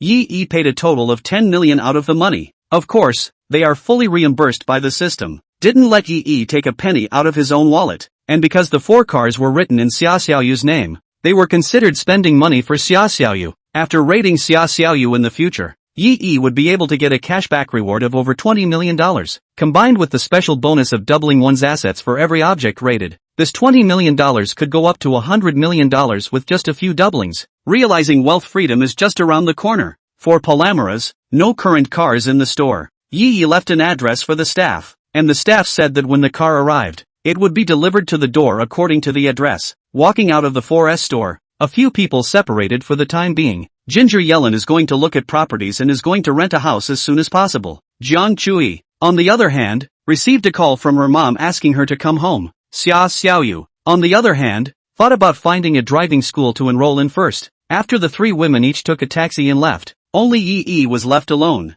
Yi scratched his head, inexplicably having the feeling of being a left-behind child. Ugh, busy. It's good to be busy. So what am I going to do? Thinking about it, Yi planned to do something serious. The system's hidden quest to raise the progress of the 5 schoolgirls raids to over 70%. So far, he's only bound 3 schoolgirls. There are 2 other schoolgirls who haven't even been touched yet. You can't just wait for someone's schoolgirl to come to your door on her own for no reason. In order to complete the mission early, Yi decided to take the initiative. Then the next target is the second on the school flower list, the music department royalty, Su Xingmian. Yi remembered the recent announcement on the campus website that the school was going to organize a campus singer competition. Today is the first day of the auditions. As a music student, I'm sure Su Xingmian would have been there. Go to the site. Maybe you'll run into it. Yi called an online car and hurried toward the school. Binduan University, Auditorium. The venue for today's campus singer auditions is set here. Su Xingmian was backstage applying makeup at this time, preparing for the stage. While putting on her makeup, Su Xingmian's phone was playing the online video of the day of Zhou Yijia's concert. Ji Susu, how many times have you watched this video? You like Yijie Zhou so much? A girl from the music department came over and asked. The other girls snickered and snickered. What do you know? Susu likes the mysterious person who sang with Zhou Yijie at the concert site. That mystery man sings top-notch, almost overshadowing Zhou Yijie. And to hear him introduce himself before he sang, he's a student at our school too. Chapter 84, 3 Become a Tiger. Su Xingmian blushed slightly and slapped the girl who had just snickered. Oops, nonsense, where did I? The girl laughed and ducked, continuing to poke and say no. Just from the time you just started your makeup until now, you've seen it 7 or 8 times. I didn't expect our little fairy Susu to finally move her mortal heart. While several people were laughing and joking, there was a sudden knock on the door of the dressing room. The girl who had been joking earlier got up and went to open the door. The wooden door opened and a large bouquet of flowers appeared in front of several people. Bright red roses with a thin layer of tiny water droplets covering the petals. It looks like it was just carried from the florist. Su, good luck with the show later. A man stuck his head out to show his face from behind this large bouquet of roses. Senior Li Xiaofang? Oh, you're here to see Sister Susu, aren't you? Li Xiaofang is recognized as the Prince of Piano in the music department, also an avid suitor of Su Xingmian. Unlike Jiang Chui's number 1 lickspittle, Qin Zhu, this Li Xiaofang was quite a handful in terms of both looks and height. 5'8" and with relatively decent features. More crucially, the family is well off. The parents are the owners of a chain of hot pot restaurants in Hamachi. When Li Xiaofang was very young, Li Xiaofang's parents invited a professional piano teacher to their home to give Li Xiaofang one-on-one lessons. Although after so many years of study, Li Xiaofang's piano level has not reached the point of being out of this world, but compared to the average person, it's pretty good. It is reasonable to say that it would be a handful for such a boy to chase a girl, but it was Li Xiaofang who hit a wall with Su Xingmian. From the time he met Su Xingmian in his freshman year of college, Li Xiaofang has been pursuing her. No less than 20 formal confessions were made over the course of several years. Formal confessions are made almost once a month, but every time,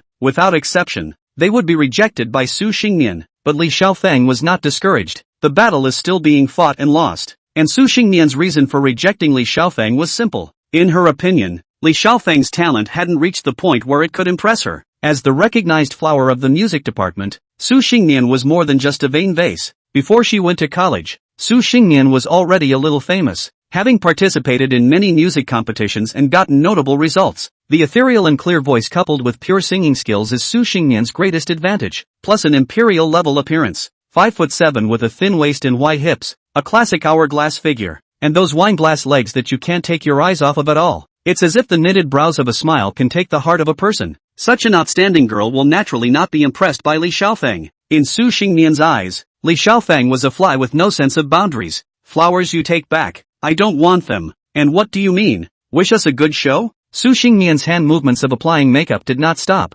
patting the loose powder on her face, not even looking at Li Xiaofeng. Li Xiaofeng licked his face and squeezed into the dressing room, placed the large bouquet of exactly 99 red roses on an empty seat. Su, you don't know yet, do you? But Mr. Zhou, who was scheduled to help you play the piano accompaniment on stage, is sick today. She's temporarily entrusted me to take her place. Li Xiaofeng pulled over a chair and sat beside Su Xingnian in a very self-conscious manner. Su Xingnian frowned unhappily and subconsciously moved his body to the other side. He did receive a message on his cell phone from Teacher Zhou, but Su Xingnian was just putting on makeup and didn't click on it. Tapping the dialog box, I found that Teacher Zhou had sent a special message stating that she suddenly had some fever today and had entrusted Li Xiaofeng to play on stage in her place. It seemed that what Li Xiaofeng had said was indeed the truth. How many times have I told you not to call me Susu? I don't know you that well. Thanks. Even if Mr. Zhou can't come today, I can find someone else. Just don't bother. Su Xingnian smeared her lipstick in the mirror, then pursed her lips to make the color distribution on her lips more even, which was considered to be the final step of makeup.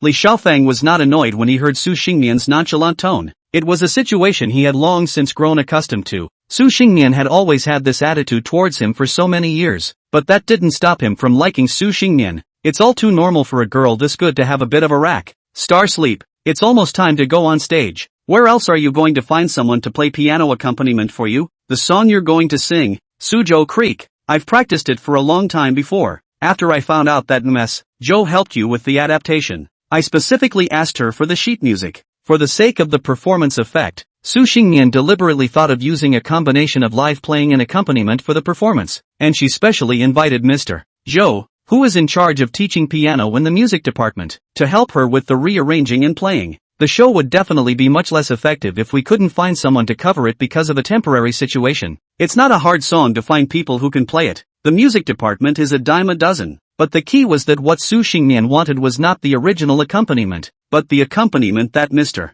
Zhou had adapted. Now this sheet music is only in the hands of Li Xiaofeng. That's nothing for you to worry about. I'll figure it out. Su Xingnian thought twice, but still resisted performing on the same stage as Li Xiaofeng. From what she knew about Li Xiaofeng, if she agreed to work with him on a performance, Li Xiaofeng would definitely take this as a sign that she was loosening her attitude towards him. I'm sure I'll be even more aggressive with my various pursuits in the future. After saying that, Su Xingnian turned around and left the dressing room. Li Xiaofeng didn't make any reservations either. He knew that Su Xingnian was trying to find a way to move help, but Teacher Zhou's adapted zither score was in his hands, and Su Xingnian didn't have any other option but to look for him. Ugh, just let you go. You'll still come back good anyway when you look around and realize you can't find anyone. Li Xiaofeng's face was confident. Before coming to Su Xingnian, Li Xiaofeng had made some follow-up arrangements. By the time he and Su Xingnian went on stage to perform, there would be a team of rabid fans holding up banners under the stage. The banners will say something like Lang Lang. Of course, this team of rabid fans was paid for by Li Xiaofeng. By then the other uninformed students on stage will surely follow suit. In this case, Li Xiaofeng smoothly came on stage to make a deep confession. I'm sure it will be able to strike Su Xingnian's heart. Moreover, Li Xiaofeng had calculated that with Su Xingnian's kind character, even if she didn't agree, in front of so many people, she would definitely not be the bad guy. As long as Su Xingnian didn't reject it on the spot, he could use it as an article later on, and find people on campus to spread the gossip that he and Su Xingnian were already together. 3 men make a tiger, and if more people say it, it might as well be true. Chapter 85, Little Fangirl. Su Xingnian walked out of the dressing room and came outside the auditorium, anxiously calling Mr. Zhou. I would like to ask Mr. Zhou if he has any extra sheet music. If so, just find another student from the music department who is skilled in piano technique to help. You just need to familiarize yourself with the tunes 2 more times before you go on stage, and you're sure to get through the show. Even if the end result will be a little less than ideal, there's no way around it. But the answer given by Ms. Zhou was that she only had 1 copy of that adapted sheet music, and it's already been given to Li Xiaofeng. What to do? Is it hard to only go to Li Xiaofeng? Ugh, if only there was someone other than Xiaofeng Li who could help me with today's piano accompaniment. A wish bar silently appeared above Su Xingmian's head. This scene was seen by Yi Yi from a long distance away. Su Xingmian, the goddess of the music department, is highly recognizable in the crowd with her trademark wine glass legs and waist-length black straightness. Yi Yi didn't even think about it and immediately clicked to receive the wish. It's better to be early than never. Just met and popped a wish quest. Ding! Detecting that the host is performing a wish quest, granting the host a temporary bonus, piano playing proficiency. In an instant, A wealth of music theory knowledge and playing experience flooded into Yi's brain. Everything is in place. Now it's just a matter of opportunity. How should I strike up a conversation with Su Xingmian and fulfill her wish? If you go up to me and say, "Hello beautiful, can I help you play on stage?" I'm afraid I'll be directly treated as a dog licker or a psychopath by Su Xingmian. It would be best to have Su Xingmian make this request himself, so that he could logically agree to do her this favor. Yi thought about it and decided that it was better to adopt a roundabout tactic. Find a way to strike up a conversation with Su Xingmian before saying anything. "Hello student, may I ask if the audition for the campus singers competition is here today? I came to see the show." Yi walked forward and asked politely. At this time, Su Xingmian was worriedly thinking about the performance in a while, and nodded extremely perfunctorily, pointing to the entrance of the auditorium. Here. Yi skimmed his lips, failing to strike up a conversation, just asking for directions. Su Xingmian was so impatient. If he said a few more words, I'm afraid Su Xingmian was going to blow up straight away. Yi turned around and walked past Su Xingmian towards the auditorium. This strike misses, so we'll have to find another opportunity. But just as Yi had just taken 2 or 3 steps out, Su Xingmian's voice came from behind him. Wait, that student, please wait. Su Xingmian had just been annoyed about the performance, but the moment Yi brushed past, Su Xingmian suddenly felt that Yi's voice, and those eyes, seemed like she had seen them somewhere. After calling out to Yi, Su Xingmian took 2 or 3 quick steps to walk in front of Yi. At that moment, it was like she finally remembered something. Hurriedly, he raised his palm and blocked Yi's nose and mouth. Gosh, those eyes. Isn't this the same boy who was chosen for the EJ concert scene last week in the video? You're the mystery man with the mask, aren't you? It's the one from the concert. Su Xingmian was a bit incoherent for a moment. Yi on the video wore a black mask covering half of his face and could only see his eyes clearly. At this moment, after blocking half of Yi's face with his palm, Su Xingmian suddenly realized that the eyebrows of this person in front of him were too similar to that mysterious person on the video. Excuse me, sorry. Seemingly realizing that he had acted a bit out of character, Su Xingmian hastily apologized. For some reason, after sensing that the boy in front of him was most likely the mysterious man wearing a mask at the concert, Su Xingmian suddenly had a feeling of having met his idol in his heart. Su Xingmian herself possessed an uncommon level of singing, so she knew more than anyone else how excellent the singing of the mysterious man wearing a mask at the concert was. Without any hesitation, the performance circulated on the video. The mysterious man's singing standard even vaguely suppressed the Heavenly King superstar Joijia head-to-head, and that mystery man had said he was from Hamachi University when he introduced himself at the beginning. There weren't many people in the music department of Binchang University, and Su Xingmian basically sort of knew them all. There is absolutely no such person. In other words, this mystery man is not from the music department. Non-professional counterparts can actually have such feats. This amazing talent can almost be described as a demon. So after learning that the handsome-looking boy in front of him was most likely the mysterious man at the concert, Su Xingmian inevitably felt some excitement in her heart. I was wondering how I was going to find out about this person, but I didn't realize that I'd just run into him today. It's fate, I guess. Why did he come to the auditorium too? Are you going to audition for the school singer competition as well? According to his strength, it looks like he's going to win this one. For a while, Su Xingmian thought of many things in his heart. Originally, she was very confident about this school singer competition. Just going by her experience in those off-campus singing competitions, it wouldn't be hard for her to win this time. But now this mystery man has appeared. If he's in it too. Su Xingmian was well aware of how much of a gap there was between himself and the other party. Yi smiled, and Su Xingmian's inner tension was visible to him. Originally, I thought that it would be difficult to raid this imperial schoolgirl whose tone was a bit impatient at the first meeting. Didn't expect that. I didn't realize that the other person was my little fangirl?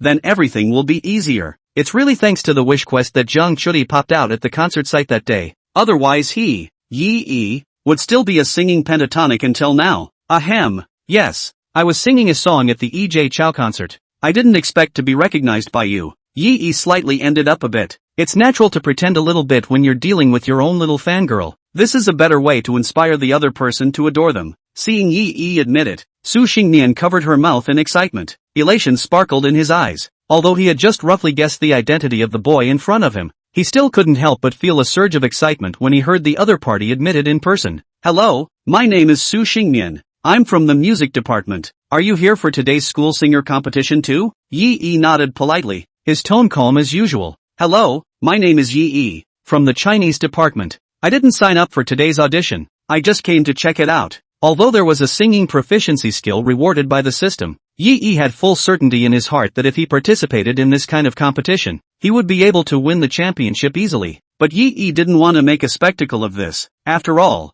it's not like there's a prize for the winner of the school singer competition. Might as well brush up on your wish quests more often if you have the time. Moreover, Yi didn't want to disturb the true rankings of those students who went to the competition through their own efforts through this kind of opening up. That would be so unfair to others. He was only here to raid the schoolgirl, Su Xingmian, and that was his top priority. Su Xingmian student, just now I saw that you were worried here. Why? Is there something bothering you? The bait is cast and the next thing you know, you're waiting for the fish to take the bait. Chapter 86, So he's so handsome. In the face of Yi's concern, Su Xingmian felt that there was nothing to hide, so he told him his current predicament, including the reason why he didn't want to perform on the same stage as that Li Xiaofeng. He also told Yi. Facing this boy who made her heart admire her, Su Xingmian naturally had an inexplicable sense of trust towards Yi. After listening to Su Xingmian, Yi pretended to be thoughtful, then gently nodded. Actually, I play the piano too. Why don't I accompany you on stage? Yi spoke very low, but Su Xingmian heard a different meaning in it. Could someone who was so talented in singing be just as talented in piano?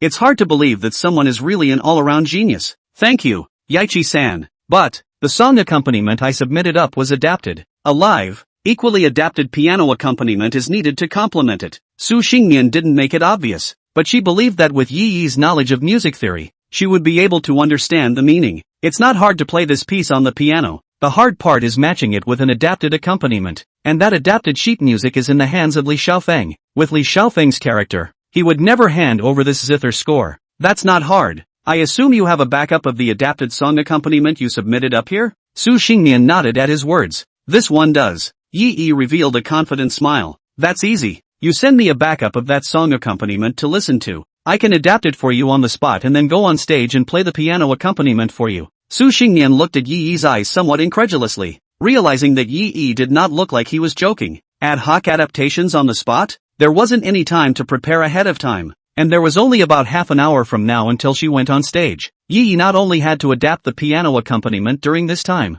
but also had to play it on stage. It may not even be a chance to practice. It can only be done on a clinical basis. If Yi could really do all this, then this talent is simply more terrifying than a demon. Student Yi.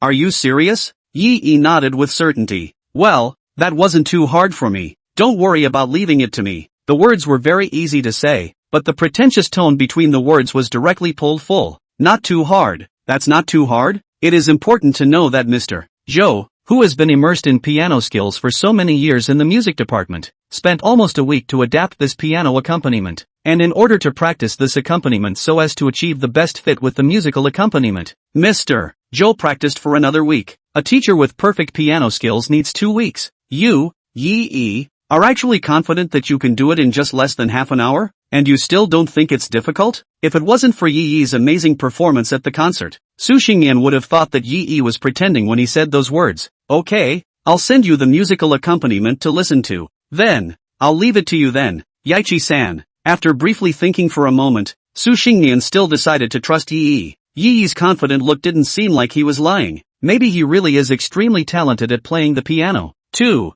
Besides, in the current situation, Su Xingmian couldn't find any other more suitable candidates. Even if Yi played poorly and affected the final presentation of the song, it was still much better than having Li Xiaofeng on stage. Well, at least, Yi could be considered his idol now. Thinking of this, Su Xingmian's delicate face couldn't help but redden a few points. After adding Yi's WeChat, Su Xingmian sent the musical accompaniment over. Yi student, we're going to be on stage in a while. Gotta go backstage and get ready now. Let's listen as we walk. Su Xingmian looked at the time. The audition had already started now. In the order in which they went up, 8 more would be her turn. Yi nodded and opened the accompaniment sent by Su Xingmian while walking towards the backstage with Su Xingmian. The auditorium, backstage. Li Xiaofeng waited confidently. He expected Su Xingmian to have absolutely no way to move to the rescue. As long as he waited here, Su Xingmian would definitely agree to let him go on stage to help with the piano accompaniment in the end. But I didn't expect that I actually waited until Su Xingmian walked over with a tall and handsome boy.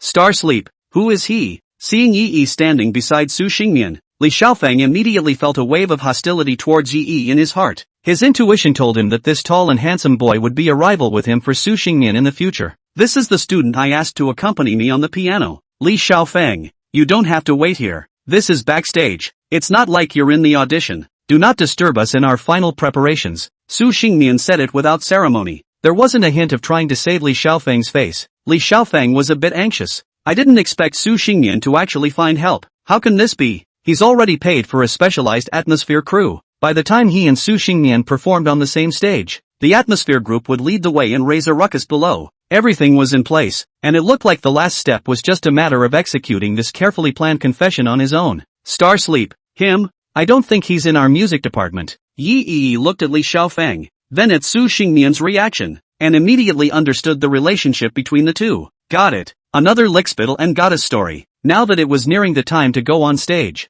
Yi Yi didn't want to spend his energy on fighting with this licking dog. Don't worry about what department I'm in. All you need to know is one thing. She invited me up on stage to help her with her piano accompaniment. Not you. Get out of the way if you know what's good for you. You'll only embarrass yourself if you dwell on it. And I don't want to hear anything about you questioning whether I can play the piano or anything like that. I'm even less interested in pretending to be a pig in front of you and having to show my hand and punch you in the face to prove my strength. This plot is a little too cheesy. If you really want to see this hilarity, then you go sit in the front audience. But now please leave us alone. Yi Yi deliberately emphasized the word we. Su Xingmian inclined his head and looked at Yi Yi's side face as he spoke. Previously, her understanding of Yi Yi was limited to that video from the concert. I only know that Yi Yi sings beautifully. Unexpectedly, Yi Yi's private character was actually so domineering. That's a lot of. It's so handsome. It's only natural that someone with talent should have that kind of arrogance. That's what really attracts her to a man. Chapter 87, Hall of Fame Masters.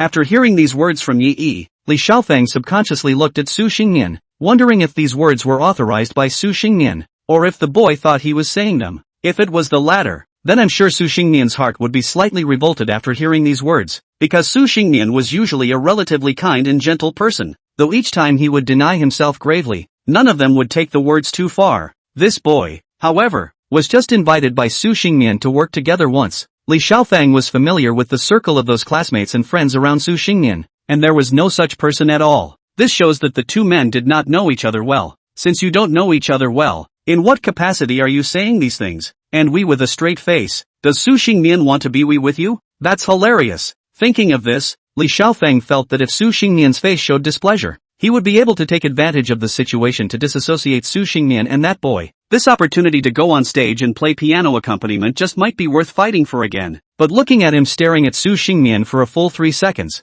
he didn't see a single hint of unhappiness on Su Xingmian's face. Instead, there was still some admiration and appreciation in her eyes as she looked at the tall, handsome boy. Holy, what's going on here? Why are you admiring him? You're a talented girl in the music department. I've won awards for singing competitions, big and small. You don't usually look at your teachers with such adoring eyes, do you? Li Xiaofeng muttered in his heart. Su Xingmian's posture at this moment was living like a little fangirl. The goddess who was so high in her own heart was surprisingly very different in front of this boy. This huge discrepancy made Li Xiaofeng feel bad in his heart. Li Xiaofeng, please leave. Don't interrupt us doing our final preparations before we go on stage. Seeing Li Xiaofeng's delayed response, Su Xingmian spoke out to remind him. She didn't want Li Xiaofeng to disrupt Yi Yi's rhythm. It's now about 20 minutes before we hit the field. If he wasted any more time, even if Yi Yi had the most top-notch talent, he wouldn't be able to complete this clinical performance. Star Sleep. Li Xiaofeng wanted to say something else, but Su Xingmian and Yi had no intention of wanting to listen at all, and the two of them walked to the side and listened to the accompaniment on their own. Seeing this situation, Li Xiaofeng could only obediently shut up. He knew that for Su Xingmian, finishing this performance in the best possible condition was the #1 priority. Okay, well, let's wait until after the show. If this boy made a fool of himself on stage and dragged Su Xingmian down, then he would definitely do everything he could to nail this boy to the pillar of shame. Seeing that this annoying fly finally went away, Yi Yi could also finally calm down and do his business properly. Tapping on the backing track, Yaichi brought his cell phone speaker up to his ear. This accompaniment has been adapted to give it a more acrostic and mournful flavor than the original. As the notes entered Yi Yi's ears one by one, the corresponding piano accompaniment was automatically generated in Yi Yi's mind. After hearing it just once, Yi Yi knew how to use the piano to match this accompaniment. On the side, Su Xingmian watched Yi Yi's confident and serious appearance with unblinking eyes, and his heart was flooded with peach blossoms. They say that serious men are the most handsome, and it seems to be true. At this time, a girl who had previously played and laughed with Su Xingmian quietly came to Su Xingmian's side and gossiped in a low voice. Sister Susu, this boy, why does he look so familiar? It feels as if it looks a bit like the boy on top of the video you saw earlier. Su Xingnian gently nodded and lowered his voice, trying not to disturb Yi, who was seriously arranging the song. Yes, that's him. I was just in front of the auditorium just as he came to me for directions. I saw those eyes of his and reacted instantly. The girl whispered, "Oh wow, it's fate. You liked him so much, and then he just appeared out of nowhere. By the way, how did you convince him to accompany you on stage? He'll actually play the piano?" Su Xingnian blushed with shame and subconsciously was about to cover the girl's mouth. "No, I just like to hear him sing. Don't you talk nonsense." Su Xingnian glanced at Yi and realized that Yi hadn't noticed the movement on this side, and only then did he feel slightly more at ease. In front of the auditorium, he could tell I had something on my mind. I just told him about Mr. Chow's temporary illness that prevented him from accompanying me today. Then he offered that he could help me. To be honest, I don't know if he can play the piano. Not to mention I don't know if he really knows how to arrange music. But, I don't know what's going on, but I feel like there's in my heart for him, a wonderful sense of trust. My gut tells me he's going to surprise me. Looking at the other side of the backstage, with his hands half hanging in the air, seemingly simulating practicing the piano, Su Xingnian's heart inexplicably produced a flutter. "Sister Susu, then I wish you be able to consummate ha." The girl smirked and snickered. Su Xingnian pouted and chided in a small voice, making a gesture to raise her palm. "Stinky girl, what are you talking about?" The girl deftly dodged and ran in the direction of the dressing room, explained with a bad smile as he ran. "Sister Susu, I meant to wish you a successful performance. Did you get it wrong yourself?" Watching the girls run away without a trace, Su Xingnian's beautiful eyes flowed and she stomped her feet in place. "Damn girl, I won't spare you when I'm done with the show." As the host chimed in, Yi and Su Xingnian walked onto the stage side by side. "Are you nervous?" Su Xingnian asked in a small voice. "Yeah, I have sung in concerts though, but that's ultimately different from a race. It is inevitable that people will be nervous when they are in a race situation."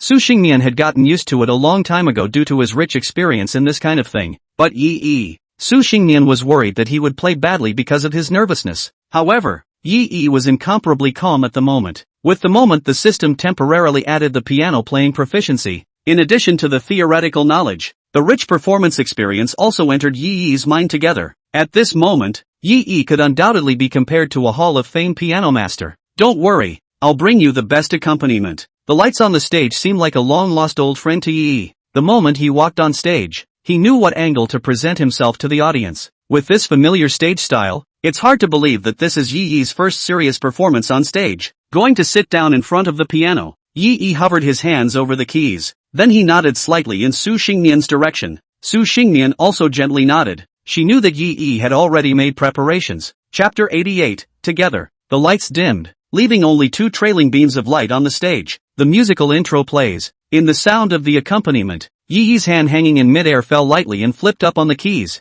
The voice that sounded like flowing water instantly grabbed people's heartstrings. A light sadness also seeped into people's hearts along with the notes. The moment he heard the sound of the piano, it was as if a certain place in Su Xingnian's soul was suddenly struck. She had heard the piano accompaniment after Mr. Zhou had adapted it earlier. A little more melancholy than the original. But this version that Yi adapted on the fly contained surprisingly stronger emotions. How did he make it up in such a short time? Listening to Yi's zither, Su Xingnian seemed to see a picture in front of his eyes. Man and woman love heart and soul, but finally because of some force majeure can only choose to separate. The two miss each other immensely again when they are apart. Days and nights are trapped in the memories of what once was. Thinking about it is like madness. So this is what it feels like to be in love but not in love. Su Xingmian, who had never been in love, for the first time had a deeper sense of love. And this kind of realization was surprisingly brought to her by Yi's zither, just by the sound of the piano alone. That's awesome. Genius. Yi is really a genius. Looking at Yi, who was sitting in front of the piano and fully engaged,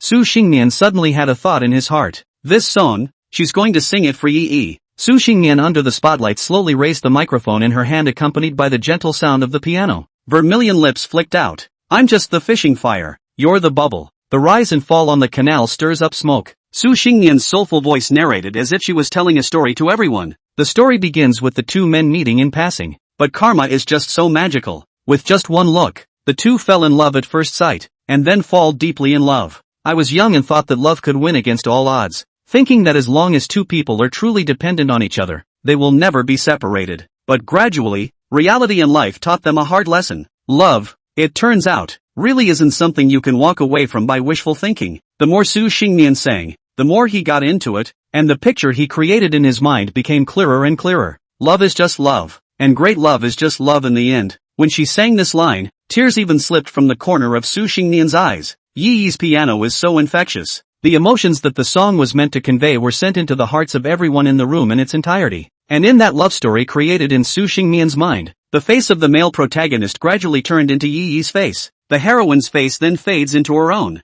Su Xingnian seemed to feel as if he had known and loved Yi Yi, but in the end, he had to separate. The heartbreaking feeling brought about by a lost love was also perfectly portrayed by Su Xingnian in song. Off stage, the students were quiet. Everyone's thoughts were deeply moved by these two people on the stage. As if mesmerized, he watched the pair as if they were lovers. Who is this boy, and how come I haven't seen him before in the music competition organized by the school? I originally thought Su Xingnian was already strong enough, but I didn't expect this boy to play the piano even more brilliantly. You guys, this is what you call a talented man and a beautiful woman. I heard that Su Xingnian has never been in love since her freshman year. I wonder if it's true. People who have never been in love actually have so much emotion in their songs? You don't understand. It's called talent. I'll testify. I'm from the music department. Su Xingnian really has never had a conversation because she has an extremely high vision. Unless any boy can convince her with his talent. Even our department's piano prince Li Xiaofeng had trouble getting into Su Xingnian's eyes. Come on. Bull asterisk asterisk asterisk asterisk piano prince.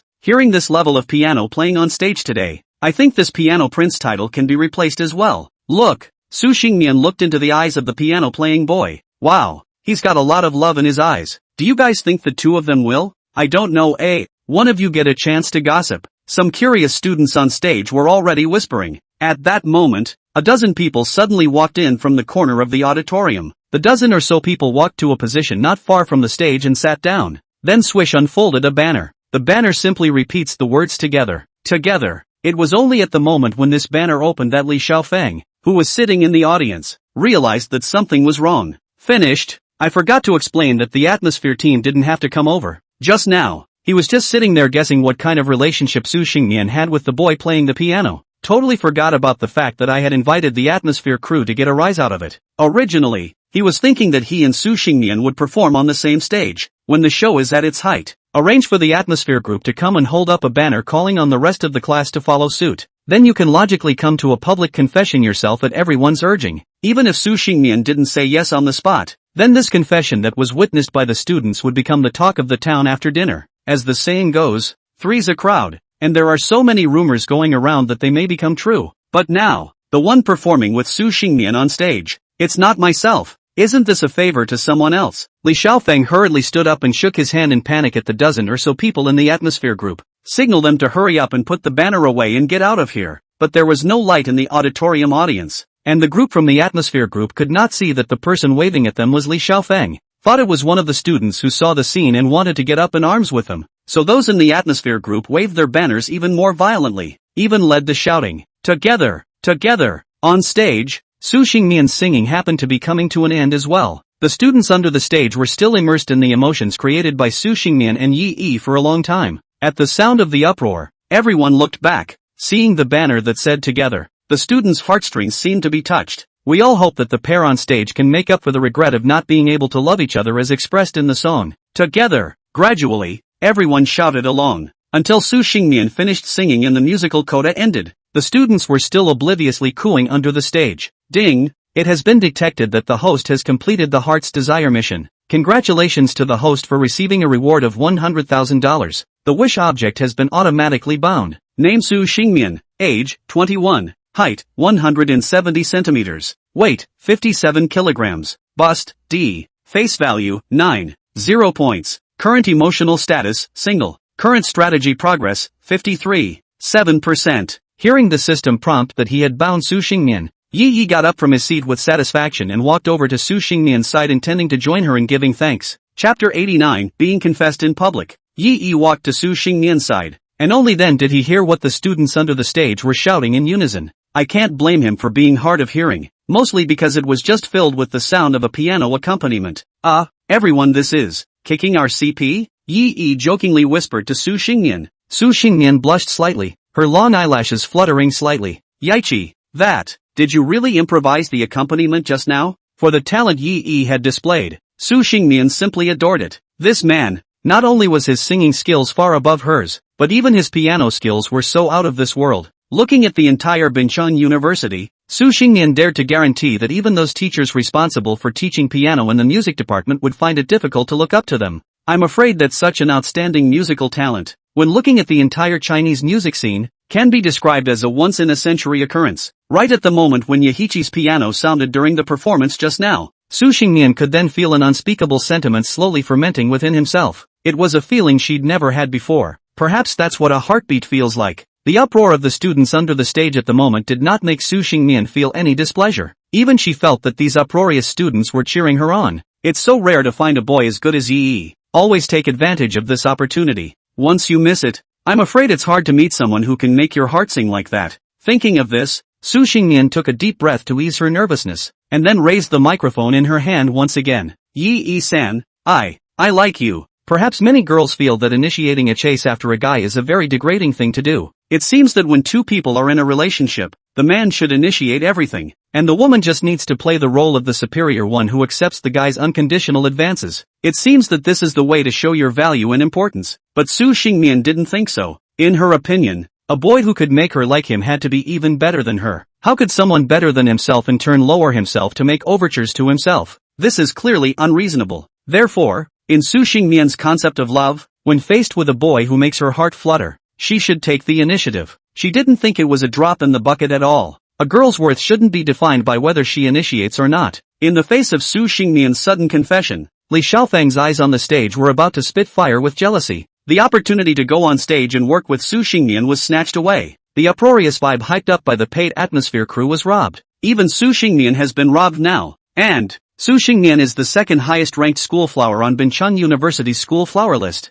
This face, this status, taking the initiative to confess to an unknown boy in front of so many people? What's so great about this boy? Can't you just play the piano? He, Li Xiaofeng, can do it too. Why hadn't he attracted Su Xingnian after playing the piano for so many years? And the boy had merely taken the stage and played a tune. Is Su Xingnian in love with you? At this time, the other students under the stage saw the scene of Su Xingnian taking the initiative to confess his love, and they couldn't hold down their excited gossiping hearts even more. The schoolgirl took the initiative to confess her love, and in public. This stance is unheard of. Promise her. Promise her. The students immediately changed their words and shouted at Yi, who had not yet made a response on the stage. Yi frowned slightly, his face expression a little stiff for a moment. Su Xingnian had just been bound, and the rate progress was as high as 53.7%, which was indeed a good thing. It shows that it will be very easy to boost to 70%. Even if Su Xingnian took the initiative to confess, Yi felt it was reasonable. But the point is,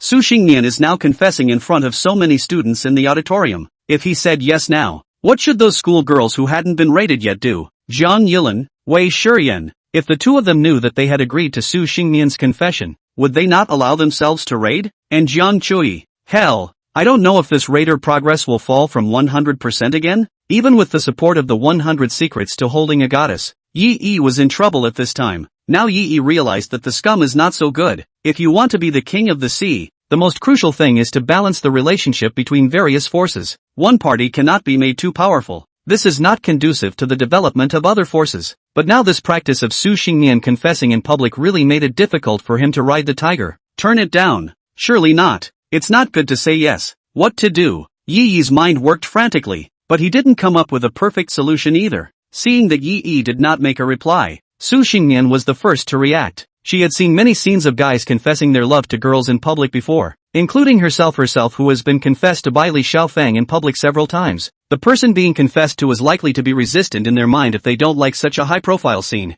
Su Xingnian felt some remorse in her heart. Just got impulsive in the heat of the moment. Wasn't he doing this in front of so many people to force Yi to hurry up and make a decision? You can't rush something like a relationship. Student Yi, don't think too much. I didn't ask you to answer me anything. It's not like you have to confirm what kind of relationship you have with me right now. I just wanted to tell you what I think. As long as you know I like you, that's all that matters. I'm telling you this today, perhaps on impulse. We just met and you don't know me very well, but my liking for you is genuine. I hope you'll forgive my presumption. At the same time, I hope you'll give me a chance to woo you. In front of hundreds of classmates, Su Xingnian greatly spoke his inner thoughts. Dare to think and act. This was something that Yi greatly appreciated. That's the quality a sincere girl should have. There's not that much bending over backwards to say what you think. Yichi nodded. It's an honor to be liked by you. We can be friends first. What's the key to the phrase be a friend first? Certainly not friends. It's first. We'll start out as friends. And no one can make a judgment this early on as to where we can go from there. Yi Yi's implication was also equivalent to giving Su Xingnian a chance. As expected, after hearing Yi Yi's answer,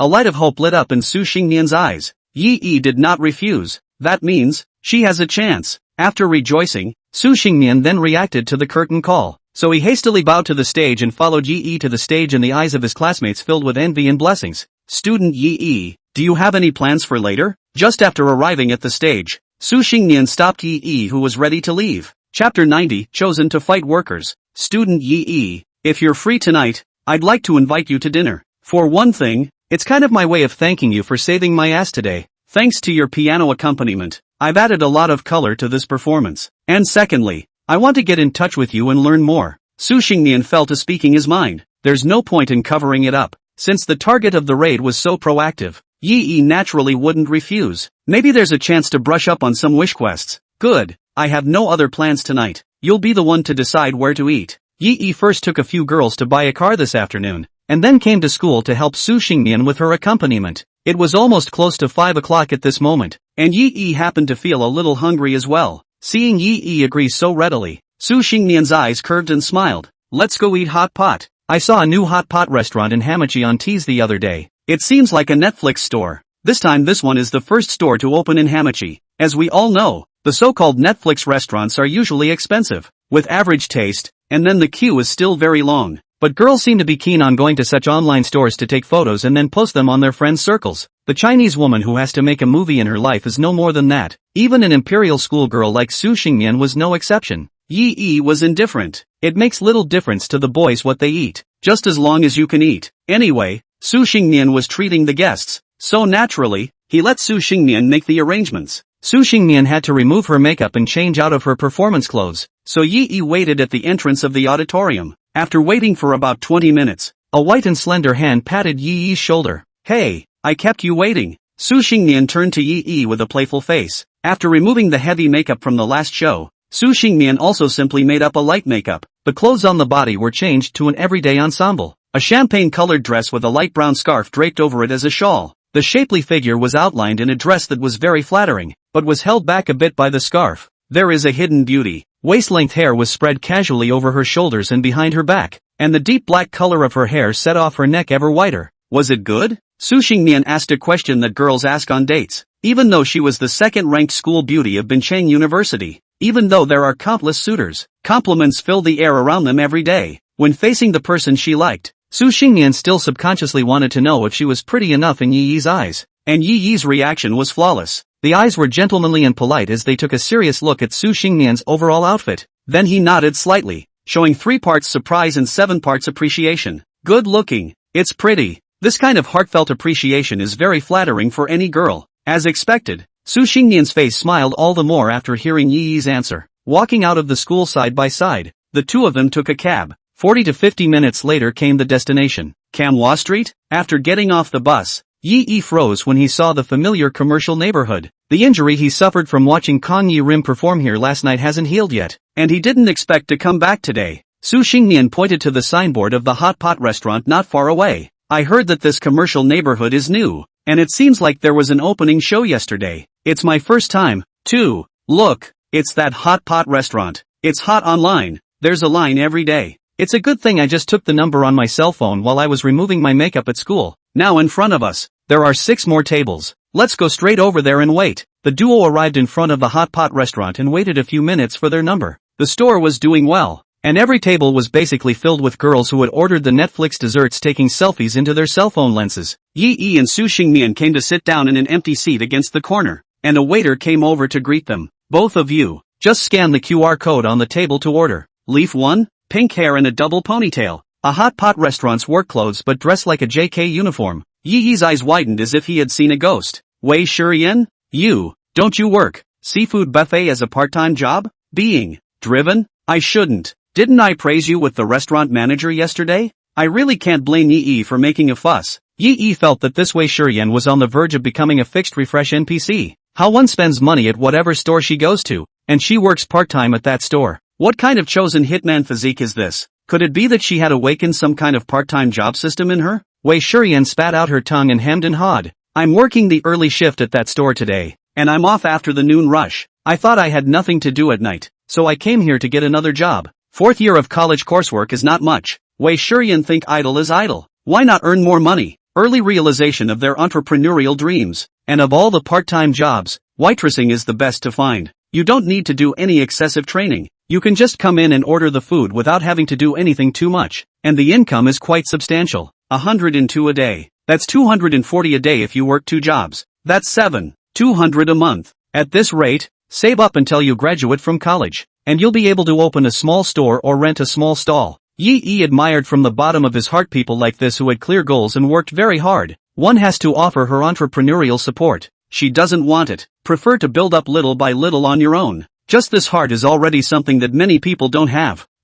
You're Su Xingmian, right? How did you two? The list of schoolgirls is public and every schoolgirl's photo is above. Wei Shiyan and Su Xingmian naturally knew about each other. It was just that Wei Shiyan was a bit curious. How come Yi is related to so many schoolgirls? I went to school with Jiang Chuyi that day. I heard Xia Xiaoyu say that he also rewarded Jiang Yilan and bought a car. Then yesterday there was talk of funding your own business. I came to eat hot pot with Su Xingmian again today. Of the 5 schoolgirls on the schoolgirl list, 4 are related to him. This is a scumbag? That's not right. Yi doesn't seem to have a purpose for doing this. If it was scum, it wouldn't be made to look like charity. You're Wei Shiyan, right? You know Yi's classmate as well? You guys are. Su Xingmian saw the way Yi had just talked to Wei Shiyan, and it was obvious that the two had not just met. Wei Shiyan was also considered to be a beauty known throughout Bincheng University. Yi and her looked so familiar. Could it be that? Do the two have any special relationship? Chapter 91, Blind Date. Oh, we're friends. Wei Shiyan naturally took over Su Xingmian's words. She and Xia Xiaoyu were friends, and Yi and Xia Xiaoyu were so close. According to the logic that a friend of a friend was also a friend, Yi was indeed his friend. As Wei Shiyan spoke, the twin ponytails behind her head swung around in a playful and cute manner. Su Xingmian looked at Wei Shiyan, then at Yi. There was a sudden intuition in his heart. This intuition told her that Wei Shiyan might also have a crush on Yi. As far as looks were concerned, she and Wei Shiyan each had their own unique characteristics. Wei Shiyan was known throughout the school for her cuteness, a baby face with a solid pink double ponytail. With those looks, it's easy to stir up a boy's protectiveness. There was also a set of photos of Wei Shiyan working at the Golden Arches circulating on the campus network before. That was taken by a couple of boys who took a picture of Wei Shiyan when they met her by chance at the Golden Arches. Pink double ponytail, pink overalls, black skirt with black stockings, live a kawaii girl. At that time, after that set of photos circulated, many boys rushed to that Golden Arches, for the sake of being able to take a look at Wei Shiyan in her Golden Arches overalls. This kind of little girl next door style girl is really appealing to boys. Thinking of this, Su Xingmian straightened her proud chest, as if she was giving herself a pep talk. Compared to Wei Shiyan, you're not so bad yourself. Well, at least the school flower list ranked itself one place ahead of her. Wei Shiyan inclined her head and put her index finger to her mouth with a curious expression. Yi, I didn't expect you and Su Xingmian to know each other as well. I remember. Su Xingmian seems to be from the music department. How did Yi, a Chinese major, cross paths with the music department's schoolgirl? Well, just met today. Yi briefly talked about the process of meeting Su Xingmian today. Oh, so that's it. So Starsleep, you're thanking Yi, so you invited him over for hot pot, right? After learning that Yi and Su Xingmian were just normal classmates, Wei Shiyan somehow felt a sudden sigh of relief in her heart. I don't know if it was loosened for Xia Xiaoyu or for myself. Su Xingmian frowned slightly when he saw Wei Shiyan's relieved movements. It seems his instincts were right. A boy as good as Yi is really easy to make a girl's heart flutter. Wei Shiyan was no exception. Actually, I didn't just invite Yi-san for hot pot today to express my gratitude. I like him and want to officially pursue him. Su Xingmian didn't like all that bending. If you like a guy, you should play straight ball. Even if Wei Shiyan also had a crush on Yi. So what? Big deal. Everyone plays fair. Old Yi, I didn't think you were quite attractive to girls. Well, order up and see what you guys want. Wei Shiyan smiled and did not appear to be jealous as Su Xingmian expected her to appear after learning that she liked Yi. What's going on? Is it possible to make a mistake in judgment? Thinking of this, Su Xingmian couldn't help but blush a few points. Ahem. Ordering. Yi, look what you're going to eat. The best way to ease the awkwardness is to change the subject. By the way, Yi, can you eat spicy food? Can. Okay, Let's order the all-spicy pot then. Do you eat tripe? Aha. Where's the yellow throat? Eat. Pig brain? Eat too. A short while later, the dishes that the two had ordered were served. Wei Shiyan was responsible for the service of 6 tables of guests by herself, and after helping Yi and the others start the fire, she went to the other tables to get busy first. I'll take a picture first, ha. Su Xingnian set the dishes together and picked up his cell phone to take a beautiful picture. He also picked up the drink in front of him and put it to his mouth for a nice selfie. This seems to be a uniform process for every girl to eat at so-called Netflix restaurants. With the exquisite plating on the table, Yi thought that he could simply take a picture and send it to his friends as well. Well, at least it's a Netflix store. Send a circle to load up a wave yourself. Click. The shutter was pressed and Yi nodded in satisfaction at the picture he had taken. Then open your friend's circle and click upload. Just 5 seconds after the friend's circle was sent, Yi received a message from Jiang Chui. You're at Juji Hot Pot Restaurant too? Yi was startled and subconsciously looked around. After all, Jiang Chui was the first one whose raid progress had reached 100%, and at this moment, it was inevitable that she had a feeling that she had been caught in the act of adultery. Then, Jiang Chui sent a few more messages. What table are you at? Come and help me. My mom yelled at me to come home today and said she was meeting a friend for the evening and was bringing me along for dinner. I didn't realize until I came that I was being set up on a blind date. What should I do?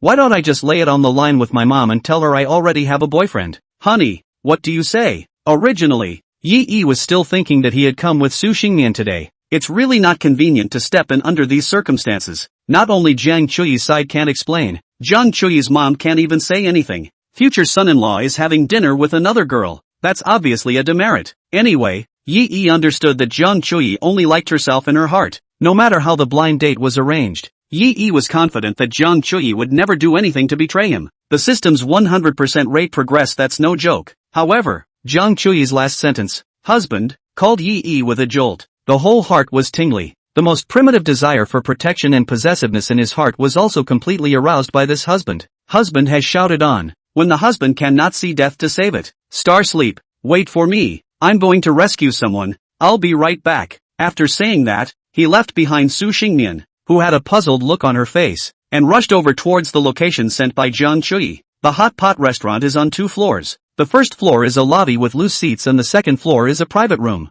Jiang Chui's mom deliberately booked a private room here in advance. The other parent and Jiang Chui's father are working together on this blind date she arranged today. We've had good friendships over the years, and we've gotten to know each other quite well. As a parent, you always want your child to find someone who knows what they are looking for in the future. This way the future of the marriage is secured. As for feelings can be cultivated later. Jiang Chui's mother knew Jiang Chui's nature. If she knew that tonight's meal was for a blind date, then she would never have come, so had to make up some random excuse. It wasn't until just now, when the man entered, that Jiang Chui realized the truth about today's blind date. It was too late to leave again. You can't just throw your mom under the bus in public. Jiang Chui, who had been a good girl since she was a child, couldn't do such a thing. Well, when I was just bored and secretly brushing my friend's circle, I saw that Yi was actually eating here as well. Great. With Yi there, Jiang Chui felt much more solid in her heart. Chapter 92, Overseas Licking Dogs. Xiao Lua. Yi has been relatively introverted since she was a child. In the words of you young people nowadays, this is called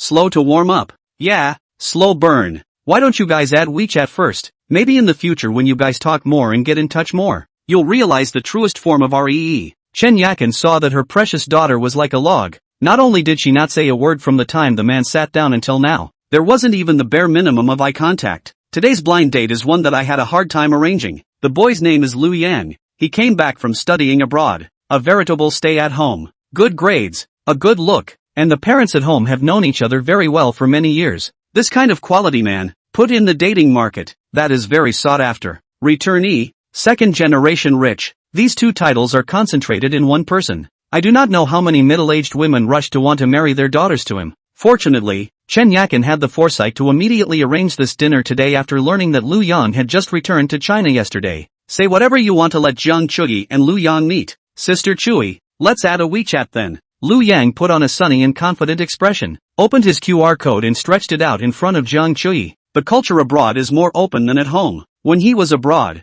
Lu Yang didn't know how many girlfriends he had changed due to his favorable family conditions. Dealing with girls was as easy as drinking water for him. In his eyes, no girl could resist his active pursuit. All it takes is a slight display of your financial resources and the creation of a sunny, cheerful and honest big boy persona. Then it's a date and a movie and a room all in one. It's a trick he's tried time and time again. Originally, he had agreed to tag along today just to deal with mom and dad, but after entering the box and seeing Zhang Chui for the first time, Liu Yang felt a light in his eyes. Zhang Chui's cool temperament is completely different from those warm and spirited girls abroad. Coupled with her pretty face, it instantly made Liu Yang's heart pound. This kind of flower of the high ridge made Liu Yang want to conquer her. As long as Zhang Chui added his WeChat, he was confident that he could step into her heart through the usual bits and pieces of care. Looking at Zhang Chui in front of him, Liu Yang could imagine what it would be like to hold her in his arms in the future. I'm sorry, I don't want to add. Zhang Chui gently shook her head and took a small sip of the sour plum soup in front of her. Then he put down his glass and said solemnly, my boyfriend doesn't allow me to add random people on WeChat.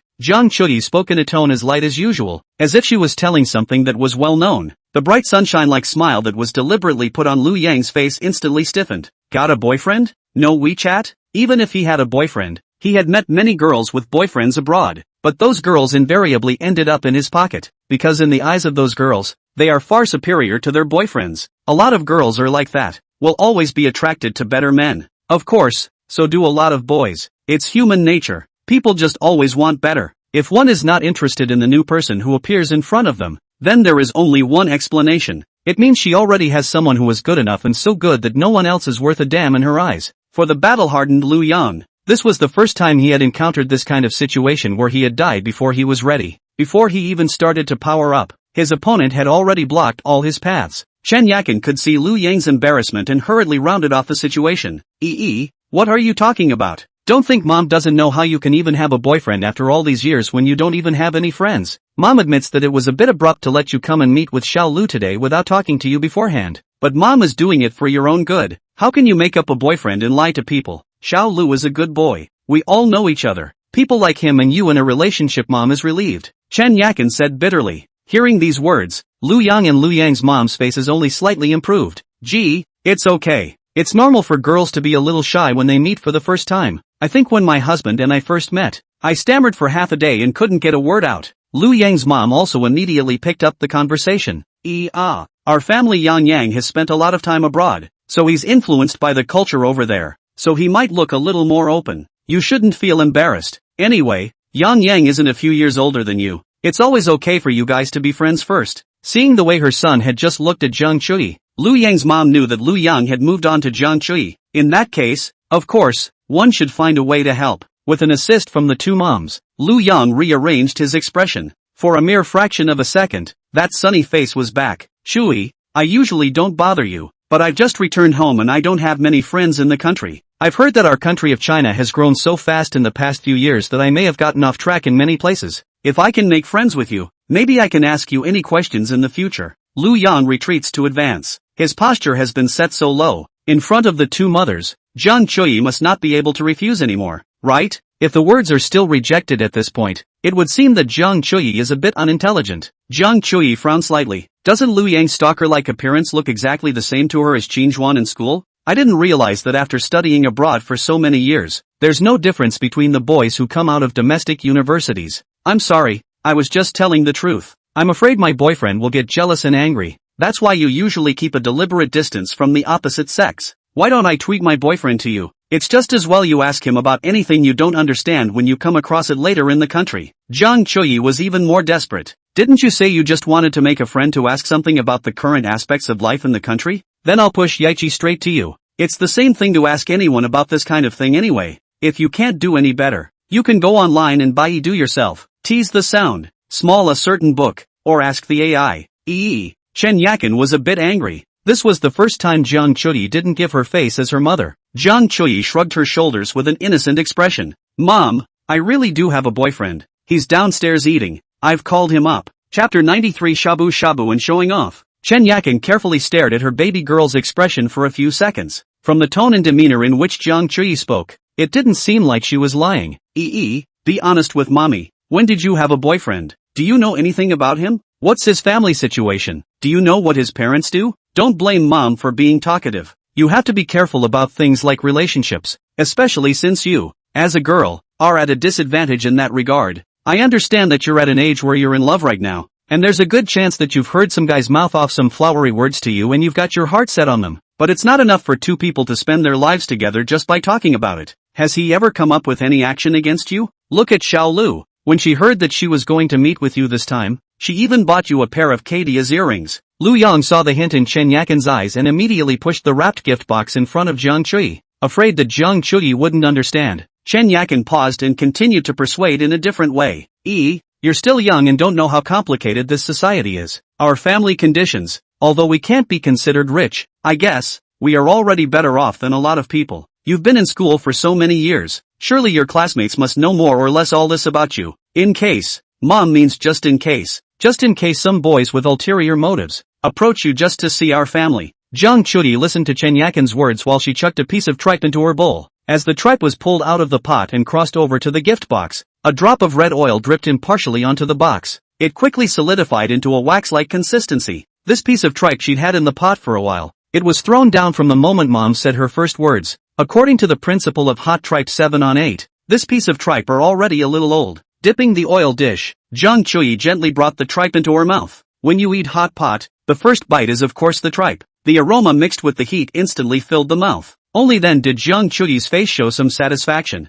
Mom, he bought me a paramera this afternoon. Full payment. After swallowing the maw in her mouth, Jiang Chui picked up another duck intestine and put it into the already tumbling hot pot. As he spoke, his eyes didn't leave the duck sausage held on his chopsticks the entire time. It seemed to be just recounting something very small and commonplace. Something as everyday as peeling an apple or cooking a bowl of pasta. There's no hint of trying to deliberately show off. It was even as if this matter was not as important as this duck sausage held on the chopsticks in front of him. After all, when you throw something like duck sausage into a pot, it's hard to find it again, only hot with chopsticks. And like tripe, it gets old easily after being hot for a long time. That's why Jiang Chui kept her eyes on it. And when she saw the duck intestines curling up, she clipped them up and put them in the oil dish. On the side, Lu Yang's mom frowned slightly. In her opinion, Jiang Chui's move is undoubtedly that she can't see the earrings bought by her son Lu Yang chanting, "You don't like the poor, you like the rich?" Although for this kind of behavior Lu Yang's mother inwardly disapproved, but at this moment, considering her son was there, she didn't want her son to be shorter in front of Jiang Chui for no reason. Paramera doesn't cost much, does it? It just so happens that now that Yang Yang has returned to China,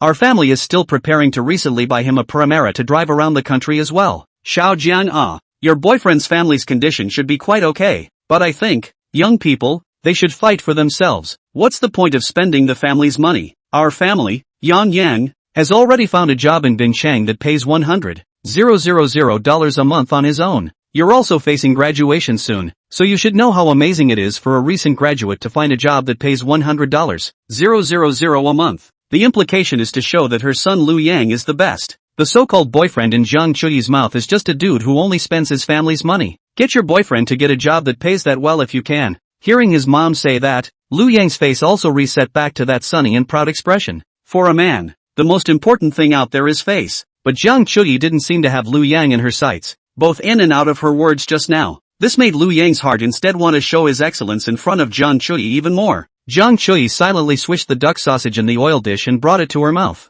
Then another roll of fatty beef was chucked in and scalded into the hot pot. I'm not sure how his family is doing, but he earned the money to buy the car. And he paid full price for 4 of them this afternoon. All top of the line. For what? For top of the line parameras? No, you think this car is an old man's joy, and you're buying it 4x4. The 4 top of the line parameras are almost $10 million or so combined. A college student can make that much money on his own?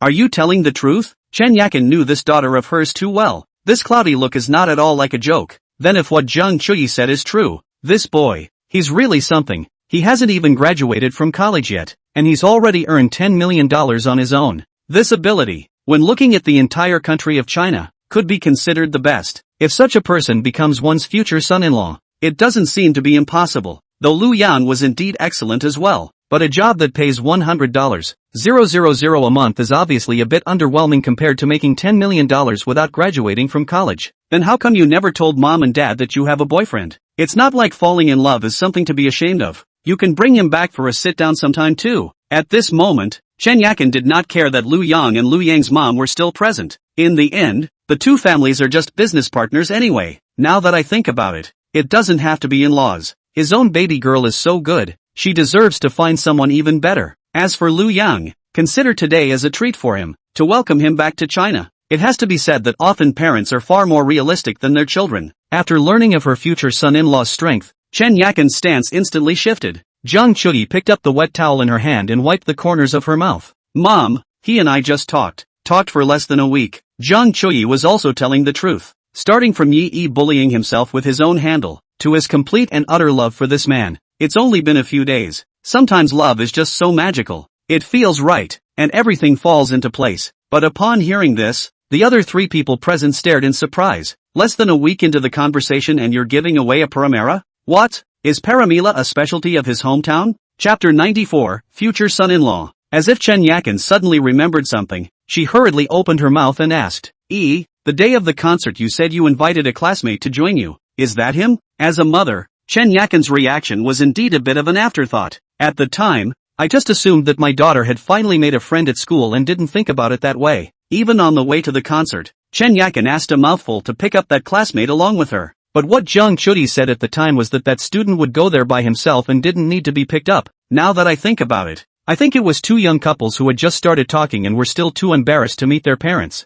When you think about it, it all makes sense. Seeing that her mother had guessed, Jiang Chuyi felt that there was no need to hide it anymore. Well, he was the one I saw the concert with the other day. He's also the mysterious guy in the mask who sang so well at that concert segment that's been making the rounds on the internet lately. Hearing her daughter talk about the mysterious man with the mask, Chen Yakin remembered. Recently, I did brush up on a lot of videos about a boy in a mask who claimed to be a student of Bincheng University on the night of the concert being chosen by Zhou Yijie as a lucky audience member. And that vocals are amazing. The moment they open their mouths they make you look at them. But, Chen Yakin suddenly thought of something else. Another one of the videos that have been circulating a lot lately is the one where the female companion who went to the concert with the mysterious man with the mask initiated a passionate kiss on the mysterious man with the mask. If the mysterious man in the mask was his daughter's boyfriend, the female companion on that video also mosaicked. Is that your own daughter? Chen Yakin couldn't help but blush in her old face. I didn't realize that my daughter, who was usually so introverted that she didn't want to say more than a word to anyone, had such a proactive side. It does seem that true love can make a person break all their chains. For many years, Chen Yakin had hoped that this daughter of hers would become more cheerful, don't be cooped up all the time and don't like to be around people. But to change the character that Jiang Chuyi had consistently maintained since childhood was a difficult thing to do. But I didn't think that being in love would make this difficult thing possible. Thinking about this, Chen Yakin became more and more curious about this boyfriend that her daughter was talking about. What kind of a boy could charm his own daughter like that? Knock knock. There was a knock on the compartment door. The waiter rushed to open the door. A face that Jiang Chuyi most wanted to see at the moment appeared at the door of the box. This handsome features and handsome facial lines. How to look at it is much stronger than this Lu Yang in front of him. Old. Jiang Chuyi hurriedly got up and walked to the door to take Yi's arm. Ben wanted to pout and call out for his husband, but thinking of her own mother being present, Jiang Chuyi was still shy. Yi, you're here. Let me introduce you. This is my mom. Yi politely nodded at Chen Yakin. After seeing Chen Yakin's proper face,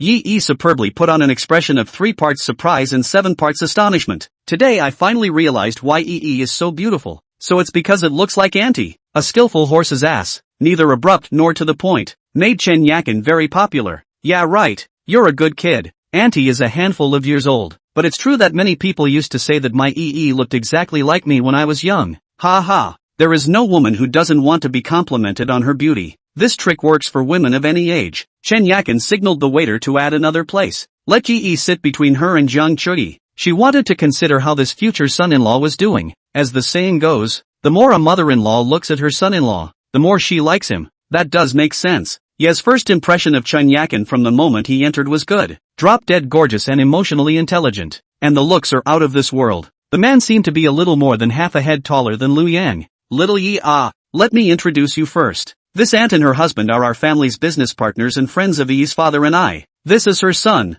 Lu Yang. Xiao Lu studied abroad before and just returned yesterday. This meal today is a special treat for him. After seeing Yi, Chen Yakin also changed her mouth. What started out as a matchmaking bureau shifted into a wind-catching bureau. Anyway, the purpose of today's meal was not explicitly stated to Lu Yang and the others beforehand. It's just an unspoken word between both parents. There's nothing wrong with calling it a wind-catching game now. These words of Chen Yakin made Lu Yang and Lu Yang's mom, who had originally gotten up and wanted to leave, have to continue to stay for dinner with a thick skin. Originally, when they saw Yi come in, they thought to themselves, what's the point of staying here when someone's mother-in-law and future son-in-law are meeting? Isn't that asking for trouble? Lu Yan even felt that it was a bit of a self-inflicted insult. But now Chen Yakin said that the meal was just to pick me up. If she and her mom turned away at this point, it would be unintelligent and ungrateful on her end. Lu Yang, this is my boyfriend. Didn't you just say that you don't have any friends in the country and you want to find someone to understand the problems of daily life in the country right now? Why don't you add him on WeChat?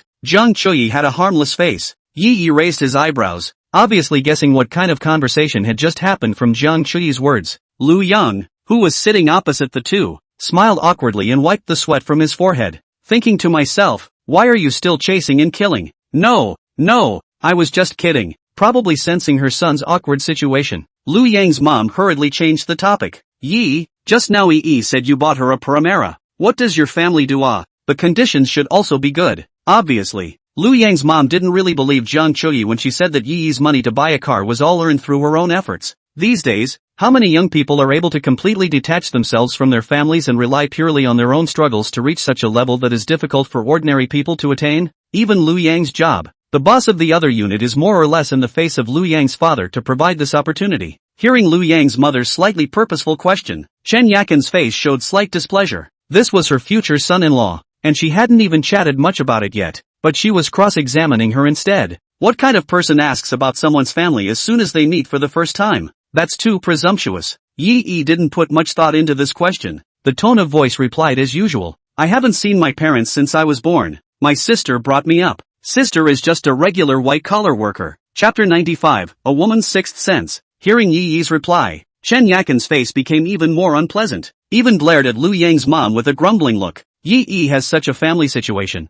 Isn't this a pot calling the kettle black? However, he didn't expect that Yi would be able to earn so much money on his own at such a young age without his family as a booster. Although Chen Yakin doesn't feel that earning power is the most important factor in considering a person. However, an earning ability as astonishing as Yi's was enough to reflect how excellent and rare a talent Yi was. In Chen Yakin's heart, her evaluation of Yi was a few points higher, and Lu Yang's mom's face was embarrassed after hearing Yi's life. Never seen my parents since I was a kid. What a poor baby. So many years with my sister. I wonder how much I've suffered to get where I am today. No, I'll be damned. How can you ask such a question? Thinking of this, Lu Yang's mom couldn't wait to give herself 2 slaps in her heart. Looking at Yi's flat as usual expression when he said these words, he knew how difficult this child had lived before. Probably how many days and nights were spent in tears. It's what led to him being so open about his origins now. I'm sorry, Xiao Yi, Auntie didn't know. Don't take it personally. Lu Yang's mom wasn't the kind of person who didn't know what was going on.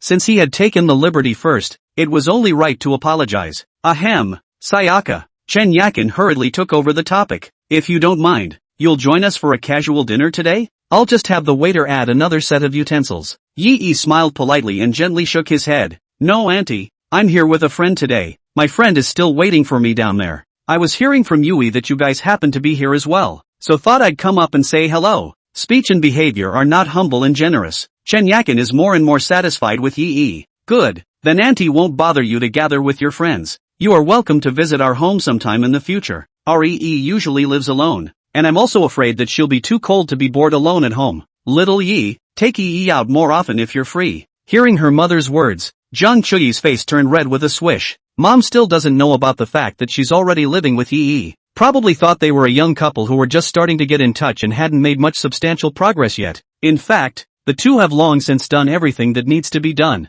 Oops. Mom, just stay out of the way. Zhang Chuyi buried her head low, not daring to look at Yi, much less Chen Yakin. Seeing her daughter in this state, Chen Yakin pursed her lips in thought. Knowing your daughter is like being a mother. Zhang Chuyi's petulant look simply put everything on her face. By the looks of it, the two should have been. But Chen Yakin wasn't that kind of old codger. Young people are in love and all this is normal. He himself had gone through the same thing with Zhang Chuyi's father in the beginning. Chen Yakin doted on Zhang Chuyi's head. Well, you go with Sayaka. I don't think you have the heart to eat with us either. Receiving her mother's approval, Zhang Chuyi couldn't stop the smile on her face. Mom's the best. Muah. Zhang Chuyi, like a white rabbit, gave Chen Yakin a quick peck on the side of her face, then happily pulled Yi's hand out of the box. Walking out of the box, Zhang Chuyi intimately held Yi's arm, just like a sweet couple. Who did you come with today? Your housemates and them? Hearing this question, Yi's heart slightly flashed with a trace of panic, but after a brief fraction of a second, the panic subsided. What are you afraid of if you have a clear conscience? Anyway, it was Su Xingmian who took the initiative to ask him out. he just didn't say no. It's like this. When I got back to school this afternoon. Anyway, Zhang Chuyi was going to see Su Xingmian in a while. There's nothing to hide about this kind of thing. So Yi simply told Zhang Chuyi everything about the campus singer competition. However, for the part where Su Xingmian took the initiative to confess, it was selectively concealed. But Zhang Chuyi's keen sixth sense told her that things were not that simple after hearing Yi's words. Su Xingmian shouldn't like you, right? At those words, Yi's body shook. No wonder they say a woman's sixth sense is accurate. This sixth sense, it's so accurate it doesn't make sense. He himself had just talked to her about helping Su Xingmian's piano accompaniment in the afternoon. How did she sense that Su Xingmian was interested in him? Like me? I don't know. I don't think so. I haven't even crossed paths with her before. Yi had a thick skin and acted like he was surprised. Looking at Yi's appearance, Zhang Chuyi laughed out loud. Well, don't pretend. The matter of Su Xingmian confessing to you in public has long been spread. It's not like I don't have internet access. Go check out the school forum. It's full of posts about her confessing to you today. Zhang Chuyi smiled and poked Yi's disguise, and didn't look like she was reacting with jealousy. Yi scratched his head awkwardly. I can't help it. I didn't realize I was so attractive on my own. Zhang Chuyi's hand holding Yi's arm gently pinched Yi's waist. Less narcissistic. In fact, when she saw Yi's circle of friends who ate hot pot, Zhang Chuyi had the feeling that Yi should have come to eat with Su Xingmian. This is because guys are usually not very interested in online stores like this one, which require advance reservations and have a low-cost performance ratio, especially since it's also far from the school. Boys certainly wouldn't pick a place like this for a party. Thinking about it, the most probable was Su Xingmian asking Yi to come. Therefore, when Zhang Chuyi sent a message to Yi, there was also a hint of testing in it. If Yi found any excuse not to come up to her, then she would be really jealous. But now, Yi came up without saying a word after learning that she was upstairs on a blind date. It was proof enough of how important he was in his heart. There's such a thing as a heartbeat, and no one can control it. Zhang Chuyi couldn't get the other girls to never make a move on Yi. After all, Yi's excellence was right here. Even an ice cube like himself would fall, let alone anyone else. But as long as in Yi's heart, he was the most important, that was enough. Jingle bells. At that moment, the cell phone suddenly rang. Yi picked it up and saw that it was a voice call from his next-door neighbor, Chen Meijiao. Just as soon as it was connected, Chen Meijiao's anxious voice came from the other end. Yi, it's not good. Chapter 96, Lamborghini Poison. Yi, Xinshin. Xinshin was taken away. Chen Meijiao on the other end of the phone sounded extraordinarily anxious with her crying voice. A child is always the heart of every mother. And when it comes to Xin, Chen Meijiao instantly messed up. The electronic doorbell monitoring screen in front of the house showed that in the evening, Chen Meijiao's mother sent Xinshin back to Chen Meijiao's place and then left. Then after more than half an hour, a man appeared in front of Chen Meijiao's house. This man was none other than what Chen Meijiao never wanted to see again in her life, Xinshin's real father. The scummy Renhong who had deliberately concealed his marital history in the first place. Renhong didn't know where he had learned Chen Meijiao's address, and it accurately mapped out the time Chen Meijiao went to work every day, and the time the child was home alone. After Renhong knocked on the front door, Xin asked in a milky voice who the person at the door was. Renhong says he's her real father. Chen Meijiao hadn't said anything about Renhong to Xin. Xin was still too young now. And Chen Meijiao just wanted her to have a happy childhood and not know these things that would make her unhappy too early. Even if Xin often asked why other children had a father. But she didn't. Chen Meijiao would always just answer with a kind lie, saying that her father had gone far, far away. Now that this dad, who had gone far, far away, suddenly appeared at the door of the house, Xin opened it without hesitation. Wanted to see what his dad was really like. Then Renhong carried Xin away. Chen Meijiao only realized something was wrong when she couldn't get through to her home on the phone more than an hour after it happened. As per the past habit, every night Xin would call her from the home landline and ask her when she got off work and when she would be home. But today Xin hadn't called at all. Quite unusually, Chen Meijiao then called home, but after a long wait, no one connected. Chen Meijiao suddenly had a bad feeling in her heart, so she opened the cell phone software of the electronic doorbell. That's what led to the scene where Renhong carried Xin away. Chen Meijiao found the police, but the police also made difficulties after knowing that the other party is the biological father of the child. As Xinshin's biological father, Renhong would have had the right to visit the child. There is no way to determine what kind of danger the child is in simply because he took the child. Therefore, this matter could only be classified as a private matter between the two of them, Chen Meijiao and Renhong. But Chen Meijiao knew it would never be that simple. When she first befriended Ren Hong, he had an elite white-collar look about him. It's a department head with dozens of people under his command. Young, attractive, good-looking, and gentle. Soon Chen Meijiao falls in love with Ren Hong's advances, but it wasn't until after she was pregnant with Xinxin that Chen Meijiao slowly realized Ren Hong's true nature. When Ren Hong learns that Chen Meijiao is pregnant, his first reaction is to want Chen Meijiao to abort the baby. Naturally, Chen Meijiao would not agree. Ever since she felt a new life in her belly, Chen Meijiao wanted to give her the best of everything she could. Seeing that Chen Meijiao did not agree to abort the child, Ren Hong instantly looked like a different person. Pulled black Chen Meijiao all contact information. The whole person nearly evaporated. Chen Meijiao has no choice but to approach Ren Hong's company, hoping to force Ren Hong to show up through this method. But in the end, the one who appeared in front of Chen Meijiao turned out to be Ren Hong's original wife. Chen Meijiao then realized that Ren Hong had a family long ago. Not only that, but Ren Hong is a total softie.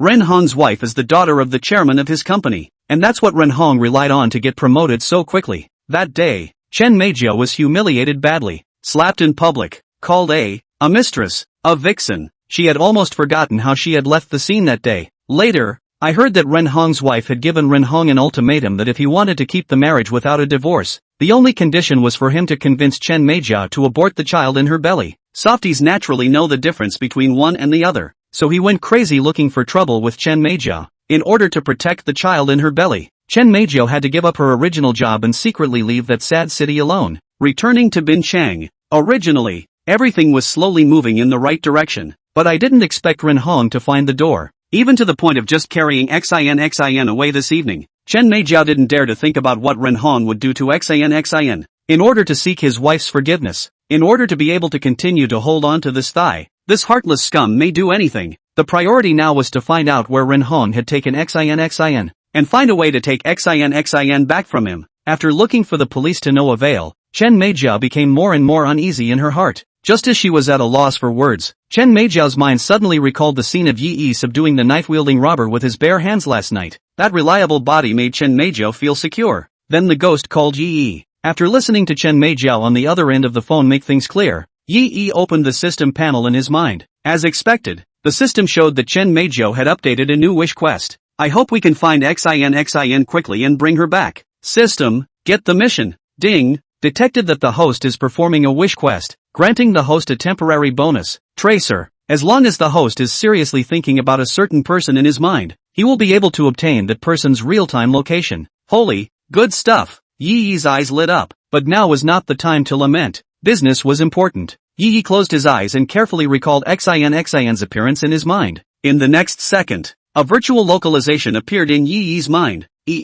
I'm going to run some errands. Say sorry to Su Xingmian for me, and tell her that I'll buy her dinner next time instead. Yi hurriedly ran towards the entrance of the hot pot restaurant after dropping 2 words. Jiang Chuyi could guess from the look on Yi's face when he just answered the phone that it must be something very important. That's why Yi was so nervous. Slow down. You're still hurt. Looking at Yi's departing figure, Jiang Chuyi raised her voice and shouted. Coming to the entrance of the hot pot, Yi made a mistake. It's rush hour and you can't get a cab at all. And this is a 40 to 50 minute drive from that virtual locus in your head. What to do? Ding! An obstruction was detected during the host's wish mission. The system grants temporary help. Lamborghini poison. Driving proficiency. As the system prompt fell, a car key appeared out of thin air on Ye's hand. Chapter 97, A Good Man. The moment the car key appeared, a route guide map appeared in Yi's mind. Follow the guide to the parking lot, only to see a brand new Lamborghini Poison parked quietly in one of the most inconspicuous corners of the parking lot. With its silver body and streamlined styling, every hint of line shows wildness and speed. Opened the car door and sat on it, holding the steering wheel. Yi, who possessed driving proficiency, was as familiar as touching his own hand at the moment. A foot on the gas and an instant low rumble from the engine. A silver lightning bolt was activated. Driving on the elevated, Yi frantically weaved in and out of the traffic with his superb driving skills. The surrounding cars, upon seeing this supercar that exuded the aura of a king, also gave up a certain distance in order to avoid unnecessary collisions. I know where Xin is. Go home and wait. I will help you bring Xin back safe and sound. In between driving, Yi didn't forget to send a voice message to Chen Meijiao, but unfortunately, just after sending the message the phone ran out of battery and turned itself off. What Chen Meijiao said back later, Yi didn't see it at all. Looks like I'll need a car charger after all. Hey, system, can you temporarily send me a rechargeable battery or car charger now? My cell phone is out of battery. Ding, Irrelevant to the mission. Unavailable. The system replied coldly. Leaf skimmed his mouth breathlessly. The system. It's so rigid. Can't you be a little flexible? What's the point of getting a car charger when you're giving away the car? What's the difference between this and the nefarious vendors who don't give out charging heads when you buy a phone? Since you're the good guy system, why don't you just be the good guy to the end? But no matter how much Yi spat in his head, the system was unmoved.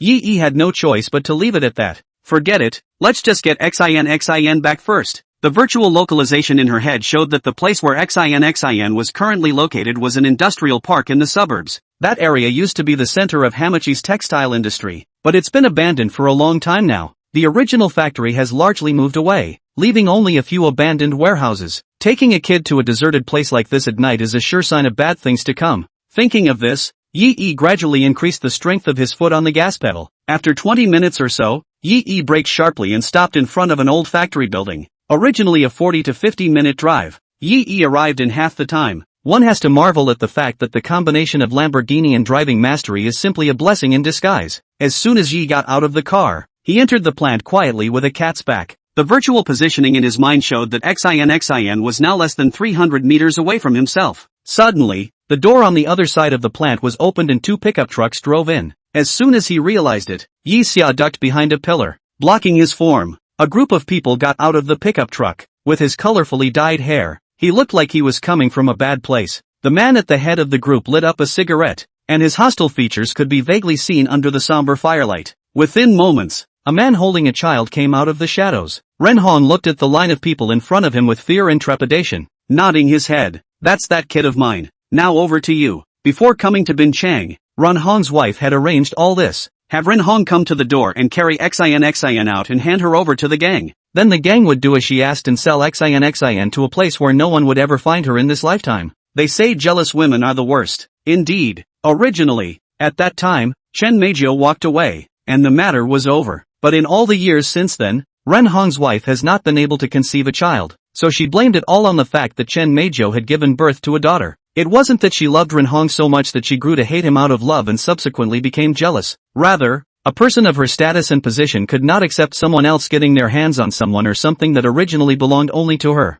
If she sees it, then it must be hers. Ren Hong could only belong to her, and Ren Hong's child could only belong to her. So naturally she felt that Chen Meijiao's child was like a thorn that would always be stuck in her heart. It has to be plucked for it to hurt. After inquiring about Chen Meijiao's current address, Ren Hong's wife gave Ren Hong an ultimatum. Either you clean up and go back to being that poor guy, or you sneak up to the door and carry Xin out. As for the follow-up, there was no need for Ren Hong to ask. She would arrange for others to do it. Ren Hong certainly didn't want to lose what he had now. Between his selfish desires and his own daughter, he chose the former without hesitation. But when he really handed Xinshin over to the hands of those people at that moment, looking at the terrified Xinshin who kept struggling, Ren Hong's heart still felt being severely seized. You guys, where would you take the baby? The last vestige of humanity that remained made Ren Hong ask the question. But what answered him was a hard slap from the man at the head of the group. Is this something you should be in charge of? Your job is done. You can get out. Taking people's money and taking their lives.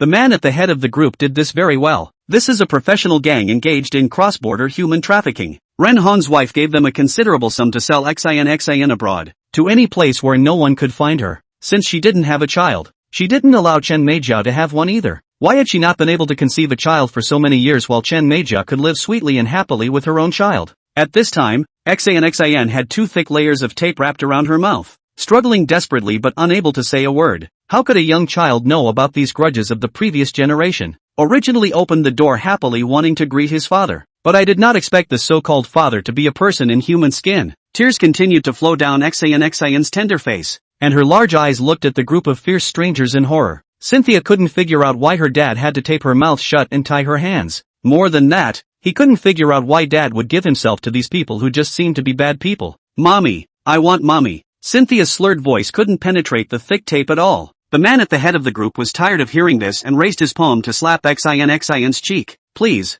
don't hit the baby. Ren Hong stepped forward and took the man's hand. Looking at poor Xin, he could never be completely hard-hearted. But the man in charge showed no mercy and kicked Ren Hong to the ground. You got a problem with that? Get out of here. Seeing that those people were about to take Xin onto the car, Yi, who was hiding behind a pillar, finally stepped out. Gaining the physical fitness bonus in fighting arts always comes in handy. Let go of the girl. Yi pointed at a few people. His voice was as strong as a bell in his mental voice. The man in the lead rubbed his head, the displeasure in his eyes gradually changing to a murderous aura. Who the hell are you? Where did you come from to meddle? Facing the man's question, Yi grinned. The laugh was open and unrestrained. I'm a good person. Chapter 98, Another Color. Feeling the abundant power in his body, as well as the rich fighting skills in his mind, Yi realized for the first time that being a hero was such a cool thing. This feeling of being able to feel secure in yourself and being able to feel secure in others is much better than buying something and being looked down upon, then pulling out a bunch of money and slapping the sale in the face in public. At this moment, the group of people with colorful hair were holding steel pipes, machetes, and other kinds of weapons and glaring at Yi angrily, and in Yi's eyes, they were nothing more than a bunch of one-hit breakers. The man in the lead obviously didn't put Yi, who was overflowing with a confident smile, in his eyes either. To him, this lean young man was like an ant that could be crushed by them at any time. Where's the cutie pie? Kung, go and take this kid along in a sack, then fill it with cement and sink it in the river. The man at the head of the group instructed one of his minions at his side. There can be no witnesses left to what they did today. They were already heavily involved in the case, so if their whereabouts were exposed, it would be a big trouble for them. If you want to blame it on this young man for not going to heaven when there is a way to heaven, and breaking into hell when there is no door to go through. The little brother with a head of red hair, who was called Ah Chang, after hearing his big brother's command, flung the machete in his hand and walked towards Yi. The moonlight spilled through the dilapidated factory building onto the blade of the knife, spreading a chilly, cold light. The blade was dotted with spots, like those once unwashable bloodstains. The rest of the boys and the man in charge turned around and got ready to get in the car. They've seen this kind of scene too many times. In a moment, just wait for Chang to come over dragging Yi, who was drenched in blood like a dead dog, and they could leave. Aha! The moment the man in the lead opened the car door, a silhouette flew from a short distance away at an extremely fast speed. It hit the front windshield of the pickup truck hard. The front windshield shattered on impact, and the man who had been smashed against the glass had his upper body smashed into the compartment and his lower body sprawled on the hood. After a muffled grunt, he didn't move a muscle. The man called Kung was murderous 1 second, but he didn't expect to be a car pendant so soon. The man in the lead subconsciously looked back, only to see Yi slowly retracting his foot that was lingering in midair. Continue to put back that confident to the point of being a bit arrogant expression. I'm sorry, it's my first time hitting someone. I didn't use my strength. Excuse me, haha. It wasn't that Yi was pretending. This was indeed the first time he had struck out since he had the physical plus in fighting arts. The last time I fought those punks in front of the bar, I had fighting skills on my side, but no physical bonus. Yi also didn't expect that the combination of the two would be so powerful. A mere kick sent a grown man flying so far, even smashed up people's cars. Looking at the horrible dent in the car, the group realized the magnitude of the problem. They have taken up their weapons and are standing by. Yi took a look at the standings of several people, and in his head, he had already simulated hundreds of means to kill the opposite side in seconds. Other than the leading man who was carrying xin in his hand, the others were not enough for Yi to worry about. It's okay, you guys take it easy. Yi waved his hand at a few people with a peaceful face. Just bear with me. I'll be quick. It wasn't until the words were spoken that Yi realized that he had said the words in a strange way. It seems to be prone to ambiguity. After that group of people heard this, they also looked at each other, not knowing what Yi meant by saying this all of a sudden. Yi skimmed his mouth. Forget it, don't bother explaining. After taking a deep breath, Yi's body moved. Under the moonlight, it was like a ghost with an ethereal figure. A punch, a kick, a slap, an elbow, and several people by the pickup truck fell to the ground in response. The speed was so fast and the force was so brutal that the several people didn't even have the slightest room to fight back. It was as if he had just seen Yi's figure flashing in front of him, and the next second he fainted in a blackout. Now only the man at the head of the group was left alone. The man in the lead looked at the minions around him who had fainted like dead dogs into a field, knowing that he was definitely in for a rough day. However, since we take people's money, we have to do things right for them. They criminal gangs also have professional ethics. So the man looked at xin, who was still struggling as he was lifted in his hands, and with a gaze, he took the knife in his hand and slashed at the child's tender neck. When it was too late, Yi dashed forward and grabbed xin in his arms. Then a turn, in a backside 1-2 position, toppled the man in charge by a body length. The man in the lead was hit by this bump from Yi, and his original grip on xin instantly loosened, but the knife still slashed down impartially. In order to protect xin in his arms, Yi had to use his physical body to carry it hard. Then came a ripping pain in his back. Asterisk asterisk asterisk asterisk. Hanging up again. Yi angrily cursed. Yesterday it hurt the front. Today it hurts the back. It's kind of symmetrical. Although I could feel that the wound was not deep, the pain was still real. Seeing that Yi was injured by himself, the man in the lead looked like he saw hope and continued to raise his knife, slashing towards Yi. Sensing the movement behind him, Yi didn't even think about it and reflexively kicked backward. Boo! Dang!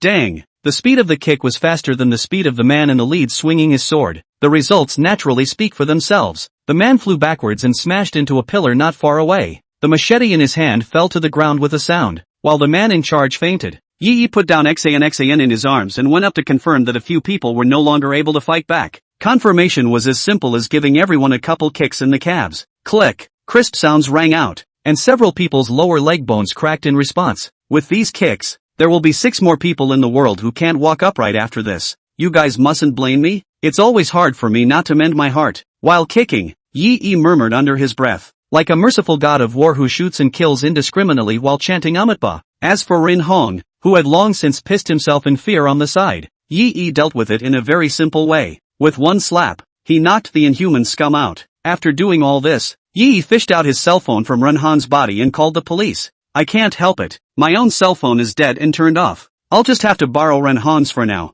I'm sure Rin Hong won't blame him for this little thing when he wakes up. After briefly explaining the situation to the operator and reporting his current location, Yi pulled over the stunned XIN. Gently, he helped the child remove the tape stuck to his mouth and gently soothed him. XIN is good. It's okay. Uncle will take you home to find mommy later. Okay. Chapter 99, High-Color Policewoman. Under Yi's patient pacification, XIN gradually detached herself from the panic she had just experienced. A pair of small hands tightly tugged at the corner of Yi's coat, as if they were afraid that danger would return if they left Yi. A short while later, several police cars pulled up to the entrance of the plant. Hello, may I ask if you were the one who just called the police? A female police officer walked up to Yi and XIN and asked. Yichi nodded. The policewoman looked around at the several people who had fallen to the ground with their legs broken, and a trace of incredulity flashed across her face. You alone against so many of them? And beat them up? From the figures of the several people on the ground and the weapons held in their hands, it was obvious that these people were all ruthless characters. The firm muscles and some aged scars on their bodies are a reflection of their past.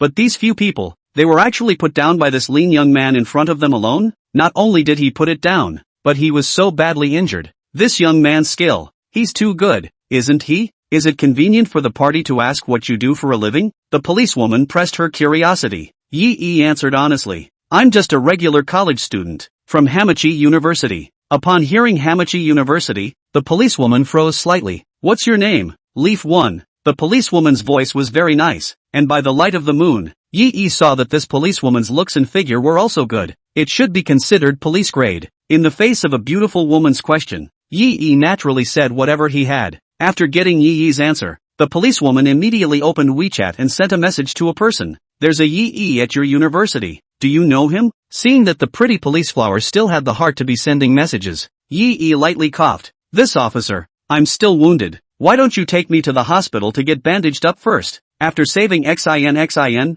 the system ruled that Chen Meijiao's wish mission was considered complete, and the Lamborghini car keys on Ye's hand disappeared out of thin air. Yi had to trouble the police to take himself to the hospital. It was only then that the policewoman noticed that Yi's back had been slashed open. Whoa, okay, I'm taking you to the hospital. The policewoman put Yi's arm on her shoulder and helped Yi up from the ground, smelling the hair fragrance that wafted out from the police flower beside him. Yi instantly had an urge in his heart to hope that this police flower would hurry up and burst out with a wish mission so that he could hurry up and bind himself. Although the wound on Yi's back was not deep, a lot of blood seeped out, stained a large part of his shirt red. Yi's eyes turned, and a plan came to his mind. Ouch! It hurts. Officer, do you think I'll die? Yi had a pained face and looked extremely weak, combined with the large bright red patch on his back. It does look creepy. It's okay, just hang in there. I'm taking you to the hospital. The policewoman was anxious when she saw the cold sweat seeping from Yi's forehead. I was just so focused on asking about the scene that I forgot to check to see if the brave young man was injured.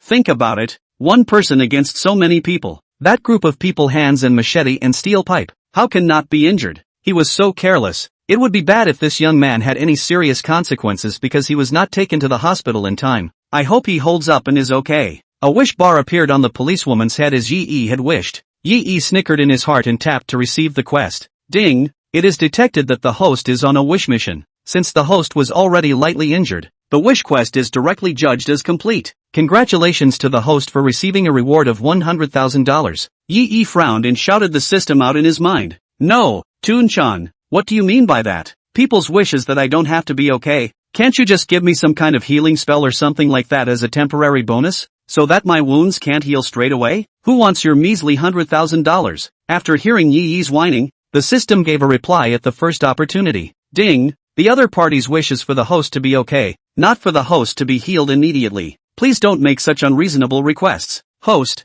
if the host does not want the 100,000 yuan reward money, the system will take it back. You wait. Who said no? Want. I want it. Yi mentally rolled his eyes numerous times at the system. The system. It's really strict. A board that doesn't know how to be accommodating. As for the $100,000 reward, a mosquito's leg is still meat. It can't be that now that times are better. $100,000 isn't even on the table. Yi knew the truth of accumulating small amounts into many, and gathering sand into a tower. How can you not want the money that comes to your door for nothing? Ding! It has detected that the host has completed the wish quest and has automatically bound the wish object for the host. Name, Choyutnian. Age, 23. Height, 168 centimeters. Weight, 59 kilograms. Bust, D. Face value, 9. 1 points. Current emotional status, single. Current strategy progress, 3. 84%. That's a good value score. Not bad for a policewoman. This was the highest face value score among the many wish objects that Yi was currently bound to. Unfortunately, it was nighttime and there was not enough light to get a closer look at the other person's features. Just then, Xiao Yunyan's cell phone suddenly rang. Hey, did you see the message that was just sent to you? You recognize it, don't you?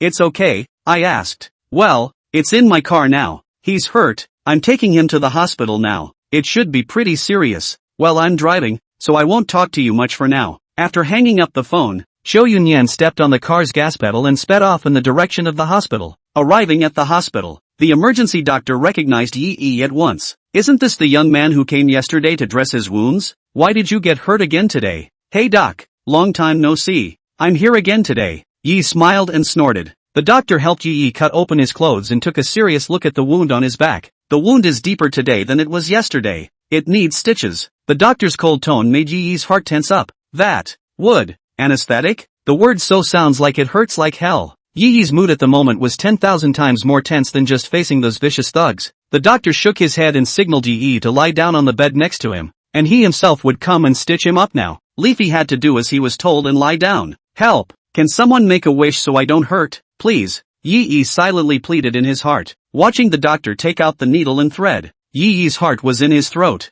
It felt like I was going to hurt like hell the next second. Uncle, don't be afraid. Xin can hold back her tears even when she's getting an injection. You'll definitely be able to do the same. Uncle, Cynthia was soothing in a milky voice, but comforting as it is. There's no wish quest popping out of his head. Yi had a bitter smile on his face. Okay, Uncle won't cry. Just then, a figure hurriedly pushed open the door to the emergency room. Yi, you're hurt. Chapter 100, Su Xingmian's Self-Raider. Yi finally took a long breath of relief when he saw the visitor. It should be saved. Star Sleep, what brings you here? Yi was still a bit surprised by Su Xingmian's arrival. How did Su Xingmian know he was injured in the hospital? His own cell phone had long since died and turned itself off, and not a single person had been contacted. Su Xingmian pointed to Qiu Yunyan, the police flower on the side. She's my cousin. She messaged me asking if I recognized you. I had a sudden bad feeling in my heart, and then I called her back. She's the one who told me you were here, tonight at the hot pot restaurant. Yi left without saying goodbye. It was Jiang Chuyi who came to tell Su Xingmian that Yi had received a call temporarily, as if there was an emergency. At that time,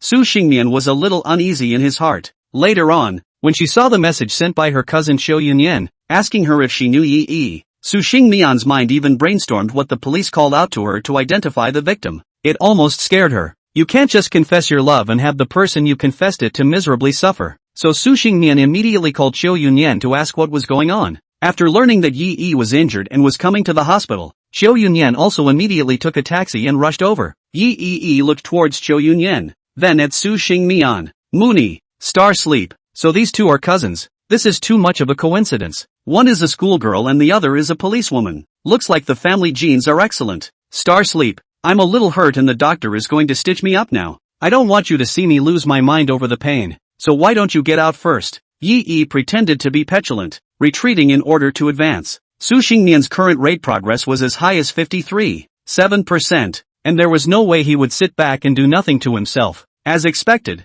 after hearing Yi say this, Su Xingnian went up and squatted down, squatting in front of Yi who was lying on the hospital bed, then tenderly held Yi's hand. It's okay, I'm here with you. Subsequently, a wish bar appeared above Su Xingnian's head. I hope the doctor and so on will be a little gentler and not make Yichi too sore. Seeing this wish, Yi was so excited that he almost cried on the spot. It's still Su Xingnian who is reliable when it matters. System, hurry up. I'll collect the mission. Ding. It is detected that the host is performing a wish task. Local anesthesia is given to the host. The host will not feel any pain during this suturing process. As the system beep sounded, Yi felt that all the wounds on his back instantly stopped hurting. Unico, you've finally done something human. Yi didn't utter a single word during the doctor's stitching process that followed. Even with a relaxed face, he was taking in Qiu Yunyan's inquiries. From what the doctor just said, you were hurt yesterday too, weren't you? Yi nodded and told the same thing about catching the pervert yesterday. I didn't expect Qiu Yunyan's mouth to open wide in surprise after hearing this.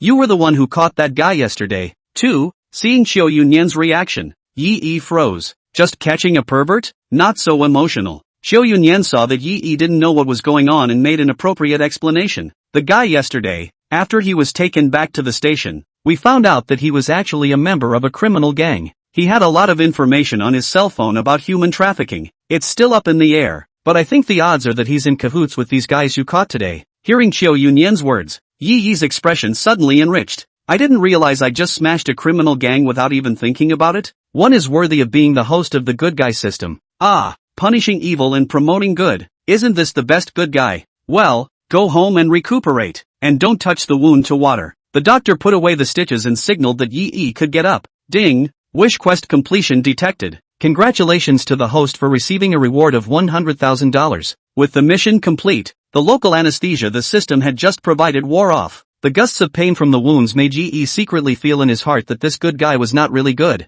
It seems that fighting arts and physical fitness bonuses alone are far from being able to achieve invincibility. I still need to brush up on my wish quests and raid more bound objects if I don't want to get hurt like this in the future. Just now, while Yi was receiving stitches, Qiu Yunyan arranged for her colleague to bring back a clean shirt for Yi. The previous one had been cut by a knife and stained with blood, so it was no longer wearable. Let me help you put it on. Seeing that Yi had just finished sewing up the wound, his arm couldn't make any big movements, and a simple lift of his hand would pull the wound. Qiu Yunyan then wanted to help Yi put on his clothes. Sis, let me help him put it on. Su Xingnian volunteered to take the clean clothes from Qiu Yunyan's hands. Seeing this, Yi could only cooperate obediently. First into the head, then into the arms. Su Xingnian moved gently, afraid of hurting Yi. After seeing Yi's lean body and the perfect lines of his abdomen, Su Xingnian couldn't help but blush slightly. It was originally thought that Yi was gifted in music. I didn't expect to just listen to my sister Qiu Yunyan and find out that Yi was still a big hero who destroyed a criminal gang single-handedly. Since ancient times, beautiful women loved heroes, and Su Xingnian was naturally no exception,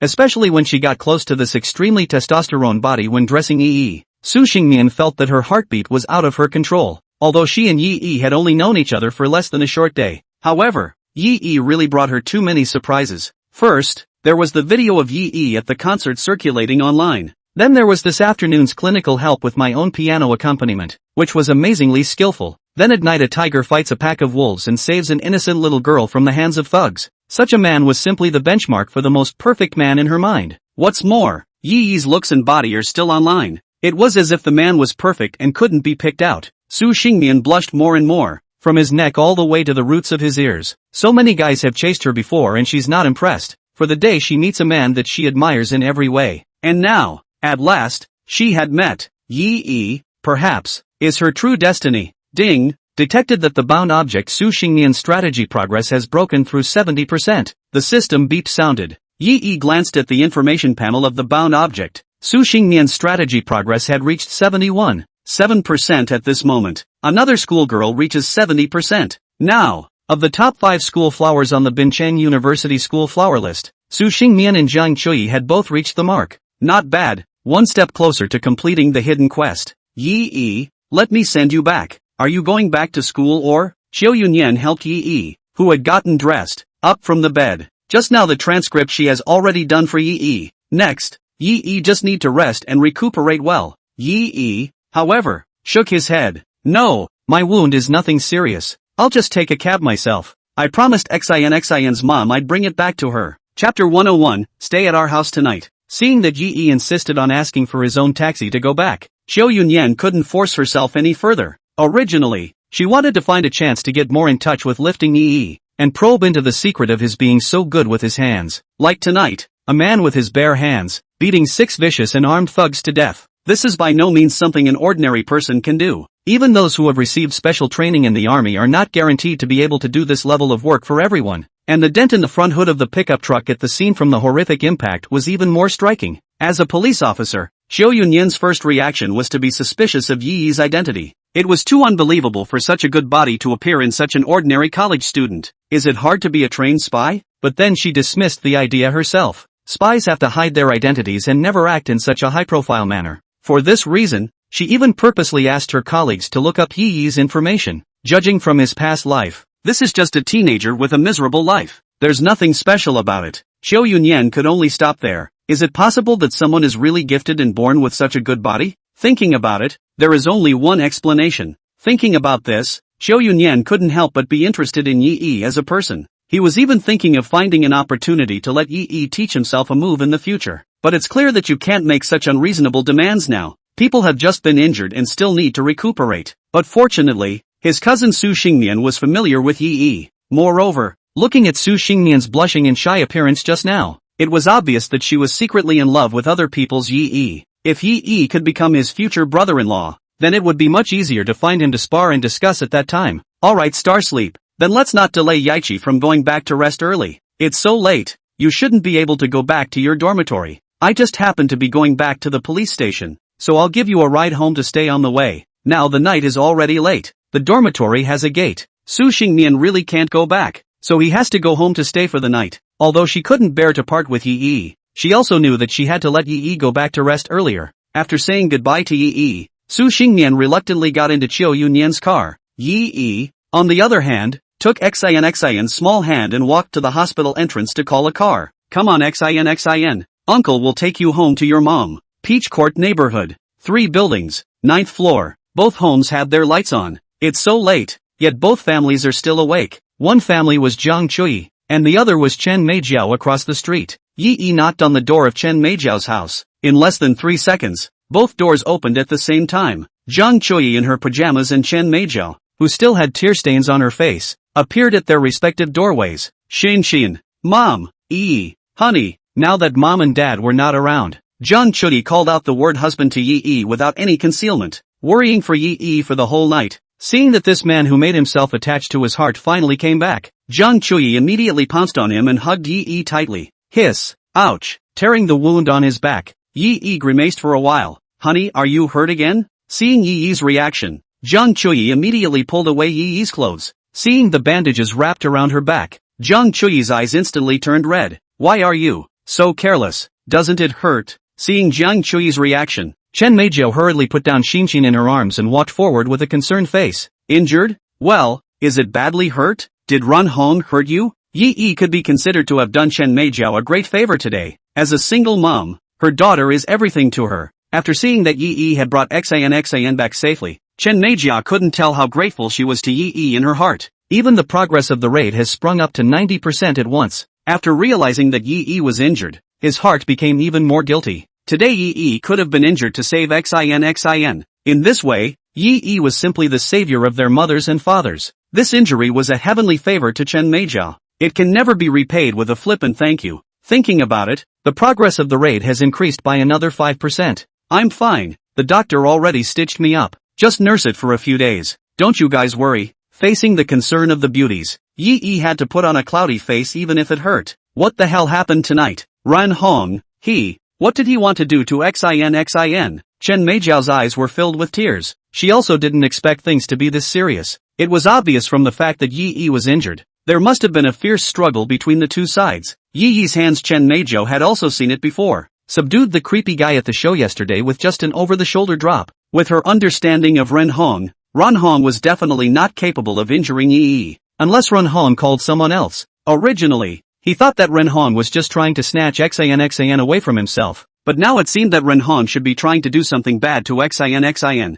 If it wasn't for Yaichi, what the consequences would be. Chen Meijiao didn't even dare to think about it further. It's okay, it's all in the past. I've already handed them over to the police, so I don't think he should have the chance to come and hurt Xin in the future. Don't worry. Yi didn't want Chen Meijiao to worry excessively. Just the fact that the other side brought in a criminal gang to try to abduct Xin away is enough for the police to put them in jail. Thinking about it this way, they really won't have any chance to jeopardize the innocent child in the future. Since this was the case, there was naturally no need to say too much to Chen Meijiao, so as not to overstress her. Well, I'm going back to rest. Xin is in shock today. You guys should rest early too. Yi tenderly patted Xin's little head, then wrapped his arm around Zhang Chui and prepared to turn around and enter the door. But Xin's tender little hands clutched Yi's coat. Uncle, don't go. Okay. Xin is scared. Tears glistened in Xin's eyes. Facing so many bad guys today, calling the shots. It was the gallant uncle in front of him who took care of all the bad guys in 3 tries. In Xin's heart, Yi represented enough security. At this moment, seeing that Yi was about to leave, Xin couldn't help but feel scared again in her heart. Fear of where another wave of bad guys will pop up out of the cold. Xin, uncle is injured and needs to go home and rest. Xin is good. It's just as well that mommy stays with you. Chen Meijiao stepped forward and patiently pulled over Xin's small hand. But Xin still had a death grip on Yi's clothes. I don't. I want uncle to stay at our house today. Xin is scared. I want my uncle to protect me. Chapter 102, for Lamborghini Poison. A tender child had this happen to him today. I'm lucky if I'm not scared out of my wits. Looking at Xin's frightened appearance, Chen Meijiao realized that the child must have suffered a very serious shock. Xin, mommy will protect you too. Let Uncle Yi go back to rest early. Uncle is injured and needs to recuperate. Xinshin obeys. Chen Meijiao continued to patiently work on Xin's mind. Yi had done such a great favor today. He couldn't disturb people's rest anymore. But I didn't expect Xin to cry when she heard this.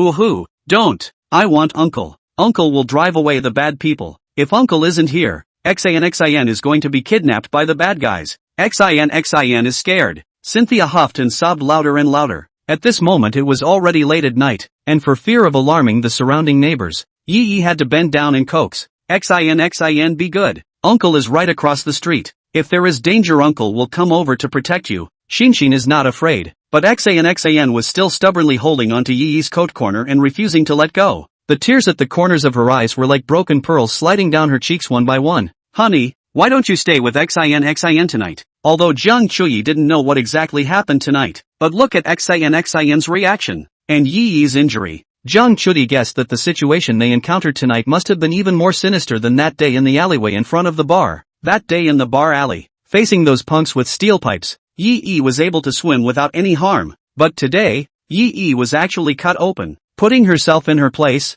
Zhang Chui felt that if she had encountered such a thing, she would definitely have palpitations as well. Not to mention that Xin is still so young. Looking at Xin, who was constantly sobbing, Zhang Chui felt a heartache well up in her heart. Chen Meijiao looked embarrassed, looking a little embarrassed. Of course it would be great for Yi to be able to come over and stay for a night. Not only can Xin feel safe, but she herself will be much more secure in her heart. But, Yi and Zhang Chui were a young couple after all. Would it be, to keep them apart like this? Not good. As if she could see what was on Chen Meijiao's mind, Zhang Chui softly said, Sister Meijiao, it's fine, let Yi accompany Xin. It's not a good idea for the baby to cry so much all the time. Not only does Yi need to rest early, Xin definitely needs to rest early after being so frightened. It's decided. Honey, I'll make you breakfast tomorrow morning and you remember to come back for it. I'm going back to bed first, It's so late and I'm kinda sleepy. After saying that, without waiting for a few people to react,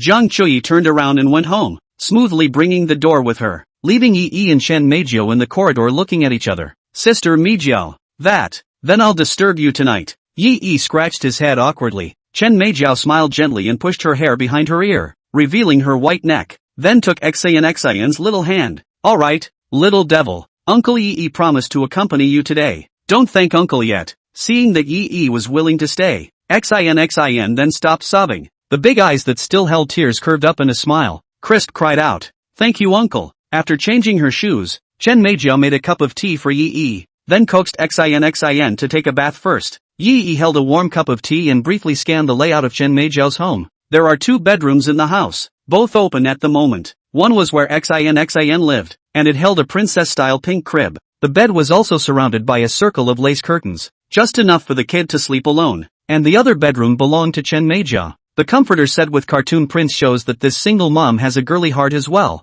But next, Yi was in trouble. These are the only 2 bedrooms in Chen Meijiao's house, so where do I sleep tonight? The living room sofa is also 2 separate single sofas. You can only sit and lean. You can't lie down at all. It's hard to believe that. I'm going to sleep on the floor tonight? I can't. I've got a back injury. If you sleep on the floor, I'm afraid it won't be good for wound recovery. Xin's bed was too small again. It could only sleep Xin alone, and it was impossible to let Chen Meijia go and sleep with Xin. So, you sleep in the same bed with Chen Meijia? Looking at the progress of Chen Meijiao's strategy in his mind, which was as high as 95%, Yi stroked his chin, hesitating on the matter of whether or not to become a chow thief. If win the bar, people live across the street from Jiang Chuyi's house, just in case something goes wrong one day. But if you don't, then Lamborghini Poison won't be able to claim it. Lamborghini Poison is a temporary addition to Chen Meijiao's wish mission execution. You can't get it until after you've completely raided Chen Meijiao. It was only on for a bit today though, but that powerful pushback made Yahichi fall in love with it. With the Lamborghini Poison pearl in front of it, the Primera and everything else instantly doesn't smell good. Never mind. For the sake of Lamborghini Poison, whatever. Yi gritted his teeth and tilted his head to drink the tea in the cup. Not long after, Chen Meijia came out after helping Xin take a shower. Chen Meijia carried Xin into the bedroom, tucking Cynthia in and coaxing her eyes to close. Before closing her eyes, Xin also deliberately poked her head up to confirm that Yi was at home and hadn't left. Mom, Xin be good and sleep. You tell Uncle Yi not to go, Cynthia said in a milky voice. Chen Meijia tenderly stroked Xin's forehead, her eyes full of a mother's love for her child. Okay, mommy promises. Under Chen Meijiao's soothing presence, Xin quickly entered dreamland. Chen Meijiao gently turned off the light and walked out of the bedroom, bringing the door with her in the process. Ring ring ring. At this time, Chen Meijiao's cell phone suddenly rang. When it was answered, a female voice came from the other side. Hey, Chen Meijia right. This is the Pingjiang police station. I'm police officer Chiu Yunyan. We have some information to confirm with you about tonight. Is it convenient for you to answer the phone right now, please? Hearing that it was the police calling, Chen Meijia knew that it must be about Ren Hong taking Xin away today. Convenient, you say? Then, Chiu Yunyan roughly talked to Chen Meijia about what happened tonight. Then it confirmed Ren Hong's relationship with her, and Xin. Chen Meijia also carefully recounted her previous conflicts with Ren Hong. Okay, the situation is generally clear to me. I'll contact you again if there's anything you need to cooperate with the investigation in the aftermath. Chiu Yunyan hung up after asking the questions that needed to be asked. Hearing the beep sound of hanging up from the other end of the phone, Chen Meijia has not yet returned to her senses. She never thought that this night would be so treacherous. Ran Hong's wife, surprisingly, found a criminal gang of human trafficking. If it wasn't for Yi, I'm afraid I would never see Xin again in my life. Chapter 103, The Long Night. Just now Chiu Yunyan said clearly on the phone that there were 6 people on the other side. All of them are vicious. Live off human trafficking. Chen Meijia had seen many similar things on the news. There are many black industries associated with human trafficking. If Xin was really taken away by those people, the consequences would be unimaginable. Originally, he thought that Ren Hong just wanted to snatch Xin away from himself. I didn't realize he and his wife could be such humane things. Yi, I really don't know how to thank you. Chen Meijiao's voice choked a little. In such a menacing situation, Yi fought to save Xin. It could be said that this matter originally had nothing to do with Yi, but just because he had requested Yi's help, it led to Yi being in such danger as well. Chen Meijia had a bad taste in her heart. At the same time, an inexplicable sentiment spread wildly in her heart. As a single mother, what she longs for most is to have someone around who can give her and Xin plenty of security. It was just that he didn't expect that this person would be Yi who only had a few encounters with himself. No need to thank me. It's a show of hands. Don't take it to heart. Yi was sprightly. It just so happens that through today's events, I also tested the effectiveness of the fighting arts and physical fitness bonuses. Sort of a general judgment of his current stature. Later on, you'll know what scenes you can handle and what scenes you can't. Sister Mijiao, tonight, where do I sleep? After holding his tongue for half a day, Yi asked the question he was most concerned about. Chen Meijia then realized that she didn't seem to have any extra places in her house where she could sleep. You sleep in my bed. I'll make a bunk. Chen Meijiao blushed, and somehow, her mind uncontrollably recalled that day when she was lying on the wall, listening to Yi Yi and Zhang Chuyi going crazy next door for the whole night. Yi Yi didn't say much after hearing Chen Meijiao's arrangement. After all, at a time like this, it's impossible to expect someone a woman to offer to sleep together. Okay, I'll go ahead and take a shower then. I've been hurt, bled and sweated today. Yi Yi was a little sticky. I'm sure I won't sleep well at night without a shower. When she heard the word bath, Chen Meijiao, however, seemed to have suddenly thought of something. Wait a minute, didn't the doctor shut down yesterday that you can't touch water to your wounds? Yi Yi was also injured yesterday when he subdued the lecherous man at the show. It was still Chen Meijiao who accompanied him to the hospital.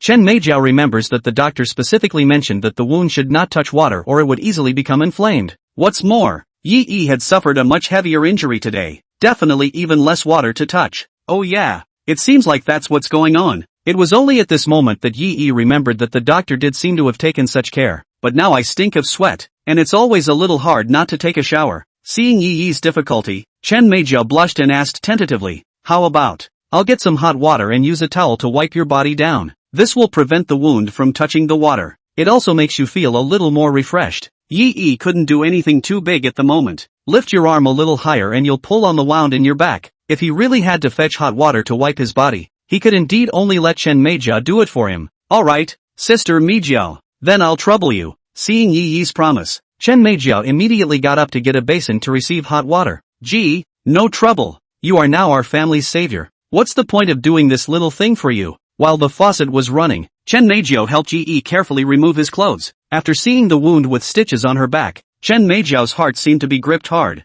This wound. Yi Yi must be in a lot of pain. Chen Meijiao's icy fingers gently touched the edge of the wound and carefully blew on it with her mouth. Does it still hurt? Yi Yi, however, grinned widely. To say it doesn't hurt would be a lie, but as long as it's not tugging, it's okay. When the basin was full of water, Chen Meijiao turned off the faucet, wet the towel, and proceeded to wring it out, carefully helping Yi Yi wipe up his body. When she rubbed herself in front of Yi Yi and saw the fine six-pack abs, Chen Meijiao's face unconsciously reddened again. Such a young and perfect body seemed to bring out the restlessness that had been repressed in her soul for so long. Meijiao-san, why is your face red? Yi Yi asked knowingly. At times like this, it's better to just point it out, instead of making the other person look straight into their inner thoughts. Chen Meijiao hurriedly returned to her senses and hastily moved her wandering eyes away from Yi Yi's abs. The face burned a few shades redder. Probably hot. The bathroom. It's so stuffy. Chen Meijiao's excuse was so poor that she didn't even believe it herself when she said it. Soon, Chen Meijiao helped Yi Yi wipe his body clean. Looking at Yi Yi's pants, Chen Meijiao's face showed a touch of difficulty. Yi Yi, are your legs going to? Yi Yi smiled and took the already wrung-out towel from Chen Meijiao.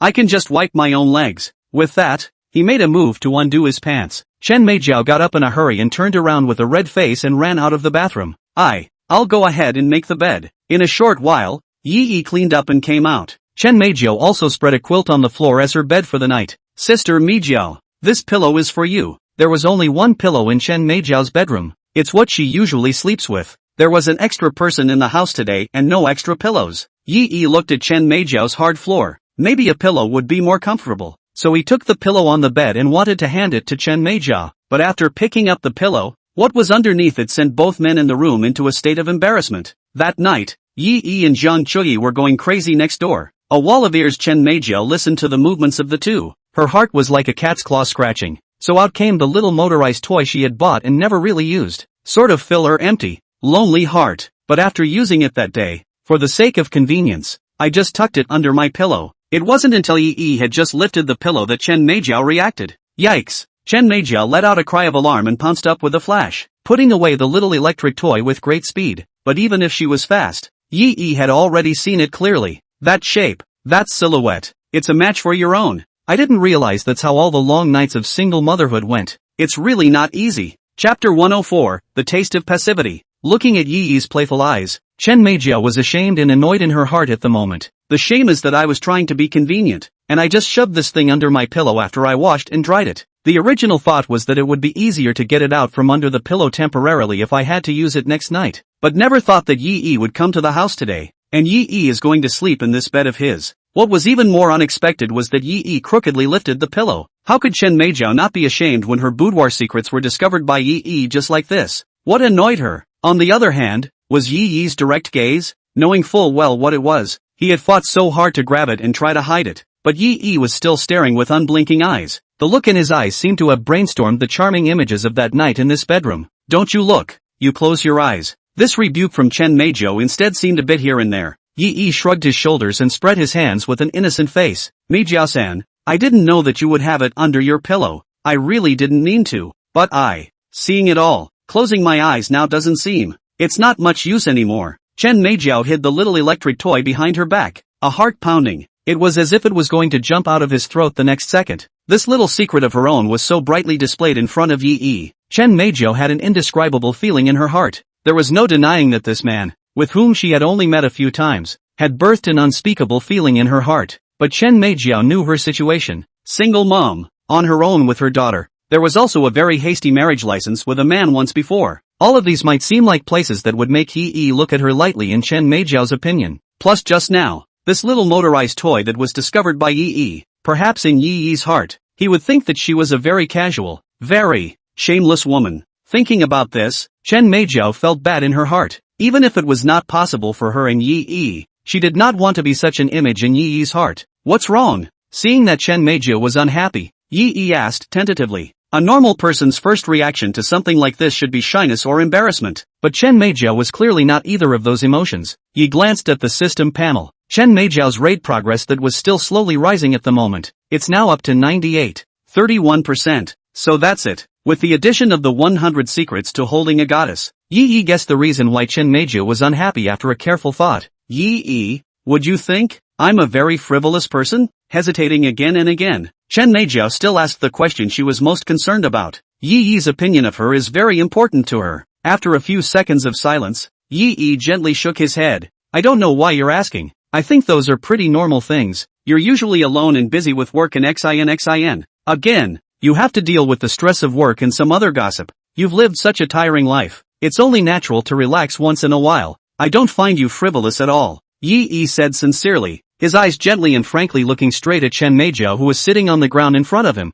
somewhat at a loss for words. After getting Yi Yi's answer, Chen Meizhou felt that her heart, which was originally like a pool of stagnant water, unexpectedly set off waves. This man, not only can he give her plenty of security, the bottom line was that he really understood her. It even hurt her a little. For so many years, Chen Meizhou had longed for this kind of heartache too much, but even her own biological parents, upon learning that she was unmarried and pregnant, would often put a face on her, think she's misbehaving and spoiling the family's reputation. Chen Meizhou felt like her soul was always adrift. No one would take her in for a moment, give her a touch of warmth and comfort. Until just now, Yi Yi said those words. I don't know if it was out of being moved or something else. The corners of Chen Meizhou's eyes were actually a little moist. Yaichi, thank you. Chen Meizhou said thank you for no reason. Perhaps it was because Yi Yi had saved xin. Or perhaps it was because Yi Yi had allowed himself to experience a long-lost warmth. Yi Yi tenderly reached out his hand and gently helped Chen Meizhou wipe away the tears from the corners of her eyes. Don't you cry.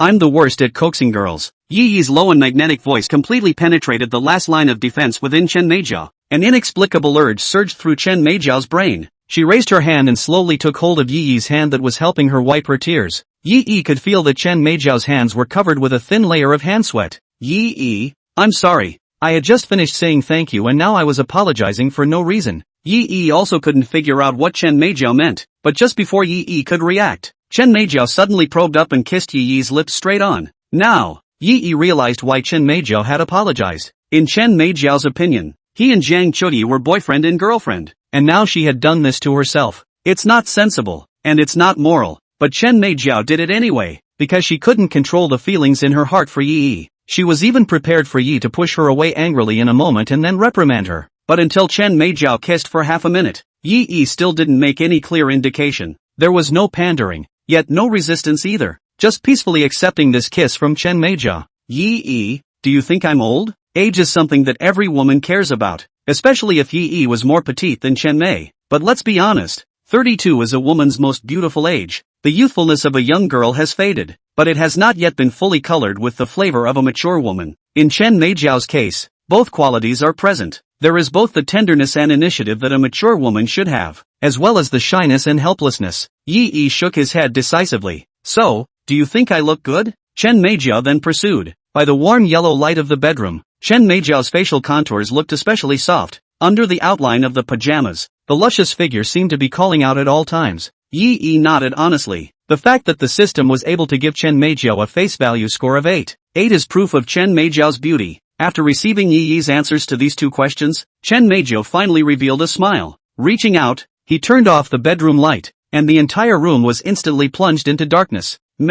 Sister Meijiao. Sensing Chen Meijiao's movements, Yi shouted out to her consciously. This was the first time Yi had enjoyed being passive. Chapter 105, All good things come in one day. The next day, when Yi opened his eyes, Chen Meijiao was already awake, but Chen Meijiao never moved, maintaining that position of holding Yichi. Afraid of waking up Yi, recalling last night's craziness, Yi rubbed his head somewhat awkwardly. Meijiao. Unconsciously, the name was also changed, and the word sis after the name was omitted by Yi quite naturally. Chen Meijiao had a gentle face. Nothing needs to be said. I'm not going to intrude on your life. As long as you come visit me when you can, I'll be content. It had to be said that a woman of Chen Meijiao's age just knew what she was doing. See things more thoroughly than young girls. Chen Meijiao knew that there was no way she and Yi could ever be together. Yi was so outstanding and young. He would never look for a woman who had given birth to a child. Therefore, Chen Meijiao will not ask for any name. Even she knew that what happened like that last night was actually more about her taking advantage of Yi.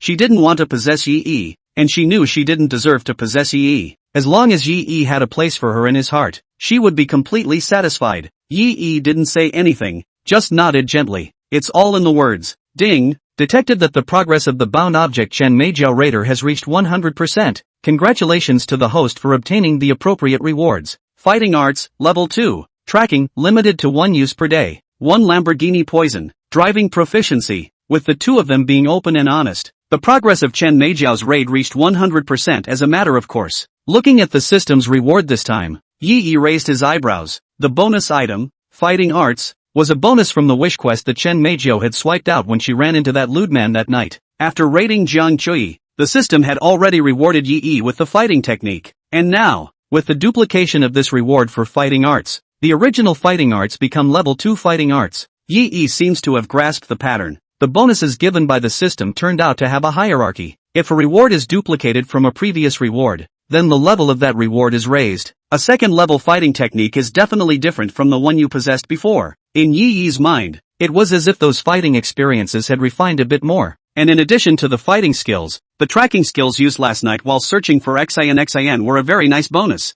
Just think of someone in your head and you can get her precise location. It's limited to 1 use per day, but it's enough to solve a lot of problems. Can you help me see where my dad is who I've never met? Thinking of his own life, Yi consciously wanted to try using the tracer technique. Ding! The prerequisite for the use of the trace finding technique. The host must think of the face of the person they are looking for in their mind. Tracing techniques can't be effective on objects that you can't visualize what they look like. The system's cold beeps pulled Yi back to reality. Well, it looks like I was overthinking it, but it's okay. I didn't have much hope. I was just trying it out in passing. Yi continued to click to receive the subsequent rewards. 1 Lamborghini Poison. Aha! The corner of Yi's mouth involuntarily hooked upwards. This godly car is one that he is haunted by and loves. I didn't realize that last night I was wondering when I would get this reward in my hands, and today I did it. As the rewards arrived, a guide map appeared in Yi's mind. The guide map showed that Lamborghini Poison was parked in one of the most inconspicuous corners of the parking lot of the Bincheng University School at the moment.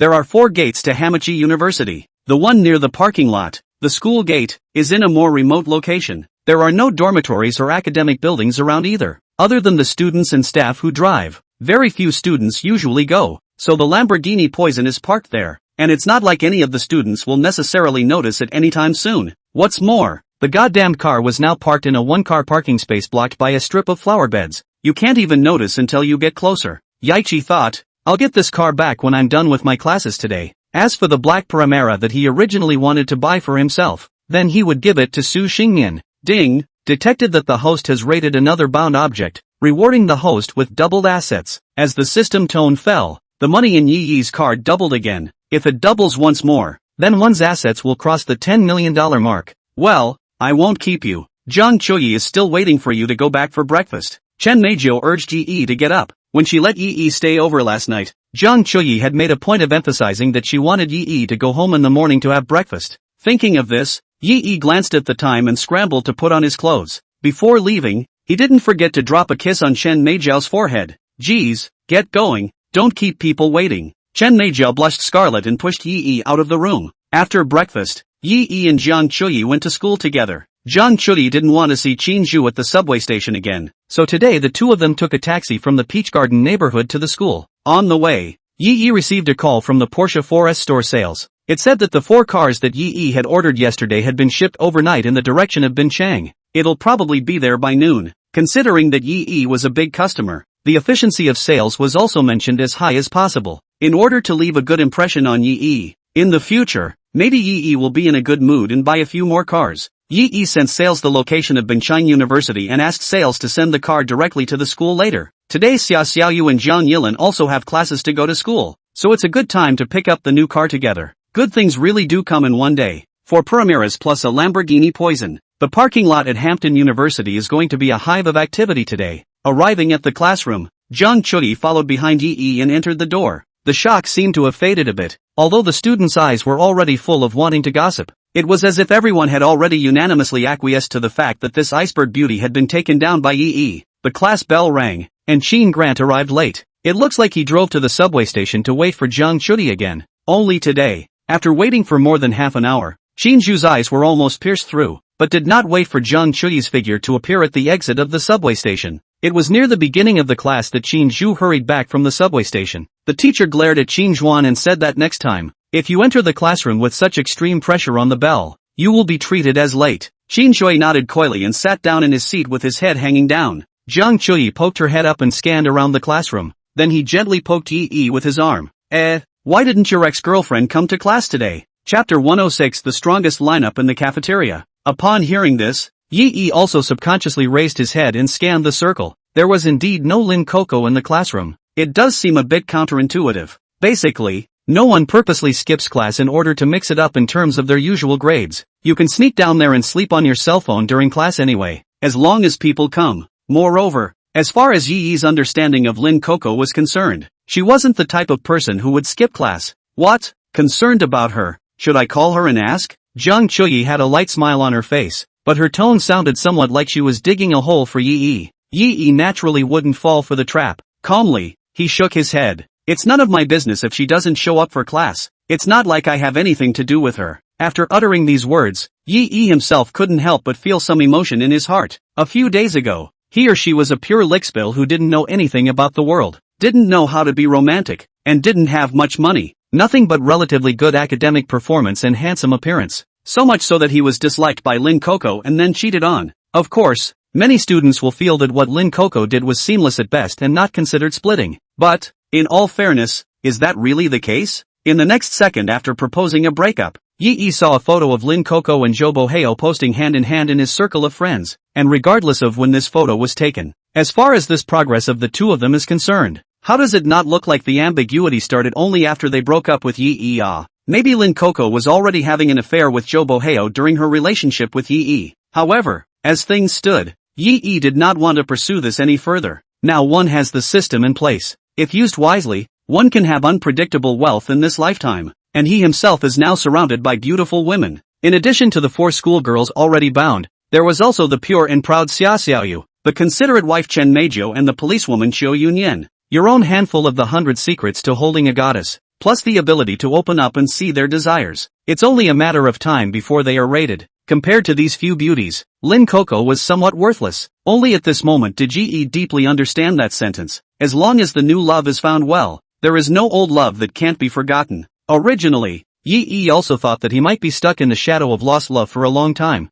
but after awakening the system, it was realized that the world was so beautiful, lost love and all that is long behind us. After class, Yi Yi and Jiang Chuyi went to the cafeteria for lunch together. As usual, Xia Xiaoyu had already taken her place. The teaching building where Xia Xiaoyu and her majors attend classes is closer to the cafeteria, so it's more convenient to rush there after class. In the case of getting out of class at the same time, Xia Xiaoyu was definitely in the cafeteria before Yi Yi and the others. Senior, this way. Xia Xiaoyu waved at Yi Yi and Jiang Chuyi. The dishes she had already beaten: fish, shrimp, meat, eggs and a variety of vegetables. It's all about a nutritional balance. Through these few days of tonic, one could clearly notice that Xia Xiaoyu's face was more toned than before. Even the complexion was a little fairer. Yi Yi, After Yi and Zhang Chuyi had just sat down, Su Xingmian also walked over with his dinner plate. This imperial goddess of the music department was wearing a pale pink dress today. The near-perfect waist-crotch ratio was outlined and trimmed just right by the dress. Walking up to Yi and seeing that there were two girls besides Yi, Su Xingmian's eyes shot a wary glance at the duo. Zhang Chuyi had met her last night at the hot pot restaurant, and Su Xingmian knew that she and Yi were in the same class. Although Zhang Chuyi had the title of iceberg beauty in school, but looking at this situation, it seemed that she had a great relationship with Yi. There was another girl who looked innocent and cute, but the fullness under her clothes felt like it was calling out at all times. Looks like another strong competitor. And it could be seen that both of these people had an earlier friendship with Yi than themselves. Su Xingmian couldn't help but feel a little uneasy in his heart. Just then, another voice rang out. What a coincidence. All of them. Zhang Yilan's dress today is still sexy and hot. A little short sleeve with an exposed navel at the top and ripped jeans at the bottom. The most eye-catching thing is that through the holes in the jeans, you can see that Kang Yi Rim is also wearing a pair of black silk underneath. Is this the legendary must-have trick for teasing men? Silk in pants? Kang Yi Rim was very self-conscious as she carried her own dinner plate and sat down next to a few people's seats.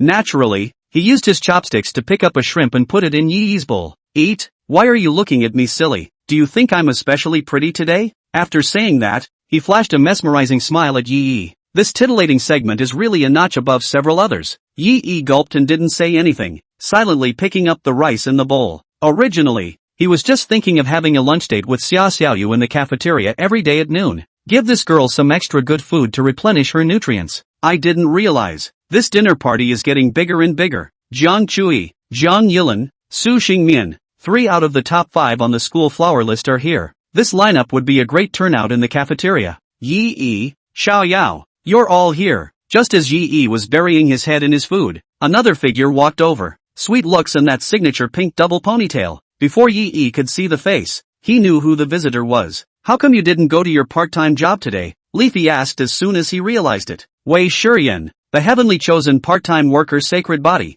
Recently Yi could meet her at her part-time job wherever he went to eat. How come I ran into her at lunch in the cafeteria today too? Is it hard to believe that she still works in the cafeteria? Wei Shurian sat beside Xia Xiaoyu with her dinner plate and playfully rolled her eyes at Yi. You just can't see me resting, can you? I can't be out there 24 hours a day working part-time. I happen to have a class this morning and I'm not going to work until after lunch this afternoon. The top 5 on the school's flower list, 4 of them arrived today. Yi felt that the boys in the entire cafeteria were looking at him with envy and jealousy. If eyes could kill, then Yi would be full of holes at this moment. Ahem. Eat, you all eat. Yi's eyes swept past a few girls extremely quickly. Aside from Wei Shurian, the other few girls were each looking at each other with wary eyes. Only Wei Shurian was mindlessly eating her meal. Especially Su Xingmian. She had already taken the initiative to confess to Yi in public yesterday. Originally, he thought that a big beauty like her, who was ranked second on the school flower list, Yi should be moved. But now Su Xingmian realized that things were far from that simple. Yi was surrounded by beautiful women. Right, Yi, how is your injury? My cousin surprised me yesterday when she called me. Chapter 107, Investment Fraud. Hearing Su Xingmian finish, the few girls were obviously taken aback. Yi, are you injured again? Zhang Yilan grabbed Yi's arm and flipped through it. Where does it hurt? Is it serious? Xia Xiaoyu was also concerned. What's going on, senpai? Does it hurt? Wei Shurian put down the bowl she was carrying in her hand and blinked. Seeing as you're still able to come to class and eat today, there shouldn't be any major problems. Should there? Only Zhang Chuyi stared at Su Xingmian's eyes with a suspicious face. How did you know Yi was injured? Seeing the concerned and puzzled eyes of a few girls, Yi then told the events of last night in a detailed and appropriate manner. Of course, Yi didn't describe much about that menacing scene. The story that comes out in Ye's mouth is that a group of traffickers kidnapped an innocent child, and he himself just saw the right thing to do. I heard my cousin say that there might even be a bravery award for you then. Although the police do not advocate the practice of people going up alone and risking their lives like Yi, knowing that it is dangerous, but Yi did save the little girl, cracked down on the criminal gang, and got hurt for it. Something should be said about this anyhow. Ahem. Well, enough chit-chat. Let's eat, everyone. Yi awkwardly pressed his hand. At the moment he just hoped that a few of the girls in the audience wouldn't keep focusing on him. He could feel the vibe of a few people fighting with jealousy. Yaichi thought about everyone quickly finishing their meal and dispersing. A few women looked at each other and didn't say anything more. It was just that Zhang Chuyi secretly pinched the flesh around Yi's waist when everyone wasn't paying attention. The scene of the 4 schoolgirls gathering together really attracted the attention of many passerby students. especially after seeing that these few schoolgirls were all chatting with Yi from time to time. They even cast envious and jealous gazes at Yi. But at this moment, somewhere in the corner of the cafeteria, there was a person silently burying his head and eating his meal, not the least bit impressed by this scene of 4 schoolgirls gathered together. It wasn't that Lin Coco didn't gossip, it was just that she simply didn't have the heart for it at the moment. Anxiety and restlessness had completely taken over her. Even now, when she eats, she just mechanically brings the food into her mouth. Can't even taste the food. Just this morning, she received a message. It's a message from the loan company urging repayment. A few days ago, Joe Boheo inadvertently revealed to Lin Coco that he had an inside information. As long as you follow the investment, you can get as much as 20% return. Put in 10,000 to make 2,000. Put in $100,000 to make 20,000. $20,000 was all enough for Lin Coco to buy the bag that she had loved for a long time. After being with Joe Boheo had only treated Lin Coco to a Western dinner and a concert. Joe Boheo had never responded positively to Lin Coco's request of wanting to buy a bag. Lin Coco knew that for this kind of rich second generation, one should never look too gold digging, otherwise it will be offensive to the other person. So after hearing Joe Boheo say that he had a reliable investment channel, Lin Coco's heart was moved. Who says you can only spend rich kids' money when you fall in love with them? It wouldn't be so bad if I could rely on rich kids to make myself some money. And according to Chow Boho, this investment cycle is very short. It only takes 3 days to get 20%. Lin Coco's eyes were glowing after hearing that. However, there was another most critical issue, and that was that she had no startup capital. Since college, she had always spent as much as she had, and was not in the habit of saving money at all. Perhaps Joe Boheo saw Lin Coco's dilemma? He even pretended to be kind and introduced Lin Coco to a way to borrow a large amount of money in a short period of time. Then Joe Boheo pushed those people from Scar to Lin Coco. As a female college student with no assets and no repayment ability, it is natural that if you want to borrow money, you have to come up with something as a guarantee. So, Lin Coco, under the urging of the gang, turned to the camera, held up her ID card, and took some indecent photos as they requested. When taking pictures, Lin Coco had hesitations within herself. But when she thought of the 20% gain Joe Boheo said she would get in 3 days, she still had a brainwave and sent the photos to the gang. The group of people were also true to their word, and $100,000 was immediately credited to Lin Coco's card. After receiving the money, Lin Coco didn't have the slightest delay and directly transferred the money to Joe Boheo. Joe Boheo confidently stated that he would just have Lin Coco wait for the money 3 days later. But as each day passes, there was no movement on Joe Boheo's side. Scar's side, however, had already sent a message urging repayment to Lin Coco's cell phone. Lin Coco borrowed money at that time, and it was marked on the agreement that it was only borrowed for 3 days, because one more day of delay will require one more day of interest payments. So Lin Coco wasn't willing to borrow it for too long. But looking at today is the last day. Tomorrow will be the repayment. But Joe Boheo does not answer Lin Coco's phone. A wave of uneasiness immediately took over Lin Coco's mind. Lost money on your investment? Or, the money was taken by Chow Boho? Coco Lam doesn't know. But either outcome was more than she could bear. $100,000. Her parents at home can't necessarily save $100,000 a year that they earn, excluding daily expenses. If the money did end up being hers to pay back, how could she afford it? Thinking about this, Lin Coco was like an ant on a hot pan, and was anxious in the dormitory for the whole morning. Didn't even have the heart to go to class. After casually stuffing a few mouthfuls of rice, Lin Coco took out her cell phone and called one of the girls in Joe Boheo's class. This girl and Lin Co were in the same club, so they had some friendship. The call was quickly answered. Hey, little man, it's Coco Lin. I'd like to ask, did Joe Boheo come to class today? What? He didn't come? He hasn't been to class in 2 days? Oh, well, do you guys know where he went? You guys don't know either, do you? Well, no, it's okay. After hearing Shawan say that Joe Boheo hadn't come to school for the last 2 days, the uneasiness in Lin Coco's heart grew a few points heavier. A woman's sixth sense told her that Joe Boheo had most likely taken the money and disappeared. What to do? Should I tell my teacher about this? No way. The indecent photos of myself are in those people's hands. If things get out of hand, then I'm afraid she won't have the face to continue in the school in the future. Hey, Scar, it's Coco Lin. I'd like to ask if I can be relieved of the money I owe for a few. Forced to do so, Lin Coco had to call the group of people who had lent her money. Hopefully, the other party will give her a few days of grace. As long as she could find Joe Boheo, perhaps there was still a chance for everything to turn around. Chapter 108, The Truth About Borrowing Money. Imagination is always good, but reality is always cruel. How could Scar's men be softened by Lin Coco's pleas for mercy?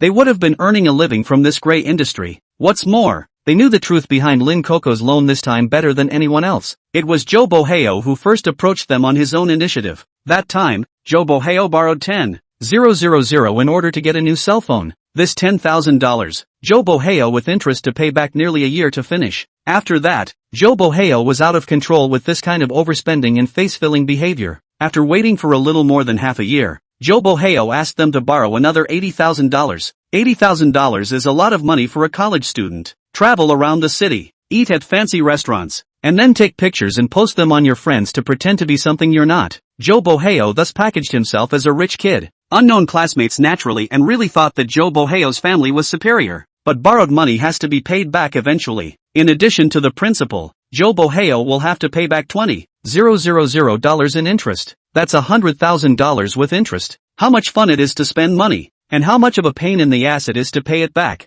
Originally, Joe Boheo thought his good buddy Chin taught milk tea store business program to get investment. He did it together. Then move a portion of the investment money first to pay back Scar and the others, but never thought Chin authorization in the investment money. In addition to the milk tea store startup funds, the rest of the take to pay the down payment to buy a car. This disrupted Joe Boheo's plan. With no other choice, Joe Boheo had no choice but to set his sights on Lin Coco. Lin Kiki is a typical gold-digging woman. At that time Joe Boheo knew that Lin Coco had a boyfriend, but every time Joe Boheo sent out a friend circle that was used to pretend, Lin Coco would always like it. And Lin Coco often took the initiative to send messages to Joe Boheo late at night, saying she couldn't sleep, as long as it wasn't a cutie. All could see the implication that Lin Coco was hinting at. Later, Joe Boheo and Lin Coco talked a few times. It's surprising to find out that this gold-digging woman is still stupid. No heart at all. She believed whatever she herself said without a shred of doubt. A perfect plan immediately surfaced in Joe Boheo's mind. So he pretended to confess his love to Lin Coco and offered to take her to Western food and a concert. As expected, Lin Coco immediately broke up with her then boyfriend Yi after seeing the invitation. Turning around, he threw himself into Joe Boheo's arms. After only a few days of contact, he has 100% trust in Joe Boheo. So, Joe Boheo carried out the final step of his plan on Lin Coco. In the name of investment, urged Lin Coco to borrow money. When Lin Coco borrowed the money, Joe Boheo took all the 100,000 and returned it to Scar, lending for debt conversion. Now that he, Joe Boheo, was debt-free, the pressure to pay back the money would be left to Lin Coco, the gold-digging girl, who made her greedy and stupid. One can only say it was deserved. Scar, I beg you, just give me a few days grace. I'll be honest with you. I took this money and invested it for my boyfriend. He's got the inside track on making 20% interest in just a few days this time. But lately today I don't know what happened to him and I can't reach him. I promise you, if you'll just give me a few days grace, I'll pay him back as soon as I can get in touch with him. Lin Coco spoke very sincerely to the other end of the phone. It was close to kneeling in place, but on the other end of the phone, Scar smiled contemptuously and coldly hummed, "Come on, look how sincere you are. Then I'll tell you the truth too. That boyfriend of yours, he owes me $100,000. After you lent him the money, he paid me back. Just don't expect him to pay you out of pocket. Now you're the debtor, and I have a picture of you in my hand. I'd advise you to figure out how to pay this money back as soon as possible. If it's not returned, I don't mind letting your entire school see these pictures of you." After that, he casually hung up the phone. Lin Coco froze in place, the hand holding up the cell phone stagnantly pressed to her ear, her eyes empty, as if her soul had been emptied. What do you mean? Chow Boho takes the money borrowed with her indecent photos and pays off his own debt? Isn't he a rich kid? Didn't he say he was taking this money for investment? Didn't he also say he could get a 20% return on his investment?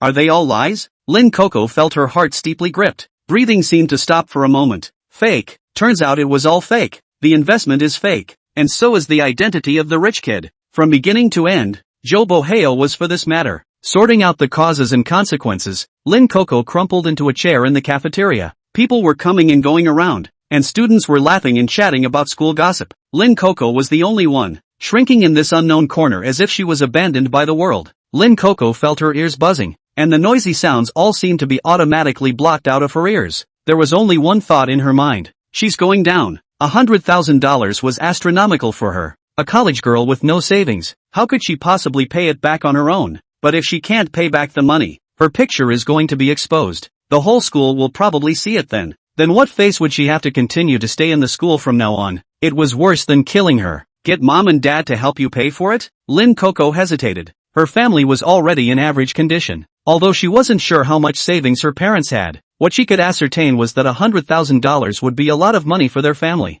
No, no. Mom and Dad would yell at her if they knew she took out so many loans. After a short period of agonizing, Lin Coco dismissed the idea. Joe Boheo might have laughed out loud if he had seen this scene in front of him. Lin Coco was really a greedy and stupid woman. Frightened by a few words from Scar, all she could think about now was how to figure out how to pay this money back on her own. For Joe Boheo, the instigator, Lin Coco actually didn't have the slightest intention of wanting to pursue the blame. Of course, it couldn't all be blamed on Coco Lin's stupidity. Truly her mind was in turmoil right now. The only thing on his mind was how to keep his picture from being publicized. As for the rest, she really didn't have the heart or the energy for it. Just then, the unknown student in the cafeteria let a startled cry. Holy, you guys, look, Paramila. The students eating in the cafeteria looked over at the sound of the voice, only to see 4 vans loaded with Paramera slowly parked on the curb in front of the cafeteria. The 4 differently colored Parameras were extremely eye-catching in the sunlight. Where have college students ever seen such a battle? In their minds, the Paramera would have been considered a great luxury car, and it's amazing to see 4 such luxury cars at once today. I want to take a picture and send it to my friends. Several boys and girls hurriedly put down the dishes in their hands and rushed outside the cafeteria with their cell phones raised. It's too good an opportunity to pass up. Chapter 109, Chase Faster. The 4 Parameras had just been unloaded from the van when they were swarmed and surrounded by curious students. 3 layers inside, 3 layers outside. I have to say that Porsche sales are still very efficient. Not only was the car shipped overnight, but the licensing and other paperwork was done. Now these cars, get the keys and drive away. Wow, that's the first time I've seen 4 Paramericans put together at the same time. Look, you guys, this red one is so pretty. That pink is the best color. It feels so girly. Here, let me stand in front of these cars and take a picture for me. Send a friend circle in a while to open the eyes of all those classmates of mine. Xia Xiaoyu's several housemates also mixed in the crowd, looking at the 4 cars in front of them, chattering. In the cafeteria, Yi Yi's few people had almost eaten, wiped his mouth and looked out at the crowd of people. Come on, let's go pick up the car. Yi Yi led a few people towards the car. The lineup of the 4 schoolgirls plus Xia Xiaoyu instantly attracted a lot of attention as well. As the saying goes, a beautiful car with a beautiful woman. These girls walked together to give people the degree of shock is not in the least inferior to those 4 cars. Lin Coco didn't know what came to her mind when she saw Yi Yi walking with these girls. Ghost followed suit. Yi Yi took the lead, pushed through the heavy crowd and squeezed his way to the front with great difficulty. Onlookers were displeased with this queue-jumping behavior. I thought to myself, if you want to take pictures and pretend to be a bully, you have to be careful about what comes first. However, after seeing the school beauties following Yi Yi, the dissatisfaction in his heart was instantly forced down again. Yo, the bumpkin came to see the car too. Can you read? Ha ha ha, aren't you asking knowingly? She probably hasn't even heard of the brand name Porsche. A few of Xia Xiaoyu's roommates were scratching their heads and taking pictures by the side of the car at the moment. Seeing Xia Xiaoyu squeezing over along with Yi Yi's few people, he subconsciously spoke out in mockery. It was as if mocking Xia Xiaoyu was already an entertainment item engraved in their bones. Hearing this extremely offensive voice, Wei Shiyan subconsciously wanted to speak for Xia Xiaoyu. However, Yi Yi passed Wei Shiyan a look, signaling her to stay calm. Yi Yi had previously taught Xia Xiaoyu what she should do if she encountered this situation next time. The lost face, the trampled dignity, must find back on their own. That is the most powerful retaliation. Yi Yi looked at Xia Xiaoyu and nodded slightly. Xia Xiaoyu understood and took a deep breath, as if she had summoned up great courage. I'm not here to see the car. I'm here to pick up the car. Please get out of the side of my car. Hearing Xia Xiaoyu's words, it was as if these 3 housemates had heard some joke of the century. Hilarious, pompous, pretentious, claptrap is on display in these 3. Your car? Do you know how much this car cost? You couldn't afford it even if you sold your whole family. When did you learn to talk big, dirtbag? I used to think you were dirt, but at least you have the advantage of being honest. Now it seems that this last advantage is gone. Come on, since you say it's your car, point it out to us. Which one is yours? The 3 roommates are not relenting. They have to make Xia Xiaoyu make a fool of herself in public before they can be satisfied.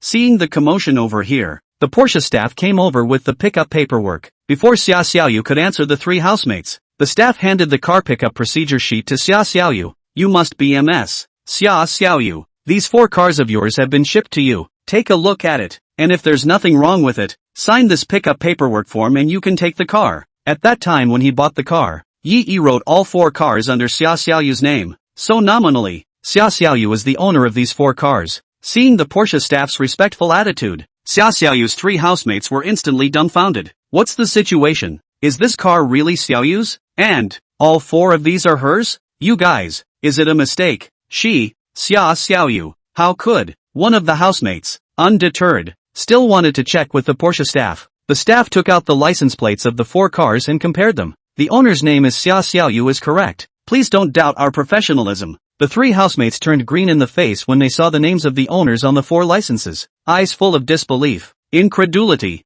Well, to be surprised, bother going to the side and being surprised slowly. Don't bother us with the car. By the way, if you guys still want to take pictures of Seo's car to pretend in the future, you should at least consult her in advance. After all, the car is hers. Yi impatiently drove these 3 lowly gold worshippers aside. He didn't have time to be here to watch them keep raising all sorts of questions. After a brief walk around the car to check it out, there really wasn't anything wrong with it. After Xiaoyu signed, the staff handed over the key to her, and then Xiaoyu distributed the key to several people in Yi. In the envious eyes of her classmates, Zhang Chui opened the door of the pink car and sat in. Kang Yi-rim opened the door of the red car and got in. Xiaoyu hadn't gotten her driver's license yet, so she sat on the passenger side, with Wei Shurian to help her drive. By the way, Star Sleep, this car is yours to drive. Yi gave Su Xingmian the car keys to his black car. Now with Lamborghini poison, Yi already felt that Primera didn't smell good anymore. Su Xingmian pointed at himself, with a look that he was still outside the situation. I bought it. 1 for each. They all do. You, don't you want it? Want. I want it. As soon as she heard that Zhang Chuyi's several people's cars were also sent by Yi, Su Xingmian immediately became unwilling to show her weakness. They all had, and naturally she couldn't be left behind. Only she didn't expect Yi to be so rich in addition to being talented. I'm afraid these 4 cars together would cost tens of millions of dollars? A college student who casually gives away his hand is surprisingly expensive. So, how can I thank you? Su Xingmian hadn't returned to his senses for a moment. It was clearly her who took the initiative to pursue Yi, but she hadn't even given Yi a gift yet, and instead Yi had given her such a big expensive gift. Yi smiled and shook his head. I'm not much of a chaser, I guess. I'm afraid you won't be able to catch up, so I'm sending you a car so you can catch up faster. Yi casually made a joke, and Su Xingmian instantly blushed when she heard it. Chase faster. Is Yi hinting at something? Chapter 110, 9 oxen and 1 hare. The 4 Primeras roared on their throttles and took off. Yi got into Su Xingmian's one and gestured for her to drive to the school parking lot to put herself down. Although Su Xingmian's home was also in Binchang, she usually lived in school, so naturally it would be more convenient for the car to be parked in the school parking lot. Wei Shurian helped Xiaoyu drive the car home. Zhang Chuyi was also on her way with them. Kang Yi-rim, on the other hand, parked her car and went to the house she just rented yesterday. Watching Yi's black Primera fade away, Lin Coco's eyes flickered, and after hesitating for a while, she silently chased after him. The car drove to the parking lot and Yi opened the door and walked down. Right, Yi, my cousin said. She wants to ask you out for dinner sometime. On the way home last night to send Su Xingmian home, Xiao Yunyan asked some side questions about Yi. What came out of Su Xingmian's mouth was all praise for Yi. Xiao Yunyan knew this cousin of hers too well, and had always been very discerning because of her own excellence. Easily won't compliment a boy. It's a first in life to be full of compliments for a guy like this. This also made Xiao Yunyan even more curious about Yi as a person. Amazing musical talent, strong hands. It doesn't look like an ordinary college student by any stretch of the imagination. Although from the family background investigated, there is nothing wrong with it. But Xiao Yunyan always felt in her heart that Yi should have some kind of secret on her. Out of the professionalism of a police officer, and even more out of the curiosity of wanting to learn Yi's skills, Xiao Yunyan asked Su Xingmian to make an appointment for him if it was convenient. Faced with an invitation, Yi naturally would not refuse. After all, Xiao Yunyan was now also his own bonded object, and it's also the binding with the highest face score so far. Only when he thought of the relationship between Xiao Yunyan and Su Xingmian's cousins, Yi's heart always still felt a little guilty. Our music club has an event in a while, so I'll be off then, haha. Seeing that Yi had agreed, Su Xingmian did not dwell on it any longer. This meal in the cafeteria at noon today, together with the matter of picking up the car later on, let Su Xingmian know that Yi was surrounded by many beautiful women. Not only are 4 of the top 5 schoolgirls on the schoolgirl list familiar with him, there was even an elementary schoolgirl whose face and body did not lose to several of them. This time Su Xingmian understood why that day he confessed in public Yi did not immediately agree. With so many outstanding beauties, Yi should not know which one to choose for a moment. Su Xingmian didn't think there was anything wrong with this attitude of Yi.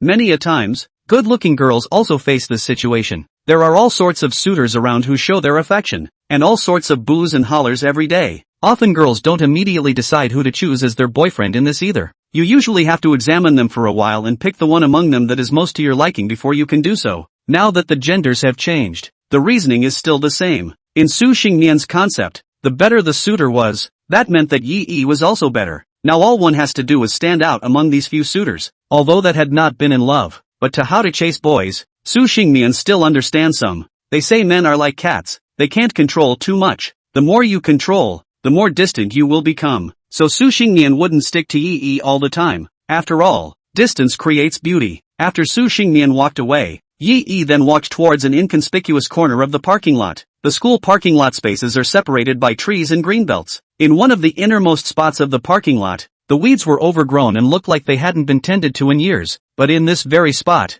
in this parking space hidden by weeds and trees, there was a Lamborghini Poison parked quietly. Silver and black streamlined body with powerful tail fins and lights. It looks and feels like a beast of power. Yi carefully scrutinized it for a long time. He hadn't even had a chance to take a good look at the car last night because he was in a hurry to save Xin. Now it seems that this legendary car of God is indeed extraordinary. Loving cars is probably in the nature of every man's bones. Leaf One tenderly stroked from the front of the car to the rearview mirror, then opened the car door and got in. Fasten your seatbelts and start. The engine let out a low rumble. Such an eye-catching car may not be a bit too high-profile if it's parked in the Peach Orchard neighborhood. Yi didn't want to get into any unnecessary trouble at that time. Perhaps it's also time to buy a house you live in. After being picked up from the orphanage by my sister when I was a child, I've been living out of my home, renting around and moving around a lot. Later, when he went to junior high school, Yi lived in school. Until now. Now that he had the system, it was time to give himself and his sister a decent home. And not only do they have to be decent, they have to be worthy of their own Lamborghini Poison. Yi thought carefully. Bin Cheng's most familiar high-grade villa area,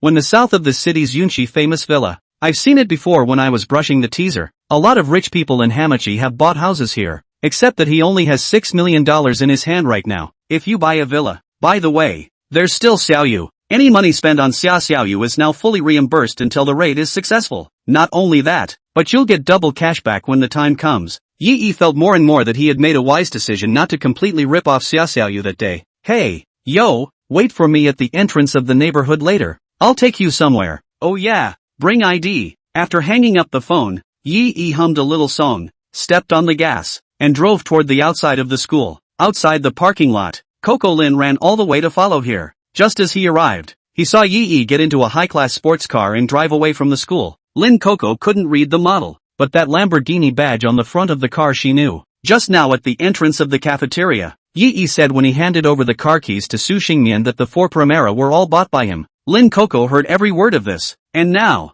seeing Yi himself driving such a luxurious sports car, Lin Coco felt like her worldview had been shattered. The poor boy who was abandoned by himself is actually a stealthy tycoon, and the rich boyfriend he got himself is actually a poor guy who tricked himself into helping him pay off his loans. Oh, is this fate? Is this retribution? Lin Coco wanted to cry. At the moment she just felt like a clown. If he had been less short-sighted then, shouldn't he be the one sitting in the passenger side of the Lamborghini right now? But the reality is that $100,000 of debt is weighing you down right now. By the way, Yi might be willing to help me. Lin Coco's eyes suddenly lit up. These cars of his add up to tens of millions of dollars, so asking him to take 100,000 out to help me out should only be a drop in the bucket for him. Chapter 111, doing one thing at a time. Yi car didn't drive very fast. This just gave Lin Coco a chance. After seeing Yi drive away from the school, Lin Coco casually beckoned a cab on the side of the road and asked the driver master to follow Yi. The driver's master took a look at the Lamborghini sports car that the girl had asked him to follow. At that moment, he took out all of his skills. All sorts of lane changes and congestion. All sorts of slamming on the gas and brake. Only barely keeping up with Yi who had driving proficiency, drove a Lamborghini Poison, and thought he wasn't driving very fast. After arriving at the Peach Garden community, Xiaoyu was already waiting at the entrance of the community as promised. Yi thoughtfully stepped out of the car and opened the passenger side scissor door. Get in the car. Seeing that Yi drove what was actually a sports car, Xiaoyu did not flash a very surprised look under her eyes. In her opinion, anything that happened to Yi was not surprising. Yo, let me help you put your seatbelt on.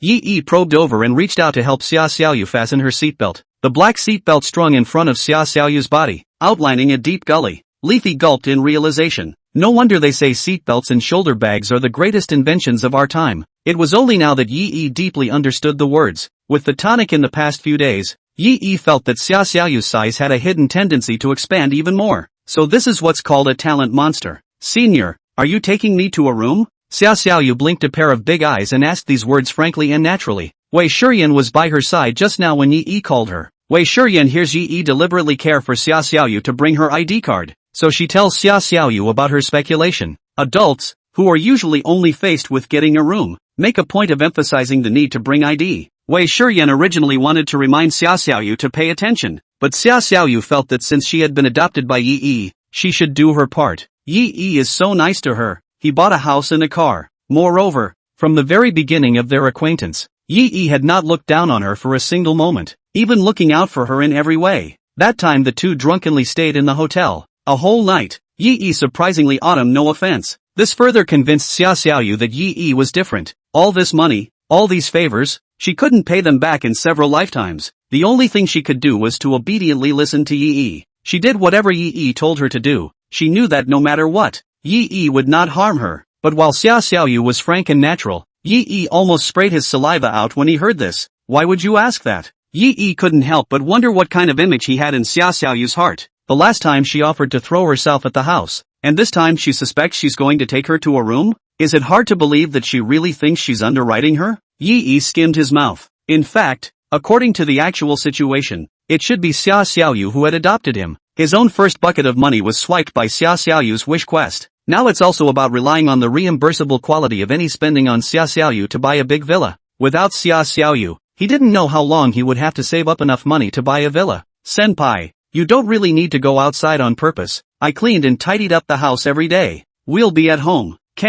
No need to waste money on a room. Xia Xiaoyu was still looking out for Yi. Born in a poor family, she understands that every meal is hard to come by. It was only when Yi heard this that he hurriedly explained. The idea of taking Xia Xiaoyu to buy another villa was voiced. Xia Xiaoyu slightly lowered her head. When she heard that Yi was going to buy another big villa and put it in her name, she didn't feel a bit happy in her heart. Instead, there is just disbelief and loss. She wondered what was so good about her that it was worth Yi spending so much money for her. Xia Xiaoyu had talked to Wei Shiyan about all these things. Wei Shiyan said, from a legal point of view, the car house written in the name of who is owned by who. This behavior of Yi was no different from a gift. Xia Xiaoyu stole a glance at Yi. Only Yi was driving the car seriously. Senpai gave me so many things, why didn't he ask for anything from me at all? He doesn't want to touch me? Is it that you don't think I'm as good looking as those girls around him? That's right, Sister Jiang Chugi and the others are all schoolgirls. I'm nothing, but I really wish I could be with Senpai forever. Even if he's only free to spend time with me once in a while, I'm content. Inferiority complexes that run deep in your bones are not so easily transformed. Xia Xiaoyu was never able to be as confident as Yi demanded. Yi, who was driving, suddenly saw a wish bar appear on Xia Xiaoyu's head at this moment. I hope Senpai wants me today. Ahem. Yi coughed violently. I thought to myself, what is in this girl's head every day? This kind of words, can they be taken as wishes? Well, if that's what people think. Being a nice guy himself, he can't go against the wishes of women. Pick up the assignment. Ding. It is detected that the host is performing a wish mission. The system grants the host a temporary bonus. By tomorrow morning, the host will be empowered and standing. Seeing this addition, a hint of playfulness flashed through Yi's eyes. Stand tall. Is this ability decent? If you're not serious, then one is simply like a tiger with wings. What's the most important thing about being a man? Is it money? Is it right? Neither. It's the line. And it's a dry line. A line.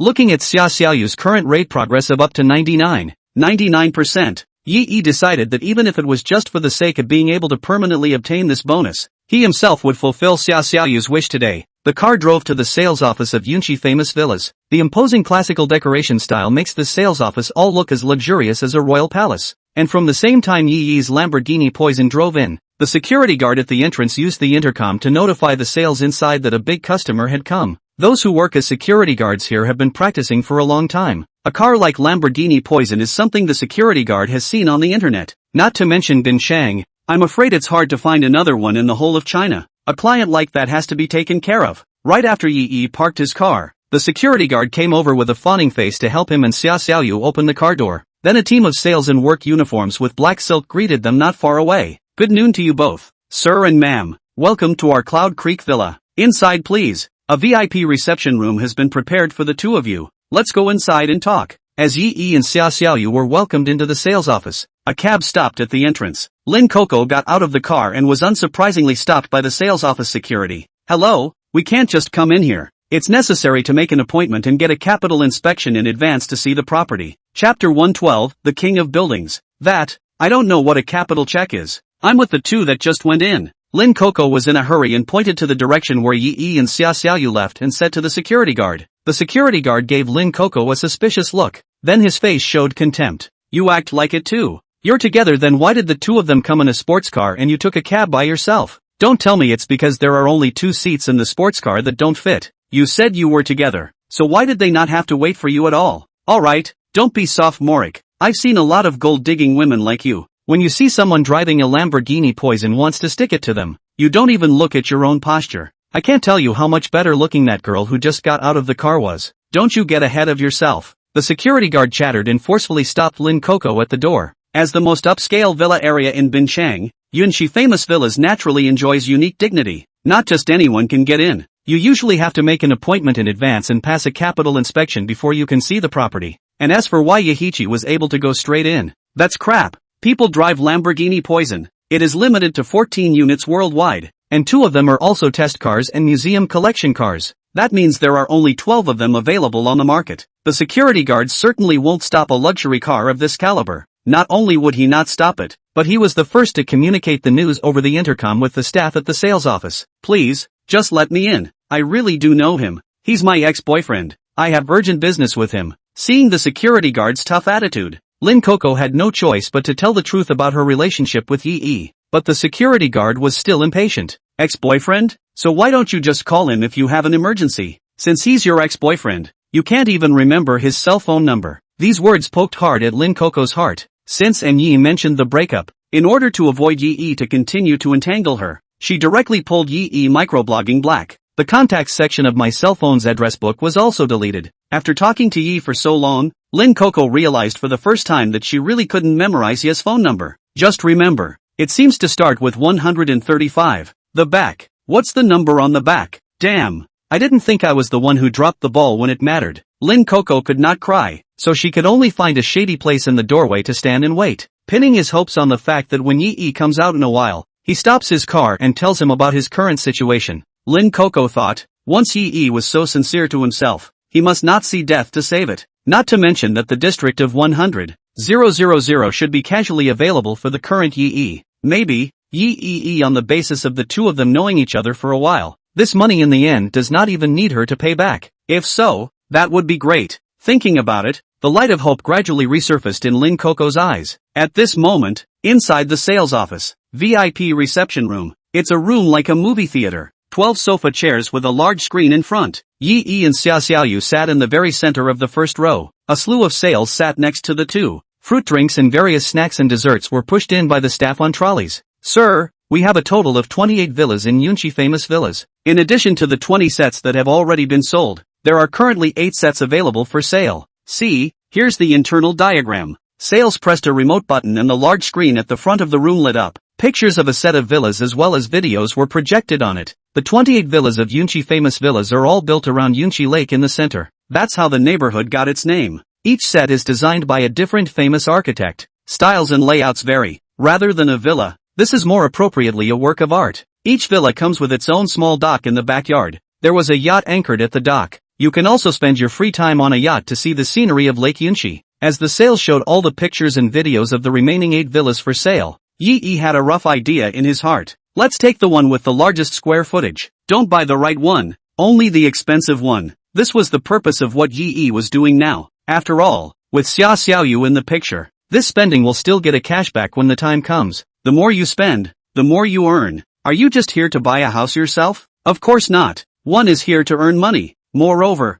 Yi considered that he now had so many bound objects. In case we all have to live together in the future, then of course the house has to be spacious. Otherwise it would be embarrassing not to be able to live there. Sales looked at the supervisor, and after receiving the supervisor's eye gesture, he patiently introduced himself to Yi. "You have a great eye, sir. This set is our king of the floor. It's the largest of all our villas with the best view. But the price." Sales paused, because Yahichi came straight in. There was no capital inspection, so sales didn't know exactly how much money Yi had. just know he has a Lamborghini poison. But the money for this villa, it's worth 3 or 4 Lamborghini poisons. How much? Yi asked smoothly. The price can be related to how much cashback he ends up getting. Whether or not you can get rich yourself depends on this wave. Sales held out 3 fingers. Sir, the total price of this villa is $300 million. Of course, if you don't think that price is right, we have other villas available. Yi waved his hand, not wanting to waste time. Just this set, full payment, in her name. Thanks to the fact that those present were all sales of Yunchi famous villas, they had usually seen rich people and experienced big scenes. Although he was shocked at Yi's broadside, he didn't show it excessively. In a short while, the purchase contract and other formalities are all ready, waiting for Xiaoxiaoyu to sign. After signing, the sale brought the card machine. At this moment, a system beep sounded in Yi's head. The $300 million for the purchase of the villa has been reimbursed to the account in advance. Yaichi swiped his card and paid, all in one go. Congratulations to both of you on becoming our owners. Sales brought 2 glasses of non-alcoholic sparkling water and politely clinked glasses with Yi and Xiaoxiaoyu. We have a special shuttle bus at the sales office, so now take the 2 of you to your new home. Yi nodded and took Xiaoxiaoyu to follow the sales on the specialized shuttle bus. The shuttle bus pulled out of the sales office, and Lin Coco saw it from afar and hurried over. Yi, I have something to tell you, Lin Coco shouted. The sales sitting in the front row looked back at Yi. Mr. Yi, this. Yi shook his head. No need to park. I don't know her well. Chapter 113, One Night's Riches. The shuttle bus brushed past Lin Coco without slowing down or stopping. Lin Coco saw Yi sitting with that pretty schoolgirl in the car and clenched her fists in indignation. If he hadn't chosen to break up with Yi in a moment of confusion, whose turn would it have been for this schoolgirl to take advantage of the situation? Yaichi, wait for me then. In order to find Yi to borrow money to repay the debt, Lin Coco could not care about her image at this moment. Rushing to the shuttle car while chasing and shouting. It wasn't until the shuttle bus pulled into the neighborhood that Lin Coco was stopped by neighborhood security. Can any cat or dog be put in a high-class neighborhood like Yunchi famous villas? Any Lin Coco said through his lips. The neighborhood security guards are not moved. Unable to do anything about it, Lin Coco could only continue to wait at the door. In the neighborhood, in front of Villa 8, the shuttle bus stopped and Yi and Xiaoxiaoyu walked down. Looking at this grand house, Yi nodded with satisfaction. 3 floors underground and 4 above ground. Extraordinary amount of space throughout the house. Gym, recreation room, private theater, wine cellar, swimming pool, sky garden and much more. And the property will arrange special people to take care of the hygiene and cleaning. And even arrange chefs to come to the house to cook according to the needs of the owners. Mr. Yi, MS. Xia, then I won't bother you two anymore. You guys can just call me directly if you need anything. The sale bowed politely, then exited the house, and closed the door thoughtfully behind him. How's it going? Yo, what do you think of the house? Yi was also full of novelty now. For the first time, he knew that the original rich man's life was like this. Xiaoxiaoyu looked at the view of Yunchi Lake outside the huge floor-to-ceiling windows and nodded along. Beautiful. Yi walked to the wine cabinet and took out a bottle of red wine and 2 highball glasses. No classes this afternoon anyway. A drink to celebrate? Yi poured 2 glasses of red wine and handed one to Xiaoxiaoyu.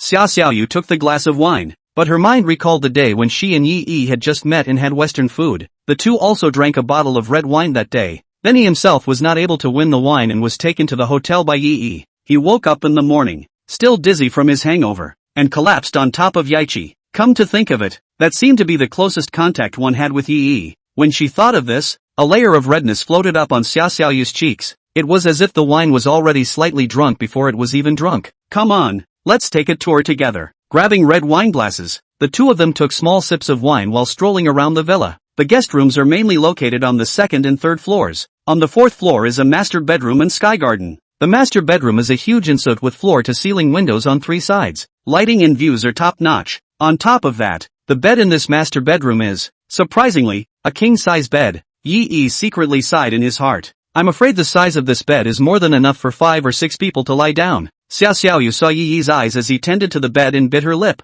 as if she had suddenly made a decision about something. Picking up the wine glass and tilting her head, Xiaoxiaoyu drank the wine in the glass in one go. Yo, slow down. You forgot that red wine has a strong aftertaste. Yi reminded, but just after the words were said, only to see Xiaoxiaoyu's face reddened, not knowing if it was because of the wine or something else. Then, he jumped into Yi's arms, tightly wrapping her arms around Yi's waist. She stood on her tiptoes and kissed Yi's lips. The youthful yet passionate kiss made Yi's heart flutter. Unexpectedly, in the end, it was Xiaoxiaoyu who took the initiative. Yo, do you mind if there are other girls around me? There were some things that Yi felt it was better to say up front. Xia Xiaoyu was simple-minded. If she didn't think about it, Yi was worried that she would get hurt later. But Xia Xiaoyu shook her head. Senpai, I don't mind. I'm yours. That's enough. Looking at the understanding Xia Xiaoyu, Yi tenderly touched her head. Be good. I'll be good to you. Hearing the word good, Xia Xiaoyu's body trembled imperceptibly.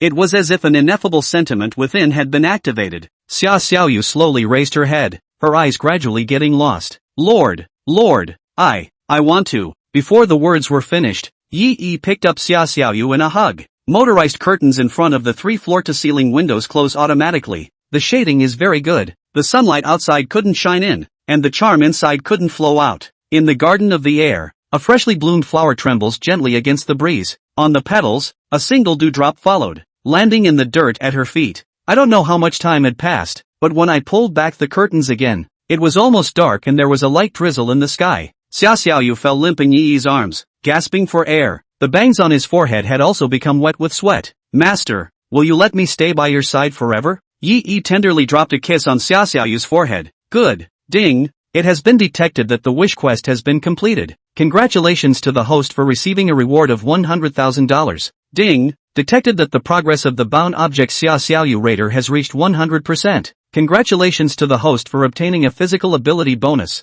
Current physical ability bonus level 2. Congratulations to the host on his ability to stand. Hearing the system's beep, Yi's mouth revealed an imperceptible smile. It's a real treat to be left standing. Just now, Yi had already realized that he was not what he used to be by merely experiencing the temporary bonus of standing. It looks like you won't have to worry about being hollowed out in the future. Sure enough, it feels good to be open. Ding! It is detected that the bound object Xia Xiaoyu Raider mission has been completed and is being automatically settled for cashback. Congratulations to the host. A total of $627,768,800,000. The host's assets total $633,378,800,000. The host has raided another bonded object and is rewarded with doubled assets. Current assets are $1,267,576,000. Looking at the balance on the system panel that kept turning over and over, Yi couldn't help but feel some emotion. So this is what it feels like to be rich overnight? There was only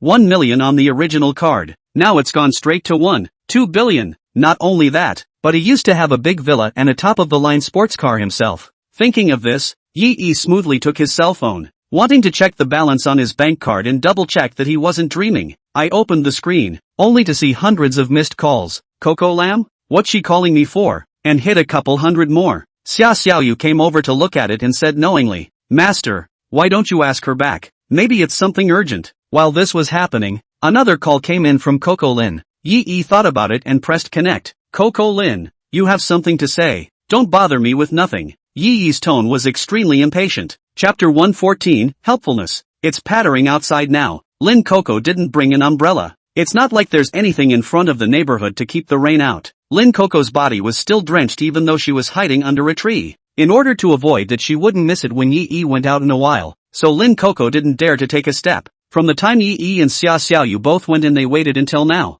After 5 hours of waiting, it was all a bit too much to stand. In the meantime, Lin Coco was certainly not idle. After asking his classmates, he finally asked for Yi's contact information. Then he dialed Yi in a hurry, but Yi never answered. Lin Coco thought to herself, Yi must be holding a grudge because she dumped him in the first place. As long as he persisted and kept continuing to call him, he would sooner or later be touched by his sincerity. As expected, just when Lin Coco's cell phone was about to run out of battery, Yi finally picked up the phone. Hey, Yaichi, great you're finally willing to take my call. I was wrong. It was all my fault before. I shouldn't have mentioned breaking up with you. I believe you still have me in your heart. Let's start over, shall we? Listening to Lin Coco's raucous voice on the other end of the phone, it seemed to be mixed with the sound of whistling wind and rain. Yi lay down on the warm and soft bed and hugged the soft as water Xia Xiaoyu a little tighter into his arms. Didn't I tell you? Something's up. Don't bend the rules. If that's all you want to say, then I'm hanging up. Yi knew Lin Coco too well. If she hadn't run into some kind of trouble and wanted to let herself help her out, she would never have been willing to lower her stance so much. Hearing Yi's impatient tone, Lin Coco, however, still thought of pretending a little more. Yi, what do you mean by this? Can't I come to you because I have lingering feelings for you? Actually, In my heart, I've always felt. Hearing Lin Coco get more and more excited, Yi spoke out to interrupt. I'll give you one last chance. Don't waste my time if you don't. Yi really didn't have the heart to listen to Lin Coco pull this right now. With this time, he might as well warm up with Xia Xiaoyu. Looking at Xia Xiaoyu's face flushed pink and lying on his chest like a kitten, the more Yi looked at him, the more he liked it. On the other end of the phone, Lin Coco heard Yi's tone. If he didn't reveal his true purpose, Yi might really hang up the phone. Okay, I'll say, I've been tricked by Chobaho. Borrowed $100,000 to take to him as an investment, not realizing he'd get the money and disappear. Now the creditors have found me and want me to pay. So, I was going to ask if you could. This last sentence Lin Coco purposely didn't finish. She was wanting Yi to give her $100,000 directly. But it's not good to say such things directly. It appears to be too much food. But if she said that she wanted Yi to lend her $100,000, she was afraid that when the time came, Yi would really want to repay the money herself. So, whether to borrow or give it away, Lin Coco herself didn't mention it, leaving it to Yi to decide. Oh, trying to get me to borrow money to pay off your debt are you? Lin Coco, you're quite confident. What makes you think I would do that? Yi rubbed Xia Xiaoyu's fragrant shoulder with one hand, obviously not using all his mind on the phone call. But Lin Coco was in a hurry. Now, Yi was her only saving grace. It's her last hope. Today is the last day to borrow money, and you have to pay it back after 12 o'clock at night. Scar made it clear that if the money wasn't paid back, then those pictures of her would definitely be made public. Yi, it was me who had the eyes to not recognize the mountain before. I didn't know that you've been hiding the fact that you're a rich man, but I've seen it all now. You bought 4 Primeras and you drove a Lamborghini out of school. Came back this afternoon to buy the villa at Cloud Creek Villa. I saw it all. Yi, for the sake of us having loved each other for a while, please help me. I only want $100,000. You spent so much on their cars, $100,000 should be insignificant to you. Just help me. Consider it a favor I owe you. Hearing Lin Coco's words, it almost made Yi laugh. Lin Coco, you're taking yourself too seriously. Your favor, it's worth $100,000? Do you really think I've got all the money in the world? Speaking of this, Yi suddenly thought of the fact that his account balance had skyrocketed from $1 million to $2 billion today. There was a pause and a subconscious change of tone. Even if all my money came from the wind, what does that have to do with you? We're just two people who don't care about each other right now. Don't think about my money. Figure it out yourself. For Lin Coco, Yi was really unwilling to do her this favor. We are all adults and deserve to be held accountable for our actions. Deserve to pay for all the consequences of their actions. The breakup was Lin Coco's choice. Being with Joe Boheo was also Lin Coco's own choice. It was also Lin Coco's own choice to lend money to Joe Boheo to take for investment. So why should she end up coming to him, her ex-boyfriend, to cover her ass when she realizes she's been duped? Isn't it because you see that you have money and want to make yourself the wrongdoer? It's ridiculous. Yi dared to make a guarantee that if what Joe Boheo said about the investment was true, Lin Coco had really made money from it. Then she would never think of taking that money and sharing it with her ex. Then since you won't think of me if you have a favor, don't come to me if you have a problem now. Yahichi saw no problem with what he was doing. Yi, you are so cruel. Do you know how long I've been waiting for you in front of the neighborhood? It's still raining outside. I'm drenched. And you don't worry if I catch a cold. You've changed. You've really changed. I didn't think you'd do this to me. Lin Coco sobbed on the other end of the phone as she spoke. Yi was speechless. At the same time mentally slapped myself hard. Why were you so blind when you fell for Lin Coco? Lin Coco's incessant complaints on the phone made Yi so upset that he hung up directly. But after a second thought, Yi still opened PayPal, found Lin Coco's avatar, and transferred $2 to her. Also included is a quote. Don't say I won't help you. For the sake of knowing each other, take these $2 and rent a shared bike to ride back to school. On the other end of the phone, Lin Coco heard the sound of PayPal's arrival reminder. Subconsciously, he opened his cell phone, seeing that it was Yi who initiated a transfer. Yi, you really do still care about me. I knew you were being tongue-in-cheek. Lin Coco's eyes were a little moist with emotion, but when she saw the amount of money transferred, her eyes widened in disbelief. It felt as if a bolt of lightning had struck the sky and smashed her on the outside. Chapter 115 Lin Coco's Game. Lin Coco felt a suffocation in her chest. $2? What about the beggars? You Yi obviously have so much money. This moment are living in the most luxurious villa area in Binchang, and driving such a fancy sports car. And yet, he won't even take out $100,000 for himself. His ex-girlfriend. Yi, I didn't expect you to be this kind of person. Okay, humiliate me with those $2 huh? If you are unkind, then don't blame me for being unrighteous. Yi in the villa suddenly sneezed, as if sensing someone behind him cursing himself. If he knew these thoughts of Lin Coco's, he would probably roll his eyes to the sky. Cheated her money Joe Boheo she does not go to find. His own this kindly gave her $2 so that she can well sweep a shared bicycle to ride back to school ex-boyfriend. She instead still do not know how to be grateful. It has to be said that very often a person's perception determines his fate. Coco Lamb is a good example. It's okay. Xia Xiaoyu obediently lay down in Yi Yi's arms. Seeing Yi Yi put down his cell phone, Yaichi nodded and reached over to turn off the bedroom light again. It's okay, let's continue. The rain outside got heavier and heavier, gradually turning from a drizzle to a downpour. Listening to the rain and wind outside the window, but being in a warm and soothing large villa, is a wonderful experience that is hard to describe. After a good night's sleep, Yi Yi wrapped his arms around Xia Xiaoyu and fell into a deep sleep. At this time, at the entrance of Binchang University, Lin Coco rushed back to the school in the rain. Cloud Creek Villa is too far away from Penn State University. Lin Coco was too distressed to take a taxi. Once I gritted my teeth. I really spent $2 to rent a shared bicycle and rode back to school. Pushing open the door of the dormitory, Lin Coco sat down in front of her desk with a disheveled face. It was soaking wet and kept dripping. The housemates could see that she was in a bad mood, and no one came forward to care. For this outlook is not correct and very vain gold-worshipping roommate. We all respect far away. Lin Coco took her cell phone out of her pocket. When riding a bike for fear that the rain is too big phone into the water, Lin Coco deliberately went to the convenience store to ask for a plastic bag. Put the phone in it. At this point the phone had run out of battery and turned itself off. Lin Coco plugged in the charger and waited for 2 or 3 minutes before her phone turned back on. As soon as she turned on the computer, Lin Coco couldn't wait to open PayPal. Yi Yi never followed up after transferring those $2. Lin Coco gritted her teeth, putting everything that happened to him tonight, everything he was upset about, all of it was attributed to Yi Yi. If it wasn't because of Yi Yi's pettiness, then he wouldn't have experienced so many bad things. If it wasn't for Yi Yi hiding his identity as a rich man when he was with himself before, then there was no way he would have gotten together with Joe Boheo. That's right, it's all because of Yaichi. Everything was caused by Yi Yi. Lin Coco picked up her 10% charged cell phone and hurriedly walked out of the dormitory and into the hallway. Didn't even bother to change out of the wet clothes on his body. Hey, Scar, it's Coco Lin. That, you listen to me first. Yes, I know I have to pay it back after 12 tonight. I can tell you one thing, when the time comes, you'll definitely get more than $100,000. Here's the thing, I have an ex-boyfriend. After one call, Lin Coco's cell phone was almost dead again. She told Scar some news about Yi Yi, wanted Scar and the others to ask Yi Yi for money directly. Yi Yi might as well spend money to eliminate this disaster if he wanted to put things to rest and avoid trouble. Day 2, Yi Ting had an early morning, contacting the property to arrange for a chef to come to the door. He made a hearty breakfast and then thoughtfully served it to the master bedroom, waiting for Xia Xiaoyu to wake up.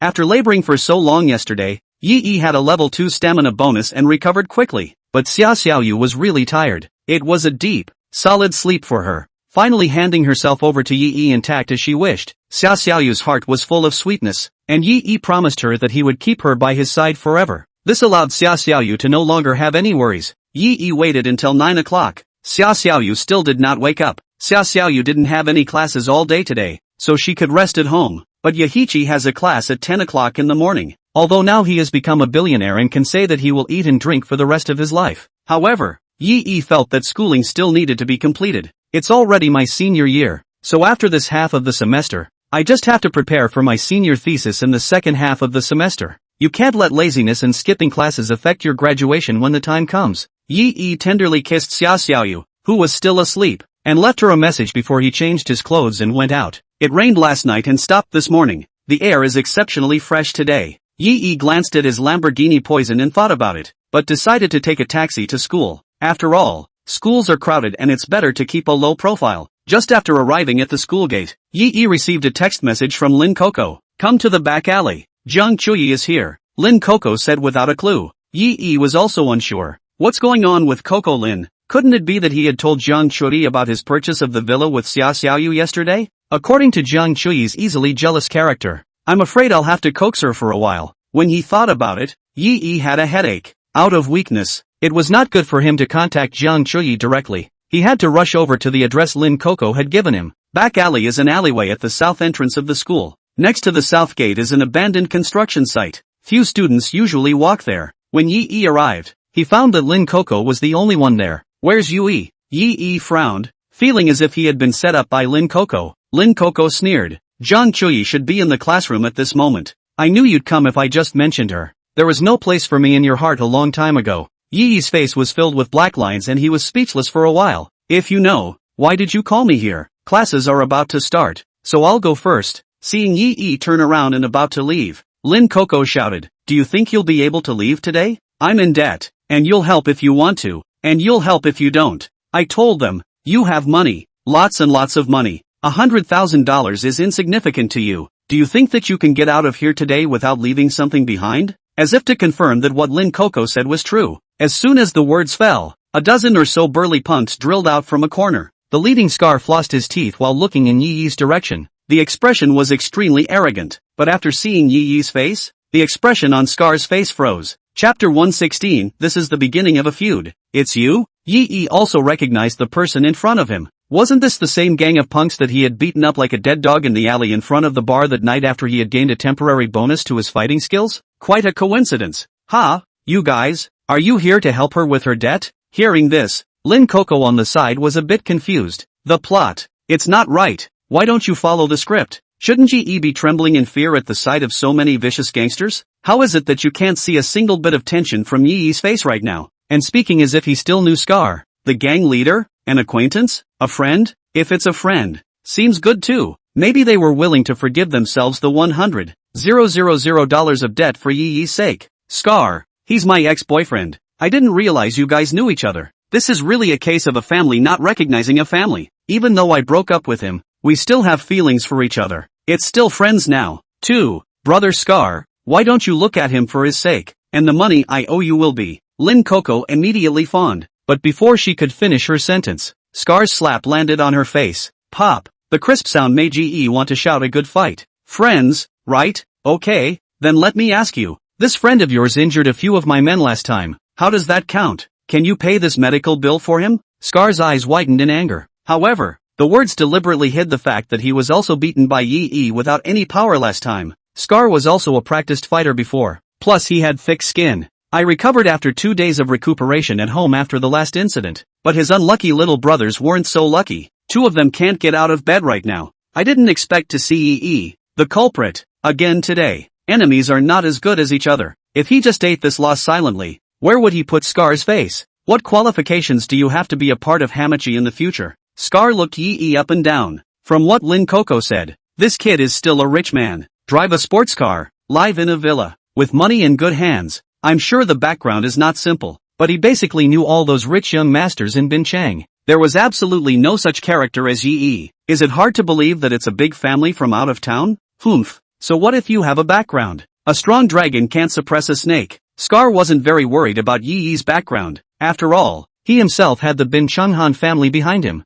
With the Han family's position in Bin City, they might not be afraid of these out-of-town forces. Even if Yi was a dragon, then he had to obediently coil. It's a tiger, and it has to lie down. Thinking about this, Scar's heart gained a little more confidence. And today he had a full dozen minions with him, twice as much as last time at the bar. No matter what, this time, we must get back the face we once lost. It's really not an enemy. I didn't think so, but you caught me again today. Kid, I'm telling you, it's not over from last time. You can either be a good boy and come up with $500,000 in medical bills, either that. Humph. Hearing Scar's tone, the surrounding juniors had the good sense to surround towards Yi. As he approached, he also drew the small knife at his waist and flaunted it to play with it. Don't blame me for not warning you guys just now. I told you I'm in a hurry for class. Yi looked at the time on his cell phone. 10 minutes to class. It takes about 6 or 7 minutes to run from the south school gate to the school building. That means these people need to be taken care of in less than 3 minutes. Okay, I take it back.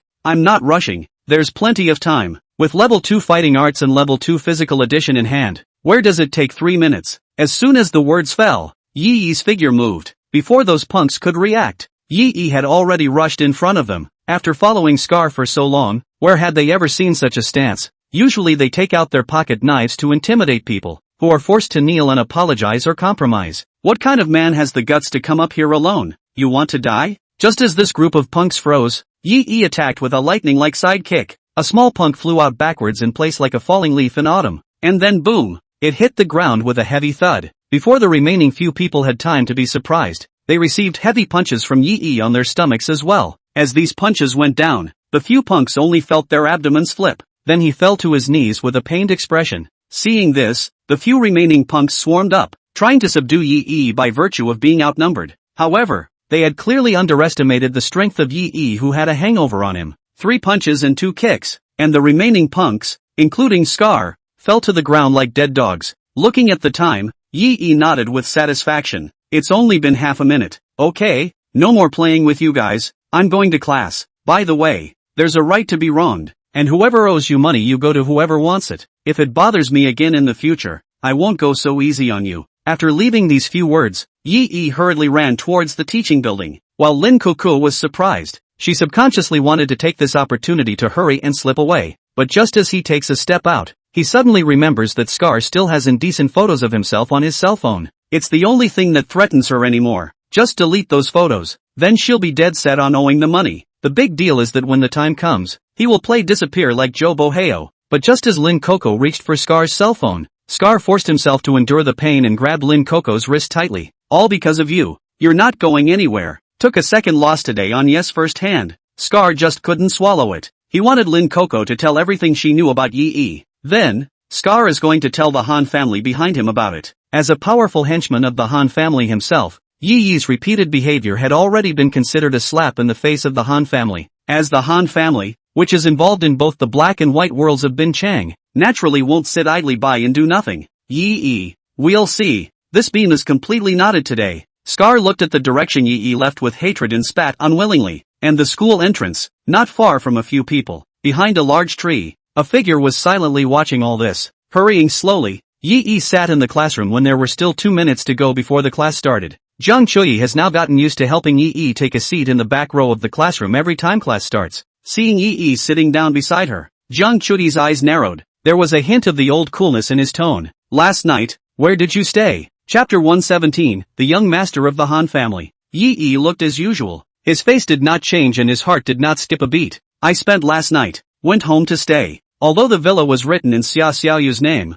it was really bought by Yi to prepare for himself. It's okay to say you're going home. Zhang Chui stared at Yi for a while, and could not tell from his expression that Yi looked like he was lying. Going home? You still have a house in Hamachi. Ha, how come I wasn't even told about it? Yi's life Zhang Chui knew. Apparently this home that Yi was talking about was the house he had bought himself. Yaichi nodded. Well, over at Cloud Creek Villa. It's a bit far, so I don't usually go back. Zhang Chui was also aware of the reputation of Yunchi famous villa. It can be considered the most luxurious villa area in Bin Chang. It is said that the entire neighborhood is built on the lake and there are only 28 villas in total. Each set costs hundreds of millions of dollars. Thinking of this, Zhang Chui was more or less shaken inside. I knew that Yi was rich before, but I didn't expect Yi to be so rich. No wonder the last time he gave Jiang Yilin a reward of more than 2 million appeared to be on cloud 9. It seemed that the money really didn't mean anything to Yi. Zhang Chui's own family was in business, and knew more than anyone else how hard it was to earn this volume of money. How did Yi earn so much money as a student, with no help from his family? Curiosity was curiosity, but Zhang Chui wouldn't ask Yi.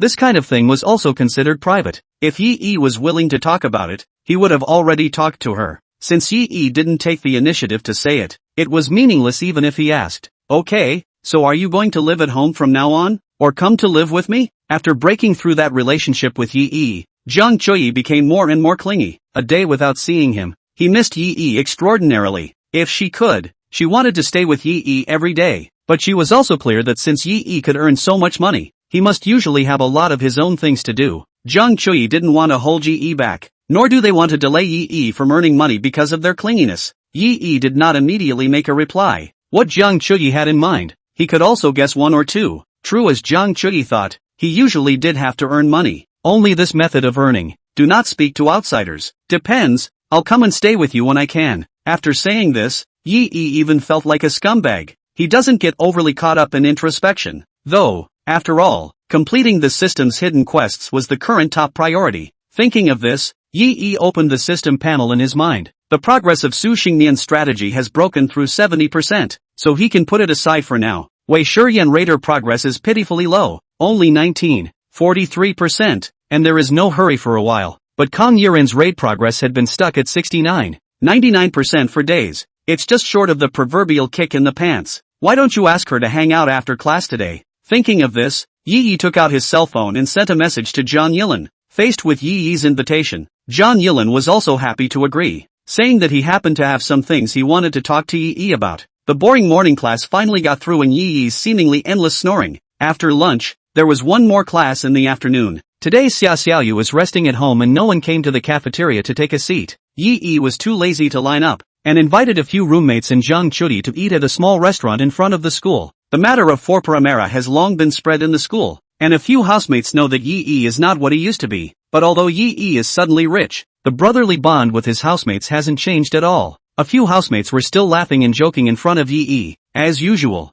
Only, the way a few people addressed Zhang Chudi changed. She's gone from being the class flower to being the sister-in-law. Listening to Xia Ziyuan's several people in a serious manner, sister-in-law and sister-in-law calling out, Zhang Chuyi's face flashed a hint of redness, but did not prohibit it. It looked like the title was very flattering to her. Even though Yi Yi was now rich, when faced with Yi Yi's treat, several housemates tried their best to think of helping Yi Yi save money when ordering food. 5 people ordered 4 plates of stir-fry, with rice, also eat extraordinarily flavorful. After dinner, there was still over an hour before class. Zhang Chudi went to the library to read a book, while Yi Yi and a few roommates planned to go back to the dormitory to sleep for a while. Bid farewell to Zhang Chudi back to the dormitory. As soon as the door was closed, a few roommates gossiped around to the front of Yi Yi's bed. Old Yi, tell me, how's it going with that schoolgirl? Xia Ziyuan had a bad smile on his face. Du Mingyu also rushed to express his concern. And what about Kong Yi Rim? I heard from my family Jing Jing that Zhang Yilin often praises you in front of them. Faced with questions from several of his housemates, Yaichi leaned back with his pillow up. Yo, it's your family Jing Jing already? So how far have you gotten? Honestly, did you take it? Yi Yi still remembered that he met Zhang Yilin at that time because he wanted to set up Du Mingyu and Zhou Jing. As it turned out, I didn't expect that their 2 military advisors would actually see eye to eye as well. Afterwards, for the matter of setting up Du Mingyu and Zhou Jing, these 2 military advisors instead did not care anymore. Du Mingyu heatedly smiled and naively scratched the back of his head. Not yet. I don't know how to open up and mention it to her. I'm going to ask her out on a trip when I take my mini vacation in a while. I think, when the time comes, it should just be a matter of course. Hey, looking at Du Mingyu's sweet and happy face, Yi Yi's few people were also happy for him. The lovers are finally reunited, and Du Mingyu can finally get rid of the boy's identity and become a real man. Lin Yu coughed, pulling back a few people's conversation. Are we getting off topic? Old Yi, just asked about you and that pretty schoolgirl. Don't you interrupt. Beforehand, Lin Yu, Du Mingyu, and Xia Ziyuan had made a private bet on which girl Yi Yi would take next to him first. Lin Yu guessed Xia Xiaoyu, Du Mingyu guessed Zhang Yilin, and Xia Ziyuan guessed Zhang Chui. After seeing the intimate look of Yi Yi and Zhang Chui in class every day, Lin Yu and Du Mingyu were willing to gamble and gave Xia Ziyuan $5 each. And after that, a few people made a bet. Bet on who Ya will take down next. Lin Yu and Xia Ziyuan both bet on Xia Xiaoyu, while Du Mingyu still guessed Zhang Yilin. It can't be helped. Kong Yi Rim is her girlfriend's housemate after all. Through what Zhou Jing said about Zhang Yilin's attitude towards Yi Yi, Du Mingyu believed that it was only a matter of time before Yi Yi and Zhang Yilin came together. Yi Yi skimmed his mouth. There was nothing he could do in the face of the gossip of a few housemates. Me and that schoolgirl, that's all. Lin Yu didn't die and continued to pursue. So you guys, do you live together? After seeing Yi Yi's nodding response, Lin Yu and Xia Ziyuan looked proud and turned back to Du Mingyu in unison, and Du Mingyu had to silently pay them both $5 each. Meanwhile, Bin Chang, the Han family. Scar made a call to the young master of the Han family, Han Xian's cell phone. After hearing what happened, Han Xian's face instantly sank. Who's so bold that bullies actually bully me? Chapter 118, wait for me for 10 years. Jean, you squat him at Hamachi University. If he's going to leave the school you get someone to follow. I'll bring someone by later. Han Xian instructed Scar on the other end of the phone. Scar's original name was Jean Ba. I got the name because I was the 8th oldest in the family, but he didn't like the name, because he knew that there was a dog with that name. Of course, he didn't like being called Buster either, because he knew that there was a bird with that name. So, fighting on the strength of having been cut in the face in a fight when I was young led to a scar on the side of my face that has always been hard to get rid of. Jinpachi had his boys call him Scar. However, in the face of Han Xian, who was a dozen years younger than him, calling him Jean, Jinbei had no displeasure in his heart. He even felt that it was because the young master of the Han family was close to him and treated him as a brother. So he called him that. When you come out, the most important thing is background and connections. A punk like Jinpachi will never make it on his own. Luckily, by a stroke of luck, he hooked up with the young master of the Han family, Han Xian. Many rich people need to utilize tactics that cannot be blatantly put on the table to eliminate competitors or to achieve their own ulterior motives. The Han family is naturally no exception. That time, Han Xian needed to find a group of people to help him collect a debt. The other party is an old rascal. Han Xian, all kinds of means have been exhausted, but still cannot ask for money. So Han Xian thought of going to the kind of punks who specialize in violent collection. Someone recommended Jinpachi to him, and Jinbek didn't let Han Xian down. In just 3 days, the old man paid a portion of the money and promised to pay the rest on time and in installments. Since then, Jinbek had become one of Han Xian's most capable henchmen. Now that he learned that Jin Ba was being bullied, he, young Master Han, naturally wouldn't sit back and do nothing. If he couldn't even protect his own men, where would he put his young Master Han's face? Yi, go, check the background of this Yi from Binchang University. Han Xian instructed his assistant at his side. He's not a cutie pie, won't do anything unprepared. If Yi's backstage was hard enough, then Han Xian would consider a different way to help Jin Ba to get his face back. But if Yi doesn't have a backstage, then he'll be in for a rude awakening. The words are split. Hamachi University. Yi was bored and playing with his cell phone at the back of the classroom. Everything the teacher taught in class was in the books. Yi had long ago read through all of them when the textbooks were first issued. It really wasn't that Yi was bragging. He basically understood almost all of these contents after reading them once. So classes were nothing more than a way to pass the time for him. After he swiped through countless teaser videos, the bell finally rang. Ring ring ring. After the bell rang, the teacher hadn't finished, but there was no intention of dragging the class. Close the book and tell the class to continue the rest of the lesson next class, then rushed out of the classroom faster than the students. The school arranged a uniform shuttle for the staff to take them back to the city. If you can't catch the shuttle, you'll have to take the subway or a taxi back on your own. The teacher doesn't want to spend this extra money,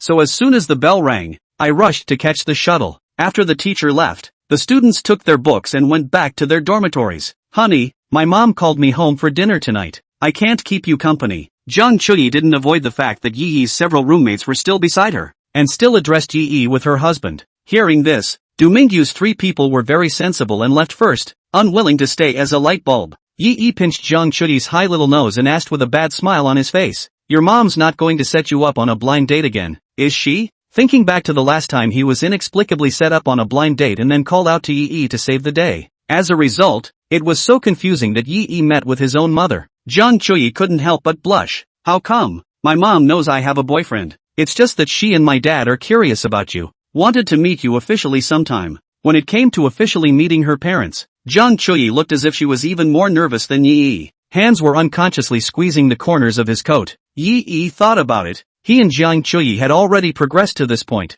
Perhaps it was time to formally meet her parents once. What parent in heaven wouldn't treasure their daughter? Especially a good girl like Zhang Chuyi who had been obedient since childhood. Her parents must be worried that their daughter will be abducted by a yellow-haired guy on a ghost fire. It's good to see her, to put her parents' minds at ease. Only, now is not the time to meet. Zhang Chuyi's parents must be wondering why they were so generous in buying Zhang Chuyi a car. Also be sure to ask yourself what you do for a living and where all this money comes from. Yi thought that it would be better to wait until he had completed the system hidden quest first. By the time he became the owner of Pilot Capital, all of this could be explained. I've been a little busy lately, so when I'm done for a while, I'll accompany you home to meet your parents. Yi promised sincerely. Hearing that Yi was willing to go home with her to meet her parents, Zhang Chuyi's heart was sweet. Husbands are the best. After saying that, he barked and dropped a kiss on the side of Yi's face. Not far away, Qinju watched the scene of the 2 people being in love, as if he had already become immune to it. Although his eyes were still filled with envy and jealousy,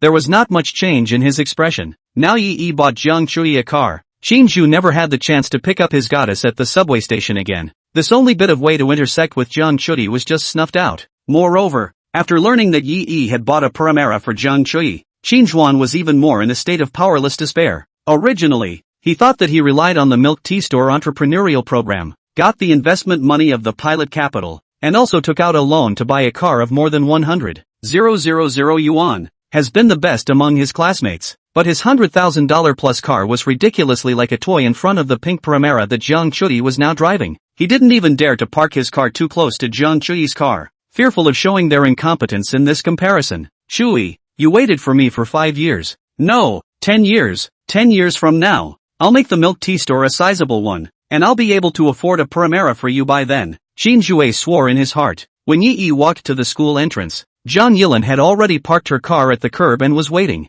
Yi, here, still dressed in trench coat and black silk boots, plus the red paramera beside her. Kang Yi-rim stood here and earned a lot of turnaround. Today, Yi-e finally took the initiative to invite, which made Jiang Yilin feel a little excited in her heart. The makeup was applied early in the morning and the ensemble was carefully chosen. From the way Yaichi looked at her, he could sense that the outfit was the right choice. The two of them got in the car and sailed away to the gossiping eyes of their fellow passers-by. Not far away, Jinbachi saw this situation and also ordered his little brother to drive and follow. And behind Jinba, a mysterious figure followed. Chapter 119, Mountaineering. Where are we going? Kang Yi-rim asked as she drove. Yi-e scratched his head awkwardly. He just wanted to ask Kang Yi-rim out to see if he could have a chance to raise his favorability by another 0.1% to break through the 70% mark. But I forgot about arranging where the two would go.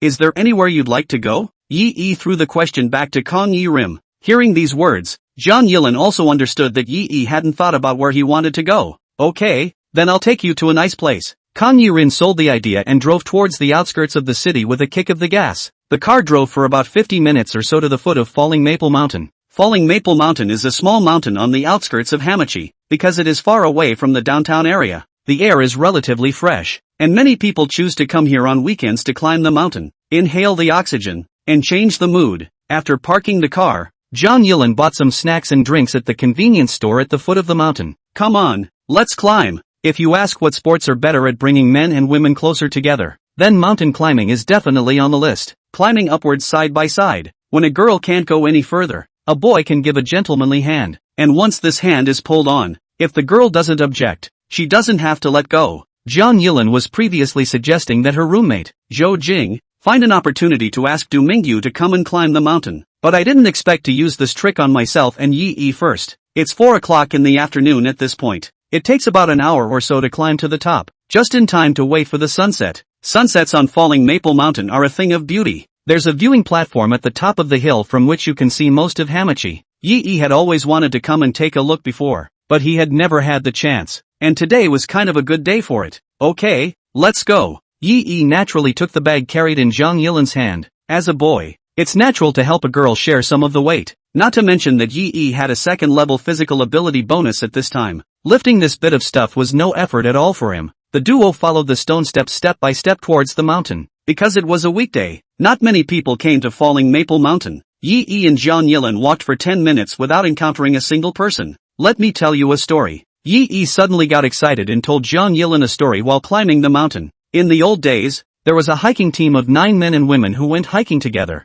They set out from the base of the mountain early in the morning, and when they got halfway up the mountain, one of the girls in the group became physically exhausted, and suggested that she may camp halfway up the mountain to rest and let the others continue to the top. And here she is waiting for them to return. There was a man on the climbing team who was this woman's boyfriend. He originally wanted to stay and take care of the women, but women don't want to hold back their boyfriend's chances of making it to the top when they could have, because of themselves. Yi-e spoke colorfully, and Jiang Yilin listened intently. And then what? Then well, the woman stayed alone halfway up the mountain, set up a tent and waited for the others to return after summiting. The other 8 set off together toward the summit. The women waited at the tent until it was dark and didn't see a few people come down. The woman took out her cell phone and called several people, none of whom answered either. Just as the woman was worried that something had happened to a few people, she saw her boyfriend coming down the trail from a distance. The woman rushed to meet them, but just as I got closer, I saw my boyfriend's face covered in bruises. The woman asked with concern what was going on and why he was the only one back. But the boyfriend had a stony expression on his face and was silent for a long time before he told what happened at the top of the mountain. Said they had just climbed close to the top of the mountain when they hit a landslide. Huge rocks rolled down the mountain, and there was nowhere for the crowd to hide. Except for him, all the other teammates were buried forever by the rocks on the mountain. Hearing this, the woman couldn't hold back her tears, aching for those teammates who were killed. But just then, the woman's cell phone suddenly rang. Open it up and it's a call from a teammate. The woman thought this teammate had gotten away with it too and rushed to pick up the phone. But the caller, on the other end of the line, told the woman a different version of the story. The preceding is more or less the same. A few people hiking up a mountain and running into a mountain collapse. But the huge boulder only killed one person. The other 7 teammates are fine. I never got a call from the woman just now because there was no signal. Now they were coming halfway up the mountain, so the signal was restored, and so the first call was made back to the woman. The woman hastened to ask who it was that was stoned. The teammate on the other end of the line stammered for half a day before revealing that the victim was none other than the woman's boyfriend. Hearing this, the woman's heart suddenly went cold. Then a cold hand suddenly came from behind and rested on the woman's shoulder. The woman looked back and saw that her boyfriend's face had turned into a hideous, ghastly ghostly face. Speaking here, Yi made a bad move to sneak his hand around the other side of Zhang Yilin from behind and then patted Zhang Yilin's shoulder on the other side. Zhang Yilin was originally listening to the story very carefully, without any mental preparation. I heard the scary place, and it happened that I was tapped on the shoulder by something as well. In an instant, Kang Yirin cried out in shock, then obediently ducked into Yi's arms. The corner of Yi's mouth hooked up with a smirk if anything. Sure enough, telling ghost stories and watching ghost movies are always the most effective means of getting closer to a girl. Looking at Zhang Yilin who threw herself at him, Yi naturally wrapped her arms around him, then gently patted Kang Yirin's back, gently reassuring. There, it's okay, it all just scared you. There are no ghosts in this world. Don't be afraid. Hearing Yi's warm voice, Zhang Yilin gradually came back to her senses, also reacting to the fact that the person who just tapped her shoulder was also Yi. Nasty. You did it on purpose.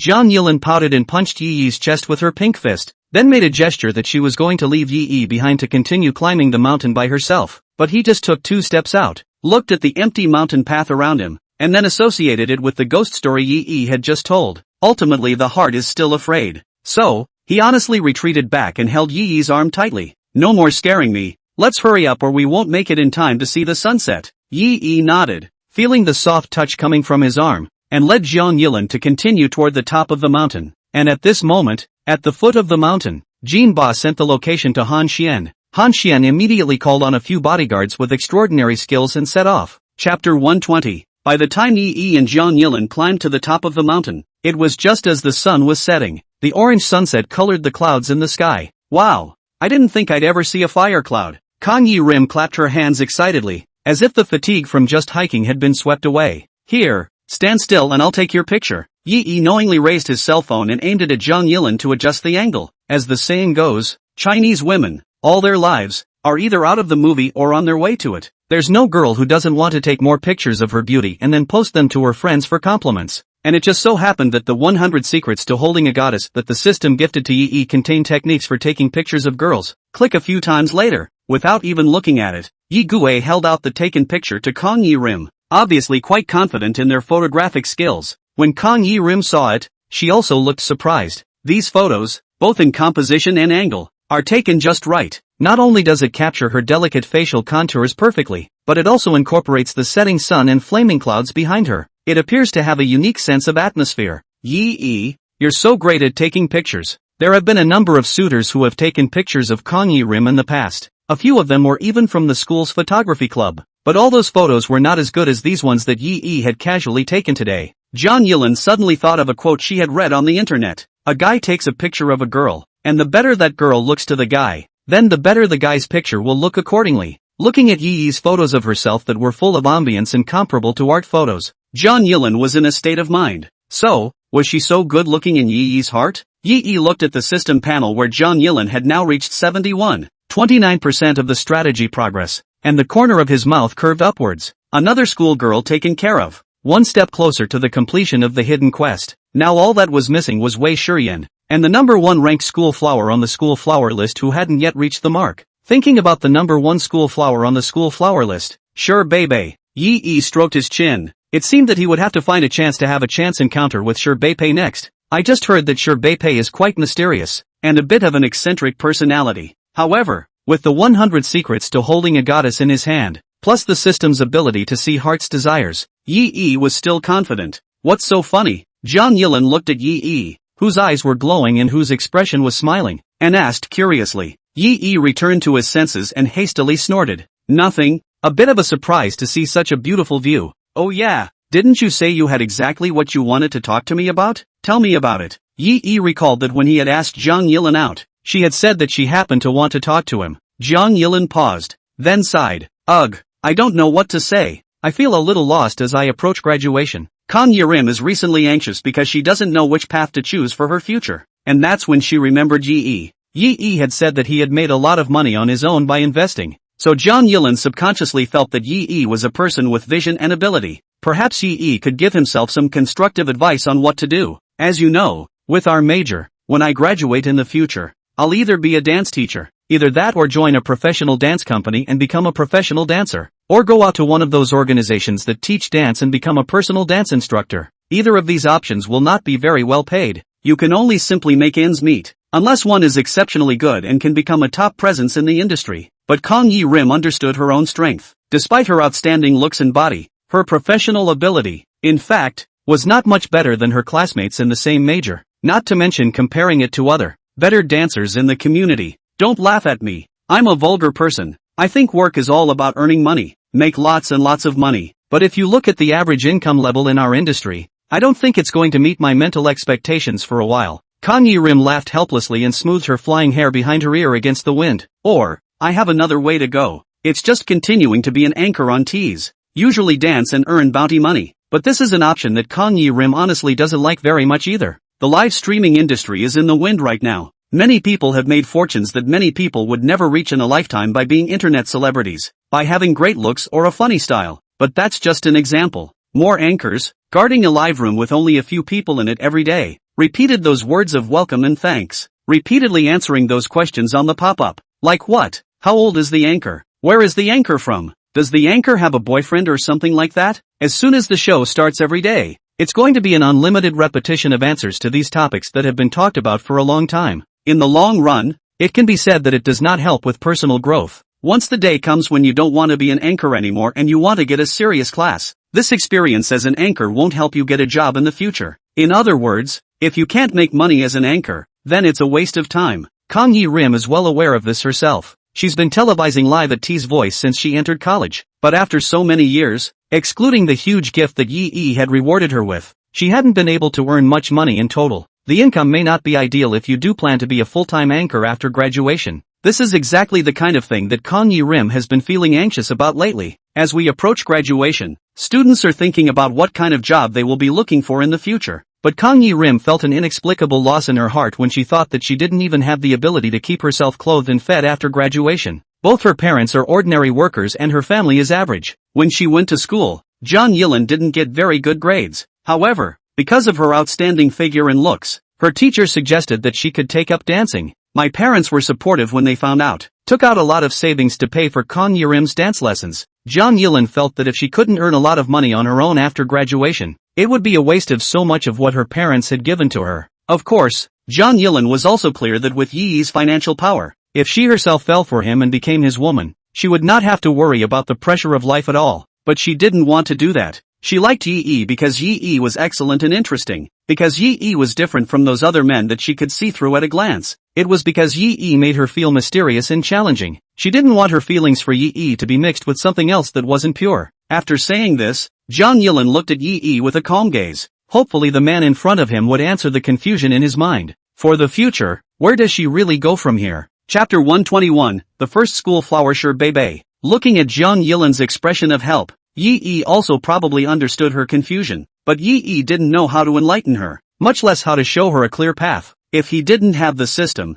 Yi would just be a poor boy. Where's the beyond the ordinary vision and business acumen? Right at this moment, the system's voice rang in Yi's mind at the right time. Congratulations to the host for unlocking the next stage of the hidden quest. Task content: inject capital to open 5 companies for the top 5 schoolgirls on the schoolgirl list. Become the boss yourself, and leave the companies in the hands of the 5 schoolgirls. Requirement: the 5 companies must be involved in 5 different industries, and they must also take into account the qualities and abilities of each of the 5 schoolgirls. Mission reward: $50 billion in dedicated investment money. Note: earmarked investment monies may only be used for the day-to-day investment practices of pilot capital. Hearing this reward, Yi's eyes lit up. Is there such a thing as a good thing? That's a pretty simple and brutal reward. Although the $50 billion doesn't end up going straight into his wallet, but pilot capital will be his by then. With the right investment decisions, you can make a steady stream of profits from that $50 billion.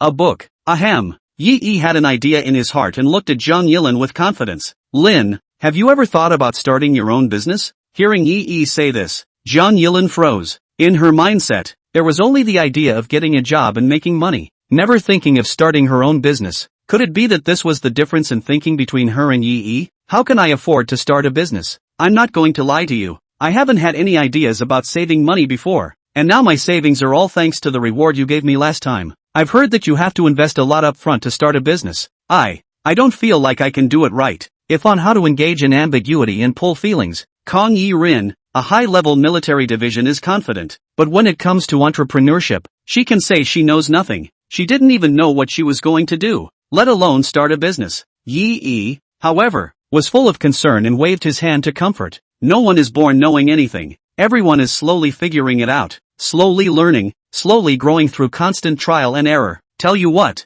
I happen to be planning to start a company, trying to make a platform for live streaming in short videos, like the teasing voice. Will you come and help me? Hearing Yi issue an invitation to himself, John Yilin subconsciously wanted to refuse. It wasn't that she wasn't willing, but she was afraid that she wouldn't be able to do the job and would disappoint Yi instead. As if he could see John Yilin's concern, Yi continued, I need a lot of people who have had similar work experience, anchor or not, programmer on a technical level. I want it all, and the more the merrier. You've been live before for so many years. You should know some anchors like you. You believe me, as long as you can find me anchors whose face value or talent is over the top, I'll have a way to make them a hit. Yi usually swipes the teaser to watch live broadcasts himself. There are a lot of small anchors that have little fame or fans, but have decent looks and bodies. It's just less of a capital boost and less of an opportunity to become famous. Yi thought that since he was going to do it, he would try to make it bigger. Having the system on your own is the equivalent of having a strong financial backing. Such a unique advantage. If you don't make good use of it, it's a waste of your system. At the beginning of the company's startup, without fame and influence, it was almost impossible to recruit some of the most popular and big anchors. He himself has not yet received this reward from Pilot Capital, and he has only the current $12 billion. Even if you try to cut corners by throwing money at them, you can't do it. In that case, the only place to start is with these little anchors. Looking at Yi's serious and full of fighting spirit, John Yilin was also inspired. She believed in Yi, in his vision and ability. What Yi wanted to do, he could definitely do it. And now, Yi needed her help. Well, I know a few of my little sisters, and we usually link up to play PKs and such. Although, like me, they are not very popular. I can guarantee that their face value is definitely online, and they should have other friends they know that they can introduce in when the time comes. Yichi nodded, although there is only a preliminary idea now, and have not yet thought about how to follow up to expand the size and influence of their business. But in this day and age, there's nothing that can't be done if you're willing to throw money at it and can throw tons of it at it. It's late, it's almost dark, let's go down the mountain. The anxiety in her heart was finally resolved, and Kong Yi-rim regained her vigor. By now the sun had set and the afterglow in the sky was fading. The two just came up the mountain road, although there are street lamps, but this is the middle of nowhere,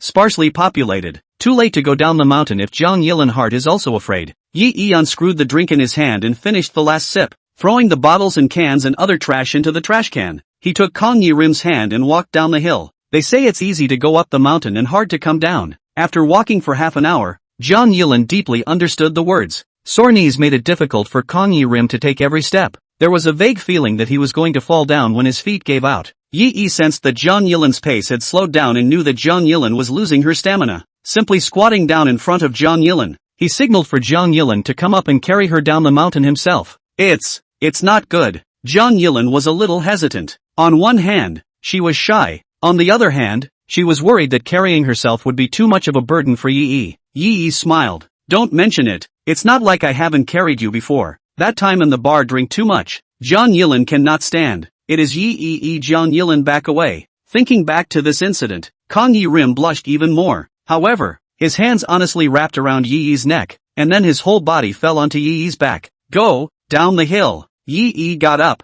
pawed, and carried John Yilin a little more securely. John Yilin's straight and slender thighs were also held in Yi's hands. Through the thin stockings, I could still feel the softness of my legs. It's not bad for a practicing dancer. Not an ounce of fat, just the right amount of evenness. The two had been walking like this for about 10 minutes when suddenly, a girl appeared under a streetlight not far away. Long dark hair with bangs and a black jean jacket. By the light of the street lamp, it was just enough to make out the girl's face. Beautiful and delicate features, small and perky nose, fair, pink skin, and a rosy, full mouth. Bei? It was Kong Yi-rim who was the first to recognize it. Isn't this Bei, who is ranked No. 1 on the list of Binchang University's flowers? How did she, alone in the middle of nowhere at this hour? Chapter 122 Strange Bei. Seeing Yi walking down from the mountain with John Yilin on his back, Bei greeted them towards the duo. Brother Yi. Without any reason, Bei suddenly shouted at Yi like this. Yi Yi was frozen in place. He didn't have any interactions with this one school beauty of Binchang University. Never even met before. But with this attitude of sure Beipei towards herself, why did it seem as if the two had known each other for a long time? Is it possible that you have lost your memory? Kang Yi Rin on her back was also a bit jealous and asked sourly. I didn't realize you two knew each other already. Are there any schoolgirls on the schoolgirl list that you don't recognize? Yi Yi looked embarrassed and coughed twice. Ahem. That. Would you believe me if I said I saw her for the first time today? Kang Yi Rim rolled her eyes and asked rhetorically. Do you think I believe that? As she spoke, Sure Beipei also walked up to the duo. A gray sweatshirt and a pair of skinny jeans. It looks full of youthful energy and a bit quirky. It was hard to see how the figure was due to the bodysuit covering it and the darkness, but just based on this face, Yi Yi knew that the title of the one school flower of Bincheng University was by no means a vain one. MS. Sure Beipei, I don't think we know each other. Yahichi wants to prove his innocence, but Sure Beipei sniffed but let out a pfft laugh. Brother Yi Yi, look at how nervous you are. You say you don't know, so let's pretend we don't know each other. Sure Beipei got darker and darker, explaining but not fully explaining. Yi Yi felt that he was completely unable to say anything this time. So how did you know my name? Sure Beipei was on the list, and it made sense that Yi Yi and Zhang Yilin would recognize her. But the school doesn't have a schoolboy list. Yi Yi usually didn't participate much in student union and club activities. Before awakening the system, he was almost a transparent person at school. Under such circumstances, how did Sure Beipei know him? Sure Beipei covered her mouth with one hand, still with a smile. Ha ha, I've specially come to find Brother Yi Yi today. It seems that Brother Yi Yi feels surprised to see me? This time, Yi Yi was confused instead. I always felt that Sure Beipei was full of weirdness. It gave the impression as if she had noticed herself long ago. I'm certainly surprised. Did you come to me specifically for something? Yi Yi thought to himself that he had just thought about finding some opportunity to get to know the number one school flower. I didn't realize that this number one schoolgirl was looking for herself as well, but the two of them usually have no interaction, and she came to find herself. It doesn't make sense. There must be a demon when things go wrong. Yi Yi had a few more points of vigilance in his heart. Sure Beipei ruffled her long, straight black hair and shook it out, putting on an innocent expression. Brother Yi Yi, do you think I look good? Hearing this question, Yi Yi's doubts became heavier in his heart. One schoolgirl, running to the middle of nowhere just to ask herself this question? As if, how did she know she was here? It was important to know that he and Zhang Yilin had not encountered any of their acquaintances or classmates after driving all the way here after leaving the school gates. The two also didn't send friends. There was only one possibility that Sure Beipei could know her whereabouts. That's what she's been following since she got herself out of school. You followed me? Yi Yi also didn't answer Sure Beipei's question. Instead, he looked at the seemingly harmless girl in front of him with a scrutinizing meaning. Intuition told Yi Yi that this Sure Beipei was not simple. Sure Beipei smiled cheekily, not at all nervous after being broken up. Yeah, I followed you guys all the way, but I'm lazy and don't want to climb. So here you are, Brother Yi Yi. You answer my question first. Do you think I look good? Yi Yi suspiciously looked around and did not find anyone else. For the time being, I didn't know what kind of medicine Sure Beipei was selling, so I could only take one step at a time. I think you're okay. Yi Yi replied extremely perfunctorily. It didn't even meet Sure Beipei's eyes. For Yi Yi's answer, Sure Beipei did not show any dissatisfaction. Still smiling. It's okay? Then why don't you dare to look me in the eyes? Brother Yi Yi, is it shy? That's not good. Sister Kang Yi Rim is still on your back. Aren't you afraid that Sister Kang Yi Rim will be jealous? Sure Beipei is a junior this year, one term lower than Yi at Zhang Yilin. It's reasonable to call a brother or sister. Yi Yi's head was spinning for a while, feeling that Sure Beipei was just like an evil little witch, saying one thing to the east and one thing to the west, not knowing exactly what she intended to do. What's the matter with you? You just say it. Yi Yi lost some of his patience and even wanted to turn around and leave, but once he thought of the system's hidden mission, he still forced himself to hold back. Sure Beipei heard Yi Yi's impatient tone, but she remained unhurried. I came to you to ask, when are you going to chase me? Yahichi was puzzled. When did I say I was after you? One could only see a glint in Sure Beipei's eyes, and there was an extremely brief moment when her expression changed from harmless to sophisticated. Brother Yi Yi, I think you want to take the top 5 school flowers on the school flower list. From Jiang Chuyi in 5th place, to Zhang Yilin on your back, and Wei Shurian, Su Xingmian. These 4 schoolgirls seem to be on good terms with you. I heard you also bought them each a Primera. What? It's hard not to be interested in me, the top-ranked schoolgirl. Instead? That's a shame. I was thinking about when Brother Yi Yi would buy me a car too. He. Hearing Sure Beipei's words, Yi Yi's heart tightened. He approached those 4 schoolgirls with a purpose though. but there is no shortage of many chance encounters, and one has never initiated an active pursuit of them. How did Sherbei see her true purpose? Out of the ordinary. This girl is indeed something. If you just want a car, I'll turn around and get you one. Before Yi could finish his words, he saw a line of people from afar, aggressively walking towards this place. It looks like it's coming from a bad place, and when Sherbei saw that line of people, a bad smile appeared at the corner of her mouth. Then wave and shout, Han Xian, come and save me. Yi, he's going to bully me. Hearing Sherbei's voice, Han Xian visibly froze for a moment. Then the dim streetlight, squinting carefully in Sherbei's direction. After seeing this face clearly, Han Xian's expression became a bit terrified. Sure, Missy, why are you here? Chapter 123, The Little Witch. Although the Han family is significant in Binchang, but initially, the Han family was just a small, insignificant player in Magic City. Because of messing with a big shot, the Han family was nearly wiped out in Magic City at that time. It was good to get a helping hand from that big man's hostile forces. That's how he managed to escape from the Magic City and came to Binchang to develop. And that man who had saved the Han family in the first place was Sherbei's father. The Shi family, Sherbei's father Shi Shang, is recognized as the leading underground leader in Magic City. Legend has it that with just one word from Shi Shang, there are thousands of minions willing to fight to the death for him. After the Han family fled to Bin City, it was also Shi Shang who found a way to help them quickly gain a foothold in Bin City. It could be said that without the Shi family, there would be no Han family today. Therefore, when facing Shi Shang, Han Xian and his father, Han Deming, both addressed him as boss, and the boss's daughter, Sherbei, is naturally the first lady.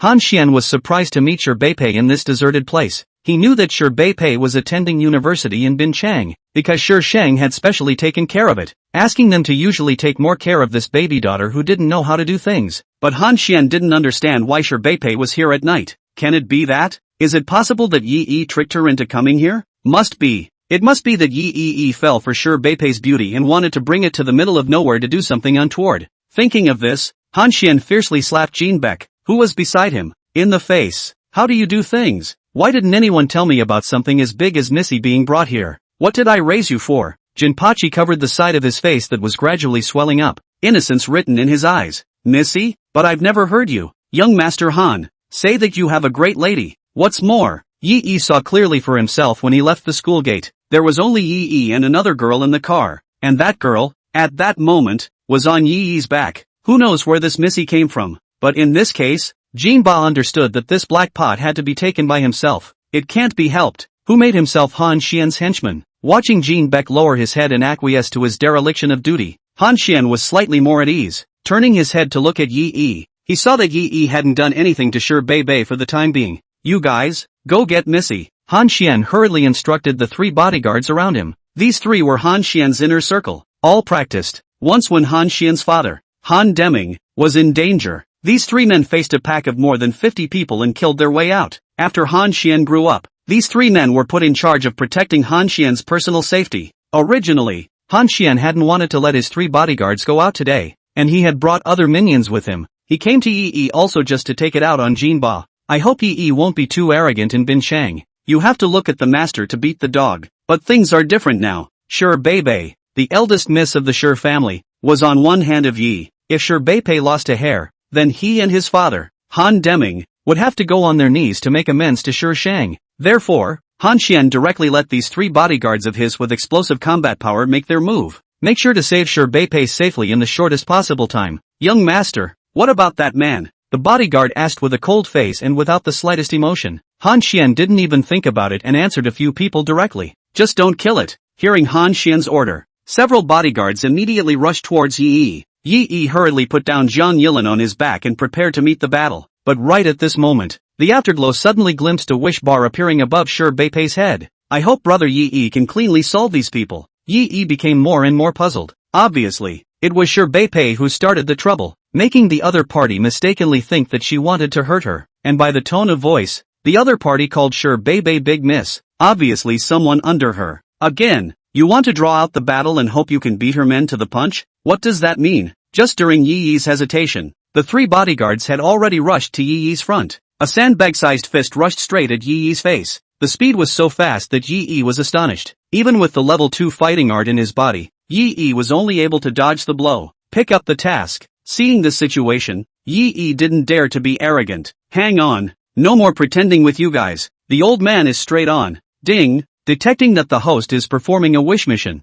granting the host a temporary bonus to the third level of fighting arts. In just an instant, Yi felt a warm current welling up inside his body. Then the men's movement suddenly slowed down in his eyes. Facing the incoming punch of one of the men, Yi threw a powerful whip kick towards the opponent's waist. Dang! The man felt as if he had been hit sideways by a speeding truck. Then the whole thing flew out. The speed was so fast that the remaining two didn't even react before their companions fell. After seeing Yi's skill, the remaining two looked at each other and nodded, then drew their daggers from their waists. Asterisk asterisk asterisk asterisk. Another knife. The old man can't get hurt every day. Hey, dog system, will you give it a shot today? Ding, the host's heart is detected. And since the wish quest is for the host to cleanly resolve the other three, the system will moderately adjust the strength of the temporary bonus. As the system tone fell, Yi felt the power in his body flourish again. The movements of the two bodyguards across the street holding up their daggers to attack were no different from slow motion in Yi's eyes at the moment. A handsome side kick,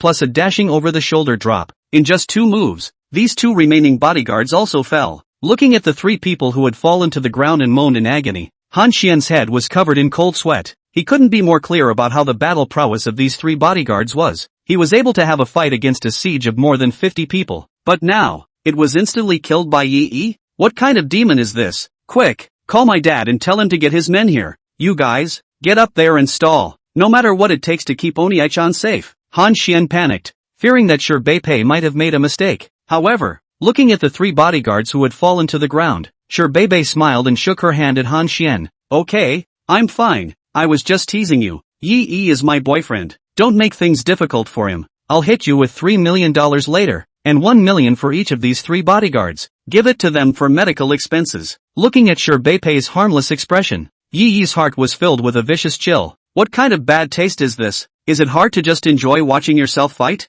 Han Xian on the opposite side of the room was also dumbfounded for a moment when he heard this. Seeing this, the smile on Shi Beipei's face withdrew a bit, and her tone sank a bit. Han Xian, didn't you understand me when I spoke? Now my boyfriend and I are going back to school. Get out of our way. Chapter 124, When did you meet? Han Xian and Jin Ba, as well as the dozen or so juniors under his command. After hearing Shi Beipei's slightly chilling tone, their tiger's body shook and subconsciously gave way. Shi Beipei just passed through a group of pugilists with Yi and Jian Yilan like they were nothing. Looking at Shi Beipei's faraway back, Jin Beiji's few juniors were envious for a while. You get $1 million each in medical bills for a beating. That's a real windfall. The next time you come across this opportunity to earn money from a beating, make sure you take advantage of it. Just a few steps out, the system beep in Yi's head also sounded as expected. Ding! It is detected that the host has completed the wish quest. Congratulations to the host for receiving a reward of $100,000. Ding! The wish object has been automatically bound. Name, Beibei Shi. Age, 20 years.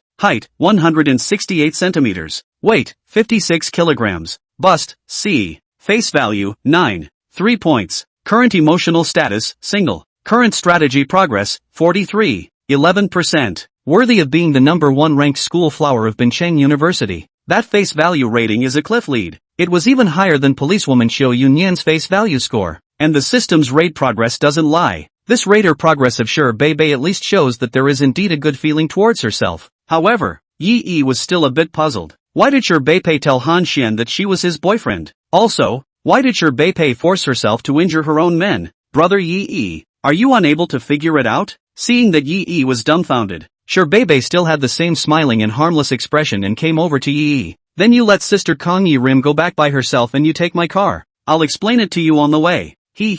Falling Maple Mountain parking lot. Yi let Jiang Yilan drive away first. He himself got into Shi Beipei's car. You drive a Maserati and you want me to buy you a Panamera? Seeing as how you just casually offered $3 million, you're not short on money for a Panamera. Yi fastened his seatbelt and began to cross-examine. Shi Beipei smiled and turned on the headlights, slowly pulling out of the parking lot. Are you curious about me? Curious about who I am? Curious how I know you? Curious as to why I just did that? Also curious, why did I say you were my boyfriend? Shi Beipei was not slow to speak out all the doubts in Yi's heart. Yichi nodded. Yes, well, you explain. Shi Beipei drove the car onto the elevated road and headed in the direction of the school. My family is from Mordor. My dad was a, gang leader. Ha. Shi Beipei casually joked. She was probably the only one who dared to refer to Shi Shang, the emperor of the Magic City's underworld. as the head of the gangsters. And Yi knew that Sherbei's remark was just a joke. That man is obviously the boss of the so-called Scar,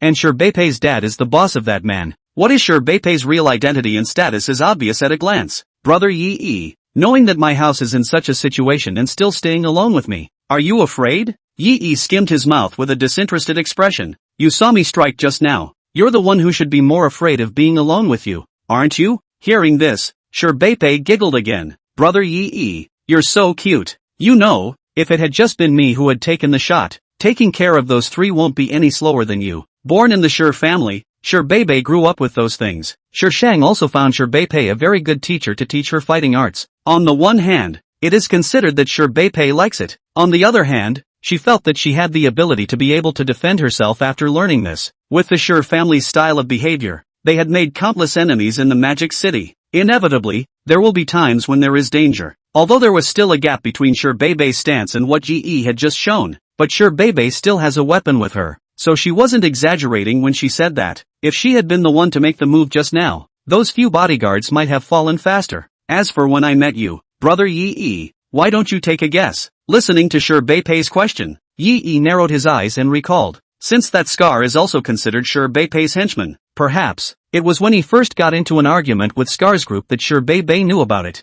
Was it the time at the bar? Yi asked tentatively. Sherbei's face showed surprise and her hands left the steering wheel to applaud. It's worthy of being the Yi brother I've been eyeing. So smart. Good. It's the bar one. The owner behind the dream bar was none other than Sherbei herself. Shang didn't want his daughter to be caught up in the many strife in the Magic City in the future. So arrangements were made for Sherbei to come to Bingcheng to attend school. And I hope that Sherbei has the ability to gain a foothold in Bingcheng. Don't come back to the Magic City in the future if at all possible. And Sherbei had her own little plan in mind. So make a request to your own daughter slave attribute dad. That is to ask Shang to help her set up a property in Bingcheng that can earn money. So, Shang helped Sherbei open that dream bar. Only that Jean Ba and others who went to the bar at the time to spend money knew nothing about it. It was only by chance that they had heard Han Xian mention that the owner of the dream bar was a big shot and told them not to mess with him. Everything that happened in the alley in front of the bar that day was clearly captured by the bar's surveillance cameras in the shadows. When her men reported back to Sherbei couldn't help but be interested in the boy on the surveillance screen. Relying on the consumption records, Sherbei easily found out Yi's identity, bringing 2 of the top 5 schoolgirls on the Hamachi University schoolgirl list for a drink on a big night, going out on a limb and ordering the low-cost $100,000 deck straight away. And when it comes to punks looking for trouble, it comes out clean, one against many, not the least bit disadvantaged. All these details together made Sherbei want to get to know this Yi. After returning to school, Sherbei often secretly observed Yi. Later on, he found out that when Yi ate in the cafeteria at noon, he was accompanied by 5 beautiful women. Wei Shiyan from the finance department and Su Xingmian from the music department were actually among them. There was also a girl with a face and body that was not inferior to several others. This made Sherbei's interest even stronger. Then later on, it was Yi who bought Primera for a couple of girls. Even when Yi secretly went to the parking lot to drive away that Lamborghini Poison, Sherbei watched. After having her men investigate, Sherbei discovered something even more interesting. Yi's 4 Parameras surprisingly all had Xia Xiaoyu's name written on them. Even the set of houses he bought in Peach Garden and the King of the Building Villa in Yunqi famous villa were written in Xia Xiaoyu's name. Rich, generous, but the way you spend your money, it really makes me guess a little bit. A hint of cunning flashed in Sherbei's eyes. Chapter 125, Sherbei's cooperation. And what are you up to today with this? Yi didn't answer Sherbei. Instead, he digressed. Seeing that Yi didn't want to talk about it, Sherbei didn't force her. Everyone has their secrets. Yet wants to spend money how he wants, it's his freedom. I didn't set these people up today. You had a confrontation with them in front of the school in the morning and they thought to teach you a lesson. So yell for someone to follow you. Not coincidentally, just in time for me to hear it. So I came along for the ride. I happen to want to see it. If you're skilled enough to deal with those people Han Xian called out, then you're qualified to be my partner. Conversely, then I might lose interest in you. The smile on Sherbei's face suddenly tightened and became more serious. Cooperation? Yi raised his eyebrows. It seemed like Sherbei was getting to the point. He knew that this all-around weird Bincheng University's #1 schoolgirl had come over to him and definitely had a purpose. Sherbei let out a light laugh and nodded. My dad made me come to school in Hamachi. He has his agenda and I have mine. He wants me to leave Mordor to avoid me getting caught up in some unnecessary trouble. And I, too, want to establish my own power in a place where I'm not under his influence. Of course, I'm not talking about the kind of forces that fight and kill. Han Xian's kind of unorthodox do-gooding is not what I want. What I want is the kind of power that can be laid out completely in the sun. A business, company or group. Start with Hamachi and then influence the Magic City. Listening to Shi Beipei, Yi seemed to have figured out something. Are you trying to, take your dad's place? Seeing that Yi had guessed it, Shi Beipei was filled with joy. Brother Yi is so smart. Yes, I do think so. My dad, that do-gooder, made too many enemies, ate his way out, and ultimately ended up on the wrong end of the stick. I just want to be able to retire from that position in peace and get well. How easy is it for a handful of underground forces in Magic City to step down from that position unharmed? The best way to do that would be to have another, stronger force behind him. Before going to college, Shi Beipei had this idea in her mind. Only for all this, Shishang did not know. So, you want to work with me, but you're actually looking at my money? Yi knew that with a situation like Shi Beipei's, it wasn't difficult to investigate his current financial resources. Buying a car and a house and all that, she should already know. And he's rich, and he's good, and he's close to the schoolgirls on the schoolgirl list. Indeed, it is the perfect candidate to be picked by Shi Beipei. However, Shi Beipei's idea coincided with Yi. The new hidden quest that the system had just unlocked required Yi to customize 5 different companies for the 5 schoolgirls. He's rich, but he doesn't know anything about starting a company or anything like that. It just so happened that a $1,000 lady like Shi Beipei should be able to find help in this area. The most important thing you need to start a business is adequate capital. You can rest assured of that. I have plenty of money, but since it's a partnership, I can't be the only one to contribute. Yi tentatively passed the words, wanting to see Shi Beipei's sincerity. Shi Beipei gave Yi a sideways glance and smiled cheekily. Don't worry, I'll have my dad set me up with some professionals, put them in charge of the specifics of starting a company. All you have to do is take care of paying for it, and I'll make sure that you're left in peace as a shill. Hearing these words, Yi couldn't help but think highly of Shi Beipei again. He hadn't even said anything himself, but Shi Beipei had actually guessed it. It's really icy. So, that leaves one last question. Yi looked toward Shi Beipei, paused, and continued. Why did you tell those people just now that I was your boyfriend? Those people will surely report it secretly to your father when they find out about this. If I'm not mistaken, you should be trying to let your father know through this method on purpose. But, why do you need me to pretend to be your boyfriend? Hearing Yi's question, Shi Beipei gently shook her head. Brother Yi, when did I say I'd let you fake it? How do you know I don't really like you? Maybe I really want you to be my boyfriend? Yi hummed lightly. The data on the system panel did not lie. Shi Beipei's current radar progress is 43.11%, and at this level, it can only be considered as having a good feeling. It's still a small distance away from liking it. I can tell if I really like it or not, at least for now. You just want me to pretend to be your boyfriend. Seeing Yi speak with such certainty, Shi Beipei smiled resentfully. It seemed that his own little mind was completely guessed by Yi. Well, I do want to use that identity as a shield. In case you didn't know,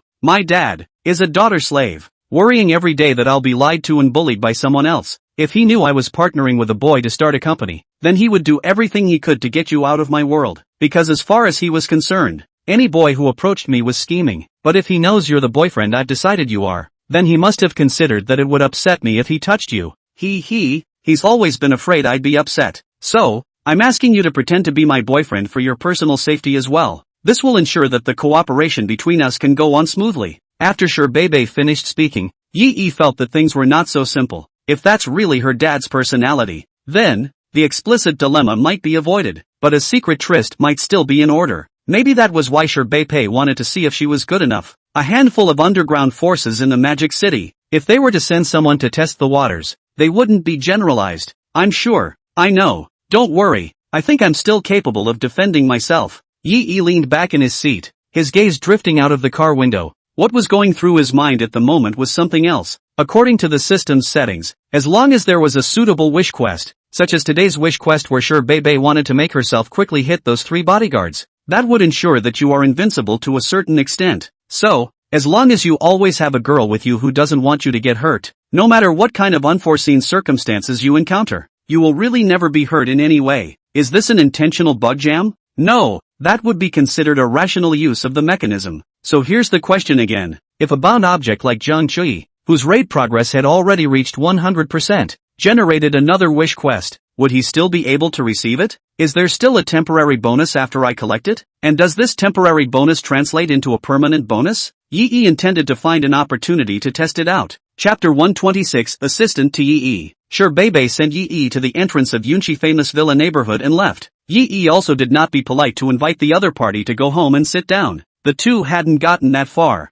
Now it's just partners. What's more, there's Xiaoyu at home. When he walked to the door of his house and pushed it open, Yi smelled a pungent aroma of rice. Learn, master, you're back. Xiaoyu pocketed her apron, wiped her hands, walked out of the kitchen, and went to the entrance hall to get a pair of slippers for Yi. Crouching down and placing himself in front of Yi, he then reached out and tried to help Yi take off the pair of shoes he was now wearing on his feet. Leafy took a half step backward with a realization. Subconsciously, Yi was not ready to mentally prepare himself to accept this kind of maid-like service. I'll just do it myself. Yi took off his shoes and stepped into the slippers. Xiaoyu naturally folded her hands in front of her body and stood slightly indebted. Yi couldn't help but think of the time when he bought that house in Peach Garden and asked Xiaoyu to go and add some things for the house. Turns out this silly girl didn't know what to buy and found a bully skit to follow. Thinking about this, Yi couldn't help but smile. And what skit did you see this routine on? Leaf asked as he made his way towards the table. After the climb and the fight, I'm really hungry now. Xiaoyu obediently followed behind Yi, blinking her eyes in surprise. Master, how did you know I went to school with skits? Yi stood still and turned back to gently tap his finger on Xiaoyu's forehead. How could I not know you? By the way, from now on, it's better to call me senior, or call me Yi. Master sounds weird. Hearing Xiaoyu call herself that when the two of them were entwined was a different kind of fun. But on weekdays, when he heard Xiaoyu call it that, Yi always had the feeling that he was a slave master, and lined Xiaoyu as if she was very destined. Xiaoyu nodded. Okay senpai, I'll keep that in mind. Then I'll only call you master from now on. Call you master at night, okay. What this evening refers to is self-evident. Yi also understood this particular pet peeve of Xiaoyu's. Then she was left to her own devices, sitting at the table and looking at a large table full of dishes. Yi asked curiously, so many dishes, are we going to have more guests in the house today? Xiaoyu shook her head and helped Yi with a big bowl of rice. I saw you message me that you'd be back for dinner tonight and went to get it on purpose. Don't worry senior, it won't go to waste. Usually I'm home alone and I do a lot of cooking. The amount of food today is only 2 dishes more than usual. Xiaoyu had previously thought that Yi had asked her to eat more because he resented her for not being plump enough. That's why Xiaoyu would eat her stomach full every day. Plus, before she met Yi, she really hadn't eaten much properly in order to save money. So now when faced with such an opportunity to eat properly, she cherished it extraordinarily. Yi sniffed, his eyes swept around and counted. Stewed beef brisket with tomato, chicken soup, braised crushing carp, braised prawns, sautéed broccoli, lettuce in oyster sauce. 6 dishes in all. There were only 2 more dishes than usual, and that meant Xiaoyu could usually finish 4 dishes by herself. While each dish wasn't a huge amount of food, it added up to as much as a grown man could eat in a day. No wonder I've seen Xiaoyu's chi improve quickly in all aspects lately. The original tonic was so spot on. Taking a look at the data on the system panel, Xiaoyu's face value rating had all reached 8.9 points. When it was first bound, Xiaoyu's face rating was still only 8.7. Sure enough, the women are big. Xiaoyu's bottom was already good. It was only delayed by malnutrition before. After patching it up, slowly the true face value is revealed. Yi looked at Xiaoyu, who was eating with a big mouthful, and revealed a pleased smile. It looks like it won't be long before Bincheng University will have another school flower. Yui is so good. It's a relief to see you taking such good care of yourself. Never be heartbroken about money. Get whatever you want. Yi took out his cell phone and prepared to transfer another sum of money to Xiaoyu, but on a sudden turn of mind, that seemed like too much trouble. Might as well give Xiaoyu a steady source of income. It's just as well that I'm not going to start my own company. Yo, I got you an internship. I wonder if you'd like to. Before Yi finished his words, Xiaoyu put down the dishes in her hands and nodded her head repeatedly. It doesn't seem to be considered at all. In her heart, she only knew that whatever Yi asked her to do, she would try to do it well. Senpai, I do. I just don't know if I can handle it. What kind of work is it? Say yes first, then think about asking for specifics about the job. Looking at Xiaoyu trusting herself so much, Yi favorably rubbed her head. I'm going to start a couple companies. Wanted you to be my assistant. The specifics of the job were still unclear even to Yi himself. It was only to arrange a position for Xiaoyu, so that it would be convenient to pay her salary on time. But Xiaoyu listened in her heart. But she got serious. It's as serious as if it were a college entrance exam. She decided that, starting tonight, she would go online and search for some relevant experiences to share on what it takes to be a good assistant. Okay, Don't worry senior, I won't let you down. Looking at Xia Xiaoyu's serious appearance, Yi Yi waved his hand. Take it easy, eat first, eat first. After dinner, Xia Xiaoyu cleaned up the dining table and kitchen with very nimble hands, and Yi Yi took the time to take a shower while Xia Xiaoyu was cleaning up. After a tiring day, coupled with the fact that he had just eaten a full meal, Yi Yi's sleepy eyes were somewhat unable to open.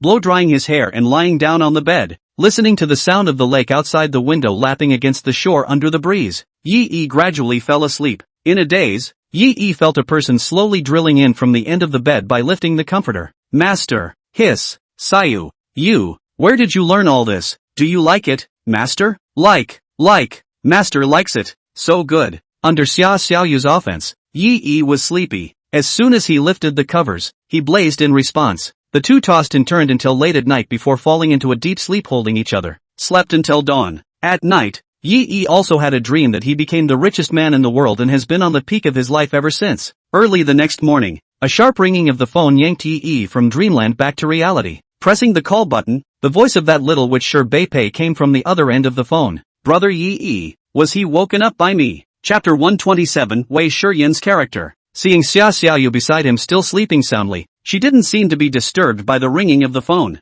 Yi Yi lightly got up, got out of bed, and half hidden his cell phone to hide in the bathroom, afraid of disturbing Xia Xiaoyu's good dreams. It's okay, I'll wake up if you wake me up. Say, what is it? Yi Yi didn't have a wake-up call, so naturally he wouldn't be upset by being woken up by Shi Beipei. On the other end of the phone, Shi Beipei giggled. He, brother Yi Yi, have you forgotten what I promised you last night? I said I'd leave you in peace to be a handful. I've asked my dad to arrange for someone to come over. She's got about half an hour or so to get to Hamachi. We're going to meet together? Yi Yi also did not expect Shi Beipei to be so efficient. What was just agreed upon last night was put into place this morning. It seems like you're pretty anxious about starting this business, too. Okay, you send me the location and I'll be over in a few minutes. After hanging up the phone, Yi Yi then simply washed up. Looking at the location sent by Shi Beipei, Yi Yi thought about it and decided to take a taxi over. The Lamborghini Poison is good, but it's too flashy. It's in the early stages of business,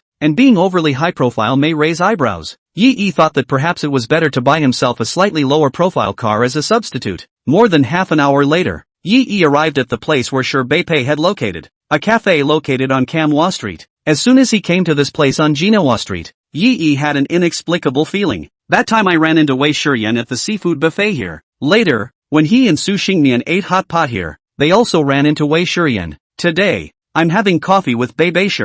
We can't run into her again, can we? Pushing open the door of the coffee shop, the wind chime on the door followed with a crisp sound, alerting the clerks that a customer had arrived. Lao Yi, come for coffee early in the morning? Who else could it be with that iconic pink double ponytail? Yi Yi wondered if he had run into a ghostly wall. How come whenever you come to eat at Jinhua Street, you always run into Wei Shiyan working part-time? Why are you moonlighting early in the morning? Shi Beipei hadn't arrived yet, so Yi Yi casually found a seat by the window and sat down. Wei Shiyan followed and handed over the coffee list, waiting for Yi Yi to order. To make money, you have to get up early in the morning and work late at night. As a part-timer, Wei Shiyan is known for her hard work. Whenever she sees a new part-time job posted in a part-time job group, she is the first to contact the person. This grabbed work hand speed, even faster than many elderly people in the New Year's Eve in the group of loving family to grab red envelopes. 3 hazelnut lattes. Yi Yi looked around and ordered a random one. He also strongly agreed with Wei Shiyan's words. When he was with Lin Coco before, in order to be able to afford Lin Coco's daily expenses, Yi Yi also went out to do part-time jobs. Back then, it was also a matter of getting up early and working hard, and hating to work 3 jobs a day.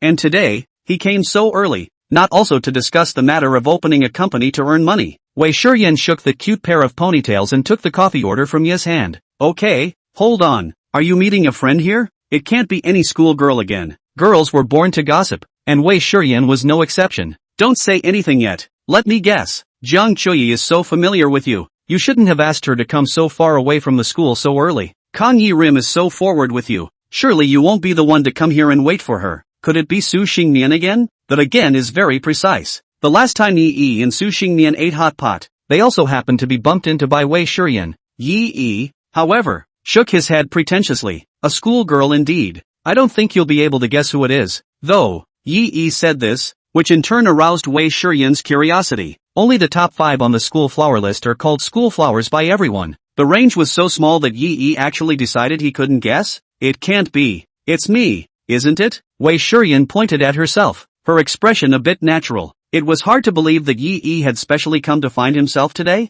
One is indeed a schoolgirl. But, Yi shouldn't know that he's doing a part-time job here today, right? Hearing Wei Shurian's answer, Yi forced a smile. He realized today that the part-time fiend was still kind of cute. Nerdy. Another hazelnut latte? Then, I'll buy you a drink. That would barely qualify you as a correct guess. Wei Shurian blushed. I didn't realize I was making a fool of myself. But since Yi wanted to invite her for coffee, she wouldn't push back. It's a bit of a sleepless night to get up early in the morning and come over for a part-time job. A cup of coffee would be nice. Thanks then. I'll buy you dinner later. Wei Shurian turned her head and ordered 4 hazelnut lattes on the screen where she placed her order. It didn't take long for 4 still steaming hazelnut lattes to be served. I won't sit and drink, haha. Still at work. Wei Shurian took one of the cups away and brought it over to the workbench where she was standing. At this moment, there were no other customers in the store besides Yi. Wei Shurian saw that she had nothing to do, so she picked up her latte and took a big satisfying sip. Hey, new guy, what's your name?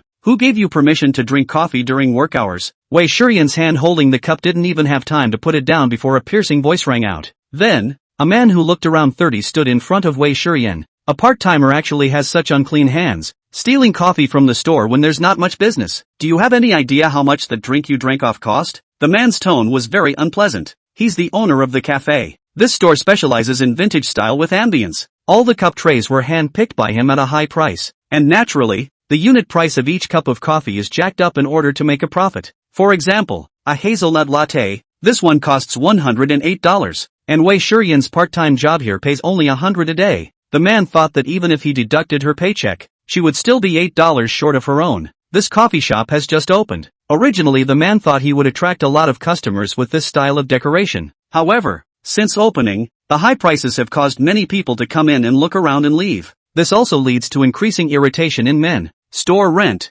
utilities, and labor costs are not insignificant. If they don't turn a profit, all the money they've invested will go down the drain. But right at this juncture, I actually ran into a part-time employee who was stealing coffee from the store. She's unlucky to be in the wrong place, so let's take it out on her. Without waiting for Wei Shurian to explain, the man pulled out his cell phone impatiently and dialed the number of the part-time agency on one side while continuing to educate Wei Shurian. I'm so unlucky to run into someone like you. Look at you. You're so white. How come you're doing something so unseemly? As he spoke, the call was answered. The man questioned in a tone of voice. How did you guys find me a part-time job? Don't you check out each other's character beforehand? Chapter 128. The middle-aged man ranted and raved to the part-time agent on the other end of the line. There was not the slightest desire to listen to Wei Shurian's explanation. I'm telling you, if the next part-time job you get me is still of this quality, I won't be recruiting through you again, and you have the nerve to ask me for an agency fee. No, you're going to have to refund me the thousands of dollars I gave you for the agency fee. Men take advantage of the situation and smoothly try to save back a cost. It didn't help that there hasn't been much business since opening. You can't just watch the savings in your pocket go down the drain bit by bit. Many people open a store because their family has money and they don't want to be idle with nothing to do. So opening a store is equivalent to arranging something for themselves to do.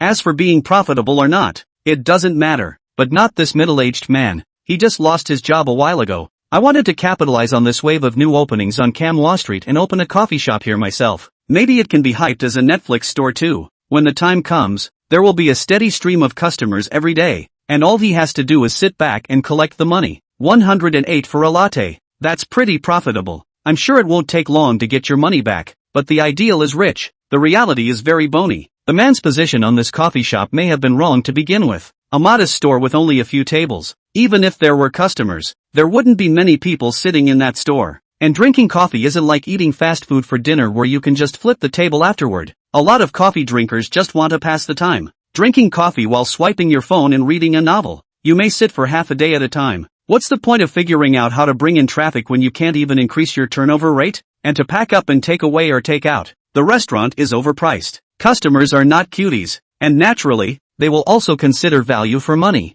So business has been slow for the cafe since it opened. The money we earn every day is enough to pay our employees' salaries and daily utility expenses. Men have been anxious about this very thing lately. He invested all of his savings in this store and is now down to a few tens of thousands of dollars. The tens of thousands will keep the store afloat for a few more months at most. If it doesn't take off by then and he can't start making a profit, he'll really be out of pocket. When he thinks about this, the man can't sleep at night. He was worried about it all night yesterday. When I arrived at the store this morning, I was even more annoyed to see the still slow business. And there has to be an outlet for all this negativity. It just so happened that Wei Shurian and the part-time agent on the other end of the phone became this unlucky punching bag. I didn't steal your coffee. This is what my friend paid for and bought me to drink. I keep trying to explain and you keep interrupting me. How dare you just jump to conclusions about me when you don't even know the facts? You're insulting my character. Listening to the man's non-stop demeaning words, Wei Shurian no longer endured it. $100 a day for a part-time job. Big deal. It's not enough to put yourself through this kind of aggravation for a mere $100.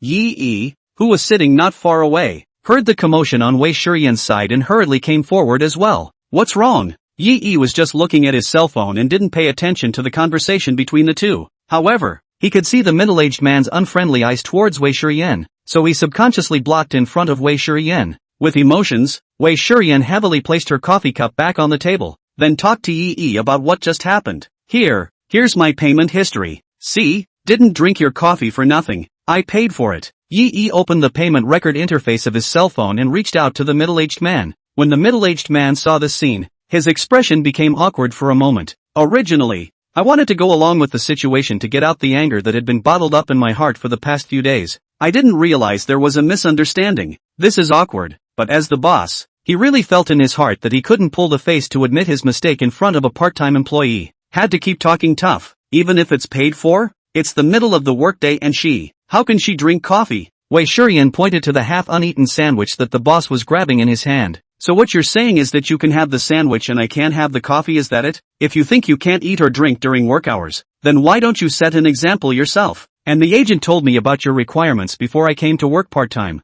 First, you can't come to work late and leave early. Second, no cell phones during work hours. Third, maintain a good service attitude and do not get into arguments with customers. There are 3 requirements. May I ask which one I have violated? Wei Shurian spoke with reason, causing the middle-aged man in front of her to be speechless for a moment. Well, that's how you talk to the boss, isn't it? Young people nowadays are really too ungrateful. I see that your generation just lacks the social beatings. The middle-aged man was very upset. People like them in their time. When they came out to work, they were obsequious to their bosses, to their superiors. Even if you cannot do flattery or obedience, then at least face can still maintain a polite and respectful attitude. But I didn't realize that young people nowadays have such distinctive personalities. It was so hard for him to be the boss now, and the employee under his hand actually contradicted himself in public like this. Then where can I put my face as a boss? Wei Shurian let out a cold laugh. Hearing the middle-aged man say that, she didn't even have the desire to retort. This is the kind of person who clearly has a problem with his 3 views. You don't admit that you're wrong,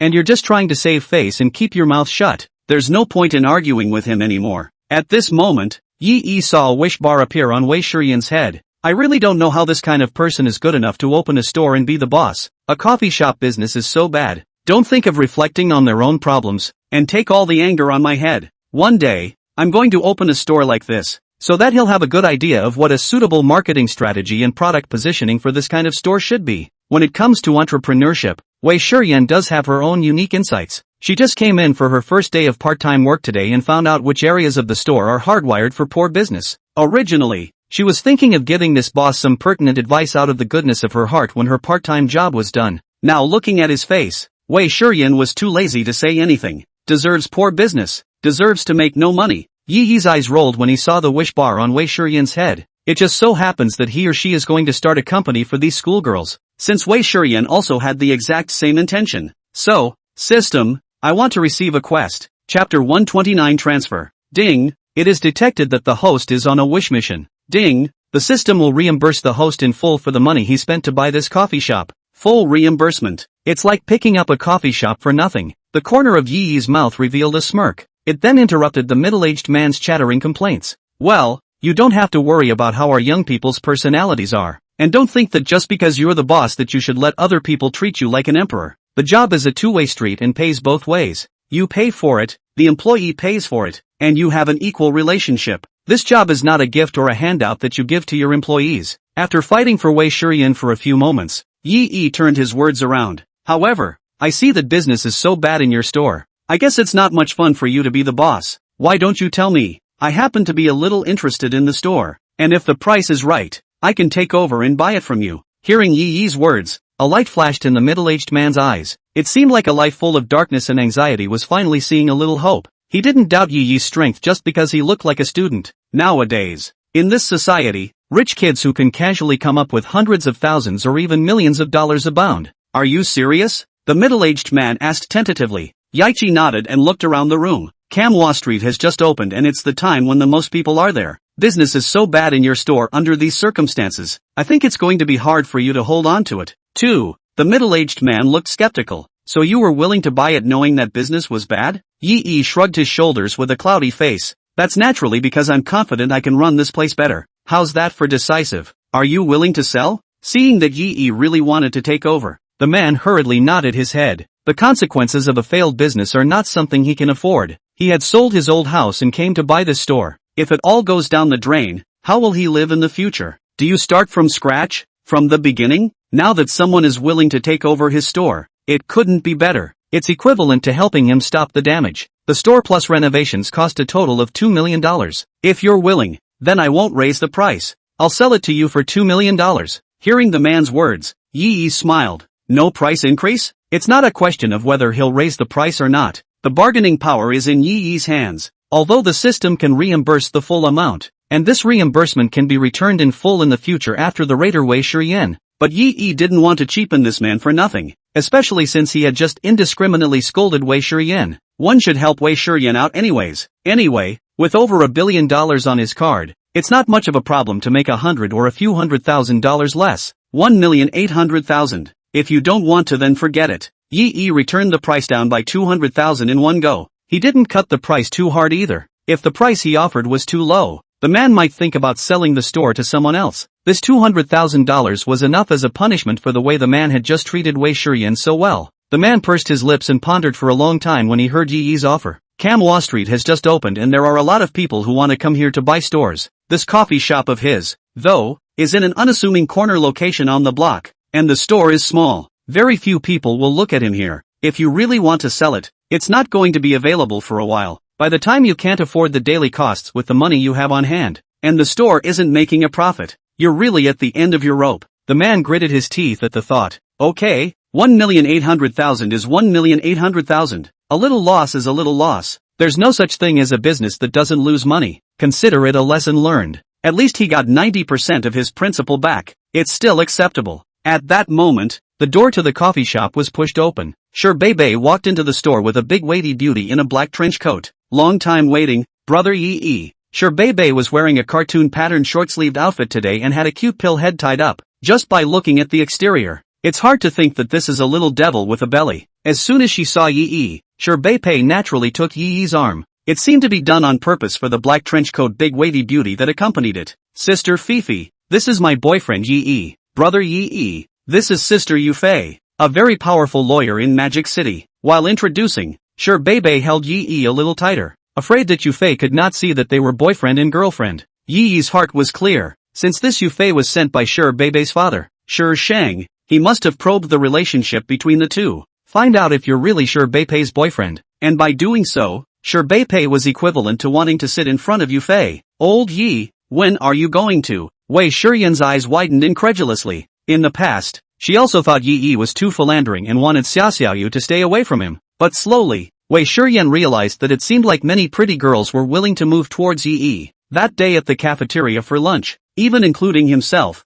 among the top 5 school flowers on the school flower list, 4 of them were at Yi Yi's table. Today, even Bebe, the No. 1 ranked school flower and recognized by the whole school as the flower of Binda, took Yi Yi's arm and said that Yi Yi was her boyfriend. What exactly is the magic of Yahichi? Wei Shiyan couldn't help but get curious. Yi Yi was afraid that Wei Shiyan would slip up and say something she shouldn't in front of Yufei. If Shang knew that his daughter's boyfriend was a womanizer surrounded by warblers, he might really kill her. Help your own daughter get rid of the scum once and for all. Ahem, come on, let me introduce you. Wei Shiyan, my friend, she's working part-time here today, and I met her after I came here. This one, Bebe, our school's #1 school beauty. This is where I have an appointment with her today. Yi Yi gave an introduction to both sides.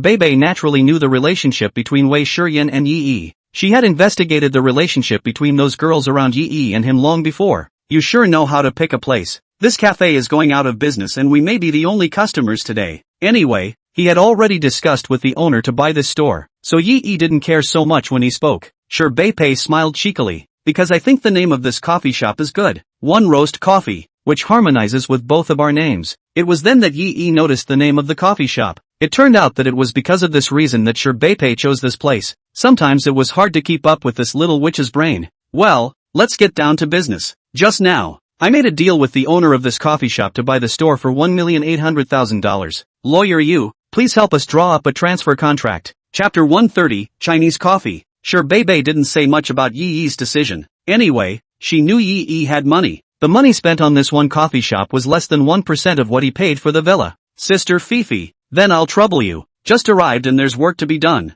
I'll get my boyfriend to give you a raise when the time comes, huh? Sure, Bei smiled faintly at Yu Fei. Yu Fei nodded gently and sat down at the table, pulling out the laptop she had brought with her. A form contract was then found and then partially modified for the specific situation. At this time, Sure Bei explained to Yi from the side. Sister Fifi will be ours from now on. My dad told her to stay in Hamachi and help us from now on. I'm going to make her our legal counselor. Wages. I'm counting on you to pay it. Looking at Yu Fei's professional demeanor, Yi also praised her in his heart. Starting a business and opening a company does involve a lot of legal aspects. The lawyer that Sure Shang had helped his baby girl find must have had superior professional strength. Moreover, Yi took a closer look. This Yu Fei was quite good looking. The professional dress with black silk makes her whole body look like a different kind of elite female in the workplace. Such a woman is eye candy to look at. Paying a little salary is not a problem for Yi. Hearing that Sure Bei and Yi were chatting about wages, Yu Fei's head instantly floated up to a wish bar. Hopefully he'll offer me a higher salary than I had before in Mordor. Yo, popping wishes so soon. Yi rather liked this kind of physique that was prone to wishes. Receive a wish quest. Ding, detecting that the host is performing a wish mission, granting the host a bonus, and the system can reimburse the host's salary paid to Yu Fei in full. That's great, and the paycheck doesn't have to come out of your own pocket. Not only that, but if you rip off this beautiful lawyer, you can return that money to your own pocket. But Yu Fei was sent here by Sure Shang. If you want to raid, I'm afraid it's a bit difficult. Once you don't have a good grasp of the situation, there's a good chance that the chicken and the egg will come home to roost. But luckily I have 100 tips for holding a goddess to add to the list. Lawyer Yu, how are you treated in Magic City? To be honest, Yi doesn't know much about the profession of lawyers, and he doesn't know how much the specific standard is in Yu Fei's wish that the salary can be higher now than when he was in Magic City. So Yi felt that it was better to ask beforehand. Yu Fei didn't sell the story either, and got straight to the point. In Magic City, I'm Mr. Sure's permanent legal advisor, and my annual salary is $500,000. This $500,000 was just the basic base salary, and if there was a specific case for Yu Fei to take over, there were additional attorney's fees to be taken. And the Sure family has quite a lot of industries and has hired a lot of legal counsel. Yu Fei is just one of them. Sure Shang had arranged for Yu Fei to come over because she was a female and young, thinking that it should be easier to get along with her own precious daughter. Yu Fei was originally reluctant, because Sure Shang said that after she came over, her salary would be taken care of by the two of them, Sure Bei and Yi. After realizing that both of them were still just college students, Yu Fei didn't have much hope for the salary package. However, considering the Sure family's position in the Magic City, Yu Fei could not refuse, so she had to rush to Bin Chang. Ahem, so here's the deal. Yi cleared his throat and continued, because we're still in the early stages of our business, things are going to be a little more involved and a little more mixed. When the time comes, I'm sure we'll have to work hard for you to take the trouble to run more for us, so your workload should be heavy. With that in mind, that's why I've decided that I'll pay you that amount per year. Yi stretched out 5 fingers. 50,000? A trace of very obvious disappointment flashed in Yu Fei's eyes, but considering Sure Bei's status, she couldn't say anything more. The frustration on his expression, though, was plain to see. Yi smiled and shook his head. No, not 50,000. I mean, 5 million. I'm going to start 5 companies. Every company hires you as legal counsel. Considering the workload must be greater with you coming to us than it was in Mordor. So I'll give you a consulting fee for each company at double your original annual salary. That's $1 million. So 5 companies is $5 million. Hearing Yi's offer, everyone present, except Sure Bei, froze. $5 million a year. That's pretty generous. The company hasn't even opened yet, and we don't even know how profitable it is yet, and they have the audacity to offer such a high salary package to legal counsel. Either that or they're just really rich and don't care that much. Either that or he has some kind of vendetta against money. The coffee shop owner, in particular, had his jaw slammed on the table in shock. When he had just said he wanted to buy this store, Yi had bargained and cut $200,000. As a result, he turned around and offered the woman in front of him, whom he had obviously met for the first time, an astronomical salary of $5 million a year. That, little brother, are you still hiring? You see what I can do. Convinced by Yi's bravado, the coffee shop owner wanted to get a job under Yi. What's the point of creating a business if you can follow a boss like that? Entrepreneurship which is not as fragrant as part-time work. What will you do? Yi didn't make any pretense either. In the early days of the business, it was the time to use people. In addition to capital, employees are also a critical point in the success of a business. The middle-aged man thought hard. I was a salesman before. Then after deciding to open a coffee shop, went and learned a lot about coffee. You can drink it. I developed the recipe for this hazelnut latte myself. At those words, Wei Shiyan nodded. This one does. I just tasted it and the flavor is pretty good. Yi and Sherbei also picked up and took a sip. Well, the flavors are certainly unique. There seems to be a scent other than hazelnut and coffee bean. Yi closed his eyes and carefully felt this somewhat familiar flavor. It's the smell of tea. Seeing Yi tasted it, the middle-aged man proudly introduced it. Yes, it's the smell of tea. The coffee beans I use are not from abroad, but from our own production in China. I think you should also know that there are a lot of people who grow coffee beans in the Shannon province of our country. And that land, before that, was planted with pu'er. That's why the coffee beans grown there are born with a light tea flavor. This light tea aroma is just enough to neutralize the original burnt bitterness of the coffee. The middle-aged man had really put in a lot of effort to open this coffee shop. Just for selecting raw materials, he had practically traveled to all the places in China where coffee beans were grown on a large scale. Only, he missed the mark when it came to the store's business strategy, resulting in such a subtle coffee that not many people have tasted.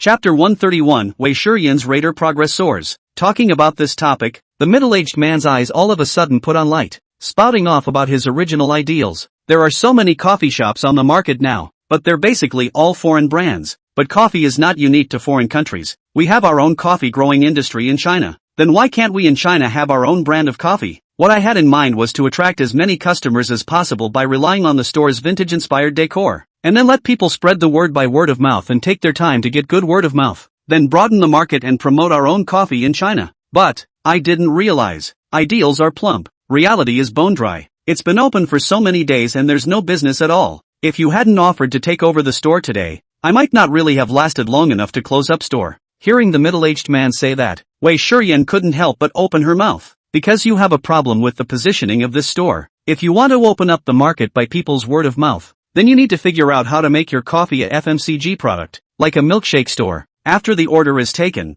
someone else gets it and they can go. But you're putting all your money and energy into renovating the store. How many people can sit in such a small store, even if it's full? What's the turnover rate going to be for those customers who sit in the store and drink if they won't leave right away? These are the questions that should be considered. After all, there had been entrepreneurial experience, and although the program had been stolen by Qin Zhu, Wei Shiyan's thoughts in this regard were still very clear. Yi also couldn't help but nod his head. Well, let's put it this way. In a moment the transfer contract is drawn up. We sign and transfer the money, and this store is mine. Yan, I want you to be the store manager of this store. All marketing strategies and decorating arrangements can be set up the way you want. It's not a problem how much money you have to invest up front. Just let go and do it. And you, by the way, I don't know what your name is yet. Yi looked toward the middle-aged man. Wow, my name is Lu Bo. Yi continued. Lu Bo, if you want, you can also continue to work in this store. I appreciate your idea of wanting to be a local coffee brand in China. Well, your salary, I'll give you a cut based on profitability. All people want to start a business for two purposes. One is trying to make money. The other is the desire to realize one's worth. As soon as he heard that Yi was willing to continue on the path of building a local coffee brand in China, Lu Bo also became exuberant. And just now Yi himself said that it was not a problem to invest as much money up front. He knew that Yi wasn't making things up, casually taking out $1.8 million to buy this store, and casually offering an astronomical salary of $5 million a year to a female lawyer whom he met for the first time. Such a wealthy and generous speech made Lu Bo see the hope that his dream will be realized. Okay, Mr. Yi, I will definitely do a good job. Wei, shopkeeper Wei, just now, it was all a misunderstanding just now. Your Honor, please take care of me in the future. A great man can bend and stretch. After being convinced by Yi's strength and Wei Shiyan's remarks, Lu Bo profoundly realized that he is really not the material for entrepreneurship. Since this was the case, then he would play his role under Yi and Wei Shiyan. The upfront capital investment has basically paid for itself anyway. In the future, As long as you work hard to help Yi and Wei Shurian to make the coffee brand up, you can rely on the profit dividends to become rich and go to the peak of life. Wei Shurian froze. She hadn't reacted from the words Yi had just said. Lu Bo's apology wasn't very important to her either. There was only one thing on her mind at the moment. Yi even asked her to be the store manager? Why are you? Wei Shurian knew that she and Yi had only met a few times. Even before, he had misunderstood Yi, thinking that Yi and that Qin Zhuan who had stolen his entrepreneurial plan were one and the same. Strictly speaking, her relationship with Yi was at best an ordinary friend. Part of this was still because both of them were on better terms with Xia Xiaoyu. If that's the case, why did Yi treat her so well? Let her be the store manager and still have the decor and marketing all her way. Even saying such things as how much money you have to put into it. Don't ask why. Because I believe you. I know you were upset when the entrepreneurial program was stolen from you. Now is a great opportunity to be able to prove yourself all over again. Authorized Qin has investments and has also earned the name of entrepreneurial genius in the school. Now I'm investing in you too. Let go and do it. I'm going to show everyone that you're the entrepreneurial genius in our school. Yi's words struck the softest part of Wei Shurian's heart. She gets up early and works part-time every day to save more money so that one day she can have enough capital to start her own business. She always had an entrepreneurial dream in her heart. She wants to succeed. She wanted to succeed beyond measure. Only then would she be able to justify leaving the family of origin that didn't treat her well, and have the strength to stay in Hamachi on her own. Old Yi. Thank you. From this instant onwards, Wei Shurian seemed to understand why so many girls were willing to get so close to Yi. Yi's charm. Indeed. It's hard to describe. It's a magic that gives hope and energy. Looking at Wei Shurian's raid progress which had risen to 68%, Yi also revealed a satisfied smile. It was important to know that previously Wei Shurian's raid progress had never broken through 20%. Now that it has skyrocketed so much at once, it can be considered a rapid improvement. It's getting closer to the 70% required by the system. I've already drawn up the transfer contract. Mr. Yi, take a look at it. At this time, Yufei pushed the computer screen in front of Yi. Yi took a cursory look. Yeah, no problem. Then, Yufei found a print store and typed out the contract, signed by Yi and Lu Bo. Then it hid $1,800,000 into Lu Bo's card. Ding! Wish quest completion detected. Congratulations to the host for receiving a reward of $100,000. Wei Shurian's wish had been granted. So next up was Yufei. Lawyer Yu, give me your card number. I'll pay your salary for 3 years up front. $5 million a year for 3 years is $15 million. That's not a small amount of money. Yufei was feeling a bit terrified. Inexplicably, there was a feeling of pie in the sky. There's no rush. Mr. Yi, why don't you tell me what kind of 5 companies you plan to open first? In case I'm not up to it, I might as well tell you in advance. Chapter 132, this boss is too humane. $15 million, even if Yufei stayed in Magic City to work. According to the annual salary of $500,000 offered by Shi Shang, it would take 30 years to save without eating or drinking. But now Yi met for the first time and didn't talk about anything yet. Yeah, without knowing her business capabilities. Just looking at a transfer contract that she just drew up on the spot. Just willing to hit 15 million straight up? Doesn't that make her wealth free straight away? A lifetime's worth of money in one fell swoop. Yufei still remembered that before she was on her way to Mordor, Shi Shang had made a point of caring for her. Let her come to Bincheng to get in touch with Yi, to be his gatekeeper and keep an eye on him. Let's see how this boyfriend that Shi Beipei has found really is. But now that Yi's $15 million was directly smashed down, Yufei had an urge to defect to the enemy. Mr. Yi, no merit, no reward. I think we'd better talk specifically first. Wouldn't I be failing you in case I'm not up to the job? Although he knew that Yi was younger than himself, but people could casually take out so much money. Yufei felt that it was only right to lower her stance a bit. Okay, so let's talk first. The three of them, Yi and Shi Beipei and Yufei, sat down formally. Wei Shurian and Lu Bo had the good sense to go about their business. Mr. Yi, you said you want to open 5 companies, right? Yufei got straight to the point. Yi nodded. Well, that's the plan for now. I want to start a catering company, a live video streaming company, a music company, and a media company. After Yi finished speaking, Yufei counted on her fingers. Mr. Yi, aren't these 4? Then there is another one that is. Yi sniffed and looked at Shi Beipei. That would be something to ask Bibi. Bibi, what kind of company do you want to start? I'll hear what you have to say. Since we have agreed to cooperate with Shi Beipei,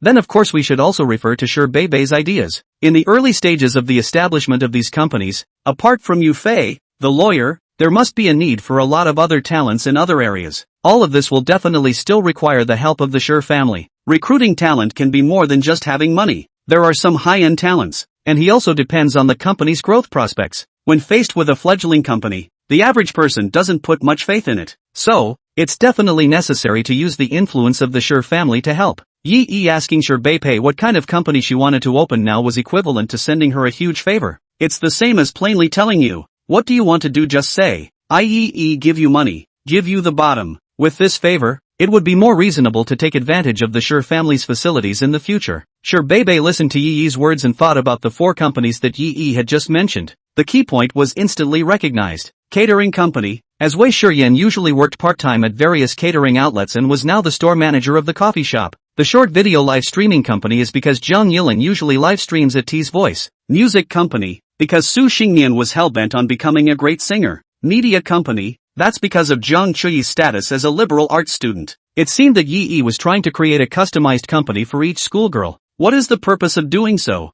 Simply to pick up girls? Or is it just for fun? Sure Beipei couldn't guess for a moment. However, in her opinion, the more elusive Yi was, the more appealing he was to her. Brother Yi, can I do whatever I want? Sure Beipei blinked a pair of big seductive eyes and looked at Yi with an ambiguous air in her eyes. Yi Benben thought that Sure Beipei was pretending and making a show in front of Yufei, but when he saw the system panel, Sure Beipei rose to 19% of the raid progress. He realized that it was a true love story. This little witch is still elusive. Yesterday, she agreed to cooperate herself, and her raid progress didn't go up instead. Today all of a sudden it's up more than 10%. Even though he had 100 secrets to holding a goddess in his hand, Yi could not completely guess Sure Beipei's thoughts. Well, whatever you want to do. Yi really didn't know much about Sure Beipei, and I don't know what she likes to do. The system requires that the 5 companies created take into account the traits and abilities of each of the 5 schoolgirls. So Yi had to let Sure Beipei speak for herself. Sure Beipei narrowed her eyes and smiled, revealing 2 rows of white teeth. She seemed to have a plan for what she was going to do. I want to start a travel company and develop resorts. It says it's a tourism company, but developing resorts also involves the real estate aspect. As soon as I heard that, I knew that the upfront investment must be quite a lot. This little witch, she's really good at asking for money. But Yi wasn't worried. As long as these 5 companies were established, they would get the system's $50 billion reward. It's just a shame that the $50 billion is hitting pilot capital. It seems that he still needs to catch up with the progress of these 5 schoolgirls' raids to 70% or more before these 5 companies are established. In this way, one can have the right to dispose of the $50 billion investment money. Currently, Zhang Chui, Zhang Yilin and Su Xingmian have all reached the standard, just missing Wei Shiyan with 68% raid progress and Sure Beipei with 19% raid progress. No problem, it's up to you then, Counselor Yu. These are my initial ideas. I'll leave the formalities of setting up these 5 companies to you. That shouldn't be too hard for you. To start a company, to put it bluntly, Yufei only needs to run errands and do paperwork. How to run these 5 companies up, that's what Yi should consider. Yufei nodded. No problem, please don't worry Mr. Yi, I will definitely help you get the business licenses for these 5 companies as soon as possible. Yi reached out and interrupted Yufei's words. It doesn't have to be soon. You just arrived in Hamachi. Let's find you a place to stay first, and then rest and recuperate. Let's start officially working on these again next week. There were still 2 schoolgirls whose raiders' progress hadn't reached the target, so they couldn't open up 5 companies so quickly. By the time the $50 billion in rewards hit Pilot Capital's books, he hadn't even taken over Pilot Capital. What about those guys at Pilot Capital who took that money and invested it in something else? Although when he took over the Pilot Capital, everything before the investment income Yi can also enjoy. However, Yi was still a bit selfish in this regard. He still wants to make these 5 companies he founded scale and become industry leaders. Small fights don't fit his character. If you're going to do it, you're going to do it right. There's really no rush. Ever. At my pace. Yi was afraid that Yufei would think he was being polite, so he emphasized it again. Yufei nodded dully. It was the first time she had seen such a boss. This is also, it's too humane. Chapter 133, Invitation from a Female Policewoman. Lawyer Yu, let me first call you the 3 years' salary that I just agreed to pay you in advance. Give me the card number. Yi still wanted to hurry up and finish Yufei's wish quest first. Yufei couldn't afford to push back and respectfully handed over her bank card number. Yi took out his cell phone, and the system had already reimbursed the $15 million in place. Enter the card number, enter the amount, and click transfer. Drop. Yufei's cell phone rang. Opening it up, the card instantly had an extra $15 million on it. In this instant, Yufei felt her breath nearly stop. It was the first time she had gotten so much money. And it's a one-time thing. So this is what it feels like to be stoned by money. In Yufei's mind, she had already thought about how she was going to answer when Shi Shang asked her how Yi was doing at that time. Handsome and generous with lots of money. Ideal, driven and capable. In short, it's an absolute perfect match for the Shi family's eldest daughter. People's positions are so unsteady sometimes. Yi didn't even take care of Yufei for anything. And Yufei was already dead set on following this generous boss for a lifetime of work. As for Shi Shang, that's just a former client. Not familiar haha. At the same time, a system beep sounded in Yi's head. Ding! It is detected that the host has completed the wish quest. Congratulations to the host for receiving a reward of $100,000. Ding! Has automatically bound the wish object for the host. Name, Yufei. Age, 27. Height, 165 cm. Weight, 51 kilograms. Bust, C. Face value, 8. 8 points. Current emotional status, unmarried. Current strategy progress, 49. 99%. Seeing the information on the system panel, Yi raised his eyebrows. It's the first time I've seen unmarried as an emotional state. Previously, those like Shi Beipei Jiang Chuyi were shown as single. It means no boyfriend. So unmarried means, you have a boyfriend, but you're not married, right? No wonder the rate progress is at 49. 99%. From Yi's past experience, once the progress of the strategy reaches and breaks through 50%, it means that the other party likes him. And when it reaches 70%, that means the other person is completely in love with them. As for 100%, it means that no matter what happens, the other person has already been inseparable from himself. For example, a little jealous girl like Jiang Chuyi, even after seeing Yi and the other girls walking close to each other as well, even though jealousy was flying in her heart, she obediently continued to stay by Yi's side. This also made Yi realize a most important truth: how to make these bound objects work harmoniously with each other. That would be to jack up all of their raid progress to 100%. Of course, all of this is an afterthought. Lawyer Yu, I happen to have a house on hand that is vacant. Or you could live there. Yi thought of the large flat he had previously bought for Xia Xiaoyu in the Peach Garden neighborhood. Now that Xia Xiaoyu had moved into Yunqi's famous villa with herself, that large flat was naturally empty. Instead of sitting idle, it's better to give Yufei a place to live. It's also a way to help Yufei save money. Yufei nodded in agreement and thanked him again. After the business chat, a few people left the coffee shop. Yi drove Shi Beibei's car and led Yufei to see the house she was going to live in next. After coming to the Peach Garden community, pushing open the door and seeing such a luxurious 180 square feet big house, Yufei was even more shocked beyond words. A boss as good as Yi is really rare in this world. He himself had traveled from Mordor to Bincheng to work, and he didn't get off the high-speed train until 8:30 in the morning. It's 10:30 now, but only 2 hours have passed, and one has gotten $15 million and lives in a large flat with an excellent view and location. Is this a dream? Mr. Yi, you really, I'll be honest with you, this time, Mr. Sure sent me over, but actually, as the saying goes, anyone has a price. If anyone disagrees with this view, it only means that the price tag isn't high enough. In the face of Yi so generously sent so many benefits, Yufei directly a brain in front of Yi and Shi Beipei face Shi Shang accounted for her to Bincheng secretly prying Yi's bottom line of things and disclose. Sister Fifi, then, you should know what to do back to my dad when the time comes. Shi Beipei held Yi's arm and showed a meaningful smile at Yufei. Yufei nodded repeatedly. I know, don't worry guys, I know what to say. After settling Yufei down, Yi didn't want to disturb him too much. Then he led Shi Beipei away. Walking downstairs, Shi Beipei was still holding Yi's arm tightly. This made Yi a little weak for a moment. Peach Garden District. Jiang Chuyi still lives here, in case you are seen. Although Jiang Chuyi would not leave herself because of this, it was inevitable that she would have to be coaxed with great effort for a while before she would be well. Ahem, Yufei is no longer here. Do you still want to pretend to be a couple with me? As soon as Leaf realized it, he tried to pull his arm out, but Shi Beipei held on a little tighter. Brother Yi, you can't take this lightly. With my dad's style, he definitely arranged for more than just Yufei. Most likely, around us, his people are everywhere. Shi Beipei made a joke, wanting to intentionally scare Yi. Yi scanned around, didn't notice anyone watching them here. Then you can't be like this with me all the time. Pretending in school too? What if people really think we're boyfriend and girlfriend after a while?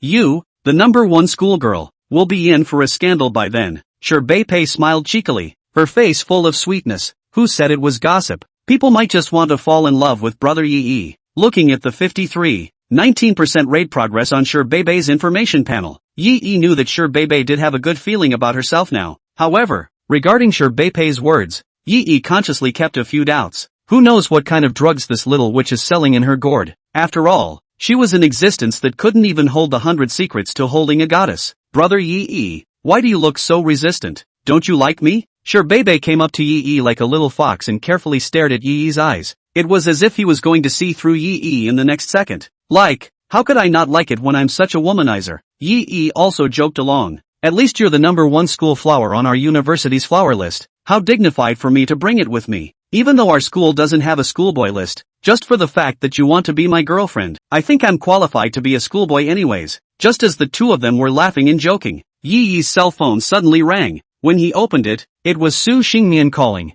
Hey, Yi, do you have time for lunch today? My cousin would like to invite you to dinner. Chapter 134 Special Training. Su Xingmian's cousin Xiao Yunyan. That could also be a special physique that could easily explode wish quests. Plus the other party was a high-color policewoman. Yi really had no reason to refuse. After asking for Su Xingmian's noon appointment location, he hung up the phone. What's up Yichi brother? Are you going out with another pretty girl at noon? Sherbei was beside Yi just now, and the voice on the other end of the phone must have heard her. Yi didn't have the intention to hide it from her and directly told Sherbei about Su Xingmian's cousin's invitation. Compared to the several other bound objects around her, Sherbei should be considered the person who knows Yi the most. Before she and Yi were formally acquainted, Sherbei understood Yi thoroughly. This includes what he grew up with, including the peaches around him. Therefore, in front of Sherbei, Yi instead did not have to deliberately worry about her being jealous. This little witch knows everything anyway. Alright then, brother Yi, you go then.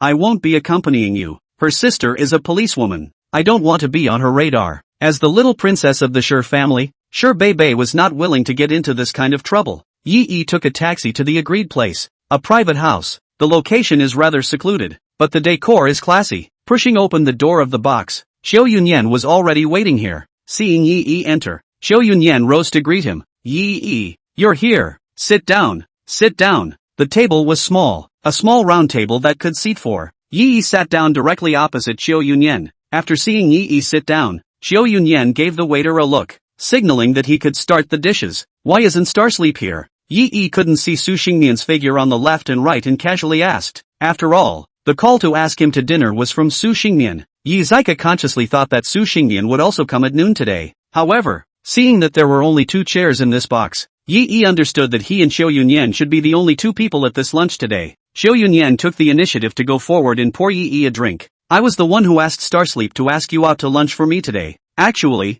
I have a bit of personal business I want to ask you for a favor. Starsleep knows it too, so he didn't bother. The policewoman did not beat around the bush, and came up and opened the door to show her intentions. Can you teach me fighting? Better step up and help me with special training in the next few days. After Yi defeated the group of tough guys last time, Xiao Yunyan and her colleagues raided the interrogation overnight. A few people confessed to what they had committed, which was nothing to sneeze at. But what interested Xiao Yunyan was the image of a few humongous bandits describing Yi's strike. A few people were very consistent in their statements, saying that Yi had struck extremely swiftly, and before he could react, he was knocked out, especially the one who was kicked until he smashed the front windshield of the car. It's still lying in the hospital. This unlucky man stated that he was kicked off by a kick. Just this kick is so powerful. Xiao Yunyan had observed the scene. The front windshield of that pickup truck was slightly thicker than a normal windshield. Even with a hammer, a normal adult would have to hit it several times with all his strength to make it look like that at the scene. But Yi merely used a kick, and the kick wasn't even directly on this front windshield. Or was it kicked to the person first and then crashed by the person? It also unloaded some of the force after the punch. If Yi had kicked directly on this front windshield, I'm afraid it would have caused even more horrific damage. All of these details, including the group's confessions, proved Yi's superb skill. Keep in mind that the bruisers were all still armed at the time, and Yi suffered a knife cut for protecting the little girl. Other than that, there were no other injuries. It was evident that Yi did not give his opponent a chance to entangle himself during the fight. Out of the box is seconds. With a body like this, Xiao Yunyan had never seen it before. It was during the interrogation of that group of tough guys that the police also got a shocking news. This group of internationally circulating tough guys didn't come to Binchang just to kidnap an innocent little girl. Their real purpose was to kidnap a female biology professor named Zheng Tong. Under the Great Memory Recovery Technique, the group of humongous bandits gave an account of what happened. It was rumored that Zheng Tong had developed a potion that could strengthen the human body. It's still in the experimental stage though, but it's enough to make some of the people who heard the rumors stupid. That's what this group of toughs is here for. As for kidnapping XIN,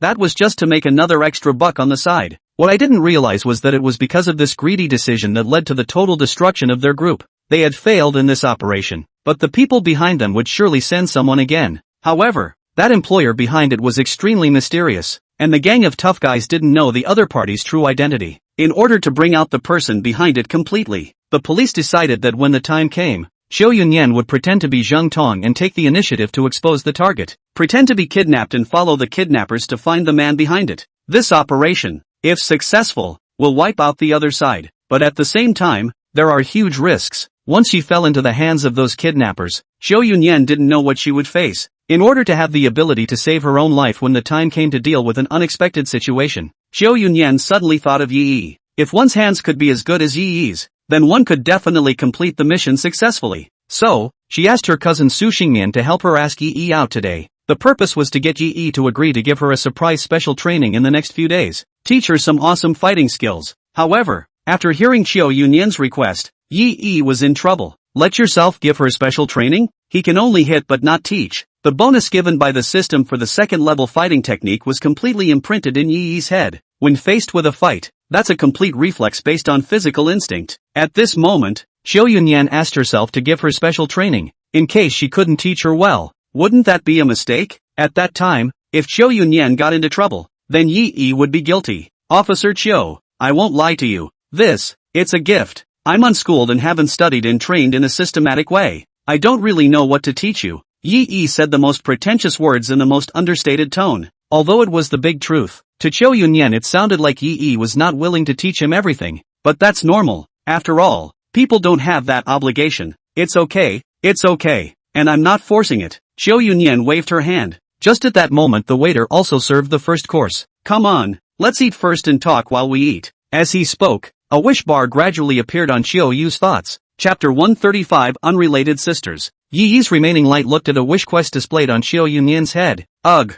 I so wish I could finish this mission successfully. It would have been better if I hadn't gotten hurt. Xiao Yunyan was only 23 years old after all. Still a little girl who hasn't been out of school long. She was faced with such a daunting task right away, and she was carrying a lot of pressure in her heart. Seeing this wish quest, Yi Yi raised his eyebrows. This wish of Xiao Yunyan's is directed at herself. What kind of temporary bonus will the system give if I collect it? Is it hard to just give Xiao Yunyan a bonus to fighting skills or something like that? That's just too weird. If such a thing happened, this policewoman was afraid that she would be shocked herself. Still, Yi Yi decided to give it a try. Many of the system's features are not exhaustively explained. The only way to figure it out is to keep trying. Pick up the task. Ding! It is detected that the host is on a wish mission, giving the host a temporary bonus. During the time that the bound object Xiao Yunyan is on a mission, the host can gain a bonus to the flexible level fighting technique if he is by his side. Flex rating? It was the first time Yi Yi had seen this argument. Unico, what is the meaning of this flexible level of fighting technique? Ding! In answer to the host, a resilience level is, based on the difficulty the host is currently experiencing, a level of fighting arts that can resolve that difficulty. For example, if the system detects that killing the opponent in seconds requires level 2 fighting arts, it will provide a level 2 fighting arts bonus. If the system detects that killing the opponent in seconds requires a level 4 fighting technique, then a level 4 fighting technique bonus will be provided at that time. Hearing the system's explanation, Yi Yi then understood. It also meant that the stronger the enemy was when the time came, the stronger he himself would be. As long as one is within the duration of the mission, one is invincible. But I didn't realize that this addition to the system was still offered to myself. Then it seems that the only way to protect Xiao Yunyan is to accompany her on a mission by herself. Officer Qiu, I can't teach you though. But, Yi Dong gave a pause, his mind racing, thinking about how to convince Xiao Yunyan to let himself join them. Does the Zheng Tong you're pretending to be have a boyfriend? Yi Yi asked without a clue. Xiao Yunyan froze, then nodded. Well, there is. What? You don't want to chase? Hearing this strange question from Yi Yi, Xiao Yunyan somehow had a sudden feeling in her heart. There was a feeling that Yi Yi wanted to pursue Zheng Tong. Yi Yi hastily shook his head. No, I didn't mean that. I was going to say that since you're pretending to be her, could I also pretend to be her boyfriend? We'll be together when the time comes, and we'll be able to take care of each other. Although I can't give you special training, with my skill, I can definitely keep you safe with you. It can also assist you in your mission. Xiao Yunyan had just not clearly explained the content of the mission to Yi Yi, only briefly, but this kind of thing, Yi had read too much on online novels and guessed it with a little guess. You're going on a mission with me? For Yi's proposal? It would be a lie for Chiu Yunyan to say that she was not moved, but after all, Yi's identity was just an ordinary college student. He can't be put in danger for no reason. Just as Chiu Yunyan wanted to open her mouth to reject Yi's kindness, Chiu Yunyan's phone suddenly rang. It's the chief calling. Chiu Yunyan got up and walked out of the box, finding a quiet place before she pressed the call button. Hey chief, I'm eating out right now. I'll be back in a few minutes. Yes, I'm with the boy who saw me last time. How did you know? Yes, okay, I understand. Wait, what? Wait, what did you say? You said to let him join us on the mission? This is an arrangement from above? Well, I'll take him back to the station with me later. After hanging up the phone, Chiu Yunyan's entire body didn't return to her senses for half a day. The director actually asked Yi by name to join him in this operation, and it says it's an arrangement from above. What's going on here? Isn't Yi just an ordinary college student? Hardly. He has another identity? Meanwhile, at the police station, in the chief's office, Director Joanne used an encrypted intercom to call a mysterious number. Hello, this is Joe Amin. I've done what you said. Are you sure you want to do this? Can I know what the cause is? In the middle of the day, a nice female voice came from the other end of the phone. Commissioner Joe, I believe you should understand what you should ask and what you shouldn't. When it's time for you to know, you'll know naturally. The female voice was high and cold, revealing a hint of dominance everywhere that made it unquestionable. After 2 brief sentences, he hung up. After hanging up the phone, the woman stepped on her heels and walked slowly to the window. Fishing a lollipop out of his pocket, he unwrapped it and popped the candy into his mouth. Looking out the window at the traffic, the woman sighed slowly. My baby brother,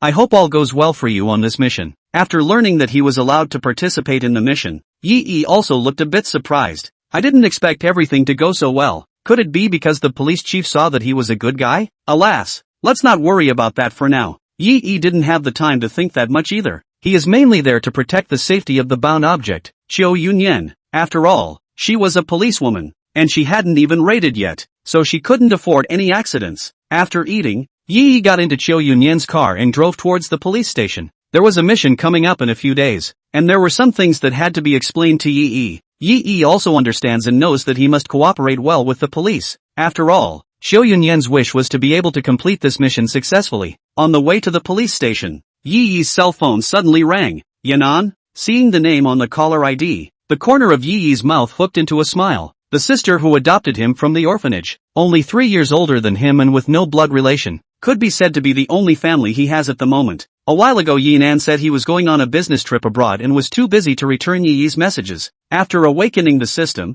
Yi hadn't contacted this sister of his yet. Hey, Nan, you're back in the country? Ever since he was a child, Yi was not used to calling her sister. Yinan also didn't like Yi calling her sister. On the other end of the line, a nice female voice gave a soft laugh, as if the sound of a lollipop being chewed in her mouth could still be heard. What's the matter, brat? Aren't you glad to hear I'm back in the country? I told you, my plane lands in Hamachi tonight. You pick me up at the airport. Chapter 136, Teaching Yi. Yi and Chiu Yunyan came to the police station together. Director Qiao Anmin took a close look at Yi, and yet, he really couldn't see what was so special about this boy other than being good with his hands. Just such a college student had actually alarmed the mysterious woman codenamed Night Lord to specially call and demand by name that Yi must participate in this operation. Is it possible that this kid has some kind of background? You know, this mission is very important. Zheng Tong's development of human function enhancement potions was already known by the mysterious Department of China. This mission was ordered by this mysterious department to their Binchang Public Security Bureau, and in order for Chiu Yunyan to better impersonate Zheng Tong, the woman in charge of cybersecurity in the mysterious department, the one codenamed Night Lord, took matters into her own hands. All the photos of all the information about Zheng Tong that could be found on the internet were changed to photos of Chiu Yunyan.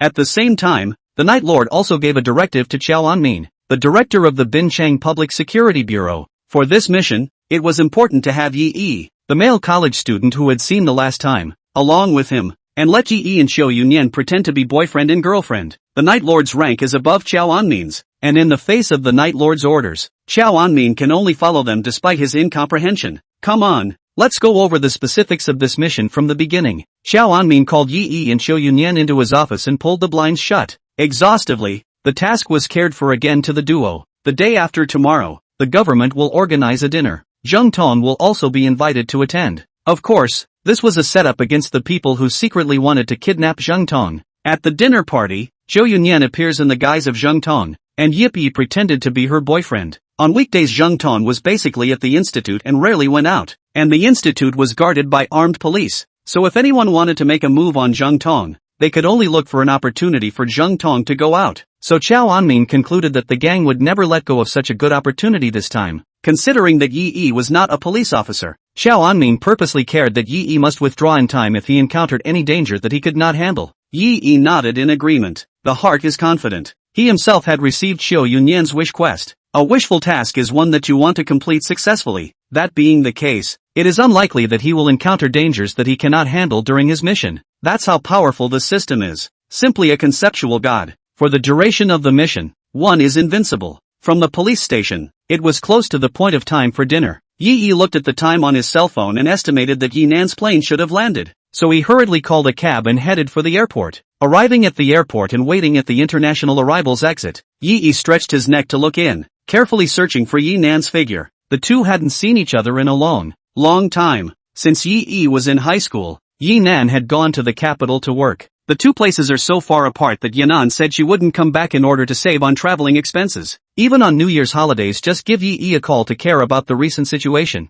In addition to the monthly living expenses that hit Yi Yi's card on time, the two rarely have other exchanges. After Yi Yi went to college, Yi Nan didn't visit him either. The two are only in touch on WeChat. So today, when he learned that Yi Nan's plane arrived in Binchang, Yi Yi was still very excited in his heart. This sister, who was not related to him in any way, was the only family he had left in the world. If Yi Nan hadn't taken him out of the orphanage at that time, he was afraid that he wouldn't have the life he had now. In Yi Yi's impression, Yi Nan was a very strong person, only 3 years older than Yi De, yet he took good care of Yi Yi. Yi Yi had just started high school at the age when Yi Nan was supposed to go to college. But Yi Nan said to Yi Yi that she didn't want to go to college anymore and wanted to get a job directly to earn money for Yi Yi's education. Then he went to the capital alone. In order to live up to Yi Nan's good intentions, and in order to make Yi Nan's life better through his own efforts in the future, Yi Yi studied hard. He also ended up attending Hamachi University with honors. After so many years, I can finally see Yi Nan again. Yi Yi's palms were oozing a thin layer of sweat from excitement.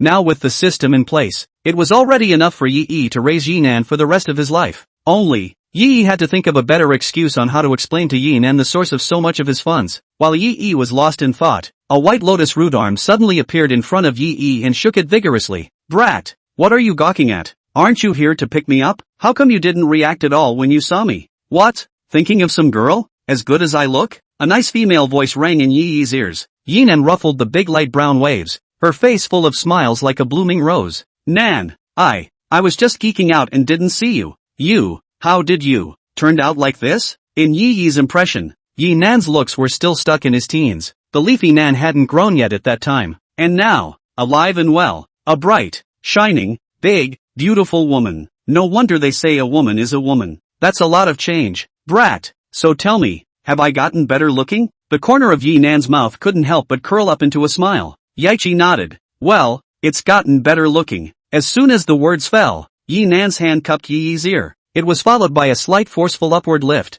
Brat, what do you mean? Are you saying I wasn't good looking before? Humph, so incapable of talking. I can see you haven't found a girlfriend yet. Better let me tune you up more when I'm free. Where else would any girl look at you? Upon hearing Yi Nan's words, Yi Yi skimmed his mouth unconvincingly. You don't underestimate me. There are plenty of people who have their eyes on me, and all of them are schoolgirls. Yi Nan's face was an uncontrollable smile, but the hand pinching Yi Yi's ear was a little harder. Well, brat, every one of them is a schoolgirl? Tell me instead, how many are there? You can do it now, can't you? Let's see what I can do to you. The duo, who hadn't seen each other for a long time and were not family but were more like family, were fighting like no one else at the airport. In front of Yi Nan, it was as if Yi Yi could finally completely drop all the guards in his heart. Be your truest self through and through. Okay, enough messing with you, let's eat. I'm hungry after such a long flight. Yi Yi called a car and entered Yunchi famous villa as his destination. Didn't you get airplane food on the plane? Yi Nan shook his head. It's not good enough to eat. After so many days abroad,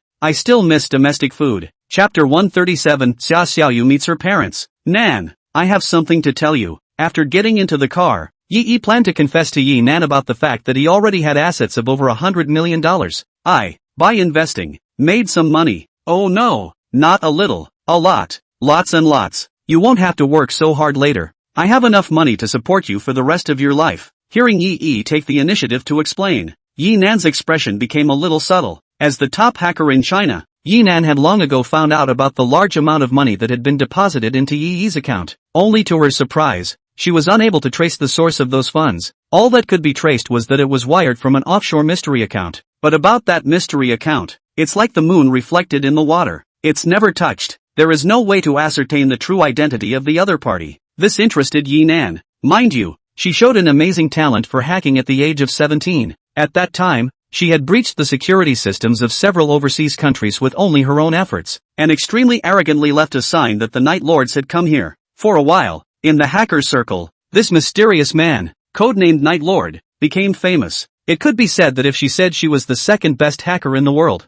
then no one would dare to recognize the first. But it was in this situation that she actually couldn't find out the source of those funds on Yi's card. There is only one possibility, and that is that the remittance side is extremely powerful, large enough to be completely invisible on the internet. That's why she came to Hamachi this time. She wanted to make sure that her brother, who was not related by blood, had not been bribed by forces outside the country. You made money off your investments? Invest in what? Yi Nan put on an expression of slight surprise and surprise. Yi scratched his head and said casually, speculation. Earned from speculation. And then also now are planning to start a business. Already in the pipeline to open 5 companies. Gee, don't ask so many questions. For so many years it was you who worked hard outside to earn money for me to go to school. In the future it will be my turn to support you. You have such a busy schedule. If you don't want to work, you won't be able to later. If you can't, you can come work for my company. It just so happens that I'm in the early stages of starting my business right now, and it's a time when I'm short of people. Yi's words all came from his heart. In Yi's opinion,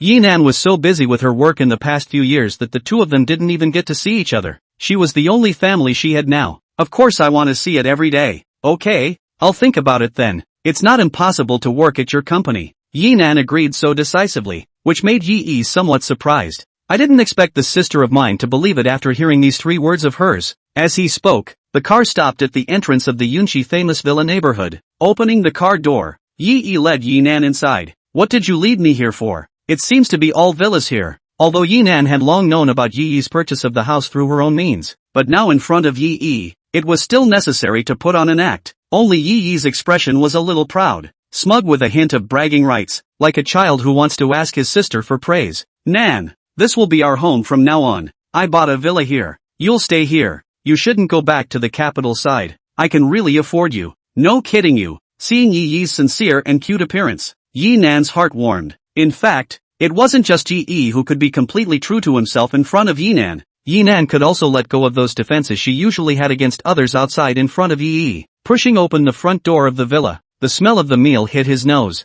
Yi had long ago told Xiaoyu about Yi Nan's coming tonight. After learning that Yi Nan is Yi's sister, Xiaoyu makes all the effort to cook a table of specialty dishes. Xiaoyu has heard that Yi has not seen his parents since he was a child, and he is dependent on this sister who has no blood relationship. Since Yi Nan is here today, isn't that the same as meeting the parents? Thinking of this, Xiaoyu naturally tried to perform well. Nan, this is Xiaoyu. Yo, this is Yi Nan. Yi gave the first-time duo a brief introduction. After seeing Xiaoyu's porcelain doll-like cute features, as well as her dimpled, callow figure, Yi Nan secretly stabbed Yi's waist with her elbow. Lowering his voice, he said, "Brat, you can. This girl looks good to me." Xiaoyu's well-behaved and capable demeanor greatly appreciated Yi Nan, especially after sitting down and tasting Xiaoyu's handiwork. Yi Nan even exclaimed that Yi had hit the jackpot and actually found such a virtuous girlfriend. Xiaoyu, however, explained for Yi with a red face. No,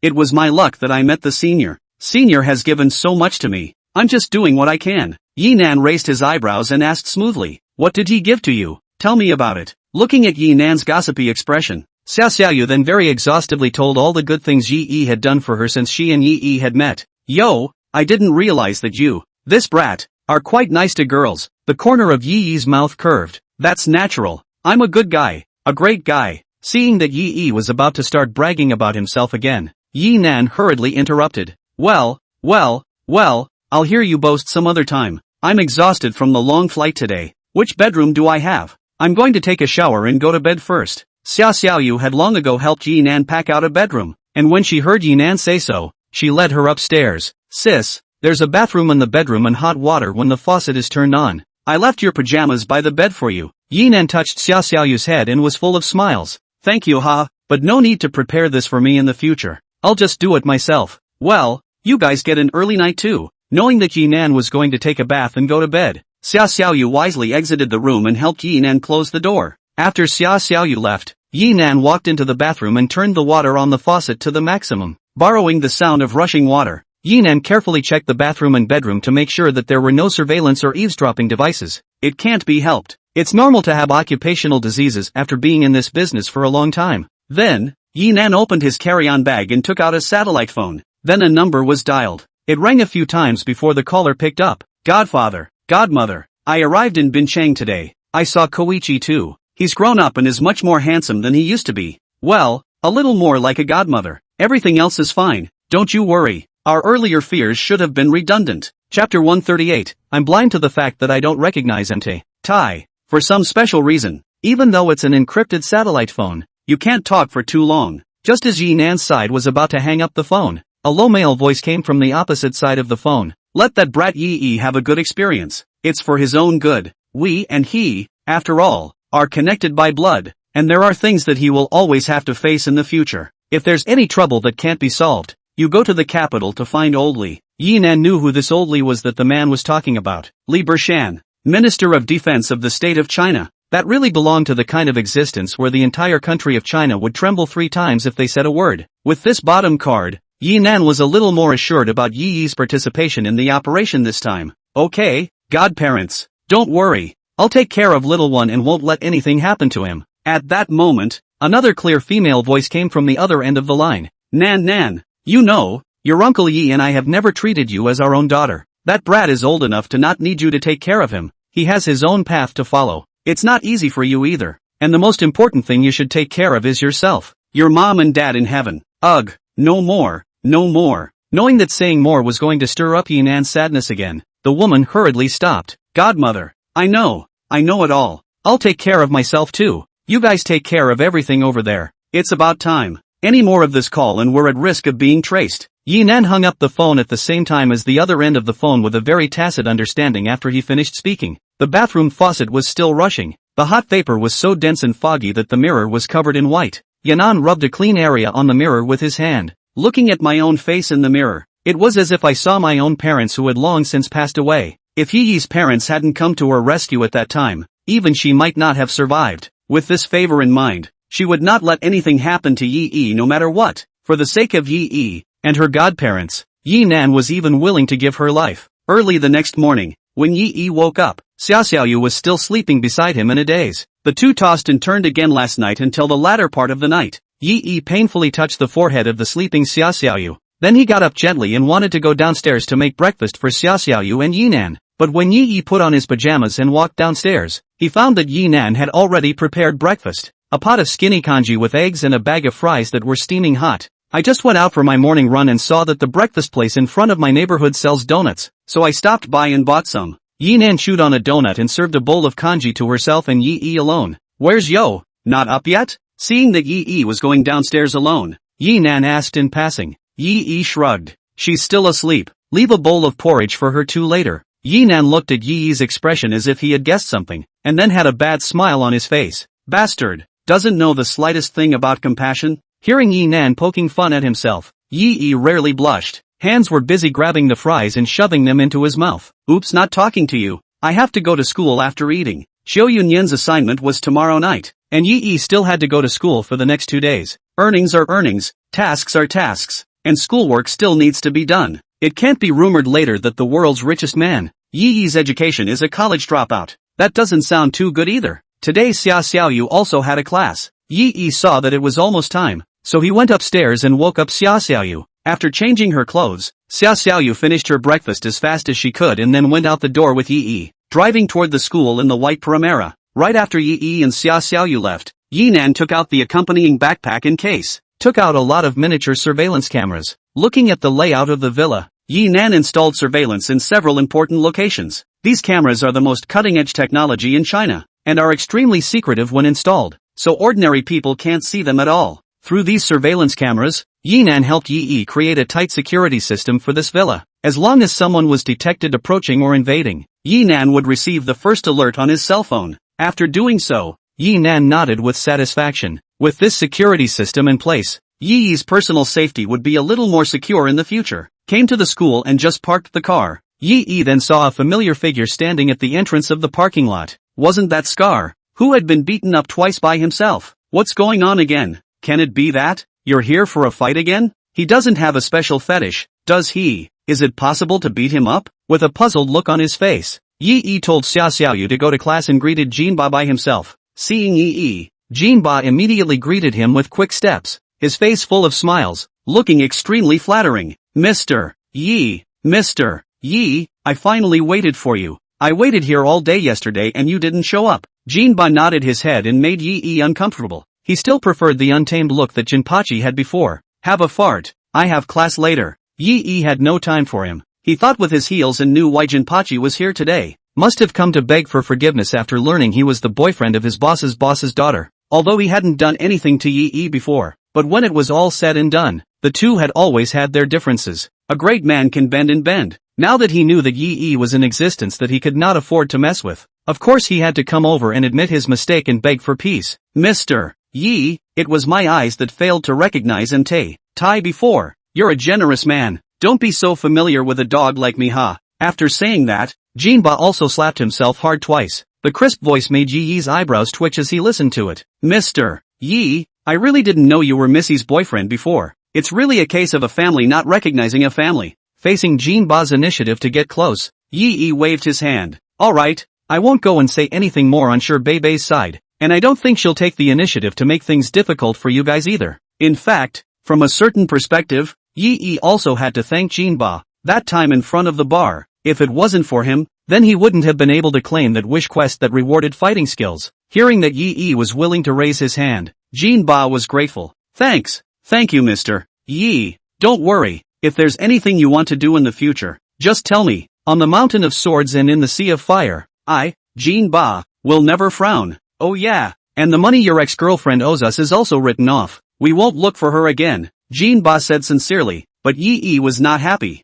A write-off? Who told you to write yourself off? Chapter 139, Living Together. Yi frowned with a frown on his face. How did you let Lin Coco get her own light for no reason? You should know the truth of the injustice. Yi looked at Jinba and said righteously. Besides, it's only right to pay what you owe. If everyone was like her and owed money, wouldn't the world be in chaos? Looking at Yi's expression, Jinba couldn't catch Yi's mind at the time, not knowing if he was deliberately saying the opposite. But Mr. Yi, this Lin Ku is not your. Jinpachi was not smart in the head and always felt a little more comfortable asking for clarification. Yi skimmed his lips and put one hand on Jinba's shoulder. Coco Lin, she's just my ex-girlfriend, and Beibei is my current girlfriend. Technically, the former and the current should be incompatible. You know what to do, don't you? Yi didn't want to just let Lin Coco take advantage of the situation for nothing. Now that you're an adult, you have to have the awareness to pay for your own behavior. And since the two had already broken up, Yi didn't want to help her clean up this mess. Hearing Yi say this, Jinba finally understood what Yi meant. Lin Coco and Beibei are incompatible, and Beibei was in existence that even her own boss feared. Then, naturally, one should help Beibei. Okay, thanks for the pointer, Mr. Yi, I understand. Seeing that Jinba had gotten it, Yi nodded and headed towards the school building. As soon as Yi left, Jinbachi hurriedly took out his cell phone and called his underlings. Hey, you guys, keep going to that Coco Lin to collect the debt today. If she doesn't pay back the money, she'll be put on a bit of a leash. Yeah, I'm not kidding. Of course I asked. That's what Mr. Yi meant. Coming to the classroom, Yi still sat in the last row. It was still Jiang Chuyi who took the seat for him. Speak for yourself. You haven't been with me in days? As soon as Yi sat down, Jiang Chuyi leaned over with a grumpy face, like a little whiny whose own husband doesn't come home. There was no trace of the iceberg beauty from before. Yi swallowed his saliva and said with a cheeky sophistry, I've spent the last 2 days busy, and since my sister came to Hamachi last night, I naturally had to keep her company. It's been a long time since I've even seen her. Moving Yi Nan out as a shield, Jiang Chuyi naturally couldn't afford to be unreasonable, but Jiang Chuyi still pouted in aggravation. Well, you should have told me. I couldn't sleep well these past 2 days without you by my side, missing you again and having to worry if you'll get hurt again. Looking at Jiang Chuyi's pathetic appearance, Yi made a bold decision. Jiang Chuyi rate her progress has reached 100%. Or, why don't we just have her move to the villa as well? Anyway, the place is big and has lots of rooms. Ahem, Yi, why don't you move in with me? Hearing Yi Yi's words, Jiang Chuyi's eyes popped up with a glimmer of light. She had actually intended to. However, as a girl, she always felt that she should be a bit more reserved and could not take the initiative to make this kind of request with Yi Yi. But since Yi Yi took the initiative to mention it now, then of course she sloped down. Yeah, I'll move in tonight then. I don't have a lot of clothes or daily necessities anyway, so one trip with my car should be enough. Seeing that Jiang Chuyi agreed decisively, Yi Yi gave her a precaution in advance. I don't live alone, though. My sister lives with me. And Xia Xiaoyu too. Hearing the three words Xia Xiaoyu, Jiang Chuyi's face really showed a jealous expression. Immediately after, a slender jade hand pinched a piece of meat around Yi Yi's waist, and there was a hidden tendency to rotate 360 degrees. Humph, heartless. I can't believe you're still dicking around when you have me. After saying this, Jiang Chuyi seemed to realize that something was wrong. Xia Xiaoyu has been living in Yi Yi's house for a long time. Strictly speaking, then, he himself was the one who had gotten into the flowers and grass outside of Yi Yi. Thinking of this, Jiang Chuyi actually had some feelings of weakness. Do you like me or not? After thinking for half a day, Jiang Chuyi asked the question that her heart wanted to ask the most. It was only recently when she counted her heart towards Yi Yi. At that time, Yi Yi used her cheating video as blackmail and unreasonably took away her first kiss. It was then that she developed a different affection for the man who had taken her first kiss. It was not until later that it was gradually discovered that there were some flashes of light that Yi Yi was usually not aware of. And it is these flashes of light that allowed Jiang Chuyi to gradually fall until she can't help herself. But she wasn't the only one who found these flashes of Yi Yi.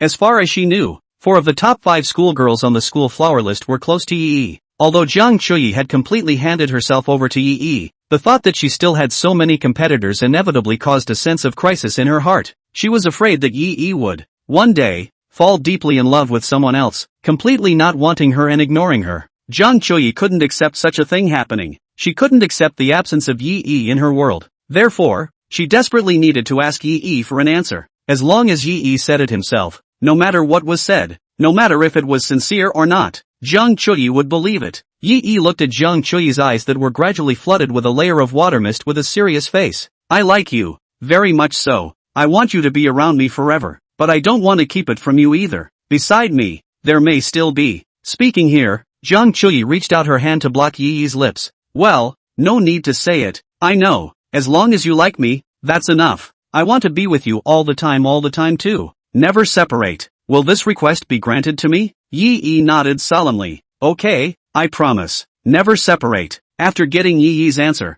Jiang Chuyi's hand tightly held with Yi Yi. On the other side, Yi Yi's 3 housemates also heard the content of the duo's conversation. The heart was shocked beyond words. Jiang Chuyi, this iceberg beauty, could actually humble herself to such an extent for Yi Yi? How in the world did Yi Yi condition people to be like this? This is just, it's awesome. That's a lot more interesting than what the teacher taught in class. Soon enough, one class period passed. The bell rang and Yi Yi held Jiang Chuyi's hand and walked towards the back door of the classroom. At that moment, a commotion came from the hallway outside the classroom. It was as if I could faintly hear the surprised cries of my classmates. It seems as if some extraordinary person has come. Not long after, a playful face appeared at the back entrance of Yi Yi's class. Sure Bebe had a smile on her face as she looked at Yi Yi and Jiang Chuyi who were holding hands. Brother Yi Yi, did you miss me?